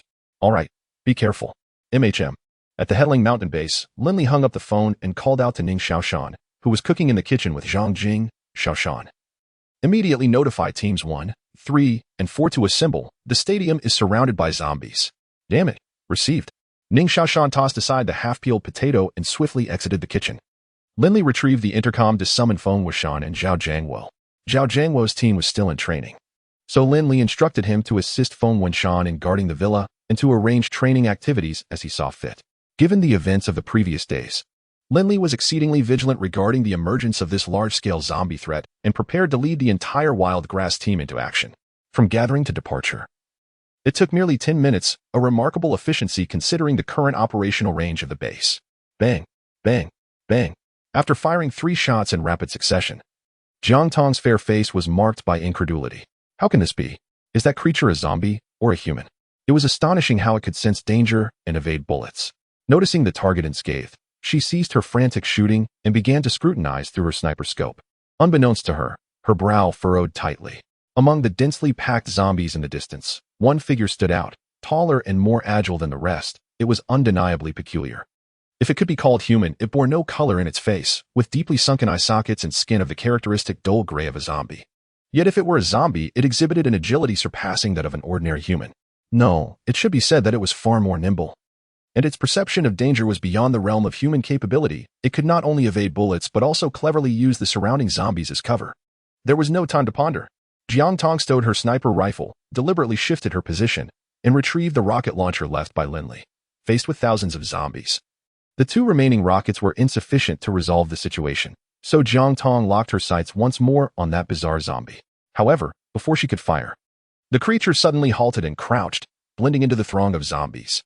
Jiang Tong seemed to have anticipated this. She picked up the intercom and instructed Ma Xiaoming to concentrate fire on the vanishing zombie horde. Soon, a significant number of zombies fell beneath the walls. Yet the elusive agile zombie remained absent. Everyone, keep an eye on the walls, Jiang Tong commanded. Currently, the stadium's walls stood approximately 4 meters high. And given the agility exhibited by that zombie, it was entirely possible for it to scale them. The current guard force at the stadium numbered less than 100. Previously, this had sufficed, but in the face of a zombie tide, the individuals from Headling Mountain could swiftly arrive. However, with such an anomalous entity now present, the number of personnel required to defend the entire base perimeter was woefully inadequate. Jiang Tong had no choice but to have Su Lan assign personnel to monitor the perimeter, not expecting them to confront that individual, but merely to sound the alarm. Understood, Su Lan replied, her fingers gripping the walkie-talkie, her heart racing in her throat. She forcefully suppressed her fear and methodically issued commands. Thanks to the prior orderly management, her 2 assistants, along with the board, sprang into action without delay. Soon, she witnessed a large group of people emerging from the factory, dispersing around the vicinity of the base's walls. Chapter 128, the plan to attract zombies. With the disappearance of the enigmatic zombies, the advance of the other undead towards the high walls immediately slowed. By the time Lin Li and his team arrived, the zombies had begun to wander aimlessly. Observing this scene, the group did not dare to let their guard down. Along the way, they had learned of the peculiar zombies, corroborating Jiang Guanghua's account. After some discussion, they resolved to temporarily observe from the periphery. The stadium's defenses had been reinforced on 2 occasions, and given the current number of zombies, it would be impossible for them to breach it in the short term. This presented an opportunity for them to uncover the truth behind the enigmatic zombies. Lin Li instructed, split up to search and refrain from firing your weapons. The enemy has managed to gather such a horde of zombies and will not easily relinquish them. They may very well summon them again. Inside the stadium, Jiang Tong ascended to the highest vantage point of a nearby residential building, intently scanning for traces of the peculiar zombies. The other guards cautiously observed the wandering zombies, akin to lost souls, afraid to make even the slightest sound for fear of drawing their attention once more. An hour later, as the zombie horde dispersed aimlessly, the positions of Lin Li and his team stretched farther apart, with no signs of the zombies regrouping. If they were to expand their search radius any further, the risk to everyone would increase exponentially. Lin Li reluctantly used the walkie-talkie to call everyone back to the stadium for regrouping. Just as they were nearing the main entrance of the stadium, a sudden cry erupted from Lin Li's walkie-talkie, followed by a cacophony of footsteps and a barrage of gunfire. Report your positions immediately, Lin Li commanded, gesturing for his team to rush into the stadium. A team in the northwest of the stadium reports all clear, came the deep voice of Yu Jinqi first. For teams in the northeast corner, all clear, Lu Ming reported. Shashan and I are at the north side of the stadium. Everything is normal. It's likely that old Xie is in trouble. He was on the street to my right, and the gunfire came from that direction. I can head over immediately. No, everyone return to the stadium at once. Lin Li's tone was resolute, leaving no room for negotiation. Understood, Chi Yu responded swiftly. At that moment, they were amidst a battlefield, and as the commander, Lin Li's word was law. Despite Chi Yu's desire to assist, he would not defy the order. In a short while, all but the 15 members of Team Xie Yifan had returned to the stadium. This time, Lu Ming and his 3 companions had each brought 20 men, along with the 3 smaller teams led by Yu Jianxi, Xie Yifan, and Yi Yuming, totaling over 130 individuals. They never anticipated losing a team without even firing a shot. The atmosphere grew unbearably heavy. Boss, Jiang Tong panted as she approached Lin Li, hesitating briefly before speaking. Team Xie Yifan was attacked by that strange zombie. He had no time to retaliate before his neck was bitten, and the others could not escape. Let us discuss it inside, Lin Li replied, shaking his head slightly, a bitter expression crossing his face as he made his way toward the largest office within the stadium. After taking a few steps, he halted and inquired of Jiang Tong. Based on your observations, is the current defense here sufficient? Jiang Tong hesitated, responding, I cannot be certain. What I know is that the adversary possesses remarkable speed and can command ordinary zombies, exhibiting a perception of danger that far surpasses that of an average person. As for any other capabilities, it remains unclear. She then offered her conjecture. If they wish to enter, they undoubtedly have a method. However, he likely hesitates, for had he been resolute, he would not have opted for retreat earlier. Perhaps today's assault serves merely as a probing maneuver. Upon hearing this, Lin Li resumed his stride, articulating as he walked. All personnel, excluding the captain, remain on standby, following Jiang Tong's directives. The rest shall proceed to the office. Jiang Tong will stay to fortify our defenses. Understood. Once settled in the office, Lin Li queried Su Lan. Have there been any unusual occurrences at the base these past few days? None. Su Lan sensed the disquieting atmosphere and cast an inquiring glance towards Lu Ming. 15 brothers fell just now, Lu Ming explained, leaning closer to Su Lan's ear. Upon hearing this, Su Lan's complexion paled significantly. Instinctively, she scanned the room and asked, was it Team Xie? Lu Ming nodded silently. Let us discuss. What are your thoughts? After a moment of silence, Lin Li prompted. Qi Yu interjected. According to Jiang Shaozi and Sun Jianghua, there is currently only one mutated zombie. Its greatest asset is not speed, but rather the multitude of zombies it commands. Perhaps we should first eradicate the ordinary zombies. Even if we cannot compel it to reveal itself, we can effectively diminish its strength. We must also ascertain the situation at the southern suburb shelter. The mutation of the zombie virus is not beyond possibility, yet it would be peculiar for there to be only one mutated specimen.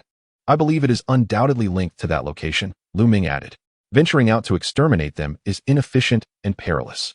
Is there a more prudent approach? And Jing inquired, furrowing her brow. Suddenly, Lin Li leaned forward, stating, I have an idea. Hear me out. While seeking them out is indeed dangerous, what if we allowed them to come to us? We could select an appropriate location to draw the zombies in and devise a means to eliminate them all at once. For instance, we could find an open area, set up explosives in advance, and then use speakers to attract the zombies. Brotherly, do you still possess such equipment? Qi Yu exclaimed in surprise. I have dozens, Lin Li affirmed with a nod. This is an excellent notion. If we are to execute it, we must act swiftly. Should that entity gather the zombies, the speakers may prove ineffective. Lu Ming concurred with Lin Li's proposition. Seeing no objections from the others, Lin Li decisively declared, then it is settled. A glimmer of murderous intent flickered in Lin Li's eyes as he forcefully slammed his hand on the table, declaring, the enmity towards Lao Xie must be avenged. If this matter is connected to those individuals, not a single one shall be spared. At the southern outskirts refuge, Sun Jianghua approached the president's office with trepidation. Bowing respectfully to the middle-aged man seated in the executive chair, he spoke, President, there is still no news regarding Chioli. Humph, this is all you're doing, Sun Jianghua. President Wen Quanshan retorted icily, his voice laced with disdain. You failed to keep watch over one individual. And you couldn't even bring back a single strand of hair while seeking assistance to apprehend someone. Tell me, what purpose does your position as a committee member serve? Chapter 129. Sun Jianghua's Calamity President, please temper your anger. The escape of the experimental subject carrying the zombie virus had become an established fact. And Sun Jianghua found himself unable to dissociate from the incident, inevitably directing the blame towards Lin Li. The one in charge of Headling Mountain is Lin Li, a young man barely out of his adolescence, who regards us with utter disdain. Despite my persuasive efforts, I was ultimately forced out at gunpoint. Alas, Sun Jianghua sighed heavily. At this rate, Lin Li will surely become a thorn in our side. He has already taken control of the stadium, and that young lad is brimming with ambition. Upon hearing this, when Xuanshan's brows knitted together in contemplation, and he inquired, his tone softening slightly, what did you discover during your visit? The personnel at Headling Mountain appeared few in number, yet many were formidable fighters, well armed, with guards at the entrance wielding both short and long weapons. Their equipment was of high quality, clearly indicative of an extraordinary origin. By the way, Sun Jianghua exclaimed, his eyes darting as he elaborated, President. I noticed that some weapons in their possession resemble ours. They must have originated from Tian Yuhai. Oh, are you certain? When Quan Shan straightened in his seat, his gaze sharpening with intensity. Indeed, Sun Jianghua felt a wave of relief wash over him, silently acknowledging that he had managed to pass the scrutiny. So, they must have eliminated Tian Yunhai and seized his arsenal, which has emboldened them. When Quan Shan mused, almost to himself. Most likely. Sun Jianghua responded with satisfaction at Wen Chuanshan's line of thought. When Quan Shan lightly tapped his fingers on the table, murmuring that indeed warrants a decisive action. Brotherly, the location has been selected. It will be at Xingxing Park to the east. Lu Ming hurried back to the office to report the findings to Lin Li. Very well, summon Shi Yu. Let us proceed to investigate, Lin Li replied, gesturing for Zheng Weigang, who had come to report on the situation at the Nanjiao refuge. To take his leave. When this fellow had initially emerged from there, he had never heard of Sun Jianghua, and at that time, no one considered him a significant player. Hence he could not provide any valuable intelligence. Before long, Shi Yu and the others returned to the office, quickly preparing to head to Xingxing Park for the arrangements. Be careful, boss. Stay safe, Jiang Tong and Su Lan urged in unison as they reached the door. This scene warmed Lin Li's heart and left him pleasantly surprised. It seemed Shi Yu's observations were indeed accurate, as the two shared a commendable rapport. Lin Li smiled and nodded at them, his spirits lifted considerably. Although Xingxing Park had been constructed only a few years prior, it had already fallen into disrepair. On the bright side, the pathways remained navigable, and the walls were intact. Not far past the entrance, there was a vast square, surrounded by a circle of rusted amusement facilities. Further inside lay an artificial lake, with the water level noticeably diminished, yet still appearing quite deep. After a thorough exploration, the group arrived at the expansive square. This shall suffice, Lin Li declared with satisfaction. Chi Yu, take the team to set up the explosives. Yi Yuming and Chi Ge remained to assist with the sound system. Due to the overwhelming presence of zombies surrounding the stadium, Lin Li and his companions found it impossible to approach. Consequently, the sound equipment could not be transported into the vehicle, and he was accompanied by only a few individuals who were aware of the spatial anomaly. After surveying the towering edifices around him, Lin Li made his way to the slide adjacent to the square, retrieving several large speakers and equipment such as extension cords and a generator from the space. After more than an hour of bustling activity, the site was finally prepared. Brotherly, given our current setup, we can only eliminate a maximum of 1,000 or 2,000 zombies, Chi Yu remarked, wiping the beads of sweat from his brow, visibly dissatisfied. Enough is enough. Any more explosives would jeopardize the surrounding structures. There are still thousands of people in the stadium. If we were to collapse the nearby apartment buildings, where would they reside? Lin Li understood the limitations of the explosives and recognized that it was an unavoidable circumstance. If they were in the wilderness, he could obliterate the area entirely. Very well. We will bring people out to handle the aftermath. Chi Yu refrained from saying more. Keep quiet. The next phase is in your hands, Lin Li instructed, extracting steel bars and welding equipment from the space. Understood, and Jing replied, taking the equipment and beginning to weld protective frames around the speakers and generator. Without this safeguard, the first wave of approaching zombies would quickly dismantle the speakers, preventing them from functioning at full capacity. Lin Li required the sound to be continuous and sufficiently loud. This way, even if the mutated zombies could control the ordinary ones, it would demand considerable effort, leaving them little time to disrupt the stadium. After another hour, everything was in place at the square. Upon returning to the stadium, Lin Li instructed Su Lan to prepare food for all combat personnel. He was uncertain how many zombies would be attracted by the sound equipment or how long the ensuing battle would last, so he endeavored to make the best preparations possible. The loss of the Xie Yifan squad weighed heavily on everyone's hearts, even if they did not outwardly express their grief. Each individual harbored a burning desire for vengeance on behalf of their fallen comrades. In the event of an encounter with mutated zombies, it could potentially be the last meal for some, and Lin Li hoped they would eat well. At the dining table, Jiang Tong elaborated on his views regarding the mutated zombies, ultimately presenting his conjecture. I believe it is not as simple as a mutation of the zombie virus. Typically, viral mutations do not exhibit such vast discrepancies, nor are they so comprehensive. That particular zombie is exceedingly powerful, resembling the bioengineered entities proposed by certain organizations in the past. Lu Ming concurred with Jiang Tong's assessment, suggesting that the origins likely stemmed from the shelter in the southern suburbs, and it was crucial to ascertain how they had created such a creature. Logically, after more than 2 years of a frozen apocalypse, it would be challenging for any research institution to emerge in a short span. How could such a monstrosity materialize in just a few months? Su Lan inquired curiously. And Jing, Having encountered similar institutions, elucidated, it is indeed possible. Sometimes research requires an element of luck. Additionally, since the zombie virus had not previously manifested, perhaps studying that creature was not particularly difficult. If one has a sample, it can be replicated with relative ease. In that case, we must investigate further. If it is truly that straightforward, we might discover a method to counteract the zombie virus. One can only hope. Li was originally an ordinary athlete at Lingen University.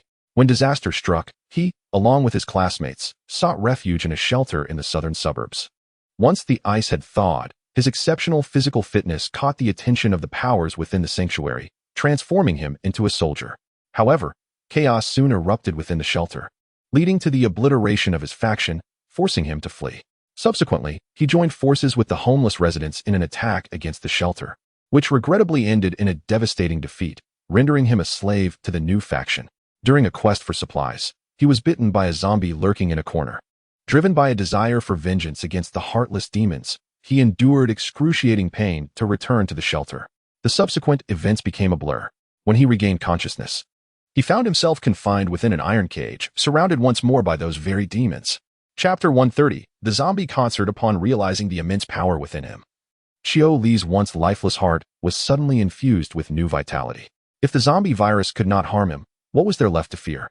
Compared to those mere shells of existence, he was the sole favored child of destiny, the chosen one, the sovereign of this world.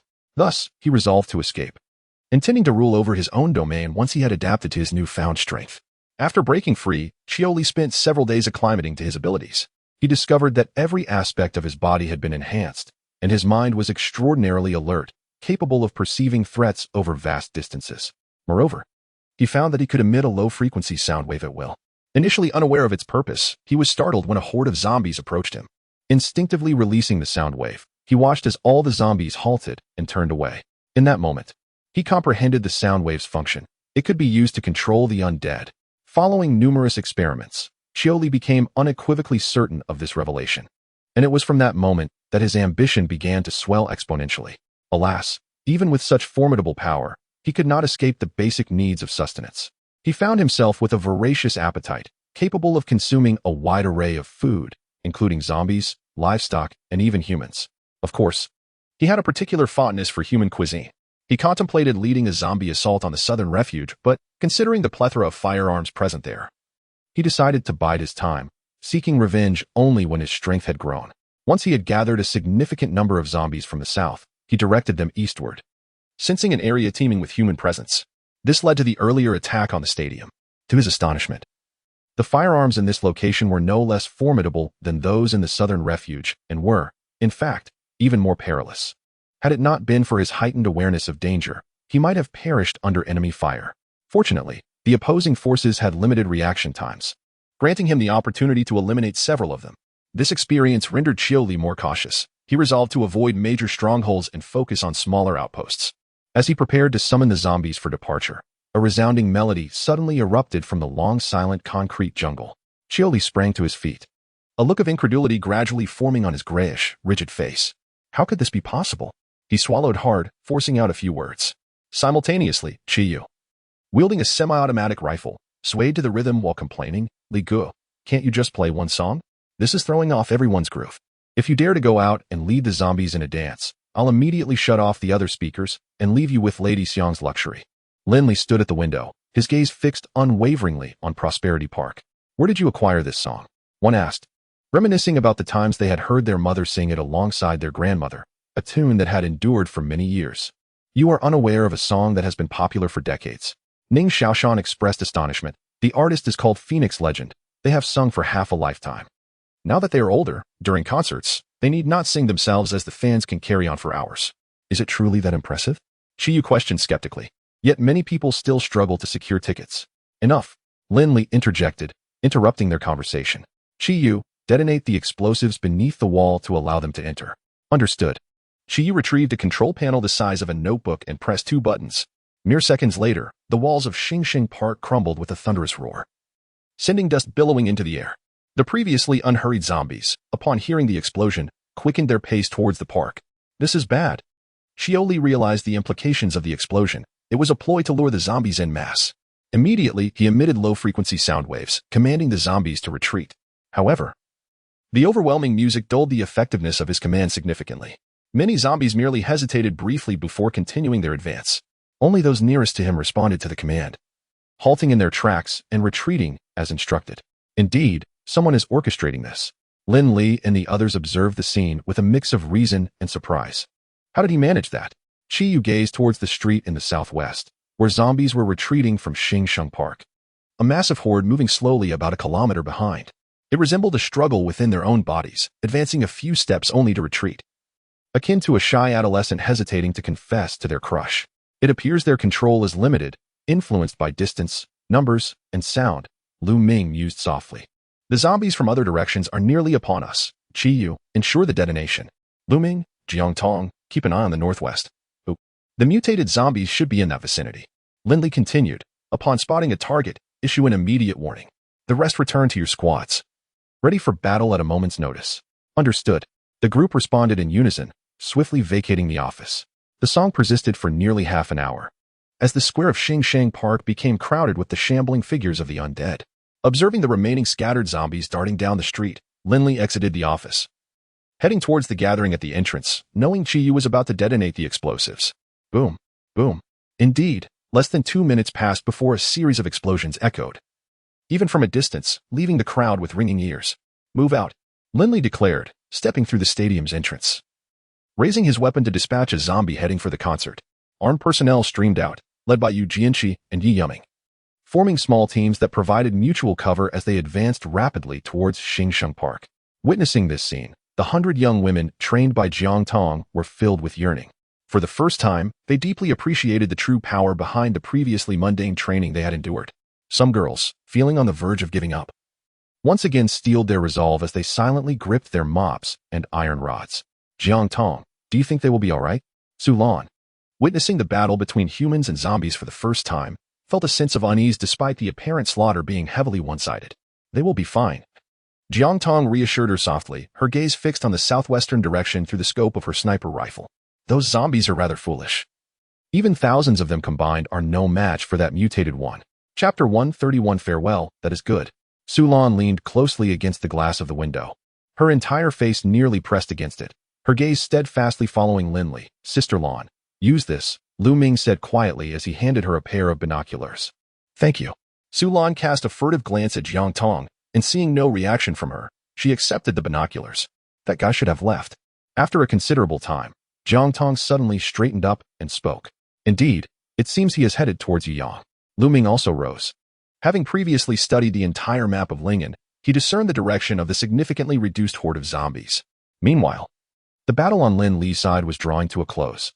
The remnants of over 1,000 zombies left after the explosion posed no challenge for the more than 100 well-equipped armed personnel, especially with the sound system diverting their attention.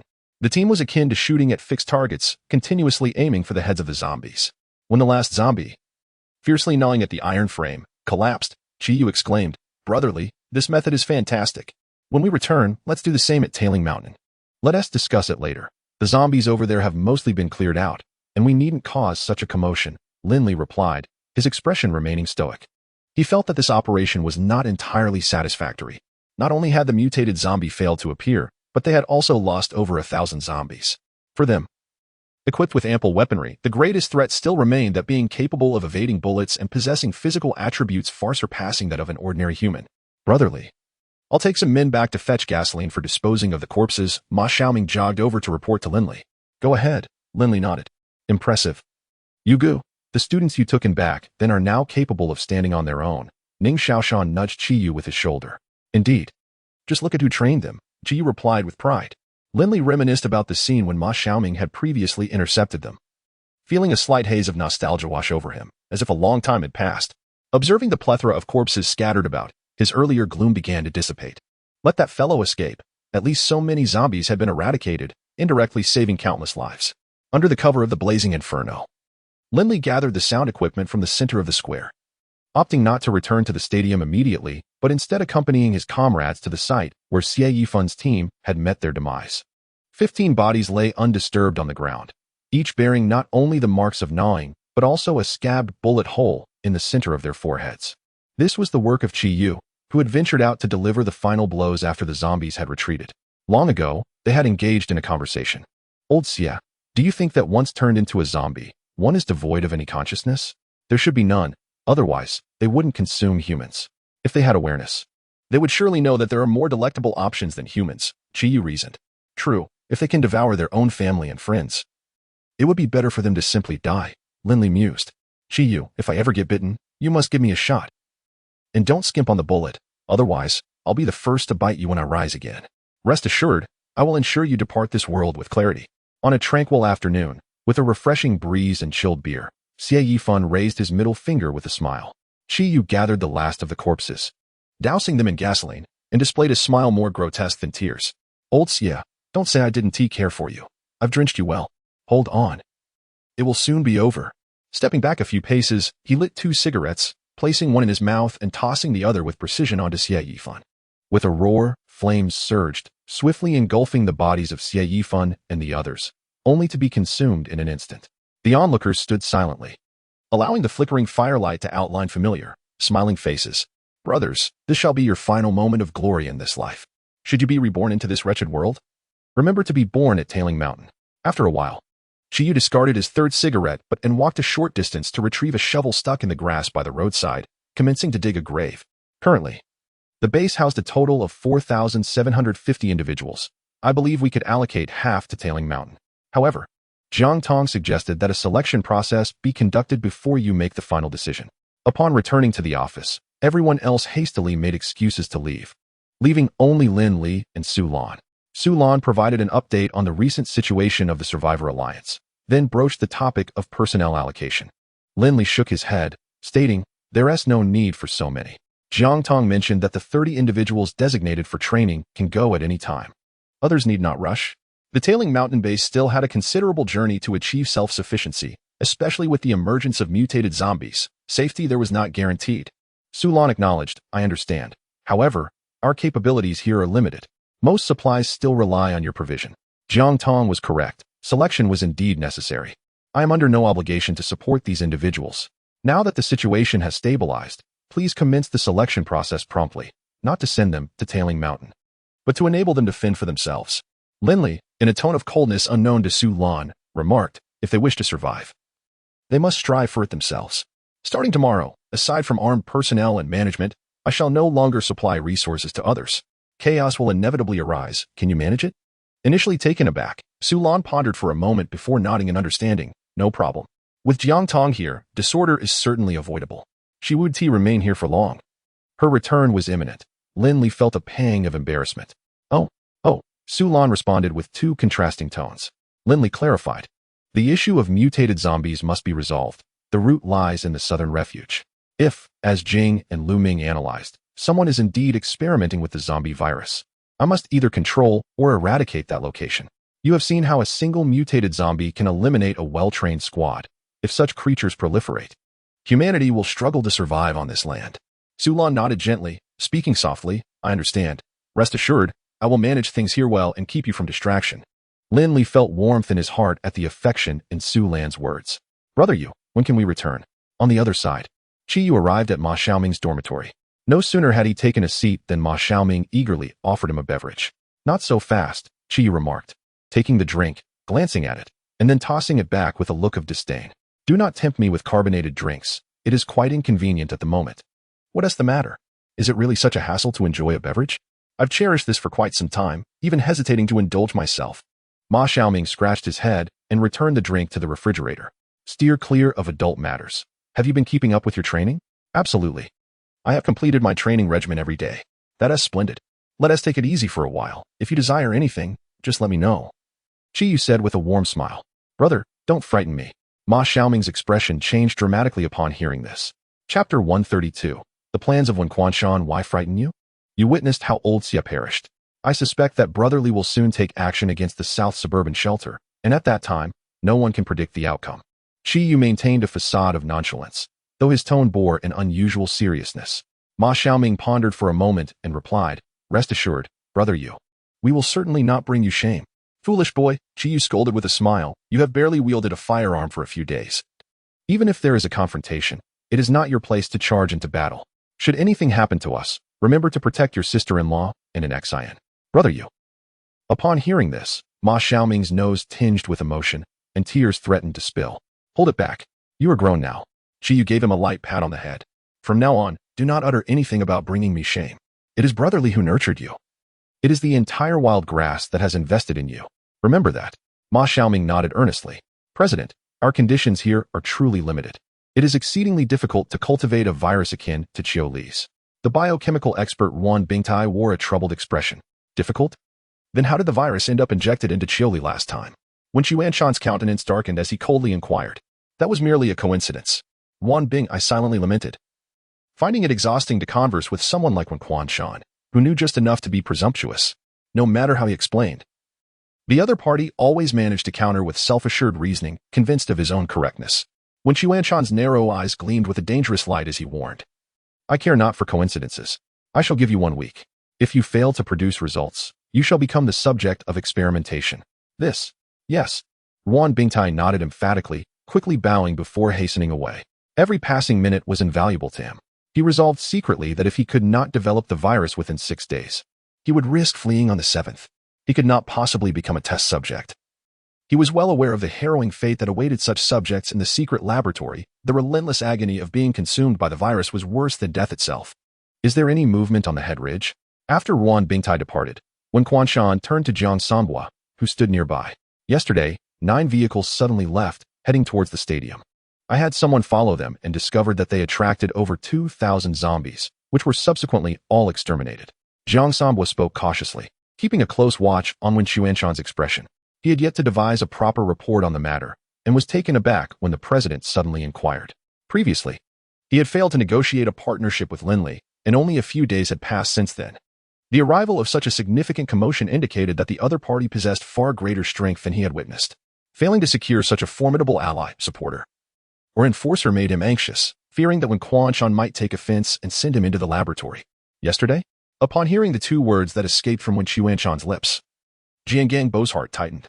He hurriedly explained, I just learned that the individuals who ventured out discovered Qiu Li's whereabouts and have been tracing him near Yuyang. Returning not long ago, I merely inquired casually, why do you seem so apprehensive? There's no apprehension, he replied. I am merely concerned that Lin Li's displayed prowess could pose a threat to our base. Jiangang Bo made a concerted effort to maintain a steady tone. A flicker of disdain glimmered in Wen Xuanshan's eyes as he remarked with a hint of amusement, if you're so worried, perhaps you should seek him out for another discussion. Surely, after the loss of several men under his command, he must have developed an interest in Qiu Li. The latter part of Wen's statement struck Jiangang Bo like a thunderbolt. The fact that the president was already aware of such intricate details, which he had yet to report, indicated a keen interest in Lin Li or the stadium. Reflecting on his previous words, a wave of despondency washed over his face. Yes, once Lin Li returns, I shall go at once. If we still cannot reach an agreement this time, you must personally lead a team to apprehend Qiu Li. Having concluded his remarks, when Quanshan gently waved his hand, ensure the task is accomplished. Jiangang Bo bowed slightly and exited the office. Wen Xuanshan's office was quite expansive. As Jiangang Bo passed the doorway, a beautiful woman seated behind the desk rose to close the office door and poured a cup of tea, presenting it to Wen Quanshan. She then gracefully moved behind him, gently massaging the acupoints at his temples. President, this Jiangang Bo is quite insubordinate.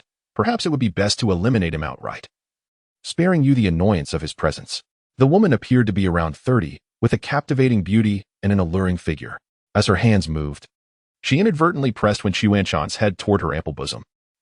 Times have changed. Even the inept must be utilized judiciously. We cannot simply resort to violence at every turn. Wen Xuanshan's eyes were half closed, seemingly enjoying the woman's ministrations, and he did not mind conversing further.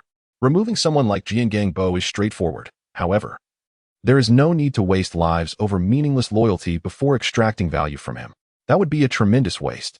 Once we research the virus from Qiu Li, he can remain my sharpest blade. Will he be difficult to control? The woman appeared to possess considerable insight into Wen Xuanshan's affairs. Wen Xuanshan's hand naturally descended, caressing the woman's silk-clad leg as he replied, controlling his son will suffice. Not just him. Eventually, we must manage all the offspring of the test subjects. Since they possess consciousness, they will not relinquish their children. Why not inject the virus into those young ones? After all, their physical constitution far surpasses that of their elder counterparts. The tiger does not consume its young, but the offspring can indeed slay their progenitors. The day after Lin Li arrived at the stadium, 2 teams were dispatched to search towards Yuyang, only to find that the mutated zombie had thoroughly led the others away. After searching for 100 kilometers, not a single trace of a zombie was found.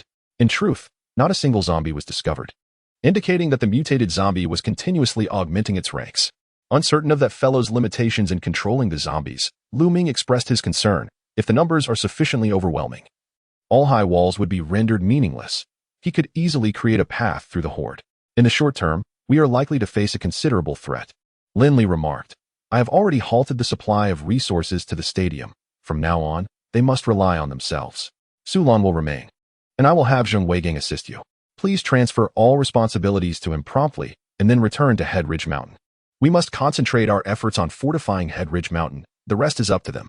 Very well. May I take a few individuals with me when I leave? Sulan inquired.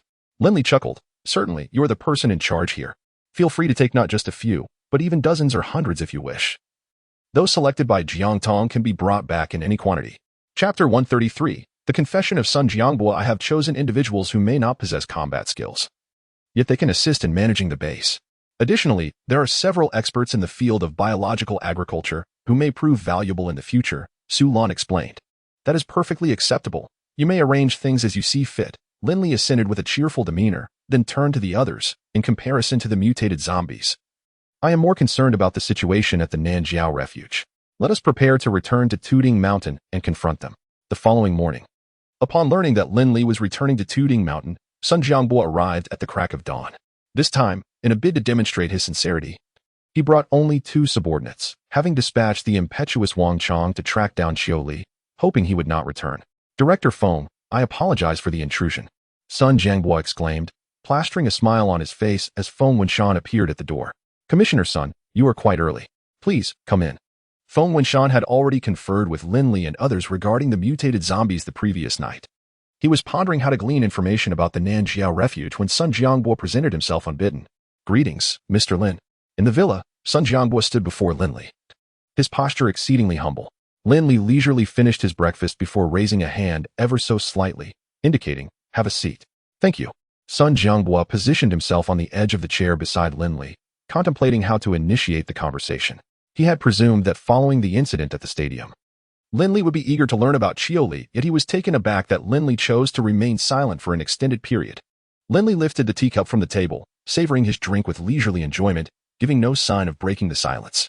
Observing this, Feng Wenshan poured himself a cup of tea and began to sip contentedly. Before long, Qi Yu, Lu Ming, Jiang Tong, and others gathered around, engaging in casual conversation over tea, seemingly oblivious to the presence of an additional guest. Mr. Lin, I find I did not convey certain matters clearly during my last visit, and I have come today to provide a detailed explanation. After considerable contemplation, Sun Jiangbua continued. The mutated zombie known as Qiu Li is one of our own from the refuge. We have a biochemistry expert named Wan Bingtai, who, with the support of our president, has been conducting research on the zombie virus. Qiu Li serves as his test subject. Having waited patiently, Sun Jiangbua noticed that no one seemed to acknowledge him, and beads of sweat began to form on his forehead. He wiped his brow and, gritting his teeth, declared, Mr. Lin, I must confess, my son has been under the control of Wen Quanshan. If you can assure the safety of both my son and myself, I am willing to divulge any information you seek. Mr. Sun, you are placing us in a difficult position. We have witnessed the formidable nature of Qiu Li. If there are more such creatures in your refuge, how can we ensure your safety? Lu Ming queried, his tone measured and calm. There are none. I can guarantee that. Sun Jiangbua hastily clarified, the virus developed by Wan Bingtai is still in the experimental phase.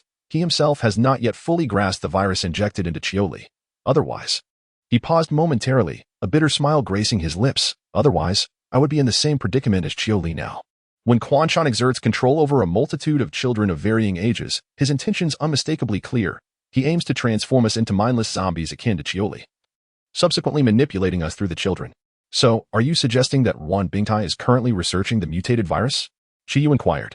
Jiang Sanbua nodded affirmatively. Indeed. It is said that when Quanshan has granted him a week's time, and he now spends his days in the laboratory studying the zombie virus. Why haven't those bitten by Qiu Li undergone transformation? Qi Yu recalled Xie Yifan. I cannot elucidate that, Lin Li interjected, setting down his cup and directing his gaze towards Jiang Sanbua. Share all that you know. Remember, you possess but this single opportunity. Should you fail to assist me in gaining control of your base, I shall utterly obliterate it. Upon hearing Lin Li's calm voice, an unbidden chill coursed through Jiang Sanhua, leaving no room for doubt regarding the seriousness of his threat. You are already aware of the leader of the refuge. He has two exceedingly loyal subordinates, Lu Jun and Song Yang. These two command half of the weapons within the refuge, approximately 100 firearms, while the other half lies in Wen Xuanshan's possession. Furthermore, Wan Bingtai's laboratory resides within the subterranean refuge, heavily fortified, with access restricted solely to Wen Xuanshan's trusted confidants. Presently, Wen Quanshan resides in the villa district adjacent to the refuge, accompanied by roughly 800 to 900 followers, of whom about 300 are truly capable of combat. Having concluded, Jiang Sanhua earnestly declared, "This is the extent of my knowledge. Please feel free to inquire further, and I assure you I shall speak candidly. What is your purpose for coming today? Or rather, what was Wen Xuanshan's intent in sending you?" Feng Wenshan fixed his gaze intently on Jiang Sanhua. "The last time I visited, I sought your assistance in capturing Qiuli to continue the research. My purpose remains unchanged. However, I suspect Wen Quanshan intends to deplete your strength before ultimately absorbing you."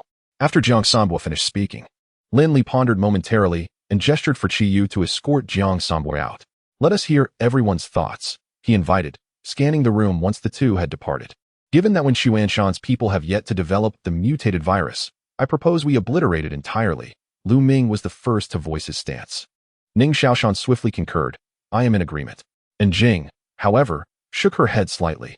"The pressing issue is whether it is worth the risk to exert control there, particularly over the laboratory and that individual named Wan Bingtai.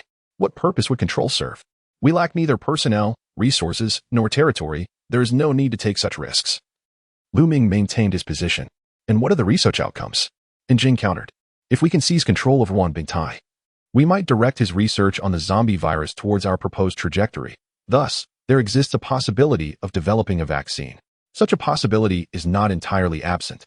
Yet I still believe the odds are exceedingly slim, nearly impossible under the current circumstances." Lu Ming poured cold water on the notion once more. And Jing, acknowledging his words with a slight nod before shaking her head, replied, "Nonetheless, I still feel it is worth attempting."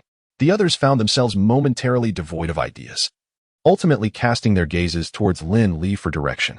"You have simplified the matter. I believe Wen Quanshan may not place much importance on Jiang Bobo, for the assistance he can provide is rather limited. Even the information he offers might not be entirely truthful, otherwise he would not use his son as leverage against him." Lin Li's words awakened many from their stupor.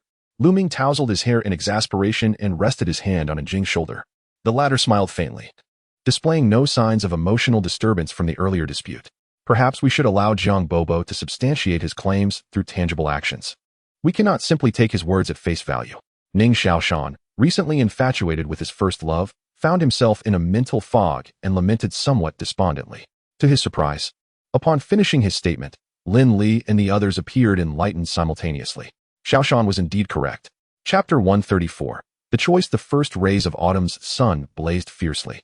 At the Tuling Mountain Farm, people toiled under the scorching sun, sweating profusely as they harvested the first crop of grain since the apocalypse in the golden rice fields. The fields spanned hundreds of acres, and initially, the members of the base felt uncertain during the planting process. However, now, witnessing the plump rice ears, their sunburnt faces radiated a joy that had long been absent. Lin Li had anticipated that Feng Wenshan would employ machinery for the harvest, yet to his surprise, he insisted on manual labor, justifying it as a means to adapt to agricultural life, even calling Lin Li to participate. Many were oblivious to the hardships of agricultural production. Without a proper experience, they would inevitably waste food once they enjoyed a more comfortable life. Feng Wenshan, donning a straw hat, cheerfully remarked, "This is wonderful. After sweating and laboring, one learns to cherish the fruits of their effort. I've also discovered several skilled farmers. In due time, I shall arrange training for everyone." Lin Li chuckled, "You truly resemble a farm owner in this moment." "I must say, being a farm owner seems quite fulfilling." Feng Wenshan gazed with satisfaction at his daughter, who was embracing the rice, and expressed, "Such days are already quite satisfying for me. Unfortunately, some individuals are always intent on causing trouble." Lin Li cast a glance towards the south. "Indeed, I believe we should not wait for Jiang Bobo. Let us seize the opportunity to launch a direct assault." As they discussed the south suburban shelter, Feng Wenshan's smile gradually faded, replaced by a serious demeanor. "Eliminating Wen Quanshan poses little difficulty. The real concern lies with that zombie virus research facility. I fear that launching a rocket strike could lead to complications." Lin Li voiced his concerns. If the virus were to leak from within, it would create significant chaos, and it would be exceedingly difficult for us to manage the aftermath. Feng Wuxian exhaled heavily. Gesturing to Feng Kiki with a smile, that is a problem for you to ponder. I shall simply embrace my role as a farmer. With that, he leaped down from the field ridge and joined his daughter in harvesting rice. Meanwhile, Jiang Bobo paced in his room for quite some time, unable to reach a decision. Following Lin Li's directive to control the virus research facility, even for a single day, risked exposure. Should Lin Li's support falter even slightly, the fate of him and his son would be sealed in death. Conversely, should he disregard Lin Li's advice, once the virus research succeeded, his own fate would be no better, likely becoming a puppet of Wen Quanshan. Caught in a dilemma, he suddenly caught sight of a sunlit photograph on the table, depicting a joyful family moment with his wife and child against a serene beach backdrop, peaceful sky stretching endlessly. Gazing at the smiles on their faces, an overwhelming sense of panic surged within him. The photograph represented the smiles of normalcy, a sight he had not seen on his son's face in quite some time. Nor had he experienced such joy himself in ages. Lost in thought for an extended period, Jiang Bobo's unfocused gaze began to sharpen, ultimately transforming into a resolute and fervent determination. This life of his may be destined for darkness, however. He would not allow his son to become a mere shell of a human. If they could not escape this fortress that had both sheltered and imprisoned them for over 2 years, then it must be destroyed, even if it costs one's life. It is a price worth paying. Wen Quanshan foolishly imagines he can control a father through his child. Yet he will never comprehend that a father is capable of the most reckless acts for the sake of his son. Let me, Jiang Sanbua, impart this wisdom to you. Lin Li, I hope you will honor your promises. As the sun sets, the busy figures in the rice fields begin to converge in groups towards the living quarters of the base. Lin Li and Qi Yuaning are huddled together, exchanging grievances about each other's inaction. Brotherly, I must speak to you. You are about to have 2 women in your life, and you cannot afford to be so easily swayed. If Jiang Tong and Su Lan wish to harvest rice, let them do so themselves. Why must you accompany them? And if you must, why drag me and Xiaoshan into it? Qi Yuan, with a woeful expression, finds it quite torturous to bend down and harvest rice. Given his tall stature, you dare criticize me? If it weren't for your boastful chatter, would I need to help you cover up your lies? Lin Li rolled his eyes. Indeed, you brother, how idle were we in the past to even train in rice harvesting. Next time, can you base your boasting on some reality? Ning Xiaoshan also expressed his discontent with Qi Yuan's bluster. Xiaoshan, you are utterly ungrateful. I am doing this for your own good. Have you not seen Zhang Jing's family all out in the fields? I go to such lengths to ensure you shine before your future father-in-law. And look at you, almost injuring someone. Qi Yuan said, smacking his lips. I observe that they are quite dissatisfied with a reckless person like you. Is it truly my fault? Ning Xiaoshan's expression fell as he glanced at Zhang Hanzhao and his daughter in the crowd behind them. Do not listen to his nonsense. You did not even truly harvest. Even if we assume Zhang Hanzhao is displeased with you, it does not hinge on this single incident, Lin Li consoled with a mischievous grin. Is he genuinely dissatisfied with me? Ning Xiaoshan hesitated, his face growing increasingly grim. Fear not, I have a plan. Inquire with Zhang Jing about her father's interests, and perhaps offer some gifts. If that fails, I could organize a gathering where you could charm them over drinks. Can I even handle that much alcohol? Ning Xiaoshan questioned skeptically. Absolutely. We will support you. Do not underestimate yourself. Taking down a few ordinary people should be a piece of cake. Qi Yuan and Lin Li exchanged knowing smiles, affirming their confidence. Ning Xiaoshan, preoccupied with thoughts of his future father-in-law, remained oblivious to their subtle exchange, and nodded. All right. I will prepare. Qi Yuan, hurry up. Not far ahead, a group of women, including Jiang Tong and Yuanwen, were engaged in cheerful conversation. Upon noticing the mischievous smiles on Qi Yuan and Lin Li's faces, Yuanwen was intrigued and inquired about their discussion. We are discussing serious matters. Qi Yuan casually replied. Oh. Just then, before he could finish, Yuanwen pinched his side, causing him to wince. I'll tell you tonight, Qi Yuan quickly surrendered. That is more like it. I have good news for you as well tonight. Yuanwen smiled as she linked her arm with Qi Yu's. For everyone, there is invariably a night etched in memory, be it one of great joy or profound sorrow. Sun Jianghua felt that this particular evening was the most pivotal moment of his life, determining his fate as well as the future of his son. After careful consideration, he selected 4 fathers from his subordinates, all of whom had been pushed to their limits by Wen Quanshan, to embark on a clandestine plan.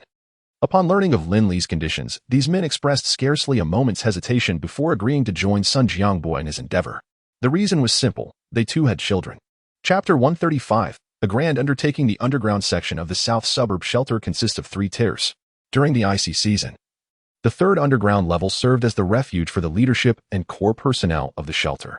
However, as the weather returned to normal, no one wished to dwell in the dark, damp, and perpetually musty environment, leading to its gradual abandonment. Until the emergence of Reinventing, to be precise.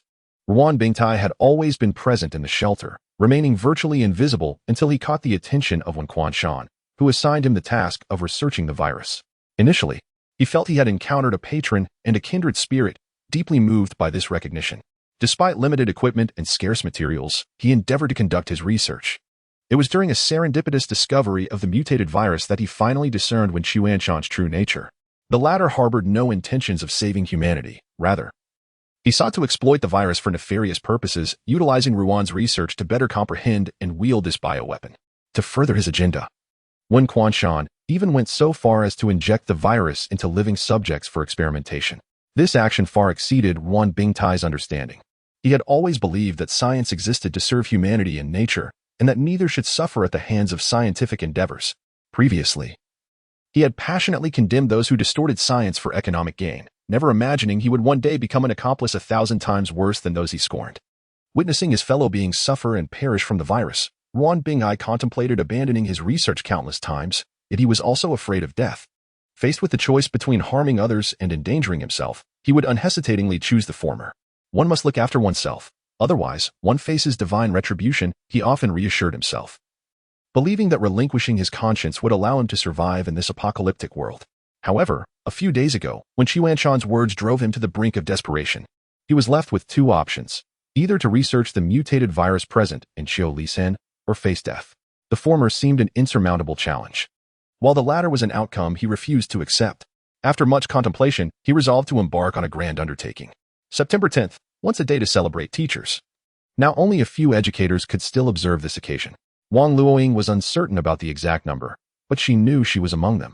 As evening fell, the elderly woman, wholly immersed in the operations of the Tuling mountain base, gazed at the opulent dinner in the villa and the thoughtfully prepared gifts from the children, feeling an overwhelming sense of fulfillment.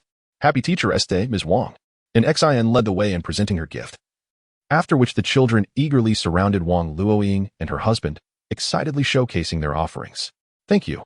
Thank you. Wang Luoying graciously accepted each gift, sincerely expressing her gratitude to every child.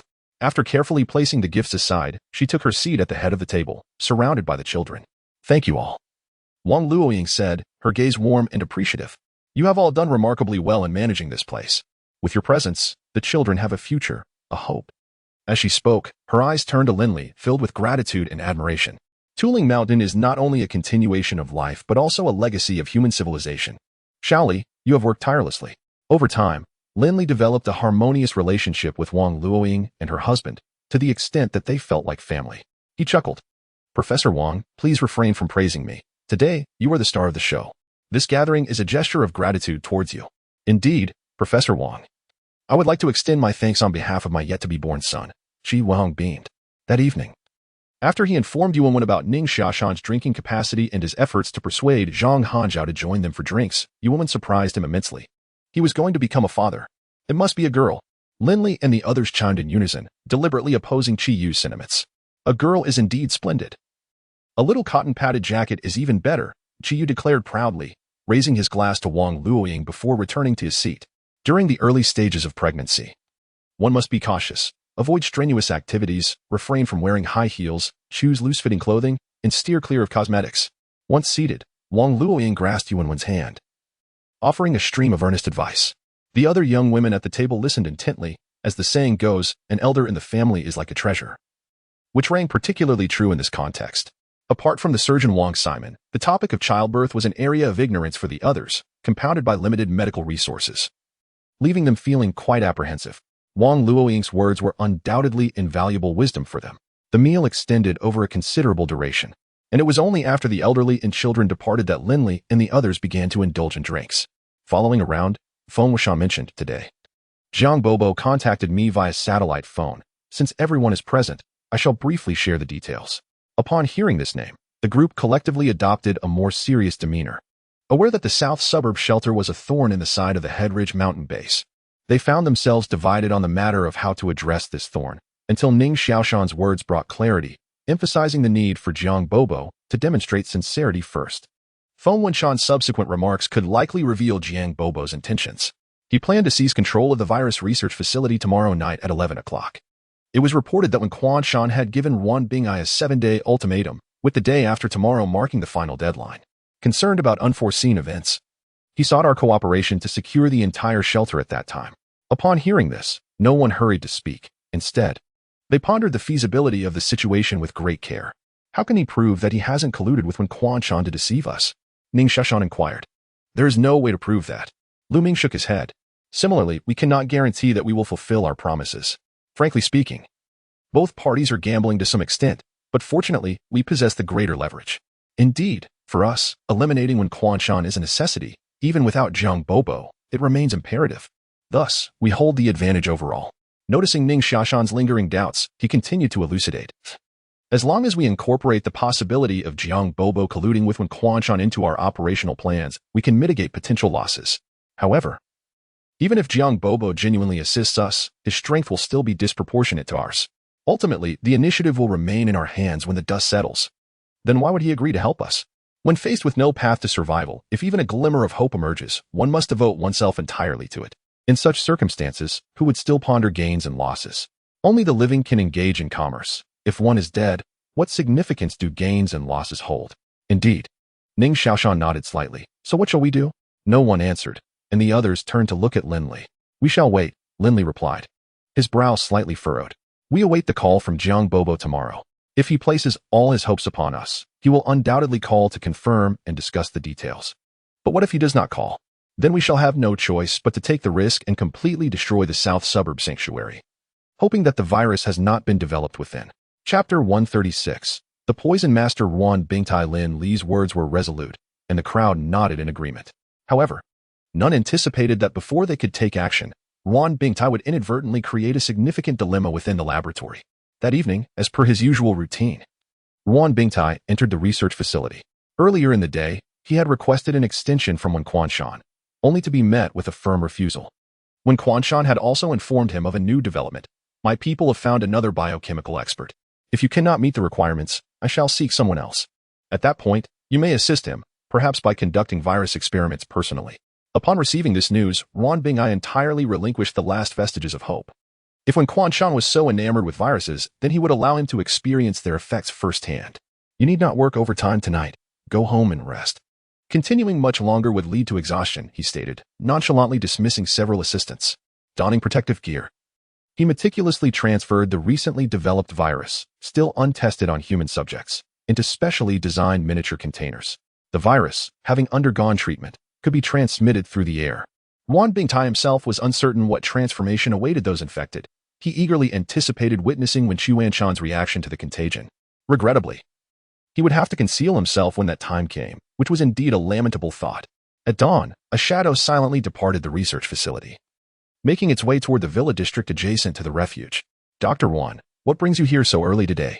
Two armed guards greeted the beaming Wan Bingtai at the entrance of a renovated luxury villa. Research has progressed, and I am eager to report to the chairman. I only just realized the hour was inappropriate upon reaching the door, he replied, fully aware that the guards would not permit him entry at this moment. Since I have come this far, I might as well wait a while longer. The chairman has specifically instructed that any advancements be reported immediately. Then please, take a seat in our duty room while I prepare you a cup of tea, one of the guards, eager to curry favor with the chairman's favored associate, offered with notable enthusiasm. Little did they know that Wan Bingtai was on the brink of becoming Wen Quanshan's discarded pawn. Their expressions would surely shift dramatically. No, thank you. Wan Bingtai waved his hand dismissively. I have been cooped up in the lab for too long.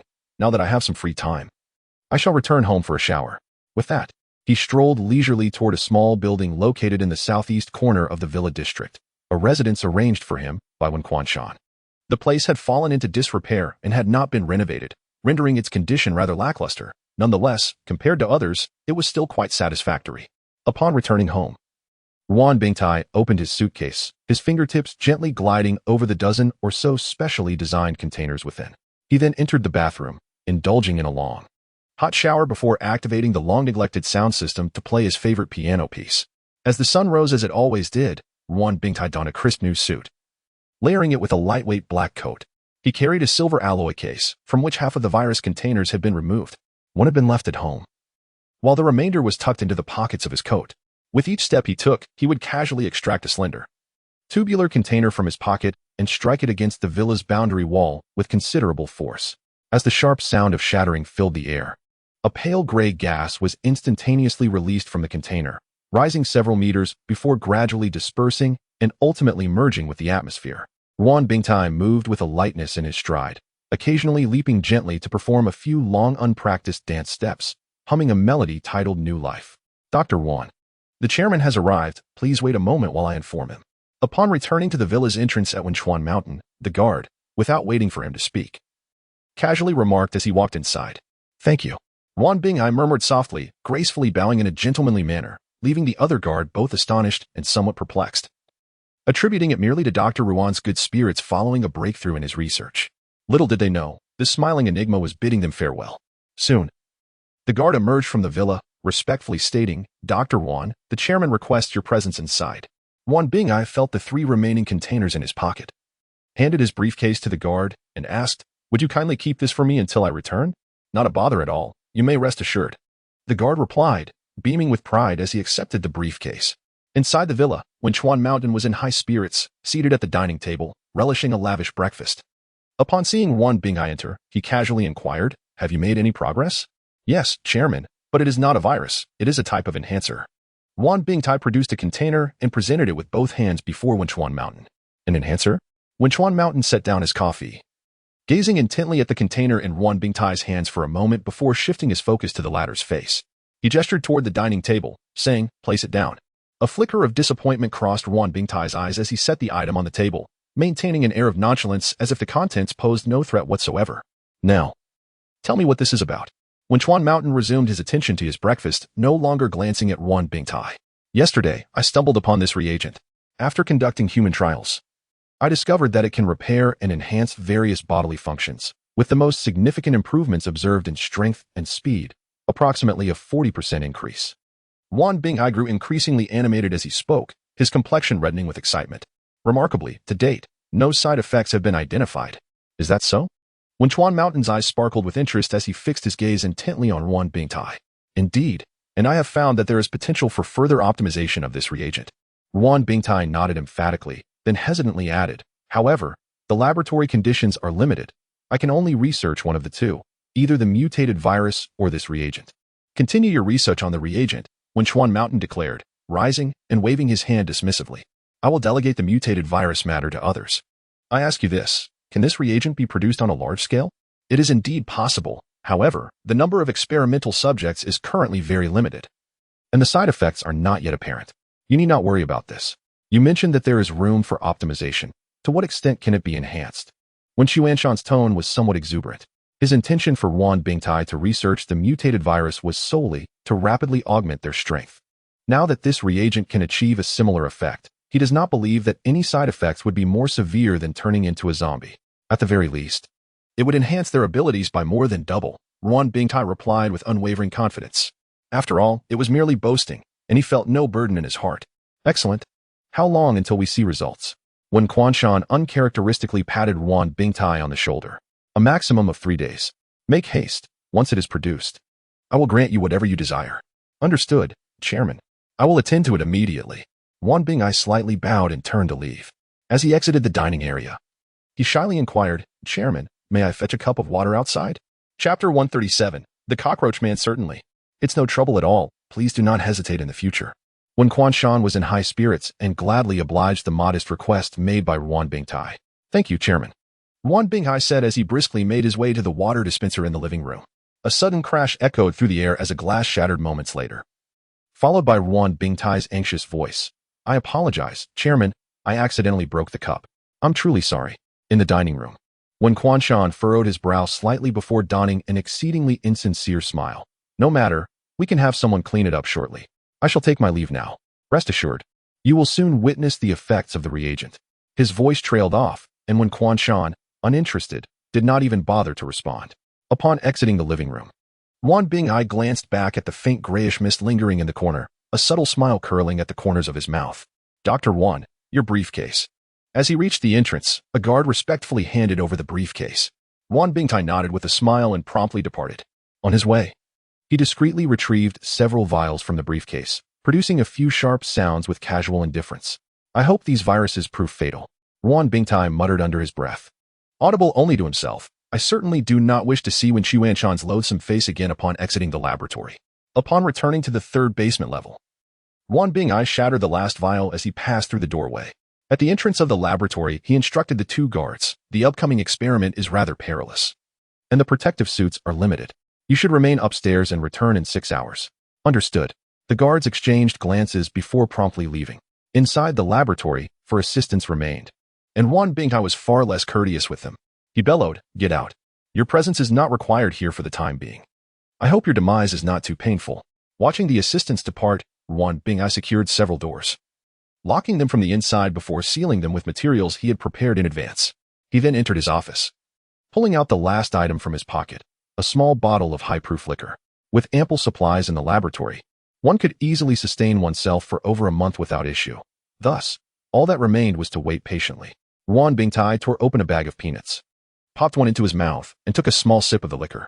The fiery liquid coursed down his throat, sending a long-forgotten thrill through him, causing a slight shudder. Safe travels, Chairman. Reclining on the 2-seater sofa, Yuan Bingtai neurotically raised the bottle, gently tapping it against the bright overhead light before tilting it downwards. Just as the liquid was about to pour forth, he abruptly lifted it again, shaking his head repeatedly. "No, no, no. You are not worthy of such fine liquor." With that, he spat onto the ground, murmuring, "In the next life, do not provoke someone with knowledge far superior to your own. Fool, daring to threaten me to my face." When Sun Jiangbo left his room, it was already 3 in the afternoon. In preparation for his evening plans, he feigned illness and swapped shifts with another committee member, rescheduling his duty to the period from 6 in the evening until 6 the following morning. Consequently, once he dealt with Song Yang, who was on the evening shift, he would assume the position of the highest authority at the nighttime refuge. Yet, where was everyone? Jiang Bo approached the entrance of the shelter with an impassive demeanor, only to find it eerily deserted. According to the plan discussed with his subordinates the previous day, the 4 individuals should have been stationed at the entrance by now. In fact, there was not a single soul in sight, not even among the other guards. This was troubling. Could there have been a betrayal? A tightness gripped Jiang Bo's chest, though he quickly shook his head in disbelief. No, if there had been a betrayal, Wen Quanshan would have acted against him by now. Confusion enveloped Jiang Bo, for Wen Quanshan held the research facility in high regard, necessitating a 24-hour guard presence at the shelter entrance to prevent unauthorized entry while also thwarting any escape attempts from within. Logically, there should have been personnel present in broad daylight. Had something gone awry? The moment this thought crossed his mind, a chill raced down his spine. He suddenly realized the source of his unease. Everything was too quiet. Not a sound stirred in the surroundings, an atmosphere he had only experienced when encountering zombies. Suddenly, as if to affirm his suspicions, the door to the duty room burst open, and a grotesque figure swiftly crawled towards him from the ground, emitting a beastly roar. What was that? Jiang Bo glimpsed the creature and felt his scalp prickle, an electric sensation coursing through his body. Instinctively, he drew his pistol, expertly disengaging the safety and pulling the trigger. Bang, bang, bang, clang. After the 3 gunshots, the monster hesitated, akin to a large rat confronted by an even larger cat. And in the blink of an eye, it darted away. This was... Jiang Bo's mouth fell agape. He had not anticipated that a creature of human-like proportions could move with such astonishing speed, nor that its defenses would be so formidable. He had faintly heard the sound of metal clashing, which must have been the bullets striking the creature's exoskeleton. What kind of monster was this? Able to withstand bullets at such a close range, and why had he never encountered it before? A flurry of questions swirled in Jiang Bo's mind, but he could not afford to dwell on them. He immediately dashed back to his room, armed himself with a semi-automatic rifle, and sprinted toward the villa area. His son was being held under house arrest by Wen Quanshan in one of the villas. Under the pretext of protection, there were only 3 committee members enjoying such privileges within the entire shelter. As he passed through the woods near the villa entrance, Jiang Bo heard a rustling sound and swiftly raised his weapon, scanning the thicket. Cockroach man. Surely, he must be hallucinating. The first thing Jiang Bo noticed was a humanoid cockroach, entirely encased in a black exoskeleton. But what was truly bizarre was that it sported a human head. Thump, thump, thump. Everything around him seemed to freeze at that moment, leaving only the pounding of his heart echoing in his ears. Jiang Bo stared, transfixed, at the humanoid cockroach in the trees, desperately striving to regain control of his body. Time stretched on, though he could not tell how long it had been.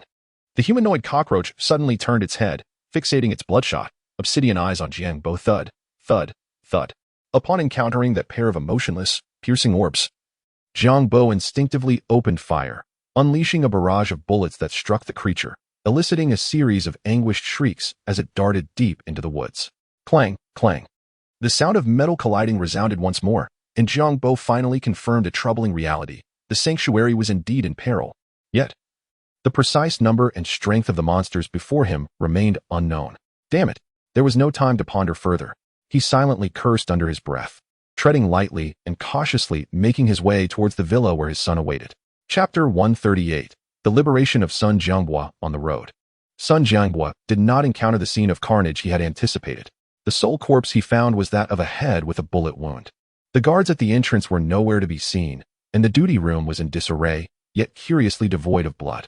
The entire villa area seemed to have been paused in time, silent and devoid of any evidence to confirm the passage of time. Sun Jianghua felt as though he had entered an abyssal tunnel, where everything before him was but an illusion within its confines. Were it not for the persistent image of the cockroach-like beings etched in his mind, he might have succumbed to the urge to scream. After walking a few hundred meters along the narrow path and rounding a sharp corner, a sight before him rendered him momentarily paralyzed. On the lawn not far away, a dozen shadowy figures, exuding a faint glow, were huddled together, emitting a cacophony of subtle, gnawing sounds, reminiscent of a pack of hyenas relishing their prey. Strangely, their lower legs bore an uncanny resemblance to human limbs, with a few tufts of black hair faintly visible on their heads, yet their bodies were akin to cockroaches, adorned with long, dark wings that cascaded down from their shoulder blades to their knees, resembling the stiff tails of a tuxedo. On either side of their abdomen sprouted a pair of black tendrils, each tipped with smooth, sharp barbs the thickness of a little finger. Were they mutated zombies? Or had they transformed directly from humans into cockroaches? A wave of dizziness washed over Sun Jianghua, and as he regained his composure, he instinctively recoiled around the corner. Rationality urged him to flee immediately, yet his bond to his son was as tenacious as the finest adhesive, anchoring his feet to the spot. Just then, he caught sight of one of the cockroach beings lifting its head to gaze at him. The face, hauntingly familiar, belonged to none other than his son, Sun Yuhang. A smear of blood adorned the corners of Sun Yuhang's mouth, and he was still chewing slightly as he met the gaze of his distraught father. Without a moment's hesitation, he emitted a bizarre howl and unfurled the wings on his back. The other cockroach beings turned their attention towards Sun Jianghua's corner, and in the next instant, they all leaped up, flapping the still incomplete wings behind them, charging swiftly towards Sun Jianghua. In despair, Sun Jianghua let out a mournful cry as the monstrous figure hoping not to be infected. Jiang Bobo's consciousness began to fade as he was gnawed upon by the cockroach people. He was aware that death was imminent. Yet, there was not a trace of fear on his face. Rather, it bore an expression of profound relief. Lin Li, Jiang Bobo had not yet made the call. At the Tuling Mountain Villa, Feng Wenshan voiced his concerns. There were several gunshots over there today. Do you think he might have been discovered by Wen Quanshan? Perhaps. Lin Li replied, unaware of the events unfolding at the South Suburb shelter, and suggested, he mentioned he would commence his actions at 11 tonight. And it is only 7 now, let us wait a while longer. Very well. The following morning, and Jing, accompanied by a team, departed from the rear mountain towards the South Suburb shelter. They had waited until midnight for Jiang Bobo's call, but it never came. And there was silence from the South Suburb shelter. After deliberation, the consensus was that the possibility of Jiang Bobo being exposed was high, prompting them to send a Jing to investigate the situation. The fate of Jiang Bobo was of little concern to them, however. The research facility within the South Suburb shelter must not encounter any issues, lest it swiftly impact the nearby Tuling Mountain. Captain, something feels amiss. In a 6-story building diagonally opposite the South Suburb shelter, a team member who had been surveilling the area expressed his confusion. Typically, there are guards at the neighboring villas, and people come and go. Yet today, there is not a soul in sight. And Jing raised his binoculars and inquired, is that door usually closed or open? Closed, came the reply. Have any zombies been spotted nearby recently? Yes, but very few, less than 10 in total, the team member answered. Leave her behind, the rest. Follow me to take a closer look. And Jing stowed away his binoculars and stepped outside. As he did, he dialed Lin Li's number. Li Go. The situation here is unusual. There are no signs of battle. I'm heading over to investigate. Do you have any initial assessments? Lin Li asked, furrowing his brow. It appears there are signs of some beast having rampaged through, though I cannot be certain. You know it is improbable for a pack of beasts to appear now. Could it be related to the virus in the research facility? It's possible. I'll first probe the residential area adjacent to the research facility. Come back. Lin Li interrupted.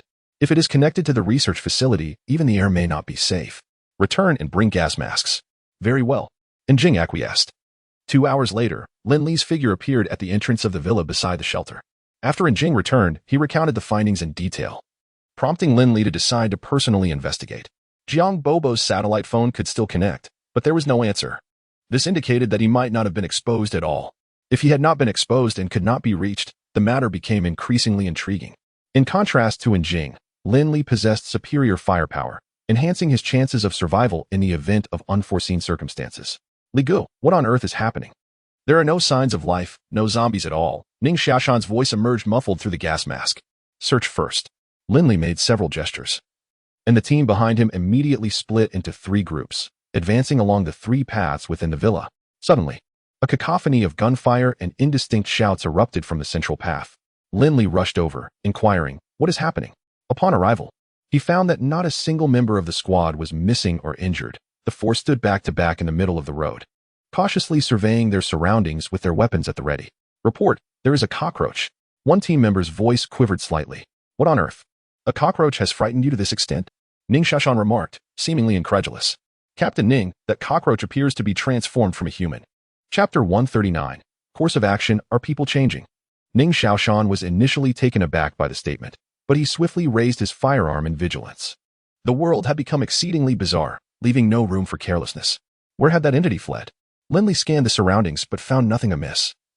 He thus inquired of the team member who had spoken first. "Over there." The team member gestured toward a thicket beside a villa with the muzzle of his gun.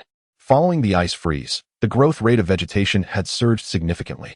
What was once a modestly sized grove had become densely overgrown, making it nearly impossible to discern the interior.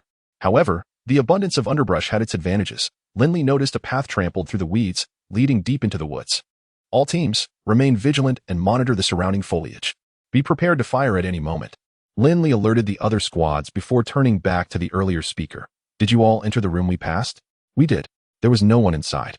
Nor were there signs of a struggle, just some scraps of clothing on the floor. "Stay alert." After contemplating, Lin Li decided to trust the team's assessment.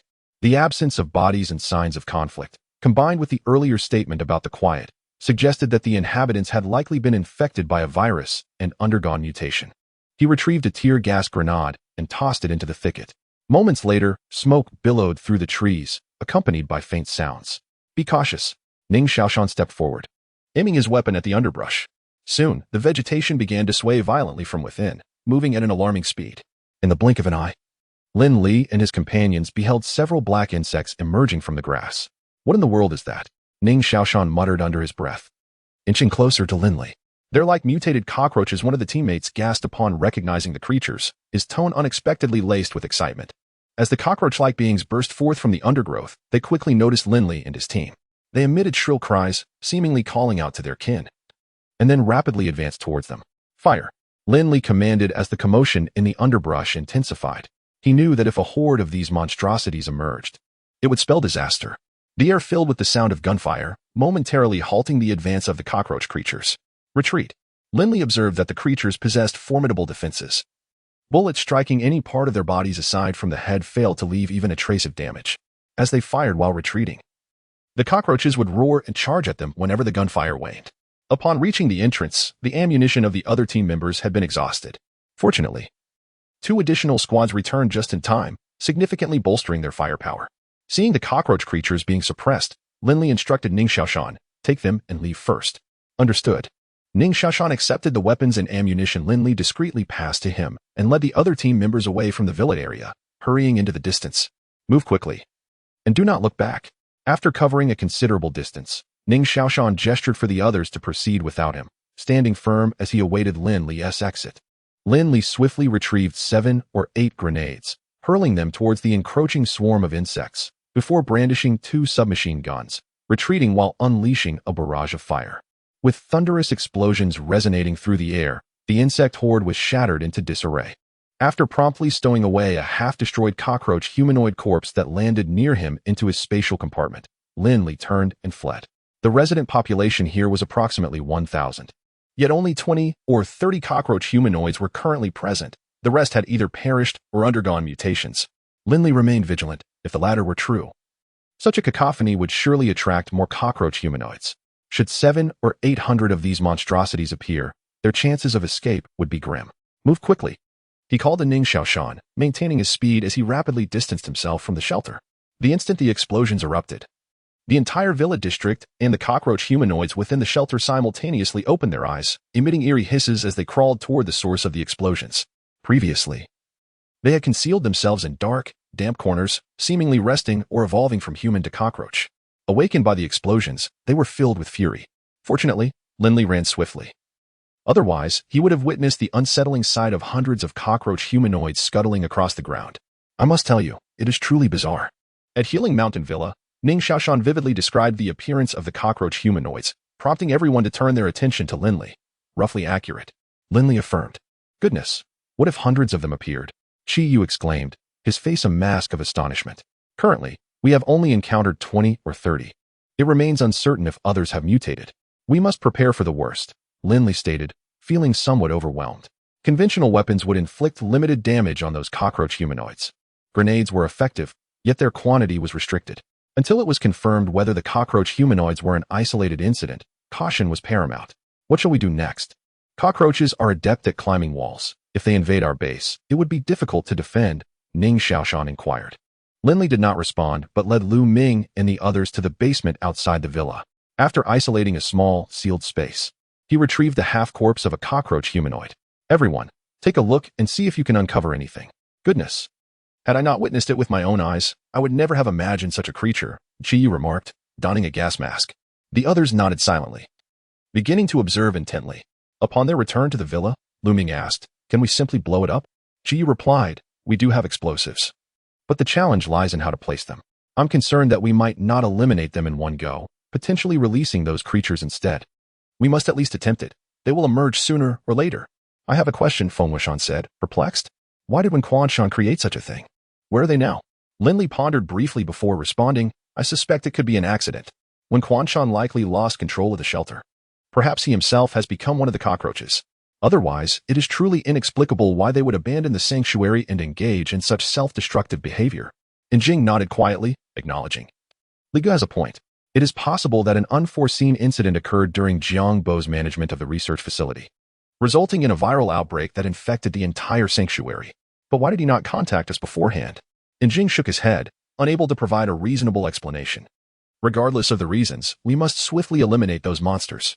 Qi Yu, prepare the explosives. Feng Ge, gather the fuel. Lin Li declared with resolute determination after detonating. We shall incinerate them again. I refuse to believe we cannot eradicate them. Chapter 140. The Evolved Cockroach Man Creek. In the subterranean third level of the shelter, Wan Binghai cautiously pressed his ear against the wall, straining to discern the continuous, eerie sounds emanating from outside.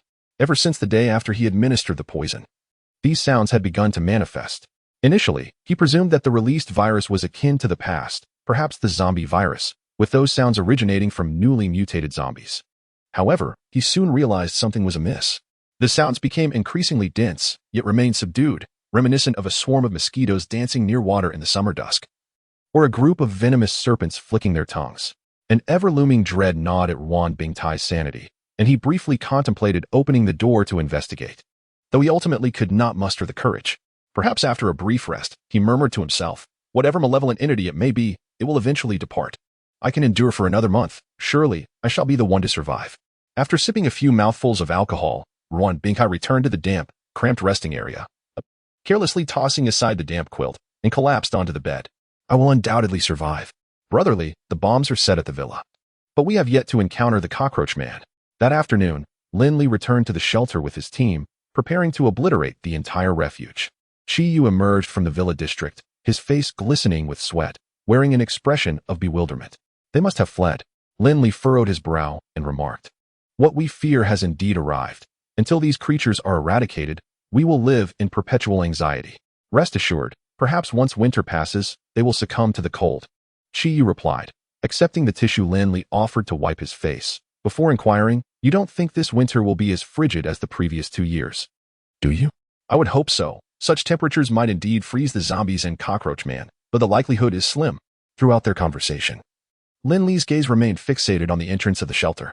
What are you looking at? Qi Yu asked curiously. Something feels amiss. I can't shake the sensation that something foul lurks within. Lin Li paused momentarily before continuing, you should rest for a while. I will join you shortly. Without waiting for Qi Yu's response, he strode toward the entrance of the shelter. The intense sunlight cast a stark delineation at the entrance, illuminating the outside while the interior lay shrouded in darkness. Lin Li approached the door, instructing everyone to step back, then crouched down to retrieve a toy remote-controlled car from his pocket. He placed a phone playing music and a light ball in the car's bed, then maneuvered the vehicle deeper into the shelter. The music soon reverberated throughout the main hall of the refuge, utilizing the dim glow of the light ball. Lin Li adjusted the car's direction, steering it along the corridor into the depths. Suddenly, the music ceased abruptly, replaced by a resounding buzzing emanating from the corridor's depths. The sound was akin to the whirring of a helicopter's rotor, and Lin Li felt the very space vibrate in response. He shouted, "Run!" and sprang forward like a cheetah. The others, who had just retreated a dozen meters, hearing Lin Li's call, immediately dashed toward the vehicle parking area a kilometer away. As Qiyu donned his protective suit, he witnessed Lin Li darting out, instantly following suit without uttering a word.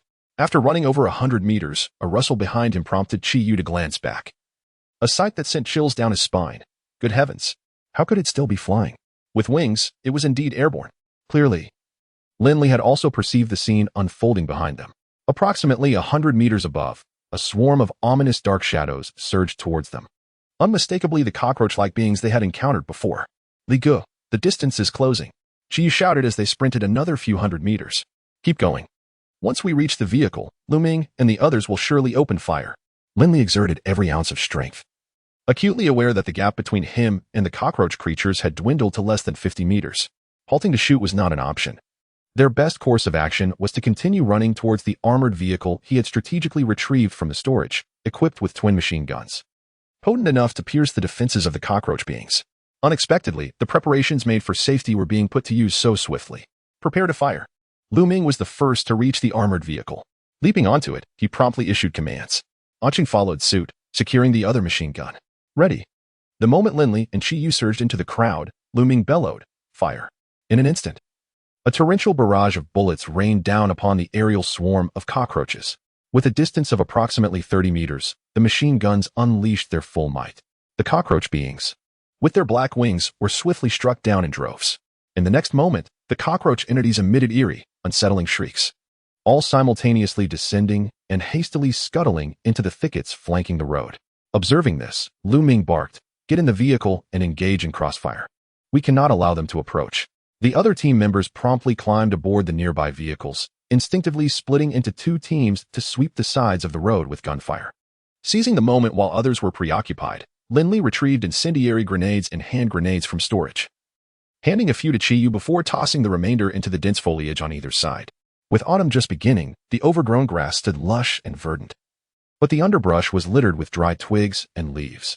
Thanks to the incendiary components of the grenades, the vegetation quickly ignited. Lin Li leapt atop a vehicle's roof, gazing out to see that the cockroach beings were beginning to retreat, some crawling on the ground while others took to the air, their faces contorted in terror, seemingly instinctively afraid of the flames. He signaled for everyone to cease fire, observing for a moment before gesturing to the others, stating, "Those creatures are retreating. 2 squads should remain on alert, while the rest take a breather." A collective sigh of relief resonated as many were still grappling with confusion.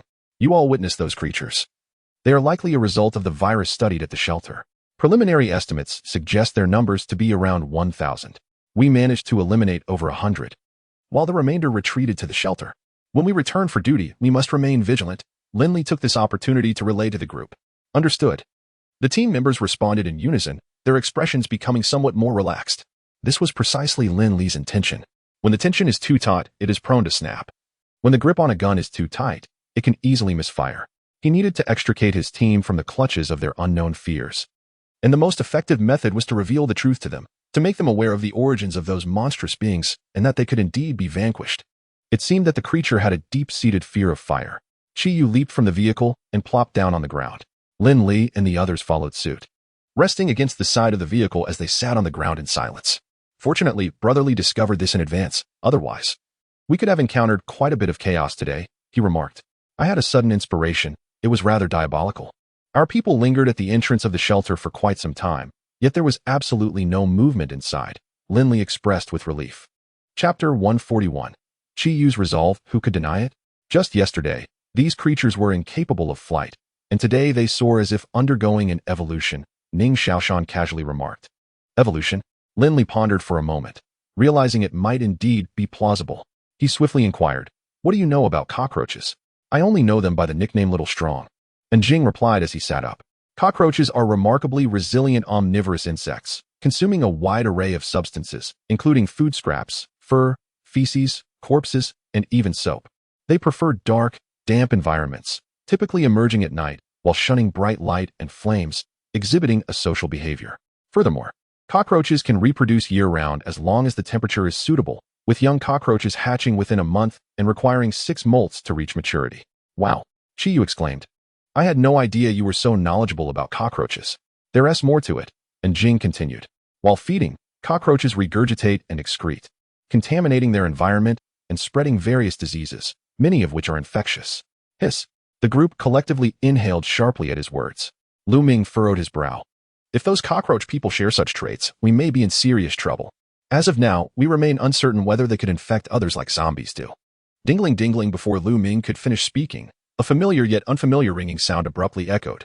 With a swift glance, Lin Li and the others turned to the satellite phone strapped to Lu Ming's waist, a device he had retained since his military days. "Old leader." Lu Ming retrieved the phone, gesturing to the others before answering. "Yes. I assure you the mission will be accomplished. Take care." After ending the call, Lu Ming smiled at Lin Li. "The old leader asked me to convey a message. You are doing exceptionally well. Continue to strengthen the tailing mountain base. Let us get down to business," Lin Li said, a gentle smile gracing his lips. Lu Ming's old leader was also his superior, after a year of uncertainty. Knowing the man was still alive significantly brightened his spirits. The old leader instructed them to gather as much information as possible about Lingen City and report back within a month. And then, that is all. He mentioned the current situation is quite grim. The 2 recent disasters have dealt our country a devastating blow. The group's expressions darkened. Although the conditions in Lingen City had already suggested numerous issues, many had clung to a sliver of hope until now, which had finally shattered. It seemed the higher-ups had only just begun to mobilize and were eager to ascertain the situation.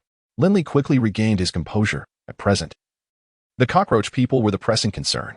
As for the old leader's matters, they would have to be set aside for later. He inquired, "What are your thoughts on resolving our immediate predicament?"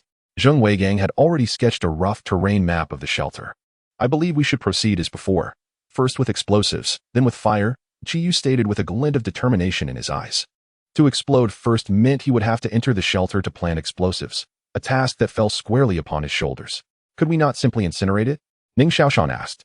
For many years, they had been brothers, deeply understanding one another. He did not wish for Chiyu to take unnecessary risks. If those creatures emerged, it would be exceedingly difficult for them to eradicate all of them. Even if just a few were released, they could potentially reproduce. Chiyu shook his head. "I am referring to cockroaches, not the cockroach man. Perhaps they lack the ability to reproduce altogether," and Jing promptly emphasized. "But what if they do? Are you willing to gamble on that?" And Jing was rendered speechless by the inquiry. "Let us cease the argument. As Chiyu suggested, we shall detonate first, then incinerate." Lin Li rose, brushing off his trousers, declaring, "There is no need to enter the shelter. Simply pour in the fuel and then blow the exit." However, no buts. Lin Li interrupted Chiyu. "It has been a day since we discovered the cockroach man. Those dozens at the villa may have already fled. We can only do our best. Our current task is to secure the shelter's exit." As he spoke, he was the first to board the armored vehicle. "Let us go." "Let us go." Ning Xiaoshan leapt up, pulling Chiyu, who still wished to voice his concerns, onto the vehicle. Upon returning to the shelter's entrance, Lin Li directly parked the armored vehicle at the door. Under the watchful eyes of many, he could not retrieve fuel directly from the spatial compartment, so he dispatched 2 small teams to retrieve it. While they waited, Ning Xiaoshan and Jing led a search in the villa area, but found no trace of the cockroach men. Ultimately, it was Jing who, following the markings left on the ground, discovered the clues that led to their entry into the shelter. "They're all inside. We should proceed as I suggested." Chi remained steadfast in his previous approach. Lin Li said nothing, and Lu Ming and the others fell silent. They all understood that Chiyu's method could maximize the extermination of the cockroach men, but equally, they recognized the immense risks Chiyu would have to shoulder. "Li Gu, everyone claims one is expecting a girl, so I named her new Sprout." Chiyu spoke earnestly. "I hope she will lead a joyful life, like those little girls of the past, visiting amusement parks, cinemas, flying kites in parks, chasing butterflies among the flowers. She should not have to live behind high walls, learning about the world of old through a television screen. Her world should be vast, and I wish to secure her a broader space for growth. Can I fill the shelter with gasoline?" Lin Li, feeling a surge of irritation, shouted at Chiyu. No need for that. Chiyu remained undeterred, smiling as he said, what will life be like if my daughter drives without fuel? Look at your daughter doting ways. Lu Ming rubbed his cheeks and inquired, does wearing anti-zombie armor hinder your ability to plant mines? Not at all. As long as my hands can reach out, it will suffice, Chiyu assured. Knowing he had swayed Lu Ming, compared to Lin Li, the weight of responsibility on the shoulders of the four of them was heavier. Although they often referred to themselves as retired soldiers, they all recalled that they were, indeed, soldiers. Lin Li, frowning, said, let us draw lots. I'll send a team in with you. There is no need. I can handle it alone. You can handle what? I am unperturbed by the accusations of seeking to repay kindness with ulterior motives. My decision stands resolute. An hour later, a thick layer of fuel was laid at the entrance of the shelter. On the smokeless coal formation, measuring 0.5 meter in height and 10 meters in length, rested another layer of 0.5 meter high, parched firewood, drenched in gasoline. Beside the fuel, a narrow passageway of merely 30 centimeters was left to permit passage. Fully armed, Chiyu held a package in both hands, wedged among a small squad, as he stealthily entered the shelter. Chapter 142. Entering the shelter in the dim, silent, and damp corridor, 17 figures advanced slowly. The selected team was that of Yi Yuming. Prior to the lottery, Lin Li had warned all members involved that the mission was perilous, with survival hinging solely on luck. The others had little to say, and Yi Yuming along with her teammates wore expressions of calm acceptance. There is no such thing as a free lunch in this world, let alone a continuous supply of free meals. Their treatment at the base far exceeded that of ordinary members, and they had long prepared themselves psychologically for the current situation, especially with Chiyu, one of Lin Li's most valued brothers, accompanying them. Thus, there was no reason for complaints. After days of self-reassurance, Ruan Bingtai had developed a resistance to the persistent, eerie sounds from outside. He firmly believed that the noises would dissipate before his supplies ran out. The absence of Wen Xuanshan's people from the laboratory over the past few days indicated that the virus was indeed effective. Whether those infected turned into zombies or perished was of no concern to him. It seemed likely that they had transformed into zombies. Yet he was puzzled as to why they remained underground. Nevertheless, it mattered little. Zombies also required sustenance to replenish their energy, with a typical limit of 21 days. While he could comfortably wait for at least another month. With a click, Yi Yuming activated her flashlight to assist Chiyu in installing the explosives, while the others instinctively formed a protective perimeter around them, vigilant of their surroundings.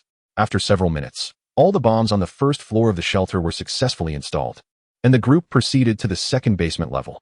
Thanks to the terrain map drawn earlier by Zheng Wei, they navigated smoothly to their destination. After surveying the area, Chiyu whispered, they should all be below. You go ahead and guard the passage to the third basement. The others nodded slightly, splitting into two lines as they moved toward the corridor. Simultaneously, 5 off-road vehicles, reinforced with iron frames, approached slowly from the north, coming to a halt at the entrance of the tailing mountain base. Once the occupants of the other vehicles disembarked, the third vehicle's passengers leisurely stepped out. Director Yuan.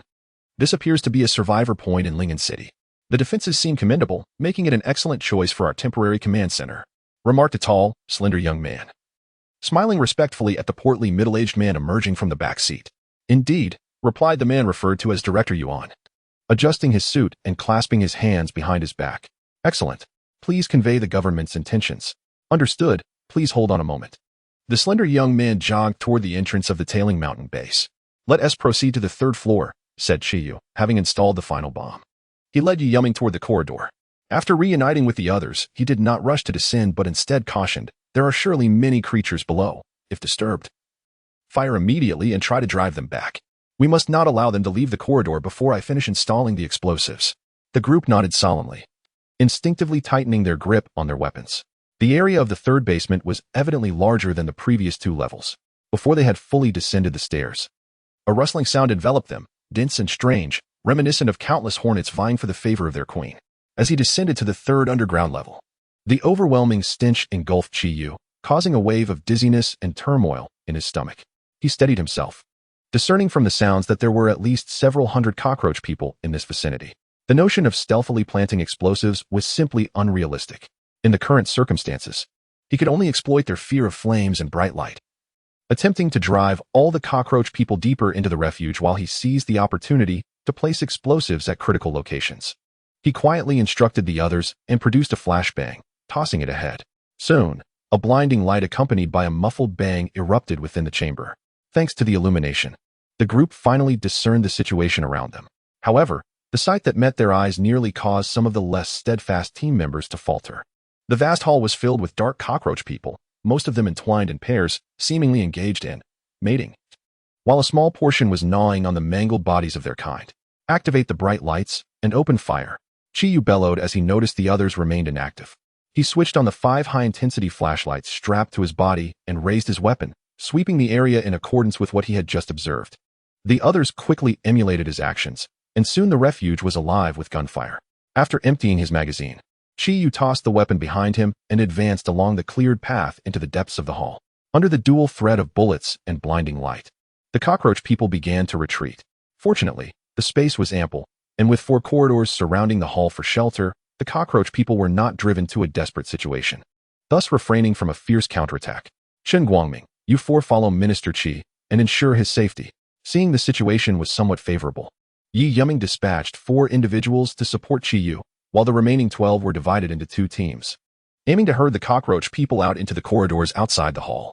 Before each explosive installation, Chiyu would toss a flashbang into the distance. And before he realized it, he had traversed along the wall for 70 to 80 meters. After successfully placing another explosive, he suddenly swayed, leaning against the wall. Minister Qi, are you all right? Chen Guangming quickly approached to offer support upon witnessing this. I'm fine. Hurry to the other side. The air here is toxic, and the gas masks are of limited efficacy. With Chen Guangming's assistance, Chiyu hurried towards the opposite side of the hall. Although they wore gas masks, these devices filtered out most known toxic gases. Evidently, the toxins emitted by the cockroach people were not included in that category, or their effectiveness was limited. If they could not leave swiftly, they would meet their demise in this place without the cockroach people even needing to attack. Hiss, hiss, hiss. Just as the 5 moved a short distance, they suddenly heard a commotion behind them, as if something was rapidly approaching. Not good. Chiyu swiftly turned and threw a flashbang, shouting, "You all back away. Keep illuminating the rear with your lights." Chen Guangming acknowledged and turned around, only to see that the creatures had indeed followed them. He immediately raised his gun and opened fire, forcing them back. However, he soon felt a wave of dizziness wash over him, his eyelids growing heavier, and his body swayed involuntarily, mirroring Chiyu's earlier condition. Upon witnessing the situation, a teammate supported him while shooting and retreating, inadvertently stepping on a fragment of bone, the slippery secretion nearly causing all 3 to stumble. You all head to the corridor. I shall proceed alone. Chiyu discerned that the others were in a state of disarray and broke free from Chen Guangming's grasp, rushing out. Catch up, quickly. Chen Guangming urged the remaining 3 to follow Minister Qi, while he stayed behind to fend off the cockroach-like creatures. However, those monstrous beings exhibited astonishing adaptability, displaying a diminishing reaction to the bright light. Fortunately, Yi Yuming noticed the anomaly in his vicinity and brought reinforcements, thereby stabilizing the situation. Chapter 143, The Apocalypse? Retreat and secure the passageway.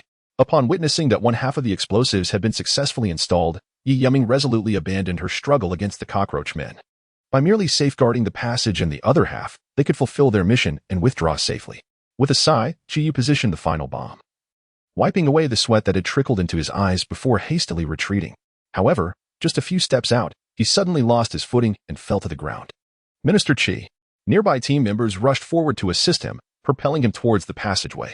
In their urgency, several turned their backs, forgetting the blinding light and the restraining power it held over the cockroach men. By the time they heard the commotion and turned around, the swarm of cockroach men had already closed in, and despite being exposed to the harsh light, several had crawled to their feet. The last team member in line was bitten on the ankle by a cockroach man, letting out a pained scream. The remaining few quickly raised their weapons to shoot, with one calling out to a comrade, "Hurry and get Minister Qi out of here." Chiyu's head grew heavier after being dragged a short distance. He finally managed to stand, only to find his pocket empty. He had exhausted all his flashbangs. Yi Yuming and her team had been focused on shooting the cockroach men on the other side and had not witnessed the dire situation unfolding here. Upon hearing the calls for help, they rushed over to provide support. However, by the time they traversed the brief distance, apart from the 2 individuals assisting Chiyu, the remaining 4 had already fallen. To make matters worse, spurred by the scent of blood, the cockroach men's fear of the light diminished. Some of the flying cockroach men hovered ominously near the ceiling of the hall, their dark, beady eyes fixed intently on Chiyu and his companions, searching for the opportune moment to strike. I've shown you leniency. Despite his deteriorating condition, Chiyu astutely recognized the intentions of the cockroach men. He seized two firearms from behind and began firing at the ceiling. The new semi-automatic rifles from the Bear Country felt as though they had no recoil in his hands, unleashing a fierce torrent of flames. "Move quickly," he shouted while shooting, beckoning Yi Yuming to retreat. This was their final chance to escape. If they lingered any longer, the death toll would exceed just 4. "Captain, more of them are coming from behind," as Yi Yuming had brought her team to rescue Qiyu. Only 4 remained on the other side, one of whom had already run out of ammunition. The 3 remaining could hardly contain the overwhelming numbers of the cockroach men. Unbeknownst to them, they had been pushed towards Qiyu's position, and it was evident that the passageway was on the verge of collapse. "Let us fight to the end," Qiyu called out, aiming at the cockroach men at the passageway. "Forget the rear, charge forward." While reloading his magazine, he addressed the group. The cockroach men had nearly encircled them. The moment the gunfire ceased, the enemy would surely pounce, and with only 2 magazines left, he suspected his companions were in a similar predicament. "Captain, I'm out of bullets." "So am I," one of Yi Yuming's team members shouted, filled with despair as they provided cover for Qiyu to reload. Qiyu had no choice but to direct his firearm towards either side, significantly diminishing the threat posed by the cockroach men, and the space for the group was instantly constricted by more than half. The entrance was already occupied by the enemy, leaving the group with barely 10 meters of space. Yi Yuming fired the last bullet and shouted to Qiyu, "Minister Qi, you must flee. Do not concern yourself with us." She understood that Qiyu was the only one with a feasible chance of escape. However, in response, there was only the abrupt cessation of gunfire. Qiyu had run out of bullets. He hurled the gun into the air and extracted a remote control from his chest pocket, grinning at the others. "I apologize, but I assure you I will take good care of you once I reach below." With that, he prepared to press the button. "Minister Qi, we do not blame you." Just then, a series of gunshots echoed from the entrance. In the next moment, Qiyu and the others witnessed beams of light flooding into the hall. "Take cover," a voice called out. Subsequently, several flashbangs detonated within the hall. The previously constricted circle of cockroach men was instantly disrupted. "Qiyu, are you alive? Brother Yu, are you all right?" Once the cockroach men dispersed, Lin Li and the others hurried to Qiyu's side. "I'm fine," Qiyu began, but before he could finish, he collapsed. "We must evacuate." Lin Li and Jing assisted Qiyu as they departed, with the survivors, including Yi Yuming, hastily following suit. "I say, are you all foolish? Since the upper 2 levels did not detect the cockroach men, why didn't you return to inform us? Wouldn't it have been easier to enter together and block the passage?" Once outside the shelter, Ning Xiaoshan complained to Yi Yuming and the others. "Be quiet," Lu Ming retorted sharply, glaring at Ning Xiaoshan. Yi Yuming surely listened to Qiyu. If he didn't mention it, it was likely to prevent all of us from falling into danger. "Ah, old Lu understands me." After being doused with a few bottles of water, Qiyu gradually regained consciousness. He produced the remote control and said to Lin Li, "Let us have everyone withdraw." The group quickly supported Qiyu as they departed, igniting the fuel at the entrance of the shelter as they left. They hoped that this time, the malevolent entities would be thoroughly eradicated, as they had no place in this world.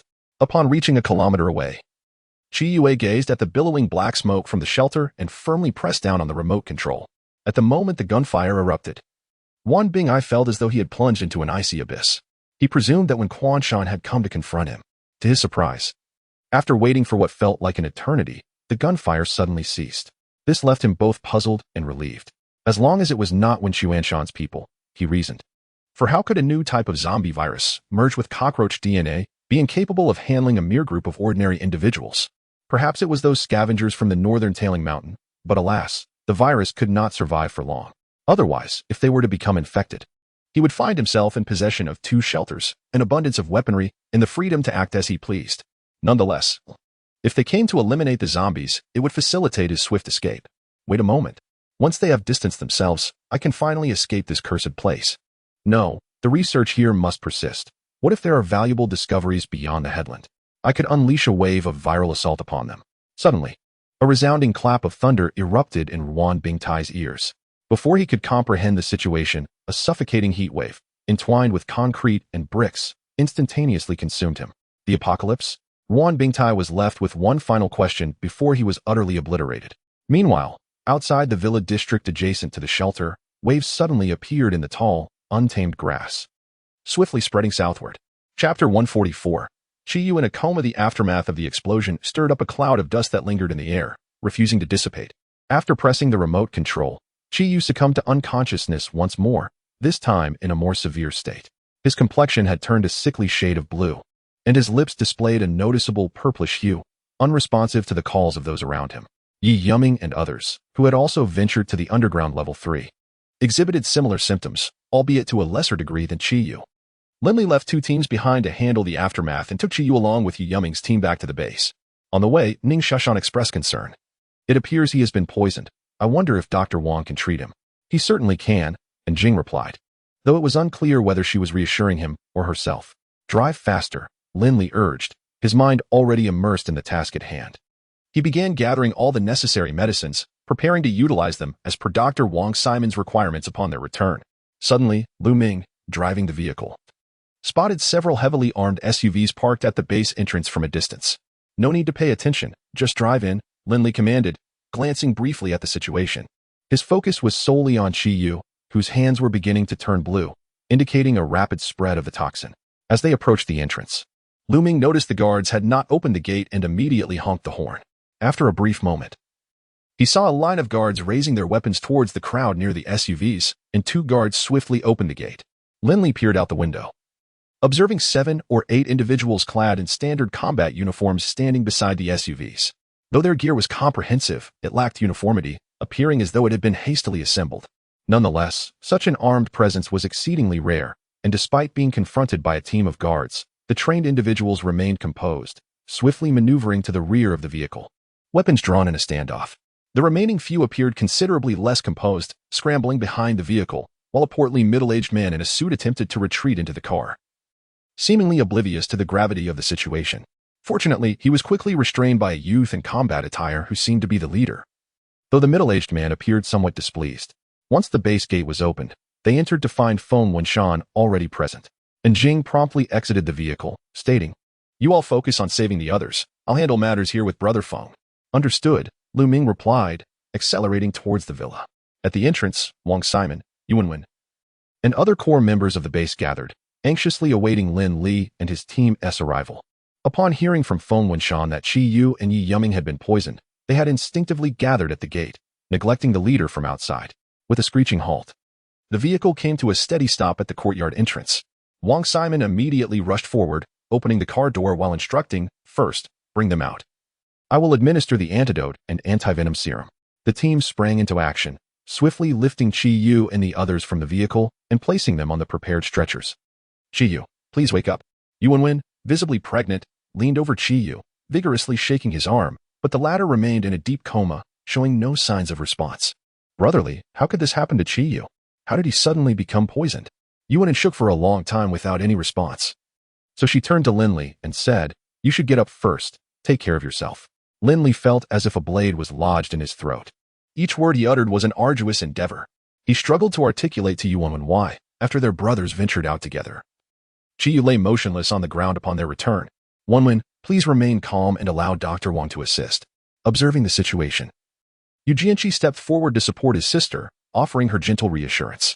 Although he had not participated in the mission, he understood the gravity of the circumstances.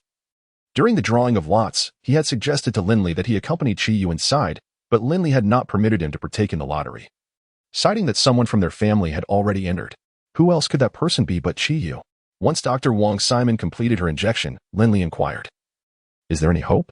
"Not at present," Wang Simon replied, her hands still working diligently. She softly explained, "We are currently uncertain of the primary components of the mutated toxin. I can only utilize the repressant antidote along with anti-snake venom serum. If you require any other medications, please inform me, and I will procure them immediately." Lin Li pressed further. "What is the most essential medication for their current condition, and where might we find it? If the repressant antidote and anti-snake venom serum prove ineffective, the most potent option would be the nano-antidote. However, the production of this antidote is exceedingly complex, and I am unsure if we still possess the necessary equipment." Noticing Lin Li's expression darkening, Wang Simon, filled with compassion, emphasized, "I am speaking of the worst-case scenario. The repressant antidote is currently the most advanced and comprehensive biological antidote available. It should yield some results." "That is reassuring." Lin Li nodded absently. At that moment, Wang Luoying and her husband approached Wang Simon, and after a brief whispered conversation among the three, Wang Simon's face lit up with surprise as she nodded at them. Zhang San then opened the acupuncture kit he held and cradled it in his hands. Wang Luoying extracted a silver needle from the kit and deftly pierced Qi Yu's fingertip. Soon, a droplet of dark blood fell from Chi-Yu's fingertip. The onlookers gasped in astonishment, not expecting Professor Wang and his wife to possess knowledge of traditional Chinese medicine. Lin Li felt a slight easing of tension. The black droplet evidently contained toxins, and its expulsion was undoubtedly a positive sign.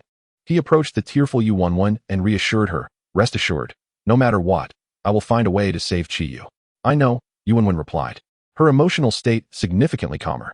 A rational person by nature, she had no reason to doubt Lin Li's words, especially as they shared the same roof. She was well aware of his deep affection for his brothers. Since being with Chi-Yu, not only had she never lacked for supplies, but even her brother Eugene she had always been well provided for. Periodically, Chi-Yu would return with an abundance of resources, delightful treats, entertaining items, and even high-end cosmetics. She understood that all of this was courtesy of Lin Li. "Li Gu, how is Yu Gu?" Quiet, who had been waiting at the door, jumped out of the car and approached Lin Li. "The treatment is still ongoing. The antidote has already been administered." Lin Li inquired further. "What is the situation at the entrance? It seems an imbecile has emerged from nowhere, claiming the need to requisition our base." And Jing, expressing disdain, added after a pause. "It appears he is not an imposter. Didn't the former leader instruct us to familiarize ourselves with the circumstances in Lingen City? I suspect it is related to that matter. Can Brother Feng manage this alone? It will likely lead to a dispute. Brother Feng is more adept than all of us combined. And they certainly do not dare to take real action." Throughout the conversation, and Jing's gaze remained fixed on Chi-Yu. He frowned and asked, "What if Dr. Wang is unable to provide a cure? Perhaps we should have Brother Lu get in touch with the former leader? He might have a solution."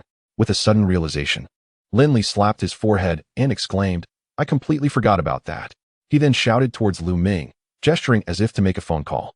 To his surprise, Lu Ming shook his head in response. Chapter 145. Misfortune. Lin Li's heart sank as he saw Lu Ming approach him, whispering, "I just made a call. The old leader promised to find a way, but it doesn't sound very promising. Has it really come to this?" Lin Li murmured, astonished that two calamities had struck the nation so severely that even someone with such extensive connections as the old leader was powerless against the poisoning. Regaining his composure, he inquired, "Seaman mentioned that the nano-detoxifier is effective. How much do you know about it?" And Jing pondered for a moment and replied, "It appears to be a newly developed technology. In essence, it involves creating nano-detoxifying particles tailored to the toxins within the human body, allowing these particles to absorb the toxins and expel them from the body. Initially, it targeted chemical and heavy metal toxins, and only recently has it been applied to other fields. The technology itself is sound, but acquiring the necessary equipment and materials is exceedingly challenging." Lin Li placed his hand on Lu Ming and in Jing's shoulders, declaring, "No matter how difficult it may be, we must find a solution. I refuse to help that could raise a child." A bittersweet smile crossed the faces of the two. They were in the same predicament. At the base's entrance, Feng Wenshan appeared apologetic. "Director Yuan, I have said all that needs to be said. This place is truly unsuitable for office work. Perhaps you should explore other locations." Yuan Jifeng, formerly the deputy director of the Provincial Health Bureau in the capital city, had sought refuge with his family in a shelter in Tai'an after the onset of the Ice Age. During this period, he leveraged his stash of medications to maneuver his way into becoming a core figure within the shelter. Though he ranked last in the hierarchy, he was still far superior to the former director. He had taken the initiative to lead an investigation in Lingen City, aiming to establish his dominion there. However, unexpectedly, he faced resistance right from the start, finding himself barred from entry as a provincial leader. Had it not been for the considerable firepower wielded by the opposing side, he would have resorted to more aggressive measures. Upon hearing Feng Wenshan's words, he darkened his expression, saying, "I have come on behalf of the province to assess the situation and initiate preliminary work on post-disaster reconstruction and zombie eradication. Your attitude is unacceptable and could lead to trouble for you. I'm just an ordinary citizen. What do I know about the workings of leadership? All I understand is that this place was established through great hardship, and no one shall take it from us," Feng Wenshan retorted. Sensing the threat embedded in Yuan Jifeng's words, Yuan Jifeng recognized that Lu Ming and his associates had backing, and the development of the area aligned with their plans. There was no reason to allow just any leader to dictate terms here. While he did not wish to offend Yuan Jifeng, he was not afraid to do so either. "Haha," Yuan Jifeng scoffed, observing that the other party was unyielding. "Let us not even discuss the origin of your weapons. You are well aware of our country's firearm regulations. It is your prerogative to refuse requisitioning, but surrendering your weapons is your duty." Feng Wenshan chuckled derisively. The guns were scavenged from the zombies. "If you wish to kill zombies, I suggest you all leave promptly. We have a significant number of zombies at night.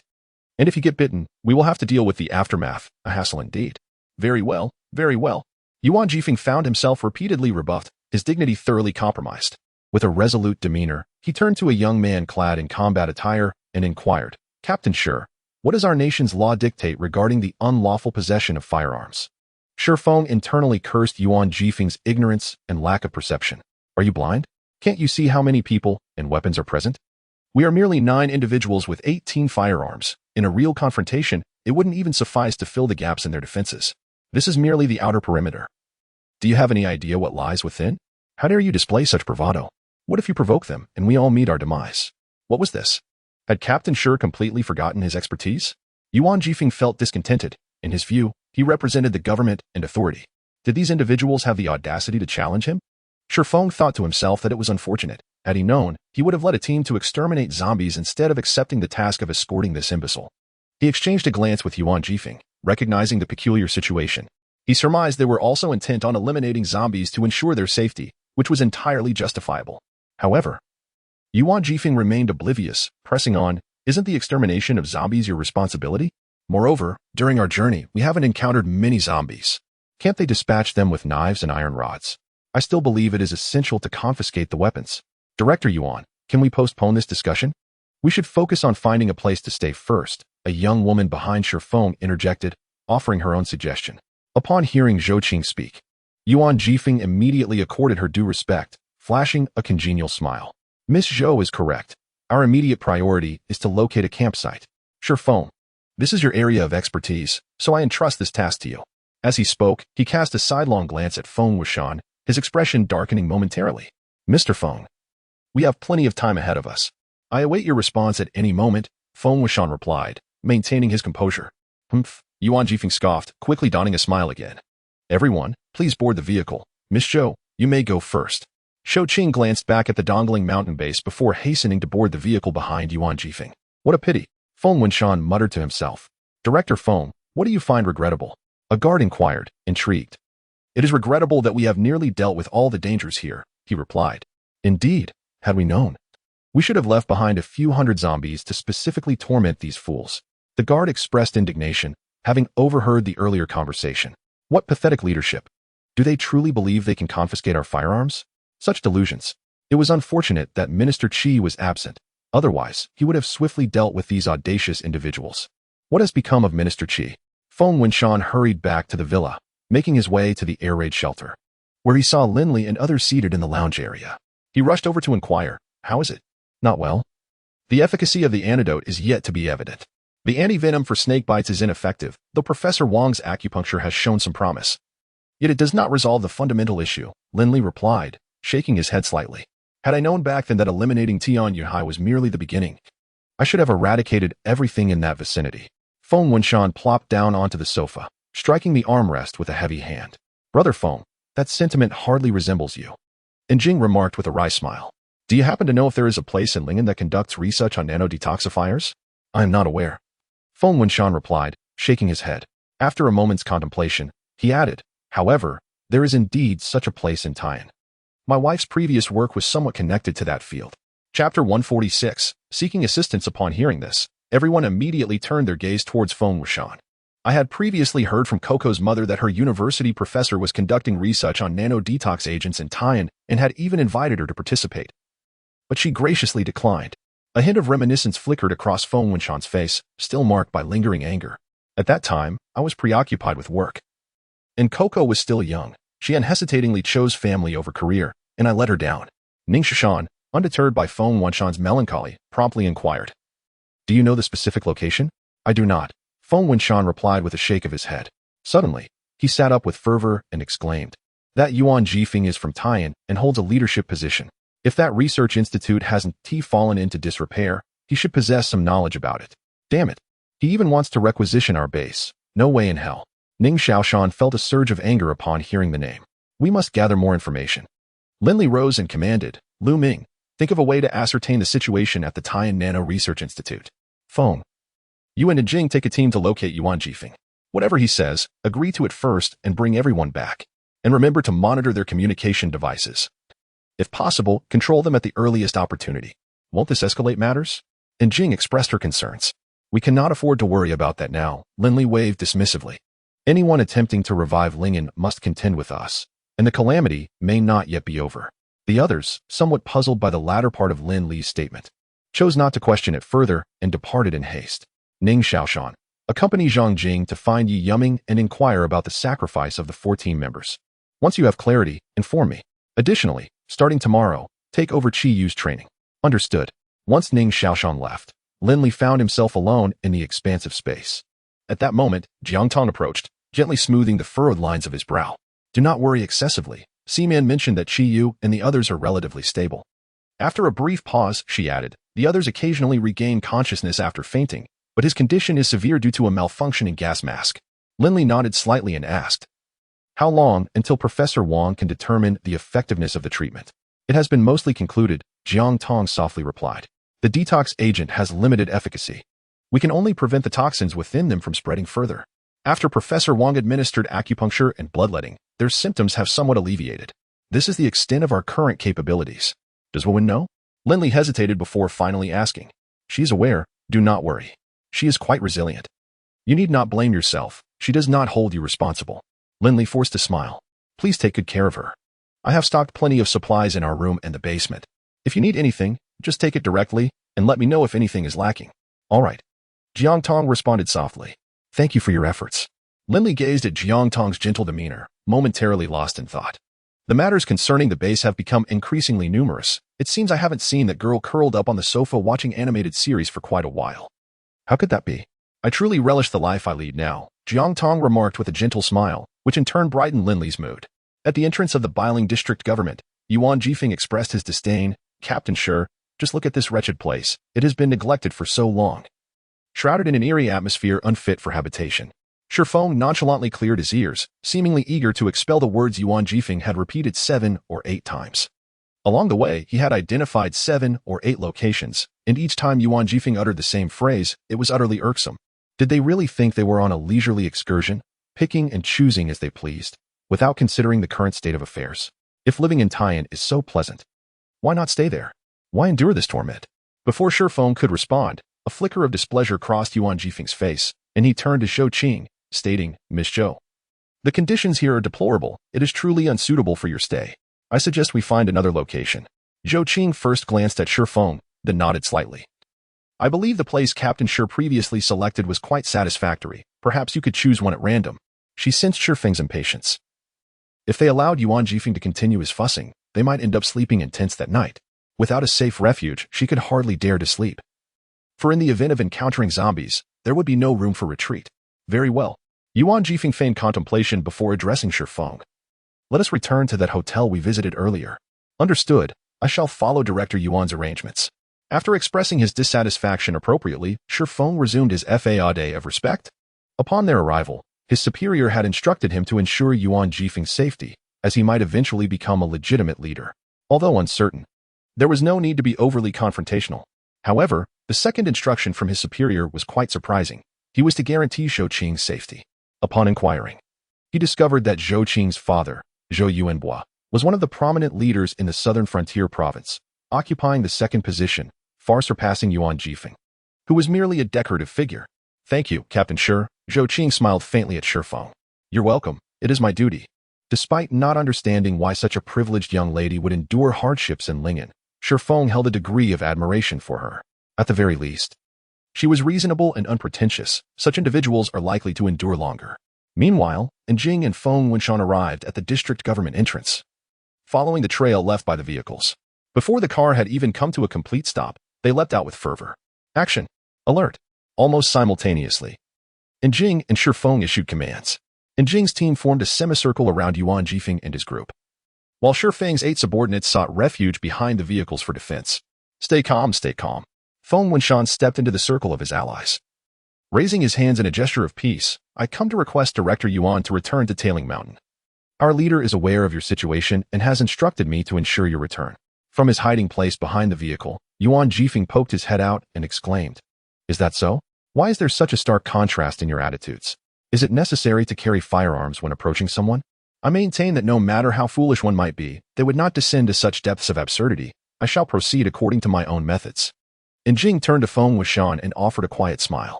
Then, he retrieved 2 grenades from his waist, remove the safety, and coldly addressed Shurfong and his subordinates. These are M50 grenades with an effective lethal radius of 9 meters. If I were to toss one beneath your vehicle, none of you would survive. Lower your weapons and accompany us. Yuan Jifeng and the others reacted with varying degrees of astonishment, all inquiring simultaneously. What? He actually possesses grenades? Is that true? Captain, what should we do? Silence. Shurfong bellowed, his gaze intensely fixed on the 2 grenades in Jing's hands. After a lengthy pause, he let out a weary sigh and inquired, what exactly do you intend to achieve? Chapter 147. The invitation. There are certain matters I wish to consult with you all. I kindly ask you to accompany us. And Jing's demeanor remained composed as he spoke, gesturing invitingly with a grenade in hand. Lu Xiong, the secretary of Yuan Jifeng, bravely called out, is this how one invites others? Throughout the journey, he had little opportunity to express himself, the only chance being his negotiation with the personnel from the Tuling Mountain base, which ultimately ended in failure. Feeling that the moment was ripe, he decided to shield his superior and take a gamble, hoping at the very least to cultivate an image of bravery in confronting malevolent forces. And Jing raised an eyebrow, turning to take a few steps before hurling a grenade into the distance. Boom. The ensuing cloud of dust and tremendous vibration silenced Lu Xiong, who had intended to interject, causing him to retreat in dismay. Sensing the piercing gaze behind him, he could only curse his misfortune in silence.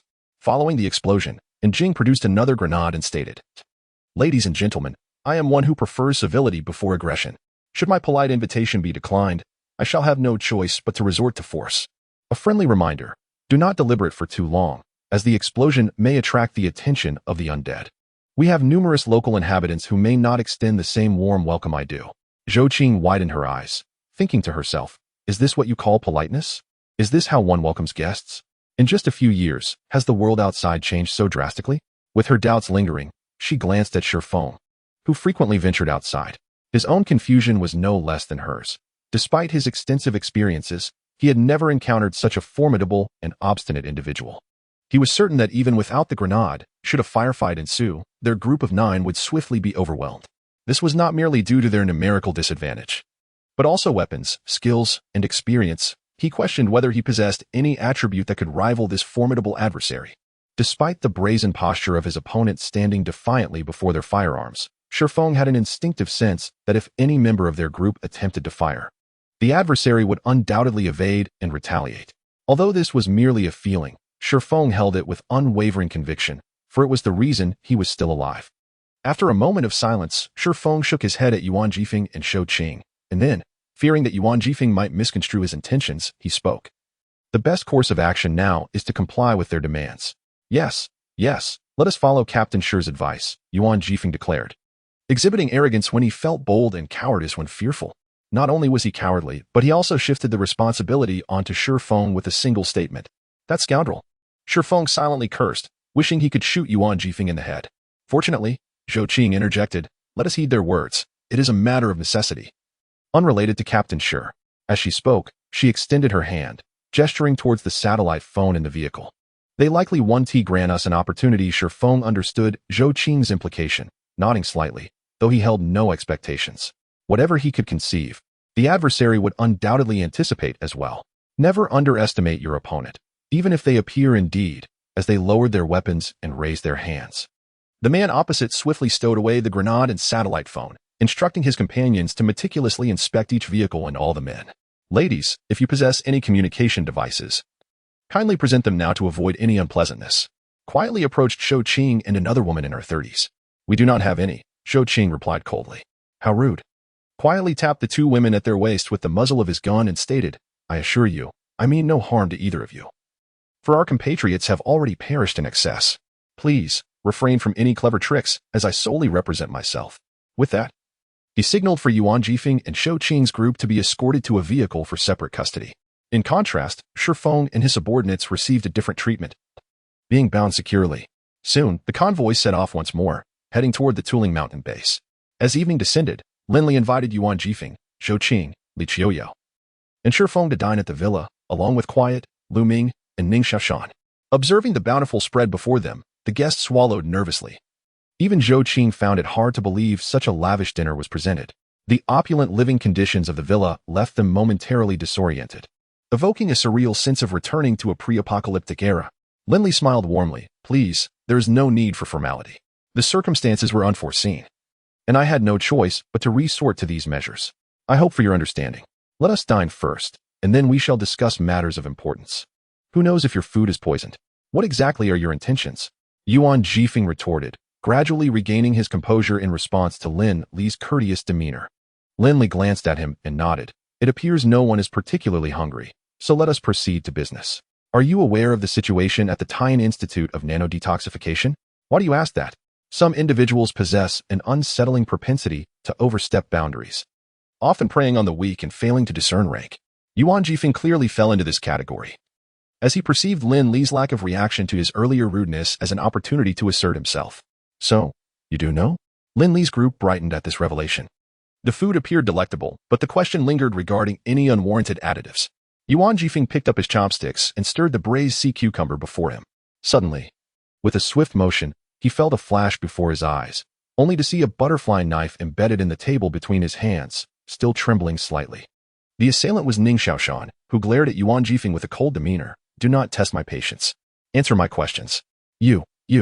Yuan Jifeng stammered, his face paling as he struggled to articulate a coherent response. I am aware of the Nano-Detoxification Institute. Zhou Qing interjected, a month ago. I was involved in its reconstruction. Really? Lin Li and the others rose simultaneously, recognizing the significance of Zhou Qing's statement. Reconstruction. This implied that the institute was likely functioning normally. Have any of you been poisoned? Zhou Qing discerned the crucial information from the reactions of Lin Li and the others. Indeed, Lin Li nodded and stated, the individual is currently in a state of unconsciousness. Conventional antidotes and antivenom have proven to be ineffective. It is rumored that the nano-antidote yields remarkable results. Precisely. Ning Xiaoshan, shedding his previous indifference, flushed with urgency and exclaimed. We have heard that there is a research institute for nano-antidotes in Tian, which is why we sought you out to inquire about it. Exactly. The other three chimed in, their earlier fierce demeanor dissipating. Is that all? Zhou Qing and her companions looked on in astonishment. That is indeed all, Lin Li affirmed. Then why not simply ask directly? Why resort to? Zhou Qing left the thought unfinished, her implication unmistakable. Was it truly necessary to resort to violence? Chapter 148. Good news, what else? Lin Li queried, casting a puzzled glance at Zhou Qing. What else? As soon as Yuan Jifeng heard that these individuals sought assistance from his side, he sprang up like a coiled spring. You dare to kidnap a group of government officials with a bomb, yet you remain oblivious to the gravity of your actions. How absurd. Who granted you such audacity? In his indignation, he instinctively reached for the table, only to notice a knife embedded there, compelling him to retract his hand with a disdainful huff. Swish. Lin Li and the others turned in unison toward Jing, their expressions incredulous, as if they had just come to learn of his actions.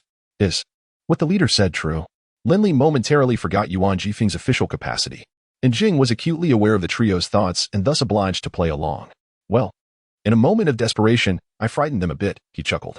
Yuan Jifeng retorted angrily, is there anyone who uses real bombs to intimidate others? Apologies. I have no fakes here. Please bear with me. And Jing replied with a sincere expression, though his words only served to vex Yuan Jifeng further. Fortunately, the others reacted differently. Zhou Qing burst into laughter, while Shifeng appeared utterly speechless. Miss Zhou, may I inquire whether the research institute is currently operational? This is crucial for us. Lin Li, dismissing Yuan Jifeng, directed his question straight to Zhou Qing. Yes, it is operational, but it requires a professional to manage. Currently, there is only one person capable of performing the tasks, and she is quite occupied at the moment, Zhou Qing replied, her demeanor growing serious. Do you know where she is? Is any additional material required? No materials are needed, and I know her location. However, she is indeed very busy. That's fine. Just tell us where she is, and we will find a way. And Jing exclaimed, his excitement rendering him somewhat incoherent. Zhou Qing regarded Jing, who appeared unusually animated, struggling to reconcile this image with his previously cold and ruthless demeanor. Perhaps the poisoned individual holds great significance for him, she pondered. With this thought, her perception of Jing and the other two shifted positively. In this world, the darker facets of human nature were no longer scorned. Many grew weary of concealing their true selves, gradually becoming accustomed to it, while once cherished virtues, such as selfless dedication to others, became mere jokes. These individuals before her, willing to take significant risks and make great sacrifices to save a life, although their methods were questionable, could not be denied for their unwavering spirit of commitment to their companion. With this in mind, Zhou Qing stated earnestly, I can take you to find her and assist in convincing her to help, but I have several stipulations. Speak. The four of them responded in unison. First, you must release the others. Second, upon entering Tian City, you will relinquish your weapons and follow my directives. Finally, you will assist the government in the preliminary reconstruction efforts in Lin City. Miss Zhou, who exactly are you? Lin Li, rather than hastily responding, posed an unrelated question. Zhou Qing understood the implication behind Lin Li's inquiry and replied with a gentle smile. My father is Zhou Yuanbua, the current governor of Nanjing Province. And my mother is Yin Qinglu, former deputy director of the Nanotechnology Detoxification Research Institute. Are you saying that the professional you mentioned is your mother? Ning Xiaoshan exclaimed in astonishment. Indeed. Zhou Qing furrowed her brow slightly, finding the statement rather peculiar. Lin Li glanced at Lu Ming and the others, their gazes interweaving for a brief moment before he nodded towards Zhou Qing, just as he was about to speak when he was interrupted. Wait. Yuan Jifeng raised a hand, his tone brooking no dissent. We must add two stipulations. First, the government intends to requisition your premises. Second, you will be required to follow government directives. There was not a single fool present. It was evident to all who Yuan Jifeng referred to when he mentioned the government. Lin Li narrowed his eyes at Yuan Jifeng, then turned to Zhou Qing. Miss Zhou, I am willing to comply with your request. May I inquire, once I release this pig, am I permitted to eliminate him? Upon realizing Lin Li was pointing at him, Yuan Jifeng's face flushed crimson in an instant. He instinctively attempted to rise and rebuke, but upon meeting Lin Li's formidable gaze, he promptly retreated into his seat. Throughout the encounter, Zhou Qing observed Yuan Jifeng's demeanor and felt a growing disdain for this sycophantic opportunist. Lin Li's remark nearly prompted her to burst into laughter. Struggling to maintain her composure, she stated with gravity, Mr. Lin, I understand your eagerness to rescue, but we absolutely cannot disregard human life or resort to extrajudicial measures. Mr. Lin is correct. Far too many of our compatriots have already perished. Not an issue. Whether or not to execute Yuan Jifeng was of little consequence to Lin Li. He settled back into his chair and encouraged, Miss Zhou, please enjoy your meal swiftly. We must prepare, and once you finish, we shall depart. Is it that urgent? Zhou Qing was taken aback, assuming they would not leave until the following morning. Yet these individuals were evidently intent on traveling through the night. It was crucial to recognize that nighttime was perilous. Zombies were exceedingly sensitive to light and sound, making night driving an open invitation to ambush. Time is of the essence. Rest assured, we will ensure your safety, Lin Li reassured her before addressing Jing. You remain here to accompany Miss Zhou during her meal. We shall prepare in the meantime. With that, he rose alongside Lu Ming and Ning Xiaoshan, departing. Miss Zhou, should you find the cuisine unpalatable, I can certainly prepare additional dishes, and Jing urged as Zhou Qing lingered in silence. You cook as well? Zhou Qing inquired, picking up her chopsticks while casting a scrutinizing glance at Jing, suspicion evident in her eyes. Indeed. Following several favorable exchanges with Zhou Qing, and Jing's demeanor towards her had become exceedingly amiable. That will not be necessary. The fare here is already quite sumptuous, Zhou Qing remarked nonchalantly while enjoying her meal, seemingly indifferent to her image. Observing her, the others hastily picked up their chopsticks, devouring their food ravenously, with Yuan Jifeng no exception. Among them, he consumed the most voraciously, refraining from mentioning any desire for added seasoning.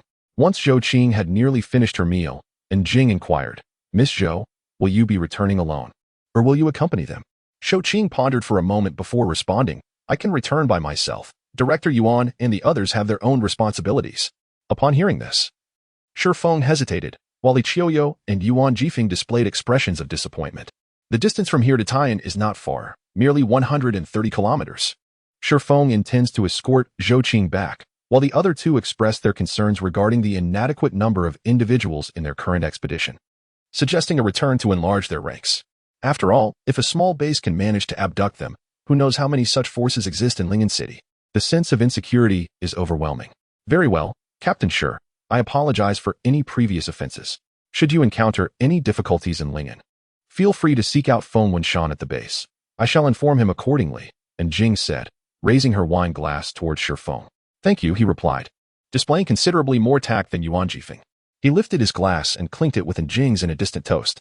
From now on, I shall rely on your assistance. Have you served in the military?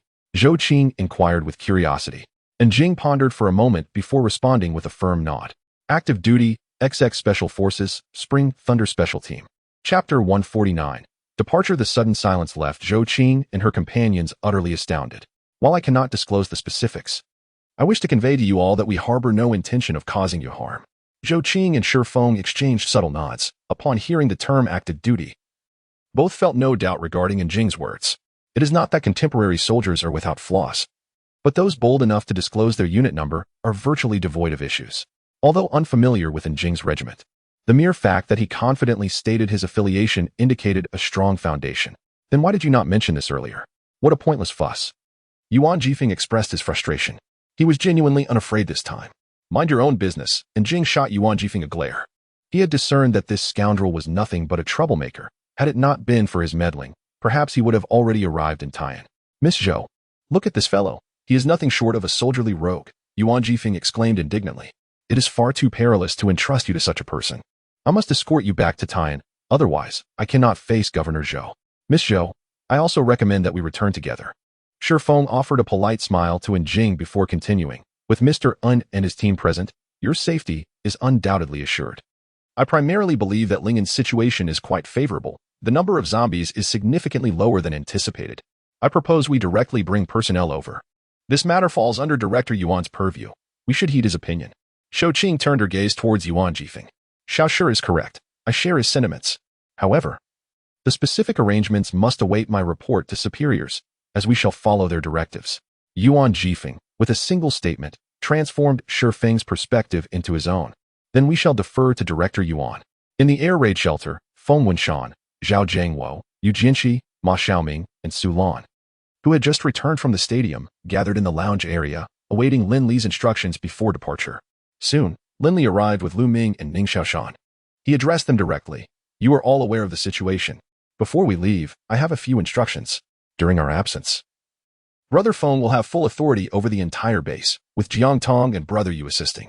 Additionally, Xiaoshan and Brother Zhao will be responsible for training armed personnel and ensuring the base's security.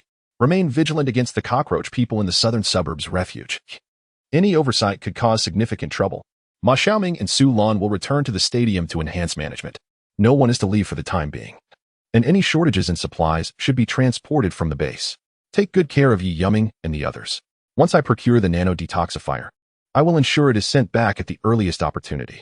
Everything else remains unchanged. Should any special circumstances arise, do not hesitate to contact me. Brotherly, rest assured. We will ensure your prompt return.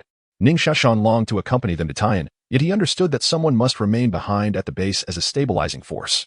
In his youth, he was always protected by his brothers. Now, it was time for him to uphold the greater good and take on his responsibilities. Rest assured about the base. As long as I draw breath, I shall guard this home for you. Feng Wenshan smiled faintly, exuding an aura of both steadiness and determination. All right, everyone need not worry. I believe we will return soon. Lin Li reassured the group, then discreetly summoned Feng Wenshan, Ning Xiaoshan, Ma Xiaoming, and Su Lan to one side, advising them. This journey will inevitably involve dealings with the authorities. Su Lan, upon reaching the stadium, find ways to foster a sense of cohesion and belonging among the people there. They may prove pivotal in our negotiations with the officials. Xiaoming, once we arrive, remain vigilant regarding any movements from the direction of Yuyang. At the slightest hint of trouble, request assistance from the base. Understood. Ma Xiaoming replied solemnly, his expression grave, as if he had suddenly matured. Lin Li recognized his admiration for Qi Yu, and, placing a comforting hand on his shoulder, assured him, do not worry. Qi Yu will soon be back on his feet. Indeed, Ma Xiaoming nodded earnestly. After discussing the essential matters, the group tacitly departed, leaving the final moments for Jiang Tong. Throughout the process, Jiang Tong had quietly accompanied Lin Li, seemingly low profile, yet no one in the base could overlook her presence. In the eyes of others, she was both articulate and martial, with a commendable temperament. Every woman and child in the base adored her. As for the men, under Lin Li's watchful gaze, they dared not reveal even the slightest affection. Moreover, it was well known that Jiang Tong's heart belonged entirely to Lin Li boss. Are you worried that someone might leverage the nano-detoxifier to negotiate terms with you? Jiang Tong, perceptive as ever, could always discern Lin Li's unvoiced concerns. There is indeed such a possibility. However, I would prefer to deal with the old leadership instead, Lin Li said, pulling Jiang Tong close, savoring a moment of tranquility. Can he assist in negotiations with Taiyan? The likelihood is slim. The circumstances have changed drastically since then. Then let us prioritize saving lives, whatever terms they propose. We shall acquiesce. A glimmer of mischief danced in Jiang Tong's eyes. Once Qi Yu is restored, we can renegotiate. After all, few of these people are truly reliable. Lin Li paused, then silently chuckled. That is not entirely out of the question. Stay safe. Upon seeing Lin Li smile, Jiang Tong's own smile blossomed in response. All right. As night descended, 10 vehicles gradually exited the Tuling mountain base, heading towards the provincial capital of Taiyan in the southern region. The first 5 vehicles belonged to Yuan Jifeng's convoy. On the vehicle carrying Lin Li, aside from a subordinate at the wheel, there were Lu Ming, Qi Yu, and Wang Ximan. And Jing, Zhou Qing, and Shi Feng occupied the second vehicle, while the remaining 3 vehicles each held 7 direct subordinates of Jing, Lu Ming, and Qi Yu. These individuals had been meticulously selected. Apart from Lin Li, each of the other 4 brothers had cultivated 10 such elite subordinates over the past 2 years. After traveling several miles, Zhou Qing noticed Jing remaining vigilant about the surroundings and advised, "Rest assured, this route has been thoroughly checked before our departure. There should be no issues." "Is that so?" An unexpected silence enveloped the conversation as Jing inquired, "If that is the case, why do those individuals not directly occupy Lingen but instead send you here?" "The constraints of manpower rendered them incapable of clearing the roads, which was already a considerable feat accomplished only after my father negotiated extensively." Zhou Qing blinked and asked, "Your base appears to have a substantial number of people. Hasn't your leader assigned you any tasks?" "No," and Jing replied candidly. "In truth, there are only myself and 3 other active duty soldiers at the entire base. The rest are individuals rescued by Li Ge." "Li Lin? Isn't he one of your own?" Zhou Qing queried. "He used to be, however. He has been retired for over a year since the onset of the calamity." Zhou Qing expressed her astonishment. How could he possibly save so many? How did you all manage during those 2 years? It was merely coincidence. Observing Jing's reluctance to elaborate further, Zhou Qing felt a wave of frustration wash over her. Her curiosity was genuine, not just regarding Li Lin but also about Jing and the others, as well as the entirety of the Tuling mountain base. She found it nearly unfathomable how so many had survived in temperatures plummeting to -60 or 70 degrees, let alone how they had vanquished the undead and rebuilt their home. Chapter 150. Arrival at Taiyan. Miss Zhou, are there many survivors in Taiyan? At least 100,000 survived when the freeze ended. However, following the outbreak of the zombie virus, many perished, leaving around 18,500 remaining now. That's still a considerable number, Zhou Qing mused quietly, calculating that the survivors at the Head Ridge mountain base and the stadium totaled less than 5,000. A figure that was continuously dwindling. Many had endured 2 years of freezing, only to be left with ailments exacerbated by the torment of the virus. The insane, the paralyzed, the disabled, and the deceased constituted an astonishing proportion. Once, Taiyan boasted several million inhabitants, Zhou Qing sighed. 2 hours later, the convoy entered the city of Taiyan. Unlike Lingen, Taiyan's geographical position was advantageous, with convenient transportation, nestled against mountains to the southwest and stretching across vast plains to the northeast. Led by the foremost vehicles, the group passed through a 3 to 4 meter high wall, successfully entering the inner city of Taiyan. After navigating the second wall, they arrived at an apartment building of a university. Upon disembarking, Zhou Qing confidently proclaimed, "Rest assured, every inch of this land has been inspected and is absolutely secure." Lin Li nodded and inquired, "Miss Zhou, where's the Nano Research Institute? Is it convenient for us to visit now? Would you like to rest for a while? I need to make a call first." Zhou Qing pointed to the building before them, saying, "This is a temporary office for the Taiyan government, fully equipped inside. No need. Please assist us in contacting the relevant parties as quickly as possible. We are ready to offer any assistance required," Lin Li replied. As the group was not inclined to rest, such a short journey hardly warranted a pause. "Very well, please wait a moment," Zhou Qing said before heading into a nearby illuminated apartment. As soon as she left, Yuan Jifeng approached with a dozen armed personnel clad in uniforms. With an air of arrogance, he declared, "As per regulations, you are required to register your weapons and submit to inspection. For Miss Zhou's sake, the inspection can be waived, but your weapons must be surrendered." He gestured to one of the armed personnel beside him. The latter stepped forward with a stern expression and ordered, "Hand over your weapons." Lin Li stepped forward, firmly refusing. "I promised Miss Zhou I would surrender the weapons directly to her. It is not your concern." The leading armed personnel, Han Weiqing, a deputy commander of the armed police detachment closely associated with Yuan Jifeng, had been waiting for some time following a notification from Yuan Jifeng, intent on seizing Lin Li and his companions' weapons. Thus he would not allow them to be handed to Zhou Qing. Seeing Lin Li's defiance, Han Weiqing's expression darkened as he shouted, "Possession of weapons without authorization is a severe offense. I do not care who you have made promises to. You must surrender them now. You lack the authority to demand our weapons," and Jing retorted coldly, stepping closer to Lin Li to speak softly. Lin Li nodded slightly and moved back to stand beside Qi Yu. And Jing produced a small notebook and tossed it to Han Weiqing, stating, "Take a good look." With a sharp sound, the tension escalated. After Han Weiqing finished reading, he immediately saluted in Jing, introducing himself as the deputy commander of the armed police detachment, and expressed his apologies for any offense. Having said that, he swiftly departed with his subordinates. As he passed Yuan Jifeng, he cast a significant glance at him and let out a cold snort. What was happening? Yuan Jifeng was taken aback, unable to comprehend the reason behind Han Weiqing's sudden change of demeanor and apparent dissatisfaction towards him. After pondering for a while, he finally realized that Jing and her companion's identities might be far more complex than they appeared. With this thought in mind, he accompanied his secretary into another apartment building. Ligu, I think it would be prudent to clarify our identities sooner rather than later. It would facilitate our dealings, and Jing explained to Lin Li in the vehicle. You are right. You will be the one to engage with them shortly. Should they propose any conditions, feel free to acquiesce initially, Lin Li reiterated Jiang Tong's advice, prompting Jing to chuckle softly. At that moment, Shifeng approached and said, Mr. Lin, I reside in apartment 306 of building 3. Feel free to come and find me anytime. Thank you, Lin Li replied, shaking hands with Shifeng. Not at all. We may frequently collaborate in the future. Shifeng grinned, not releasing Lin Li's hand but leaning in slightly to whisper, I estimate that we will not receive results from the research institute until tomorrow. Times have changed, and you may need to pay a price when that moment arrives. Upon hearing this, Lin Li tightened his grip slightly and expressed his gratitude. Thank you for the reminder, Captain Sure. It's a minor concern. The leaders likely won't meet with you. When Miss Shou returns, she may arrange for your rest. I shall take my leave now. We shall see each other in the morning. Shortly after Shifeng departed, Zhou Qing returned at a brisk pace, followed by a young man. She patted her heaving chest and said apologetically, The research institute is quite a distance away. I will take you there tomorrow morning. For now, let me arrange for your rest. Although Lin Li was anxious, he understood that Zhou Qing was not in a position to make decisions. So he waved his hand and said, Please help settle Qi Yu. The others can rest in the vehicle. All right then. Zhou Qing turned to the young man, Secretary Yu.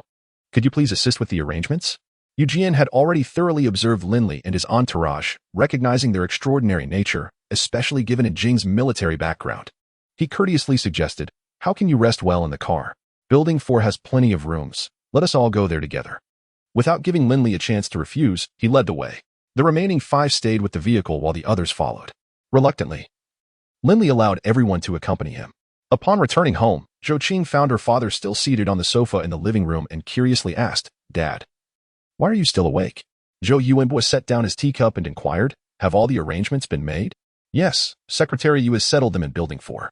Zhou Qing casually replied, preparing to head to her room to change and shower. Qing, come here. I have something to discuss with you. What is it? Zhou Qing asked, perplexed, as she sat down beside Zhou Yuanbo. How much do you know about these individuals? Zhou Yuanbo glanced at his beloved daughter, his tone somewhat grave. Zhou Qing pondered for a moment and replied, Not much. The one in a coma is Qi Yu, an active duty soldier. I have mentioned the unit number to you before. And Jing and Lu Ming are his comrades, while Lin Li was once their fellow soldier but returned due to injury and is now engaged in business in Lingen. What is the situation with their base? And the weapons? Even if they have active duty soldiers among them, there shouldn't be so many arms. Well, I am uncertain about that as well. You might as well inquire with them yourself tomorrow, Zhou Qing said, shaking her head nonchalantly. Chapter 151. Zhou Yuanbo's demands. Alas, you foolish girl, your audacity is astonishing. How could you bring dozens of heavily armed, mysterious individuals to such a critical location without any knowledge of their intentions? Zhou Yuanbo reprimanded, What if they harbor sinister motives? Do you comprehend the magnitude of the chaos that could ensue? I have warned you countless times that times have changed. Do not trust strangers. By the time Zhou Yuanbo finished speaking, 5 minutes had elapsed.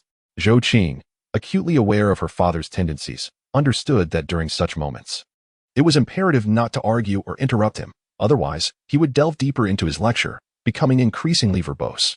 Are you even listening? Zhou Yuanbo furrowed his brow, noticing his daughter sitting there like a statue. I am listening. I am listening.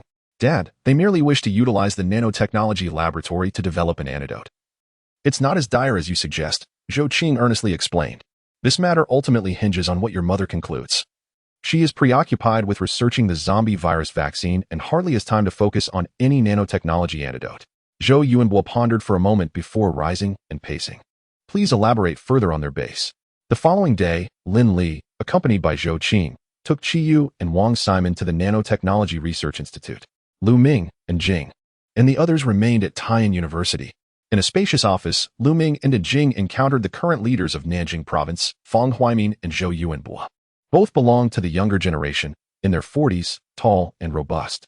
The difference lay in Fang Huaimin's more rugged demeanor, exhibiting a decisive and assertive character, while Zhou Yuanbo possessed the air of a scholar, exuding elegance and approachability. After Lu Ming introduced himself, he facilitated a conversation between the former leader and Fang Huaimin, instantly fostering a congenial atmosphere. Fang Huaimin returned the satellite phone to Lu Ming with a hearty laugh. Since we are all part of the same family, this will be straightforward. Rest assured, I will ensure that the development of the nanotechnology antidote receives full support. However, Fang Huaimin's tone shifted as he continued. Professor Yin is currently engrossed in researching the zombie virus vaccine and may struggle to allocate time for the antidote project, correct, old Zhou? Zhou Yuanbo nodded, indeed. Secretary Fang is correct. The vaccine is of utmost importance to our nation and people, and Professor Yin will undoubtedly find it challenging to divert his attention in the near term. I understand that the condition of your comrade has stabilized. It should be manageable after some time, correct? Fang Huaimin inquired with a smile, yet his demeanor exuded an unsettling dichotomy. Lu Ming and Jing exchanged glances, maintaining their composure as Lu Ming replied, Secretary Fang is correct. Qi Yu's condition remains stable, but he remains in a comatose state. Without timely treatment, the consequences are uncertain. Hence our urgency for him to receive care. Understood, understood. Fang Huaimin nodded slightly. Yet, Professor Yin is indeed very busy with this. Lu Ming, uninterested in engaging in further diplomatic banter, directly asked, Secretary Fang, is there any way we can assist with Professor Yin's work? Oh dear, how could I forget? Without waiting for Fang Huaimin to speak, Zhou Yuanbo slapped his forehead in frustration and said, my spouse recently complained about the Institute's lack of equipment, samples, and materials, which has been hindering our research progress. If you two could assist in resolving some of these practical difficulties, I believe she could allocate some time. Not a problem. Please provide a detailed list of what you require, and we shall do our utmost to accommodate, Lu Ming replied without a moment's hesitation. Very well. You two should rest for now. Once I have clarified matters, I will have someone invite you back, Zhou Yuanbo quickly agreed, seemingly anxious that Lu Ming might change his mind. All right, we shall not disturb you any further. Lu Ming and Jing slightly bowed and exited the office. After their departure, Zhou Yuanbo opened a folder and began to jot down notes. Fang Huaimin pondered for a long time before hesitantly saying, Old Zhou, do you truly believe they possess such capabilities? After all, they are military personnel. Should we reconsider? Secretary, regardless of the outcome, we must give it a try, Zhou Yuanbo asserted resolutely. According to Zhou Qing, they have a base in Ling'an, with villa conditions akin to those before the disaster. I suspect there are military personnel backing them. Our requests are modest. We merely seek assistance in overcoming some challenges, which is not unreasonable. Moreover, considering the efforts we've invested in achieving the current situation in Taiyan, even if it displeases them, I must voice our demands. Fang Huaimin sighed inwardly. In his earlier conversation with the other party's leader, the demeanor was not particularly high-handed, and they mentioned having only a few subordinates, which contradicted Zhou Yuanbo's grave assessment. How could a handful of people establish a base for hundreds? Leaving aside other concerns, merely securing food is a significant challenge. Not to mention living in villas and dining lavishly, along with the immense arsenal. There must be some critical information they are unaware of. Shortly after, Zhou Yuanbo handed over 2 sheets of paper. Secretary, please take a look. Fang Huaimin accepted them and immediately furrowed his brow. He inquired, Old Zhou, are these requests perhaps a tad excessive? The paper listed a multitude of demands: food, medicine, seeds, weapons, large equipment, fuel, communication devices, experimental subjects, spanning various categories and substantial quantities. Better to cast a wide net and see what we catch, Zhou Yuanbo replied nonchalantly. The squeaky wheel gets the grease. Despite belonging to different systems, the tables have turned. And now they seek our assistance. If we let this opportunity slip away, who knows when we'll have another chance? We cannot afford to wait. Fang Huaimin remained silent, recognizing the validity of Zhou Yuanbo's argument. Having a military background, he rose to the position of secretary partly because Zhou Yuanbo willingly stepped aside and partly due to the chaotic circumstances at the time, where he happened to possess a few firearms. While he excelled at combating zombies and maintaining order, he fell short compared to Zhou Yuanbo in governance. Let it be as you propose, Fang Huaimin ultimately decided. Excellent. With your support, I shall summon Lu Ming, Zhou Yuanbo promptly instructed his secretary, Yu Jian. Gentlemen, these conditions are beyond our capabilities. After reviewing Zhou Yuanbo's demands, Lu Ming decisively pushed the folder back. Noticing the displeased expressions on Fong Huaimin and his companion, he elaborated, "To be frank, esteemed leaders, everything concerning the tailing mountain base belongs to Lin Li. He had retired long before the catastrophe struck and has no ties with the military. Strictly speaking, our survival thus far is entirely owing to his protection. As far as I am aware, he does not possess any of the supplies listed. However, we can certainly proceed to capture the experimental subjects, as that is the only area where we can extend our assistance." Chapter 152. The Pull. Is that so? Zhou Yuanbo exchanged a glance with Fong Huaimin, expressing regret. "It is indeed a pity. Having only the experimental subjects does not resolve our current difficulties." Lu Ming slightly furrowed his brow, contemplating for a moment before stating, "We possess a fair understanding of Lingen. The zombies there have been largely cleared by us. Should the leaders wish to reconstruct Lingen in the future, we could still be of assistance." After observing for a few seconds, Lu Ming added, "After all, the survivors in Lingen are currently under our leadership. Although their numbers do not compare to those in Taiyan, they are still considerable." "Oh?" Both Fong Huaimin and Zhou Yuanbo displayed expressions of surprise, a rare sight on the countenance of these seasoned individuals accustomed to navigating through the intricacies of power. "How many?" Fong Huaimin, more straightforward than Zhou Yuanbo, instinctively inquired. 9,326, Lu Ming calmly reported, deliberately specifying the figure to the unit for added credibility. Such a number. While it paled in comparison to Taiyan, Lu Ming mused, had it not been for the reckless actions of certain local officials, the count could have potentially doubled. His slight shake of the head revealed a hint of regret. Upon hearing this, even the astute Zhou Yuanbo exhibited displeasure, let alone Fong Huaimin, who immediately darkened his expression and coldly retorted, "What do you mean by that? Secretary Fong, please do not misunderstand. I am merely a soldier, speaking plainly without embellishment. I urge you both not to overthink my words." Despite the politeness of his tone, Lu Ming's face bore no trace of apology. His sincerity had been conveyed clearly, and should the other party remain dissatisfied, he felt compelled to adopt a firmer stance to avoid being led around by others. "Please return for now. We shall deliberate further." Fong Huaimin expressed his dissatisfaction with Lu Ming's demeanor, unceremoniously issuing a dismissal. Meanwhile, Zhou Qing, accompanied by Lin Li and others, arrived at the Nano Research Institute. In truth, this location was not far from Taiyan University, approximately 5 kilometers away. The surrounding environment was pleasant, with a park nearby and a river behind, rendering it relatively secluded. Perhaps it was precisely this seclusion that allowed it to be preserved. Zhou Qing, well acquainted with the area, greeted the remaining staff before guiding her companions to the rest area on the second underground level.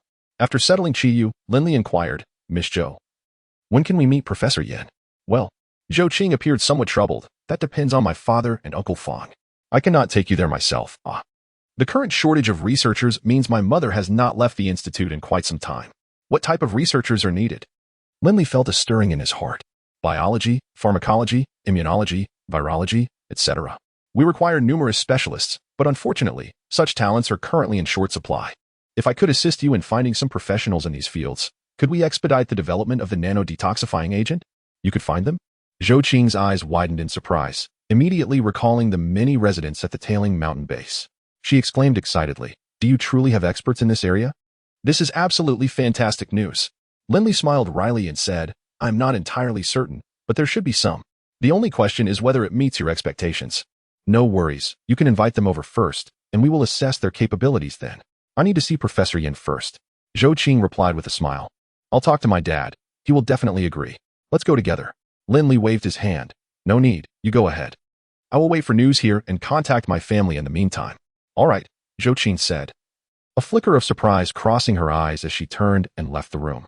Once she had departed, Lin Li immediately inquired of Wang Simon, "How is Qiyu doing?"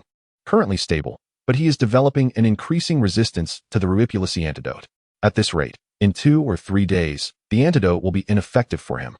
And the longer he remains in a coma, the more perilous it becomes." Wang Simon's face was etched with worry, her tone imbued with a deep sense of helplessness. "Understood. Please take good care of Qiyu." Exiting the room, Lin Li made his way to a secluded spot on the first floor of the research institute and dialed Su Lan's number. "Hello, Lin Li, how is Qiyu?" "He is currently stable. I recall you mentioned that there are biologists among the survivors, correct?" "Yes. I've heard they are quite impressive, 3 in total, 1 professor and 2 of his students, currently working in the medical room." It was evident that Su Lan was well acquainted with the situation regarding the special talents in the base. "That's reassuring. Please inquire if they can participate in the development of the zombie virus vaccine and get back to me as soon as possible." "All right, 10 minutes." Li Gu. Just as Lin Li hung up, a quiet voice reached him. He looked up to see the person standing at the door, beckoning him. How did the discussion go? Lin Li asked, striding toward the door. Not very promising, and Jing shook her head, handing him a folder. Lin Li opened it, and his expression darkened ominously. They are simply taking advantage of the situation. With a snap, he closed the folder, fury blazing in his eyes. And Jing spoke softly. Brother Lu had an unpleasant conversation with Secretary Fang Huaimin and Governor Zhou Yuanbo, and he asked me to convey this to you. Taking several deep breaths to steady his emotions, Lin Li shook the folder in his hand and stated, I possess seeds, weapons, food, and fuel. But I cannot part with them unless absolutely necessary. What did Lu Ming say? Brother Lu said he would strive to have them rescue people first, negotiating terms gradually. If it comes to worst, we can flee once Chi Yu recovers. I also proposed a condition. They are in urgent need of experts in biological research. And there are a few in the Survivor Alliance. I intend to use this as a bargaining chip. Do you think they will agree? And Jing was not overly optimistic. I believe it largely depends on Professor Yen. If she consents, there should be a chance. Let us hope so. Biological experts? Zhou Yuanbo fixed his gaze upon his daughter and asked, is it reliable? I am not certain, but Lin Li said we could invite them over first. Good. Once they arrive, let Uncle Fan take charge and escort them to the research institute. Zhou Yuanbo smiled and praised. You have handled this matter exceptionally well. Father, what about the nano-detoxifier? There's no rush. The individual is merely in a state of unconsciousness and poses no immediate danger. We can afford to wait a little longer. Shou Qing furrowed her brow slightly, sensing that her father's approach might lead to a rift with Lin Li and the others, potentially resulting in significant turmoil. The vivid memory of Jing brandishing a grenade against her still lingered, and she dared not contemplate the chaos that could ensue if those individuals were truly provoked. Qing. Her father cautioned, be mindful of your stance. They are outsiders, after all, and not aligned with us. Our current situation has come with great difficulty. Seeing his daughter preoccupied with the concerns of outsiders, Zhou Yuanbo felt a twinge of displeasure. It is precisely because I understand the challenges we face that I wish to avoid offending them. Zhou Qing found it difficult to voice her thoughts, settling instead for a reluctant nod. Upon leaving her father's office, she resolved to seek her mother, hoping to devise a plan with her. Once her mother agreed, her father and Uncle Fang would likely have little ground to object. Chapter 153. Conflict arises. Lin Li received a response from Su Lan. The biologist from the Survivor Alliance expressed willingness to participate in the development of a vaccine for the zombie virus. He instructed Su Lan to send someone to escort the 3 individuals immediately, and then he returned to Taiyan University with Jing. He prepared to personally discuss matters with the leaders of Taiyan. If that proved futile, he would resort to his own methods. Mom, that's how it is. Could you spare some time to assist them? Zhou Qing recounted Chi Yu's situation to her mother in detail, emphasizing the scale of the biological experts in the Tuling Mountain shelter, ultimately pleading, if they can truly find an expert, I can help. What kind of poison is it? Yan Qinglu, in her 40s, despite having endured severe calamities, still appeared remarkably lovely. Were it not for the faint crow's feet at the corners of her eyes, one might easily mistake her for Zhou Qing's sister. I heard it's related to cockroaches. Zhou Qing mused, tilting her head in thought. Cockroaches? How could that be? Yan Qinglu's lips parted slightly, her eyes wide with astonishment.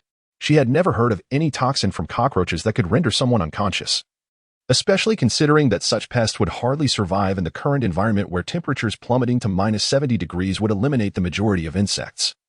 It would be exceedingly difficult for them to proliferate in just a few months. That is what they said. Zhou Qing thought of her father and inquired further. My dad and Uncle Fang are negotiating conditions with Lin Li and the others. According to Secretary Yu, the discussions are rather unpleasant. They are indeed something.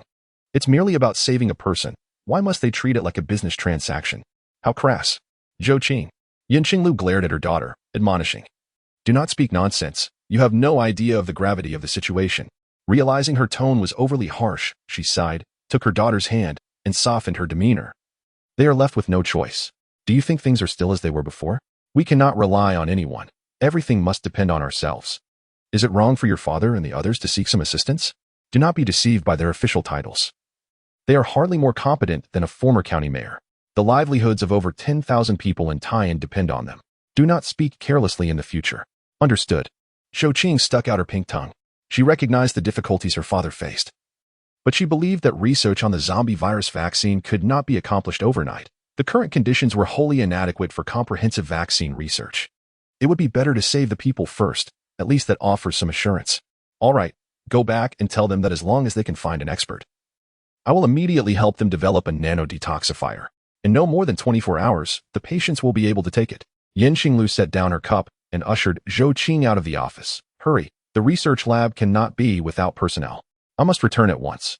Leader, that Lu Ming has arrived again, wishing to see you. Yu Jian knocked on Zhou Yuanbo's office door. Do not let him in. Let him wait. Zhou Yuanbo replied without looking up. He said that this time he is not here to talk, but rather the head of the tooling mountain base, Lin Li. Yu Jian touched the designer watch in his pocket and added, Lin Li? Under the intentional dissemination by Lu Ming. Zhou Yuanbo had gained considerable insight into the situation at Headling Mountain, realizing that Lin Li was indeed the true leader.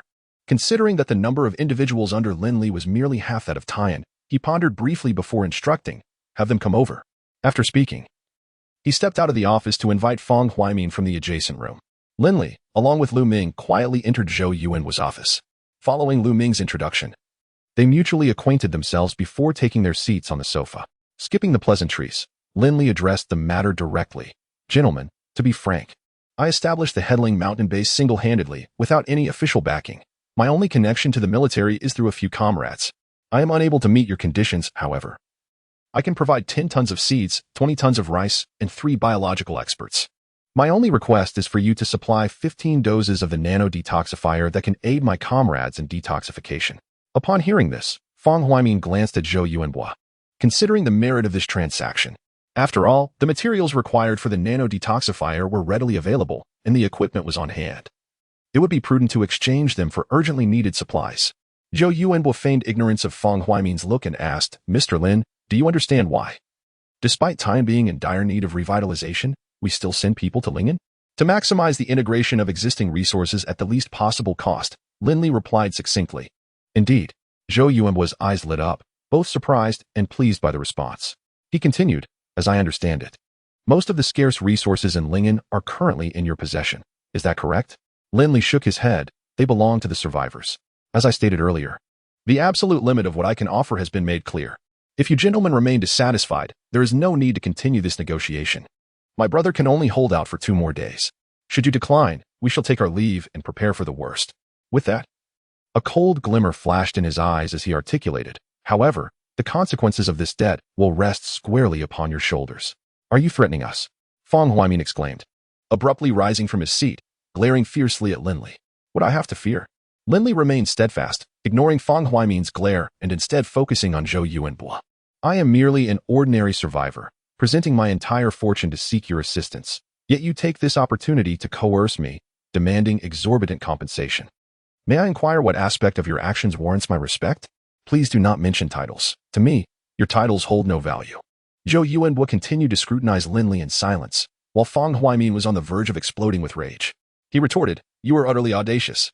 Do you truly believe I am incapable of dealing with you? Suddenly, Lu Ming sprang to his feet, stepping forward to confront Fang Huaimin, and spat out 3 words through gritted teeth. You can try. In an instant, the atmosphere in the office plummeted to an icy chill. Lin Li remained unfazed and calmly stated, furthermore, I would like to remind both of you that there have been reports of mutated zombies in Lingen. After their transformation, these zombies retain a degree of intelligence and possess the ability to command large hordes of ordinary zombies. Additionally, there exists a type of zombie resembling a cockroach, characterized by its swift speed and formidable defenses. Qi was poisoned while attempting to eradicate such creatures. Is there truly such a thing? Fang Huaimin furrowed his brow, casting a skeptical glance towards Lin Li. Chapter 154. The commencement of research. Fang Huaimin's actions were marked by genuine astonishment, yet simultaneously, they served as a means for him to save face. He realized that in his confrontation with Lu Ming, he was unwittingly positioned as the weaker party. Despite Lu Ming's youth, he seemed to have endured countless trials of blood and fire, the palpable murderous intent in his gaze sending a chill down Fang's spine. Believe it or not, Lin Li disregarded the standoff between Lu Ming and Fang Huaimin, his focus unwaveringly fixed on Zhou Yuanbo, awaiting his response. Very well, I shall comply. Zhou Yuanbo croaked after a prolonged silence. Upon hearing this, the first to relax was Fang Huaimin, who returned to the sofa as if the earlier conflict had never occurred. Lin Li rose, a smile illuminating his face. Thank you. Please ensure that both the individuals and the materials arrive within 4 hours. I hope to meet Professor Yin by then. At that moment, Zhou Qing's silhouette appeared at the office door. She knocked lightly and promptly approached Zhou Yuanbo, saying, Dad, Mom mentioned that as soon as the experts are in place, she can immediately commence the development of the nano-detoxifier. This statement was directed not only at Zhou Yuanbo but also at Lin Li and the others. She feared that her father's demands might be too burdensome, inciting Lin Li's discontent, and was also concerned about conflicting with her mother's expectations. Understood, Zhou Yuanbo replied gruffly, instructing his secretary, "See the guests out." "Dad, I'll be leaving too," Shou Qing said, preparing to exit. However, Zhou Yuanbo swiftly interjected, "Wait a moment, I have something to discuss with you." "Oh." Zhou Qi was reluctantly compelled to remain. After parting ways with Yu Jian, Lin Li immediately contacted Feng Wuxian, requesting that he dispatch rice and seeds.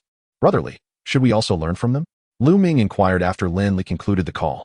"Indeed," Lin Li exhaled, turning to gaze at the pristine office building. Given the situation in Taiyan, it was evident that the official power was fragmented, yet in the grand scheme, it could be deemed almost non-existent. Otherwise, a provincial capital could not possibly be in its current state. It resembled not an official organization but rather a self-governing small tribe. With this realization, Lin Li pondered why their own Lingen could not develop in a similar manner. Previously, he had hesitated to confront official power, preferring to secure a small territory. Now it seemed that such thinking was ill-suited.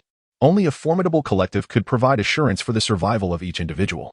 Lu Ming added, "In the past few days, I inquired about the situation in Taiyan, and it appears that the circumstances are not as harmonious as they seem on the surface. The leadership of Yuan Jifeng has a delicate relationship with those two individuals from earlier, with their powers being roughly equal. There was a period of discord, but ultimately, they reached an understanding on their own." Upon hearing this, a fleeting look of surprise crossed Lin Li's eyes. Lu Ming's implication was clear. Even in a provincial capital, chaos could arise without intervention from above. Coupled with the previous leader's insinuations, Lin Li resolved to seize complete control of Lingen. Time flew by, and 4 hours passed in the blink of an eye. Lin Li and the others were fortunate enough to meet Yan Qinglu at the Nano Research Institute. A minor incident transpired during this interval. The biological experts from Lingen were initially to be received by a man named Fan Karen. However, they insisted on meeting Lin Li, declaring that they would only heed his directives. Left with no choice, Fan Karen sought approval and subsequently escorted them to the Nano Research Institute, where they stood behind Lin Li. "Rest assured, Mr. Lin, the antidote will be successfully developed within 24 hours. I kindly ask for your cooperation with my work when the time comes," Yan Qinglu said, lifting her fair chin and gesturing to the biological expert and his two students. "Certainly," Lin Li readily agreed. "Excellent, I shall commence my work immediately. Farewell." Yan Qinglu entered the laboratory with several staff members, followed quietly by Wang Simon. Once they departed, the silver-haired biological expert, Lu Xue, approached Lin Li and slightly bowed. "Hello, Mr. Lin. I have a request that I hope you will consider." "Professor Lu, please speak." Lin Li replied with a smile. Lu Xue sincerely stated, "To be honest, we would prefer to remain in Lingen. My only family member is still with the Survivor Alliance, and Miss Su has agreed to take him to the better-equipped Helling Mountain base. I hope that after we complete our research, or if we are unable to continue, we can return to Lingen." Lin Li nodded in understanding. "That is only natural. The Helling Mountain base will always have a place for you. I will communicate this to the people here." "Thank you." Lu Xue and his companions were elated to hear this. After struggling for 3 years in a post-apocalyptic world, they had finally developed a sense of belonging to one place, only to find themselves taken to an unfamiliar location, which left them feeling insecure. As time passed, everyone rested in the research institute while awaiting the results from the laboratory. Meanwhile, in another building at Taiyan University, Yuan Jifeng was animatedly recounting the situation at the Helling Mountain base to several individuals. "Mayor Dong, I am convinced that the Helling Mountain base is far more complex than it appears. The villas they reside in." He rambled on and finally exclaimed with indignation, "I have heard that they have already struck a deal with Lin Li. The Nano Research Institute was a joint effort to salvage. So why should they monopolize all the benefits? I refuse to accept this." "Exactly, Mayor Dong. I heard that Lin provided them with 20 tons of rice and 10 tons of seeds." Silence. Mayor Dong Xian interjected sharply, turning to Yuan Jifeng. "What is your proposal?" "I suggest that while Lin Li is on our territory, we seize the opportunity to take them down and assume control of the entire Helling Mountain base." Yuan Jifeng concealed his personal grievances and stated emphatically, "If they can offer such substantial resources, it indicates that there is even more at Helling Mountain. Otherwise, how could they sustain so many people? Moreover, their weapons and vehicles are impressive. If we could integrate them all, our strength would significantly increase, and then..." Yuan Jifeng left his thought unfinished. Yet the implication was clear to all present. Dong Xian and Feng Huaimin, along with Zhou Yuanbo, have always been at odds with one another, their strengths nearly equal, leading to a persistent rivalry characterized by both open confrontation and subtle intrigue. all for the sake of asserting dominance over the discourse in the southern frontier province. In the past, Dong Xian would have never dared to act recklessly in the presence of Fang and Zhou. However, the tides have shifted, and the higher authorities seem either indifferent or incapable of exerting control. Consequently, these individuals naturally seek to secure greater benefits and more substantial power. Yuan Jifeng's words prompted everyone to recognize that the present moment might indeed be a favorable opportunity to gain an advantage. Aren't you concerned that these individuals might cause a disturbance? Dong Xian fixed his gaze on Yuan Jifeng, fully aware of the latter's capabilities. While Yuan is adept at seizing opportunities, he is, in matters of genuine importance, rather inept. Chapter 155, Successful Development, yet preempted this matter relies heavily on Captain Hu. Yuan Jifeng beamed as he glanced at the robust man beside him. The man, named Hu Zhang, currently serves as the chief of the Public Security Bureau in Taiyan, wielding armed forces second only to Fan Karen, the provincial public security director. Upon hearing his name mentioned, Hu Zhang furrowed his brow slightly and turned to Dong Xian, stating, "Currently, I command over 100 armed personnel, none of whom are trivial. I do not recommend resorting to violence. Captain Hu, you oversee more than 400 individuals. Surely, you can manage a mere 70 or 80. Yuan Jifeng prodded, feigning surprise. Hu Zhang, disinterested, averted his gaze, unfazed by the public dismissal. Yuan Jifeng's eyes flickered with cunning. Mayor Dong, I have another idea. As night descended, inside the number 1 apartment at Taiyan University, Fang Huaimin hosted 6 or 7 individuals around a dining table, sipping on spirits. The food was modest yet, due to its rarity, still symbolized certain societal privileges. Fang Huaimin tossed a peanut into his mouth, chewed thoughtfully, and inquired, Old Shou, is this matter concluded? Zhou Yuanbo, momentarily perturbed, retorted. It was you who hastily agreed to their demands during the day. Are you now having second thoughts? What exactly do you want? After taking a small sip of liquor, he muttered, Does Secretary Fang have other thoughts? Not exactly, Fang Huaimin chuckled lightly. I simply feel that with such an unstable factor present, it might pose future adverse effects for us, especially since it seems the South is gearing up for action. At Taiyan University, Fang Huaimin and his colleagues occupied the northern office building, while Dong Xian's faction resided to the south. Although they appeared to be in the same campus, they were, in reality, 2 distinctly opposing camps. Naturally, we have reaped benefits. Those individuals cannot possibly remain complacent, Zhou Yuanbo remarked casually. I've heard their influence in Lingyan is considerable. If they were to join forces with the South, it would spell significant trouble. Fan Karen, the provincial public security director, who commanded just over 500 personnel, spoke softly. I propose we simply detain them and incorporate that mountain base. Wei Yuzhou, the vice governor responsible for daily affairs, responded dismissively. That's unwise. First, we cannot ascertain whether Lin Li is indeed the leader of Ling Mountain. Secondly, we lack clarity on their structure and the precise situation. Acting hastily could exacerbate tensions, leading to greater losses. Zhou Yuanbo's tone grew serious. What do you suggest? Fang Huaimin, aligned with Wei Yuzhou's perspective, expressed slight dissatisfaction at Zhou Yuanbo's opposition. Patience, Zhou Yuanbo noted, sensing Fang Huaimin's discontent, feeling somewhat helpless. In previous times, the opposing side would not have dared to tread upon him. However, in this era where power reigned supreme, he had relinquished his position to them. Now, he found himself compelled to explain his stance diplomatically. We shall wait for the South to stir. We will then act according to Lin Li and the others' responses. Fang Huaimin contemplated before agreeing. Very well. Old Wei, keep a vigilant eye on the movements from the South. Having spoken, he turned to Zhou Yuanbo. Zhou Qing has a good rapport with those individuals. Encourage her to probe their backgrounds. Understood. Zhou Yuanbo nodded in agreement, yet internally he harbored disdain. Did he believe that others were akin to him? That such a vast enterprise could be discerned by a mere young lady he had just met? The following dawn, a contingent of armed personnel clad in black uniforms unexpectedly arrived at the Nanotechnology Research Institute. Without uttering a word, they sealed off the laboratory. Even at the entrance to the resting quarters of Lin Li and his companions stood 2 armed guards.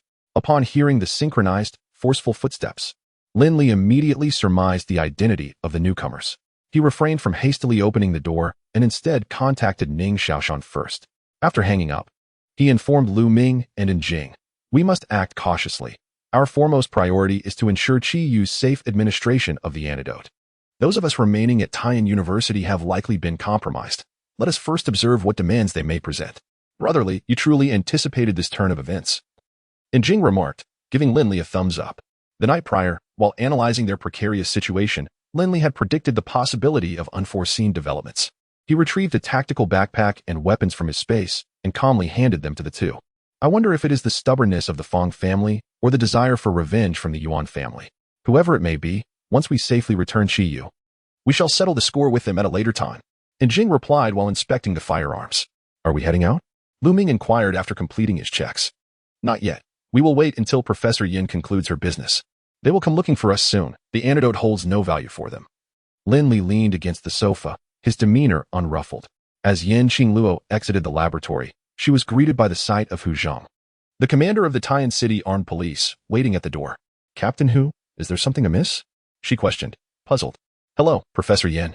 I have been assigned to take over the nanotechnology antidote. I will handle what comes next. You have worked hard through the night. Please do rest, Hu Zhang stated, reaching to take the box from Yin Qingluo's hands. This contains the nanotechnology antidote, correct? Yes. Despite her confusion, Yin Qingluo replied. There are a total of 20 doses, along with specially designed syringes that can be administered directly. She quickly comprehended the reason for Hu Zhang's presence yet realized he would not partake in the ensuing events, having upheld her promise to develop the antidote. She intended to carry out the subsequent injections if circumstances permitted. However, the current situation had escalated beyond her control, and all she could do was wish them good fortune. Thank you, Hu Zhang said, with a hint of implication. You're welcome, Yin Qingluo responded with a subtle smile. For a long time, she had never allowed her husband's stance to create discord with any party. Instead, she would assist all who needed help to the best of her ability, seizing every opportunity to demonstrate her worth. This was her approach to survival and the contingency she provided for her family. Hu Zhang, carrying the box, directly knocked on Lin Li's door. Upon meeting, he got straight to the point. Hello, Mr. Lin. I am Hu Zhang, the director of the Tian City Public Security Bureau, and I have the nanotechnology antidote you require. He subsequently opened the box, retrieving a syringe along with an antidote. This is what Secretary Fong promised you. First, say the person. We shall discuss the rest later. All right. Lin Li accepted the items and handed them to Lu Ming, who promptly proceeded to the adjacent room where Qiyu was located. Would you care to come in for a moment? Lin Li extended an invitation to Hu Zhang instead of following Lu Ming. The latter appeared taken aback, as he had not anticipated Lin Li's calm demeanor. According to the agreement with Fong Huaimin, he should have received 15 vials of the nanotechnology antidote. Yet, he was only given one. Shouldn't he be incensed? Why then was Lin Li inviting him in for a chat? The unknown often breeds fear, and Hu Zhang instinctively shook his head. No. You all go check on your friend. I will wait for you in the hall. Chapter 156. Total Conquest Director Hu. There are only a few of them. Why not seize them directly? On the way out, a trusted confidant inquired with a perplexed expression. Do you not find their reaction rather composed? They are either oblivious to our intentions or have prepared for it. Which do you believe it to be? After a moment's contemplation, the confidant replied. It should be the latter. That is good to know.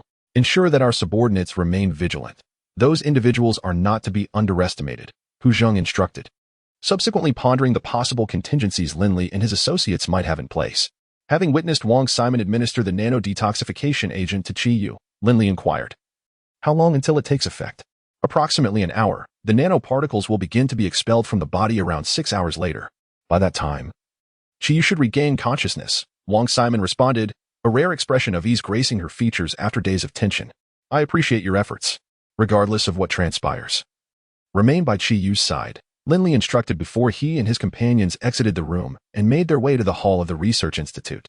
Upon encountering more than 20 armed personnel on high alert, Lu Ming remarked sarcastically, quite the show, isn't it? They seem unwilling to relent until they extract something from us. I fear their bite may not be sufficiently strong, and Jing retorted coldly. As the three emerged, Hu Zhang stood and smiled. Mr. Lin, I trust your friend is unharmed? Lin Li replied, it remains uncertain. What brings you here, Director Hu? Well, this Nano Research Institute is jointly owned by our city and the provincial government.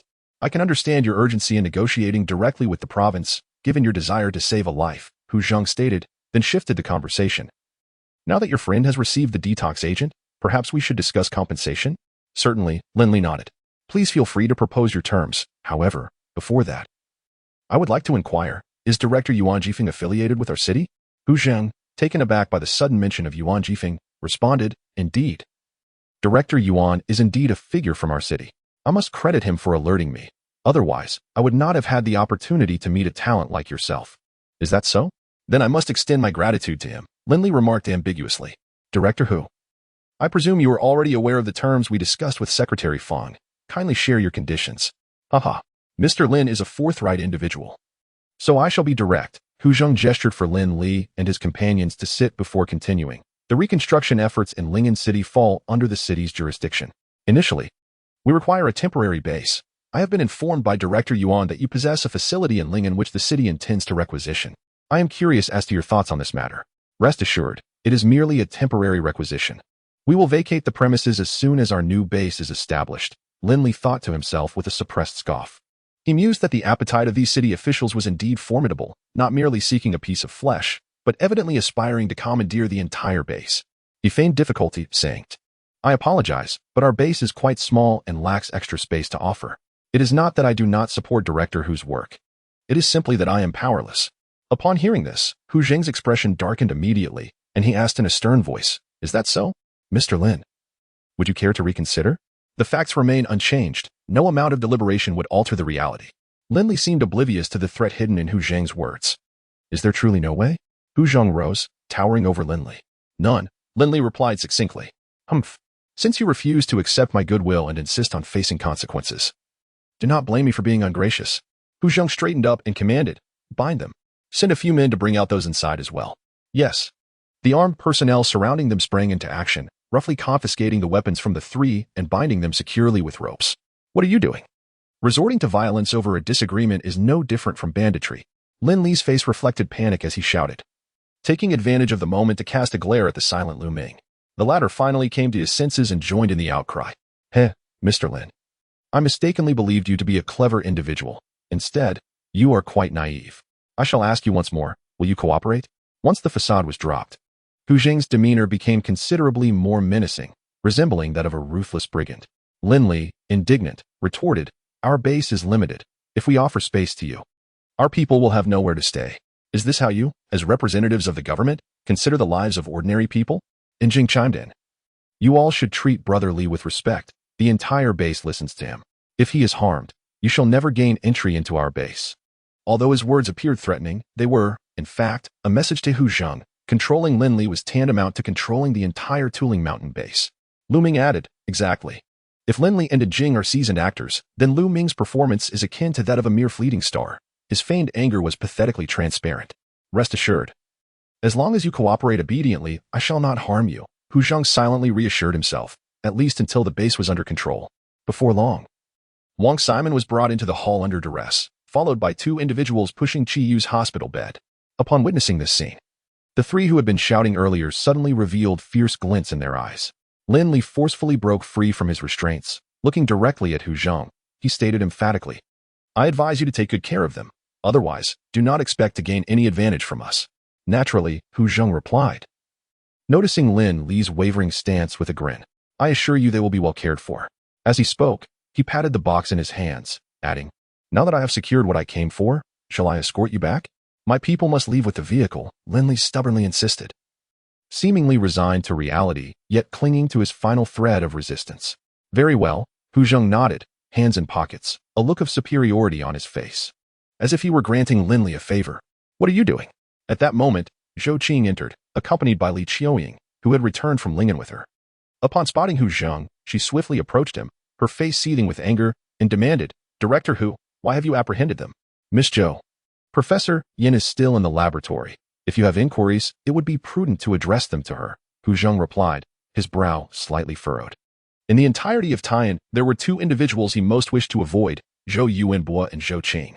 The rationale was simple. The person he most desired to engage with, Professor Yin, had close ties to both of them. Chapter 157.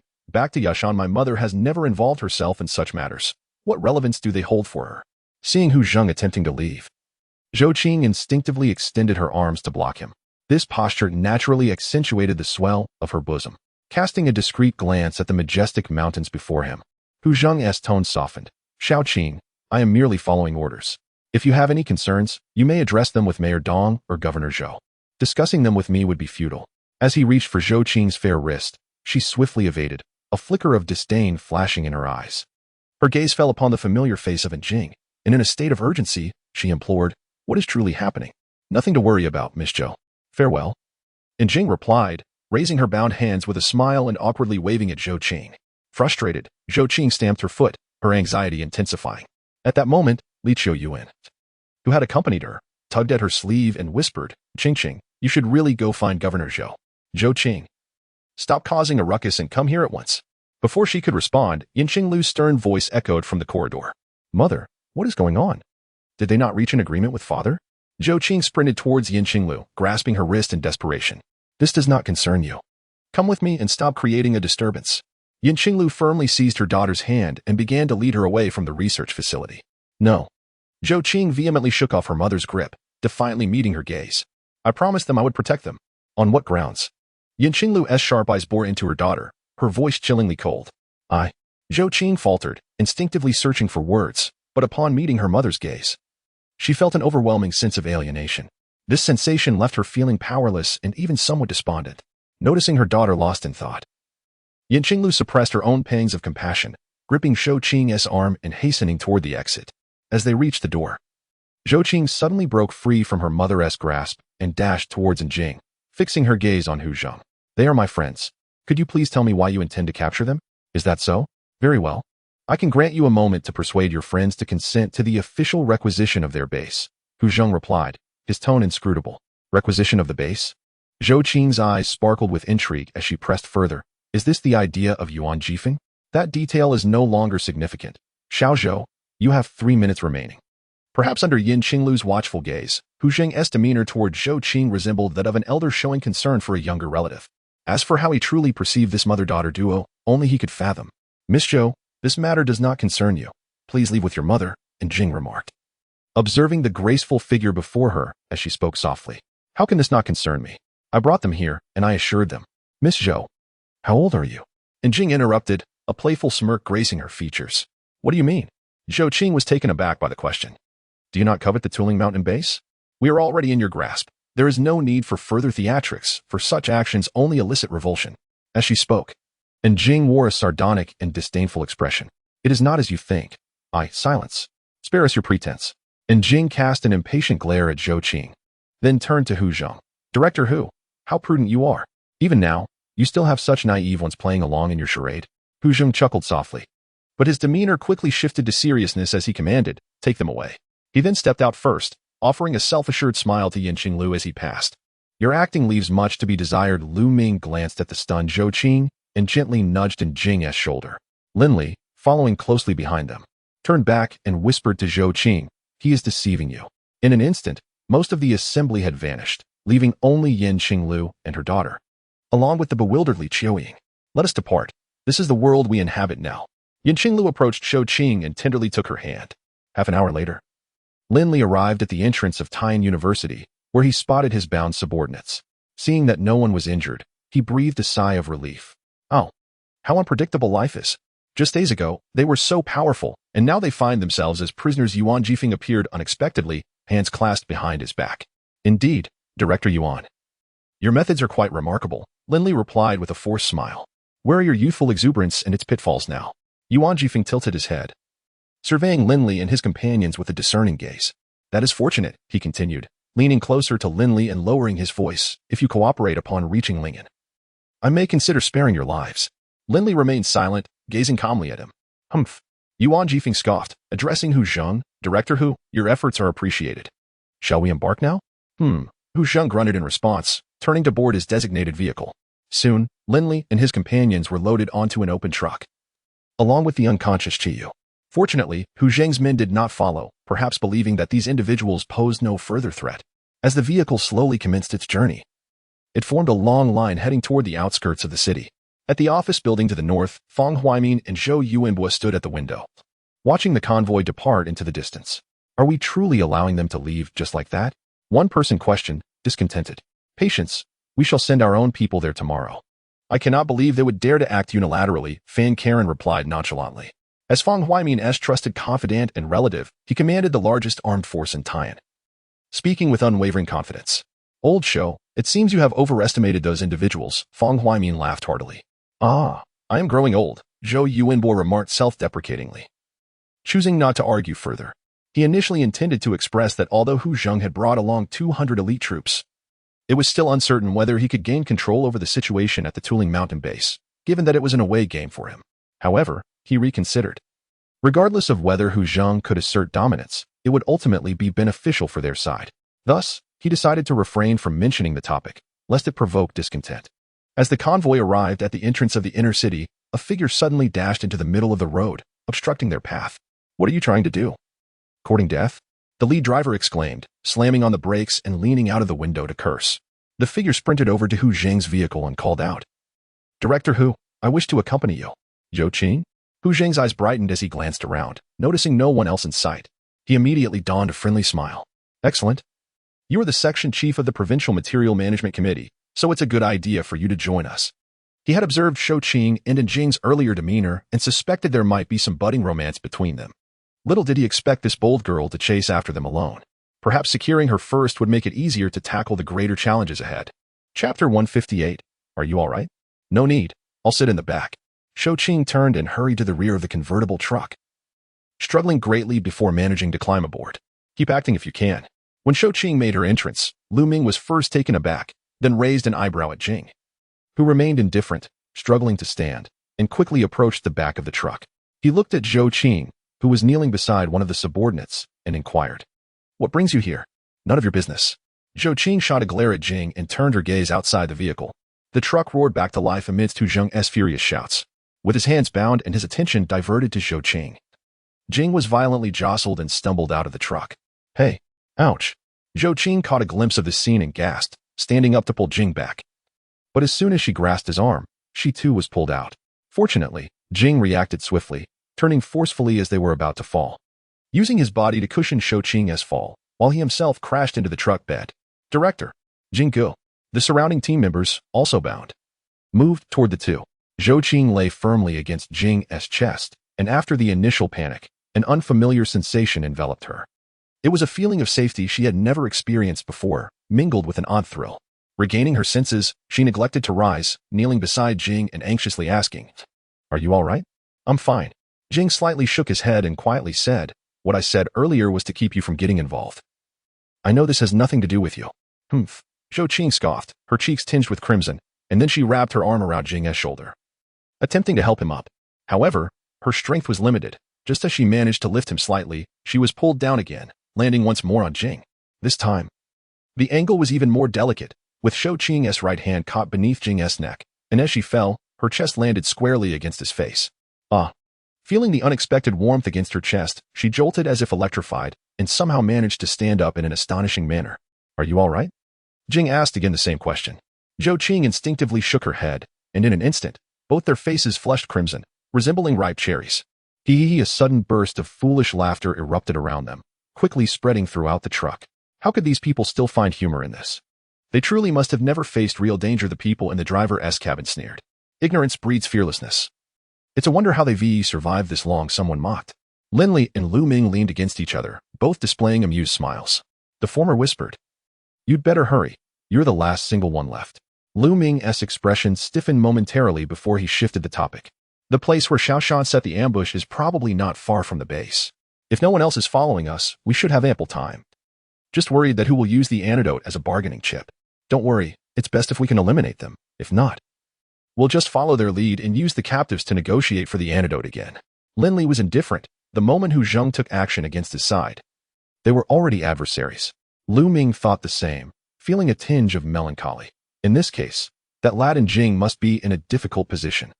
It is unavoidable. Besides, these individuals are not united with Zhou Yuanbo. Perhaps they might even feel grateful to us. One can only hope. At the Tuling Mountain base, many noticed an unusual stillness today. The familiar shouts from the back mountain had vanished, the patrolling guards were nowhere to be seen. And the leaders who usually emerged for morning exercises were conspicuously absent.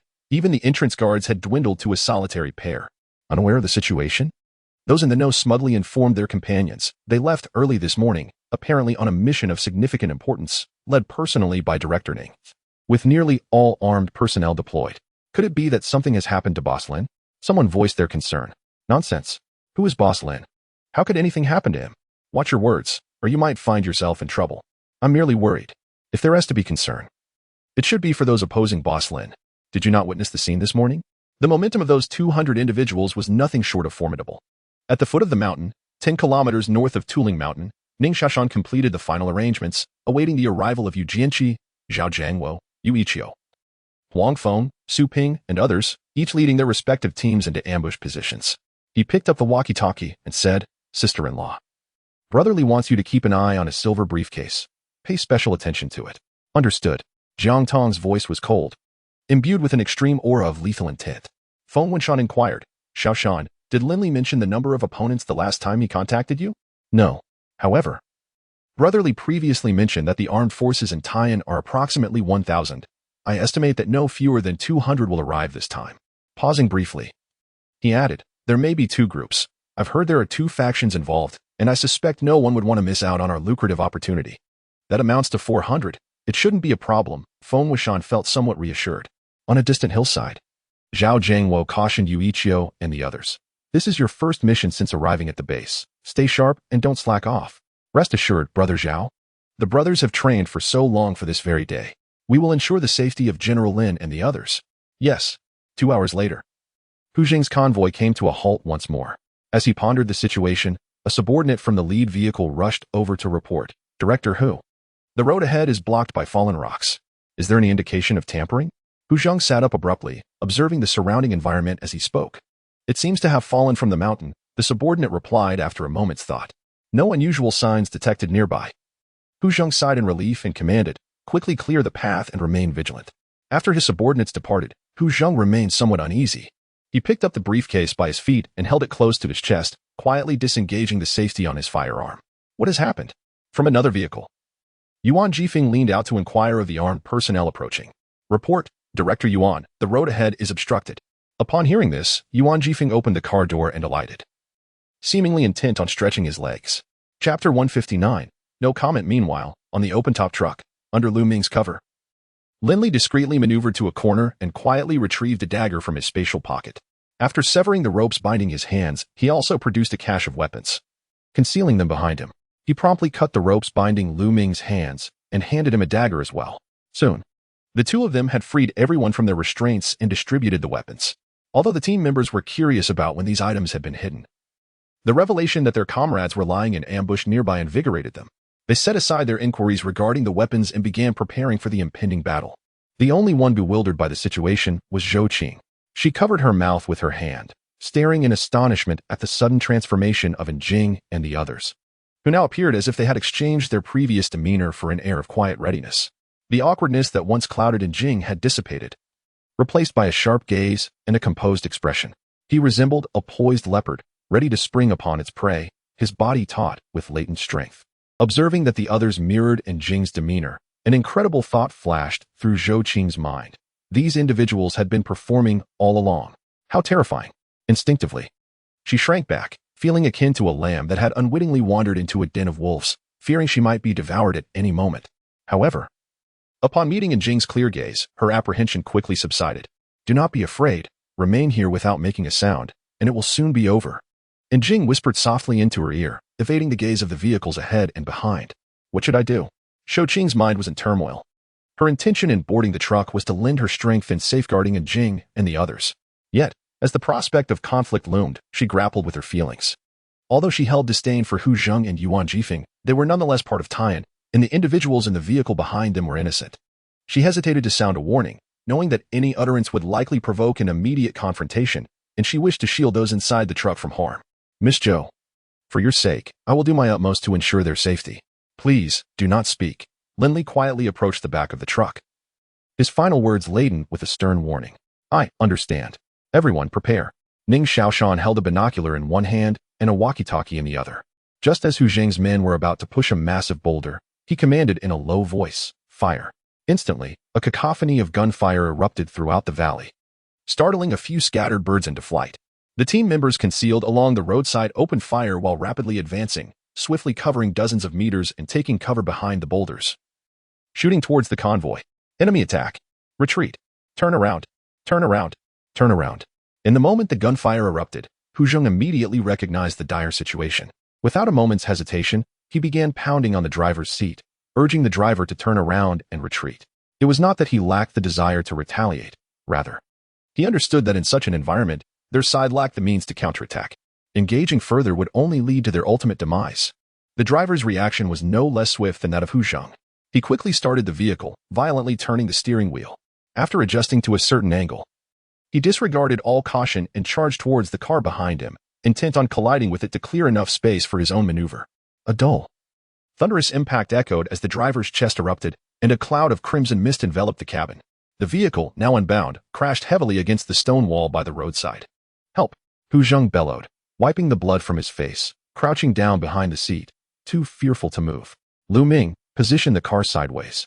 Lin Li shouted after unleashing a barrage of gunfire towards the cargo truck's cabin, directing his command at Lu Ming.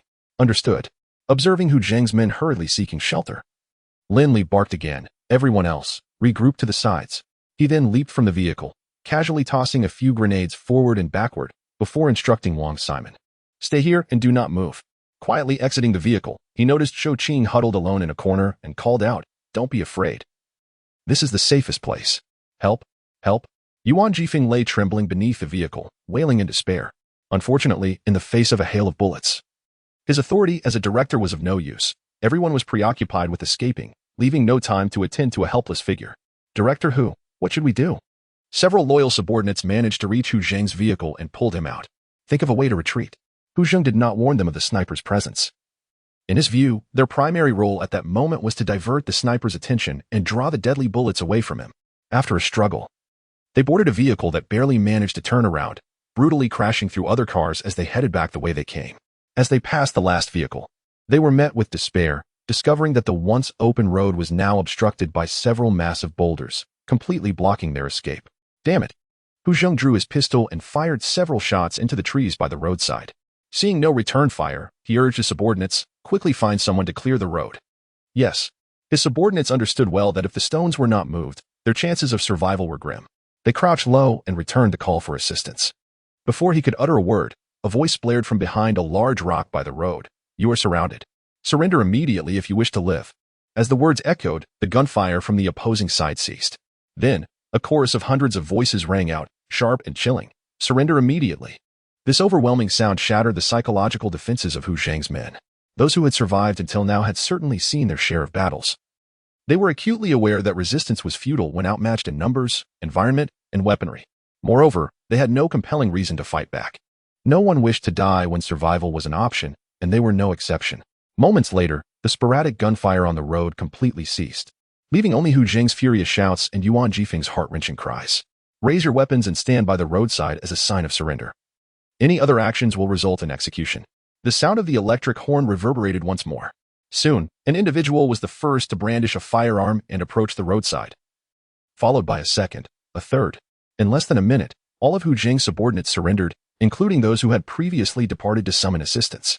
Witnessing this turn of events, Hu Zheng let out a despairing sigh, raised his briefcase to shield his head, and exclaimed, "Do not fire.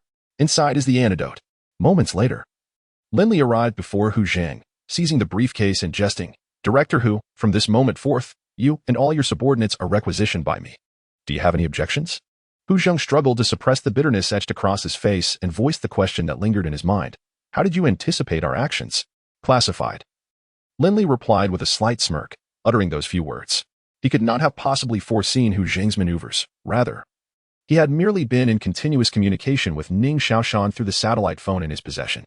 Chapter 160. Tripartite Standstill. Lin Li waved his hand and turned to approach Yuan Jifeng, who was crouched beneath the vehicle. Hu Zheng's face was ashen, his eyes dim. He had uttered the same words to his subordinates just a few hours prior, directed at Lin Li and his companions. Unfortunately, he lacked the same advantageous cards. "Director Yuan, are you not coming out?" "My legs, they have gone weak." Yuan Jifeng chuckled awkwardly, then quickly donned a fawning expression. "Mr. Lin, this matter has nothing to do with me. It was Dong Xian and Hu Zheng's idea. They aim to seize your territory to compete with the province. By the way, do you recall the hints I provided earlier? They wish to take control of Lingen and eliminate you afterward. I only came along to ensure your safety." Lin Li let out a cold laugh, recognizing a semblance of quickwit in the man's words. He gestured, "Come out first, then we'll talk." All right.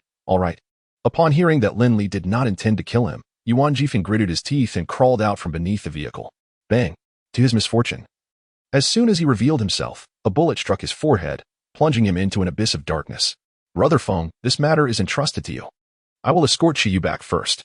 Lin Li holstered his weapon after exchanging a few words with Feng Wuxian, hastening back to the base. For Yi Yuming and the others awaited the nano-detoxifier urgently. It must be delivered swiftly. Not far away, Zhou Qing witnessed Lin Li effortlessly eliminate Yuan Jifeng.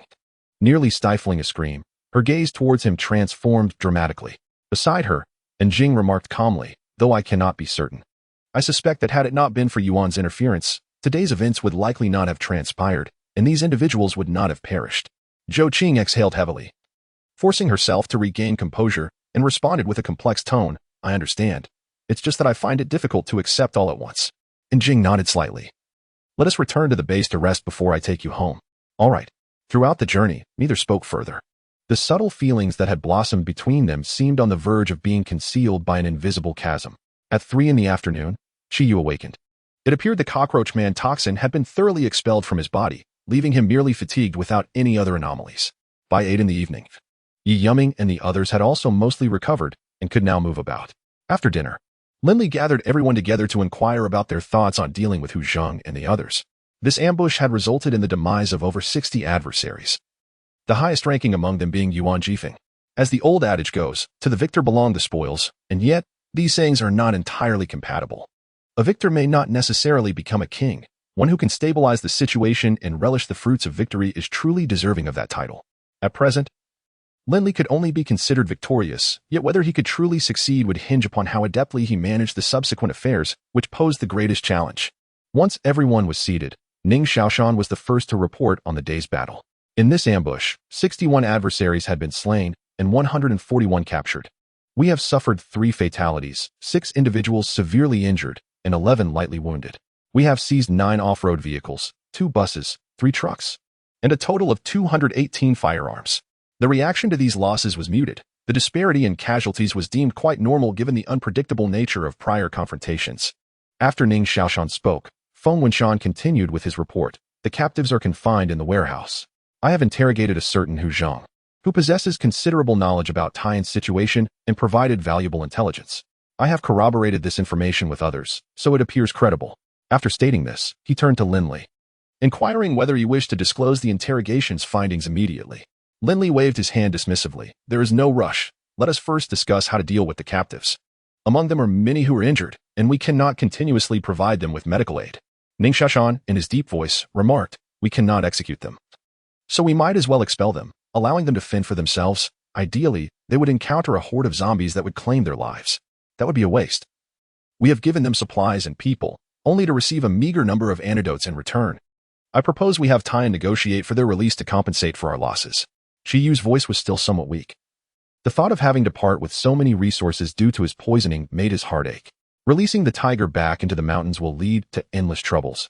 Zhao Jiangwo slowly shook his head. After a moment of silence, Lu Ming turned to Lin Li and said, Li Gu, you must have already devised a plan. So do share. How do you know that? Lin Li asked, somewhat surprised. Come on, Lu Ming scoffed. Don't you think I know you? If you had no plan, would you have so decisively eliminated Yuan Jifeng? He is, after all, a significant figure in Taiyan. That makes sense. With Lu Ming's comment, everyone turned their gaze towards the calm and composed Lin Li. Lin Li, unreserved, articulated his thoughts clearly. Qiyu is correct, even if we cannot execute them. We must ensure that the people of Taiyan bear a substantial cost. Only then will they feel the sting of loss, and upon realizing this pain, they will regard us with greater caution and respect. This creates an opportunity for balance between both parties with this foundation. Allowing those individuals to return would not be unacceptable for us. Qiyu scratched his head, urging, the reasoning is sound. Now tell us what to do. I'm dying of impatience. Lin Li smiled gently, looking towards Jing. What do you think about handing them over to the provincial authorities? Jing was taken aback for a moment, then his eyes lit up with excitement. What a brilliant idea. He stood up enthusiastically. Analyzing. Hu Zheng belongs to Mayor Dong Xian's faction, which opposes Feng Huaimin. When we negotiate with Feng Huaimin, even if our demands are somewhat excessive, he will likely acquiesce. With the addition of over 100 individuals, the balance of power will shift in his favor, enabling him to become the predominant force in Taiyan. This could ultimately benefit the stability and development of Taiyan. At this point, Jing smiled broadly, in this way, from a broader perspective. We will have made a contribution and established our standing with all parties involved. Lin Li gently shook his head and pondered, imagine if I were to add another stipulation. Only to converse with Zhou Yuanbo. Upon hearing this, Lu Ming instantly grasped the implication, drawing in a sharp breath and exclaiming, Li Gu, your strategy is rather ruthless. This would establish a tripartite stalemate in Taiyan. Yet, I wonder if Zhou Yuanbo can withstand the pressures from the other two factions. Anxious, he lamented. The others present, having never visited Tian, were entirely oblivious to the circumstances there. They could comprehend every word spoken by Lin Li and his companions. Yet the underlying significance eluded them, leaving them in a state of utter bewilderment. Chapter 161. The resilience of Zhou Yuanbo. Zhou Yuanbo is not an ordinary individual. Lin Li, noticing the bewilderment of the crowd, elaborated further. Consider the current circumstances. A person without any troops at their disposal has managed to become the second most influential figure in the largest surviving faction of the provincial capital. Is such a person truly simple? The crowd suddenly understood, nodding in agreement, realizing that they themselves could never achieve such a feat. Anjing, reflecting on this, promptly volunteered. I will go speak with him. It is prudent to communicate discreetly at first, allowing Zhou Yuanbo some preparation time. It must be you. And you should bring Shou Qing along, Luming interjected, his tone tinged with a hint of melancholy, leaving the others puzzled. Oh, really? Qiyu exclaimed, springing to his feet and playfully wrapping an arm around Anjing's neck. Olden, Zhou Qing sounds like a girl's name. I assume she is around your age? Perhaps you two have a connection? Considering Qiyu's physical condition, Anjing did not resist and confidently replied, What's the matter? You're about to become a father. Yet you don't want anyone to have a connection with me? Is that true? Upon Anjing's affirmation, the onlookers became intrigued, bombarding him with questions about their progress. Stop, stop, stop. Anjing, overwhelmed, quickly pleaded. We haven't even begun to scratch the surface yet, and given the recent developments, I'm uncertain whether I can even gain the approval of her parents. Once Anjing disclosed Shou Qing's identity, the crowd fell into a contemplative silence. Unsure whether to feel joy or concern, Lu Ming placed a reassuring hand on Anjing's shoulder, saying, Don't overthink it, be bold. Based on my observations of Zhou Yuanbo and Professor Yin, there remains a glimmer of hope. Is that all? Anjing's expression soured at the revelation. Be grateful in this climate. Simply encountering someone is already fortunate. What more could you desire? Qiyu rolled his eyes. Let us return to the matter at hand. Lin Li resumed the previous topic. I suspect that Fang Huaimin's side will soon dispatch someone to follow Hu Zheng. There has been no news from Shaoshan. If they didn't come today, they will certainly arrive within the next couple of days. At that time, Anjing should lead a contingent to assert their dominance and detain them, ultimately returning with Hu Zheng. Understood, Anjing understood. Accompany me to the room to retrieve. Soon, Anjing emerged from the shelter, her hands laden with an assortment of bags containing various garments, accessories, cosmetics, and feminine products. With a series of knocks, she opened Zhou Qing's door and placed the items at the threshold, feeling somewhat flustered as she uttered, These are all for you. Some of these items were prepared with the assistance of my sister-in-law. Please let me know if you find anything lacking by tomorrow. Without waiting for Zhou Qing's response, she hastily departed from the guest room of the villa. Thank you, she murmured to herself, feeling a touch embarrassed as Anjing vanished from sight. As she lowered her gaze to inspect the gifts, she realized that the fabric of her shorts and camisole was woefully scant. Oh. Zhou Qing's attention was soon captivated by the exquisite and rare gifts, each unwrapped trinket eliciting an involuntary gasp of wonder. It was not due to a lack of discernment. On the contrary, her astonishment stemmed from an acute awareness of the gift's intrinsic value. She found it hard to fathom the immense effort Anjing must have expended to gather such treasures. And now, astonishingly, they had all been bestowed upon her, the significance of which she understood all too well. Reflecting on their brief acquaintance over the past few days, Zhou Qing felt a mix of gratitude, shyness, and melancholy. At that moment, Zhou Yuanbo and his wife were equally engulfed in their own sense of melancholy. Could you not show more concern for Qing? She has been missing for the better part of the day, and only now do you think to seek her out? In their apartment, Yin Qinglu was venting her frustration at Zhou Yuanbo. If I hadn't inquired, you might still be oblivious to our daughter's whereabouts. Sighing, Zhou Yuanbo replied, How was I to know that this girl would become so audacious as to stealthily follow Lin Li and his group to Lingen, in front of his wife? He displayed none of the authoritative demeanor expected of a man in his position, but instead resembled a wronged spouse. What shall we do now? Yin Qinglu shot him a glare, her tone laced with irritation. When I suggested sending someone to search for her, you made me wait until tomorrow. Do you truly regard our daughter's safety as inconsequential? Tomorrow, Fan Karuan will lead a team to Lingen. I've already arranged it. With him there, Qing will be safe. And what about tonight? She is but a young girl, strikingly beautiful. Are you unaware of the current state of affairs? Are you still oblivious to Hu Zheng's ulterior motives? Yin Qinglu's agitation grew with each word. At the mention of Hu Zheng, Zhou Yuanbo felt a surge of fury and sprang to his feet, exclaiming, That scoundrel. If he dares to harm Qing, I will risk everything to settle this score. He had long sensed Hu Zheng's inappropriate intentions towards his wife. He knew that the man was a rogue, and had it not been for his lack of support, he would have dealt with that scoundrel long ago. Now that their daughter was involved with such a person, it was disingenuous to claim he was unconcerned, yet without allies or weapons, what could he do? Despite holding the title of second-in-command, he was, in reality, less powerful than even his own wife. In many marriages, there exists an ineffable aura that is difficult to articulate. When one party experiences intense emotional turbulence, the other party naturally finds solace and seeks to temper the agitated sentiments. Observing Zhou Yuan was seething with rage. Yin Qinglu could not help but let out a quiet sigh before offering words of comfort. Given the circumstances, there's no need for excessive worry. I find Lin Li and his companions to be quite decent. With them by Qingqing's side, it should be of little concern. Upon hearing this, Zhou Yuan's expression darkened. And he lamented in a hushed tone, "These past 2 years have subjected both of you to undue hardship. It is entirely my fault for lacking capability. But what purpose does this lament serve? Who could have anticipated that the world would devolve into its current state?" Yin Qinglu gently urged Zhou Yuan to sit down, silently presenting him with a cup of warm tea. "Alas!" Zhou Yuan exclaimed, forcefully placing the teacup upon the table, and sighed, "If only I commanded a few hundred men. Or even 100, I could stand tall with dignity." Chapter 162. The capture of Fan Karen in another apartment. Dong Xian was restless. Hu Zheng had unexpectedly gone missing. Before his departure, he had given one of his few satellite phones to the other party, and since the afternoon, the phone had remained switched off. How could he possibly find solace in sleep? After all, it was a contingent of 200 people, half of his entire fortune. After much contemplation, he resolved to refrain from raising an alarm for the time being. He would send someone to investigate the situation first thing in the morning, hoping it was merely a technical malfunction. Otherwise, his future would be fraught with difficulties. The skirmishes of the day were hastily concluded. However, the night's conflict left Lin Li utterly fatigued, causing him to slumber until the sun was high in the sky. Upon awakening, accompanied by Jiang Tong, he visited Yi Yuming and her subordinates who had fallen victim to poisoning, and he inquired in detail about the compensation for the recently deceased team members. Although the recent losses at the base had been minimal, they inevitably affected morale.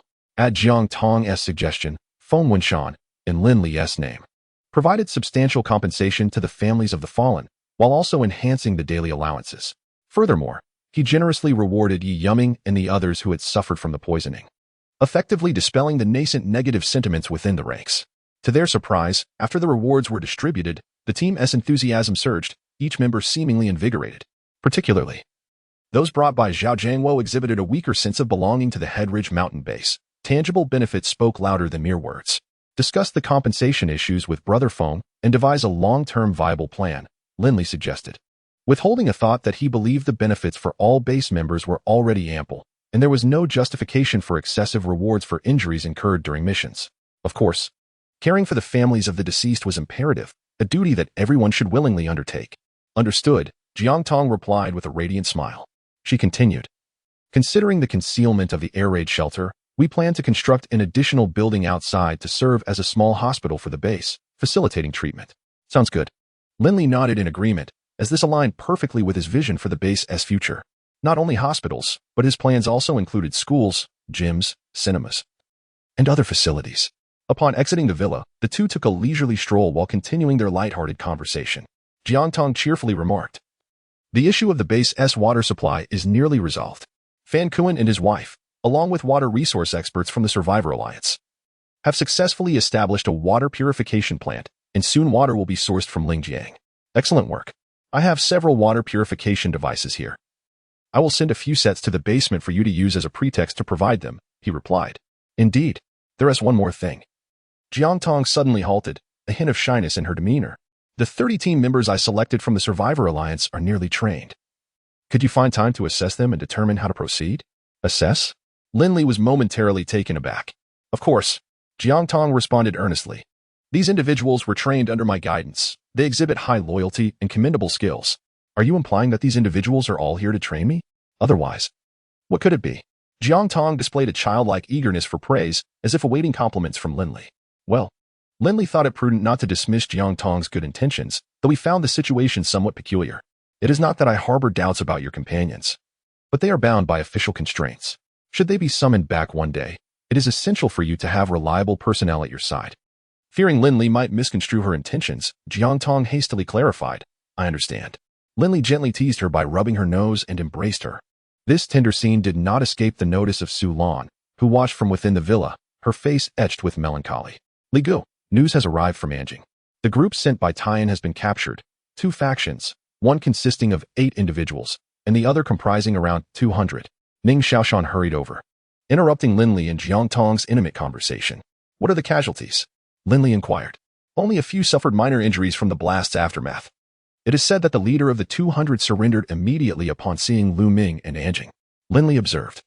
It appears they have deduced that we were merely acting previously. This is advantageous. Dealing with astute individuals makes matters considerably easier.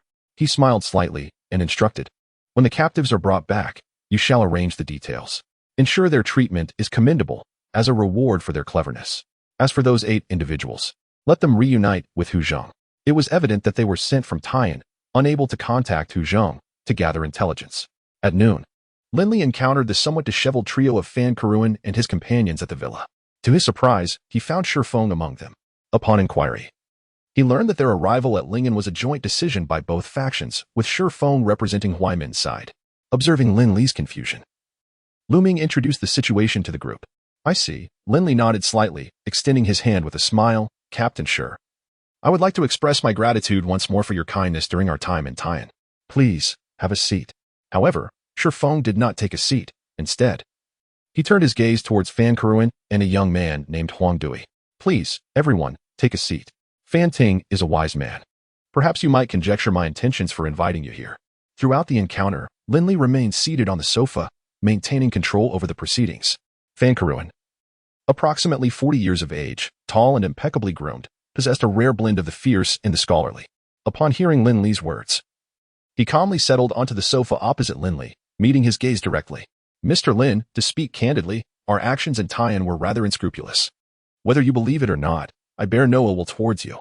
My primary purpose in coming here is to prevent Hu Zheng from gaining any advantage from your association. I trust you are aware of Taiyan's dynamics. Hu Zheng and I are not aligned.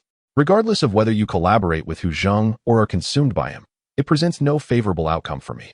Upon reaching this point, he remarked with a wry smile, it appears that our vision was rather short-sighted. Given the circumstances, please articulate your demands. I personally assure you that I shall make every effort to accommodate them. With a sense of candor, Lin Li gestured for He Miao, who was responsible for the hospitality, to present several cups of fragrant hot tea before he continued. Firstly, I wish to ascertain Taiyan's current unequivocal stance regarding our base. Secondly, whether it be you or Hu Zheng, both parties must incur a substantial cost to depart. Naturally, in light of the differing principles by which you both have previously operated, I shall offer you a preferential rate concerning this cost. Lastly, I insist on discussing the matter of cost solely with Zhou Yuanbo. Chapter 163. The second proposal. Upon hearing the third request, a flicker of change finally crossed Van Kuren's composed countenance. He replied, I can acquiesce to your request. Yet I cannot guarantee that Dong Xin will concur. Lin Li gently shook his head, casually remarking, I do not require his approval. The individual is in my grasp, and I shall determine to whom he is given. Startled, Van Kuren exclaimed, You intend to hand Hu Zheng's man over to Zhou Yuanbo? Observing Lin Li's silent smile, his astonishment deepened, and turmoil brewed within him. From the moment of the ambush, Van Kuren had repeatedly shattered his preconceived notions about Lin Li and the Tuling mountain base. He had not anticipated that it would still prove inadequate. With just a few words, Lin Li made him once again realize that this individual was far from ordinary. Initially, he had assumed that the Tuling mountain base and Taiyan held an equal standing at best. Yet it now appeared that Lin Li had consistently looked down upon Taiyan otherwise. He would never have conceived the notion of disrupting Taiyan's existing order to support Zhou Yuanbo. May I inquire whose intention this is? Van Kuren pondered for a moment before slowly speaking. Lin Li pointed to himself and asked, Does Director Van believe I am unworthy? That is somewhat the case. Van Kuren silently replied in his heart. He was uncertain whether Lin Li was engaging in a game of Tai Chi with him or if the reality was indeed so. If the former, it would be manageable. However, if the latter, he truly wished to ask, by what means? It must be noted that Lin Li's actions were akin to forcefully intruding into Taiyan's sphere of influence in a most brazen and crude manner, subsequently claiming a foothold. This was something that none in Taiyan wished to witness, and the magnitude of the challenge was indeed considerable. Despite being captured, even if he and Hu Zheng's associates were all slain, the remaining individuals in Taiyan would undoubtedly exhibit an unprecedented unity to resist Lin Li's incursion. No, wait. A glimmer of insight flashed in Van Kuren's eyes. Zhou Yuanbo would not concede. With this realization, he felt a surge of despondency. It must be said that Lin Li's vision was remarkably astute. Zhou Yuanbo's capabilities were beyond question, had he not lacked a formidable backing. No one in Taiyan could rival him. Lin Li must have recognized this point, hence his desire to support Zhou. Noticing the fluctuating expressions on Van Kuren's face, Lin Li remained unhurried and turned to Captain Shifeng, saying, "Captain, you are undoubtedly most aware of how we have arrived at this juncture. The true instigator, Yuan Jifeng, is deceased. Whether we can cease hostilities now hinges upon your attitude." Among the three, it was evident that Shifeng held the lowest position. He glanced at his direct superior, Huang Dui, and lamented, "Mr. Lin, the situation has escalated beyond the involvement of a mere subordinate like myself." "I understand," Lin Li replied, his expression revealing comprehension. "It is of no consequence. We can discuss the second proposal." "Another proposal?" Both Van Kuren and Huang Dui turned to him simultaneously. "Captain Shifeng can join our Ling mountain base. Rest assured, the benefits will surpass those of Taiyan. In these times, I trust you do not mind the bureaucratic structure?" Shifeng, felt a wave of embarrassment wash over me. It was an unprecedented experience to have someone undermine me in front of my superior. "There is no rush. Take your time to ponder. Even if it's just you. I can arrange for all of you to stay," Lin Li asserted with unwavering confidence. Upon hearing this, Fan Karen exchanged a glance with Huang Dui, both reflecting profound astonishment. It is worth noting that sustaining a few hundred armed personnel is infinitely more challenging than managing an equal number of ordinary individuals. Where, one might wonder, does Lin Li derive such audacity? Apart from the military, I cannot conceive of another explanation. Fan Karen, having quelled his hesitation, declared, "Mr. Lin, as you suggest, I can dispatch someone immediately." In all of Taiyan, aside from Dong Xian, the individuals most averse to Zhou Yuanbu's rise were Fang Huaimin and Fan Karen. There is no need to elaborate on Fang Huaimin. As Fan Karen is his closest confidant, he naturally desires to prevent Zhou Yuanbu from encroaching upon his power. The only recourse now is to seek an opportunity for his subordinates to relay the information to Fang Huaimin, hoping the latter possesses the fortitude to swiftly eliminate Zhou Yuanbu. This potential threat, should Lin Li insist on establishing a tripartite balance of power, I could seamlessly assume Zhou Yuanbu's role. Lin Li scrutinized Fan Karen closely before smiling. "Excellent. I have already selected the personnel for you, and Captain Shi shall accompany Miss Zhou back." Fan Karen's expression froze. How was he to communicate this news? He knew Zhou Qing would accompany Ling Yan, and it was likely Lin Li would not permit her to meet him. With Shifeng present, it was impossible for him to relay instructions in front of Lin Li. Does Director Fan have any objections? Or perhaps other intentions? Lin Li inquired with a knowing glance. No, I will adhere to Mr. Lin's current arrangements," Fan Karen replied hastily. "Xiao Yu, Ma Shan, please summon Professor Yan, and inform her that I urgently require her assistance," Zhou Yuanbo urged as he ended the call. "Wait, tell him that Zhou Qing is unharmed and currently safe." "Understood." After Yu Jian departed, Zhou Yuanbo paced rapidly around his office, seemingly attempting to quell the tumultuous emotions within him. The earlier call had been from his daughter, who, after only a few words, handed the phone over to someone named Jing. The conversation had left him utterly restless. Words like negotiation, manpower, collaboration, and support echoed in his mind, igniting a blend of excitement and terror. According to the other party, should the collaboration come to fruition, he could command at least 140 armed personnel, a prospect that was undeniably exhilarating. However, he was acutely aware of the subsequent ramifications. Accepting Hu Jing's people would inevitably position him as a sworn enemy of Dong Xian, and Fang Huaimin would not allow him to grow unchallenged. Henceforth, he would find himself fighting a solitary battle in Taiyan, surrounded by adversaries. The intricacies of gain and loss in this situation were shrouded in uncertainty. He needed to remain composed and contemplate his next steps. At this juncture, he desperately required someone to help him analyze the situation. And the only person he could turn to was his wife, Yin Qinglu. "Lin Gu, according to your plan, if we hand over the personnel to Zhou Yuanbo, we stand to gain nothing?" Qiyu questioned, perplexed. "Temporarily," Lin Li replied. "There is currently no benefit at all, not only that, but we also have to sacrifice a key player." Lin Li raised his chin and pointed towards Jing. "Is it necessary?" "Indeed," Lin Li responded earnestly. "After this incident, I am prepared to concentrate all the resources of Lingyan City, much like Taiyan, to establish an inner city. However, before that, we must resolve the disputes with Taiyan. Supporting Zhou Yuanbo is merely one aspect. We also need someone to train Hu Zheng's subordinates until they are thoroughly subdued. Perhaps Olden, he is the most suitable candidate. With Zhou Qing's presence, communication with Zhou Yuanbo will be more convenient, and if we can deepen our relationship, that would be even better."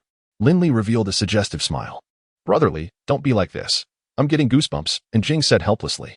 "Rest assured, I will do my utmost to facilitate a long-term collaboration with Zhou Yuanbo." "With your assurance, I feel at ease," Lin Li replied with a satisfied smile. When the time comes, I will prepare a lavish dowry for you. What do you mean? Olden, are you planning to become a son-in-law of the Zhou family? Qi Yu exclaimed in astonishment. Chapter 164. The weary Yin Qing Luo. The situation unfolded as such. My dear wife, what do you suggest I do? The ever-resourceful Zhou Yuanbo, after meticulously narrating the entire affair, gazed hopefully at his wife, whose exquisite beauty remained undiminished. Throughout the discourse, Yin Qi Luo maintained her luscious lips tightly sealed, her brow furrowed in contemplation, remaining utterly silent. Just as Zhou Yuanbo's patience was on the verge of depletion, she slowly lifted her head, fixed her gaze upon her husband, and articulated each word with precision. Agree to their terms, on the condition that Hu Zheng is eliminated. What? I insist that they must ensure Hu Zheng's demise. Yin Qingluo's remarkably graceful visage displayed no sign of turmoil, save for the delicate crow's feet at the corners of her eyes. Her tone was grave as she continued, as long as Hu Zheng remains alive, you will never gain control over his subordinates. For your sake and for the sake of Qin Qin and me, he must die.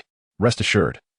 Based on my understanding of Lin Li and his companions, they will not only comply but will regard you with newfound respect. Zhou Yuanbo quickly grasped his wife's intent. This demand subtly conveyed his resolve to collaborate with the others.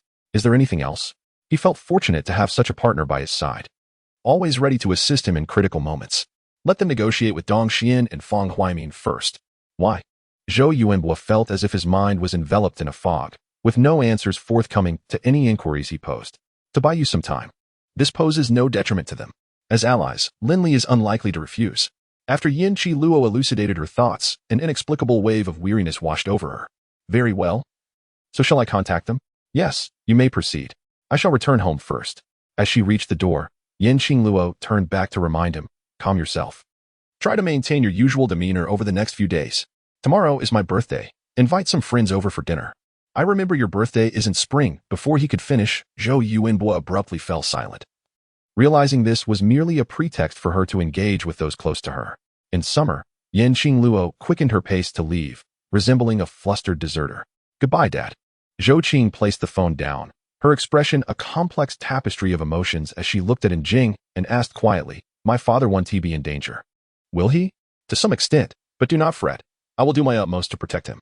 As long as our base remains intact, his life will not be in jeopardy. And Jing's response was candid, yet it was not the reassurance Zhou Qing sought. Oh, she nodded slightly, remaining silent for a moment before adding, you must also exercise caution. I will, and Jing replied with a grin.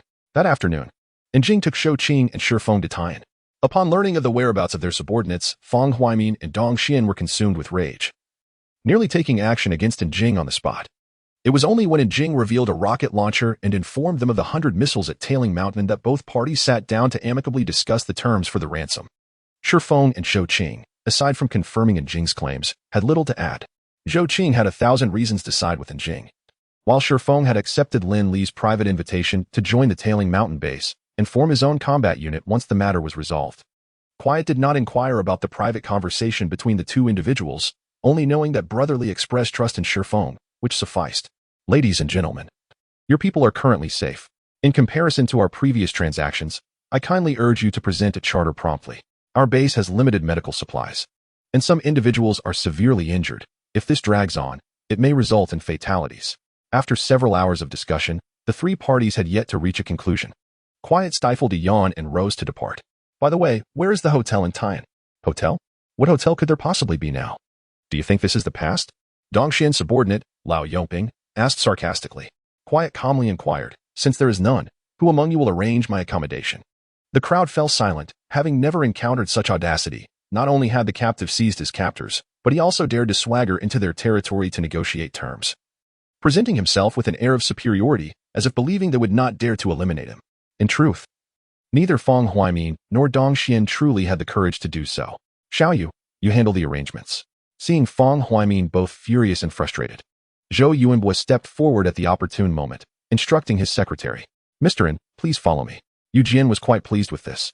The last time Quiet gifted him an exquisite watch, and now knowing the latter's impressive stature, he certainly wished to seize the opportunity to cultivate a favorable relationship. In the world of a small figure like Yu Jian, having more friends often opens more doors. After the two departed, Zhou Yuanbo spoke first. Zhou Qing, please recount in detail the significant information you have gathered over the past few days. All right, Dad. Yesterday, just before we reached Lingen, we were ambushed by the Tailing Mountain base. Zhou Qing spoke intermittently for the better part of the day. Prior to this, she had already rehearsed with quiet several times, deliberately altering the sequence to sound more authentic, leaving openings for others to inquire. After a while, Dong Xian requested Shifeng to provide additional details. As their accounts aligned and corroborated one another, the expressions of those present grew increasingly grim. Fang Huaimin grunted in anger. I never imagined that such a formidable force was lurking right beneath our noses. I had long suggested sending people to clear the area. Yet you insisted on developing Tian. Now look, our foundations are being systematically stripped away. Secretary Fang, your assertion is flawed. It was you who advocated for the development of Tian in the first place. How can you now lay the blame on us? Dong Xian replied nonchalantly. Was that truly my intention? It was the directive from above. Oh, since it is the directive from above, could you possibly communicate this matter to them and seek some support? Fang Huaimin had thus magnificently fallen into Dong Xian's crude trap. Mayor Dong, you well know that support is impossible. Why utter such futile words? Zhou Yuanbo, as usual, took up the verbal sparring with Dong Xian. Governor Zhou, then pray tell, what should we do now? Dong Xian, with an aggressive demeanor, remarked, initially, they merely sought Professor Yan's assistance in developing an antidote. Yet you dared to demand an exorbitant amount of resources from them. Now that the situation has turned to our favor in Tian, why don't you present a formal protocol? With a composed gesture, Zhou Yuanbo smoothed the creases of his attire and inquired with deliberate calmness, Mayor Dong. You must have heard the exchange between Zhou Qing and Shifeng just now. If it were not for Hu Zhang's coercion of Lin Li and the forcible commandeering of the tailing mountain base, would matters have escalated to this point? Indeed. We engaged in transactions with Lin Li, but at that time, it was a mutually agreeable arrangement, devoid of any conflict. What grounds do they have to act against us? Pausing momentarily, Zhou Yuanbo, with a grave tone, admonished, it is precisely due to your avarice that the situation has deteriorated to its current state. Speaking of protocols, I find myself compelled to request one from you. Chapter 165. The Inner City Plan. As the words fell, everyone turned their gaze towards Zhou Yuanbo with astonishment. No one expected that the usually gentle and affable Governor Zhou, when provoked, could indeed emanate a certain formidable presence. Dong Xian was rendered speechless by Zhou Yuanbo's remarks. The matter was evident. Hu Zhang had initiated the conflict, leaving no room for defense. Mayor Dong, contemplate how to resolve this issue. We shall conclude for today, and I hope to see your proposal by tomorrow. Seeing Dong Xian cornered, Fang Huaimin felt a slight alleviation of his frustration and promptly issued a dismissal. Old Zhou, you possess many ideas. Quickly devise a solution for your elder brother. After the others departed, Fang Huaimin grasped Zhou Yuanbo's arm. His tone unexpectedly tinged with a hint of supplication. It was understandable that Fang Huaimin was anxious. The 200 individuals under Fan Karen's command constituted nearly half of his assets, and they could vanish at any moment, naturally causing him distress. Zhou Yuanbo discreetly withdrew his arm, offering reassurance. Secretary Fang, rest assured. Since Lin Li has sent someone to negotiate, it indicates that there remains room for maneuver. I shall return and contemplate a strategy. I will report back to you as soon as I have an idea. Very well. Old Zhou, I am entirely reliant on you. Secretary Fang, please do not say such things. Alleviating your concerns is my duty. Upon Lin Li's return, the management of the Survivor Alliance relaxed somewhat. Currently, the daily affairs of the alliance were primarily overseen by Zhang Weigang and Lin Li, while security was entrusted to Ma Xiaoming and Xu Minwei. Lin Li was an assistant carefully selected by Su Lan, still quite young yet exceptionally capable. However, this young woman was determined to follow Su Lan, who had expended considerable effort to persuade her to remain in the Survivor Alliance. Xu Minwei was trained by Jiang Tong and was also one of Jiang Tong's many admirers. Indeed, admiration. Jiang Tong enjoyed immense popularity within the Survivor Alliance, her valiant figure leaving a profound impression on countless survivors. Had she not appeared less frequently afterward, she might have conquered the entire alliance. In the evening, the four convened to discuss an important topic recently conveyed by Lin Li, the establishment of the inner city in Lingen City. Uncle Zheng, you have served as mayor, haven't you? This matter should be entrusted to you. Lin Li was eager to avoid responsibility, preferring to linger beside Su Lan. This is unacceptable. I cannot bear such an important responsibility. Zhang Weigang repeatedly waved his hands. During this recent period, he had come to a realization. Life was quite pleasant now. With food and drink provided, and no labor in the factory, one ought to be content. Lin Li's sudden proposal for establishing the inner city surely indicated a developmental direction unknown to him, and should he inadvertently mishandle it, such comfortable days would be lost forever. Surely you are not preoccupied with thoughts of parenthood? Xu Minwei inquired assertively.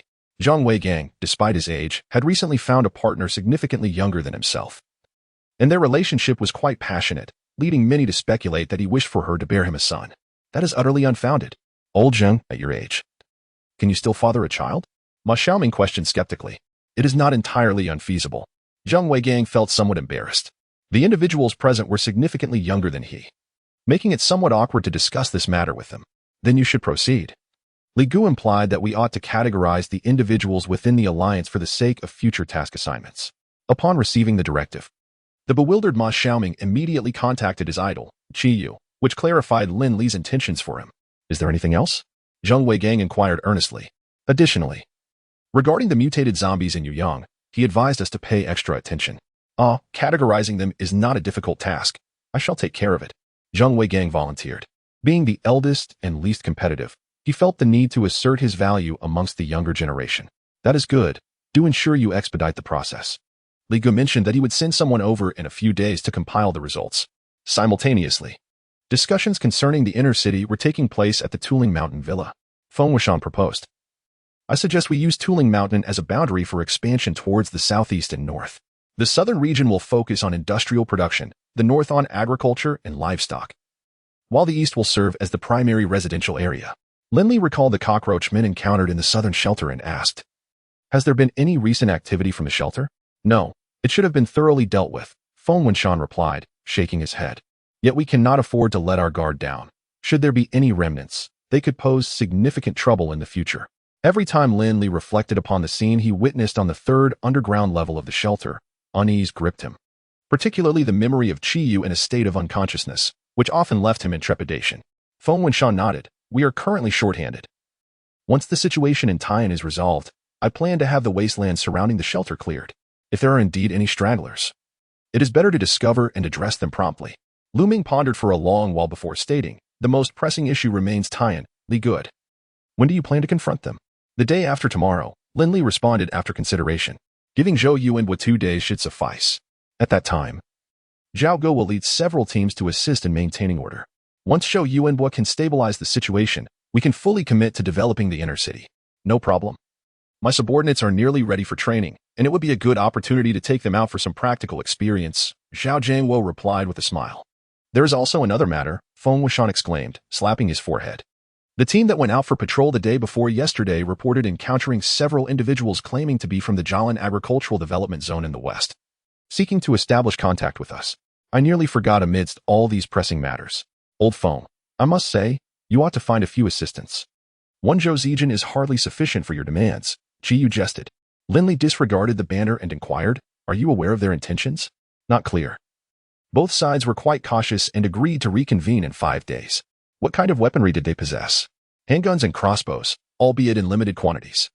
It is advisable to agree to the proposal, allowing a group of individuals to embark on a journey, accompanied by a protective team.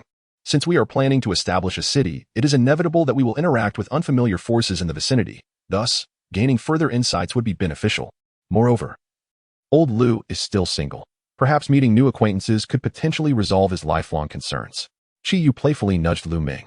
Mind your own business. Lu Ming retorted with a dismissive glance, then turned to Li Gu and inquired, is Hu Zheng truly to be eliminated? Absolutely, Lin Li responded decisively. As our scale expands, we cannot afford to leave any potential threats unaddressed. Chapter 166, Apologies.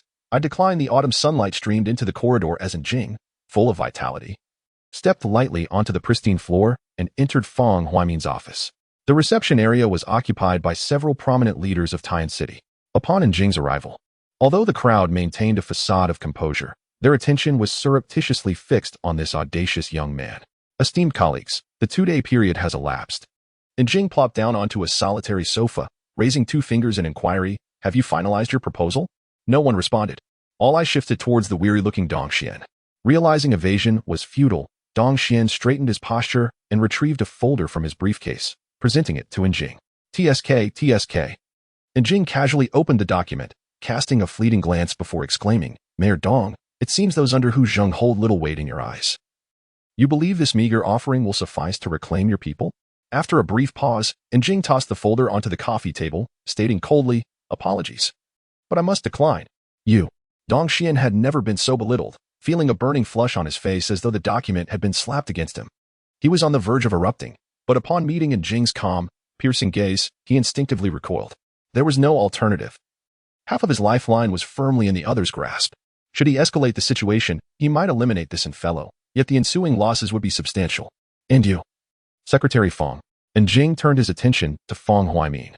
He was unaware of the private discussions between Dong Xian and Fong Huaimin, but that was inconsequential. He merely needed to request a list from both and subsequently refuse. Here, Vice Governor Wei Yuzhou also presented an identical folder. Apologies. And Jing scrutinized the document for a moment longer before returning it. The outcome was already predetermined. Regardless of its contents, he would ultimately reject it. Upon hearing the word apologies, the faces of Fong Huaimin's associates darkened immediately. This was the result of countless discussions over the past 2 days.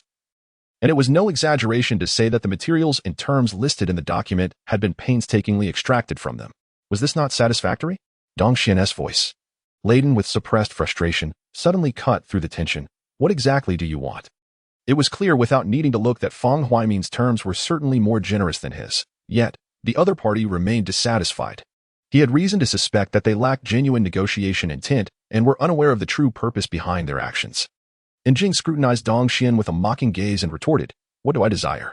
Mayor Dong, how dare you pose such a question? Your people took us hostage, aiming to seize the base we painstakingly established, and we merely rose in resistance. Now that they have fallen into our hands, as victors, I seek only a semblance of recompense." With a stern expression, and Jing articulated deliberately, "Is that unreasonable? Not unreasonable, not unreasonable at all." Wei Yuzhou rose, a sycophantic smile gracing his face. "Mr. Ren, I completely comprehend your position. Nevertheless, this matter does not concern us." Upon learning of Hu Zheng's intentions, Director Fan promptly intervened. "Should we not consider releasing them first?" He cast an inquiring glance towards Fong Huaimin and Zhou Yuanbo, and upon receiving their slight nods, continued, "The terms are negotiable. That won't be necessary." And Jing, growing impatient, waved his hand dismissively. "Before coming, Brotherly had specifically instructed to grant you only 2 days' time, after which no further opportunities would be afforded. Allow me to inform you that our base is well equipped with ample rooms and provisions. We can sustain these individuals, and their conditions will rival your own. Brotherly, being benevolent, is willing to release those with families at any time, adhering to the terms you've proposed, while we shall retain the remainder." "Absolutely not. This is utterly unacceptable." Fong Huaimin and Dong Xian's expressions shifted dramatically. Following 2 years of stagnation, the emergence of the zombie virus had left less than 1% of Taiyan's population alive. Among them, those with families were exceedingly rare. It was not merely the ordinary citizens, but even many of the leaders present were solitary figures. If we adhere to such standards, even combining our numbers, we would only manage to return 30 or 40 individuals at most, which would hardly quench our thirst. Dong Xian's mind raced. Yet he could not devise a reasonable solution for an extended period. Fong Huaimin turned to Zhou Yuanbo with a pleading gaze, who had remained silent until now. Finally, it was his turn to speak. Zhou Yuanbo, sensing the intensity of Fong Huaimin's gaze, felt a surge of satisfaction, though he maintained an impassive facade as he stated, "Shaoan, I acknowledge that what we offer pales in comparison to the supplies you previously presented. However, given that Taiyan still has over 10,000 survivors, we must prioritize their needs. Please, help us think of a solution. Shaoan, assist." Zhou Yuanbo's words left many bewildered. Only a few who had attended Yin Qinglu's birthday banquet and lingered until the end grasped the underlying context. In such dire circumstances, Zhou Yuanbo still postured as if he held the upper hand. "For heaven's sake, please recognize that it is we who are in need of their assistance." However, the subsequent scene nearly left them in disbelief. And Jing, seemingly unperturbed by Zhou Yuanbo's title, slightly inclined his body and replied, "Uncle Zhou, it is not that I am unwilling to assist, but the supplies they have provided truly fall short." Surveying Fong Huaimin and Dong Xian, he added with a troubled expression, "To speak frankly, our base is not lacking in personnel. You may not be aware, but we only dispatched 50 individuals to capture Hu Zheng and Director Fan, while we possess around 400 similarly capable fighters in our base. Furthermore, during our last mission to rescue an individual, we sent both supplies and personnel. Under those conditions, your terms would only allow us to recover a maximum of 20 individuals. Tell me, how can I possibly assist you under these circumstances? Is there potential here?" Everyone was not naive and quickly discerned the implications of Jing's words. They soon found themselves disregarding Jing's unusual respect towards Zhou Yuanbo and began to murmur among themselves. "While acknowledging your predicament, must you not recognize that you are, after all, a part of Taiyan? Consider the matter carefully. Otherwise, how could I, as Zhou Qing's mother, feel at ease in trusting my daughter to you?" Zhou Yuanbo assumed the demeanor of an elder, almost as if intentionally posing a challenge. Yet, upon hearing the latter part of his statement, everyone felt it was entirely justified. It is only natural for a father-in-law to impose expectations upon his son-in-law. Such authority is inherently compelling. Fang Huaimin, brimming with excitement, rose to his feet and emphatically patted Zhou Yuanbo on the shoulder, exclaiming, "Old Zhou, after all this time, he is indeed your son-in-law," with a bashful smile. Zhou Yuanbo waved his hand dismissively, replying, "Nothing is decided yet. Not yet. What is there to hesitate about?" Fang Huaimin's face lit up with joy as he eagerly changed his address, saying, "Shaoan is a remarkable young man. Let us finalize this matter today. Rest assured. Shaoan, as Zhou Qing's elder, I shall ensure that your wedding is splendidly organized." In just a few brief exchanges, Fang Huaimin had taken it upon himself to oversee the wedding arrangements. Chapter 167. A resolute individual in Jing felt immense discomfort within, yet he had to suppress it. This was the most effective strategy he had devised in consultation with Zhou Yuanbo. With this connection established, Lin Li proposing to hand over the individuals to Zhou Yuanbo would be somewhat easier for others to accept. To Jing's surprise, he thought Yin Qinglu would oppose the idea, considering even he, the involved party, felt that their acquaintance had been too brief and fraught with other complications, rendering it somewhat awkward. However, she consented even more swiftly than Zhou Yuanbo, even going so far as to advocate for her husband. Yin Qinglu asserted, in today's world, it is rare for two young individuals to find mutual affection, especially when they hail from opposing factions. Perhaps, due to their relationship, the forces of Taiyan and Lingen may eventually unite, thus increasing the likelihood of survival for all should a crisis arise. Zhou Yuanbo's role was just beginning. After graciously accepting the congratulations of the gathered guests, he confidently assured them, "Rest assured, I will devise a way to bring our people back." However, he added, "Shaoan has informed me that the head of the Tuling Mountain base is Lin Li. Despite their strong bond, there have been casualties on that side, and he must provide an explanation to everyone." "That is only right. We understand." The crowd responded hastily, even those like Dong Xian, who had always been at odds with Zhou Yuanbo, managed to muster smiles and lend their agreement. After this brief diversion, the atmosphere in the room became significantly more amicable. After another half-hour of negotiations among the three parties, and Jing stood to take his leave. "Uncle Zhou, I will return to negotiate further. However, I cannot guarantee success. Brother Li has always treated us brothers well, but over the past 2 years, he has faced numerous challenges. Beyond us, he has become somewhat cold towards others." Zhou Yuanbo's expression grew serious. "I understand, but you must exert every effort. Both your Uncle Fang and I are good friends, for our sake. And for the more than 18,000 survivors of Taiyan, I implore you to do this as a favor to me, as an elder." With that, he solemnly bowed to Jing. "Uncle Zhou, please do not do this. I cannot bear it." And Jing quickly supported Zhou Yuanbo, aware that although it was a performance, his feelings towards Zhou Qing were genuine. The fact that Zhou Yuanbo was indeed his father-in-law made it imperative for him not to allow such a gesture. Everyone present understood that Zhou Yuanbo was inherently a proud man. Witnessing him humble himself for the sake of resolving their troubles, pleading with his own son-in-law, evoked a complex mix of emotions among the onlookers, leaving them deeply moved. "Old Zhou, you." Fang Huaimin had not anticipated that Zhou Yuanbo would go to such lengths for his own affairs. He wished to express his gratitude, yet found himself at a loss for appropriate words. Ultimately, it was Zhou Yuanbo who would be least affected by this situation. After all, he had few individuals under his command, and the two groups that had been captured bore no relation to him. Their absence might even prove beneficial for him. Reflecting upon it, he realized he could never match Zhou Yuanbo's level of magnanimity. Truly, old Zhou possesses great vision.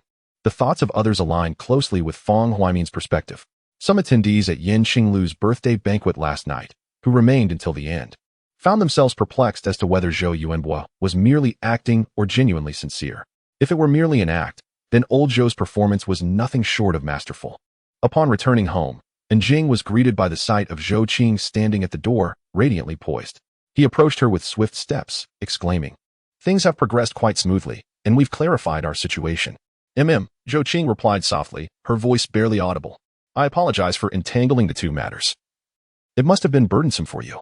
"Not at all. I feel quite fortunate," she responded, lifting her gaze to meet Jing's eyes. Her clear orbs complemented by 2 charming dimples, and Jing found himself momentarily entranced by her demeanor. Regaining his composure, he shifted the conversation. "The forthcoming circumstances may prove perilous. You should stay close to Professor Yin. Sure Feng will likely find a reason to remain by your side for protection." "All right, you take care as well." After bidding farewell to Zhou Qing, Jing promptly contacted Lin Li. Upon hearing Jing's account, Lin Li pondered for a moment before stating, "It seems inappropriate for you to relay the matter of handing over the individual to Zhou Yuanbo. They might assume this was premeditated between you. Instead, inform Fang Huaimin and Dong Xian that I wish to speak with them directly. Let us set the meeting for 3 hours from now, and allow them to choose the location." He then chuckled, "You're quite impressive, negotiating marriage so swiftly." And Jing chuckled sheepishly in response. While discussing today's matters with Zhou Qing's parents last night, Zhou Yuanbo suggested I pretend to be his son-in-law. After inquiring about Zhou Qing's feelings, Professor Yin surprisingly proposed that we hold a wedding. "Professor Yin is quite formidable," Lin Li remarked, pausing briefly before continuing. "She is truly a woman of great strength.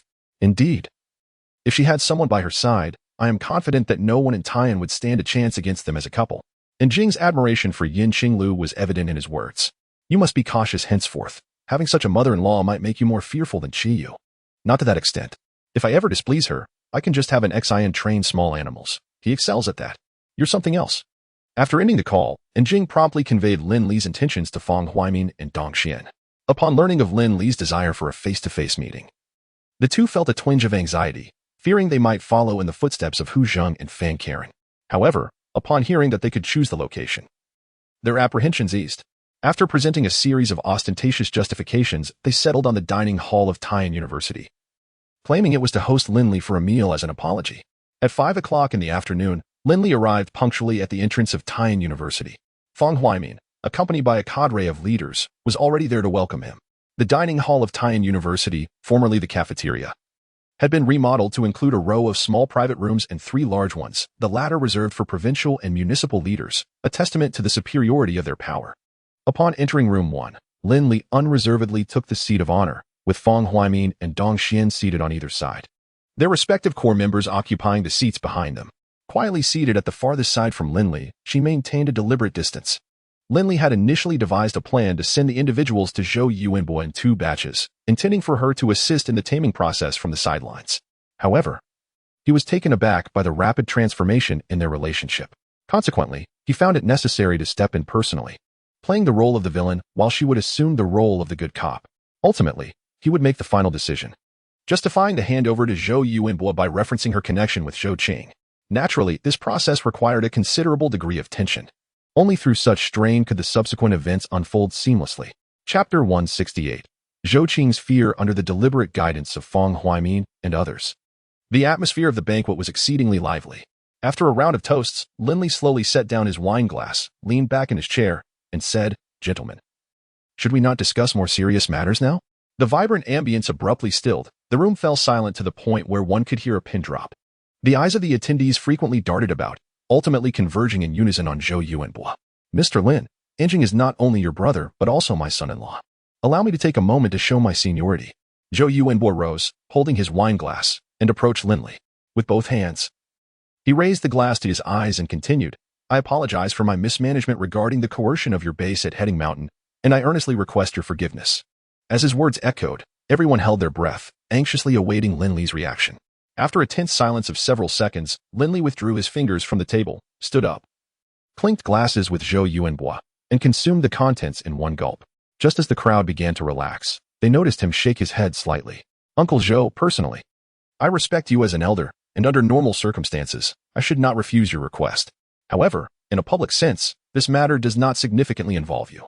As he spoke, Lin Li surveyed the table with a chilling demeanor, stating, "I can unequivocally inform you that even if you leverage Anjing and Zhou Qing's situation as a bargaining chip, it remains woefully insufficient in my eyes."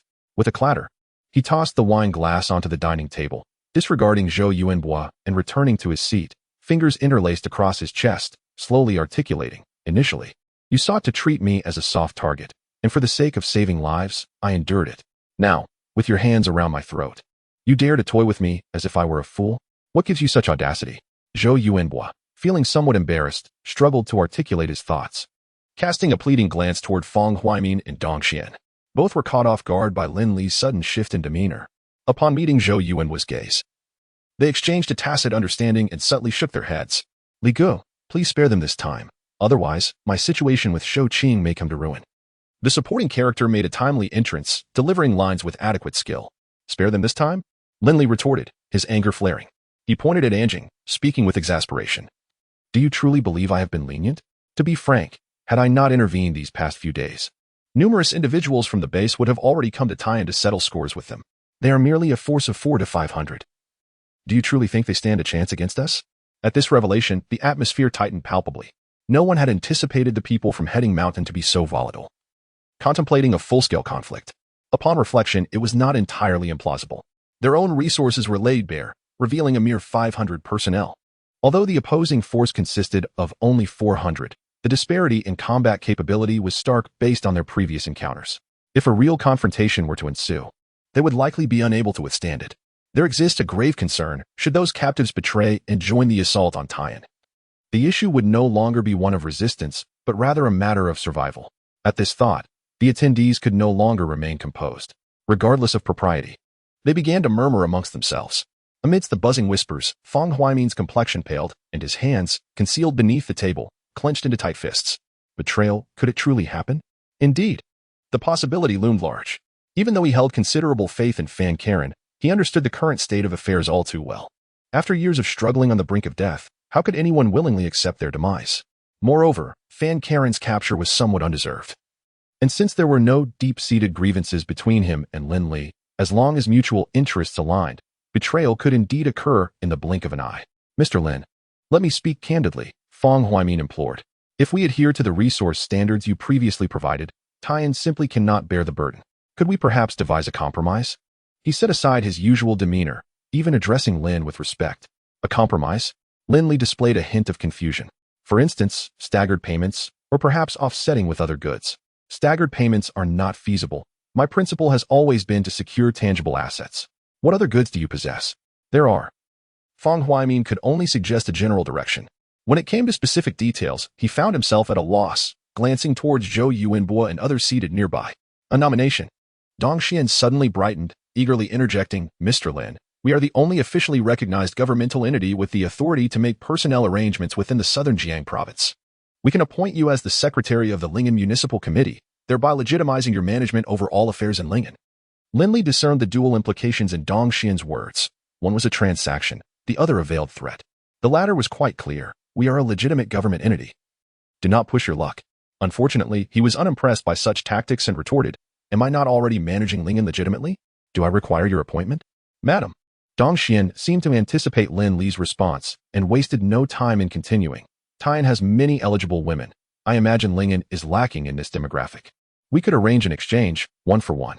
Upon hearing this, many individuals immediately furrowed their brows, though most soon relaxed again. In desperate times, one must be pragmatic. After all, to live is to have the opportunity to enjoy life.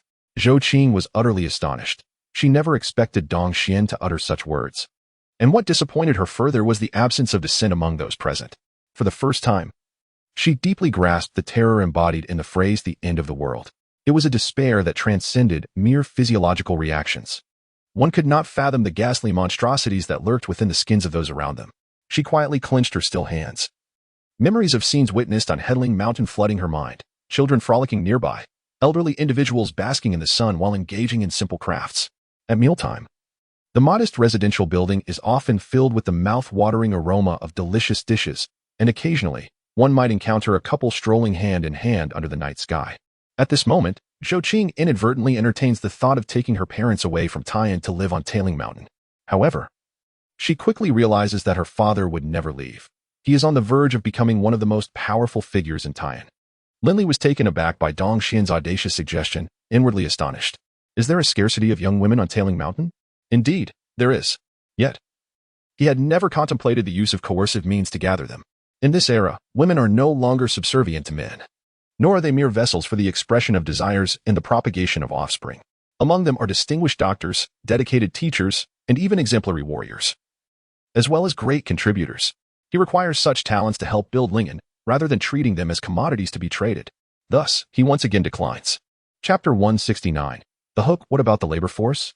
Dong Xian remained undeterred, vigorously waving his arms like an exceptional salesman, ardently promoting his offerings. We have a plethora of young laborers who are easy to support, diligent, and uncomplaining. I assure you, in terms of productivity, they far surpass those captives. Lin Li continued to shake his head, stating that Lingen had plenty of people and, given the current scale, there was no shortage of labor. Dong Xian's expression darkened, and the atmosphere once again fell into a stalemate. Sensing the moment was ripe, Lin Li ceased his negotiations and prepared to reveal his true intentions. Gentlemen, I traveled a long way to seek peace and did not anticipate such a predicament. Very well, I shall not meddle in my brother's private affairs. Should any issues arise in Tai'an, I shall hold you accountable. He stood up, smiling, and said, until we meet again. With that, he left his seat and strode towards the exit. Wait, Fang Huaimin shouted. Just as the sound echoed, Lin Li swiftly reached for his waist. Retrieving a black cube the size of a book, connected by several wires, with a flickering green light in the center, he cast a sharp gaze at Fang Huaimin and coldly inquired, What? Do you wish to keep me here? He then waved the black cube, calmly stating, This bomb has the potential to level everything within a 2-kilometer radius. Secretary Fang, would you care to take a gamble? How many such bombs do you think exist in Tai'an? A gasp echoed through the room as everyone stood up in alarm, and several individuals, stricken with fear, contemplated fleeing. Even Jing appeared astonished, evidently unaware of Lin Li's hidden card. He raised his hands in a placating gesture, gently advising, Brotherly, please remain calm. Indeed, Mr. Lin, you have misunderstood. Fang Huaimin hastily clarified, What I meant was, could we possibly renegotiate? Brotherly, how about this? I will bring the people back, and I will take control of them. This way, the combat capability of Tai'an remains secure, and they will pose no threat to Lingen under my supervision. And Jing delivered the most crucial line of the day. You? Lin Li pondered for a moment before nodding emphatically. Very well, I shall entrust them to you. They will heed only your commands from now on. Otherwise, do not blame me for being ungracious. The latter part of his statement was directed at Fang Huaimin and Dong Xian. Entrust them to Jing? The two, just emerging from their shock, took a moment to comprehend Lin Li's intention. This was not merely a transfer, it was a disguised means of having Tai'an support his personnel. If those individuals only listened to Jing, what difference would that make from listening to Lin Li? They would not naively believe that a single Shou Qing could sway Jing to their side, especially with Zhou Yuanbo standing in between. No, absolutely not. It would be better to halt this negotiation and simply leave the individuals in Lingen. Yet, neither Fang Huaimin nor Dong Xian could bear to part with the hard-earned assets they had accumulated. Suddenly, Fang Huaimin's gaze fell upon the worried Zhou Yuanbo. Indeed, if one could persuade Lin Li to entrust the individuals to Zhou Yuanbo, it would surely simplify matters considerably. Compared to Jing, Zhou Yuanbo's esteemed position as the appointed provincial governor instills a greater sense of security. He cannot possibly align himself with the insignificant Lingen. Recognizing the fleeting nature of opportunity, Fang Huaimin resolved to make an earnest attempt. He firmly grasped Zhou Yuanbo's arm and implored, Mr. Lin, might we entrust these individuals to Governor Zhou? Please do not misconstrue my intentions. My sole concern is that it does not possess sufficient familiarity with the circumstances in Tai'an to manage such a large contingent effectively. Furthermore, given their relationship, it matters little to whom they are entrusted.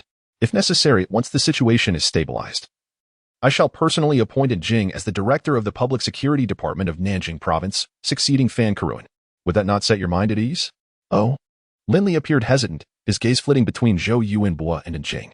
Observing Lin Li's wavering resolve, Dong Xian mentally cursed Fang Huaimin's ancestors for all eternity. Should Lin Li acquiesce, his own efforts would be rendered futile. The over 100 individuals under Hu Jing's command belong to me, Dong Xian, not to you. Fang Huaimin. This old fox is far too cunning, attempting to undermine me at such a critical juncture. Uncle Zhou, can I truly place my trust in you?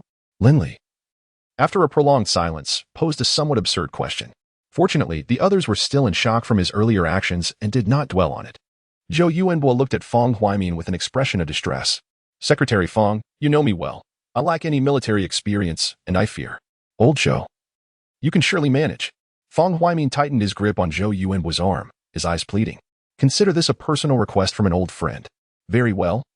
I shall give it a try. Zhou Yuanbo felt a surge of joy within, though he maintained an outward facade of concern, his acting skills honed to perfection, betraying no flaws. He then turned to Lin Li and solemnly assured him, Mr. Lin, rest assured, I guarantee no threat will come to Lingen. Moreover, should Lingen require assistance in the future, I shall do my utmost to provide support. What assurance can you offer? Lin Li pressed.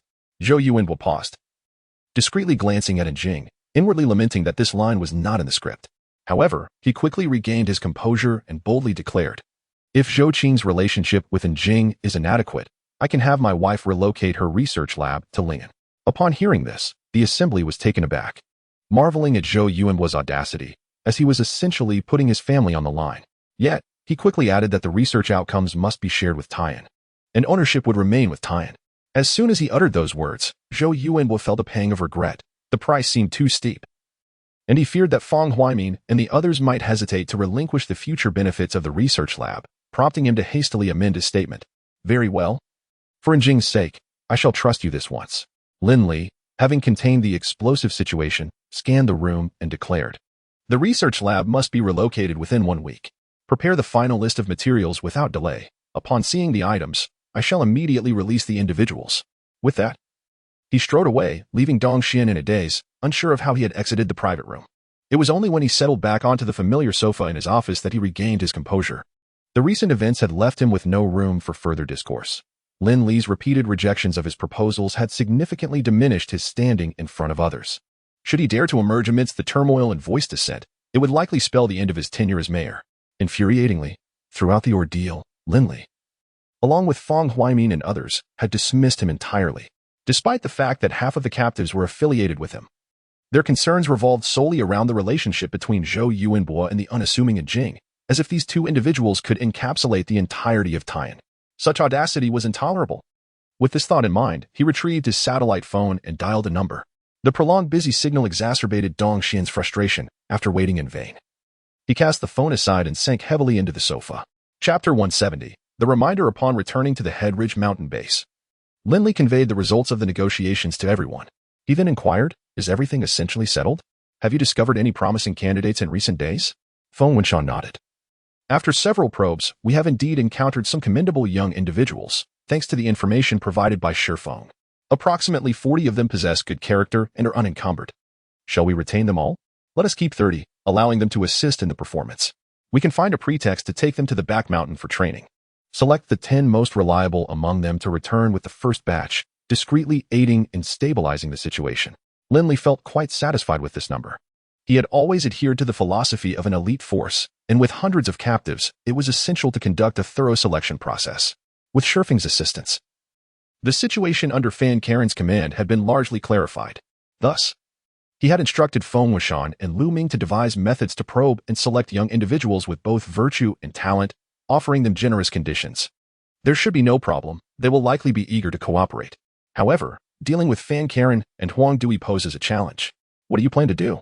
After contemplating for a moment, Lin Li replied, let Fan Karen remain for the time being. He is ambitious and capable, and if returned, the resistance from Zhou Yuanbo's side would be significantly greater. Is Huang Dui still unwilling to stay? Feng Wenxian turned to Lu Ming. You have a rapport with him. What do you think? Lu Ming responded. Huang Dui was previously with the Taiyan Armed Police Brigade, possessing considerable strength and a generous disposition, earning him great respect. After the freezing, he led his subordinates into the Taiyan shelter, later commanding a team to eliminate zombies and maintain order, a rare talent. However, his family and some subordinates remain in Taiyan, and he is reluctant to part with the home he has painstakingly built. Lin Li considered this and expressed understanding. Then let him return. Such individuals deserve respect. We cannot force their stay. We might try an alternative approach. What approach? Lu Ming inquired curiously. Investigate the situation of his family in detail and see if we can assist in resolving some of their issues, establishing a favorable connection for the future. All right. Lu Ming agreed with a smile, clearly holding a very positive impression of Huang Dui.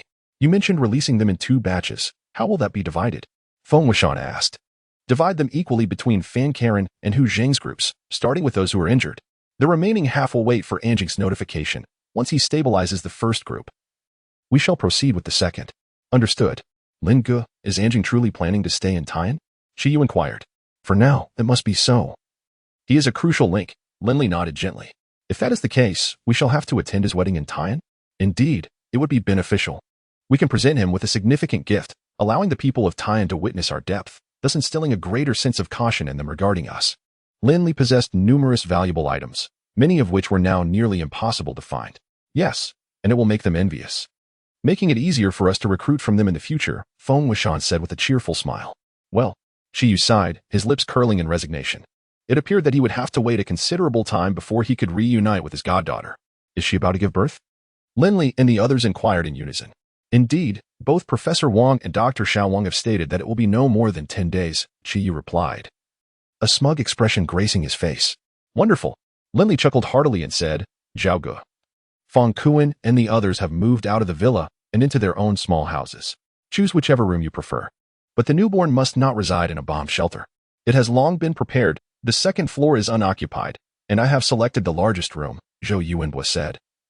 Sitting on the couch with his head bowed, unsure of how to confront his wife. His suggestion to relocate Yin Qinglu's laboratory to Lingen was not a spur-of-the-moment decision, but rather one made after careful consideration. Compared to the complex situation in Taiyan, Lingen offered a far more stable environment, and its armed forces were formidable, ensuring safety. Most importantly, it would deepen the ties between himself and Lingen, garnering greater support. He believed that someone of his wife's caliber would command significant influence wherever she went. To his surprise, upon hearing the news, Yin Qinglu remained remarkably calm, even exhibiting a sense of relief. This left him feeling disheartened, unable to share in the joy he had anticipated. Subtly, Zhou Yuanbo sensed the widening chasm between them. I will have arrangements for the move initiated tomorrow. It should be completed in 3 days. After some time, we can have Qingqing join us there. Yin Qinglu opened a bottle of treasured red wine, pouring it into 2 elegant glasses, and handed one to Zhou Yuanbo. Raising her glass with a gentle smile, she said, "Here's to your future success and smooth sailing." "Thank you," Zhou Yuanbo replied, taking a sip of the wine, which, perhaps due to improper storage, had a somewhat bitter taste. Setting down the glass, Yin Qinglu gazed at her husband of many years, a wave of inexplicable melancholy washing over her. She spoke softly. "Dong Xian has some connections in the military. This time he likely could not secure support, but perhaps in the future he may. You must remain vigilant. The primary difference between you and Feng Huaimin lies in military strength.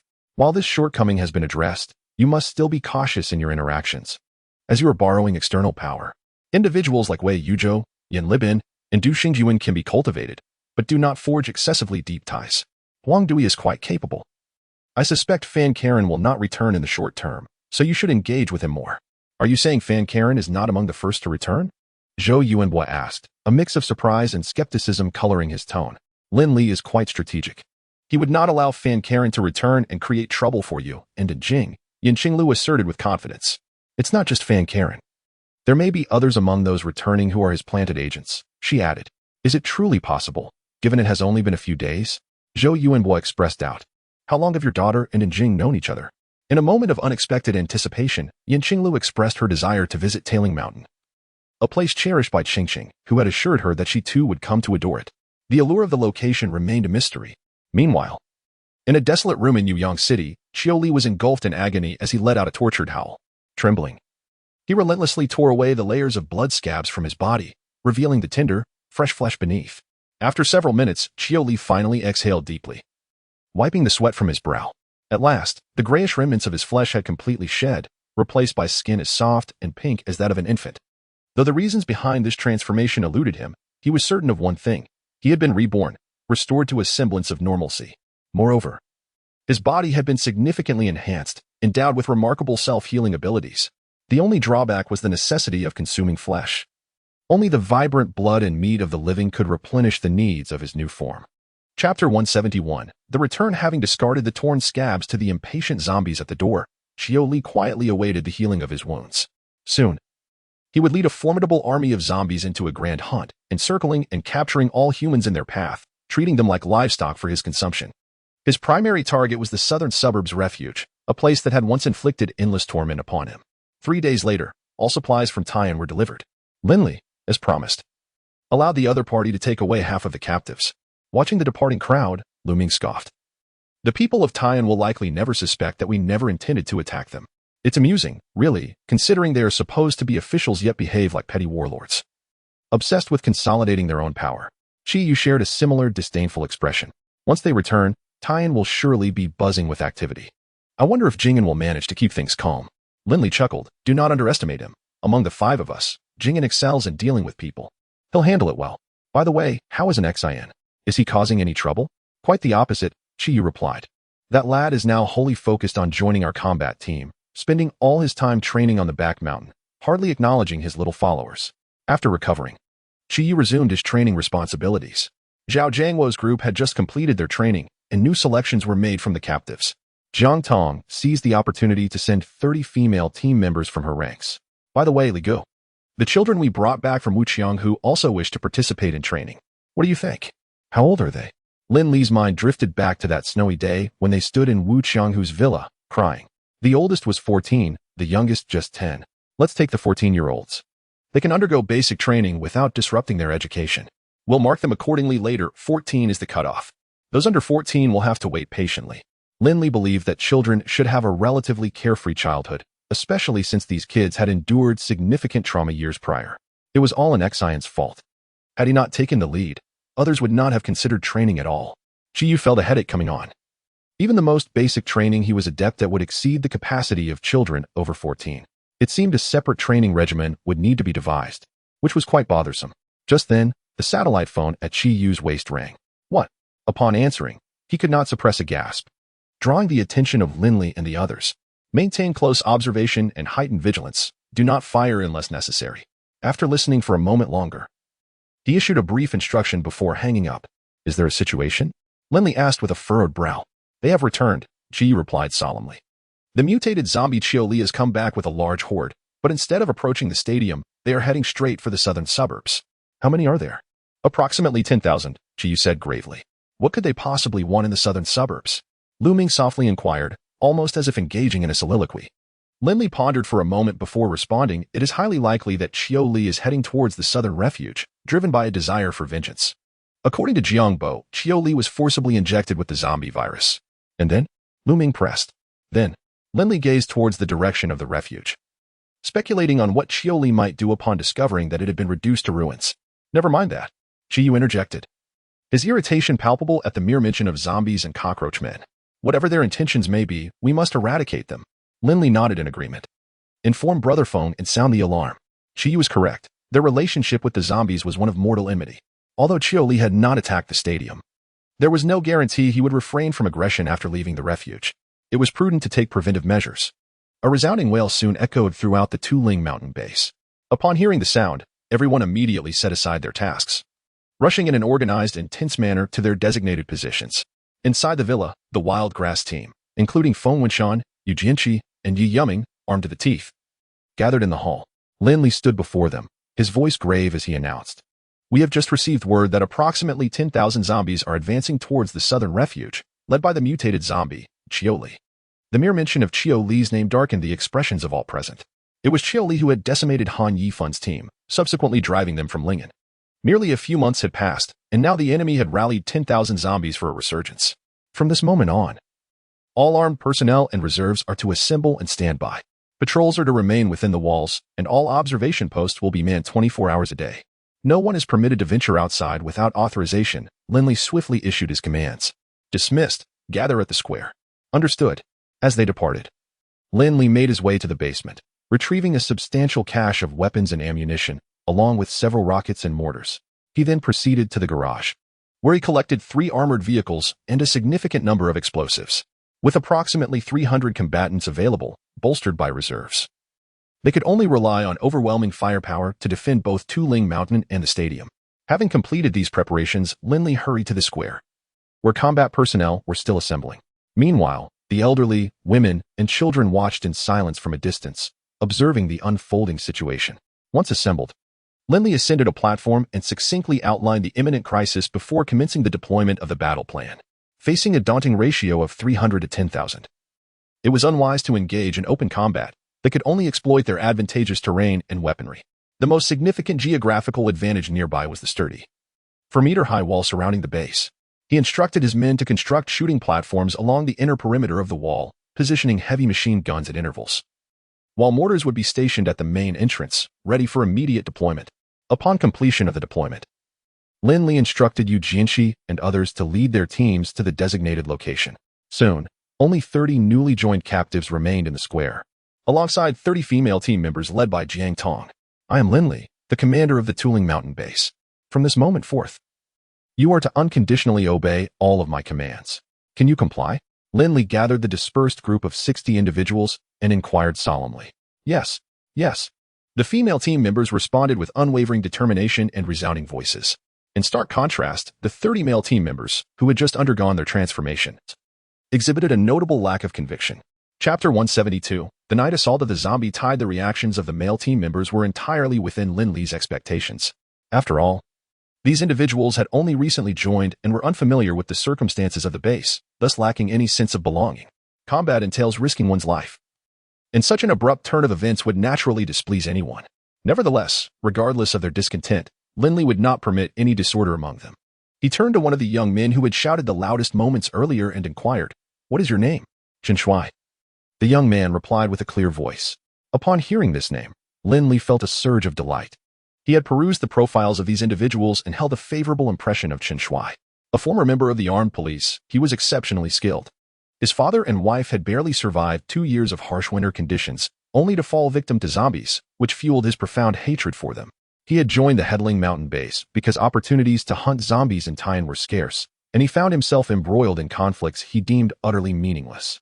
Lin Li handed him a newly developed F-013 submachine gun from the Bear Country, speaking calmly, "Survive, and I shall grant you the opportunity to form your own small team. As long as you do not compromise the interests of the base, you may pursue your own desires." Upon hearing this, Chen Shuai's eyes brightened, and he eagerly accepted the submachine gun, exclaiming, "Thank you, Lin." "Captain." Lin Li nodded slightly, his gaze sweeping across the faces of the other new team members. "You are all in the same boat. The Headling Mountain base does not harbor idlers, nor does it support the incompetent. Should anyone attempt to take advantage of the chaos, do not blame my bullets for their lack of precision." As he spoke, he drew his sidearm and shot out a streetlight that stood 80 meters away. Witnessing this scene, some of the male team members were struck with shock and fear, while the female members' eyes sparkled with determination and fervor. After showcasing both the carrot and the stick, Lin Li turned his attention to a young woman with short hair in the front row of the female team. "Lu Xiaoxiao, present. Take your team to the basement to collect additional equipment. Your task is to be ready to support the Survivor Alliance at a moment's notice." "Understood." After the female team departed, Lin Li summoned Ning Xiaoshan, entrusting him with the male team while retaining Chen Shuai. He then instructed, "The 10 individuals under your command are now mine. These individuals will be your mobile unit for the base." Ning Xiaoshan immediately responded, "I will accompany you. That is not an option. You must guard the base. If the zombies attack the stadium, I will bring others to assist. At that point, this place will rely solely on you." Lin Li decisively rejected Ning Xiaoshan's request. "As the Headling Mountain base expands, we cannot know whether there are unseen forces lurking in the shadows. You must remain vigilant to prevent anyone from taking advantage of the situation." "Understood. Be careful." Ning Xiaoshan conceded with a nod. 3 hours later, Ma Xiaoming called. The zombie horde led by Qiu Li had appeared near the ruins of the southern suburbs refuge. "Boss, something seems off with Qiu Li." Jiang Tong's voice carried a hint of gravity over the phone.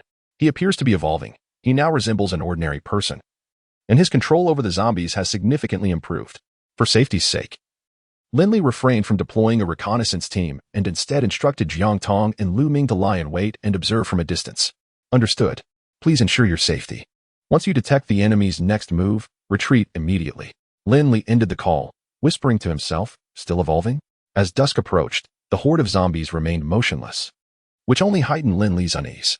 Based on long-term experience, zombies generally lack vision. They navigate through scent and sound, meaning the night poses no hindrance to them but rather serves as a cloak of concealment. This explains why people rarely venture out at night.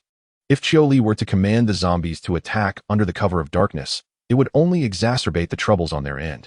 "Brother Foam, relay the message for everyone to take turns eating and resting."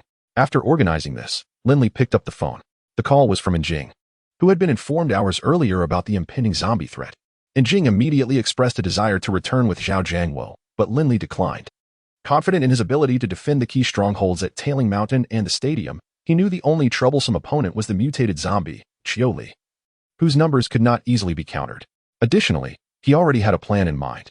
"Brotherly, how's the situation?"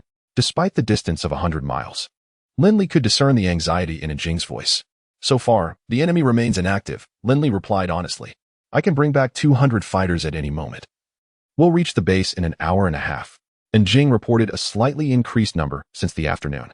"No need. Just keep an eye on the situation in Taiwan. If news of a large zombie presence in Lingen reaches us, some individuals might entertain other intentions. They dare." And Jing's voice dripped with cold fury. "If anyone tries, I will be the first to eliminate them." He quickly added, "Perhaps Zhao can bring our people back first." Lin Li once again refused.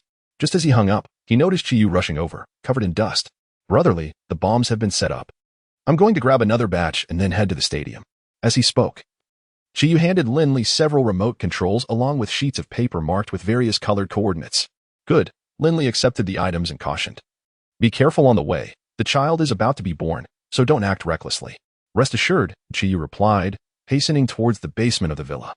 In the deep night, a crescent moon hung amidst the starry expanse, gently swaying. Enemy attack. Suddenly, a piercing shout shattered the tranquility of the tailing mountain base. As the sound echoed, countless lights illuminated the base, casting a bright glow both inside and out. Lin Li stood atop a makeshift platform behind the main gate of the base, lowering his night vision goggles to observe the approaching horde, now creeping closer. With a roar, the horde, which had been moving slowly, suddenly surged forward, either sensing the intense light or responding to Qiu Li's command. The zombie wave spread out in an arc, enveloping the front and flanks of the tailing mountain base.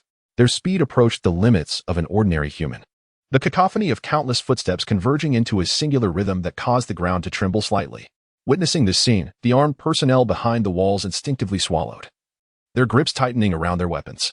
Almost simultaneously, the walkie-talkie in Lin Li's hand began to emit a series of urgent transmissions. Zombies detected to the east. Zombies detected to the west. Lin Li, however, paid them no heed. Each direction of the base had its own commander who would organize a counterattack as the situation warranted, rendering his commands unnecessary. What he needed to do now was await reports from the various commanders, estimating the number of zombies to anticipate the potential threat posed by the intelligent mutant zombie Qiu Li, who might feign an assault on the headland to draw fire while secretly directing the true objective towards the stadium. Chapter 173, Feigned Attacks and Ambushes. The sound of gunfire soon echoed throughout the summit of Headling Mountain. Moments later, the intercom crackled to life once more. Approximately 1,000 zombies were reported in the east, and the west bore the same grim count. There was indeed a problem. Lin Li furrowed his brow. To the south, where he stood at the main gate, the number of zombies also hovered around 1,000. After a few minutes of gunfire, about a third had been neutralized. Such a quantity rendered the explosives prepared by Qiu unnecessary, posing no significant threat. A glance at the satellite phone revealed no missed calls, indicating that the reconnaissance post several kilometers away had not detected any zombies approaching the stadium. Where had the remaining 7,000 zombies vanished to? Two possibilities emerged. The first path led westward, towards the suburbs and further agricultural development zones. The second directed north, along the highway towards Tainan. Just as Lin Li pondered these scenarios, a sudden barrage of gunfire erupted from the northern side of the base. This was problematic. They had indeed moved north, but rather than heading towards Tainan, they had concentrated a significant portion of their forces to assault the weakest northern wall. Without waiting for the report over the intercom, Lin Li immediately instructed Ning Xiaoshan to dispatch reinforcements to the north, simultaneously detonating the explosives outside the main gate. Amidst the resounding explosion, Yi Yuming's urgent yet composed voice came through the intercom. A large number of zombies have been spotted to the north. We request support. Requesting assistance. Hold steady. Reinforcements are on the way, Lin Li replied, refraining from inquiring about the number of zombies, for he already harbored a deeply unsettling answer. Yu Jianqi, stationed at the main gate, witnessed the devastation wrought upon the zombies outside and thus left half of his forces to wrap up the situation before hastily directing the remainder to the north. Lin Li observed for a moment longer, confirming that no second wave of the undead was approaching, before he proceeded with 30 female team members and the elite forces led by Ning Xiaoshan. In an effort to expand the cultivation area, the northern wall had recently undergone an extension, with its furthest point lying 4 kilometers from the main gate. Given that the terrain consisted entirely of farmland, the roads were not particularly wide, necessitating approximately 5 minutes of travel. Upon Lin Li's arrival, he was taken aback by the events that had transpired within those 5 minutes. Outside the high walls, a throng of rapidly moving shadowy figures surged forth, leaping over the mountain of corpses piled beneath the wall, akin to moss drawn to a flame, lunging towards the defenders stationed atop. Many team members, caught off guard by the onslaught, were unable to react and fell to the ground within the walls, where they were bitten in critical areas such as the neck, cheek, and chest. Witnessing this dire situation, Lin Li immediately ordered the others to disembark from their vehicles. He retrieved rockets from his supplies and launched 10 rounds towards the throng outside the walls. The impact was immediate. The number of zombies outside diminished by 90%, with the remaining stragglers swiftly eliminated by the surviving defenders within the high walls. Reinforcements led by Lu Ming and Yu Jianqi quickly organized their teams to ascend the elevated platforms and bolster the defenses. However, as the formidable firepower regained the upper hand, the zombies outside unexpectedly began to retreat without a hint of hesitation. Many of them halted mid-flight, falling forward due to inertia, only to rise again as if nothing had occurred, rejoining the retreating throng. The echo of gunfire within the walls gradually subsided.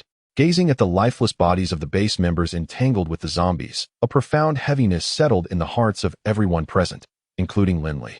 Particularly for Lin Li and other core members like Lu Ming, a blend of sorrow, self-reproach, and guilt enveloped them. They lamented the oversight of underestimating the formidable capabilities of Li, who had transformed into a zombie. Orchestrating an attack from 3 directions while simultaneously evading reconnaissance and launching a surprise attack on the weakest point of the base's defenses. Moreover, they were acutely aware of their own inadequacies. Had the base boasted 1,000 members, perhaps these lives could have been spared. Lu Ming, Yu Jianqi, lead your people and pursue them. Lin Li commanded from a raised platform, his gaze fixed on the tide of zombies surging towards the northern road leading to Tian. His voice brimming with murderous intent. Yes. The crowd sprang into action. Just as Ning Xiaoshan was about to speak, he heard Lin Li quietly instruct. Assist Yu Yuming in assessing the injuries of everyone present. Understood. Ning Xiaoshan faltered, a flicker of sorrow illuminating his eyes. He understood that discovering an injury meant the individual faced an excruciating choice, and despairingly, no matter the decision, the outcome would be grim. The research facility for the zombie virus had already relocated to the Survivor Alliance. And those bitten by zombies were left with 2 harrowing options, to be killed immediately or to be sent to the research lab. Li, consumed by rage, roared incessantly along the way. Months prior, he had suffered a significant defeat at the hands of this very group. Now, despite commanding a horde of zombies exponentially larger, he found himself equally powerless against them. In mere minutes, the once vast army of 10,000 had been decimated by more than half. Yet they had not laid a finger on their adversaries, let alone savor the taste of warm flesh. Damn it! Li swatted a nearby zombie away, cursing silently within. Perhaps due to his mutation, he could no longer articulate human language. However, this did not hinder his thoughts or emotions. Moreover, he no longer needed human speech, after all. Who converses with their food? As he neared a bend, Li halted, casting a long, contemplative glance back at the brilliantly illuminated walls. Resist if you must. Let us see how long you can hold out next time. I shall reduce this place to ruins, and you will join all humanity as my sustenance. Bang! At that moment, the abhorrent sound he detested erupted from behind, the very weapons that those pitiful beings relied upon, an entity he vowed to annihilate. The gunfire intensified, and sensing the rapid decline in the number of controlled zombies, Li's lips parted slightly, emitting a peculiar sonic wave. He scanned his surroundings before leaping into the dense thicket on the left side of the road. Brotherly, should we continue the pursuit? As the zombies began to disappear into the shadowy, dense forest, Yu Jianqi pounded the steering wheel in frustration. Lin Li stared into the obscured wilderness for a long moment before softly replying, "Let us return." It was not that he lacked the desire to chase. Rather, it was a pursuit he could not afford. In the dead of night, over 100 individuals ventured into a forest teeming with the undead, akin to courting death. Upon hearing this, Yu Jianqi leapt from the vehicle and began to deliver fatal blows to the zombies. Acutely aware that these immobile creatures would inevitably succumb to a strike to the head. Nevertheless, he expertly dispatched each corpse with a precise cut. The others followed suit, using this grim task as an outlet for their pin-up frustrations. Upon returning to the base, Feng Wenshan had already commenced the organization of personnel to clear the bodies. Many who had not participated in the battle, elderly, women, and children, joined the effort, enduring their discomfort and quietly engaging in whatever tasks they could manage, lifting, burning, and cleaning. Chapter 174. Yin Qinglu's request. Brotherly, how are things? Upon returning to the northern wall of the base, Lin Li found that the corpses had been completely removed. Ning Xiaoshan was directing the final cleanup efforts. Seeing Lin Li's return, he hurriedly approached with a question. "We have killed several hundred. The others have retreated into the mountains," Lin Li replied before solemnly inquiring about their casualties. There were 23 team members killed on the spot, 11 injured. 6 who took their own lives, and the other 5 have been sent to the virus research lab at the stadium. Ning Xiaoshan added softly, "It was their own choice." Understood. Lin Li nodded silently and turned to leave. "Good news. The zombies have been repelled. Brotherly advises us to remain vigilant, as they have entered the forest north of Tuling Mountain and may head towards Tian." In the transformed guest room of Tian University's gymnasium, Zhao Jiangwo and his subordinates, Yu Ichio, Huang Feng, and Su Ping, sighed in relief upon hearing the quiet words. "Is everyone all right?" Zhao Jiangwo inquired. "Over 30 brothers have been injured or killed. Alas." Zhao Jiangwo slapped his thigh, expressing his frustration. "It's all because of those wretched people in Tian. If it weren't for them, we wouldn't be here. If we were present, we could have mitigated some of the casualties." After a moment of silence, he continued, "It's pointless to dwell on this now. We should focus on training. With the supplies Brotherly has provided, it won't be long before those 2 groups should start to comply. Should we inform them about this?" "Absolutely. Regardless of how despicable Dong Xian and his group may be, the ordinary survivors are innocent. Brotherly mentioned there are approximately 4,000 zombies remaining, and that fellow Li's ability to control them has significantly strengthened. If he manages to gather a large horde in Tian, given the current circumstances, This place may not hold. Zhao Jiangwo snorted in response. Aside from Huang Dui and his men, the rest are indulging in revelry, with pitifully little training. If a large horde were to appear, I fear their legs would give way. I have a question that has been on my mind. Since President Lin brought us to Taiyan, why not seize the opportunity to take control directly? Surely it would be easier than the arduous task of rebuilding Lingen? And Jing chuckled softly. Zhao Gu, you're overthinking it. Brotherly has never intended to take Taiyan. Why not? Zhao Jiangwo queried, puzzled. After all, it hasn't descended into complete chaos yet, and we do not fully comprehend the external situation. Our understanding is merely speculative. Our involvement in Taiyan is aimed at stabilizing our relationship with them, maintaining control over their lifeline. In this regard, we hold the advantage. However, should we engage in conflict, the tables would turn, and Brotherly wishes to avoid leaving any incriminating evidence, while also considering the difficulties it might pose for me and Lu Ming. Ah, I see. President Lin is indeed thorough in his considerations. Zhao Jiangwo nodded slightly before changing the subject. In 5 days, your wedding will take place. Given the recent events, I fear fewer people from home will attend.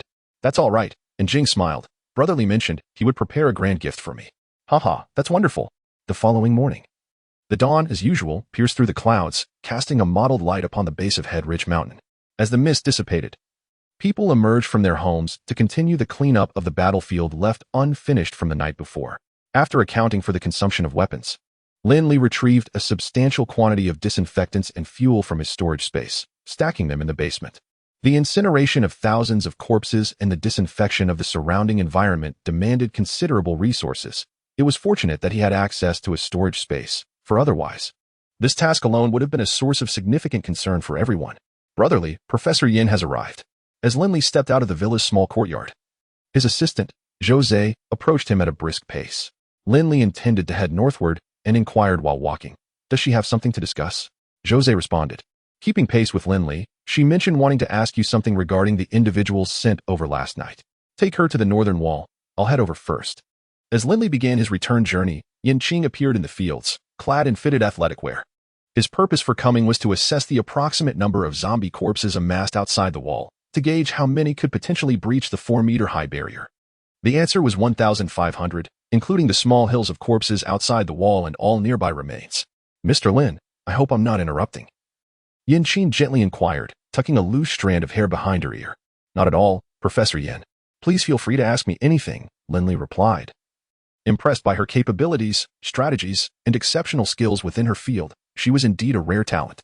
Setting aside these attributes, her demeanor as a composed mother-in-law commanded his respect, rendering any pretense of politeness unnecessary.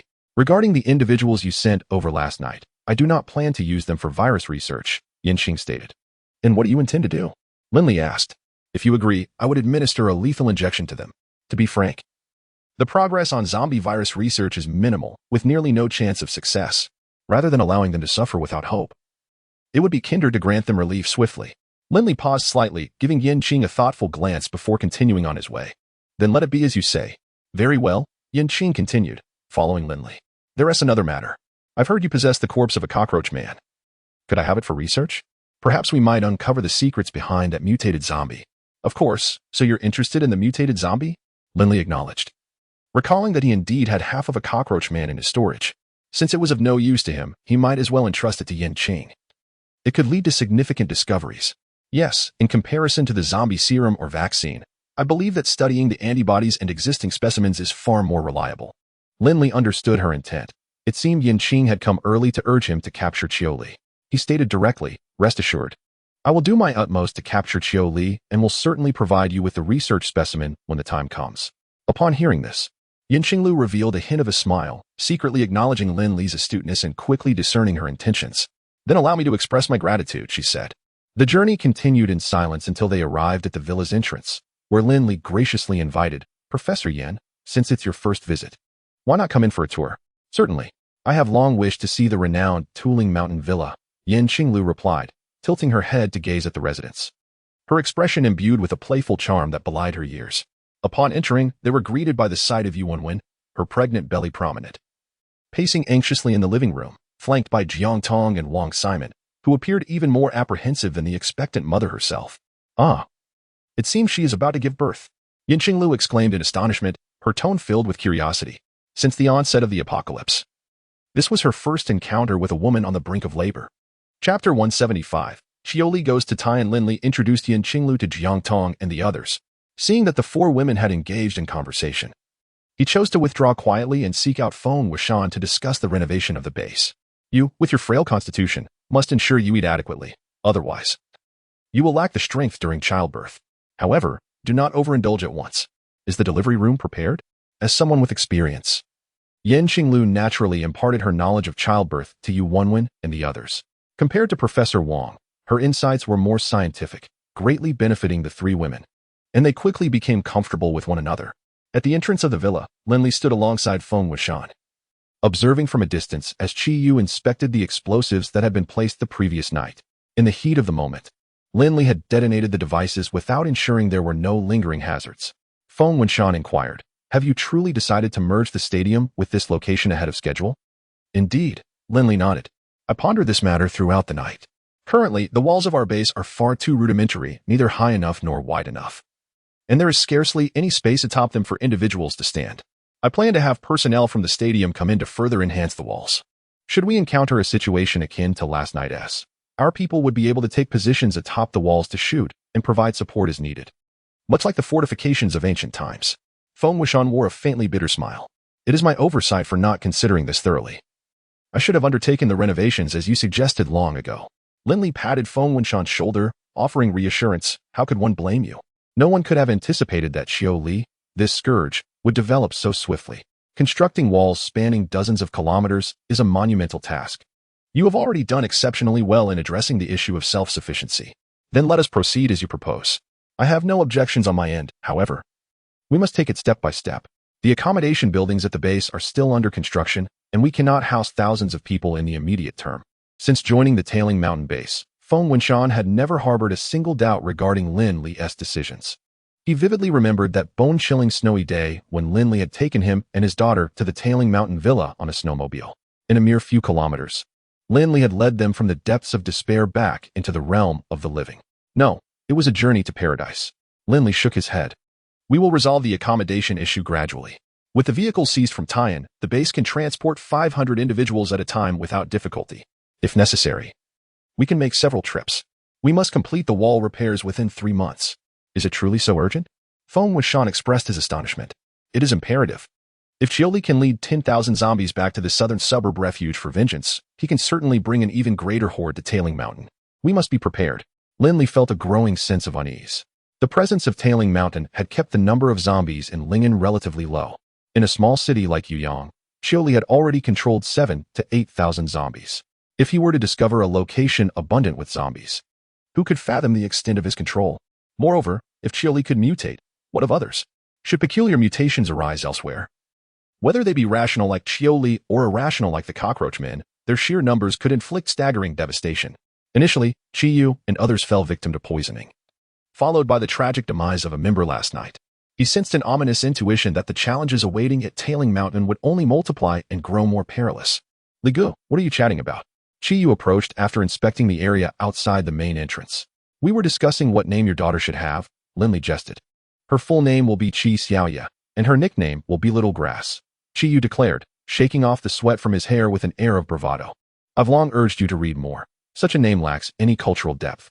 You don't understand. Our team is called Wild Grass. I ascend my daughter Little Grass as well. Right, Lao Feng?"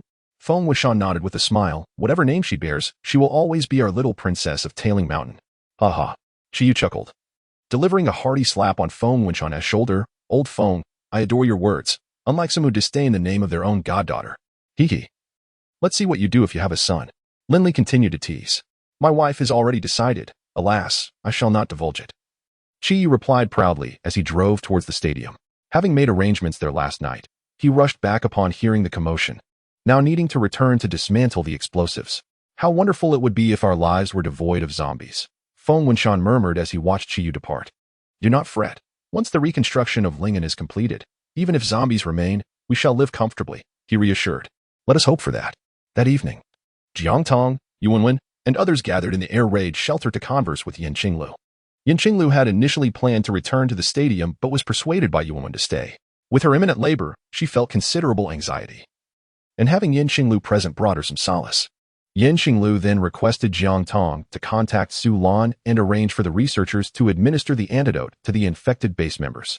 Fortunately, Lu Xue's expertise was on par with Yin Xinglu's, ensuring that no issues would arise at the research institute. As their conversation flowed, the Wang Luing couple joined in. Yin Xinglu listened intently to their tales from the past 2 years, filled with envy. She perceived the people here as exceedingly fortunate, in both material and spiritual aspects. They undoubtedly lived in happiness, surrounded by beautiful homes, abundant delicious food, and many amiable friends and partners. Unlike Taiyan, where, despite having over 10,000 survivors, a clear class division and conflicting factions persisted. Constantly embroiled in covert struggles, some were compelled to compromise their dignity and even endure bullying to survive. Perhaps I should be grateful to Zhou Yuanbo. Had it not been for him, I might have missed out on such a splendid place. Yin Xinglu unexpectedly thought of her nominal husband. Xiaoli emerged from the woods after traversing for a considerable time, leading a zombie back onto an unobstructed highway. He recalled that this road led to the provincial capital, Taiyan. The population there was several times that of Lingen, and there should be no shortage of zombies. Without a second thought, he resolved to head towards Taiyan. With his current abilities, he can command approximately 50,000 zombies. Once he replenishes his combat strength, he intends to make the pitiful souls behind the high walls understand who truly reigns in this new world. A rumble of hunger emanated from his stomach. Xiaoli quickened his pace. This mutated body had one drawback. It consumed energy excessively. He could not comprehend how other zombies could endure so well. Despite engaging in the same amount of physical exertion, they exhibited no signs of fatigue, as if nothing were amiss. After observing for an extended period, he discerned that they could sustain themselves for over 20 days on a single meal, far exceeding their own energy consumption, a phenomenon utterly irrational.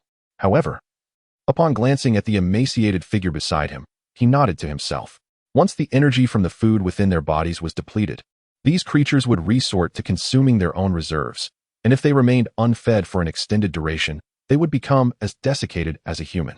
It was a most unsightly fate. Chapter 176. Mother and child safe. The autumn sun at noon remained fiercely radiant, casting a slightly distorted glow upon the aged cement road. Suddenly, Xiaoli halted his steps, gazing towards a nearby low-lying hill. There, he sensed an overwhelming presence of his kindred spirits, their vitality far surpassing that of the zombies surrounding him. With an exhilarating roar, Xiaoli cried out, embodying a sovereign summoning his subjects. Soon, the distinctive responses of the undead echoed back from the distance. Approximately half an hour later, Xiaoli beheld a vast sea of corpses sprawling across the hills. Their numbers estimated to exceed 30,000. Ecstatic, he raised his fist in triumph, emitting unique sound waves as a ruler finalizing his dominion over the horde. For the next 3 days, Headling Mountain buzzed with tense activity. The sudden onslaught of zombies made every member of the base acutely aware that danger had not dissipated. They must strive relentlessly to survive the next impending crisis. Members, originally assigned specific roles, voluntarily joined the fortification efforts, while the elderly, women, and children diligently contributed, performing essential tasks such as cleaning, cooking, and delivering water. Every day, a fleet of vehicles of various sizes traversed between the Survivor Alliance and Headling Mountain Base, transporting workers to reinforce the walls. Interestingly, upon learning that this location had recently withstood an assault of over 10,000 zombies, survivors were not deterred. Rather, they worked with fervor. Their reasoning was simple. If this place could withstand such a horde, its fortifications would surely repel even greater threats in the future, ensuring the safety of their homes. Moreover, the Alliance staff had meticulously catalogued each survivor's profession and skills, hinting at plans to construct an inner city in Lingen. The mere mention of a city instilled a sense of security among them. Although they currently resided in a makeshift town, it paled in comparison to the villages of yore, offering a regrettably limited scope for activities. Beyond the monotony of labor, their interactions were reduced to casual conversations and card games. Despite the improvements since Yang Luoshui's departure, human desires are insatiable, and they yearn for a better life. The path to such improvement, they believed, lay in unity and obedience to the current leadership of the Headling Mountain Base. There was no alternative. In the deep of night, the villa at Headling Mountain was bustling with activity. Almost all core members of the base gathered, their expressions tense as they awaited something, or rather, someone, a newborn baby. An hour prior, Yuanwen's water had broken, prompting Wang Simon, Jiang Tong, Yin Xinglu, and others to swiftly escort her to the pre-prepared delivery room. Li Gu, does childbirth really take this long? Ning Xiaoshan anxiously inquired, fists clenched tightly. I cannot say for certain. Lin Li had been nursing his beer for nearly an hour, yet hardly half of it was consumed, as his thoughts were evidently elsewhere. Upon hearing Ning Xiaoshan's inquiry, He responded with a resigned roll of his eyes. Just wait. This matter, it can be swift or stretch out to 7 or 8 hours. Which is quite normal. Feng Wenshan sat on the sofa, absent-mindedly cracking sunflower seeds, oblivious to the shells cascading onto himself. So long. Many turned their attention to the newcomer. Feng Wenshan. Indeed. Feeling the weight of their skepticism, Feng Wenshan elaborated. There are instances of difficult labor, some giving birth to twins, and others lacking strength. The most troublesome are cases of severe hemorrhaging. At this point, he quickly curtailed his commentary. The group was already anxious, and prolonging the discussion would likely compel them to camp at the delivery room door. They had already been expelled by Jiang Tong once. The space was limited, and apart from Qi Yu and a few women, Jiang Tong indiscriminately ushered everyone out, including Lin Li. Any return would surely yield the same outcome. Another hour passed. Jiang Tong burst forth, radiating joy, and before descending the stairs, exclaimed, "It's happened." A girl, weighing 7.5 pounds. In the spacious room, a chorus of relieved exhalations filled the air. Lin Li immediately dashed towards the shelter, eager to glimpse his precious goddaughter. Wait. Jiang Tong extended her hands, smiling as she halted Lin Li and the throng behind him. Sister-in-law, why can't we go in yet? Ning Xiaoshan murmured. Let us wait until tomorrow. The child has just been born, and we should wait until she is bathed. Jiang Tong's eyes crinkled with delight, lest she frighten you all. Qi Yu was startled upon seeing the child for the first time. What? The crowd was taken aback. How could a father be frightened by his own daughter? Qi Yu's timidity was indeed remarkable. Seeing that Jiang Tong was resolute, with no room for negotiation, the group reluctantly acquiesced. Tomorrow will suffice. As long as mother and child are safe, a little delay is inconsequential. That tiny creature 1T run away. Sister-in-law, does 7 pounds count as large or small? Jiang Tong paused, unsure of the standard, but it appeared quite petite. Just as she was about to offer her opinion, Feng Wenshan, speaking with the authority of experience, remarked, it is considered normal. That's reassuring. Ning Xiaoshan was entirely at ease now, beginning to whisper with Zhang Jing, seemingly deliberating whether they should consider having one of their own. They were not alone in this sentiment. The couples Fan Kuan and He Miao, along with several pairs of lovers, and even Jiang Tong and Lin Li entertained similar thoughts. The following morning, a long queue formed outside the nursery on the second floor of the villa. Yin Qinglu cradled the slumbering infant on the sofa, flanked on either side by the vigilant Jiang Tong and Wang Simon. Each visitor was allowed but a minute, instructed to keep their voices low so as not to awaken the child. Outside the room, Zhang Jing quietly conveyed the guidelines. After visiting the child, Lin Li proceeded next door to see Yuwen, and upon entering, he immediately heard her voice lamenting Qi Yu. You claim to be a grown individual, yet you could be frightened by a child. How did I never notice your timidity before? It is fortunate you did not cast the child aside, otherwise, I would not have spared you. Chapter 177, Preparations before the wedding. I was wrong, my dear wife. Please rest well and do not be angry. Qi Yu sat at the edge of the bed, incessantly apologizing. Lin Li, perplexed, inquired, Qi Yu, how could my adorable goddaughter frighten you? Brotherly. Qi Yu exclaimed as if he had found a savior, springing to his feet to lament. You cannot imagine, newborns are truly quite unattractive. However, sensing the icy glare behind him, Qi Yu hastily fell silent, offering an awkward smile. After extending his greetings to Yuwen, Lin Li produced a carefully prepared gift, a silver longevity lock that he had crafted by hand. Thank you, brotherly. The couple was deeply touched, and Yuwen even shed tears. After a considerable while, she expressed her gratitude. Brotherly, from my brother to me, and now to Xiao Chao. Our family has always been under your care. I truly do not know how to thank you. Please, do not mention it. Lin Li leaned back with a smile. Given my relationship with Qi Yu, it is only natural for me to care for you. Seeing that Yuwen remained resolute, shaking her head stubbornly, he added earnestly, you need not feel pressured, even without considering my bond with Qi Yu. Your brother's valor and Qi Yu's dedication in dealing with the cockroach people are more than enough reason for your family's well-being. Upon hearing this, Yuwen shot Qi Yu a reproachful glance before smiling gently. Then thank you, brotherly. Meeting you brothers is the greatest blessing for my brother and me. Haha. If you truly wish to express your gratitude, then do your best to have a few more children. Rest assured, I can support them. Lin Li chuckled, waving his right hand. Absolutely. Qi Yu finally seized the opportunity to show off, thumping his chest. Next year, we shall have another boy. Otherwise, Xiao Chao will have no playmate. Is it just boys you want? Yuwen retorted, exasperated. Haha. They are all the same, Qi Yu replied, scratching his head awkwardly, prompting laughter from the three of them, which filled the room with joy. Throughout the morning, the villa was bustling with visitors, until it gradually quieted down by noon. However, The tranquility was short-lived, as everyone reconvened in the evening to discuss another significant event. An announcement was made that Quiet would hold her wedding in Taiyan the day after tomorrow. Lin Li had assumed that once he reached an agreement with Taiyan, there would be little interest from others, but unexpectedly, Fang Huaimin and Dong Xian were particularly invested in the wedding. There was even a dispute over the arrangements. Ultimately, both parties decided to collaborate, planning to host a grand wedding ceremony in the auditorium of Taiyan University, one that seemed to starkly contrast the apocalyptic backdrop. Of course, the grandeur was relative to the current circumstances, and the disparity with pre-apocalyptic times was still considerable. Just the banquet's dishes were far from satisfactory. I plan to head over with Lu Ming and the others tomorrow. Brother Feng, I leave the house in your capable hands, Lin Li stated. How many people are you bringing? Feng Wenshan inquired. Jiang Tong will accompany me. Apart from us, I will bring the Thorn team.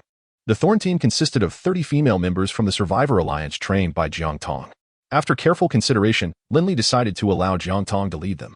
In truth, the identity of the leader is of little consequence. The only unshakable core within the current personnel structure of the Tuling Mountain base is Lin Li. Not only the subordinates of Jiang Tong, but even the latest addition, Zhao Jiangwo, along with his own men, would unconditionally obey Lin Li's commands. You should bring more, Feng Wenshan advised. Qiu Li fled towards Taiyan. It has been 4 days without any sign of him. Should he gather zombies from elsewhere? He might launch an attack on Taiyan. If we happen to encounter him, it could ensure your safety. No need, Lin Li replied, shaking his head in refusal. Compared to Taiyan, the likelihood of Qiu Li returning for revenge is far greater. We must ensure the base's defensive strength. Then please be extra cautious, Feng Wenshan conceded. Understanding Lin Li's resolve, he was well aware of Lin Li's capabilities and the combat effectiveness of the Wild Grass team. As long as they were not encircled, he believed there would be no danger. Brotherly, remember to show Jing the photo of Little Grass, Qiu decided, after much contemplation. To remain at the base to care for his wife and children. He produced a carefully prepared gift for Lin Li, requesting him to deliver it to Jing. Rest assured, your gift and blessings will be delivered, and Xian boasted, patting his chest. This time, he and Feng Kiki would accompany Lin Li to Taiyan for the wedding. After being cooped up in the base for so long, they were eager to finally stretch their legs, the two youngsters hardly able to contain their excitement. Ignoring an Xian, Qiu said to Lin Li, make sure to persuade Jing to return quickly. He shouldn't forget his brothers just because he has a wife. Now that his mother-in-law is coming to Ling'an, what is he still trying to prove in Taiyan? Yes. Come back as soon as possible, everyone chimed in. Laughing. The following day, the group set out early in the morning, heading straight for Taiyan. With fewer than 50 people, they managed to drive 20 vehicles. Aside from a few cars carrying passengers, the rest were filled with wedding gifts Lin Li had prepared for Jing. As the convoy entered Taiyan City, a group of people hurried over to welcome them. Zhao Jiangwo waved from a distance, rushing up to Lin Li's vehicle with a smile. Haha, General Lin. Long time no see. Zhao Gu, how have things been here? Lin Li invited Zhao Jiangwo into the car, as they were still some distance from the inner city. Pretty good. Besides training, there's nothing else to do, much more boring than Tuling Mountain, Zhao Jiangwo replied, jumping into the vehicle and greeting Jiang Tong, Lu Ming, and others. He then earnestly elaborated, the situation in Taiyan is relatively stable at the moment. Fang Huaimin and Dong Xian are both trying to win over Zhou Yuanbua and Jing. Dong Xian has always had a contentious relationship with Zhou Yuanbua, thus focusing his efforts on Jing. His influence at this wedding surpasses that of Fang Huaimin and Zhou Yuanbua. Any ulterior motives? Lin Li inquired, intrigued. Certainly, but the current situation is quite delicate. No one dares to reveal their intentions. According to Jing, Dong Xian seems to have plans for a division, suggesting he possesses some unknown leverage. Yet he has not taken action for now. Lin Li nodded slightly, thinking to himself that this behavior was to be expected. Both Fang Huaimin and Dong Xian were not the types to accept subservience easily. They would not undergo a drastic change in temperament after a single setback. He inquired, has Zhou Yuanbua experienced any recent changes? He remains relatively normal.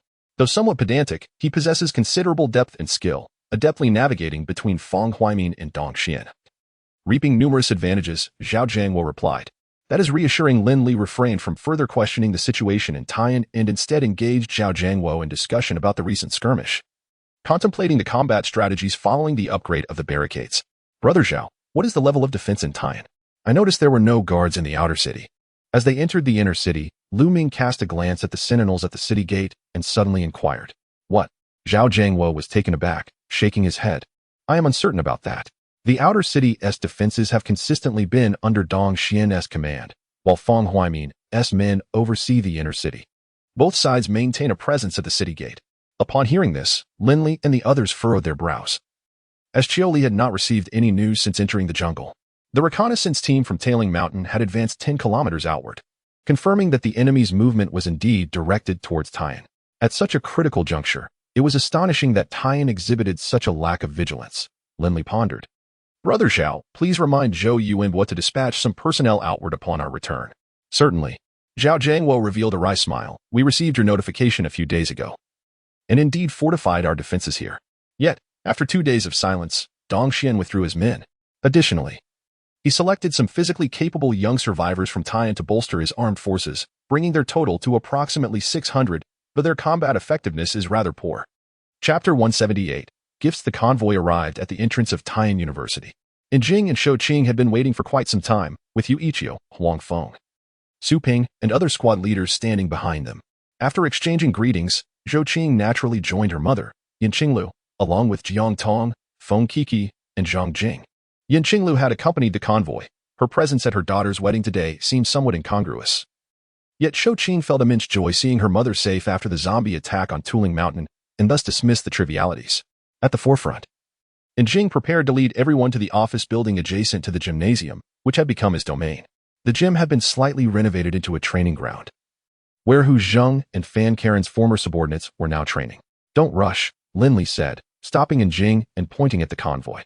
Inside is the gift I prepared for you. Have someone move it in. All right, Jing replied without hesitation, instructing his subordinates. Gather everyone from the training ground and move everything from the vehicle to the office building. Understood. His subordinates promptly set off. Let them take their time, Lin Li said with a knowing smile. Got it. Jing nodded lightly, whispering a few words to another subordinate. Since Li Gu wished for more people to witness, they needed to create a bit more commotion. What are Feng Huaimin and Dong Xian up to? Lin Li inquired, curiosity evident in his tone. Recruiting. Jing replied with a hint of disdain. They've lost half of their old team to us, and, seeing no chance of reclaiming them, they've started selecting young and strong individuals among ordinary survivors. There are only so many good prospects, and the competition has intensified in recent days. So, they've given up on the people you have? Not exactly. They've just changed their approach, Jing said with resignation. Dong Xian has somehow found numerous young women, trying every means to connect with my subordinates, even those I brought from the base. I've heard they've established a reward policy. Anyone who marries their recruits will immediately receive a newly built house and a comfortable job. You know the high-rises aren't safe now, and with the allure of housing and work combined, many girls are tempted. I'm now reluctant to let anyone leave the gymnasium. A beauty trap, eh? They haven't used it against you? Ning Xiaoshan teased with a smile. Jing rolled his eyes at Ning Xiaoshan and continued. Feng Huaimin has invested considerable effort into my father-in-law. It seems he aims for an upper-class route. I suspect they will come to see you soon. Lin Li nodded slightly, asking, how is Shifeng doing? His 20 subordinates were commendable, and they had recently grown by nearly 10 more, a force ready for our use, with considerable combat capabilities. That's good, Lin Li remarked. Among the armed personnel in Taiyan City, he was most concerned about Shifeng and Huang Dui. The latter would not be easily conquered, so supporting the former's growth was a prudent strategy. Mr. Lin, a joyful shout came from behind as they spoke. Lin Li turned around and saw Feng Huaimin striding toward him, accompanied by Zhou Yuanbo, with a throng of impeccably dressed subordinates trailing behind. Secretary Feng, Lin Li greeted, extending his hand to grasp the outstretched arms of Feng Huaimin from a distance. Mr. Lin, I apologize for not being able to welcome you properly due to my busy schedule, Feng Huaimin replied, shaking Lin Li's hand with great vigor, adopting a humble demeanor. You're too kind, Secretary Feng, Lin Li replied succinctly, before shaking hands with Zhou Yuanbo and warmly inquiring, Uncle Zhou, how are you? Wonderful. Your presence here brings immense joy to both me and Qingqing's mother. Do come over for dinner tonight, Zhou Yuanbo responded with a broad smile, engaging in pleasantries with everyone present, even acknowledging an Xin and Feng Qiki. Throughout this exchange, Yin Qinglu remained close to her daughter, showing no inclination to approach Zhou Yuanbo. After the initial greetings, the group moved to the serene and spacious new residence. This setting had been arranged by Zhou Yuanbo and Feng Huaimin. Initially, Feng Huaimin had intended to gift a newly constructed building several kilometers away to Jing, but she had gracefully declined the offer. Taiyan University is now the epicenter of power in Taiyan, where departing is easy, but returning poses significant challenges. Feng Huaimin aimed to diminish Jing's presence in order to allow Zhou Yuanbo to better manage his subordinates returning from Lingyan, a strategy Jing naturally resisted. Zhou Yuan's attitude towards this matter was intriguing. He neither endorsed nor opposed it but subtly suggested to Shou Qing that living outside would be more comfortable. As Lin Li surveyed in Jing's abode, he remarked with satisfaction, "This is quite a spacious place." No sooner had he spoken than Dong Xian hurried through the door, panting.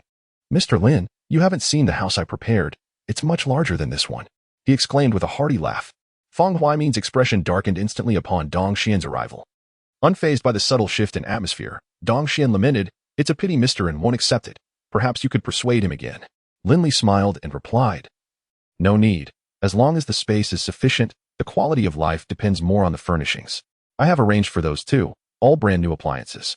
You wouldn't believe how thoroughly I scoured time to find them," Dong Xian boasted. "Thank you for your kindness, Mayor Dong, but I have already prepared these items." At that moment, the first batch of furniture arrived at the doorstep, and Jing and Zhou Qing stepped outside to oversee the arrangement of the pieces. "Wow, how beautiful!" Zhou Qing's continuous exclamations of delight drew the curiosity of Dong Xian and the others, who exchanged glances and eagerly peered outside, wondering what kind of furniture could elicit such joy from her. "Let's go take a look," Lin Li suggested, leading the group outside. Dong Xian and the others exchanged a glance before promptly following. Upon stepping outside, the crowd erupted into a chorus of astonished gasps. "Goodness, it's all brand new. This kitchenware must have been quite expensive. How is it in such pristine condition, as if it just left the factory? Wait, the sofa is a high-end custom piece from Victorina, and it still has protective film on it. Where did this come from? This set of water purification equipment is truly remarkable." Dong Xian gazed in astonishment at the ever-growing pile of furniture before him, his heart filled with disbelief. His earlier words were not an exaggeration. In order to gather the necessary appliances for a tranquil home, he had indeed scoured a significant portion of Taiwan. Unfortunately, after 2 years of stagnation, many items had succumbed to disrepair, particularly the appliances, for which he had devoted an entire week to amass a collection of nearly new equipment. Yet, to his utter amazement, Lin Li effortlessly produced such an abundance of high-quality items, leaving him utterly astounded. Chapter 179. Xiao Li's Dilemma. The astonishment was not limited to Dong Xian alone. Fang Huaimin, Zhou Yuanbois, and even Yin Qinglu were wide-eyed, staring in disbelief at the opulent and exquisite furniture before them. Moments later, mist welled up in Yin Qinglu's eyes as she gazed affectionately at her jubilant daughter. Following the calamity, she and her husband had exerted every effort, managing only to provide their daughter with the most basic material needs. Although this was still a considerable improvement compared to the majority, it paled in comparison to their circumstances prior to the disaster.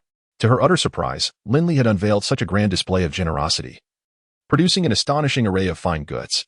When they had first entered the air raid shelter at Tooting Mountain, she had believed that was the extent of Lin Li's resources. Little did she know he possessed such remarkable reserves. A glimpse revealed the entirety. Yin Qinglu felt justified in her suspicions that Lin Li, or rather the Tooting Mountain base, was far more formidable than it appeared. As the second batch of gifts was unveiled, the collective gasps of the crowd snapped Yin Qinglu back to reality. Turning her gaze, she beheld a neatly arranged row of wooden crates, filled with an assortment of weaponry, none of which she could name with certainty, though she could vaguely distinguish between guns, grenades, and other types of arms. Her eyes discreetly scanned the faces of Fang Huaimin and the others as Lin Li spoke quietly with a smile. "I've heard that the armed forces are expanding in this area. The Tooting Mountain base is somewhat lacking, so I can only spare you a few weapons. If this isn't sufficient, I can squeeze out a bit more." "What on earth? There are at least 200 submachine guns, 100 handguns, along with grenades and rockets, and you dare to claim your resources are thin? Do you think this is like milking a cow? Just a squeeze and it flows?" At that moment, the crowd in Taiwan was filled with mixed emotions: shock, relief, envy, jealousy, and profound regret. How splendid it would be if such treasures belonged to them. In an inexplicable impulse, Dong Xian's gaze shifted to Fang Huaimin, who happened to look back. The two exchanged silent sighs. "Ha ha ha, Mr. Lin is indeed generous. Compared to you, I can't even present the dowry I've prepared for my daughter." Zhou Yuanbois was the only one from Taiwan who could muster a smile.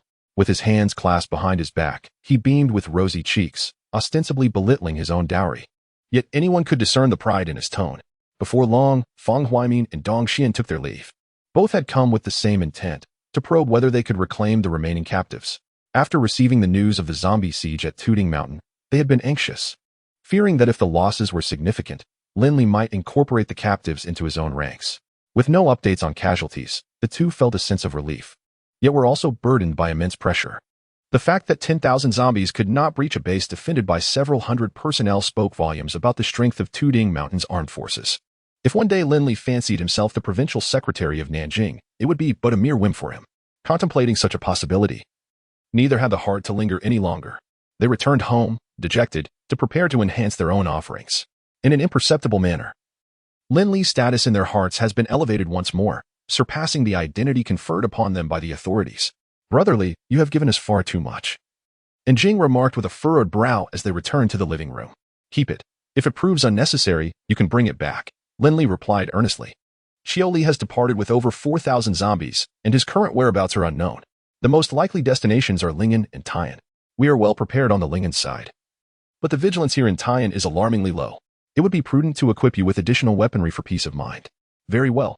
And Jing nodded slightly, then inquired, shall I dispatch personnel to bolster the sentries in the outer city? Lin Li countered with a question. Are there survivors residing in the outer city? No. The walls of the inner city of Taiyan have stood for many years, encompassing an ample area where over 10,000 individuals reside, rendering it seemingly uninhabited. In that case, it is unnecessary. You may reinforce the defenses of the inner city to ensure that news of any zombie attacks can reach you promptly, Lin Li stated thoughtfully. As for Fang Huimin and Dong Xian, whether they live or die is of no concern to me. The safety of these over 10,000 survivors is paramount. Therefore, we must prioritize their well-being while ensuring our own security. Understood, and Jing replied decisively. He shared Lin Li's sentiments, and the two had a tacit understanding that they regarded these individuals as future members of their own faction. You two, stop your conversation and come have dinner, Jiang Tong called, tying her apron as she beckoned to Lin Li and Jing. The dining table beside her was laden with an array of aromatic dishes, including meats, seafood, and vegetables. Come, let us raise a glass to celebrate Jing and Zhou Qing's joyous union. Following Lin Li's suggestion, everyone lifted their glasses to offer their blessings to the newlyweds. After the meal, Zhou Yuanbo invited Lin Li for a stroll. During their walk, he casually inquired, Mr. Lin, when do you plan to release the remaining captives? After the wedding concludes, they can be released at any time, Lin Li replied, aware of Zhou Yuanbo's apprehensions regarding the potential for him to recruit those individuals. However, in Lin Li's view, such concerns were unwarranted. He had already identified those worth his attention, and the remainder, even if offered for free, would not entice him. That is reassuring. I believe that after today, the people here will have a new appreciation for your capabilities. By the way, does Lingen have any coastal areas? Zhou Yuanbo suddenly expressed curiosity. No. The nearest point to the coastline is over 321 kilometers away. Recognizing Zhou Yuanbo's suspicion regarding the fresh seafood previously on the table, Lin Li refrained from elaborating, merely stating the precise distance to the coast, leaving the astute Zhou Yuanbo to draw his own conclusions. Over-explaining would only deepen his doubts. Oh. Zhou Yuanbo nodded slightly, his gaze deepening, evidently having formed a reasonable hypothesis. As dusk descended, in a concealed basin situated approximately 30 miles from the thoroughfare between Lingen and Taiyan, all the zombies stood motionless like sculptures amidst the dense woods and mountains. They had been entirely tamed, remaining utterly still until they received instructions from their leader. Gazing upon his numerous subordinates, Xiao Li's heart swelled with grandeur, his ambitions and desires reaching an apex. After a prolonged moment, he slowly turned his head towards the direction of Head Ridge Mountain, hesitating slightly before relinquishing his immediate plans for vengeance. Not enough. He required a greater number of followers, a multitude capable of overwhelming that towering wall, devouring all the humanity within. With this thought, Xiao Li emitted an unusual sound wave, distinctly different from the furious roars of days past. This sound wave, though faint, resonated precisely within the brains of each zombie.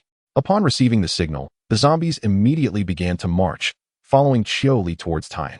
Chapter 180, Midnight Alarm. In the quiet evening, the residents of Headling Mountain had gathered at Zhou Yuanbo's residence for dinner before returning to Jing's home. They lounged in the living room, casually sipping wine and engaging in conversation. According to tradition, it was customary for the bride and groom to remain apart on the eve of their wedding, hence Zhou Qing did not join them. Lin Li found this arrangement quite agreeable, as it allowed for a more relaxed atmosphere. Feng Kiki, having finally evaded her father's watchful gaze, exhibited a more carefree demeanor than usual, insisting on dragging an Xin into a video game. An Xin, overwhelmed by her persistence, reluctantly followed her out of the living room. Approaching his 15th birthday, he had long since lost interest in video games.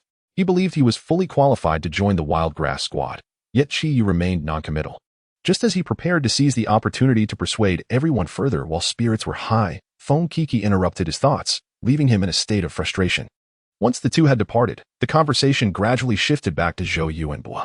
Jinggu, it seems your in-laws do not share a particularly harmonious relationship, Ning Shashan remarked, lightly nudging in Jing's shoulder, curiosity evident in his tone. With everyone present being familiar faces from Headling Mountain, there was no need for decorum in their discussions. Moreover, clarifying the true nature of Zhou Yuanbua and Yin Qinglu's relationship seemed necessary, as they resided in different locales. According to Zhou Qing, it has always been this way, though it has improved slightly over time, and Jing replied nonchalantly. As a daughter, Zhou Qing might not be fully aware of the intricacies, and in Jing, as her pragmatic husband, was privy to even less information.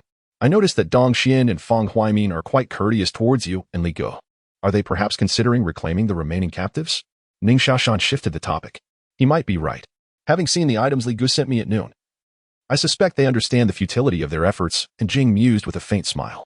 Lu Ming interjected, their expansion of armed forces among ordinary survivors shouldn't affect you. Right? I heard that their combined numbers have surpassed 1,000. Not for the time being, and Jing replied, shaking his head. Their weaponry is limited. While they can manufacture more, the quality is rather crude and of little significance. It will likely take considerable time for them to develop anything substantial. Perhaps tomorrow. Those two will approach Li Gu about procuring weapons. Besides, if those survivors were truly suitable, they would have joined the armed forces long ago, where the conditions are significantly better than for ordinary survivors. Indeed, the others nodded in agreement, acknowledging in Jing's perspective. Enough chatter. And Jing is getting married tomorrow. Let us take him to try on his suit. Jiang Tong urged, playfully nudging Lin Li. Let us go, we'll all join. The group erupted in playful encouragement. Except for Zhao Jiangwo, none had ever experienced a wedding, and their enthusiasm was palpable. Jiang Tong and Zhang Jing followed suit, each woman possessing a unique aesthetic sensibility and an extraordinary zeal for the task at hand, even if the subject of their adornment was not themselves. They were eager to impart their most honest recommendations. After nearly an hour of back and forth, Jiang Tong and Zhang Jing finally nodded in approval, affirming in Jing's attire. Much to the relief of the gathered men, they promptly vacated the room, leaving in Jing to face the eager crowd. Boss, don't run off. Quickly bring out the shoes and tie. We'll help you choose. Jiang Tong obstructed Lin Li's path. Very well. Lin Li hastily produced a plethora of leather shoes and an array of neckties, laying them upon the bed before promptly making his escape. The two women remained tranquil as marionettes, allowing themselves to be maneuvered by their whims.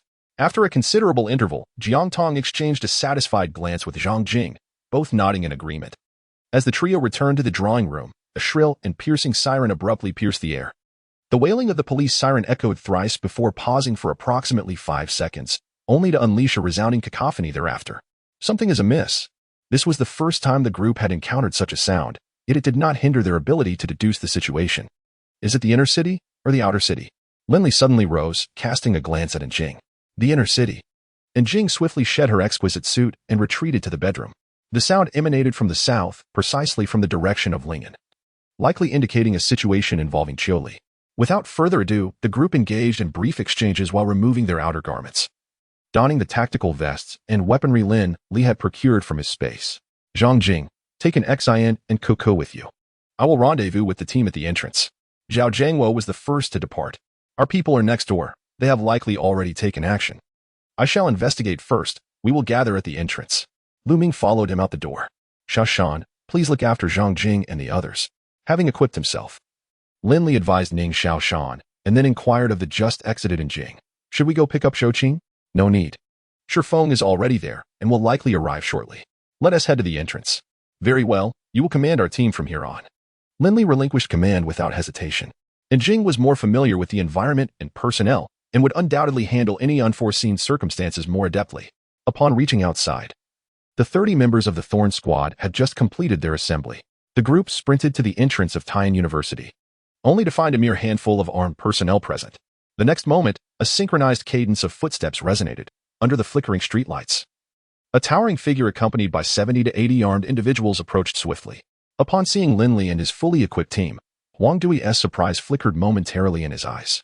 He hastened forward, stating, Mr. Lin, the base has been besieged by zombies in overwhelming numbers. The south gate requires reinforcements. Lin Li remained silent. Turning his gaze towards Jing, immediately provide support, Jing commanded in a firm tone. Understood. The group responded in unison, their resolute voices shattering the enveloping darkness like thunder. Huang Dui's subordinates felt an inexplicable sense of reassurance upon hearing the response. Thank you. Huang Dui cast a deep look at Lin Li before rushing towards the approaching vehicles. Simultaneously, Zhao Jiangwo appeared at the entrance, calling out loudly, "Teaman, the vehicles have arrived. Let us move." "Ah, help!" shouts echoed. When the group arrived at the south gate of the inner city, they were met with a sight that sent shivers down their spines. Beneath the mottled glow of the streetlights, countless shadows flitted about, their path obstructed by a handful of desperate guards sprinting for their lives. In this moment, the guards appeared utterly disheveled, their firearms having long since vanished. From a distance, it seemed as though they were on the brink of being engulfed by an inky tide. Clearly, within a mere span of 10 minutes, the southern gate of the inner city of Tian had succumbed to the relentless assault of the undead. Fall back. After assessing the dire situation, and Jing and Huang Dui simultaneously issued the order to retreat.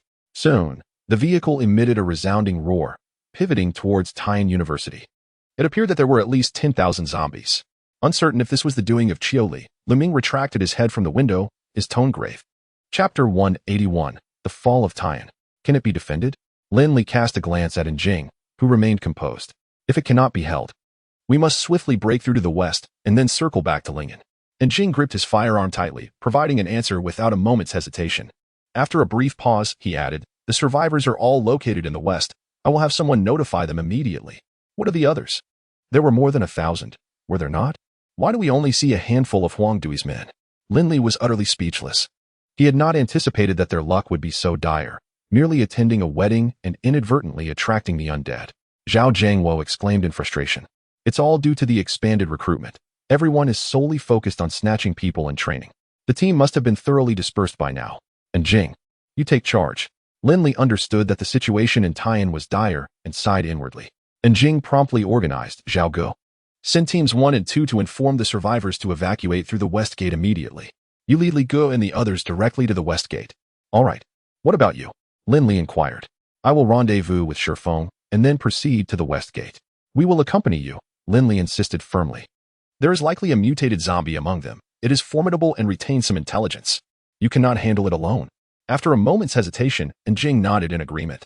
Upon returning to the entrance of Tian University, they observed numerous leaders, visibly panicked and disheveled, hurriedly clambering into a line of vehicles, surrounded by armed personnel. "In team, what's the situation?" Dongxian rushed over to Jing, panting heavily. "The south gate has fallen. We must evacuate immediately." After relaying this, Jing signaled for Ning Xiaoshan and Zhang Jing to board the vehicle, then promptly ordered the engine to start, directing them towards Zhou Qing's location. "Deputy Director Huang, is there no hope left?" Seeing Jing leave without so much as a glance, Fang Huaimin asked gravely. "No, if we don't leave now, we may not get out at all." Upon hearing this, Fang Huaimin staggered slightly, steadied himself, and muttered, "Let us go, as long as we have the Green Mountains. We need not worry about firewood. Everyone, hurry and evacuate. In the western inner city, there remains another city gate. Could we not devise a means to delay and buy the survivors some time?" Huang Dui suggested. With only 70 or 80 men under his command, they were incapable of delaying anything. However, if Fang Huaimin agreed, coupled with the 500 on their side, there might be a slim chance. "How many zombies are there?" Fang Huaimin was already seated in the vehicle. "At least 10,000. Let us go." Upon hearing this, Fang Huaimin shouted to those outside, "Evacuate Tian through the west gate immediately. Everyone follow." As he spoke, the vehicle he occupied sped towards the west gate. "Damn it," Huang Dui cursed, glancing towards the south gate. Upon hearing faint footsteps, he reluctantly commanded, "Retreat through the west gate." In team, was it the zombies? The first question Shifeng posed upon seeing Jing was whether it was the undead that attacked Tian. "Yes, there are far too many." By the time we arrived, the south gate had already breached, leaving no room for counterattack. "We must evacuate first." Quietly, one must patiently elucidate the situation to Shifeng. He was acutely aware of this individual's animosity towards the undead and feared that in a moment of impulsiveness, he might recklessly charge ahead. "Understood." Shifeng's voice trembled slightly, as if he were straining to maintain composure. "Let us proceed. There will be opportunities in the future," Lu Ming consoled him, sensing a camaraderie with Shifeng. "Li Ge, could you come over here?"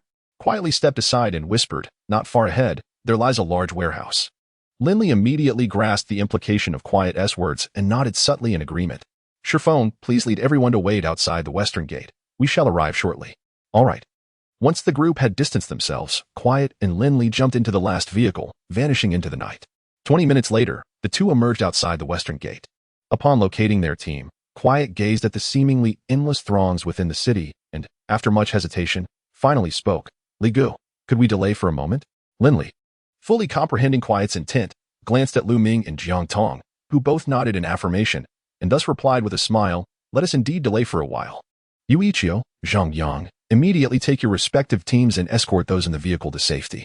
Seeing his comrades willing to buy time for the survivors, Quiet promptly drew a team from Shifeng's and Zhao Jiangwo's groups to escort Zhang Jing and Xin, Feng Kiki, and the Zhou family's vehicle away. The western route was particularly convoluted, and Shifeng's men were familiar with the terrain, so he instructed Zhao Jiangwo's team to follow closely for precaution. Captain, are you planning to intercept the horde? Huang Dui unexpectedly appeared, forcing a stiff smile as he inquired. He never anticipated that, at such a critical juncture, the battle for Tian would be fought by these outsiders. I couldn't ask for more. Quiet naturally had no reason to decline, advising, do your utmost. Do your utmost. Huang Dui nodded earnestly, understanding the gravity of the situation. If they were to be overwhelmed by such a multitude of zombies, their current firepower would be utterly insufficient. He was already grateful that the people of Tailing Mountain were willing to step up in such perilous times and had no intention of dragging them into further peril. Mr. Lin, we must hurry. This route also leads to Lingen. I can guide you there. Dong Xian had arrived at the western gate quite early. Had he not been reluctant to part with his subordinates and weapons, he would have been long gone by now. Upon spotting Lin Li, his eyes lit up, and he immediately approached in a friendly manner. Tian was undoubtedly lost, rather than struggle in unfamiliar territories. It would be wiser to seize the opportunity to join the Tailing Mountain base. With his men and weapons, he might at least secure a leadership position, potentially finding ways to consolidate power later. Mayor Dong, as you wish, Lin Li casually remarked, before turning his attention back to Quiet and the others to discuss strategies for repelling the zombies. Although no footsteps were yet audible, one could vaguely sense the tremors beneath their feet, indicating that the undead were not far off, and their numbers were alarmingly substantial. After a brief deliberation, the group resolved to establish 4 layers of a defensive fire network between the 2 city walls at the west gate.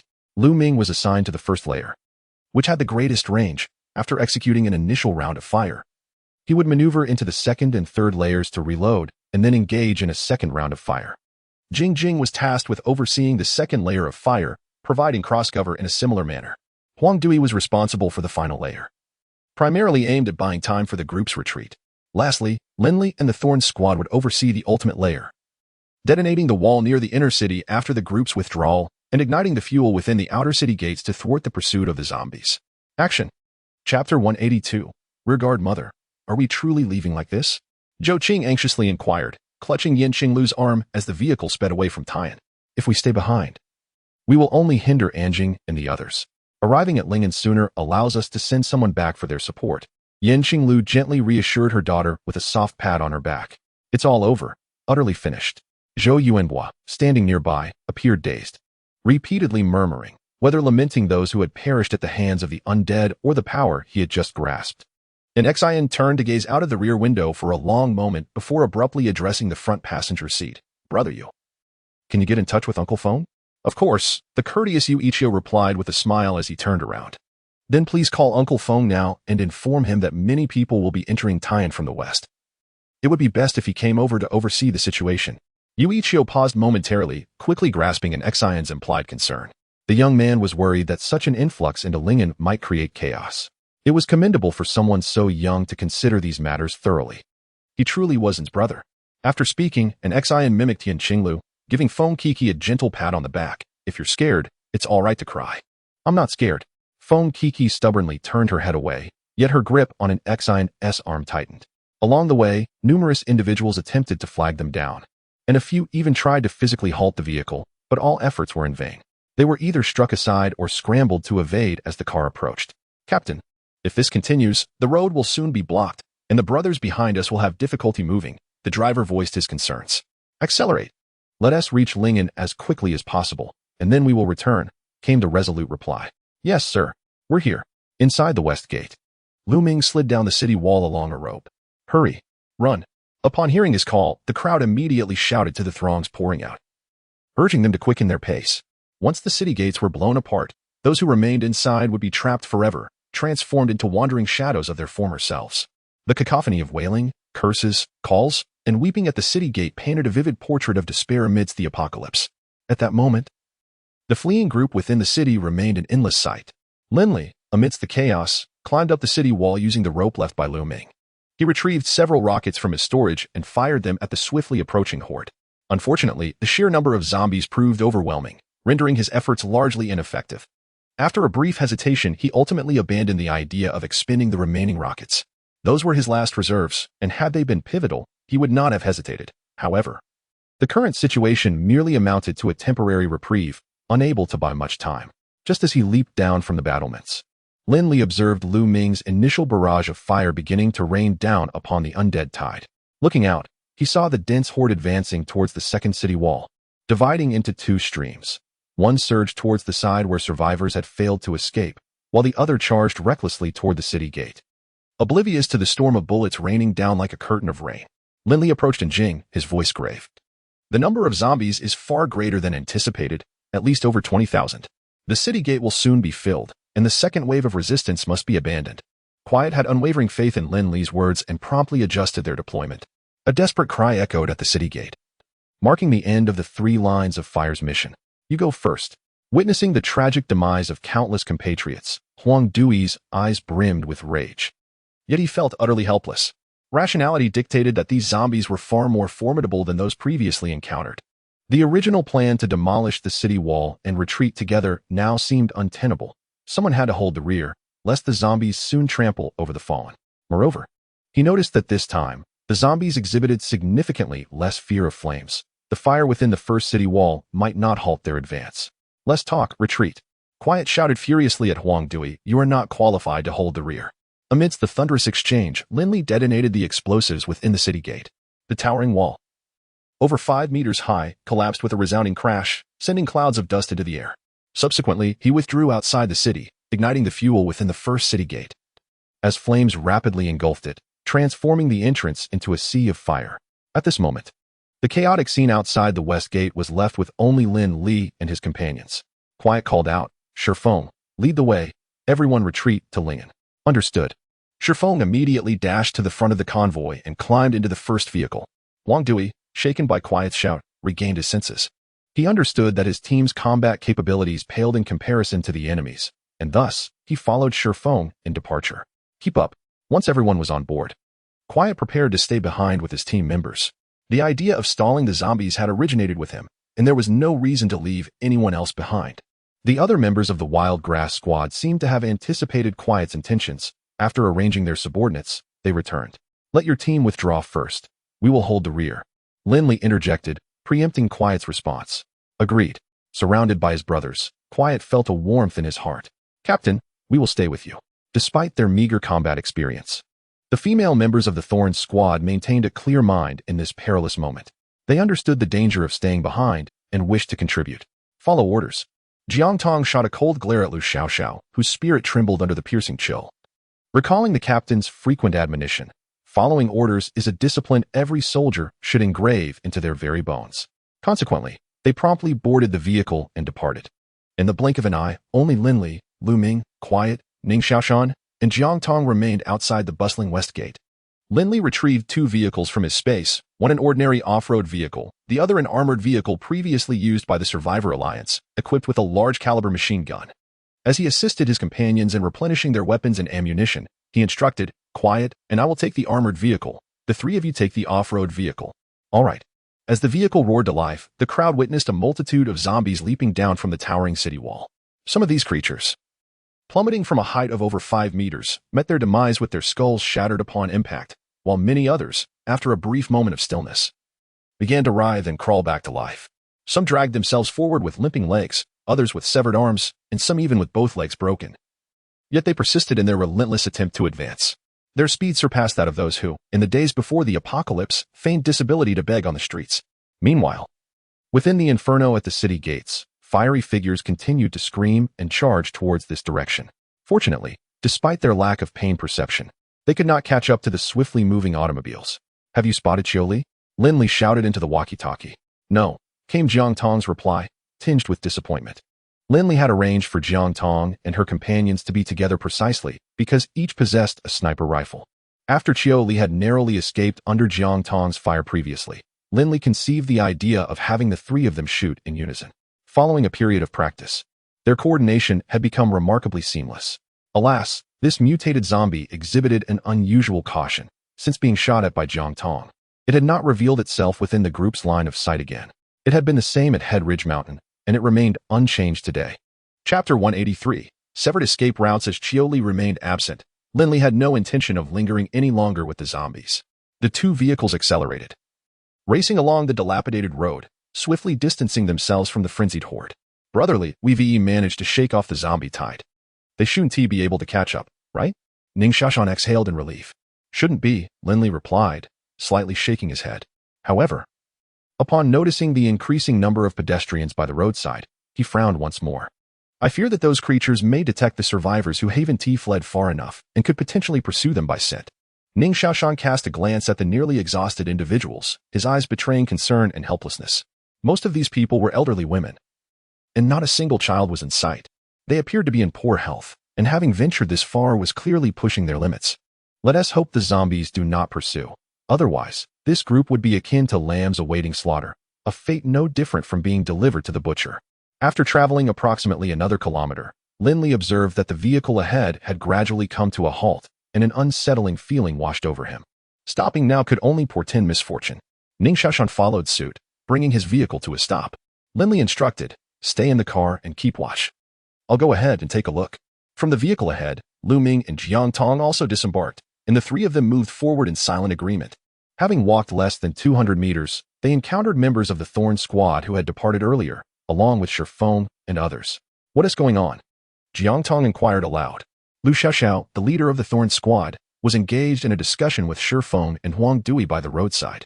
Upon hearing Jiang Tong's voice, her expression brightened, and she hurried over to explain, "The bridge ahead has been blown up." "Which bastard did that?" Ning Xiaoshan exclaimed furiously, glaring in indignation. "We're not sure. We suspect it was the people who passed through earlier," Lu Xiaoxiao responded. A statement that met the group's expectations. In the wilderness, who would take it upon themselves to destroy an intact bridge? The answer was evident. It could only be those who had recently fled from Tian. Those scoundrels. We stayed behind to cover their retreat. And they've gone and severed our escape route. Ning Xiaoshan retorted angrily. What are they trying to accomplish? Either to prevent being pursued by zombies or to obstruct our return to Lingen. I suspect it may be a combination of both, Lu Ming said, his gaze icy, his calm tone infused with a chilling undertone. Lin Li pondered for a moment before retrieving his satellite phone to call Feng Wenshan. "Hello, Lin Li. Are you all right? I heard that Tian has been overrun by zombies." Feng Wenshan answered the call almost immediately. "We're fine. How did you find out?" Lin Li queried, perplexed, as no one among them had made a call amidst the urgency of the situation. Yu Ichio informed me. He said an Xian wanted him to tell me to bring more people to the west of Lingen to meet them, and he mentioned that many would be heading to Lingen, so I should be cautious. That lad has truly matured, Lin Li remarked, a smile gracing his lips. He continued. He was mistaken. Among those who passed through, there were 2 armed groups, totaling around 1,000. Do you think you can manage to control them all? 1,000? All of them? Feng Wenshan exclaimed in astonishment. Indeed, the emergence of the undead was alarmingly abrupt. By the time it was discovered, resistance was futile. The survivors from Tian had all fled to Lingen, accompanied by armed forces. Was there anything else amiss during this time? We stayed behind to cover the retreat. And someone detonated the bridge. Lin Li chuckled self-deprecatingly. Understood. Rest assured. I shall prepare immediately and ensure complete success. This declaration resonated distinctly, even through the telephone. Lin Li could sense Feng Wenshan's teeth gritting with intensity. Brotherly, what shall we do now? Ning Xiaoshan inquired urgently upon Lin Li's disconnection of the call. There was indeed a solution, albeit. Lin Li subtly shook his right hand. He could easily stow all the vehicles into his spatial realm and retrieve them after swimming across the river. However, the road was crowded with survivors. And with Shifeng and Huang Dui's nearly 100 subordinates nearby, any action would undoubtedly raise suspicion. The river appeared shallow, with a gentle current. Swimming across posed no problem. During Lin Li's phone call, Lu Ming had taken a moment to observe at the bridge's head. Noticing Lin Li's signal, he slightly shook his head. There is no need. This route to Lingen may only add a few dozen kilometers. After crossing the river, we can still walk back. No way. Lin Li understood Lu Ming's reluctance to reveal his abilities to the masses, but trekking back as he suggested was simply not feasible. He stated, I just instructed Brother Feng to keep a watch on Dong Xian and Feng Huaimin's men. We only have over 300 personnel available at the base. A single misstep could spark conflict, so we must return swiftly to provide support. Lu Ming pondered for a moment before replying, then we must intercept the flow of people, allowing others to pass first. If they do not witness it firsthand, there remains a chance for maneuver. Let us proceed thusly. You go inform Shifeng and the others." Lin Li commanded, glancing back at their route, feeling an unsettling sense that the undead had not given up the chase. This feeling stemmed from the mutated zombie Li. Based on Lin Li's understanding of Li, it was unlikely the latter would forego such a splendid opportunity for pursuit. If he were unaware that this route led back to Lingen, the reasoning was simple. Even if he did not pursue their group, he would undoubtedly chase after other survivors. "Sure team, you first lead your people across the river, then proceed along the highway for 3 kilometers. We will devise a method to transport the vehicles. As for the specifics, I cannot disclose them, so I ask for your discretion." Lu Ming conveyed directly to Shifeng and Huang Dui. "Not a problem. We appreciate your assistance." Huang Dui momentarily hesitated, then promptly nodded in agreement. Shifeng, without uttering a word, simply nodded and departed. As the two led their subordinates across the river, Jiang Tong promptly instructed the Thorn squad to divide into 2 groups, one to drive away the nearby wandering survivors to the bridge's base, while the other returned to intercept the staggering survivors at the highway corner. After surveying the surroundings, Lin Li swiftly stored all vehicles along the road into his spatial realm and took the opportunity to place some food and bottled water on the road. Upon completing this, he was about to call Jiang Tong back via intercom when her voice preemptively echoed, "The zombie tide is caught up." "Not good. I'm coming to provide support." Lin Li's expression changed dramatically as he raised his leg to run back. "You all hurry, don't come over." "We can make it," Jiang Tong shouted while running. She was uncertain if they would make it in time, but she could not allow others to be dragged into this predicament. The group was approximately 200 meters from the bend in the road, and as they spoke, the figures of Jiang Tong and her companions had already appeared at the corner. Observing this, Lin Li once again retrieved the armored vehicle he had just stowed away, then leaped onto it, taking out a rocket launcher to aim at the road's bend. The optimal solution at this moment was to provide cover fire, allowing Jiang Tong and her companions to safely traverse the 200 meters. Chapter 184. The former leader Li walked away, leaving behind the lifeless body of a young woman. She was the 7th. Indeed, young women are the most delectable sustenance. His nostrils flared slightly, and the brilliance in his eyes intensified. His formidable senses clearly indicated that many more such delicacies lay ahead. "Run, let us see how far you can flee. This world shall belong to me, and no matter where you escape, you cannot elude the fate of becoming food." Since the mutation, his ability to articulate had swiftly diminished, yet his memory and cognitive faculties remained unscathed. He could sense that the number of people ahead on the road was increasing, most of whom possessed a fragile vitality, likely having previously fled from Tian City. Are they already out of strength? He hoped there was a water source nearby to cleanse his food, as he detested the stench of sweat and the clammy sensation. There was, however, one troublesome aspect. Among the fleeing prey, some wielded formidable firearms. He had narrowly avoided being hit last time and had to tread carefully.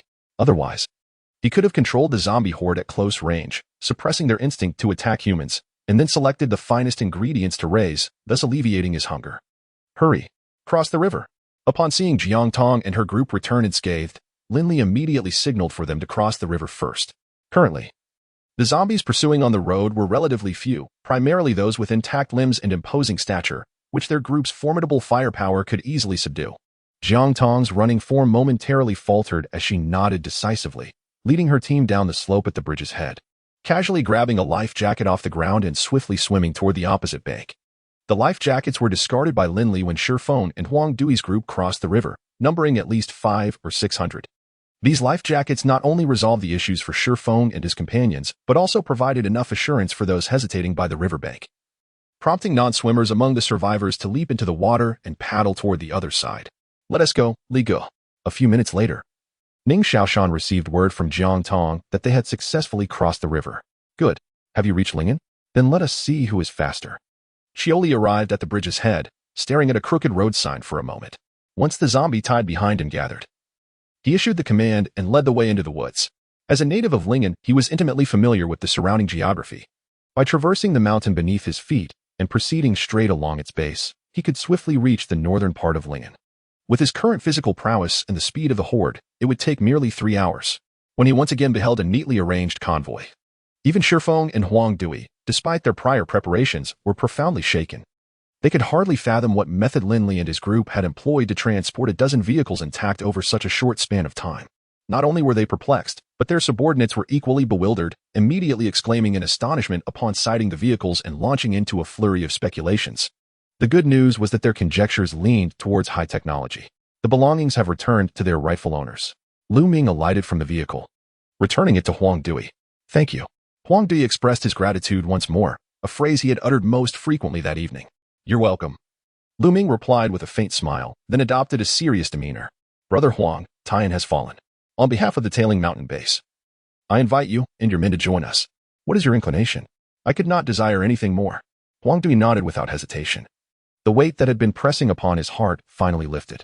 Previously, when Lin Li had invited him to join Tailing Mountain, he had declined. Yet, it had not been long before Tian was lost, leaving him and his men akin to lost dogs.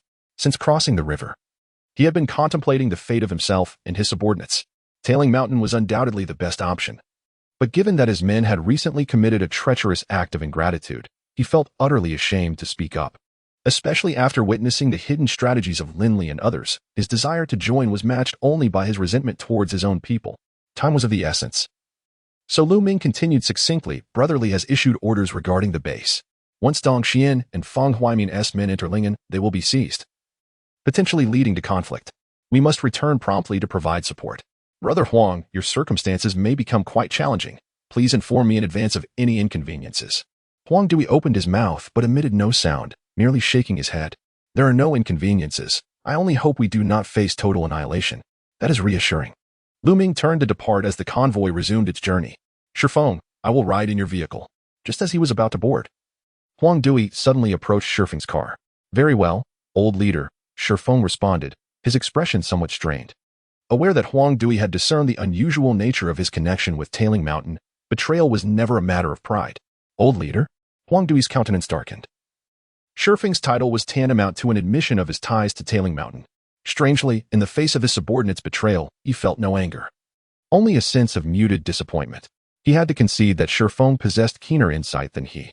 The western part of Lingen City belonged to the new districts. In recent years, development had surged, resulting in numerous upscale residential complexes, office buildings, and shopping malls. Unfortunately, the sudden onset of the apocalypse abruptly halted the flourishing suburban construction, leaving behind swathes of unfinished projects. Lin Li had visited this area long ago, taking away many large construction machines. At this moment, a high barrier had been hastily erected at the entrance of the road from Lingen to Tian. The barrier extended alongside the city moat and high walls, leaving only a narrow passage for a single vehicle. Yu Ichio called, reporting they would arrive in 10 minutes. Feng Wenshan hung up the phone and said to the frostbitten Chi Yu, there at the forefront, planning to escort an Xin and the others back before returning to provide support, hence their rapid pace. Support my foot. Chi Yu cursed vehemently, those ingrates deserve to die. A city of 20,000 people was effortlessly breached by zombies. If I were them, I would simply find a block of tofu to end it all. They may run, but our people will hold the rear for them. Yet, they have the audacity to cut us off instead.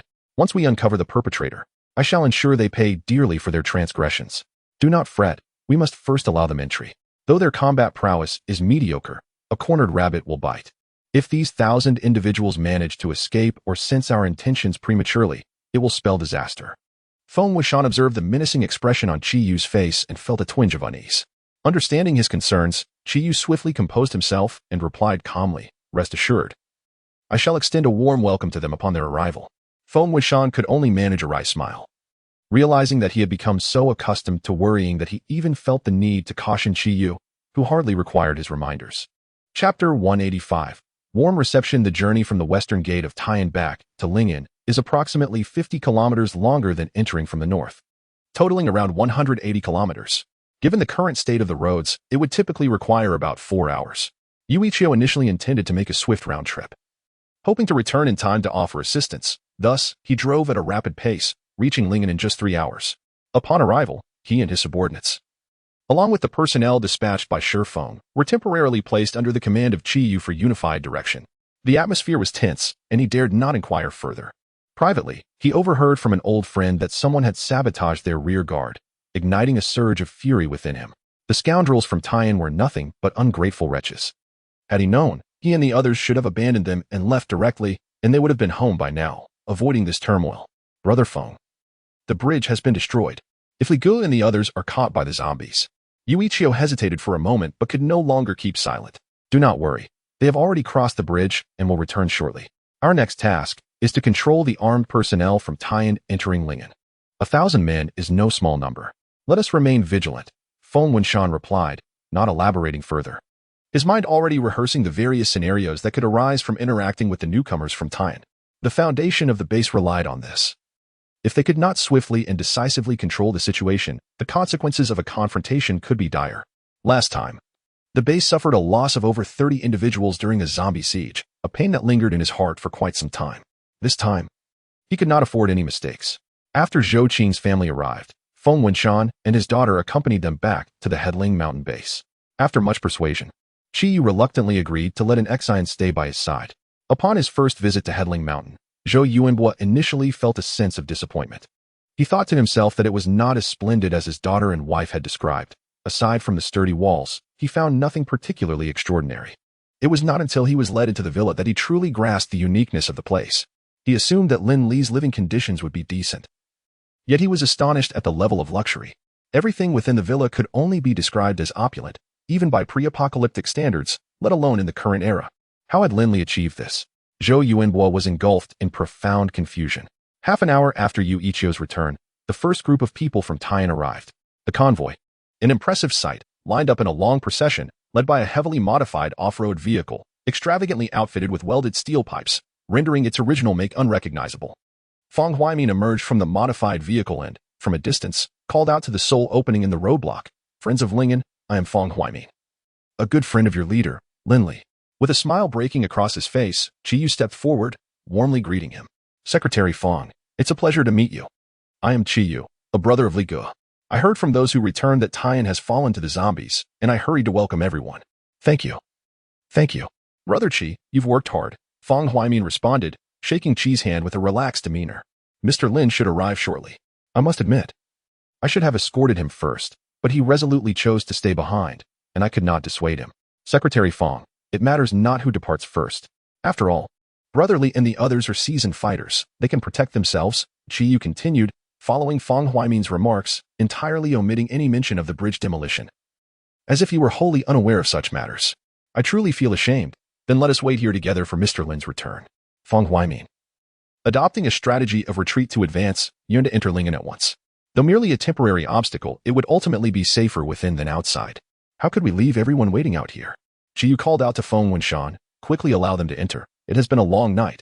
Hurry and prepare some food and water for everyone." "Understood." Feng Wenshan, assuming a subservient demeanor, promptly led the group into the designated area. Understanding Qi Yu's implication, Feng Huaimin realized that the accommodations arranged for them were nearby. Therefore, he took his time getting into the vehicle and engaged in conversation with Qi Yu. "Brother Qi, I am immensely grateful to you. When we stay in Lingen, I would appreciate your kind assistance. You're too kind. You are the leader. Wherever you go, you are the leader. Should you need anything, please do not hesitate to command me," Qi Yu replied. As the convoy entered the area, Qi Yu discreetly gestured behind his back several times. Then he smiled and said, "Secretary Feng, your arrival was quite sudden. The accommodations are still being prepared. I apologize for the inconvenience to your men. We have prepared some food. Would you kindly oversee the arrangements?" "Of course, thank you for your efforts." Feng Huaimin followed Qi Yu to the newly established campsite nearby. Though referred to as a campsite, it was merely a half-finished building. Fortunately, the construction site's barriers remained intact, providing an open space within, securely blocked on all sides. In a world plagued by zombies, such places easily instill a sense of safety. After surveying the situation, Feng Huaimin nodded slightly. While the conditions were somewhat lacking, safety was paramount. Besides, he would not be confined there for long. It sufficed. Just then, Feng Wenshan returned from unloading a substantial quantity of bread, compressed biscuits, and several portions of fried rice, along with a few large silver containers. Qi Yu accompanied Feng Huaimin to the vehicle and, feeling a touch embarrassed, remarked, "We prepared in haste, and I apologize for the makeshift arrangements. Please, let everyone have something to eat. The boxed meals and beverages will arrive shortly." "Brother Qi, there is no need for such modesty. This is already quite satisfactory." Feng Huaimin chuckled heartily, gesturing for his subordinates to help themselves. Come, it's late. Let us warm up with some soup." Feng Wenshan stood before the soup container, continuously inviting everyone to partake.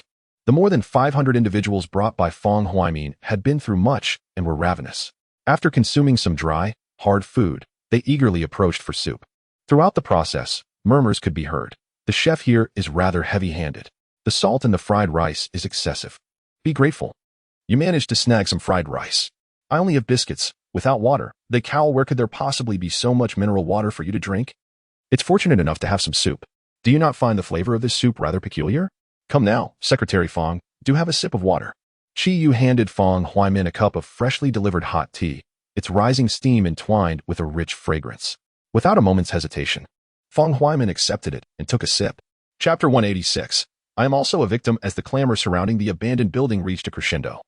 Reports came in from the barricades that a second group from Taiyan had arrived. Upon hearing the name Dongxian, Fong Huaimin exhibited a fleeting glimmer of disappointment, which quickly morphed into a fervent excitement. This time, it was Feng Wuxian who had come to receive them. Upon meeting Dongxian, he graciously introduced himself and invited Dong to pass through the barricades and rest in Lingen City. Brother Feng, has Secretary Fong arrived? Dongxian inquired, lingering by his vehicle without haste, his gaze scrutinizing the armed personnel within the barricade, as if probing for some concealed sentiment among them. They just arrived a short while ago. They are resting inside now. Mayor Dong, why haven't our people returned? Feng Wuxian asked. Alas, I feel quite ashamed. It is our incompetence. Mr. Lin, seeing the rather lackluster combat capabilities of my subordinates, voluntarily chose to stay back and hold the line. You should be returning shortly. Dongxian replied, echoing Fong Huaimin's sentiments almost verbatim. I see. Feng Wuxian said, his brow furrowed with concern. Secretary Fong mentioned the same. Mayor Dong, please go in and ensure the comfort of your men. I must lead a team to rendezvous with Lin Li and the others. Very well, I appreciate your efforts. Dongxian felt a sense of disquiet, unable to pinpoint the source of his unease. Upon learning Feng Wuxian intended to assist Lin Li, an idea sparked in his mind. And without further hesitation, he signaled his subordinates to enter Lingen. Feng Wuxian escorted them to the abandoned building, where he arranged for Fong Huaimin's men to join forces. With the addition of over 500 individuals, the vacant space before the derelict structure was quickly filled to capacity. Come. There is food and soup over here. Everyone, please help yourselves. It was Chi Yu now taking charge of the situation. Haha, old Dong, you finally arrived. Fong Huaimin approached Dongxian with brisk strides.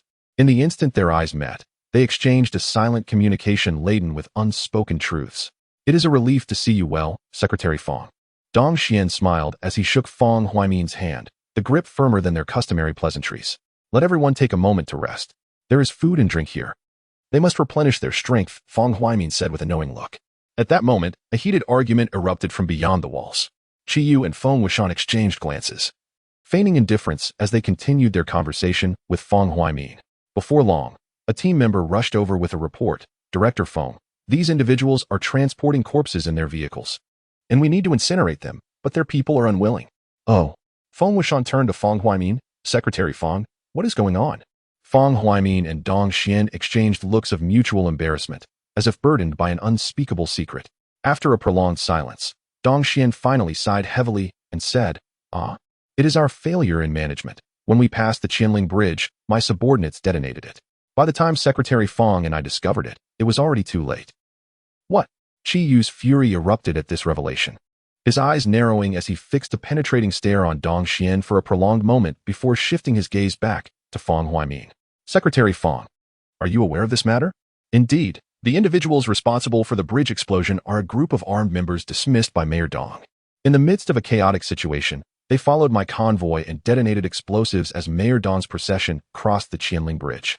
According to their confession, they were aware of the discord between Mayor Dong and myself. Their intention was to eliminate him and present it as a testament of loyalty to join my ranks.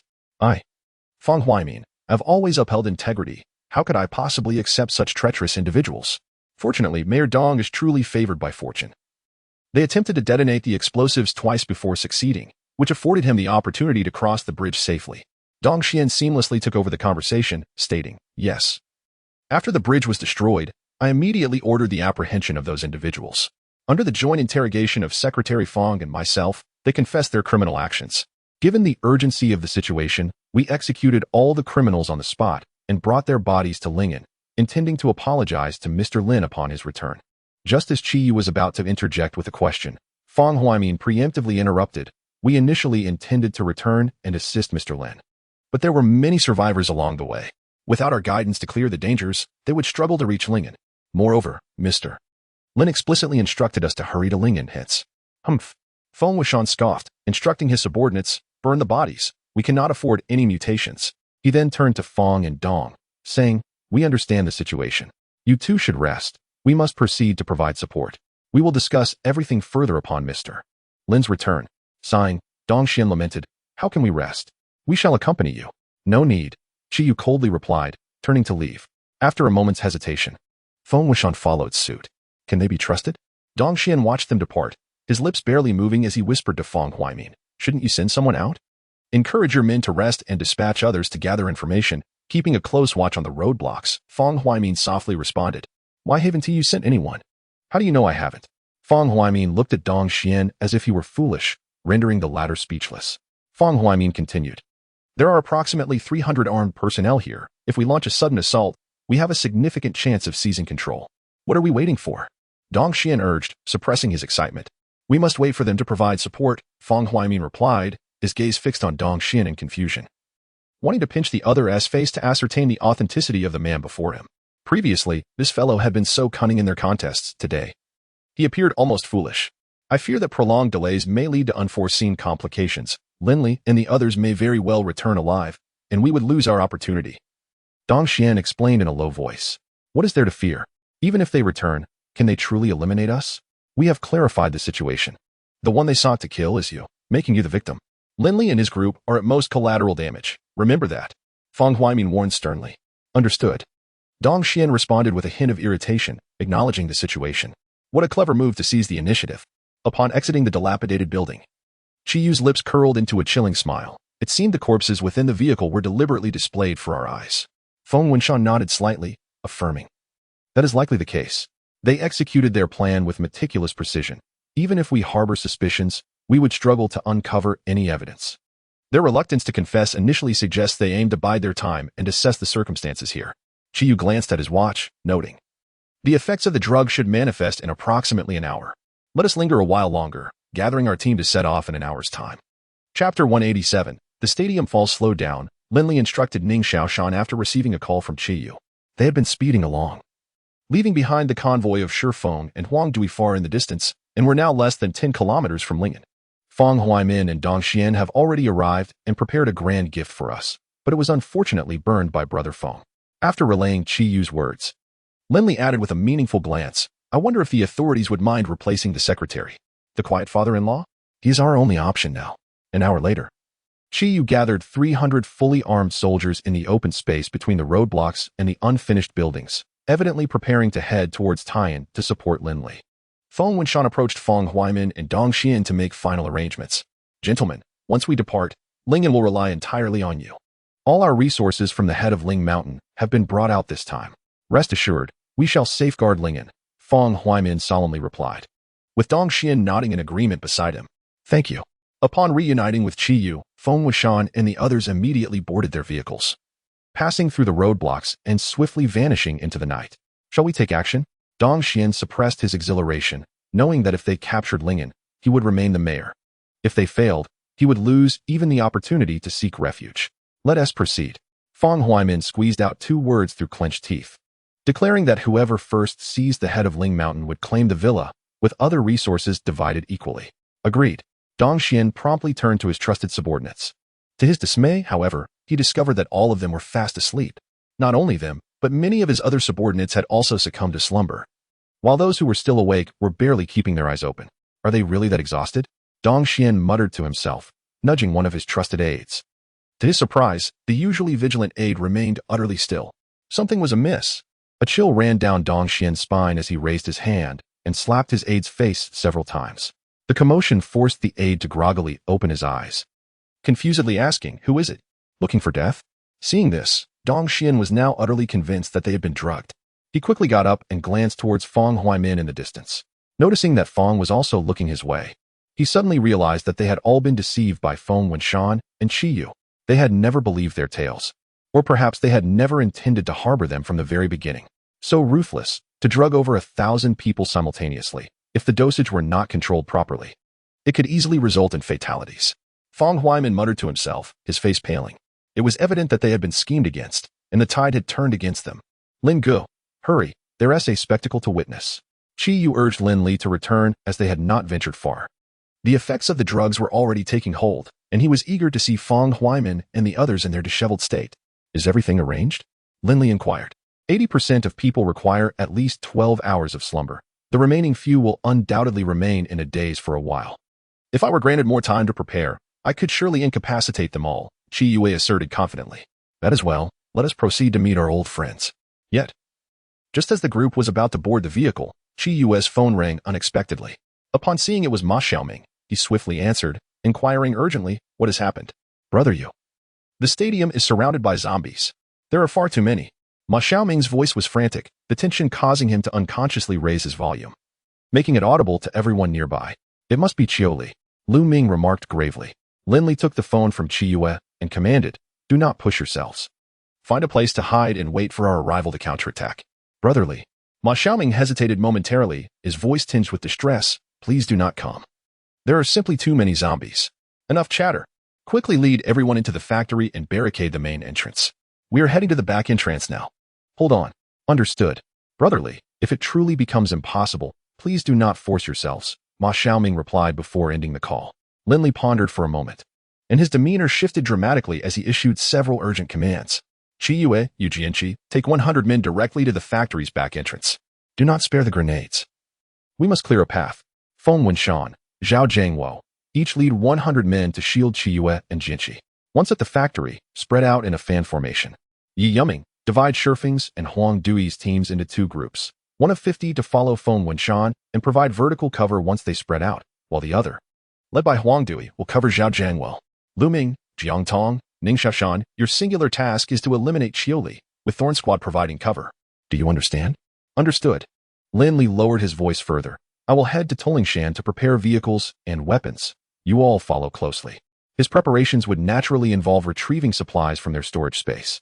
Due to Huang Dui and others' presence, he could not procure the weapons immediately, which would cause a slight delay. But it was unavoidable. The allocation of personnel would also require time, yet it could be accomplished simultaneously with the distribution of weapons, thus not delaying them significantly. At the stadium factory, Zheng Weigang struggled to suppress his trembling legs, despair evident in his tone. Xiaoming, it is too late. The zombies have already breached the entrance. Quickly. Shut the door. Just a moment. Ma Xiaoming pressed his lips together, fixating on the survivors rushing from the distance. The instant this group entered the factory, he ordered his men to douse the entrance in gasoline, igniting it just before sealing the door shut. That was close. Zhang Weigang exhaled, patting his chest.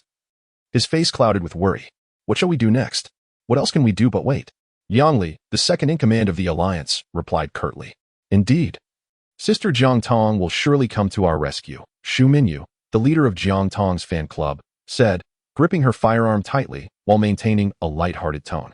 Hope so. Zheng Weigang sighed inwardly, though he had merely cast a glance at the densely packed horde of zombies outside the wall. He was acutely aware that their numbers exceeded at least 10,000. In the face of such overwhelming odds, would those people truly choose to mount a rescue? Were he in their position, he would undoubtedly abandon this place.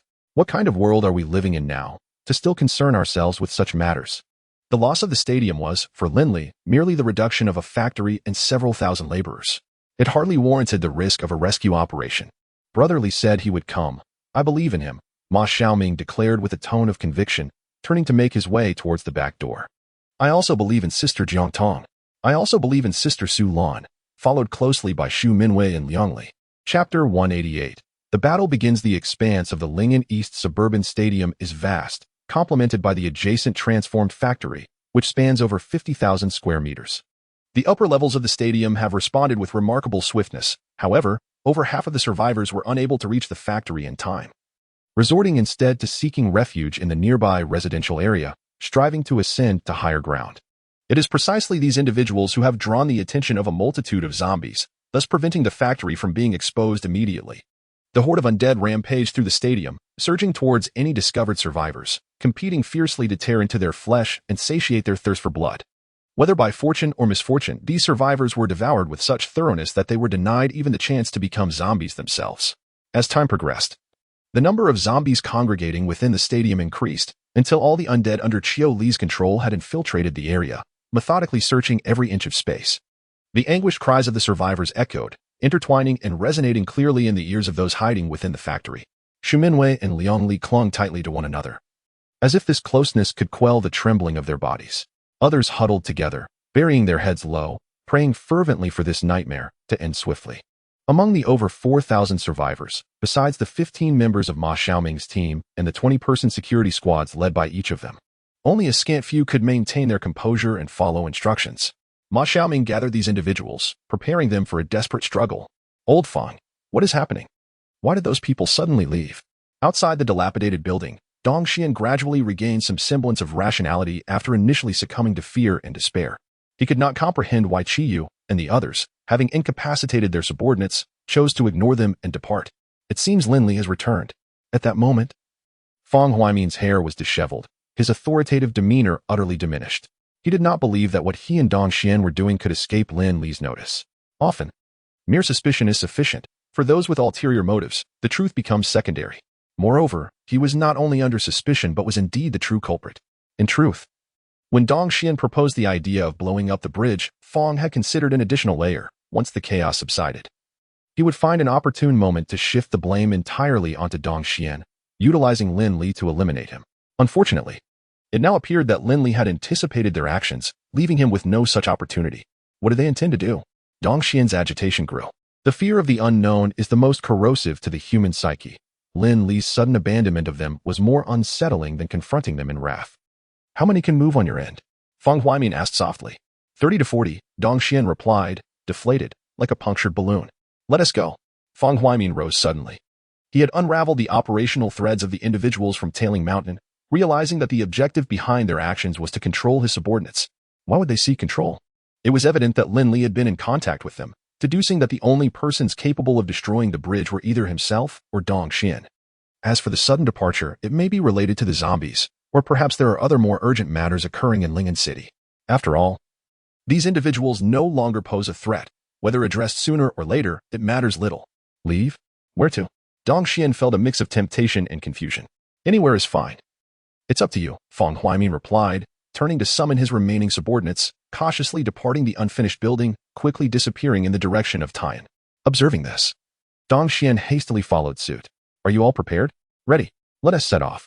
At the entrance of the Hading Mountain base, a convoy roared into the night, heading towards the eastern suburb stadium. Why have they left again? Zhou Qing stood by the floor-to-ceiling window on the second floor of the villa, anxiously awaiting the safe return of her companions. After much anticipation, only to find that they had not even entered the door, gathering briefly before swiftly departing again. Perhaps there is something urgent. Yan Qinglu's delicate brows knitted tighter, comforting her daughter with words, yet a wave of unease surged within her.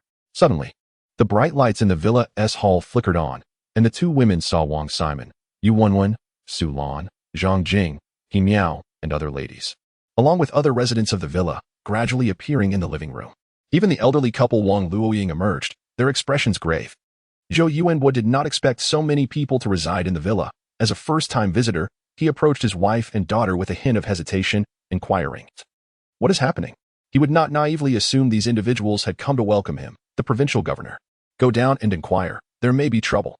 Inside the armored vehicle, Qiyu grimaced at the overwhelming stench wafting toward him. At this moment, they were less than 500 meters from the stadium's rear entrance. The horde of zombies, upon their arrival, unexpectedly turned in unison to gaze at them. Despite knowing that zombies possess poor vision, Qiyu felt a chill run down his spine, a definitive thought emerging. Surely someone is orchestrating this. Otherwise, why would the zombies elsewhere have already infiltrated the stadium? While those here remained in place, without waiting for others to launch an attack, the horde charged forward, as if trained soldiers responding to a command, heedless of all danger. Fire! Qiyu shouted, immediately pulling the trigger of the heavy machine gun mounted on the armored vehicle, unleashing a barrage upon the relentless horde. In an instant, gunfire erupted outside the stadium as the 400-strong team opened fire, momentarily halting the advancing tide of zombies. However, after a brief pause, the horde surged forward once more, albeit at a noticeably slower pace this time.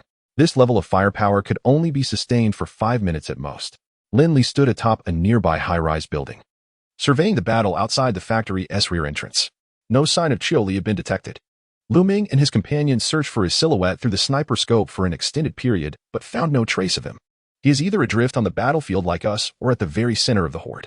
Although it remains unclear how he exerts control over the zombies, it seems unlikely that he could maintain that influence from a significant distance. Let us continue to observe. Lin Li instructed, dialing Ma Xiaoming's number. Brotherly, you all have arrived. Ma Xiaoming exclaimed, clearly agitated by the sound of gunfire. What is the situation inside? Lin Li inquired. Not good at all. The fire in front has been extinguished, and the zombies are breaking through the door. It is estimated they will breach it shortly. And there are more zombies there than at the back door, Ma Xiaoming lamented. Ensure the front door is barricaded to buy us some time. Once we have cleared the zombies at the back, you can emerge from there. After a brief pause, Lin Li continued, if we are unable to clear them all, we will need your assistance to exit. Chapter 189. Visitors to the villa. If we cannot clear them all, we need your assistance. Upon hearing these words, Ma Xiaoming did not hesitate for a moment and responded, no problem, I am ready. Indeed, he was prepared, ready to venture out and confront the zombies with fervor. Good. Lin Li strained to force a word from his throat before hanging up the phone. Judging by the number of zombies he had observed, there were at least 30,000. Their own side barely numbered 450, and with the additional team members from the factory that Ma Xiaoming had mentioned, along with the security personnel, they might muster around 800 in total, a ratio of 1 to 40. If every shot could find its mark, victory would be within reach, however. Reality was far less favorable. Aside from Lu Ming and a few others wielding sniper rifles, the rest could not achieve even a 30% headshot rate. Though he had an ample supply of ammunition, replenishing the firearms was not an immediate option. In 5 minutes, or rather 4, his side's firepower would gradually diminish. Whether they could withstand the impending horde was uncertain in Lin Li's mind. Of course, if Qiu Li did not permit the zombies in the stadium to engage in battle, it would represent a different scenario altogether. Yet Lin Li refused to entertain such a stroke of luck. After conquering Tian, they hastened back to Lingen, opting not for their previous target, Head Ridge Mountain, but for the larger, more populous stadium, with the clear intent of obliterating all survivors in Lingen. Fortunately, he was unaware that Head Ridge Mountain was the true stronghold of Lingen, otherwise, it would be under siege now. Brotherly, let us change direction and continue the search, Lu Ming said, cradling his sniper rifle, ready to depart. Go ahead, but stay safe. Lin Li chose not to accompany them, as he needed to remain to command the front lines. You too. Jiang Tong offered a brief admonition before the three swiftly departed. 5 minutes would feel fleeting in such a tumultuous environment. Soon, Yu Jianqi shouted towards Qi Yu. The team's firepower is beginning to wane. Constrict the line and alternate fire. Qi Yu shouted into the intercom, ensuring that Yu Jianqi and the other leaders could hear him simultaneously. Received. According to prior arrangements, Feng Wunshan's 100 men swiftly consolidated behind Qi Yu's team, forming a secondary line of fire. Concurrently, Yi Yuming's 50 moved forward in a diagonal line to bolster the left flank of the 200, creating a wider shooting angle for their comrades. Tom silently marched on amidst the cacophony of gunfire. The corpses ahead thickened like ink dropped into clear water, steadily encroaching upon their position. 60 meters, 50 meters, 40 meters, the distance gradually closed to 30 meters. The ground was blanketed with the fallen, forcing the team members to repeatedly raise their rifles and adjust their aim. With no other choice, Qi Yu had to retract the line once more, bringing Zhao Jiangwo's 100 men and Huang Dui's 50 into a curved formation to reinforce the front line. Team Qi, this cannot continue. The zombies in the stadium are relentlessly advancing towards us. Without weapon support, we cannot hold out for long. Huang Dui is a veteran who, during his service, participated in various battles and has a clear understanding of the current situation. Do not fret. Aid will arrive, Qi Yu assured, rubbing his eyes, which were stinging from the smoke. As long as we have sufficient weaponry, we shall not be overwhelmed by the zombies. We are ready for a fight. Though Huang Dui was uncertain about the source of their supplies, he trusted Qi Yu would not jest about such matters. He smiled and continued to fire at the approaching horde. Lin Li quietly made his way to the back of the group, retrieving the last batch of weapons and ample ammunition from his space, distributing them across 3 vehicles in preparation for resupply. This time, he even brought out the final rocket launchers along with several hundred grenades. Just then, a few beams of headlights flickered in the distance. They were approaching from his direction.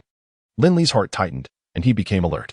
Earlier, he had sent scouts to investigate the surrounding forces near Lingen and found no large-scale groups. The sudden appearance of newcomers could either be from the Tuling Mountain base or small, deeply hidden factions nearby. If it were the latter, it was uncertain whether they came to aid or to plunder amidst the chaos. Fortunately, Lin Li soon confirmed the identities of the occupants in the vehicles. They were indeed from the Tuling Mountain base.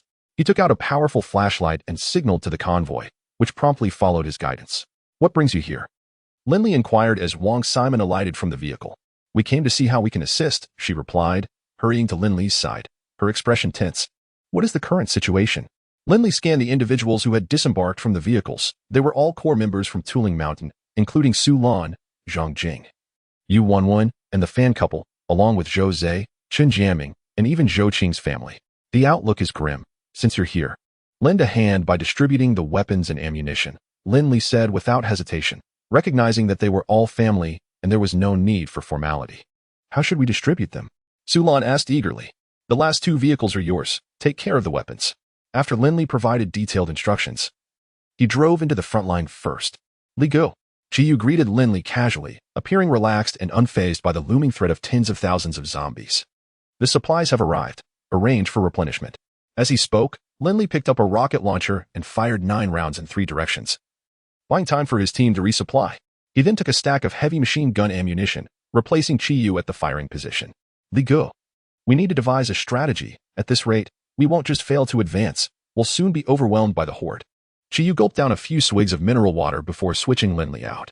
As the commander of this battle, he could not afford to be trapped in one location. I observe that there are still approximately 22,000 of them. We can only continue to fight until we feel the pinch of exhaustion. When he first launched an assault on the stadium, despite having thousands of zombies at his disposal, he chose to retreat. The same scenario occurred at Head Ridge Mountain, where he withdrew with half of his undead. Given the current circumstances, it is evident that we must eliminate at least 10,000 before we can consider a successful strategy. Observing as the horde of corpses was pushed back slightly, Lin Li continued, to be prudent, we shall aim to take down 10,000. If the enemy does not retreat thereafter, I will instruct Ma Xiaoming to lead a contingent from the rear, coordinating an encirclement to strive for the complete annihilation of all zombies. The challenge is formidable. Qiyu clicked his tongue, remarking, the front is entirely filled with corpses. If our forces charge in, our movements will be severely restricted. Lin Li replied calmly. I still possess over 100 incendiary bombs. Chapter 190, The Fear of Death, is there more? Qiyu's eyes sparkled with intrigue. I thought you had exhausted your supplies. This is the last bit, Lin Li replied with a wry smile. That's sufficient, Qiyu declared. A ground strewn with corpses serves as the finest fuel. I refuse to believe that a sea of flames several dozen meters wide can be breached by them. As long as we clear the factory's back entrance and rescue those trapped inside, the remaining zombies will pose little threat. Let us hope so. As he spoke, Lin Li distributed the last of the incendiary devices to Qiyu, even if it meant expending the last of these 30,000 zombies. They were determined to eradicate these wretched creatures. Qiu Li, hunched over, concealed himself amidst the tide of corpses in the stadium, resembling an ordinary zombie. Observing that the horde was unable to overcome the few hundred individuals across from them, his expression grew increasingly fierce. Having been thwarted repeatedly by this group, Qiu Li's fury reached a boiling point. He lowered his head in contemplation for a moment, his lips parting slightly to issue a command, cease the assault on the stadium. Surround the crowd on the opposite side. He intended to exploit their numerical superiority to engulf the remaining humans completely. Not good. All the zombies are heading towards Brotherly.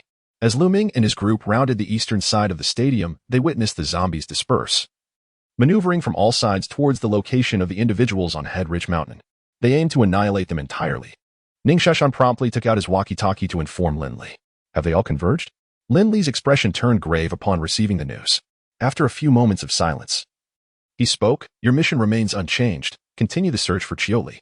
Understood, Ning Sheshan replied. Please be cautious. If it becomes untenable, retreat. We cannot retreat. This is an opportunity for us, Lin Li insisted.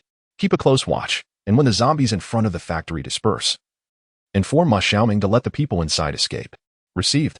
After concluding the communication, Lin Li urged Qiyu, quickly, lead the team to fall back 100 meters, utilizing the elevated terrain for defense. The zombies are all coming. Understood. Qiyu immediately commenced the operation. Simultaneously, Lin Li sought out Wang Simon, Su Lan, and others, instructing them to return to Head Ridge Mountain without delay. Stay safe. I will await your return at home. Su Lan, astute and perceptive, recognized that her presence would only serve as a burden. Without hesitation, she led the group away, casting a lingering glance at Lin Li before departing. Minutes later, as the individuals on Head Ridge Mountain established a new defensive position, they illuminated the distance with their lights, revealing countless dark figures pouring in from all directions, extending beyond the horizon. Everyone, brace yourselves. We have no retreat. We must fight to the death. Noticing some in the ranks wavering in fear, Qiyu bellowed to rally their spirits. He aimed his weapon at the approaching horde, and the heavy machine gun roared to life, mercilessly consuming the lives that should have met their end long ago. The continuous explosions of zombie bodies sent a jolt of adrenaline through the group, and under their captain's command, they began to fire in succession. Soon, the air was thick with the pungent scent of decay mingled with the metallic tang of blood. Amidst the overwhelming urge to retch, the crowd gritted their teeth and pulled the triggers, valiantly resisting the advancing tide of corpses. Ma Xiaoming swiftly led his team out through the front entrance, where all the zombies had flocked towards Li Gu. Move quickly. Ning Xiaoshan seized the moment to issue the command to Ma Xiaoming. Acknowledged. Ma Xiaoming responded with remarkable alacrity, having long awaited the opportunity to fight alongside his comrades. You all heard that. Organize the evacuation immediately. With that, Ma Xiaoming was the first to stride towards the factory's front door, where, beyond the towering piles of goods, lay a vast expanse of empty space. Previously, everyone had been retreating in fear of becoming the first meal for the zombies. Clear the way. It's safe outside. Ma Xiaoming instructed his subordinates and the security team he had assembled at the stadium. Understood. His men promptly advanced to start moving the cargo, but to his astonishment, over 100 out of nearly 300 security personnel hesitated, some even retreating. What are you dawdling for? If you want to live, move now. Ma Xiaoming was incensed upon witnessing this. Hundreds outside were fighting desperately to save them, and now the opportunity was at hand, yet these individuals were faltering. There are so many zombies outside. Going out would mean certain death. A timid guard among the crowd shouted. Ma Xiaoming retorted angrily. The zombies outside are all attacking the people of Tuling Mountain. It's safe now. Execute the orders. Upon hearing this, some security personnel brightened and were about to step forward to assist. However, a voice emerged from the crowd once more. Who knows if they will return? With so many zombies, what if we encounter them outside? We would be bitten to death in an instant. Then what do you suggest we do? Ning Xiaoshan, calm in demeanor, turned his gaze towards the source of the voice. I say we hide, bang. Before the individual could finish, Ning Xiaoshan shot him in the head, causing him to collapse to the ground, his half-remaining face still bearing an expression of disbelief. A startled gasp rippled through the crowd at the sudden gunfire, prompting screams and a frantic retreat. But unfortunately, they were still surrounded by people, leading to a chaotic stampede. Ning Xiaoshan, indifferent to the turmoil, allowed his disappointment to transform into a chilling smile. Those outside are risking their lives to save you, yet you lack the courage to fight. Anyone who dares to disobey will face immediate execution. We are here to assist. A melodious female voice rang out from the crowd. It was Xu Minwei accompanied by Lin Li, followed closely by the pale-faced Zheng Wei gang. Ma Xiaoming nodded slightly, signaling for the trio to lead the survivors to help, while he remained rooted in place, etching the faces of the retreating individuals into his memory. Upon sensing Ma Xiaoming's icy glare, those at the front of the line surged forward, vigorously lifting the cargo. Among them were armed security personnel, yet in the presence of Ma Xiaoming and his few subordinates, they found no courage to resist. As the situation drew to a close, these individuals must not be permitted to remain. Ma Xiaoming sighed inwardly, feeling an inexplicable sense of grievance, not only for himself but also for the people of Tulingshan. Initially, Brother Li had rescued them from the clutches of Yang Luo Shui and others, providing them with sustenance and medicine, while also reducing their working hours and ensuring their safety. It was unexpected that, at such a critical juncture, some would exhibit such cowardice out of a fear for their lives. Captain, it's time. A team member approached at a brisk pace, interrupting Ma Xiaoming's contemplation. Wang Zikai, Song Yuzhao, you two lead the security team out first. Once outside, proceed to the building to the east to rendezvous with Brother Ning. Kai Fan, you will accompany me, and the rest shall follow closely behind. Let it be known that any attempt to stray from the formation will result in immediate execution. Ma Xiaoming felt compelled to remain vigilant, wary that certain members of the security team might attempt to escape once they were outside. He understood that Brother Li and the others were undoubtedly under immense pressure, and he was determined not to overlook any potential combat capability. Chapter 191, Fierce Assault Indeed. Wang Zikai and his companions have been following Ma Xiaoming since the onset of the apocalypse, bonded as both classmates and comrades. Ma Xiaoming holds unwavering trust in them. With a grating sound of metal scraping, the warm factory doors creaked open. A wave of heat, accompanied by the acrid scent of charred flesh, made everyone shudder involuntarily. The charred bones scattered across the ground starkly illustrated the relentless madness of the zombies. After a brief silence, the survivors from the stadium silently aligned themselves with the advancing group, cautiously moving outward. Hurry up. You are safe. Ning Xiaoshan's voice suddenly crackled through the radio, startling those behind Ma Xiaoming who nearly gasped in alarm. Run. Ma Xiaoming urged quietly upon hearing this. Ning, what is the situation? Upon seeing Ning Xiaoshan and the others, Ma Xiaoming inquired earnestly. Li Gu and the others have been surrounded. You need to maneuver westward and ensure a passage through the Tailing Mountain. The Thorn team will join you. Ning Xiaoshan swiftly assigned the task without further ado. He, along with Lu Ming and Jiang Tong, had roughly pinpointed Xiuli's location, but unfortunately, the adversary remained concealed within the heart of the zombie tide, leaving them without an opportunity to strike. After deliberation, the trio decided to have the Thorn team accompany Ma Xiaoming into battle to alleviate the pressure on the front line. All right, I shall proceed at once. Ma Xiaoming whispered a few words to Ning Xiaoshan before turning to assemble his team. What about these survivors? After Ma Xiaoming departed, Ning Xiaoshan turned to Lu Ming. Let them head to Tailing Mountain. There are only over 2,000 of them, which can easily be accommodated. Lu Ming could only devise this solution, as the distance to Tailing Mountain was merely 10 kilometers, a journey that could be traversed on foot in a little over an hour. Then I shall make the arrangements. Ning Xiaoshan stepped outside the building to find Zheng Weigang and Liang Li among others. We can stay behind to assist. Upon hearing the directive to send people to Tailing Mountain, Xu Minwei and Liang Li simultaneously stepped forward. No need. Ning Xiaoshan gently shook his head, his tone softening. Once you arrive, ensure the survivors are settled without disturbing the others inside. Do not allow them near the villa. Understood. The group agreed and began organizing the survivors for departure towards Tailing Mountain. After they left, Ning Xiaoshan called the satellite phone kept in the villa, which rang for quite some time before being answered. Hello? This is an XIN. Ning Xiaoshan was taken aback. He had not anticipated that an XIN would be the one answering the phone in the dead of night. He inquired, where are the others? They went to the stadium. They just returned to the base and haven't reached the villa yet. An XIN replied succinctly. I have a task for you. Soon. Over 2,000 individuals will arrive at the base. Along with the others in the villa, ensure its protection and avoid any disturbances. There are weapons in the basement. Use them with caution. Contact your brother if any issues arise. Ning Xiaoshan, having learned from Ma Xiaoming about the previous treachery at the factory, wished to avert such a situation at the Tailing Mountain base. Quietly, he and his 10 subordinates refrained from engaging in battle, instead maneuvering along the periphery of the battlefield to provide precise updates on the movements of the relentless horde. Should any disturbances arise at the base, they would be the sole source of support.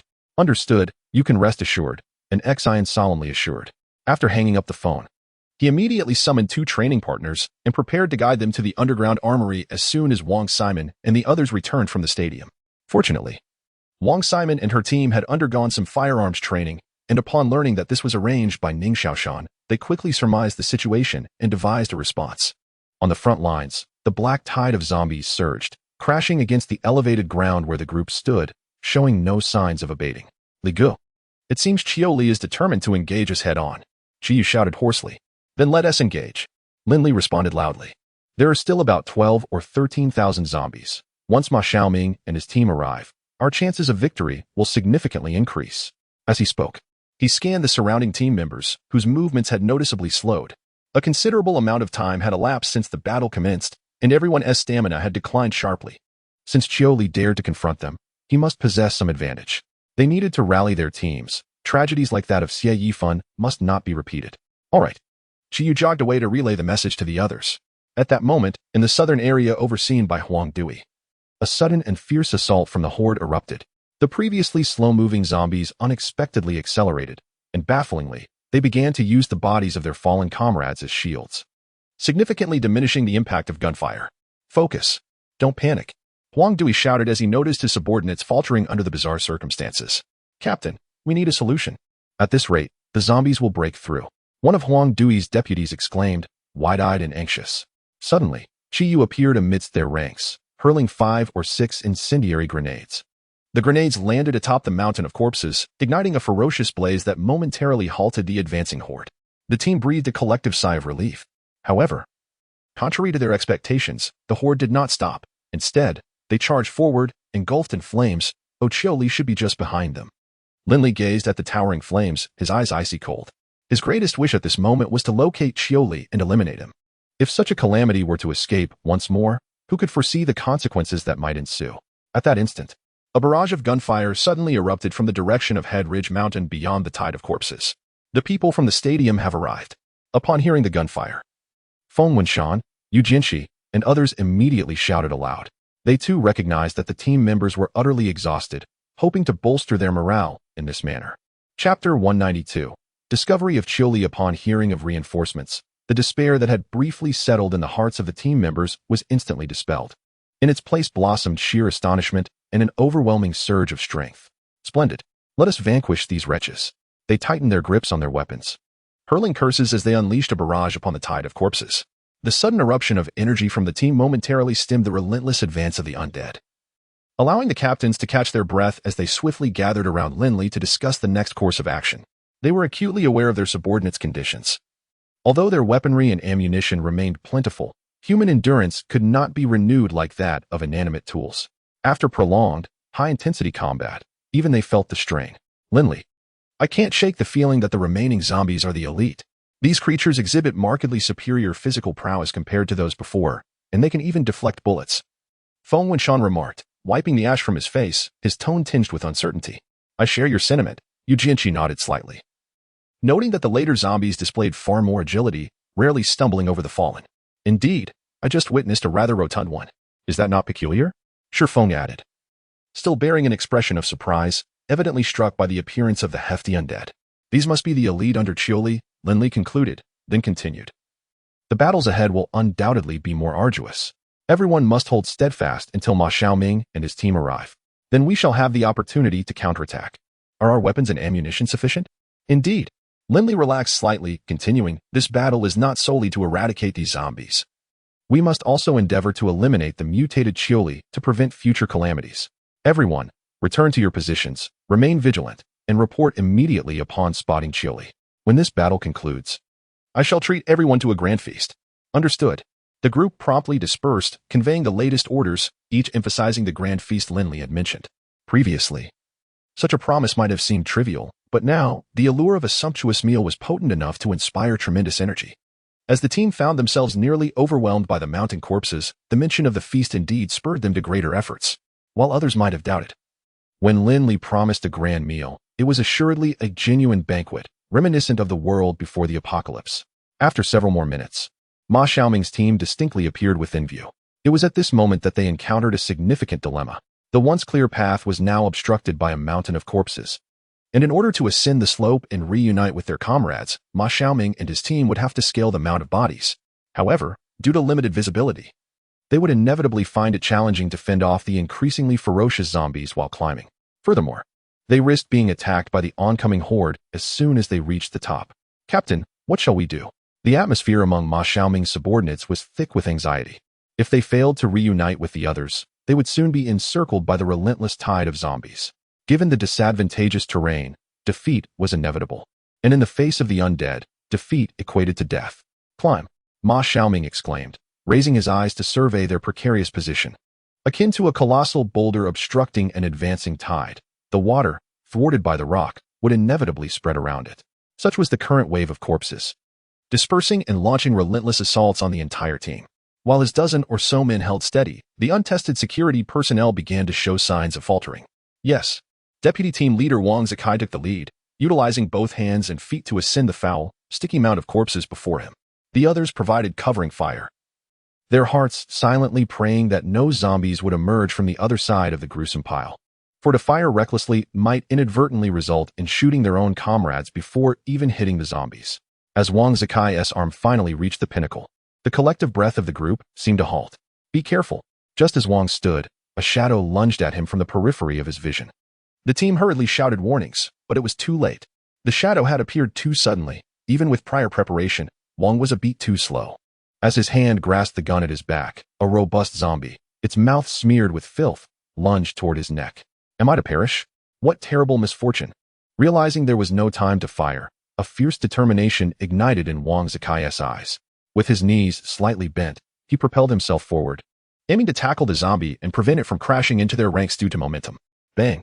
At that moment, a precise bullet shattered the zombie's skull, cold, viscous matter splattering across Wang Zikai's face. What are you dawdling for? Shoot. Oh, right. The distant voice of Lin Li jolted Wang back to reality, and he instinctively raised his gun and fired.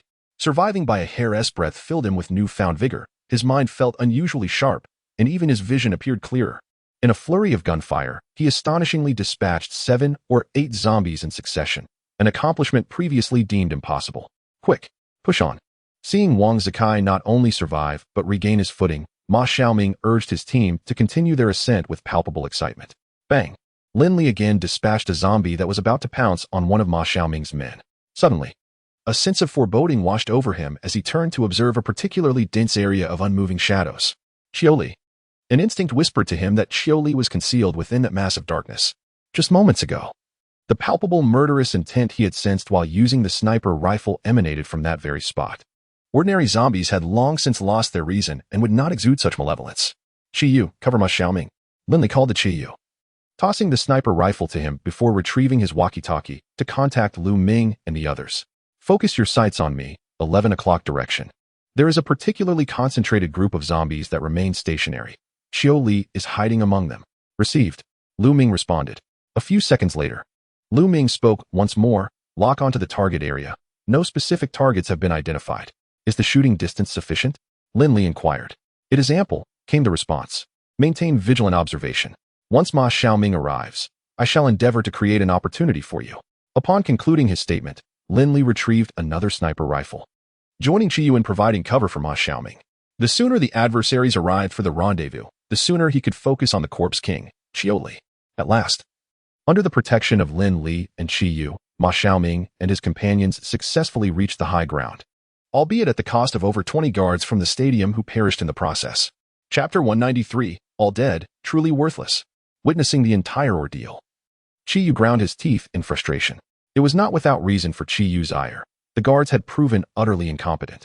After scrambling atop the mountain of corpses, it took them a staggering 5 to 6 seconds to reach for their weapons, only to find that by the time they grasped their guns, a grotesque bloodstain had already blossomed on their necks, courtesy of the zombies. Even worse, some, upon confronting the throngs of undead, were so terrified that they recoiled, never to ascend again, ultimately succumbing to the relentless tide of corpses. Li Gu, your marksmanship is truly extraordinary, exclaimed Wang Zikai, covered in blood, as he hurried over to Lin Li, expressing his gratitude in the exuberant manner characteristic of youth. Quickly, divide into 4 groups and join the battle on all sides. Lin Li disregarded Wang Zikai's flattery and promptly assigned tasks to Ma Xiaoming without delay. Understood. Ma Xiaoming nodded vigorously, his spirits lifted as he began to allocate personnel. Lin Li then turned to Qiyu, instructing, inform the squad leaders that once the zombies are cleared or begin to retreat, we will launch a full-scale assault on the horde located at 11 o'clock. Understood, Qiyu replied, clutching his sniper rifle as he jogged away, eagerly anticipating the imminent hunt for Qiu Li. The scene of the 5-member wild grass squad sniping had only occurred once before. He had thought it would be a singular event, yet here it was unfolding again. This time, however, they had an additional ally, Jiang Tong, whose shooting skills were rivaled by none among them. He truly harbored no doubts that Qiu Li could escape the onslaught of their 6 guns. I must notify Jing. Have we locked onto the target? Lu Ming inquired for the 7th time from the rooftop of a 6-story building in the southwest. Negative, came the simultaneous response from Jiang Tong and Ning Xiaoshan over the radio. The latter added, fortunately, the enemy has yet to commence their retreat, otherwise, we'd be left helplessly watching him escape. We can only hope Li Gu has a plan. Lu Ming sighed softly. For Qiu Li was concealed amongst a towering mass of 80 or so zombies, rendering him virtually untraceable. There are still 5,000 or 6,000 zombies. Surely they must retreat soon? Qiyu remarked, lowering his binoculars to address Lin Li beside him. Damn it, they better not retreat. Let us eliminate this rabble in one fell swoop. Shifeng downed a bottle of water, wiping his mouth as he returned to his position. The assault of the zombies was becoming increasingly concentrated. The northern battlefield was devoid of any undead, as those forces had been dispersed to other positions, significantly alleviating the pressure on everyone.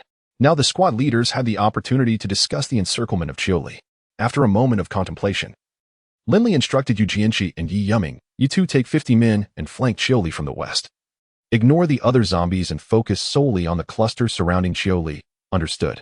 The remaining forces were to concentrate on clearing the zombies in the east, with Zhao Jiangwo leading 50 men to intercept there. Yes, Feng Wenshan would remain in the north, while the others were instructed to remain vigilant. Before Lin Li could finish his sentence, a furious roar erupted from the 11 o'clock direction. After the fierce roar, all the zombies abruptly halted their advance and swiftly pivoted towards the location of Qiu Li, converging in his direction. They were attempting to flee. Surround him.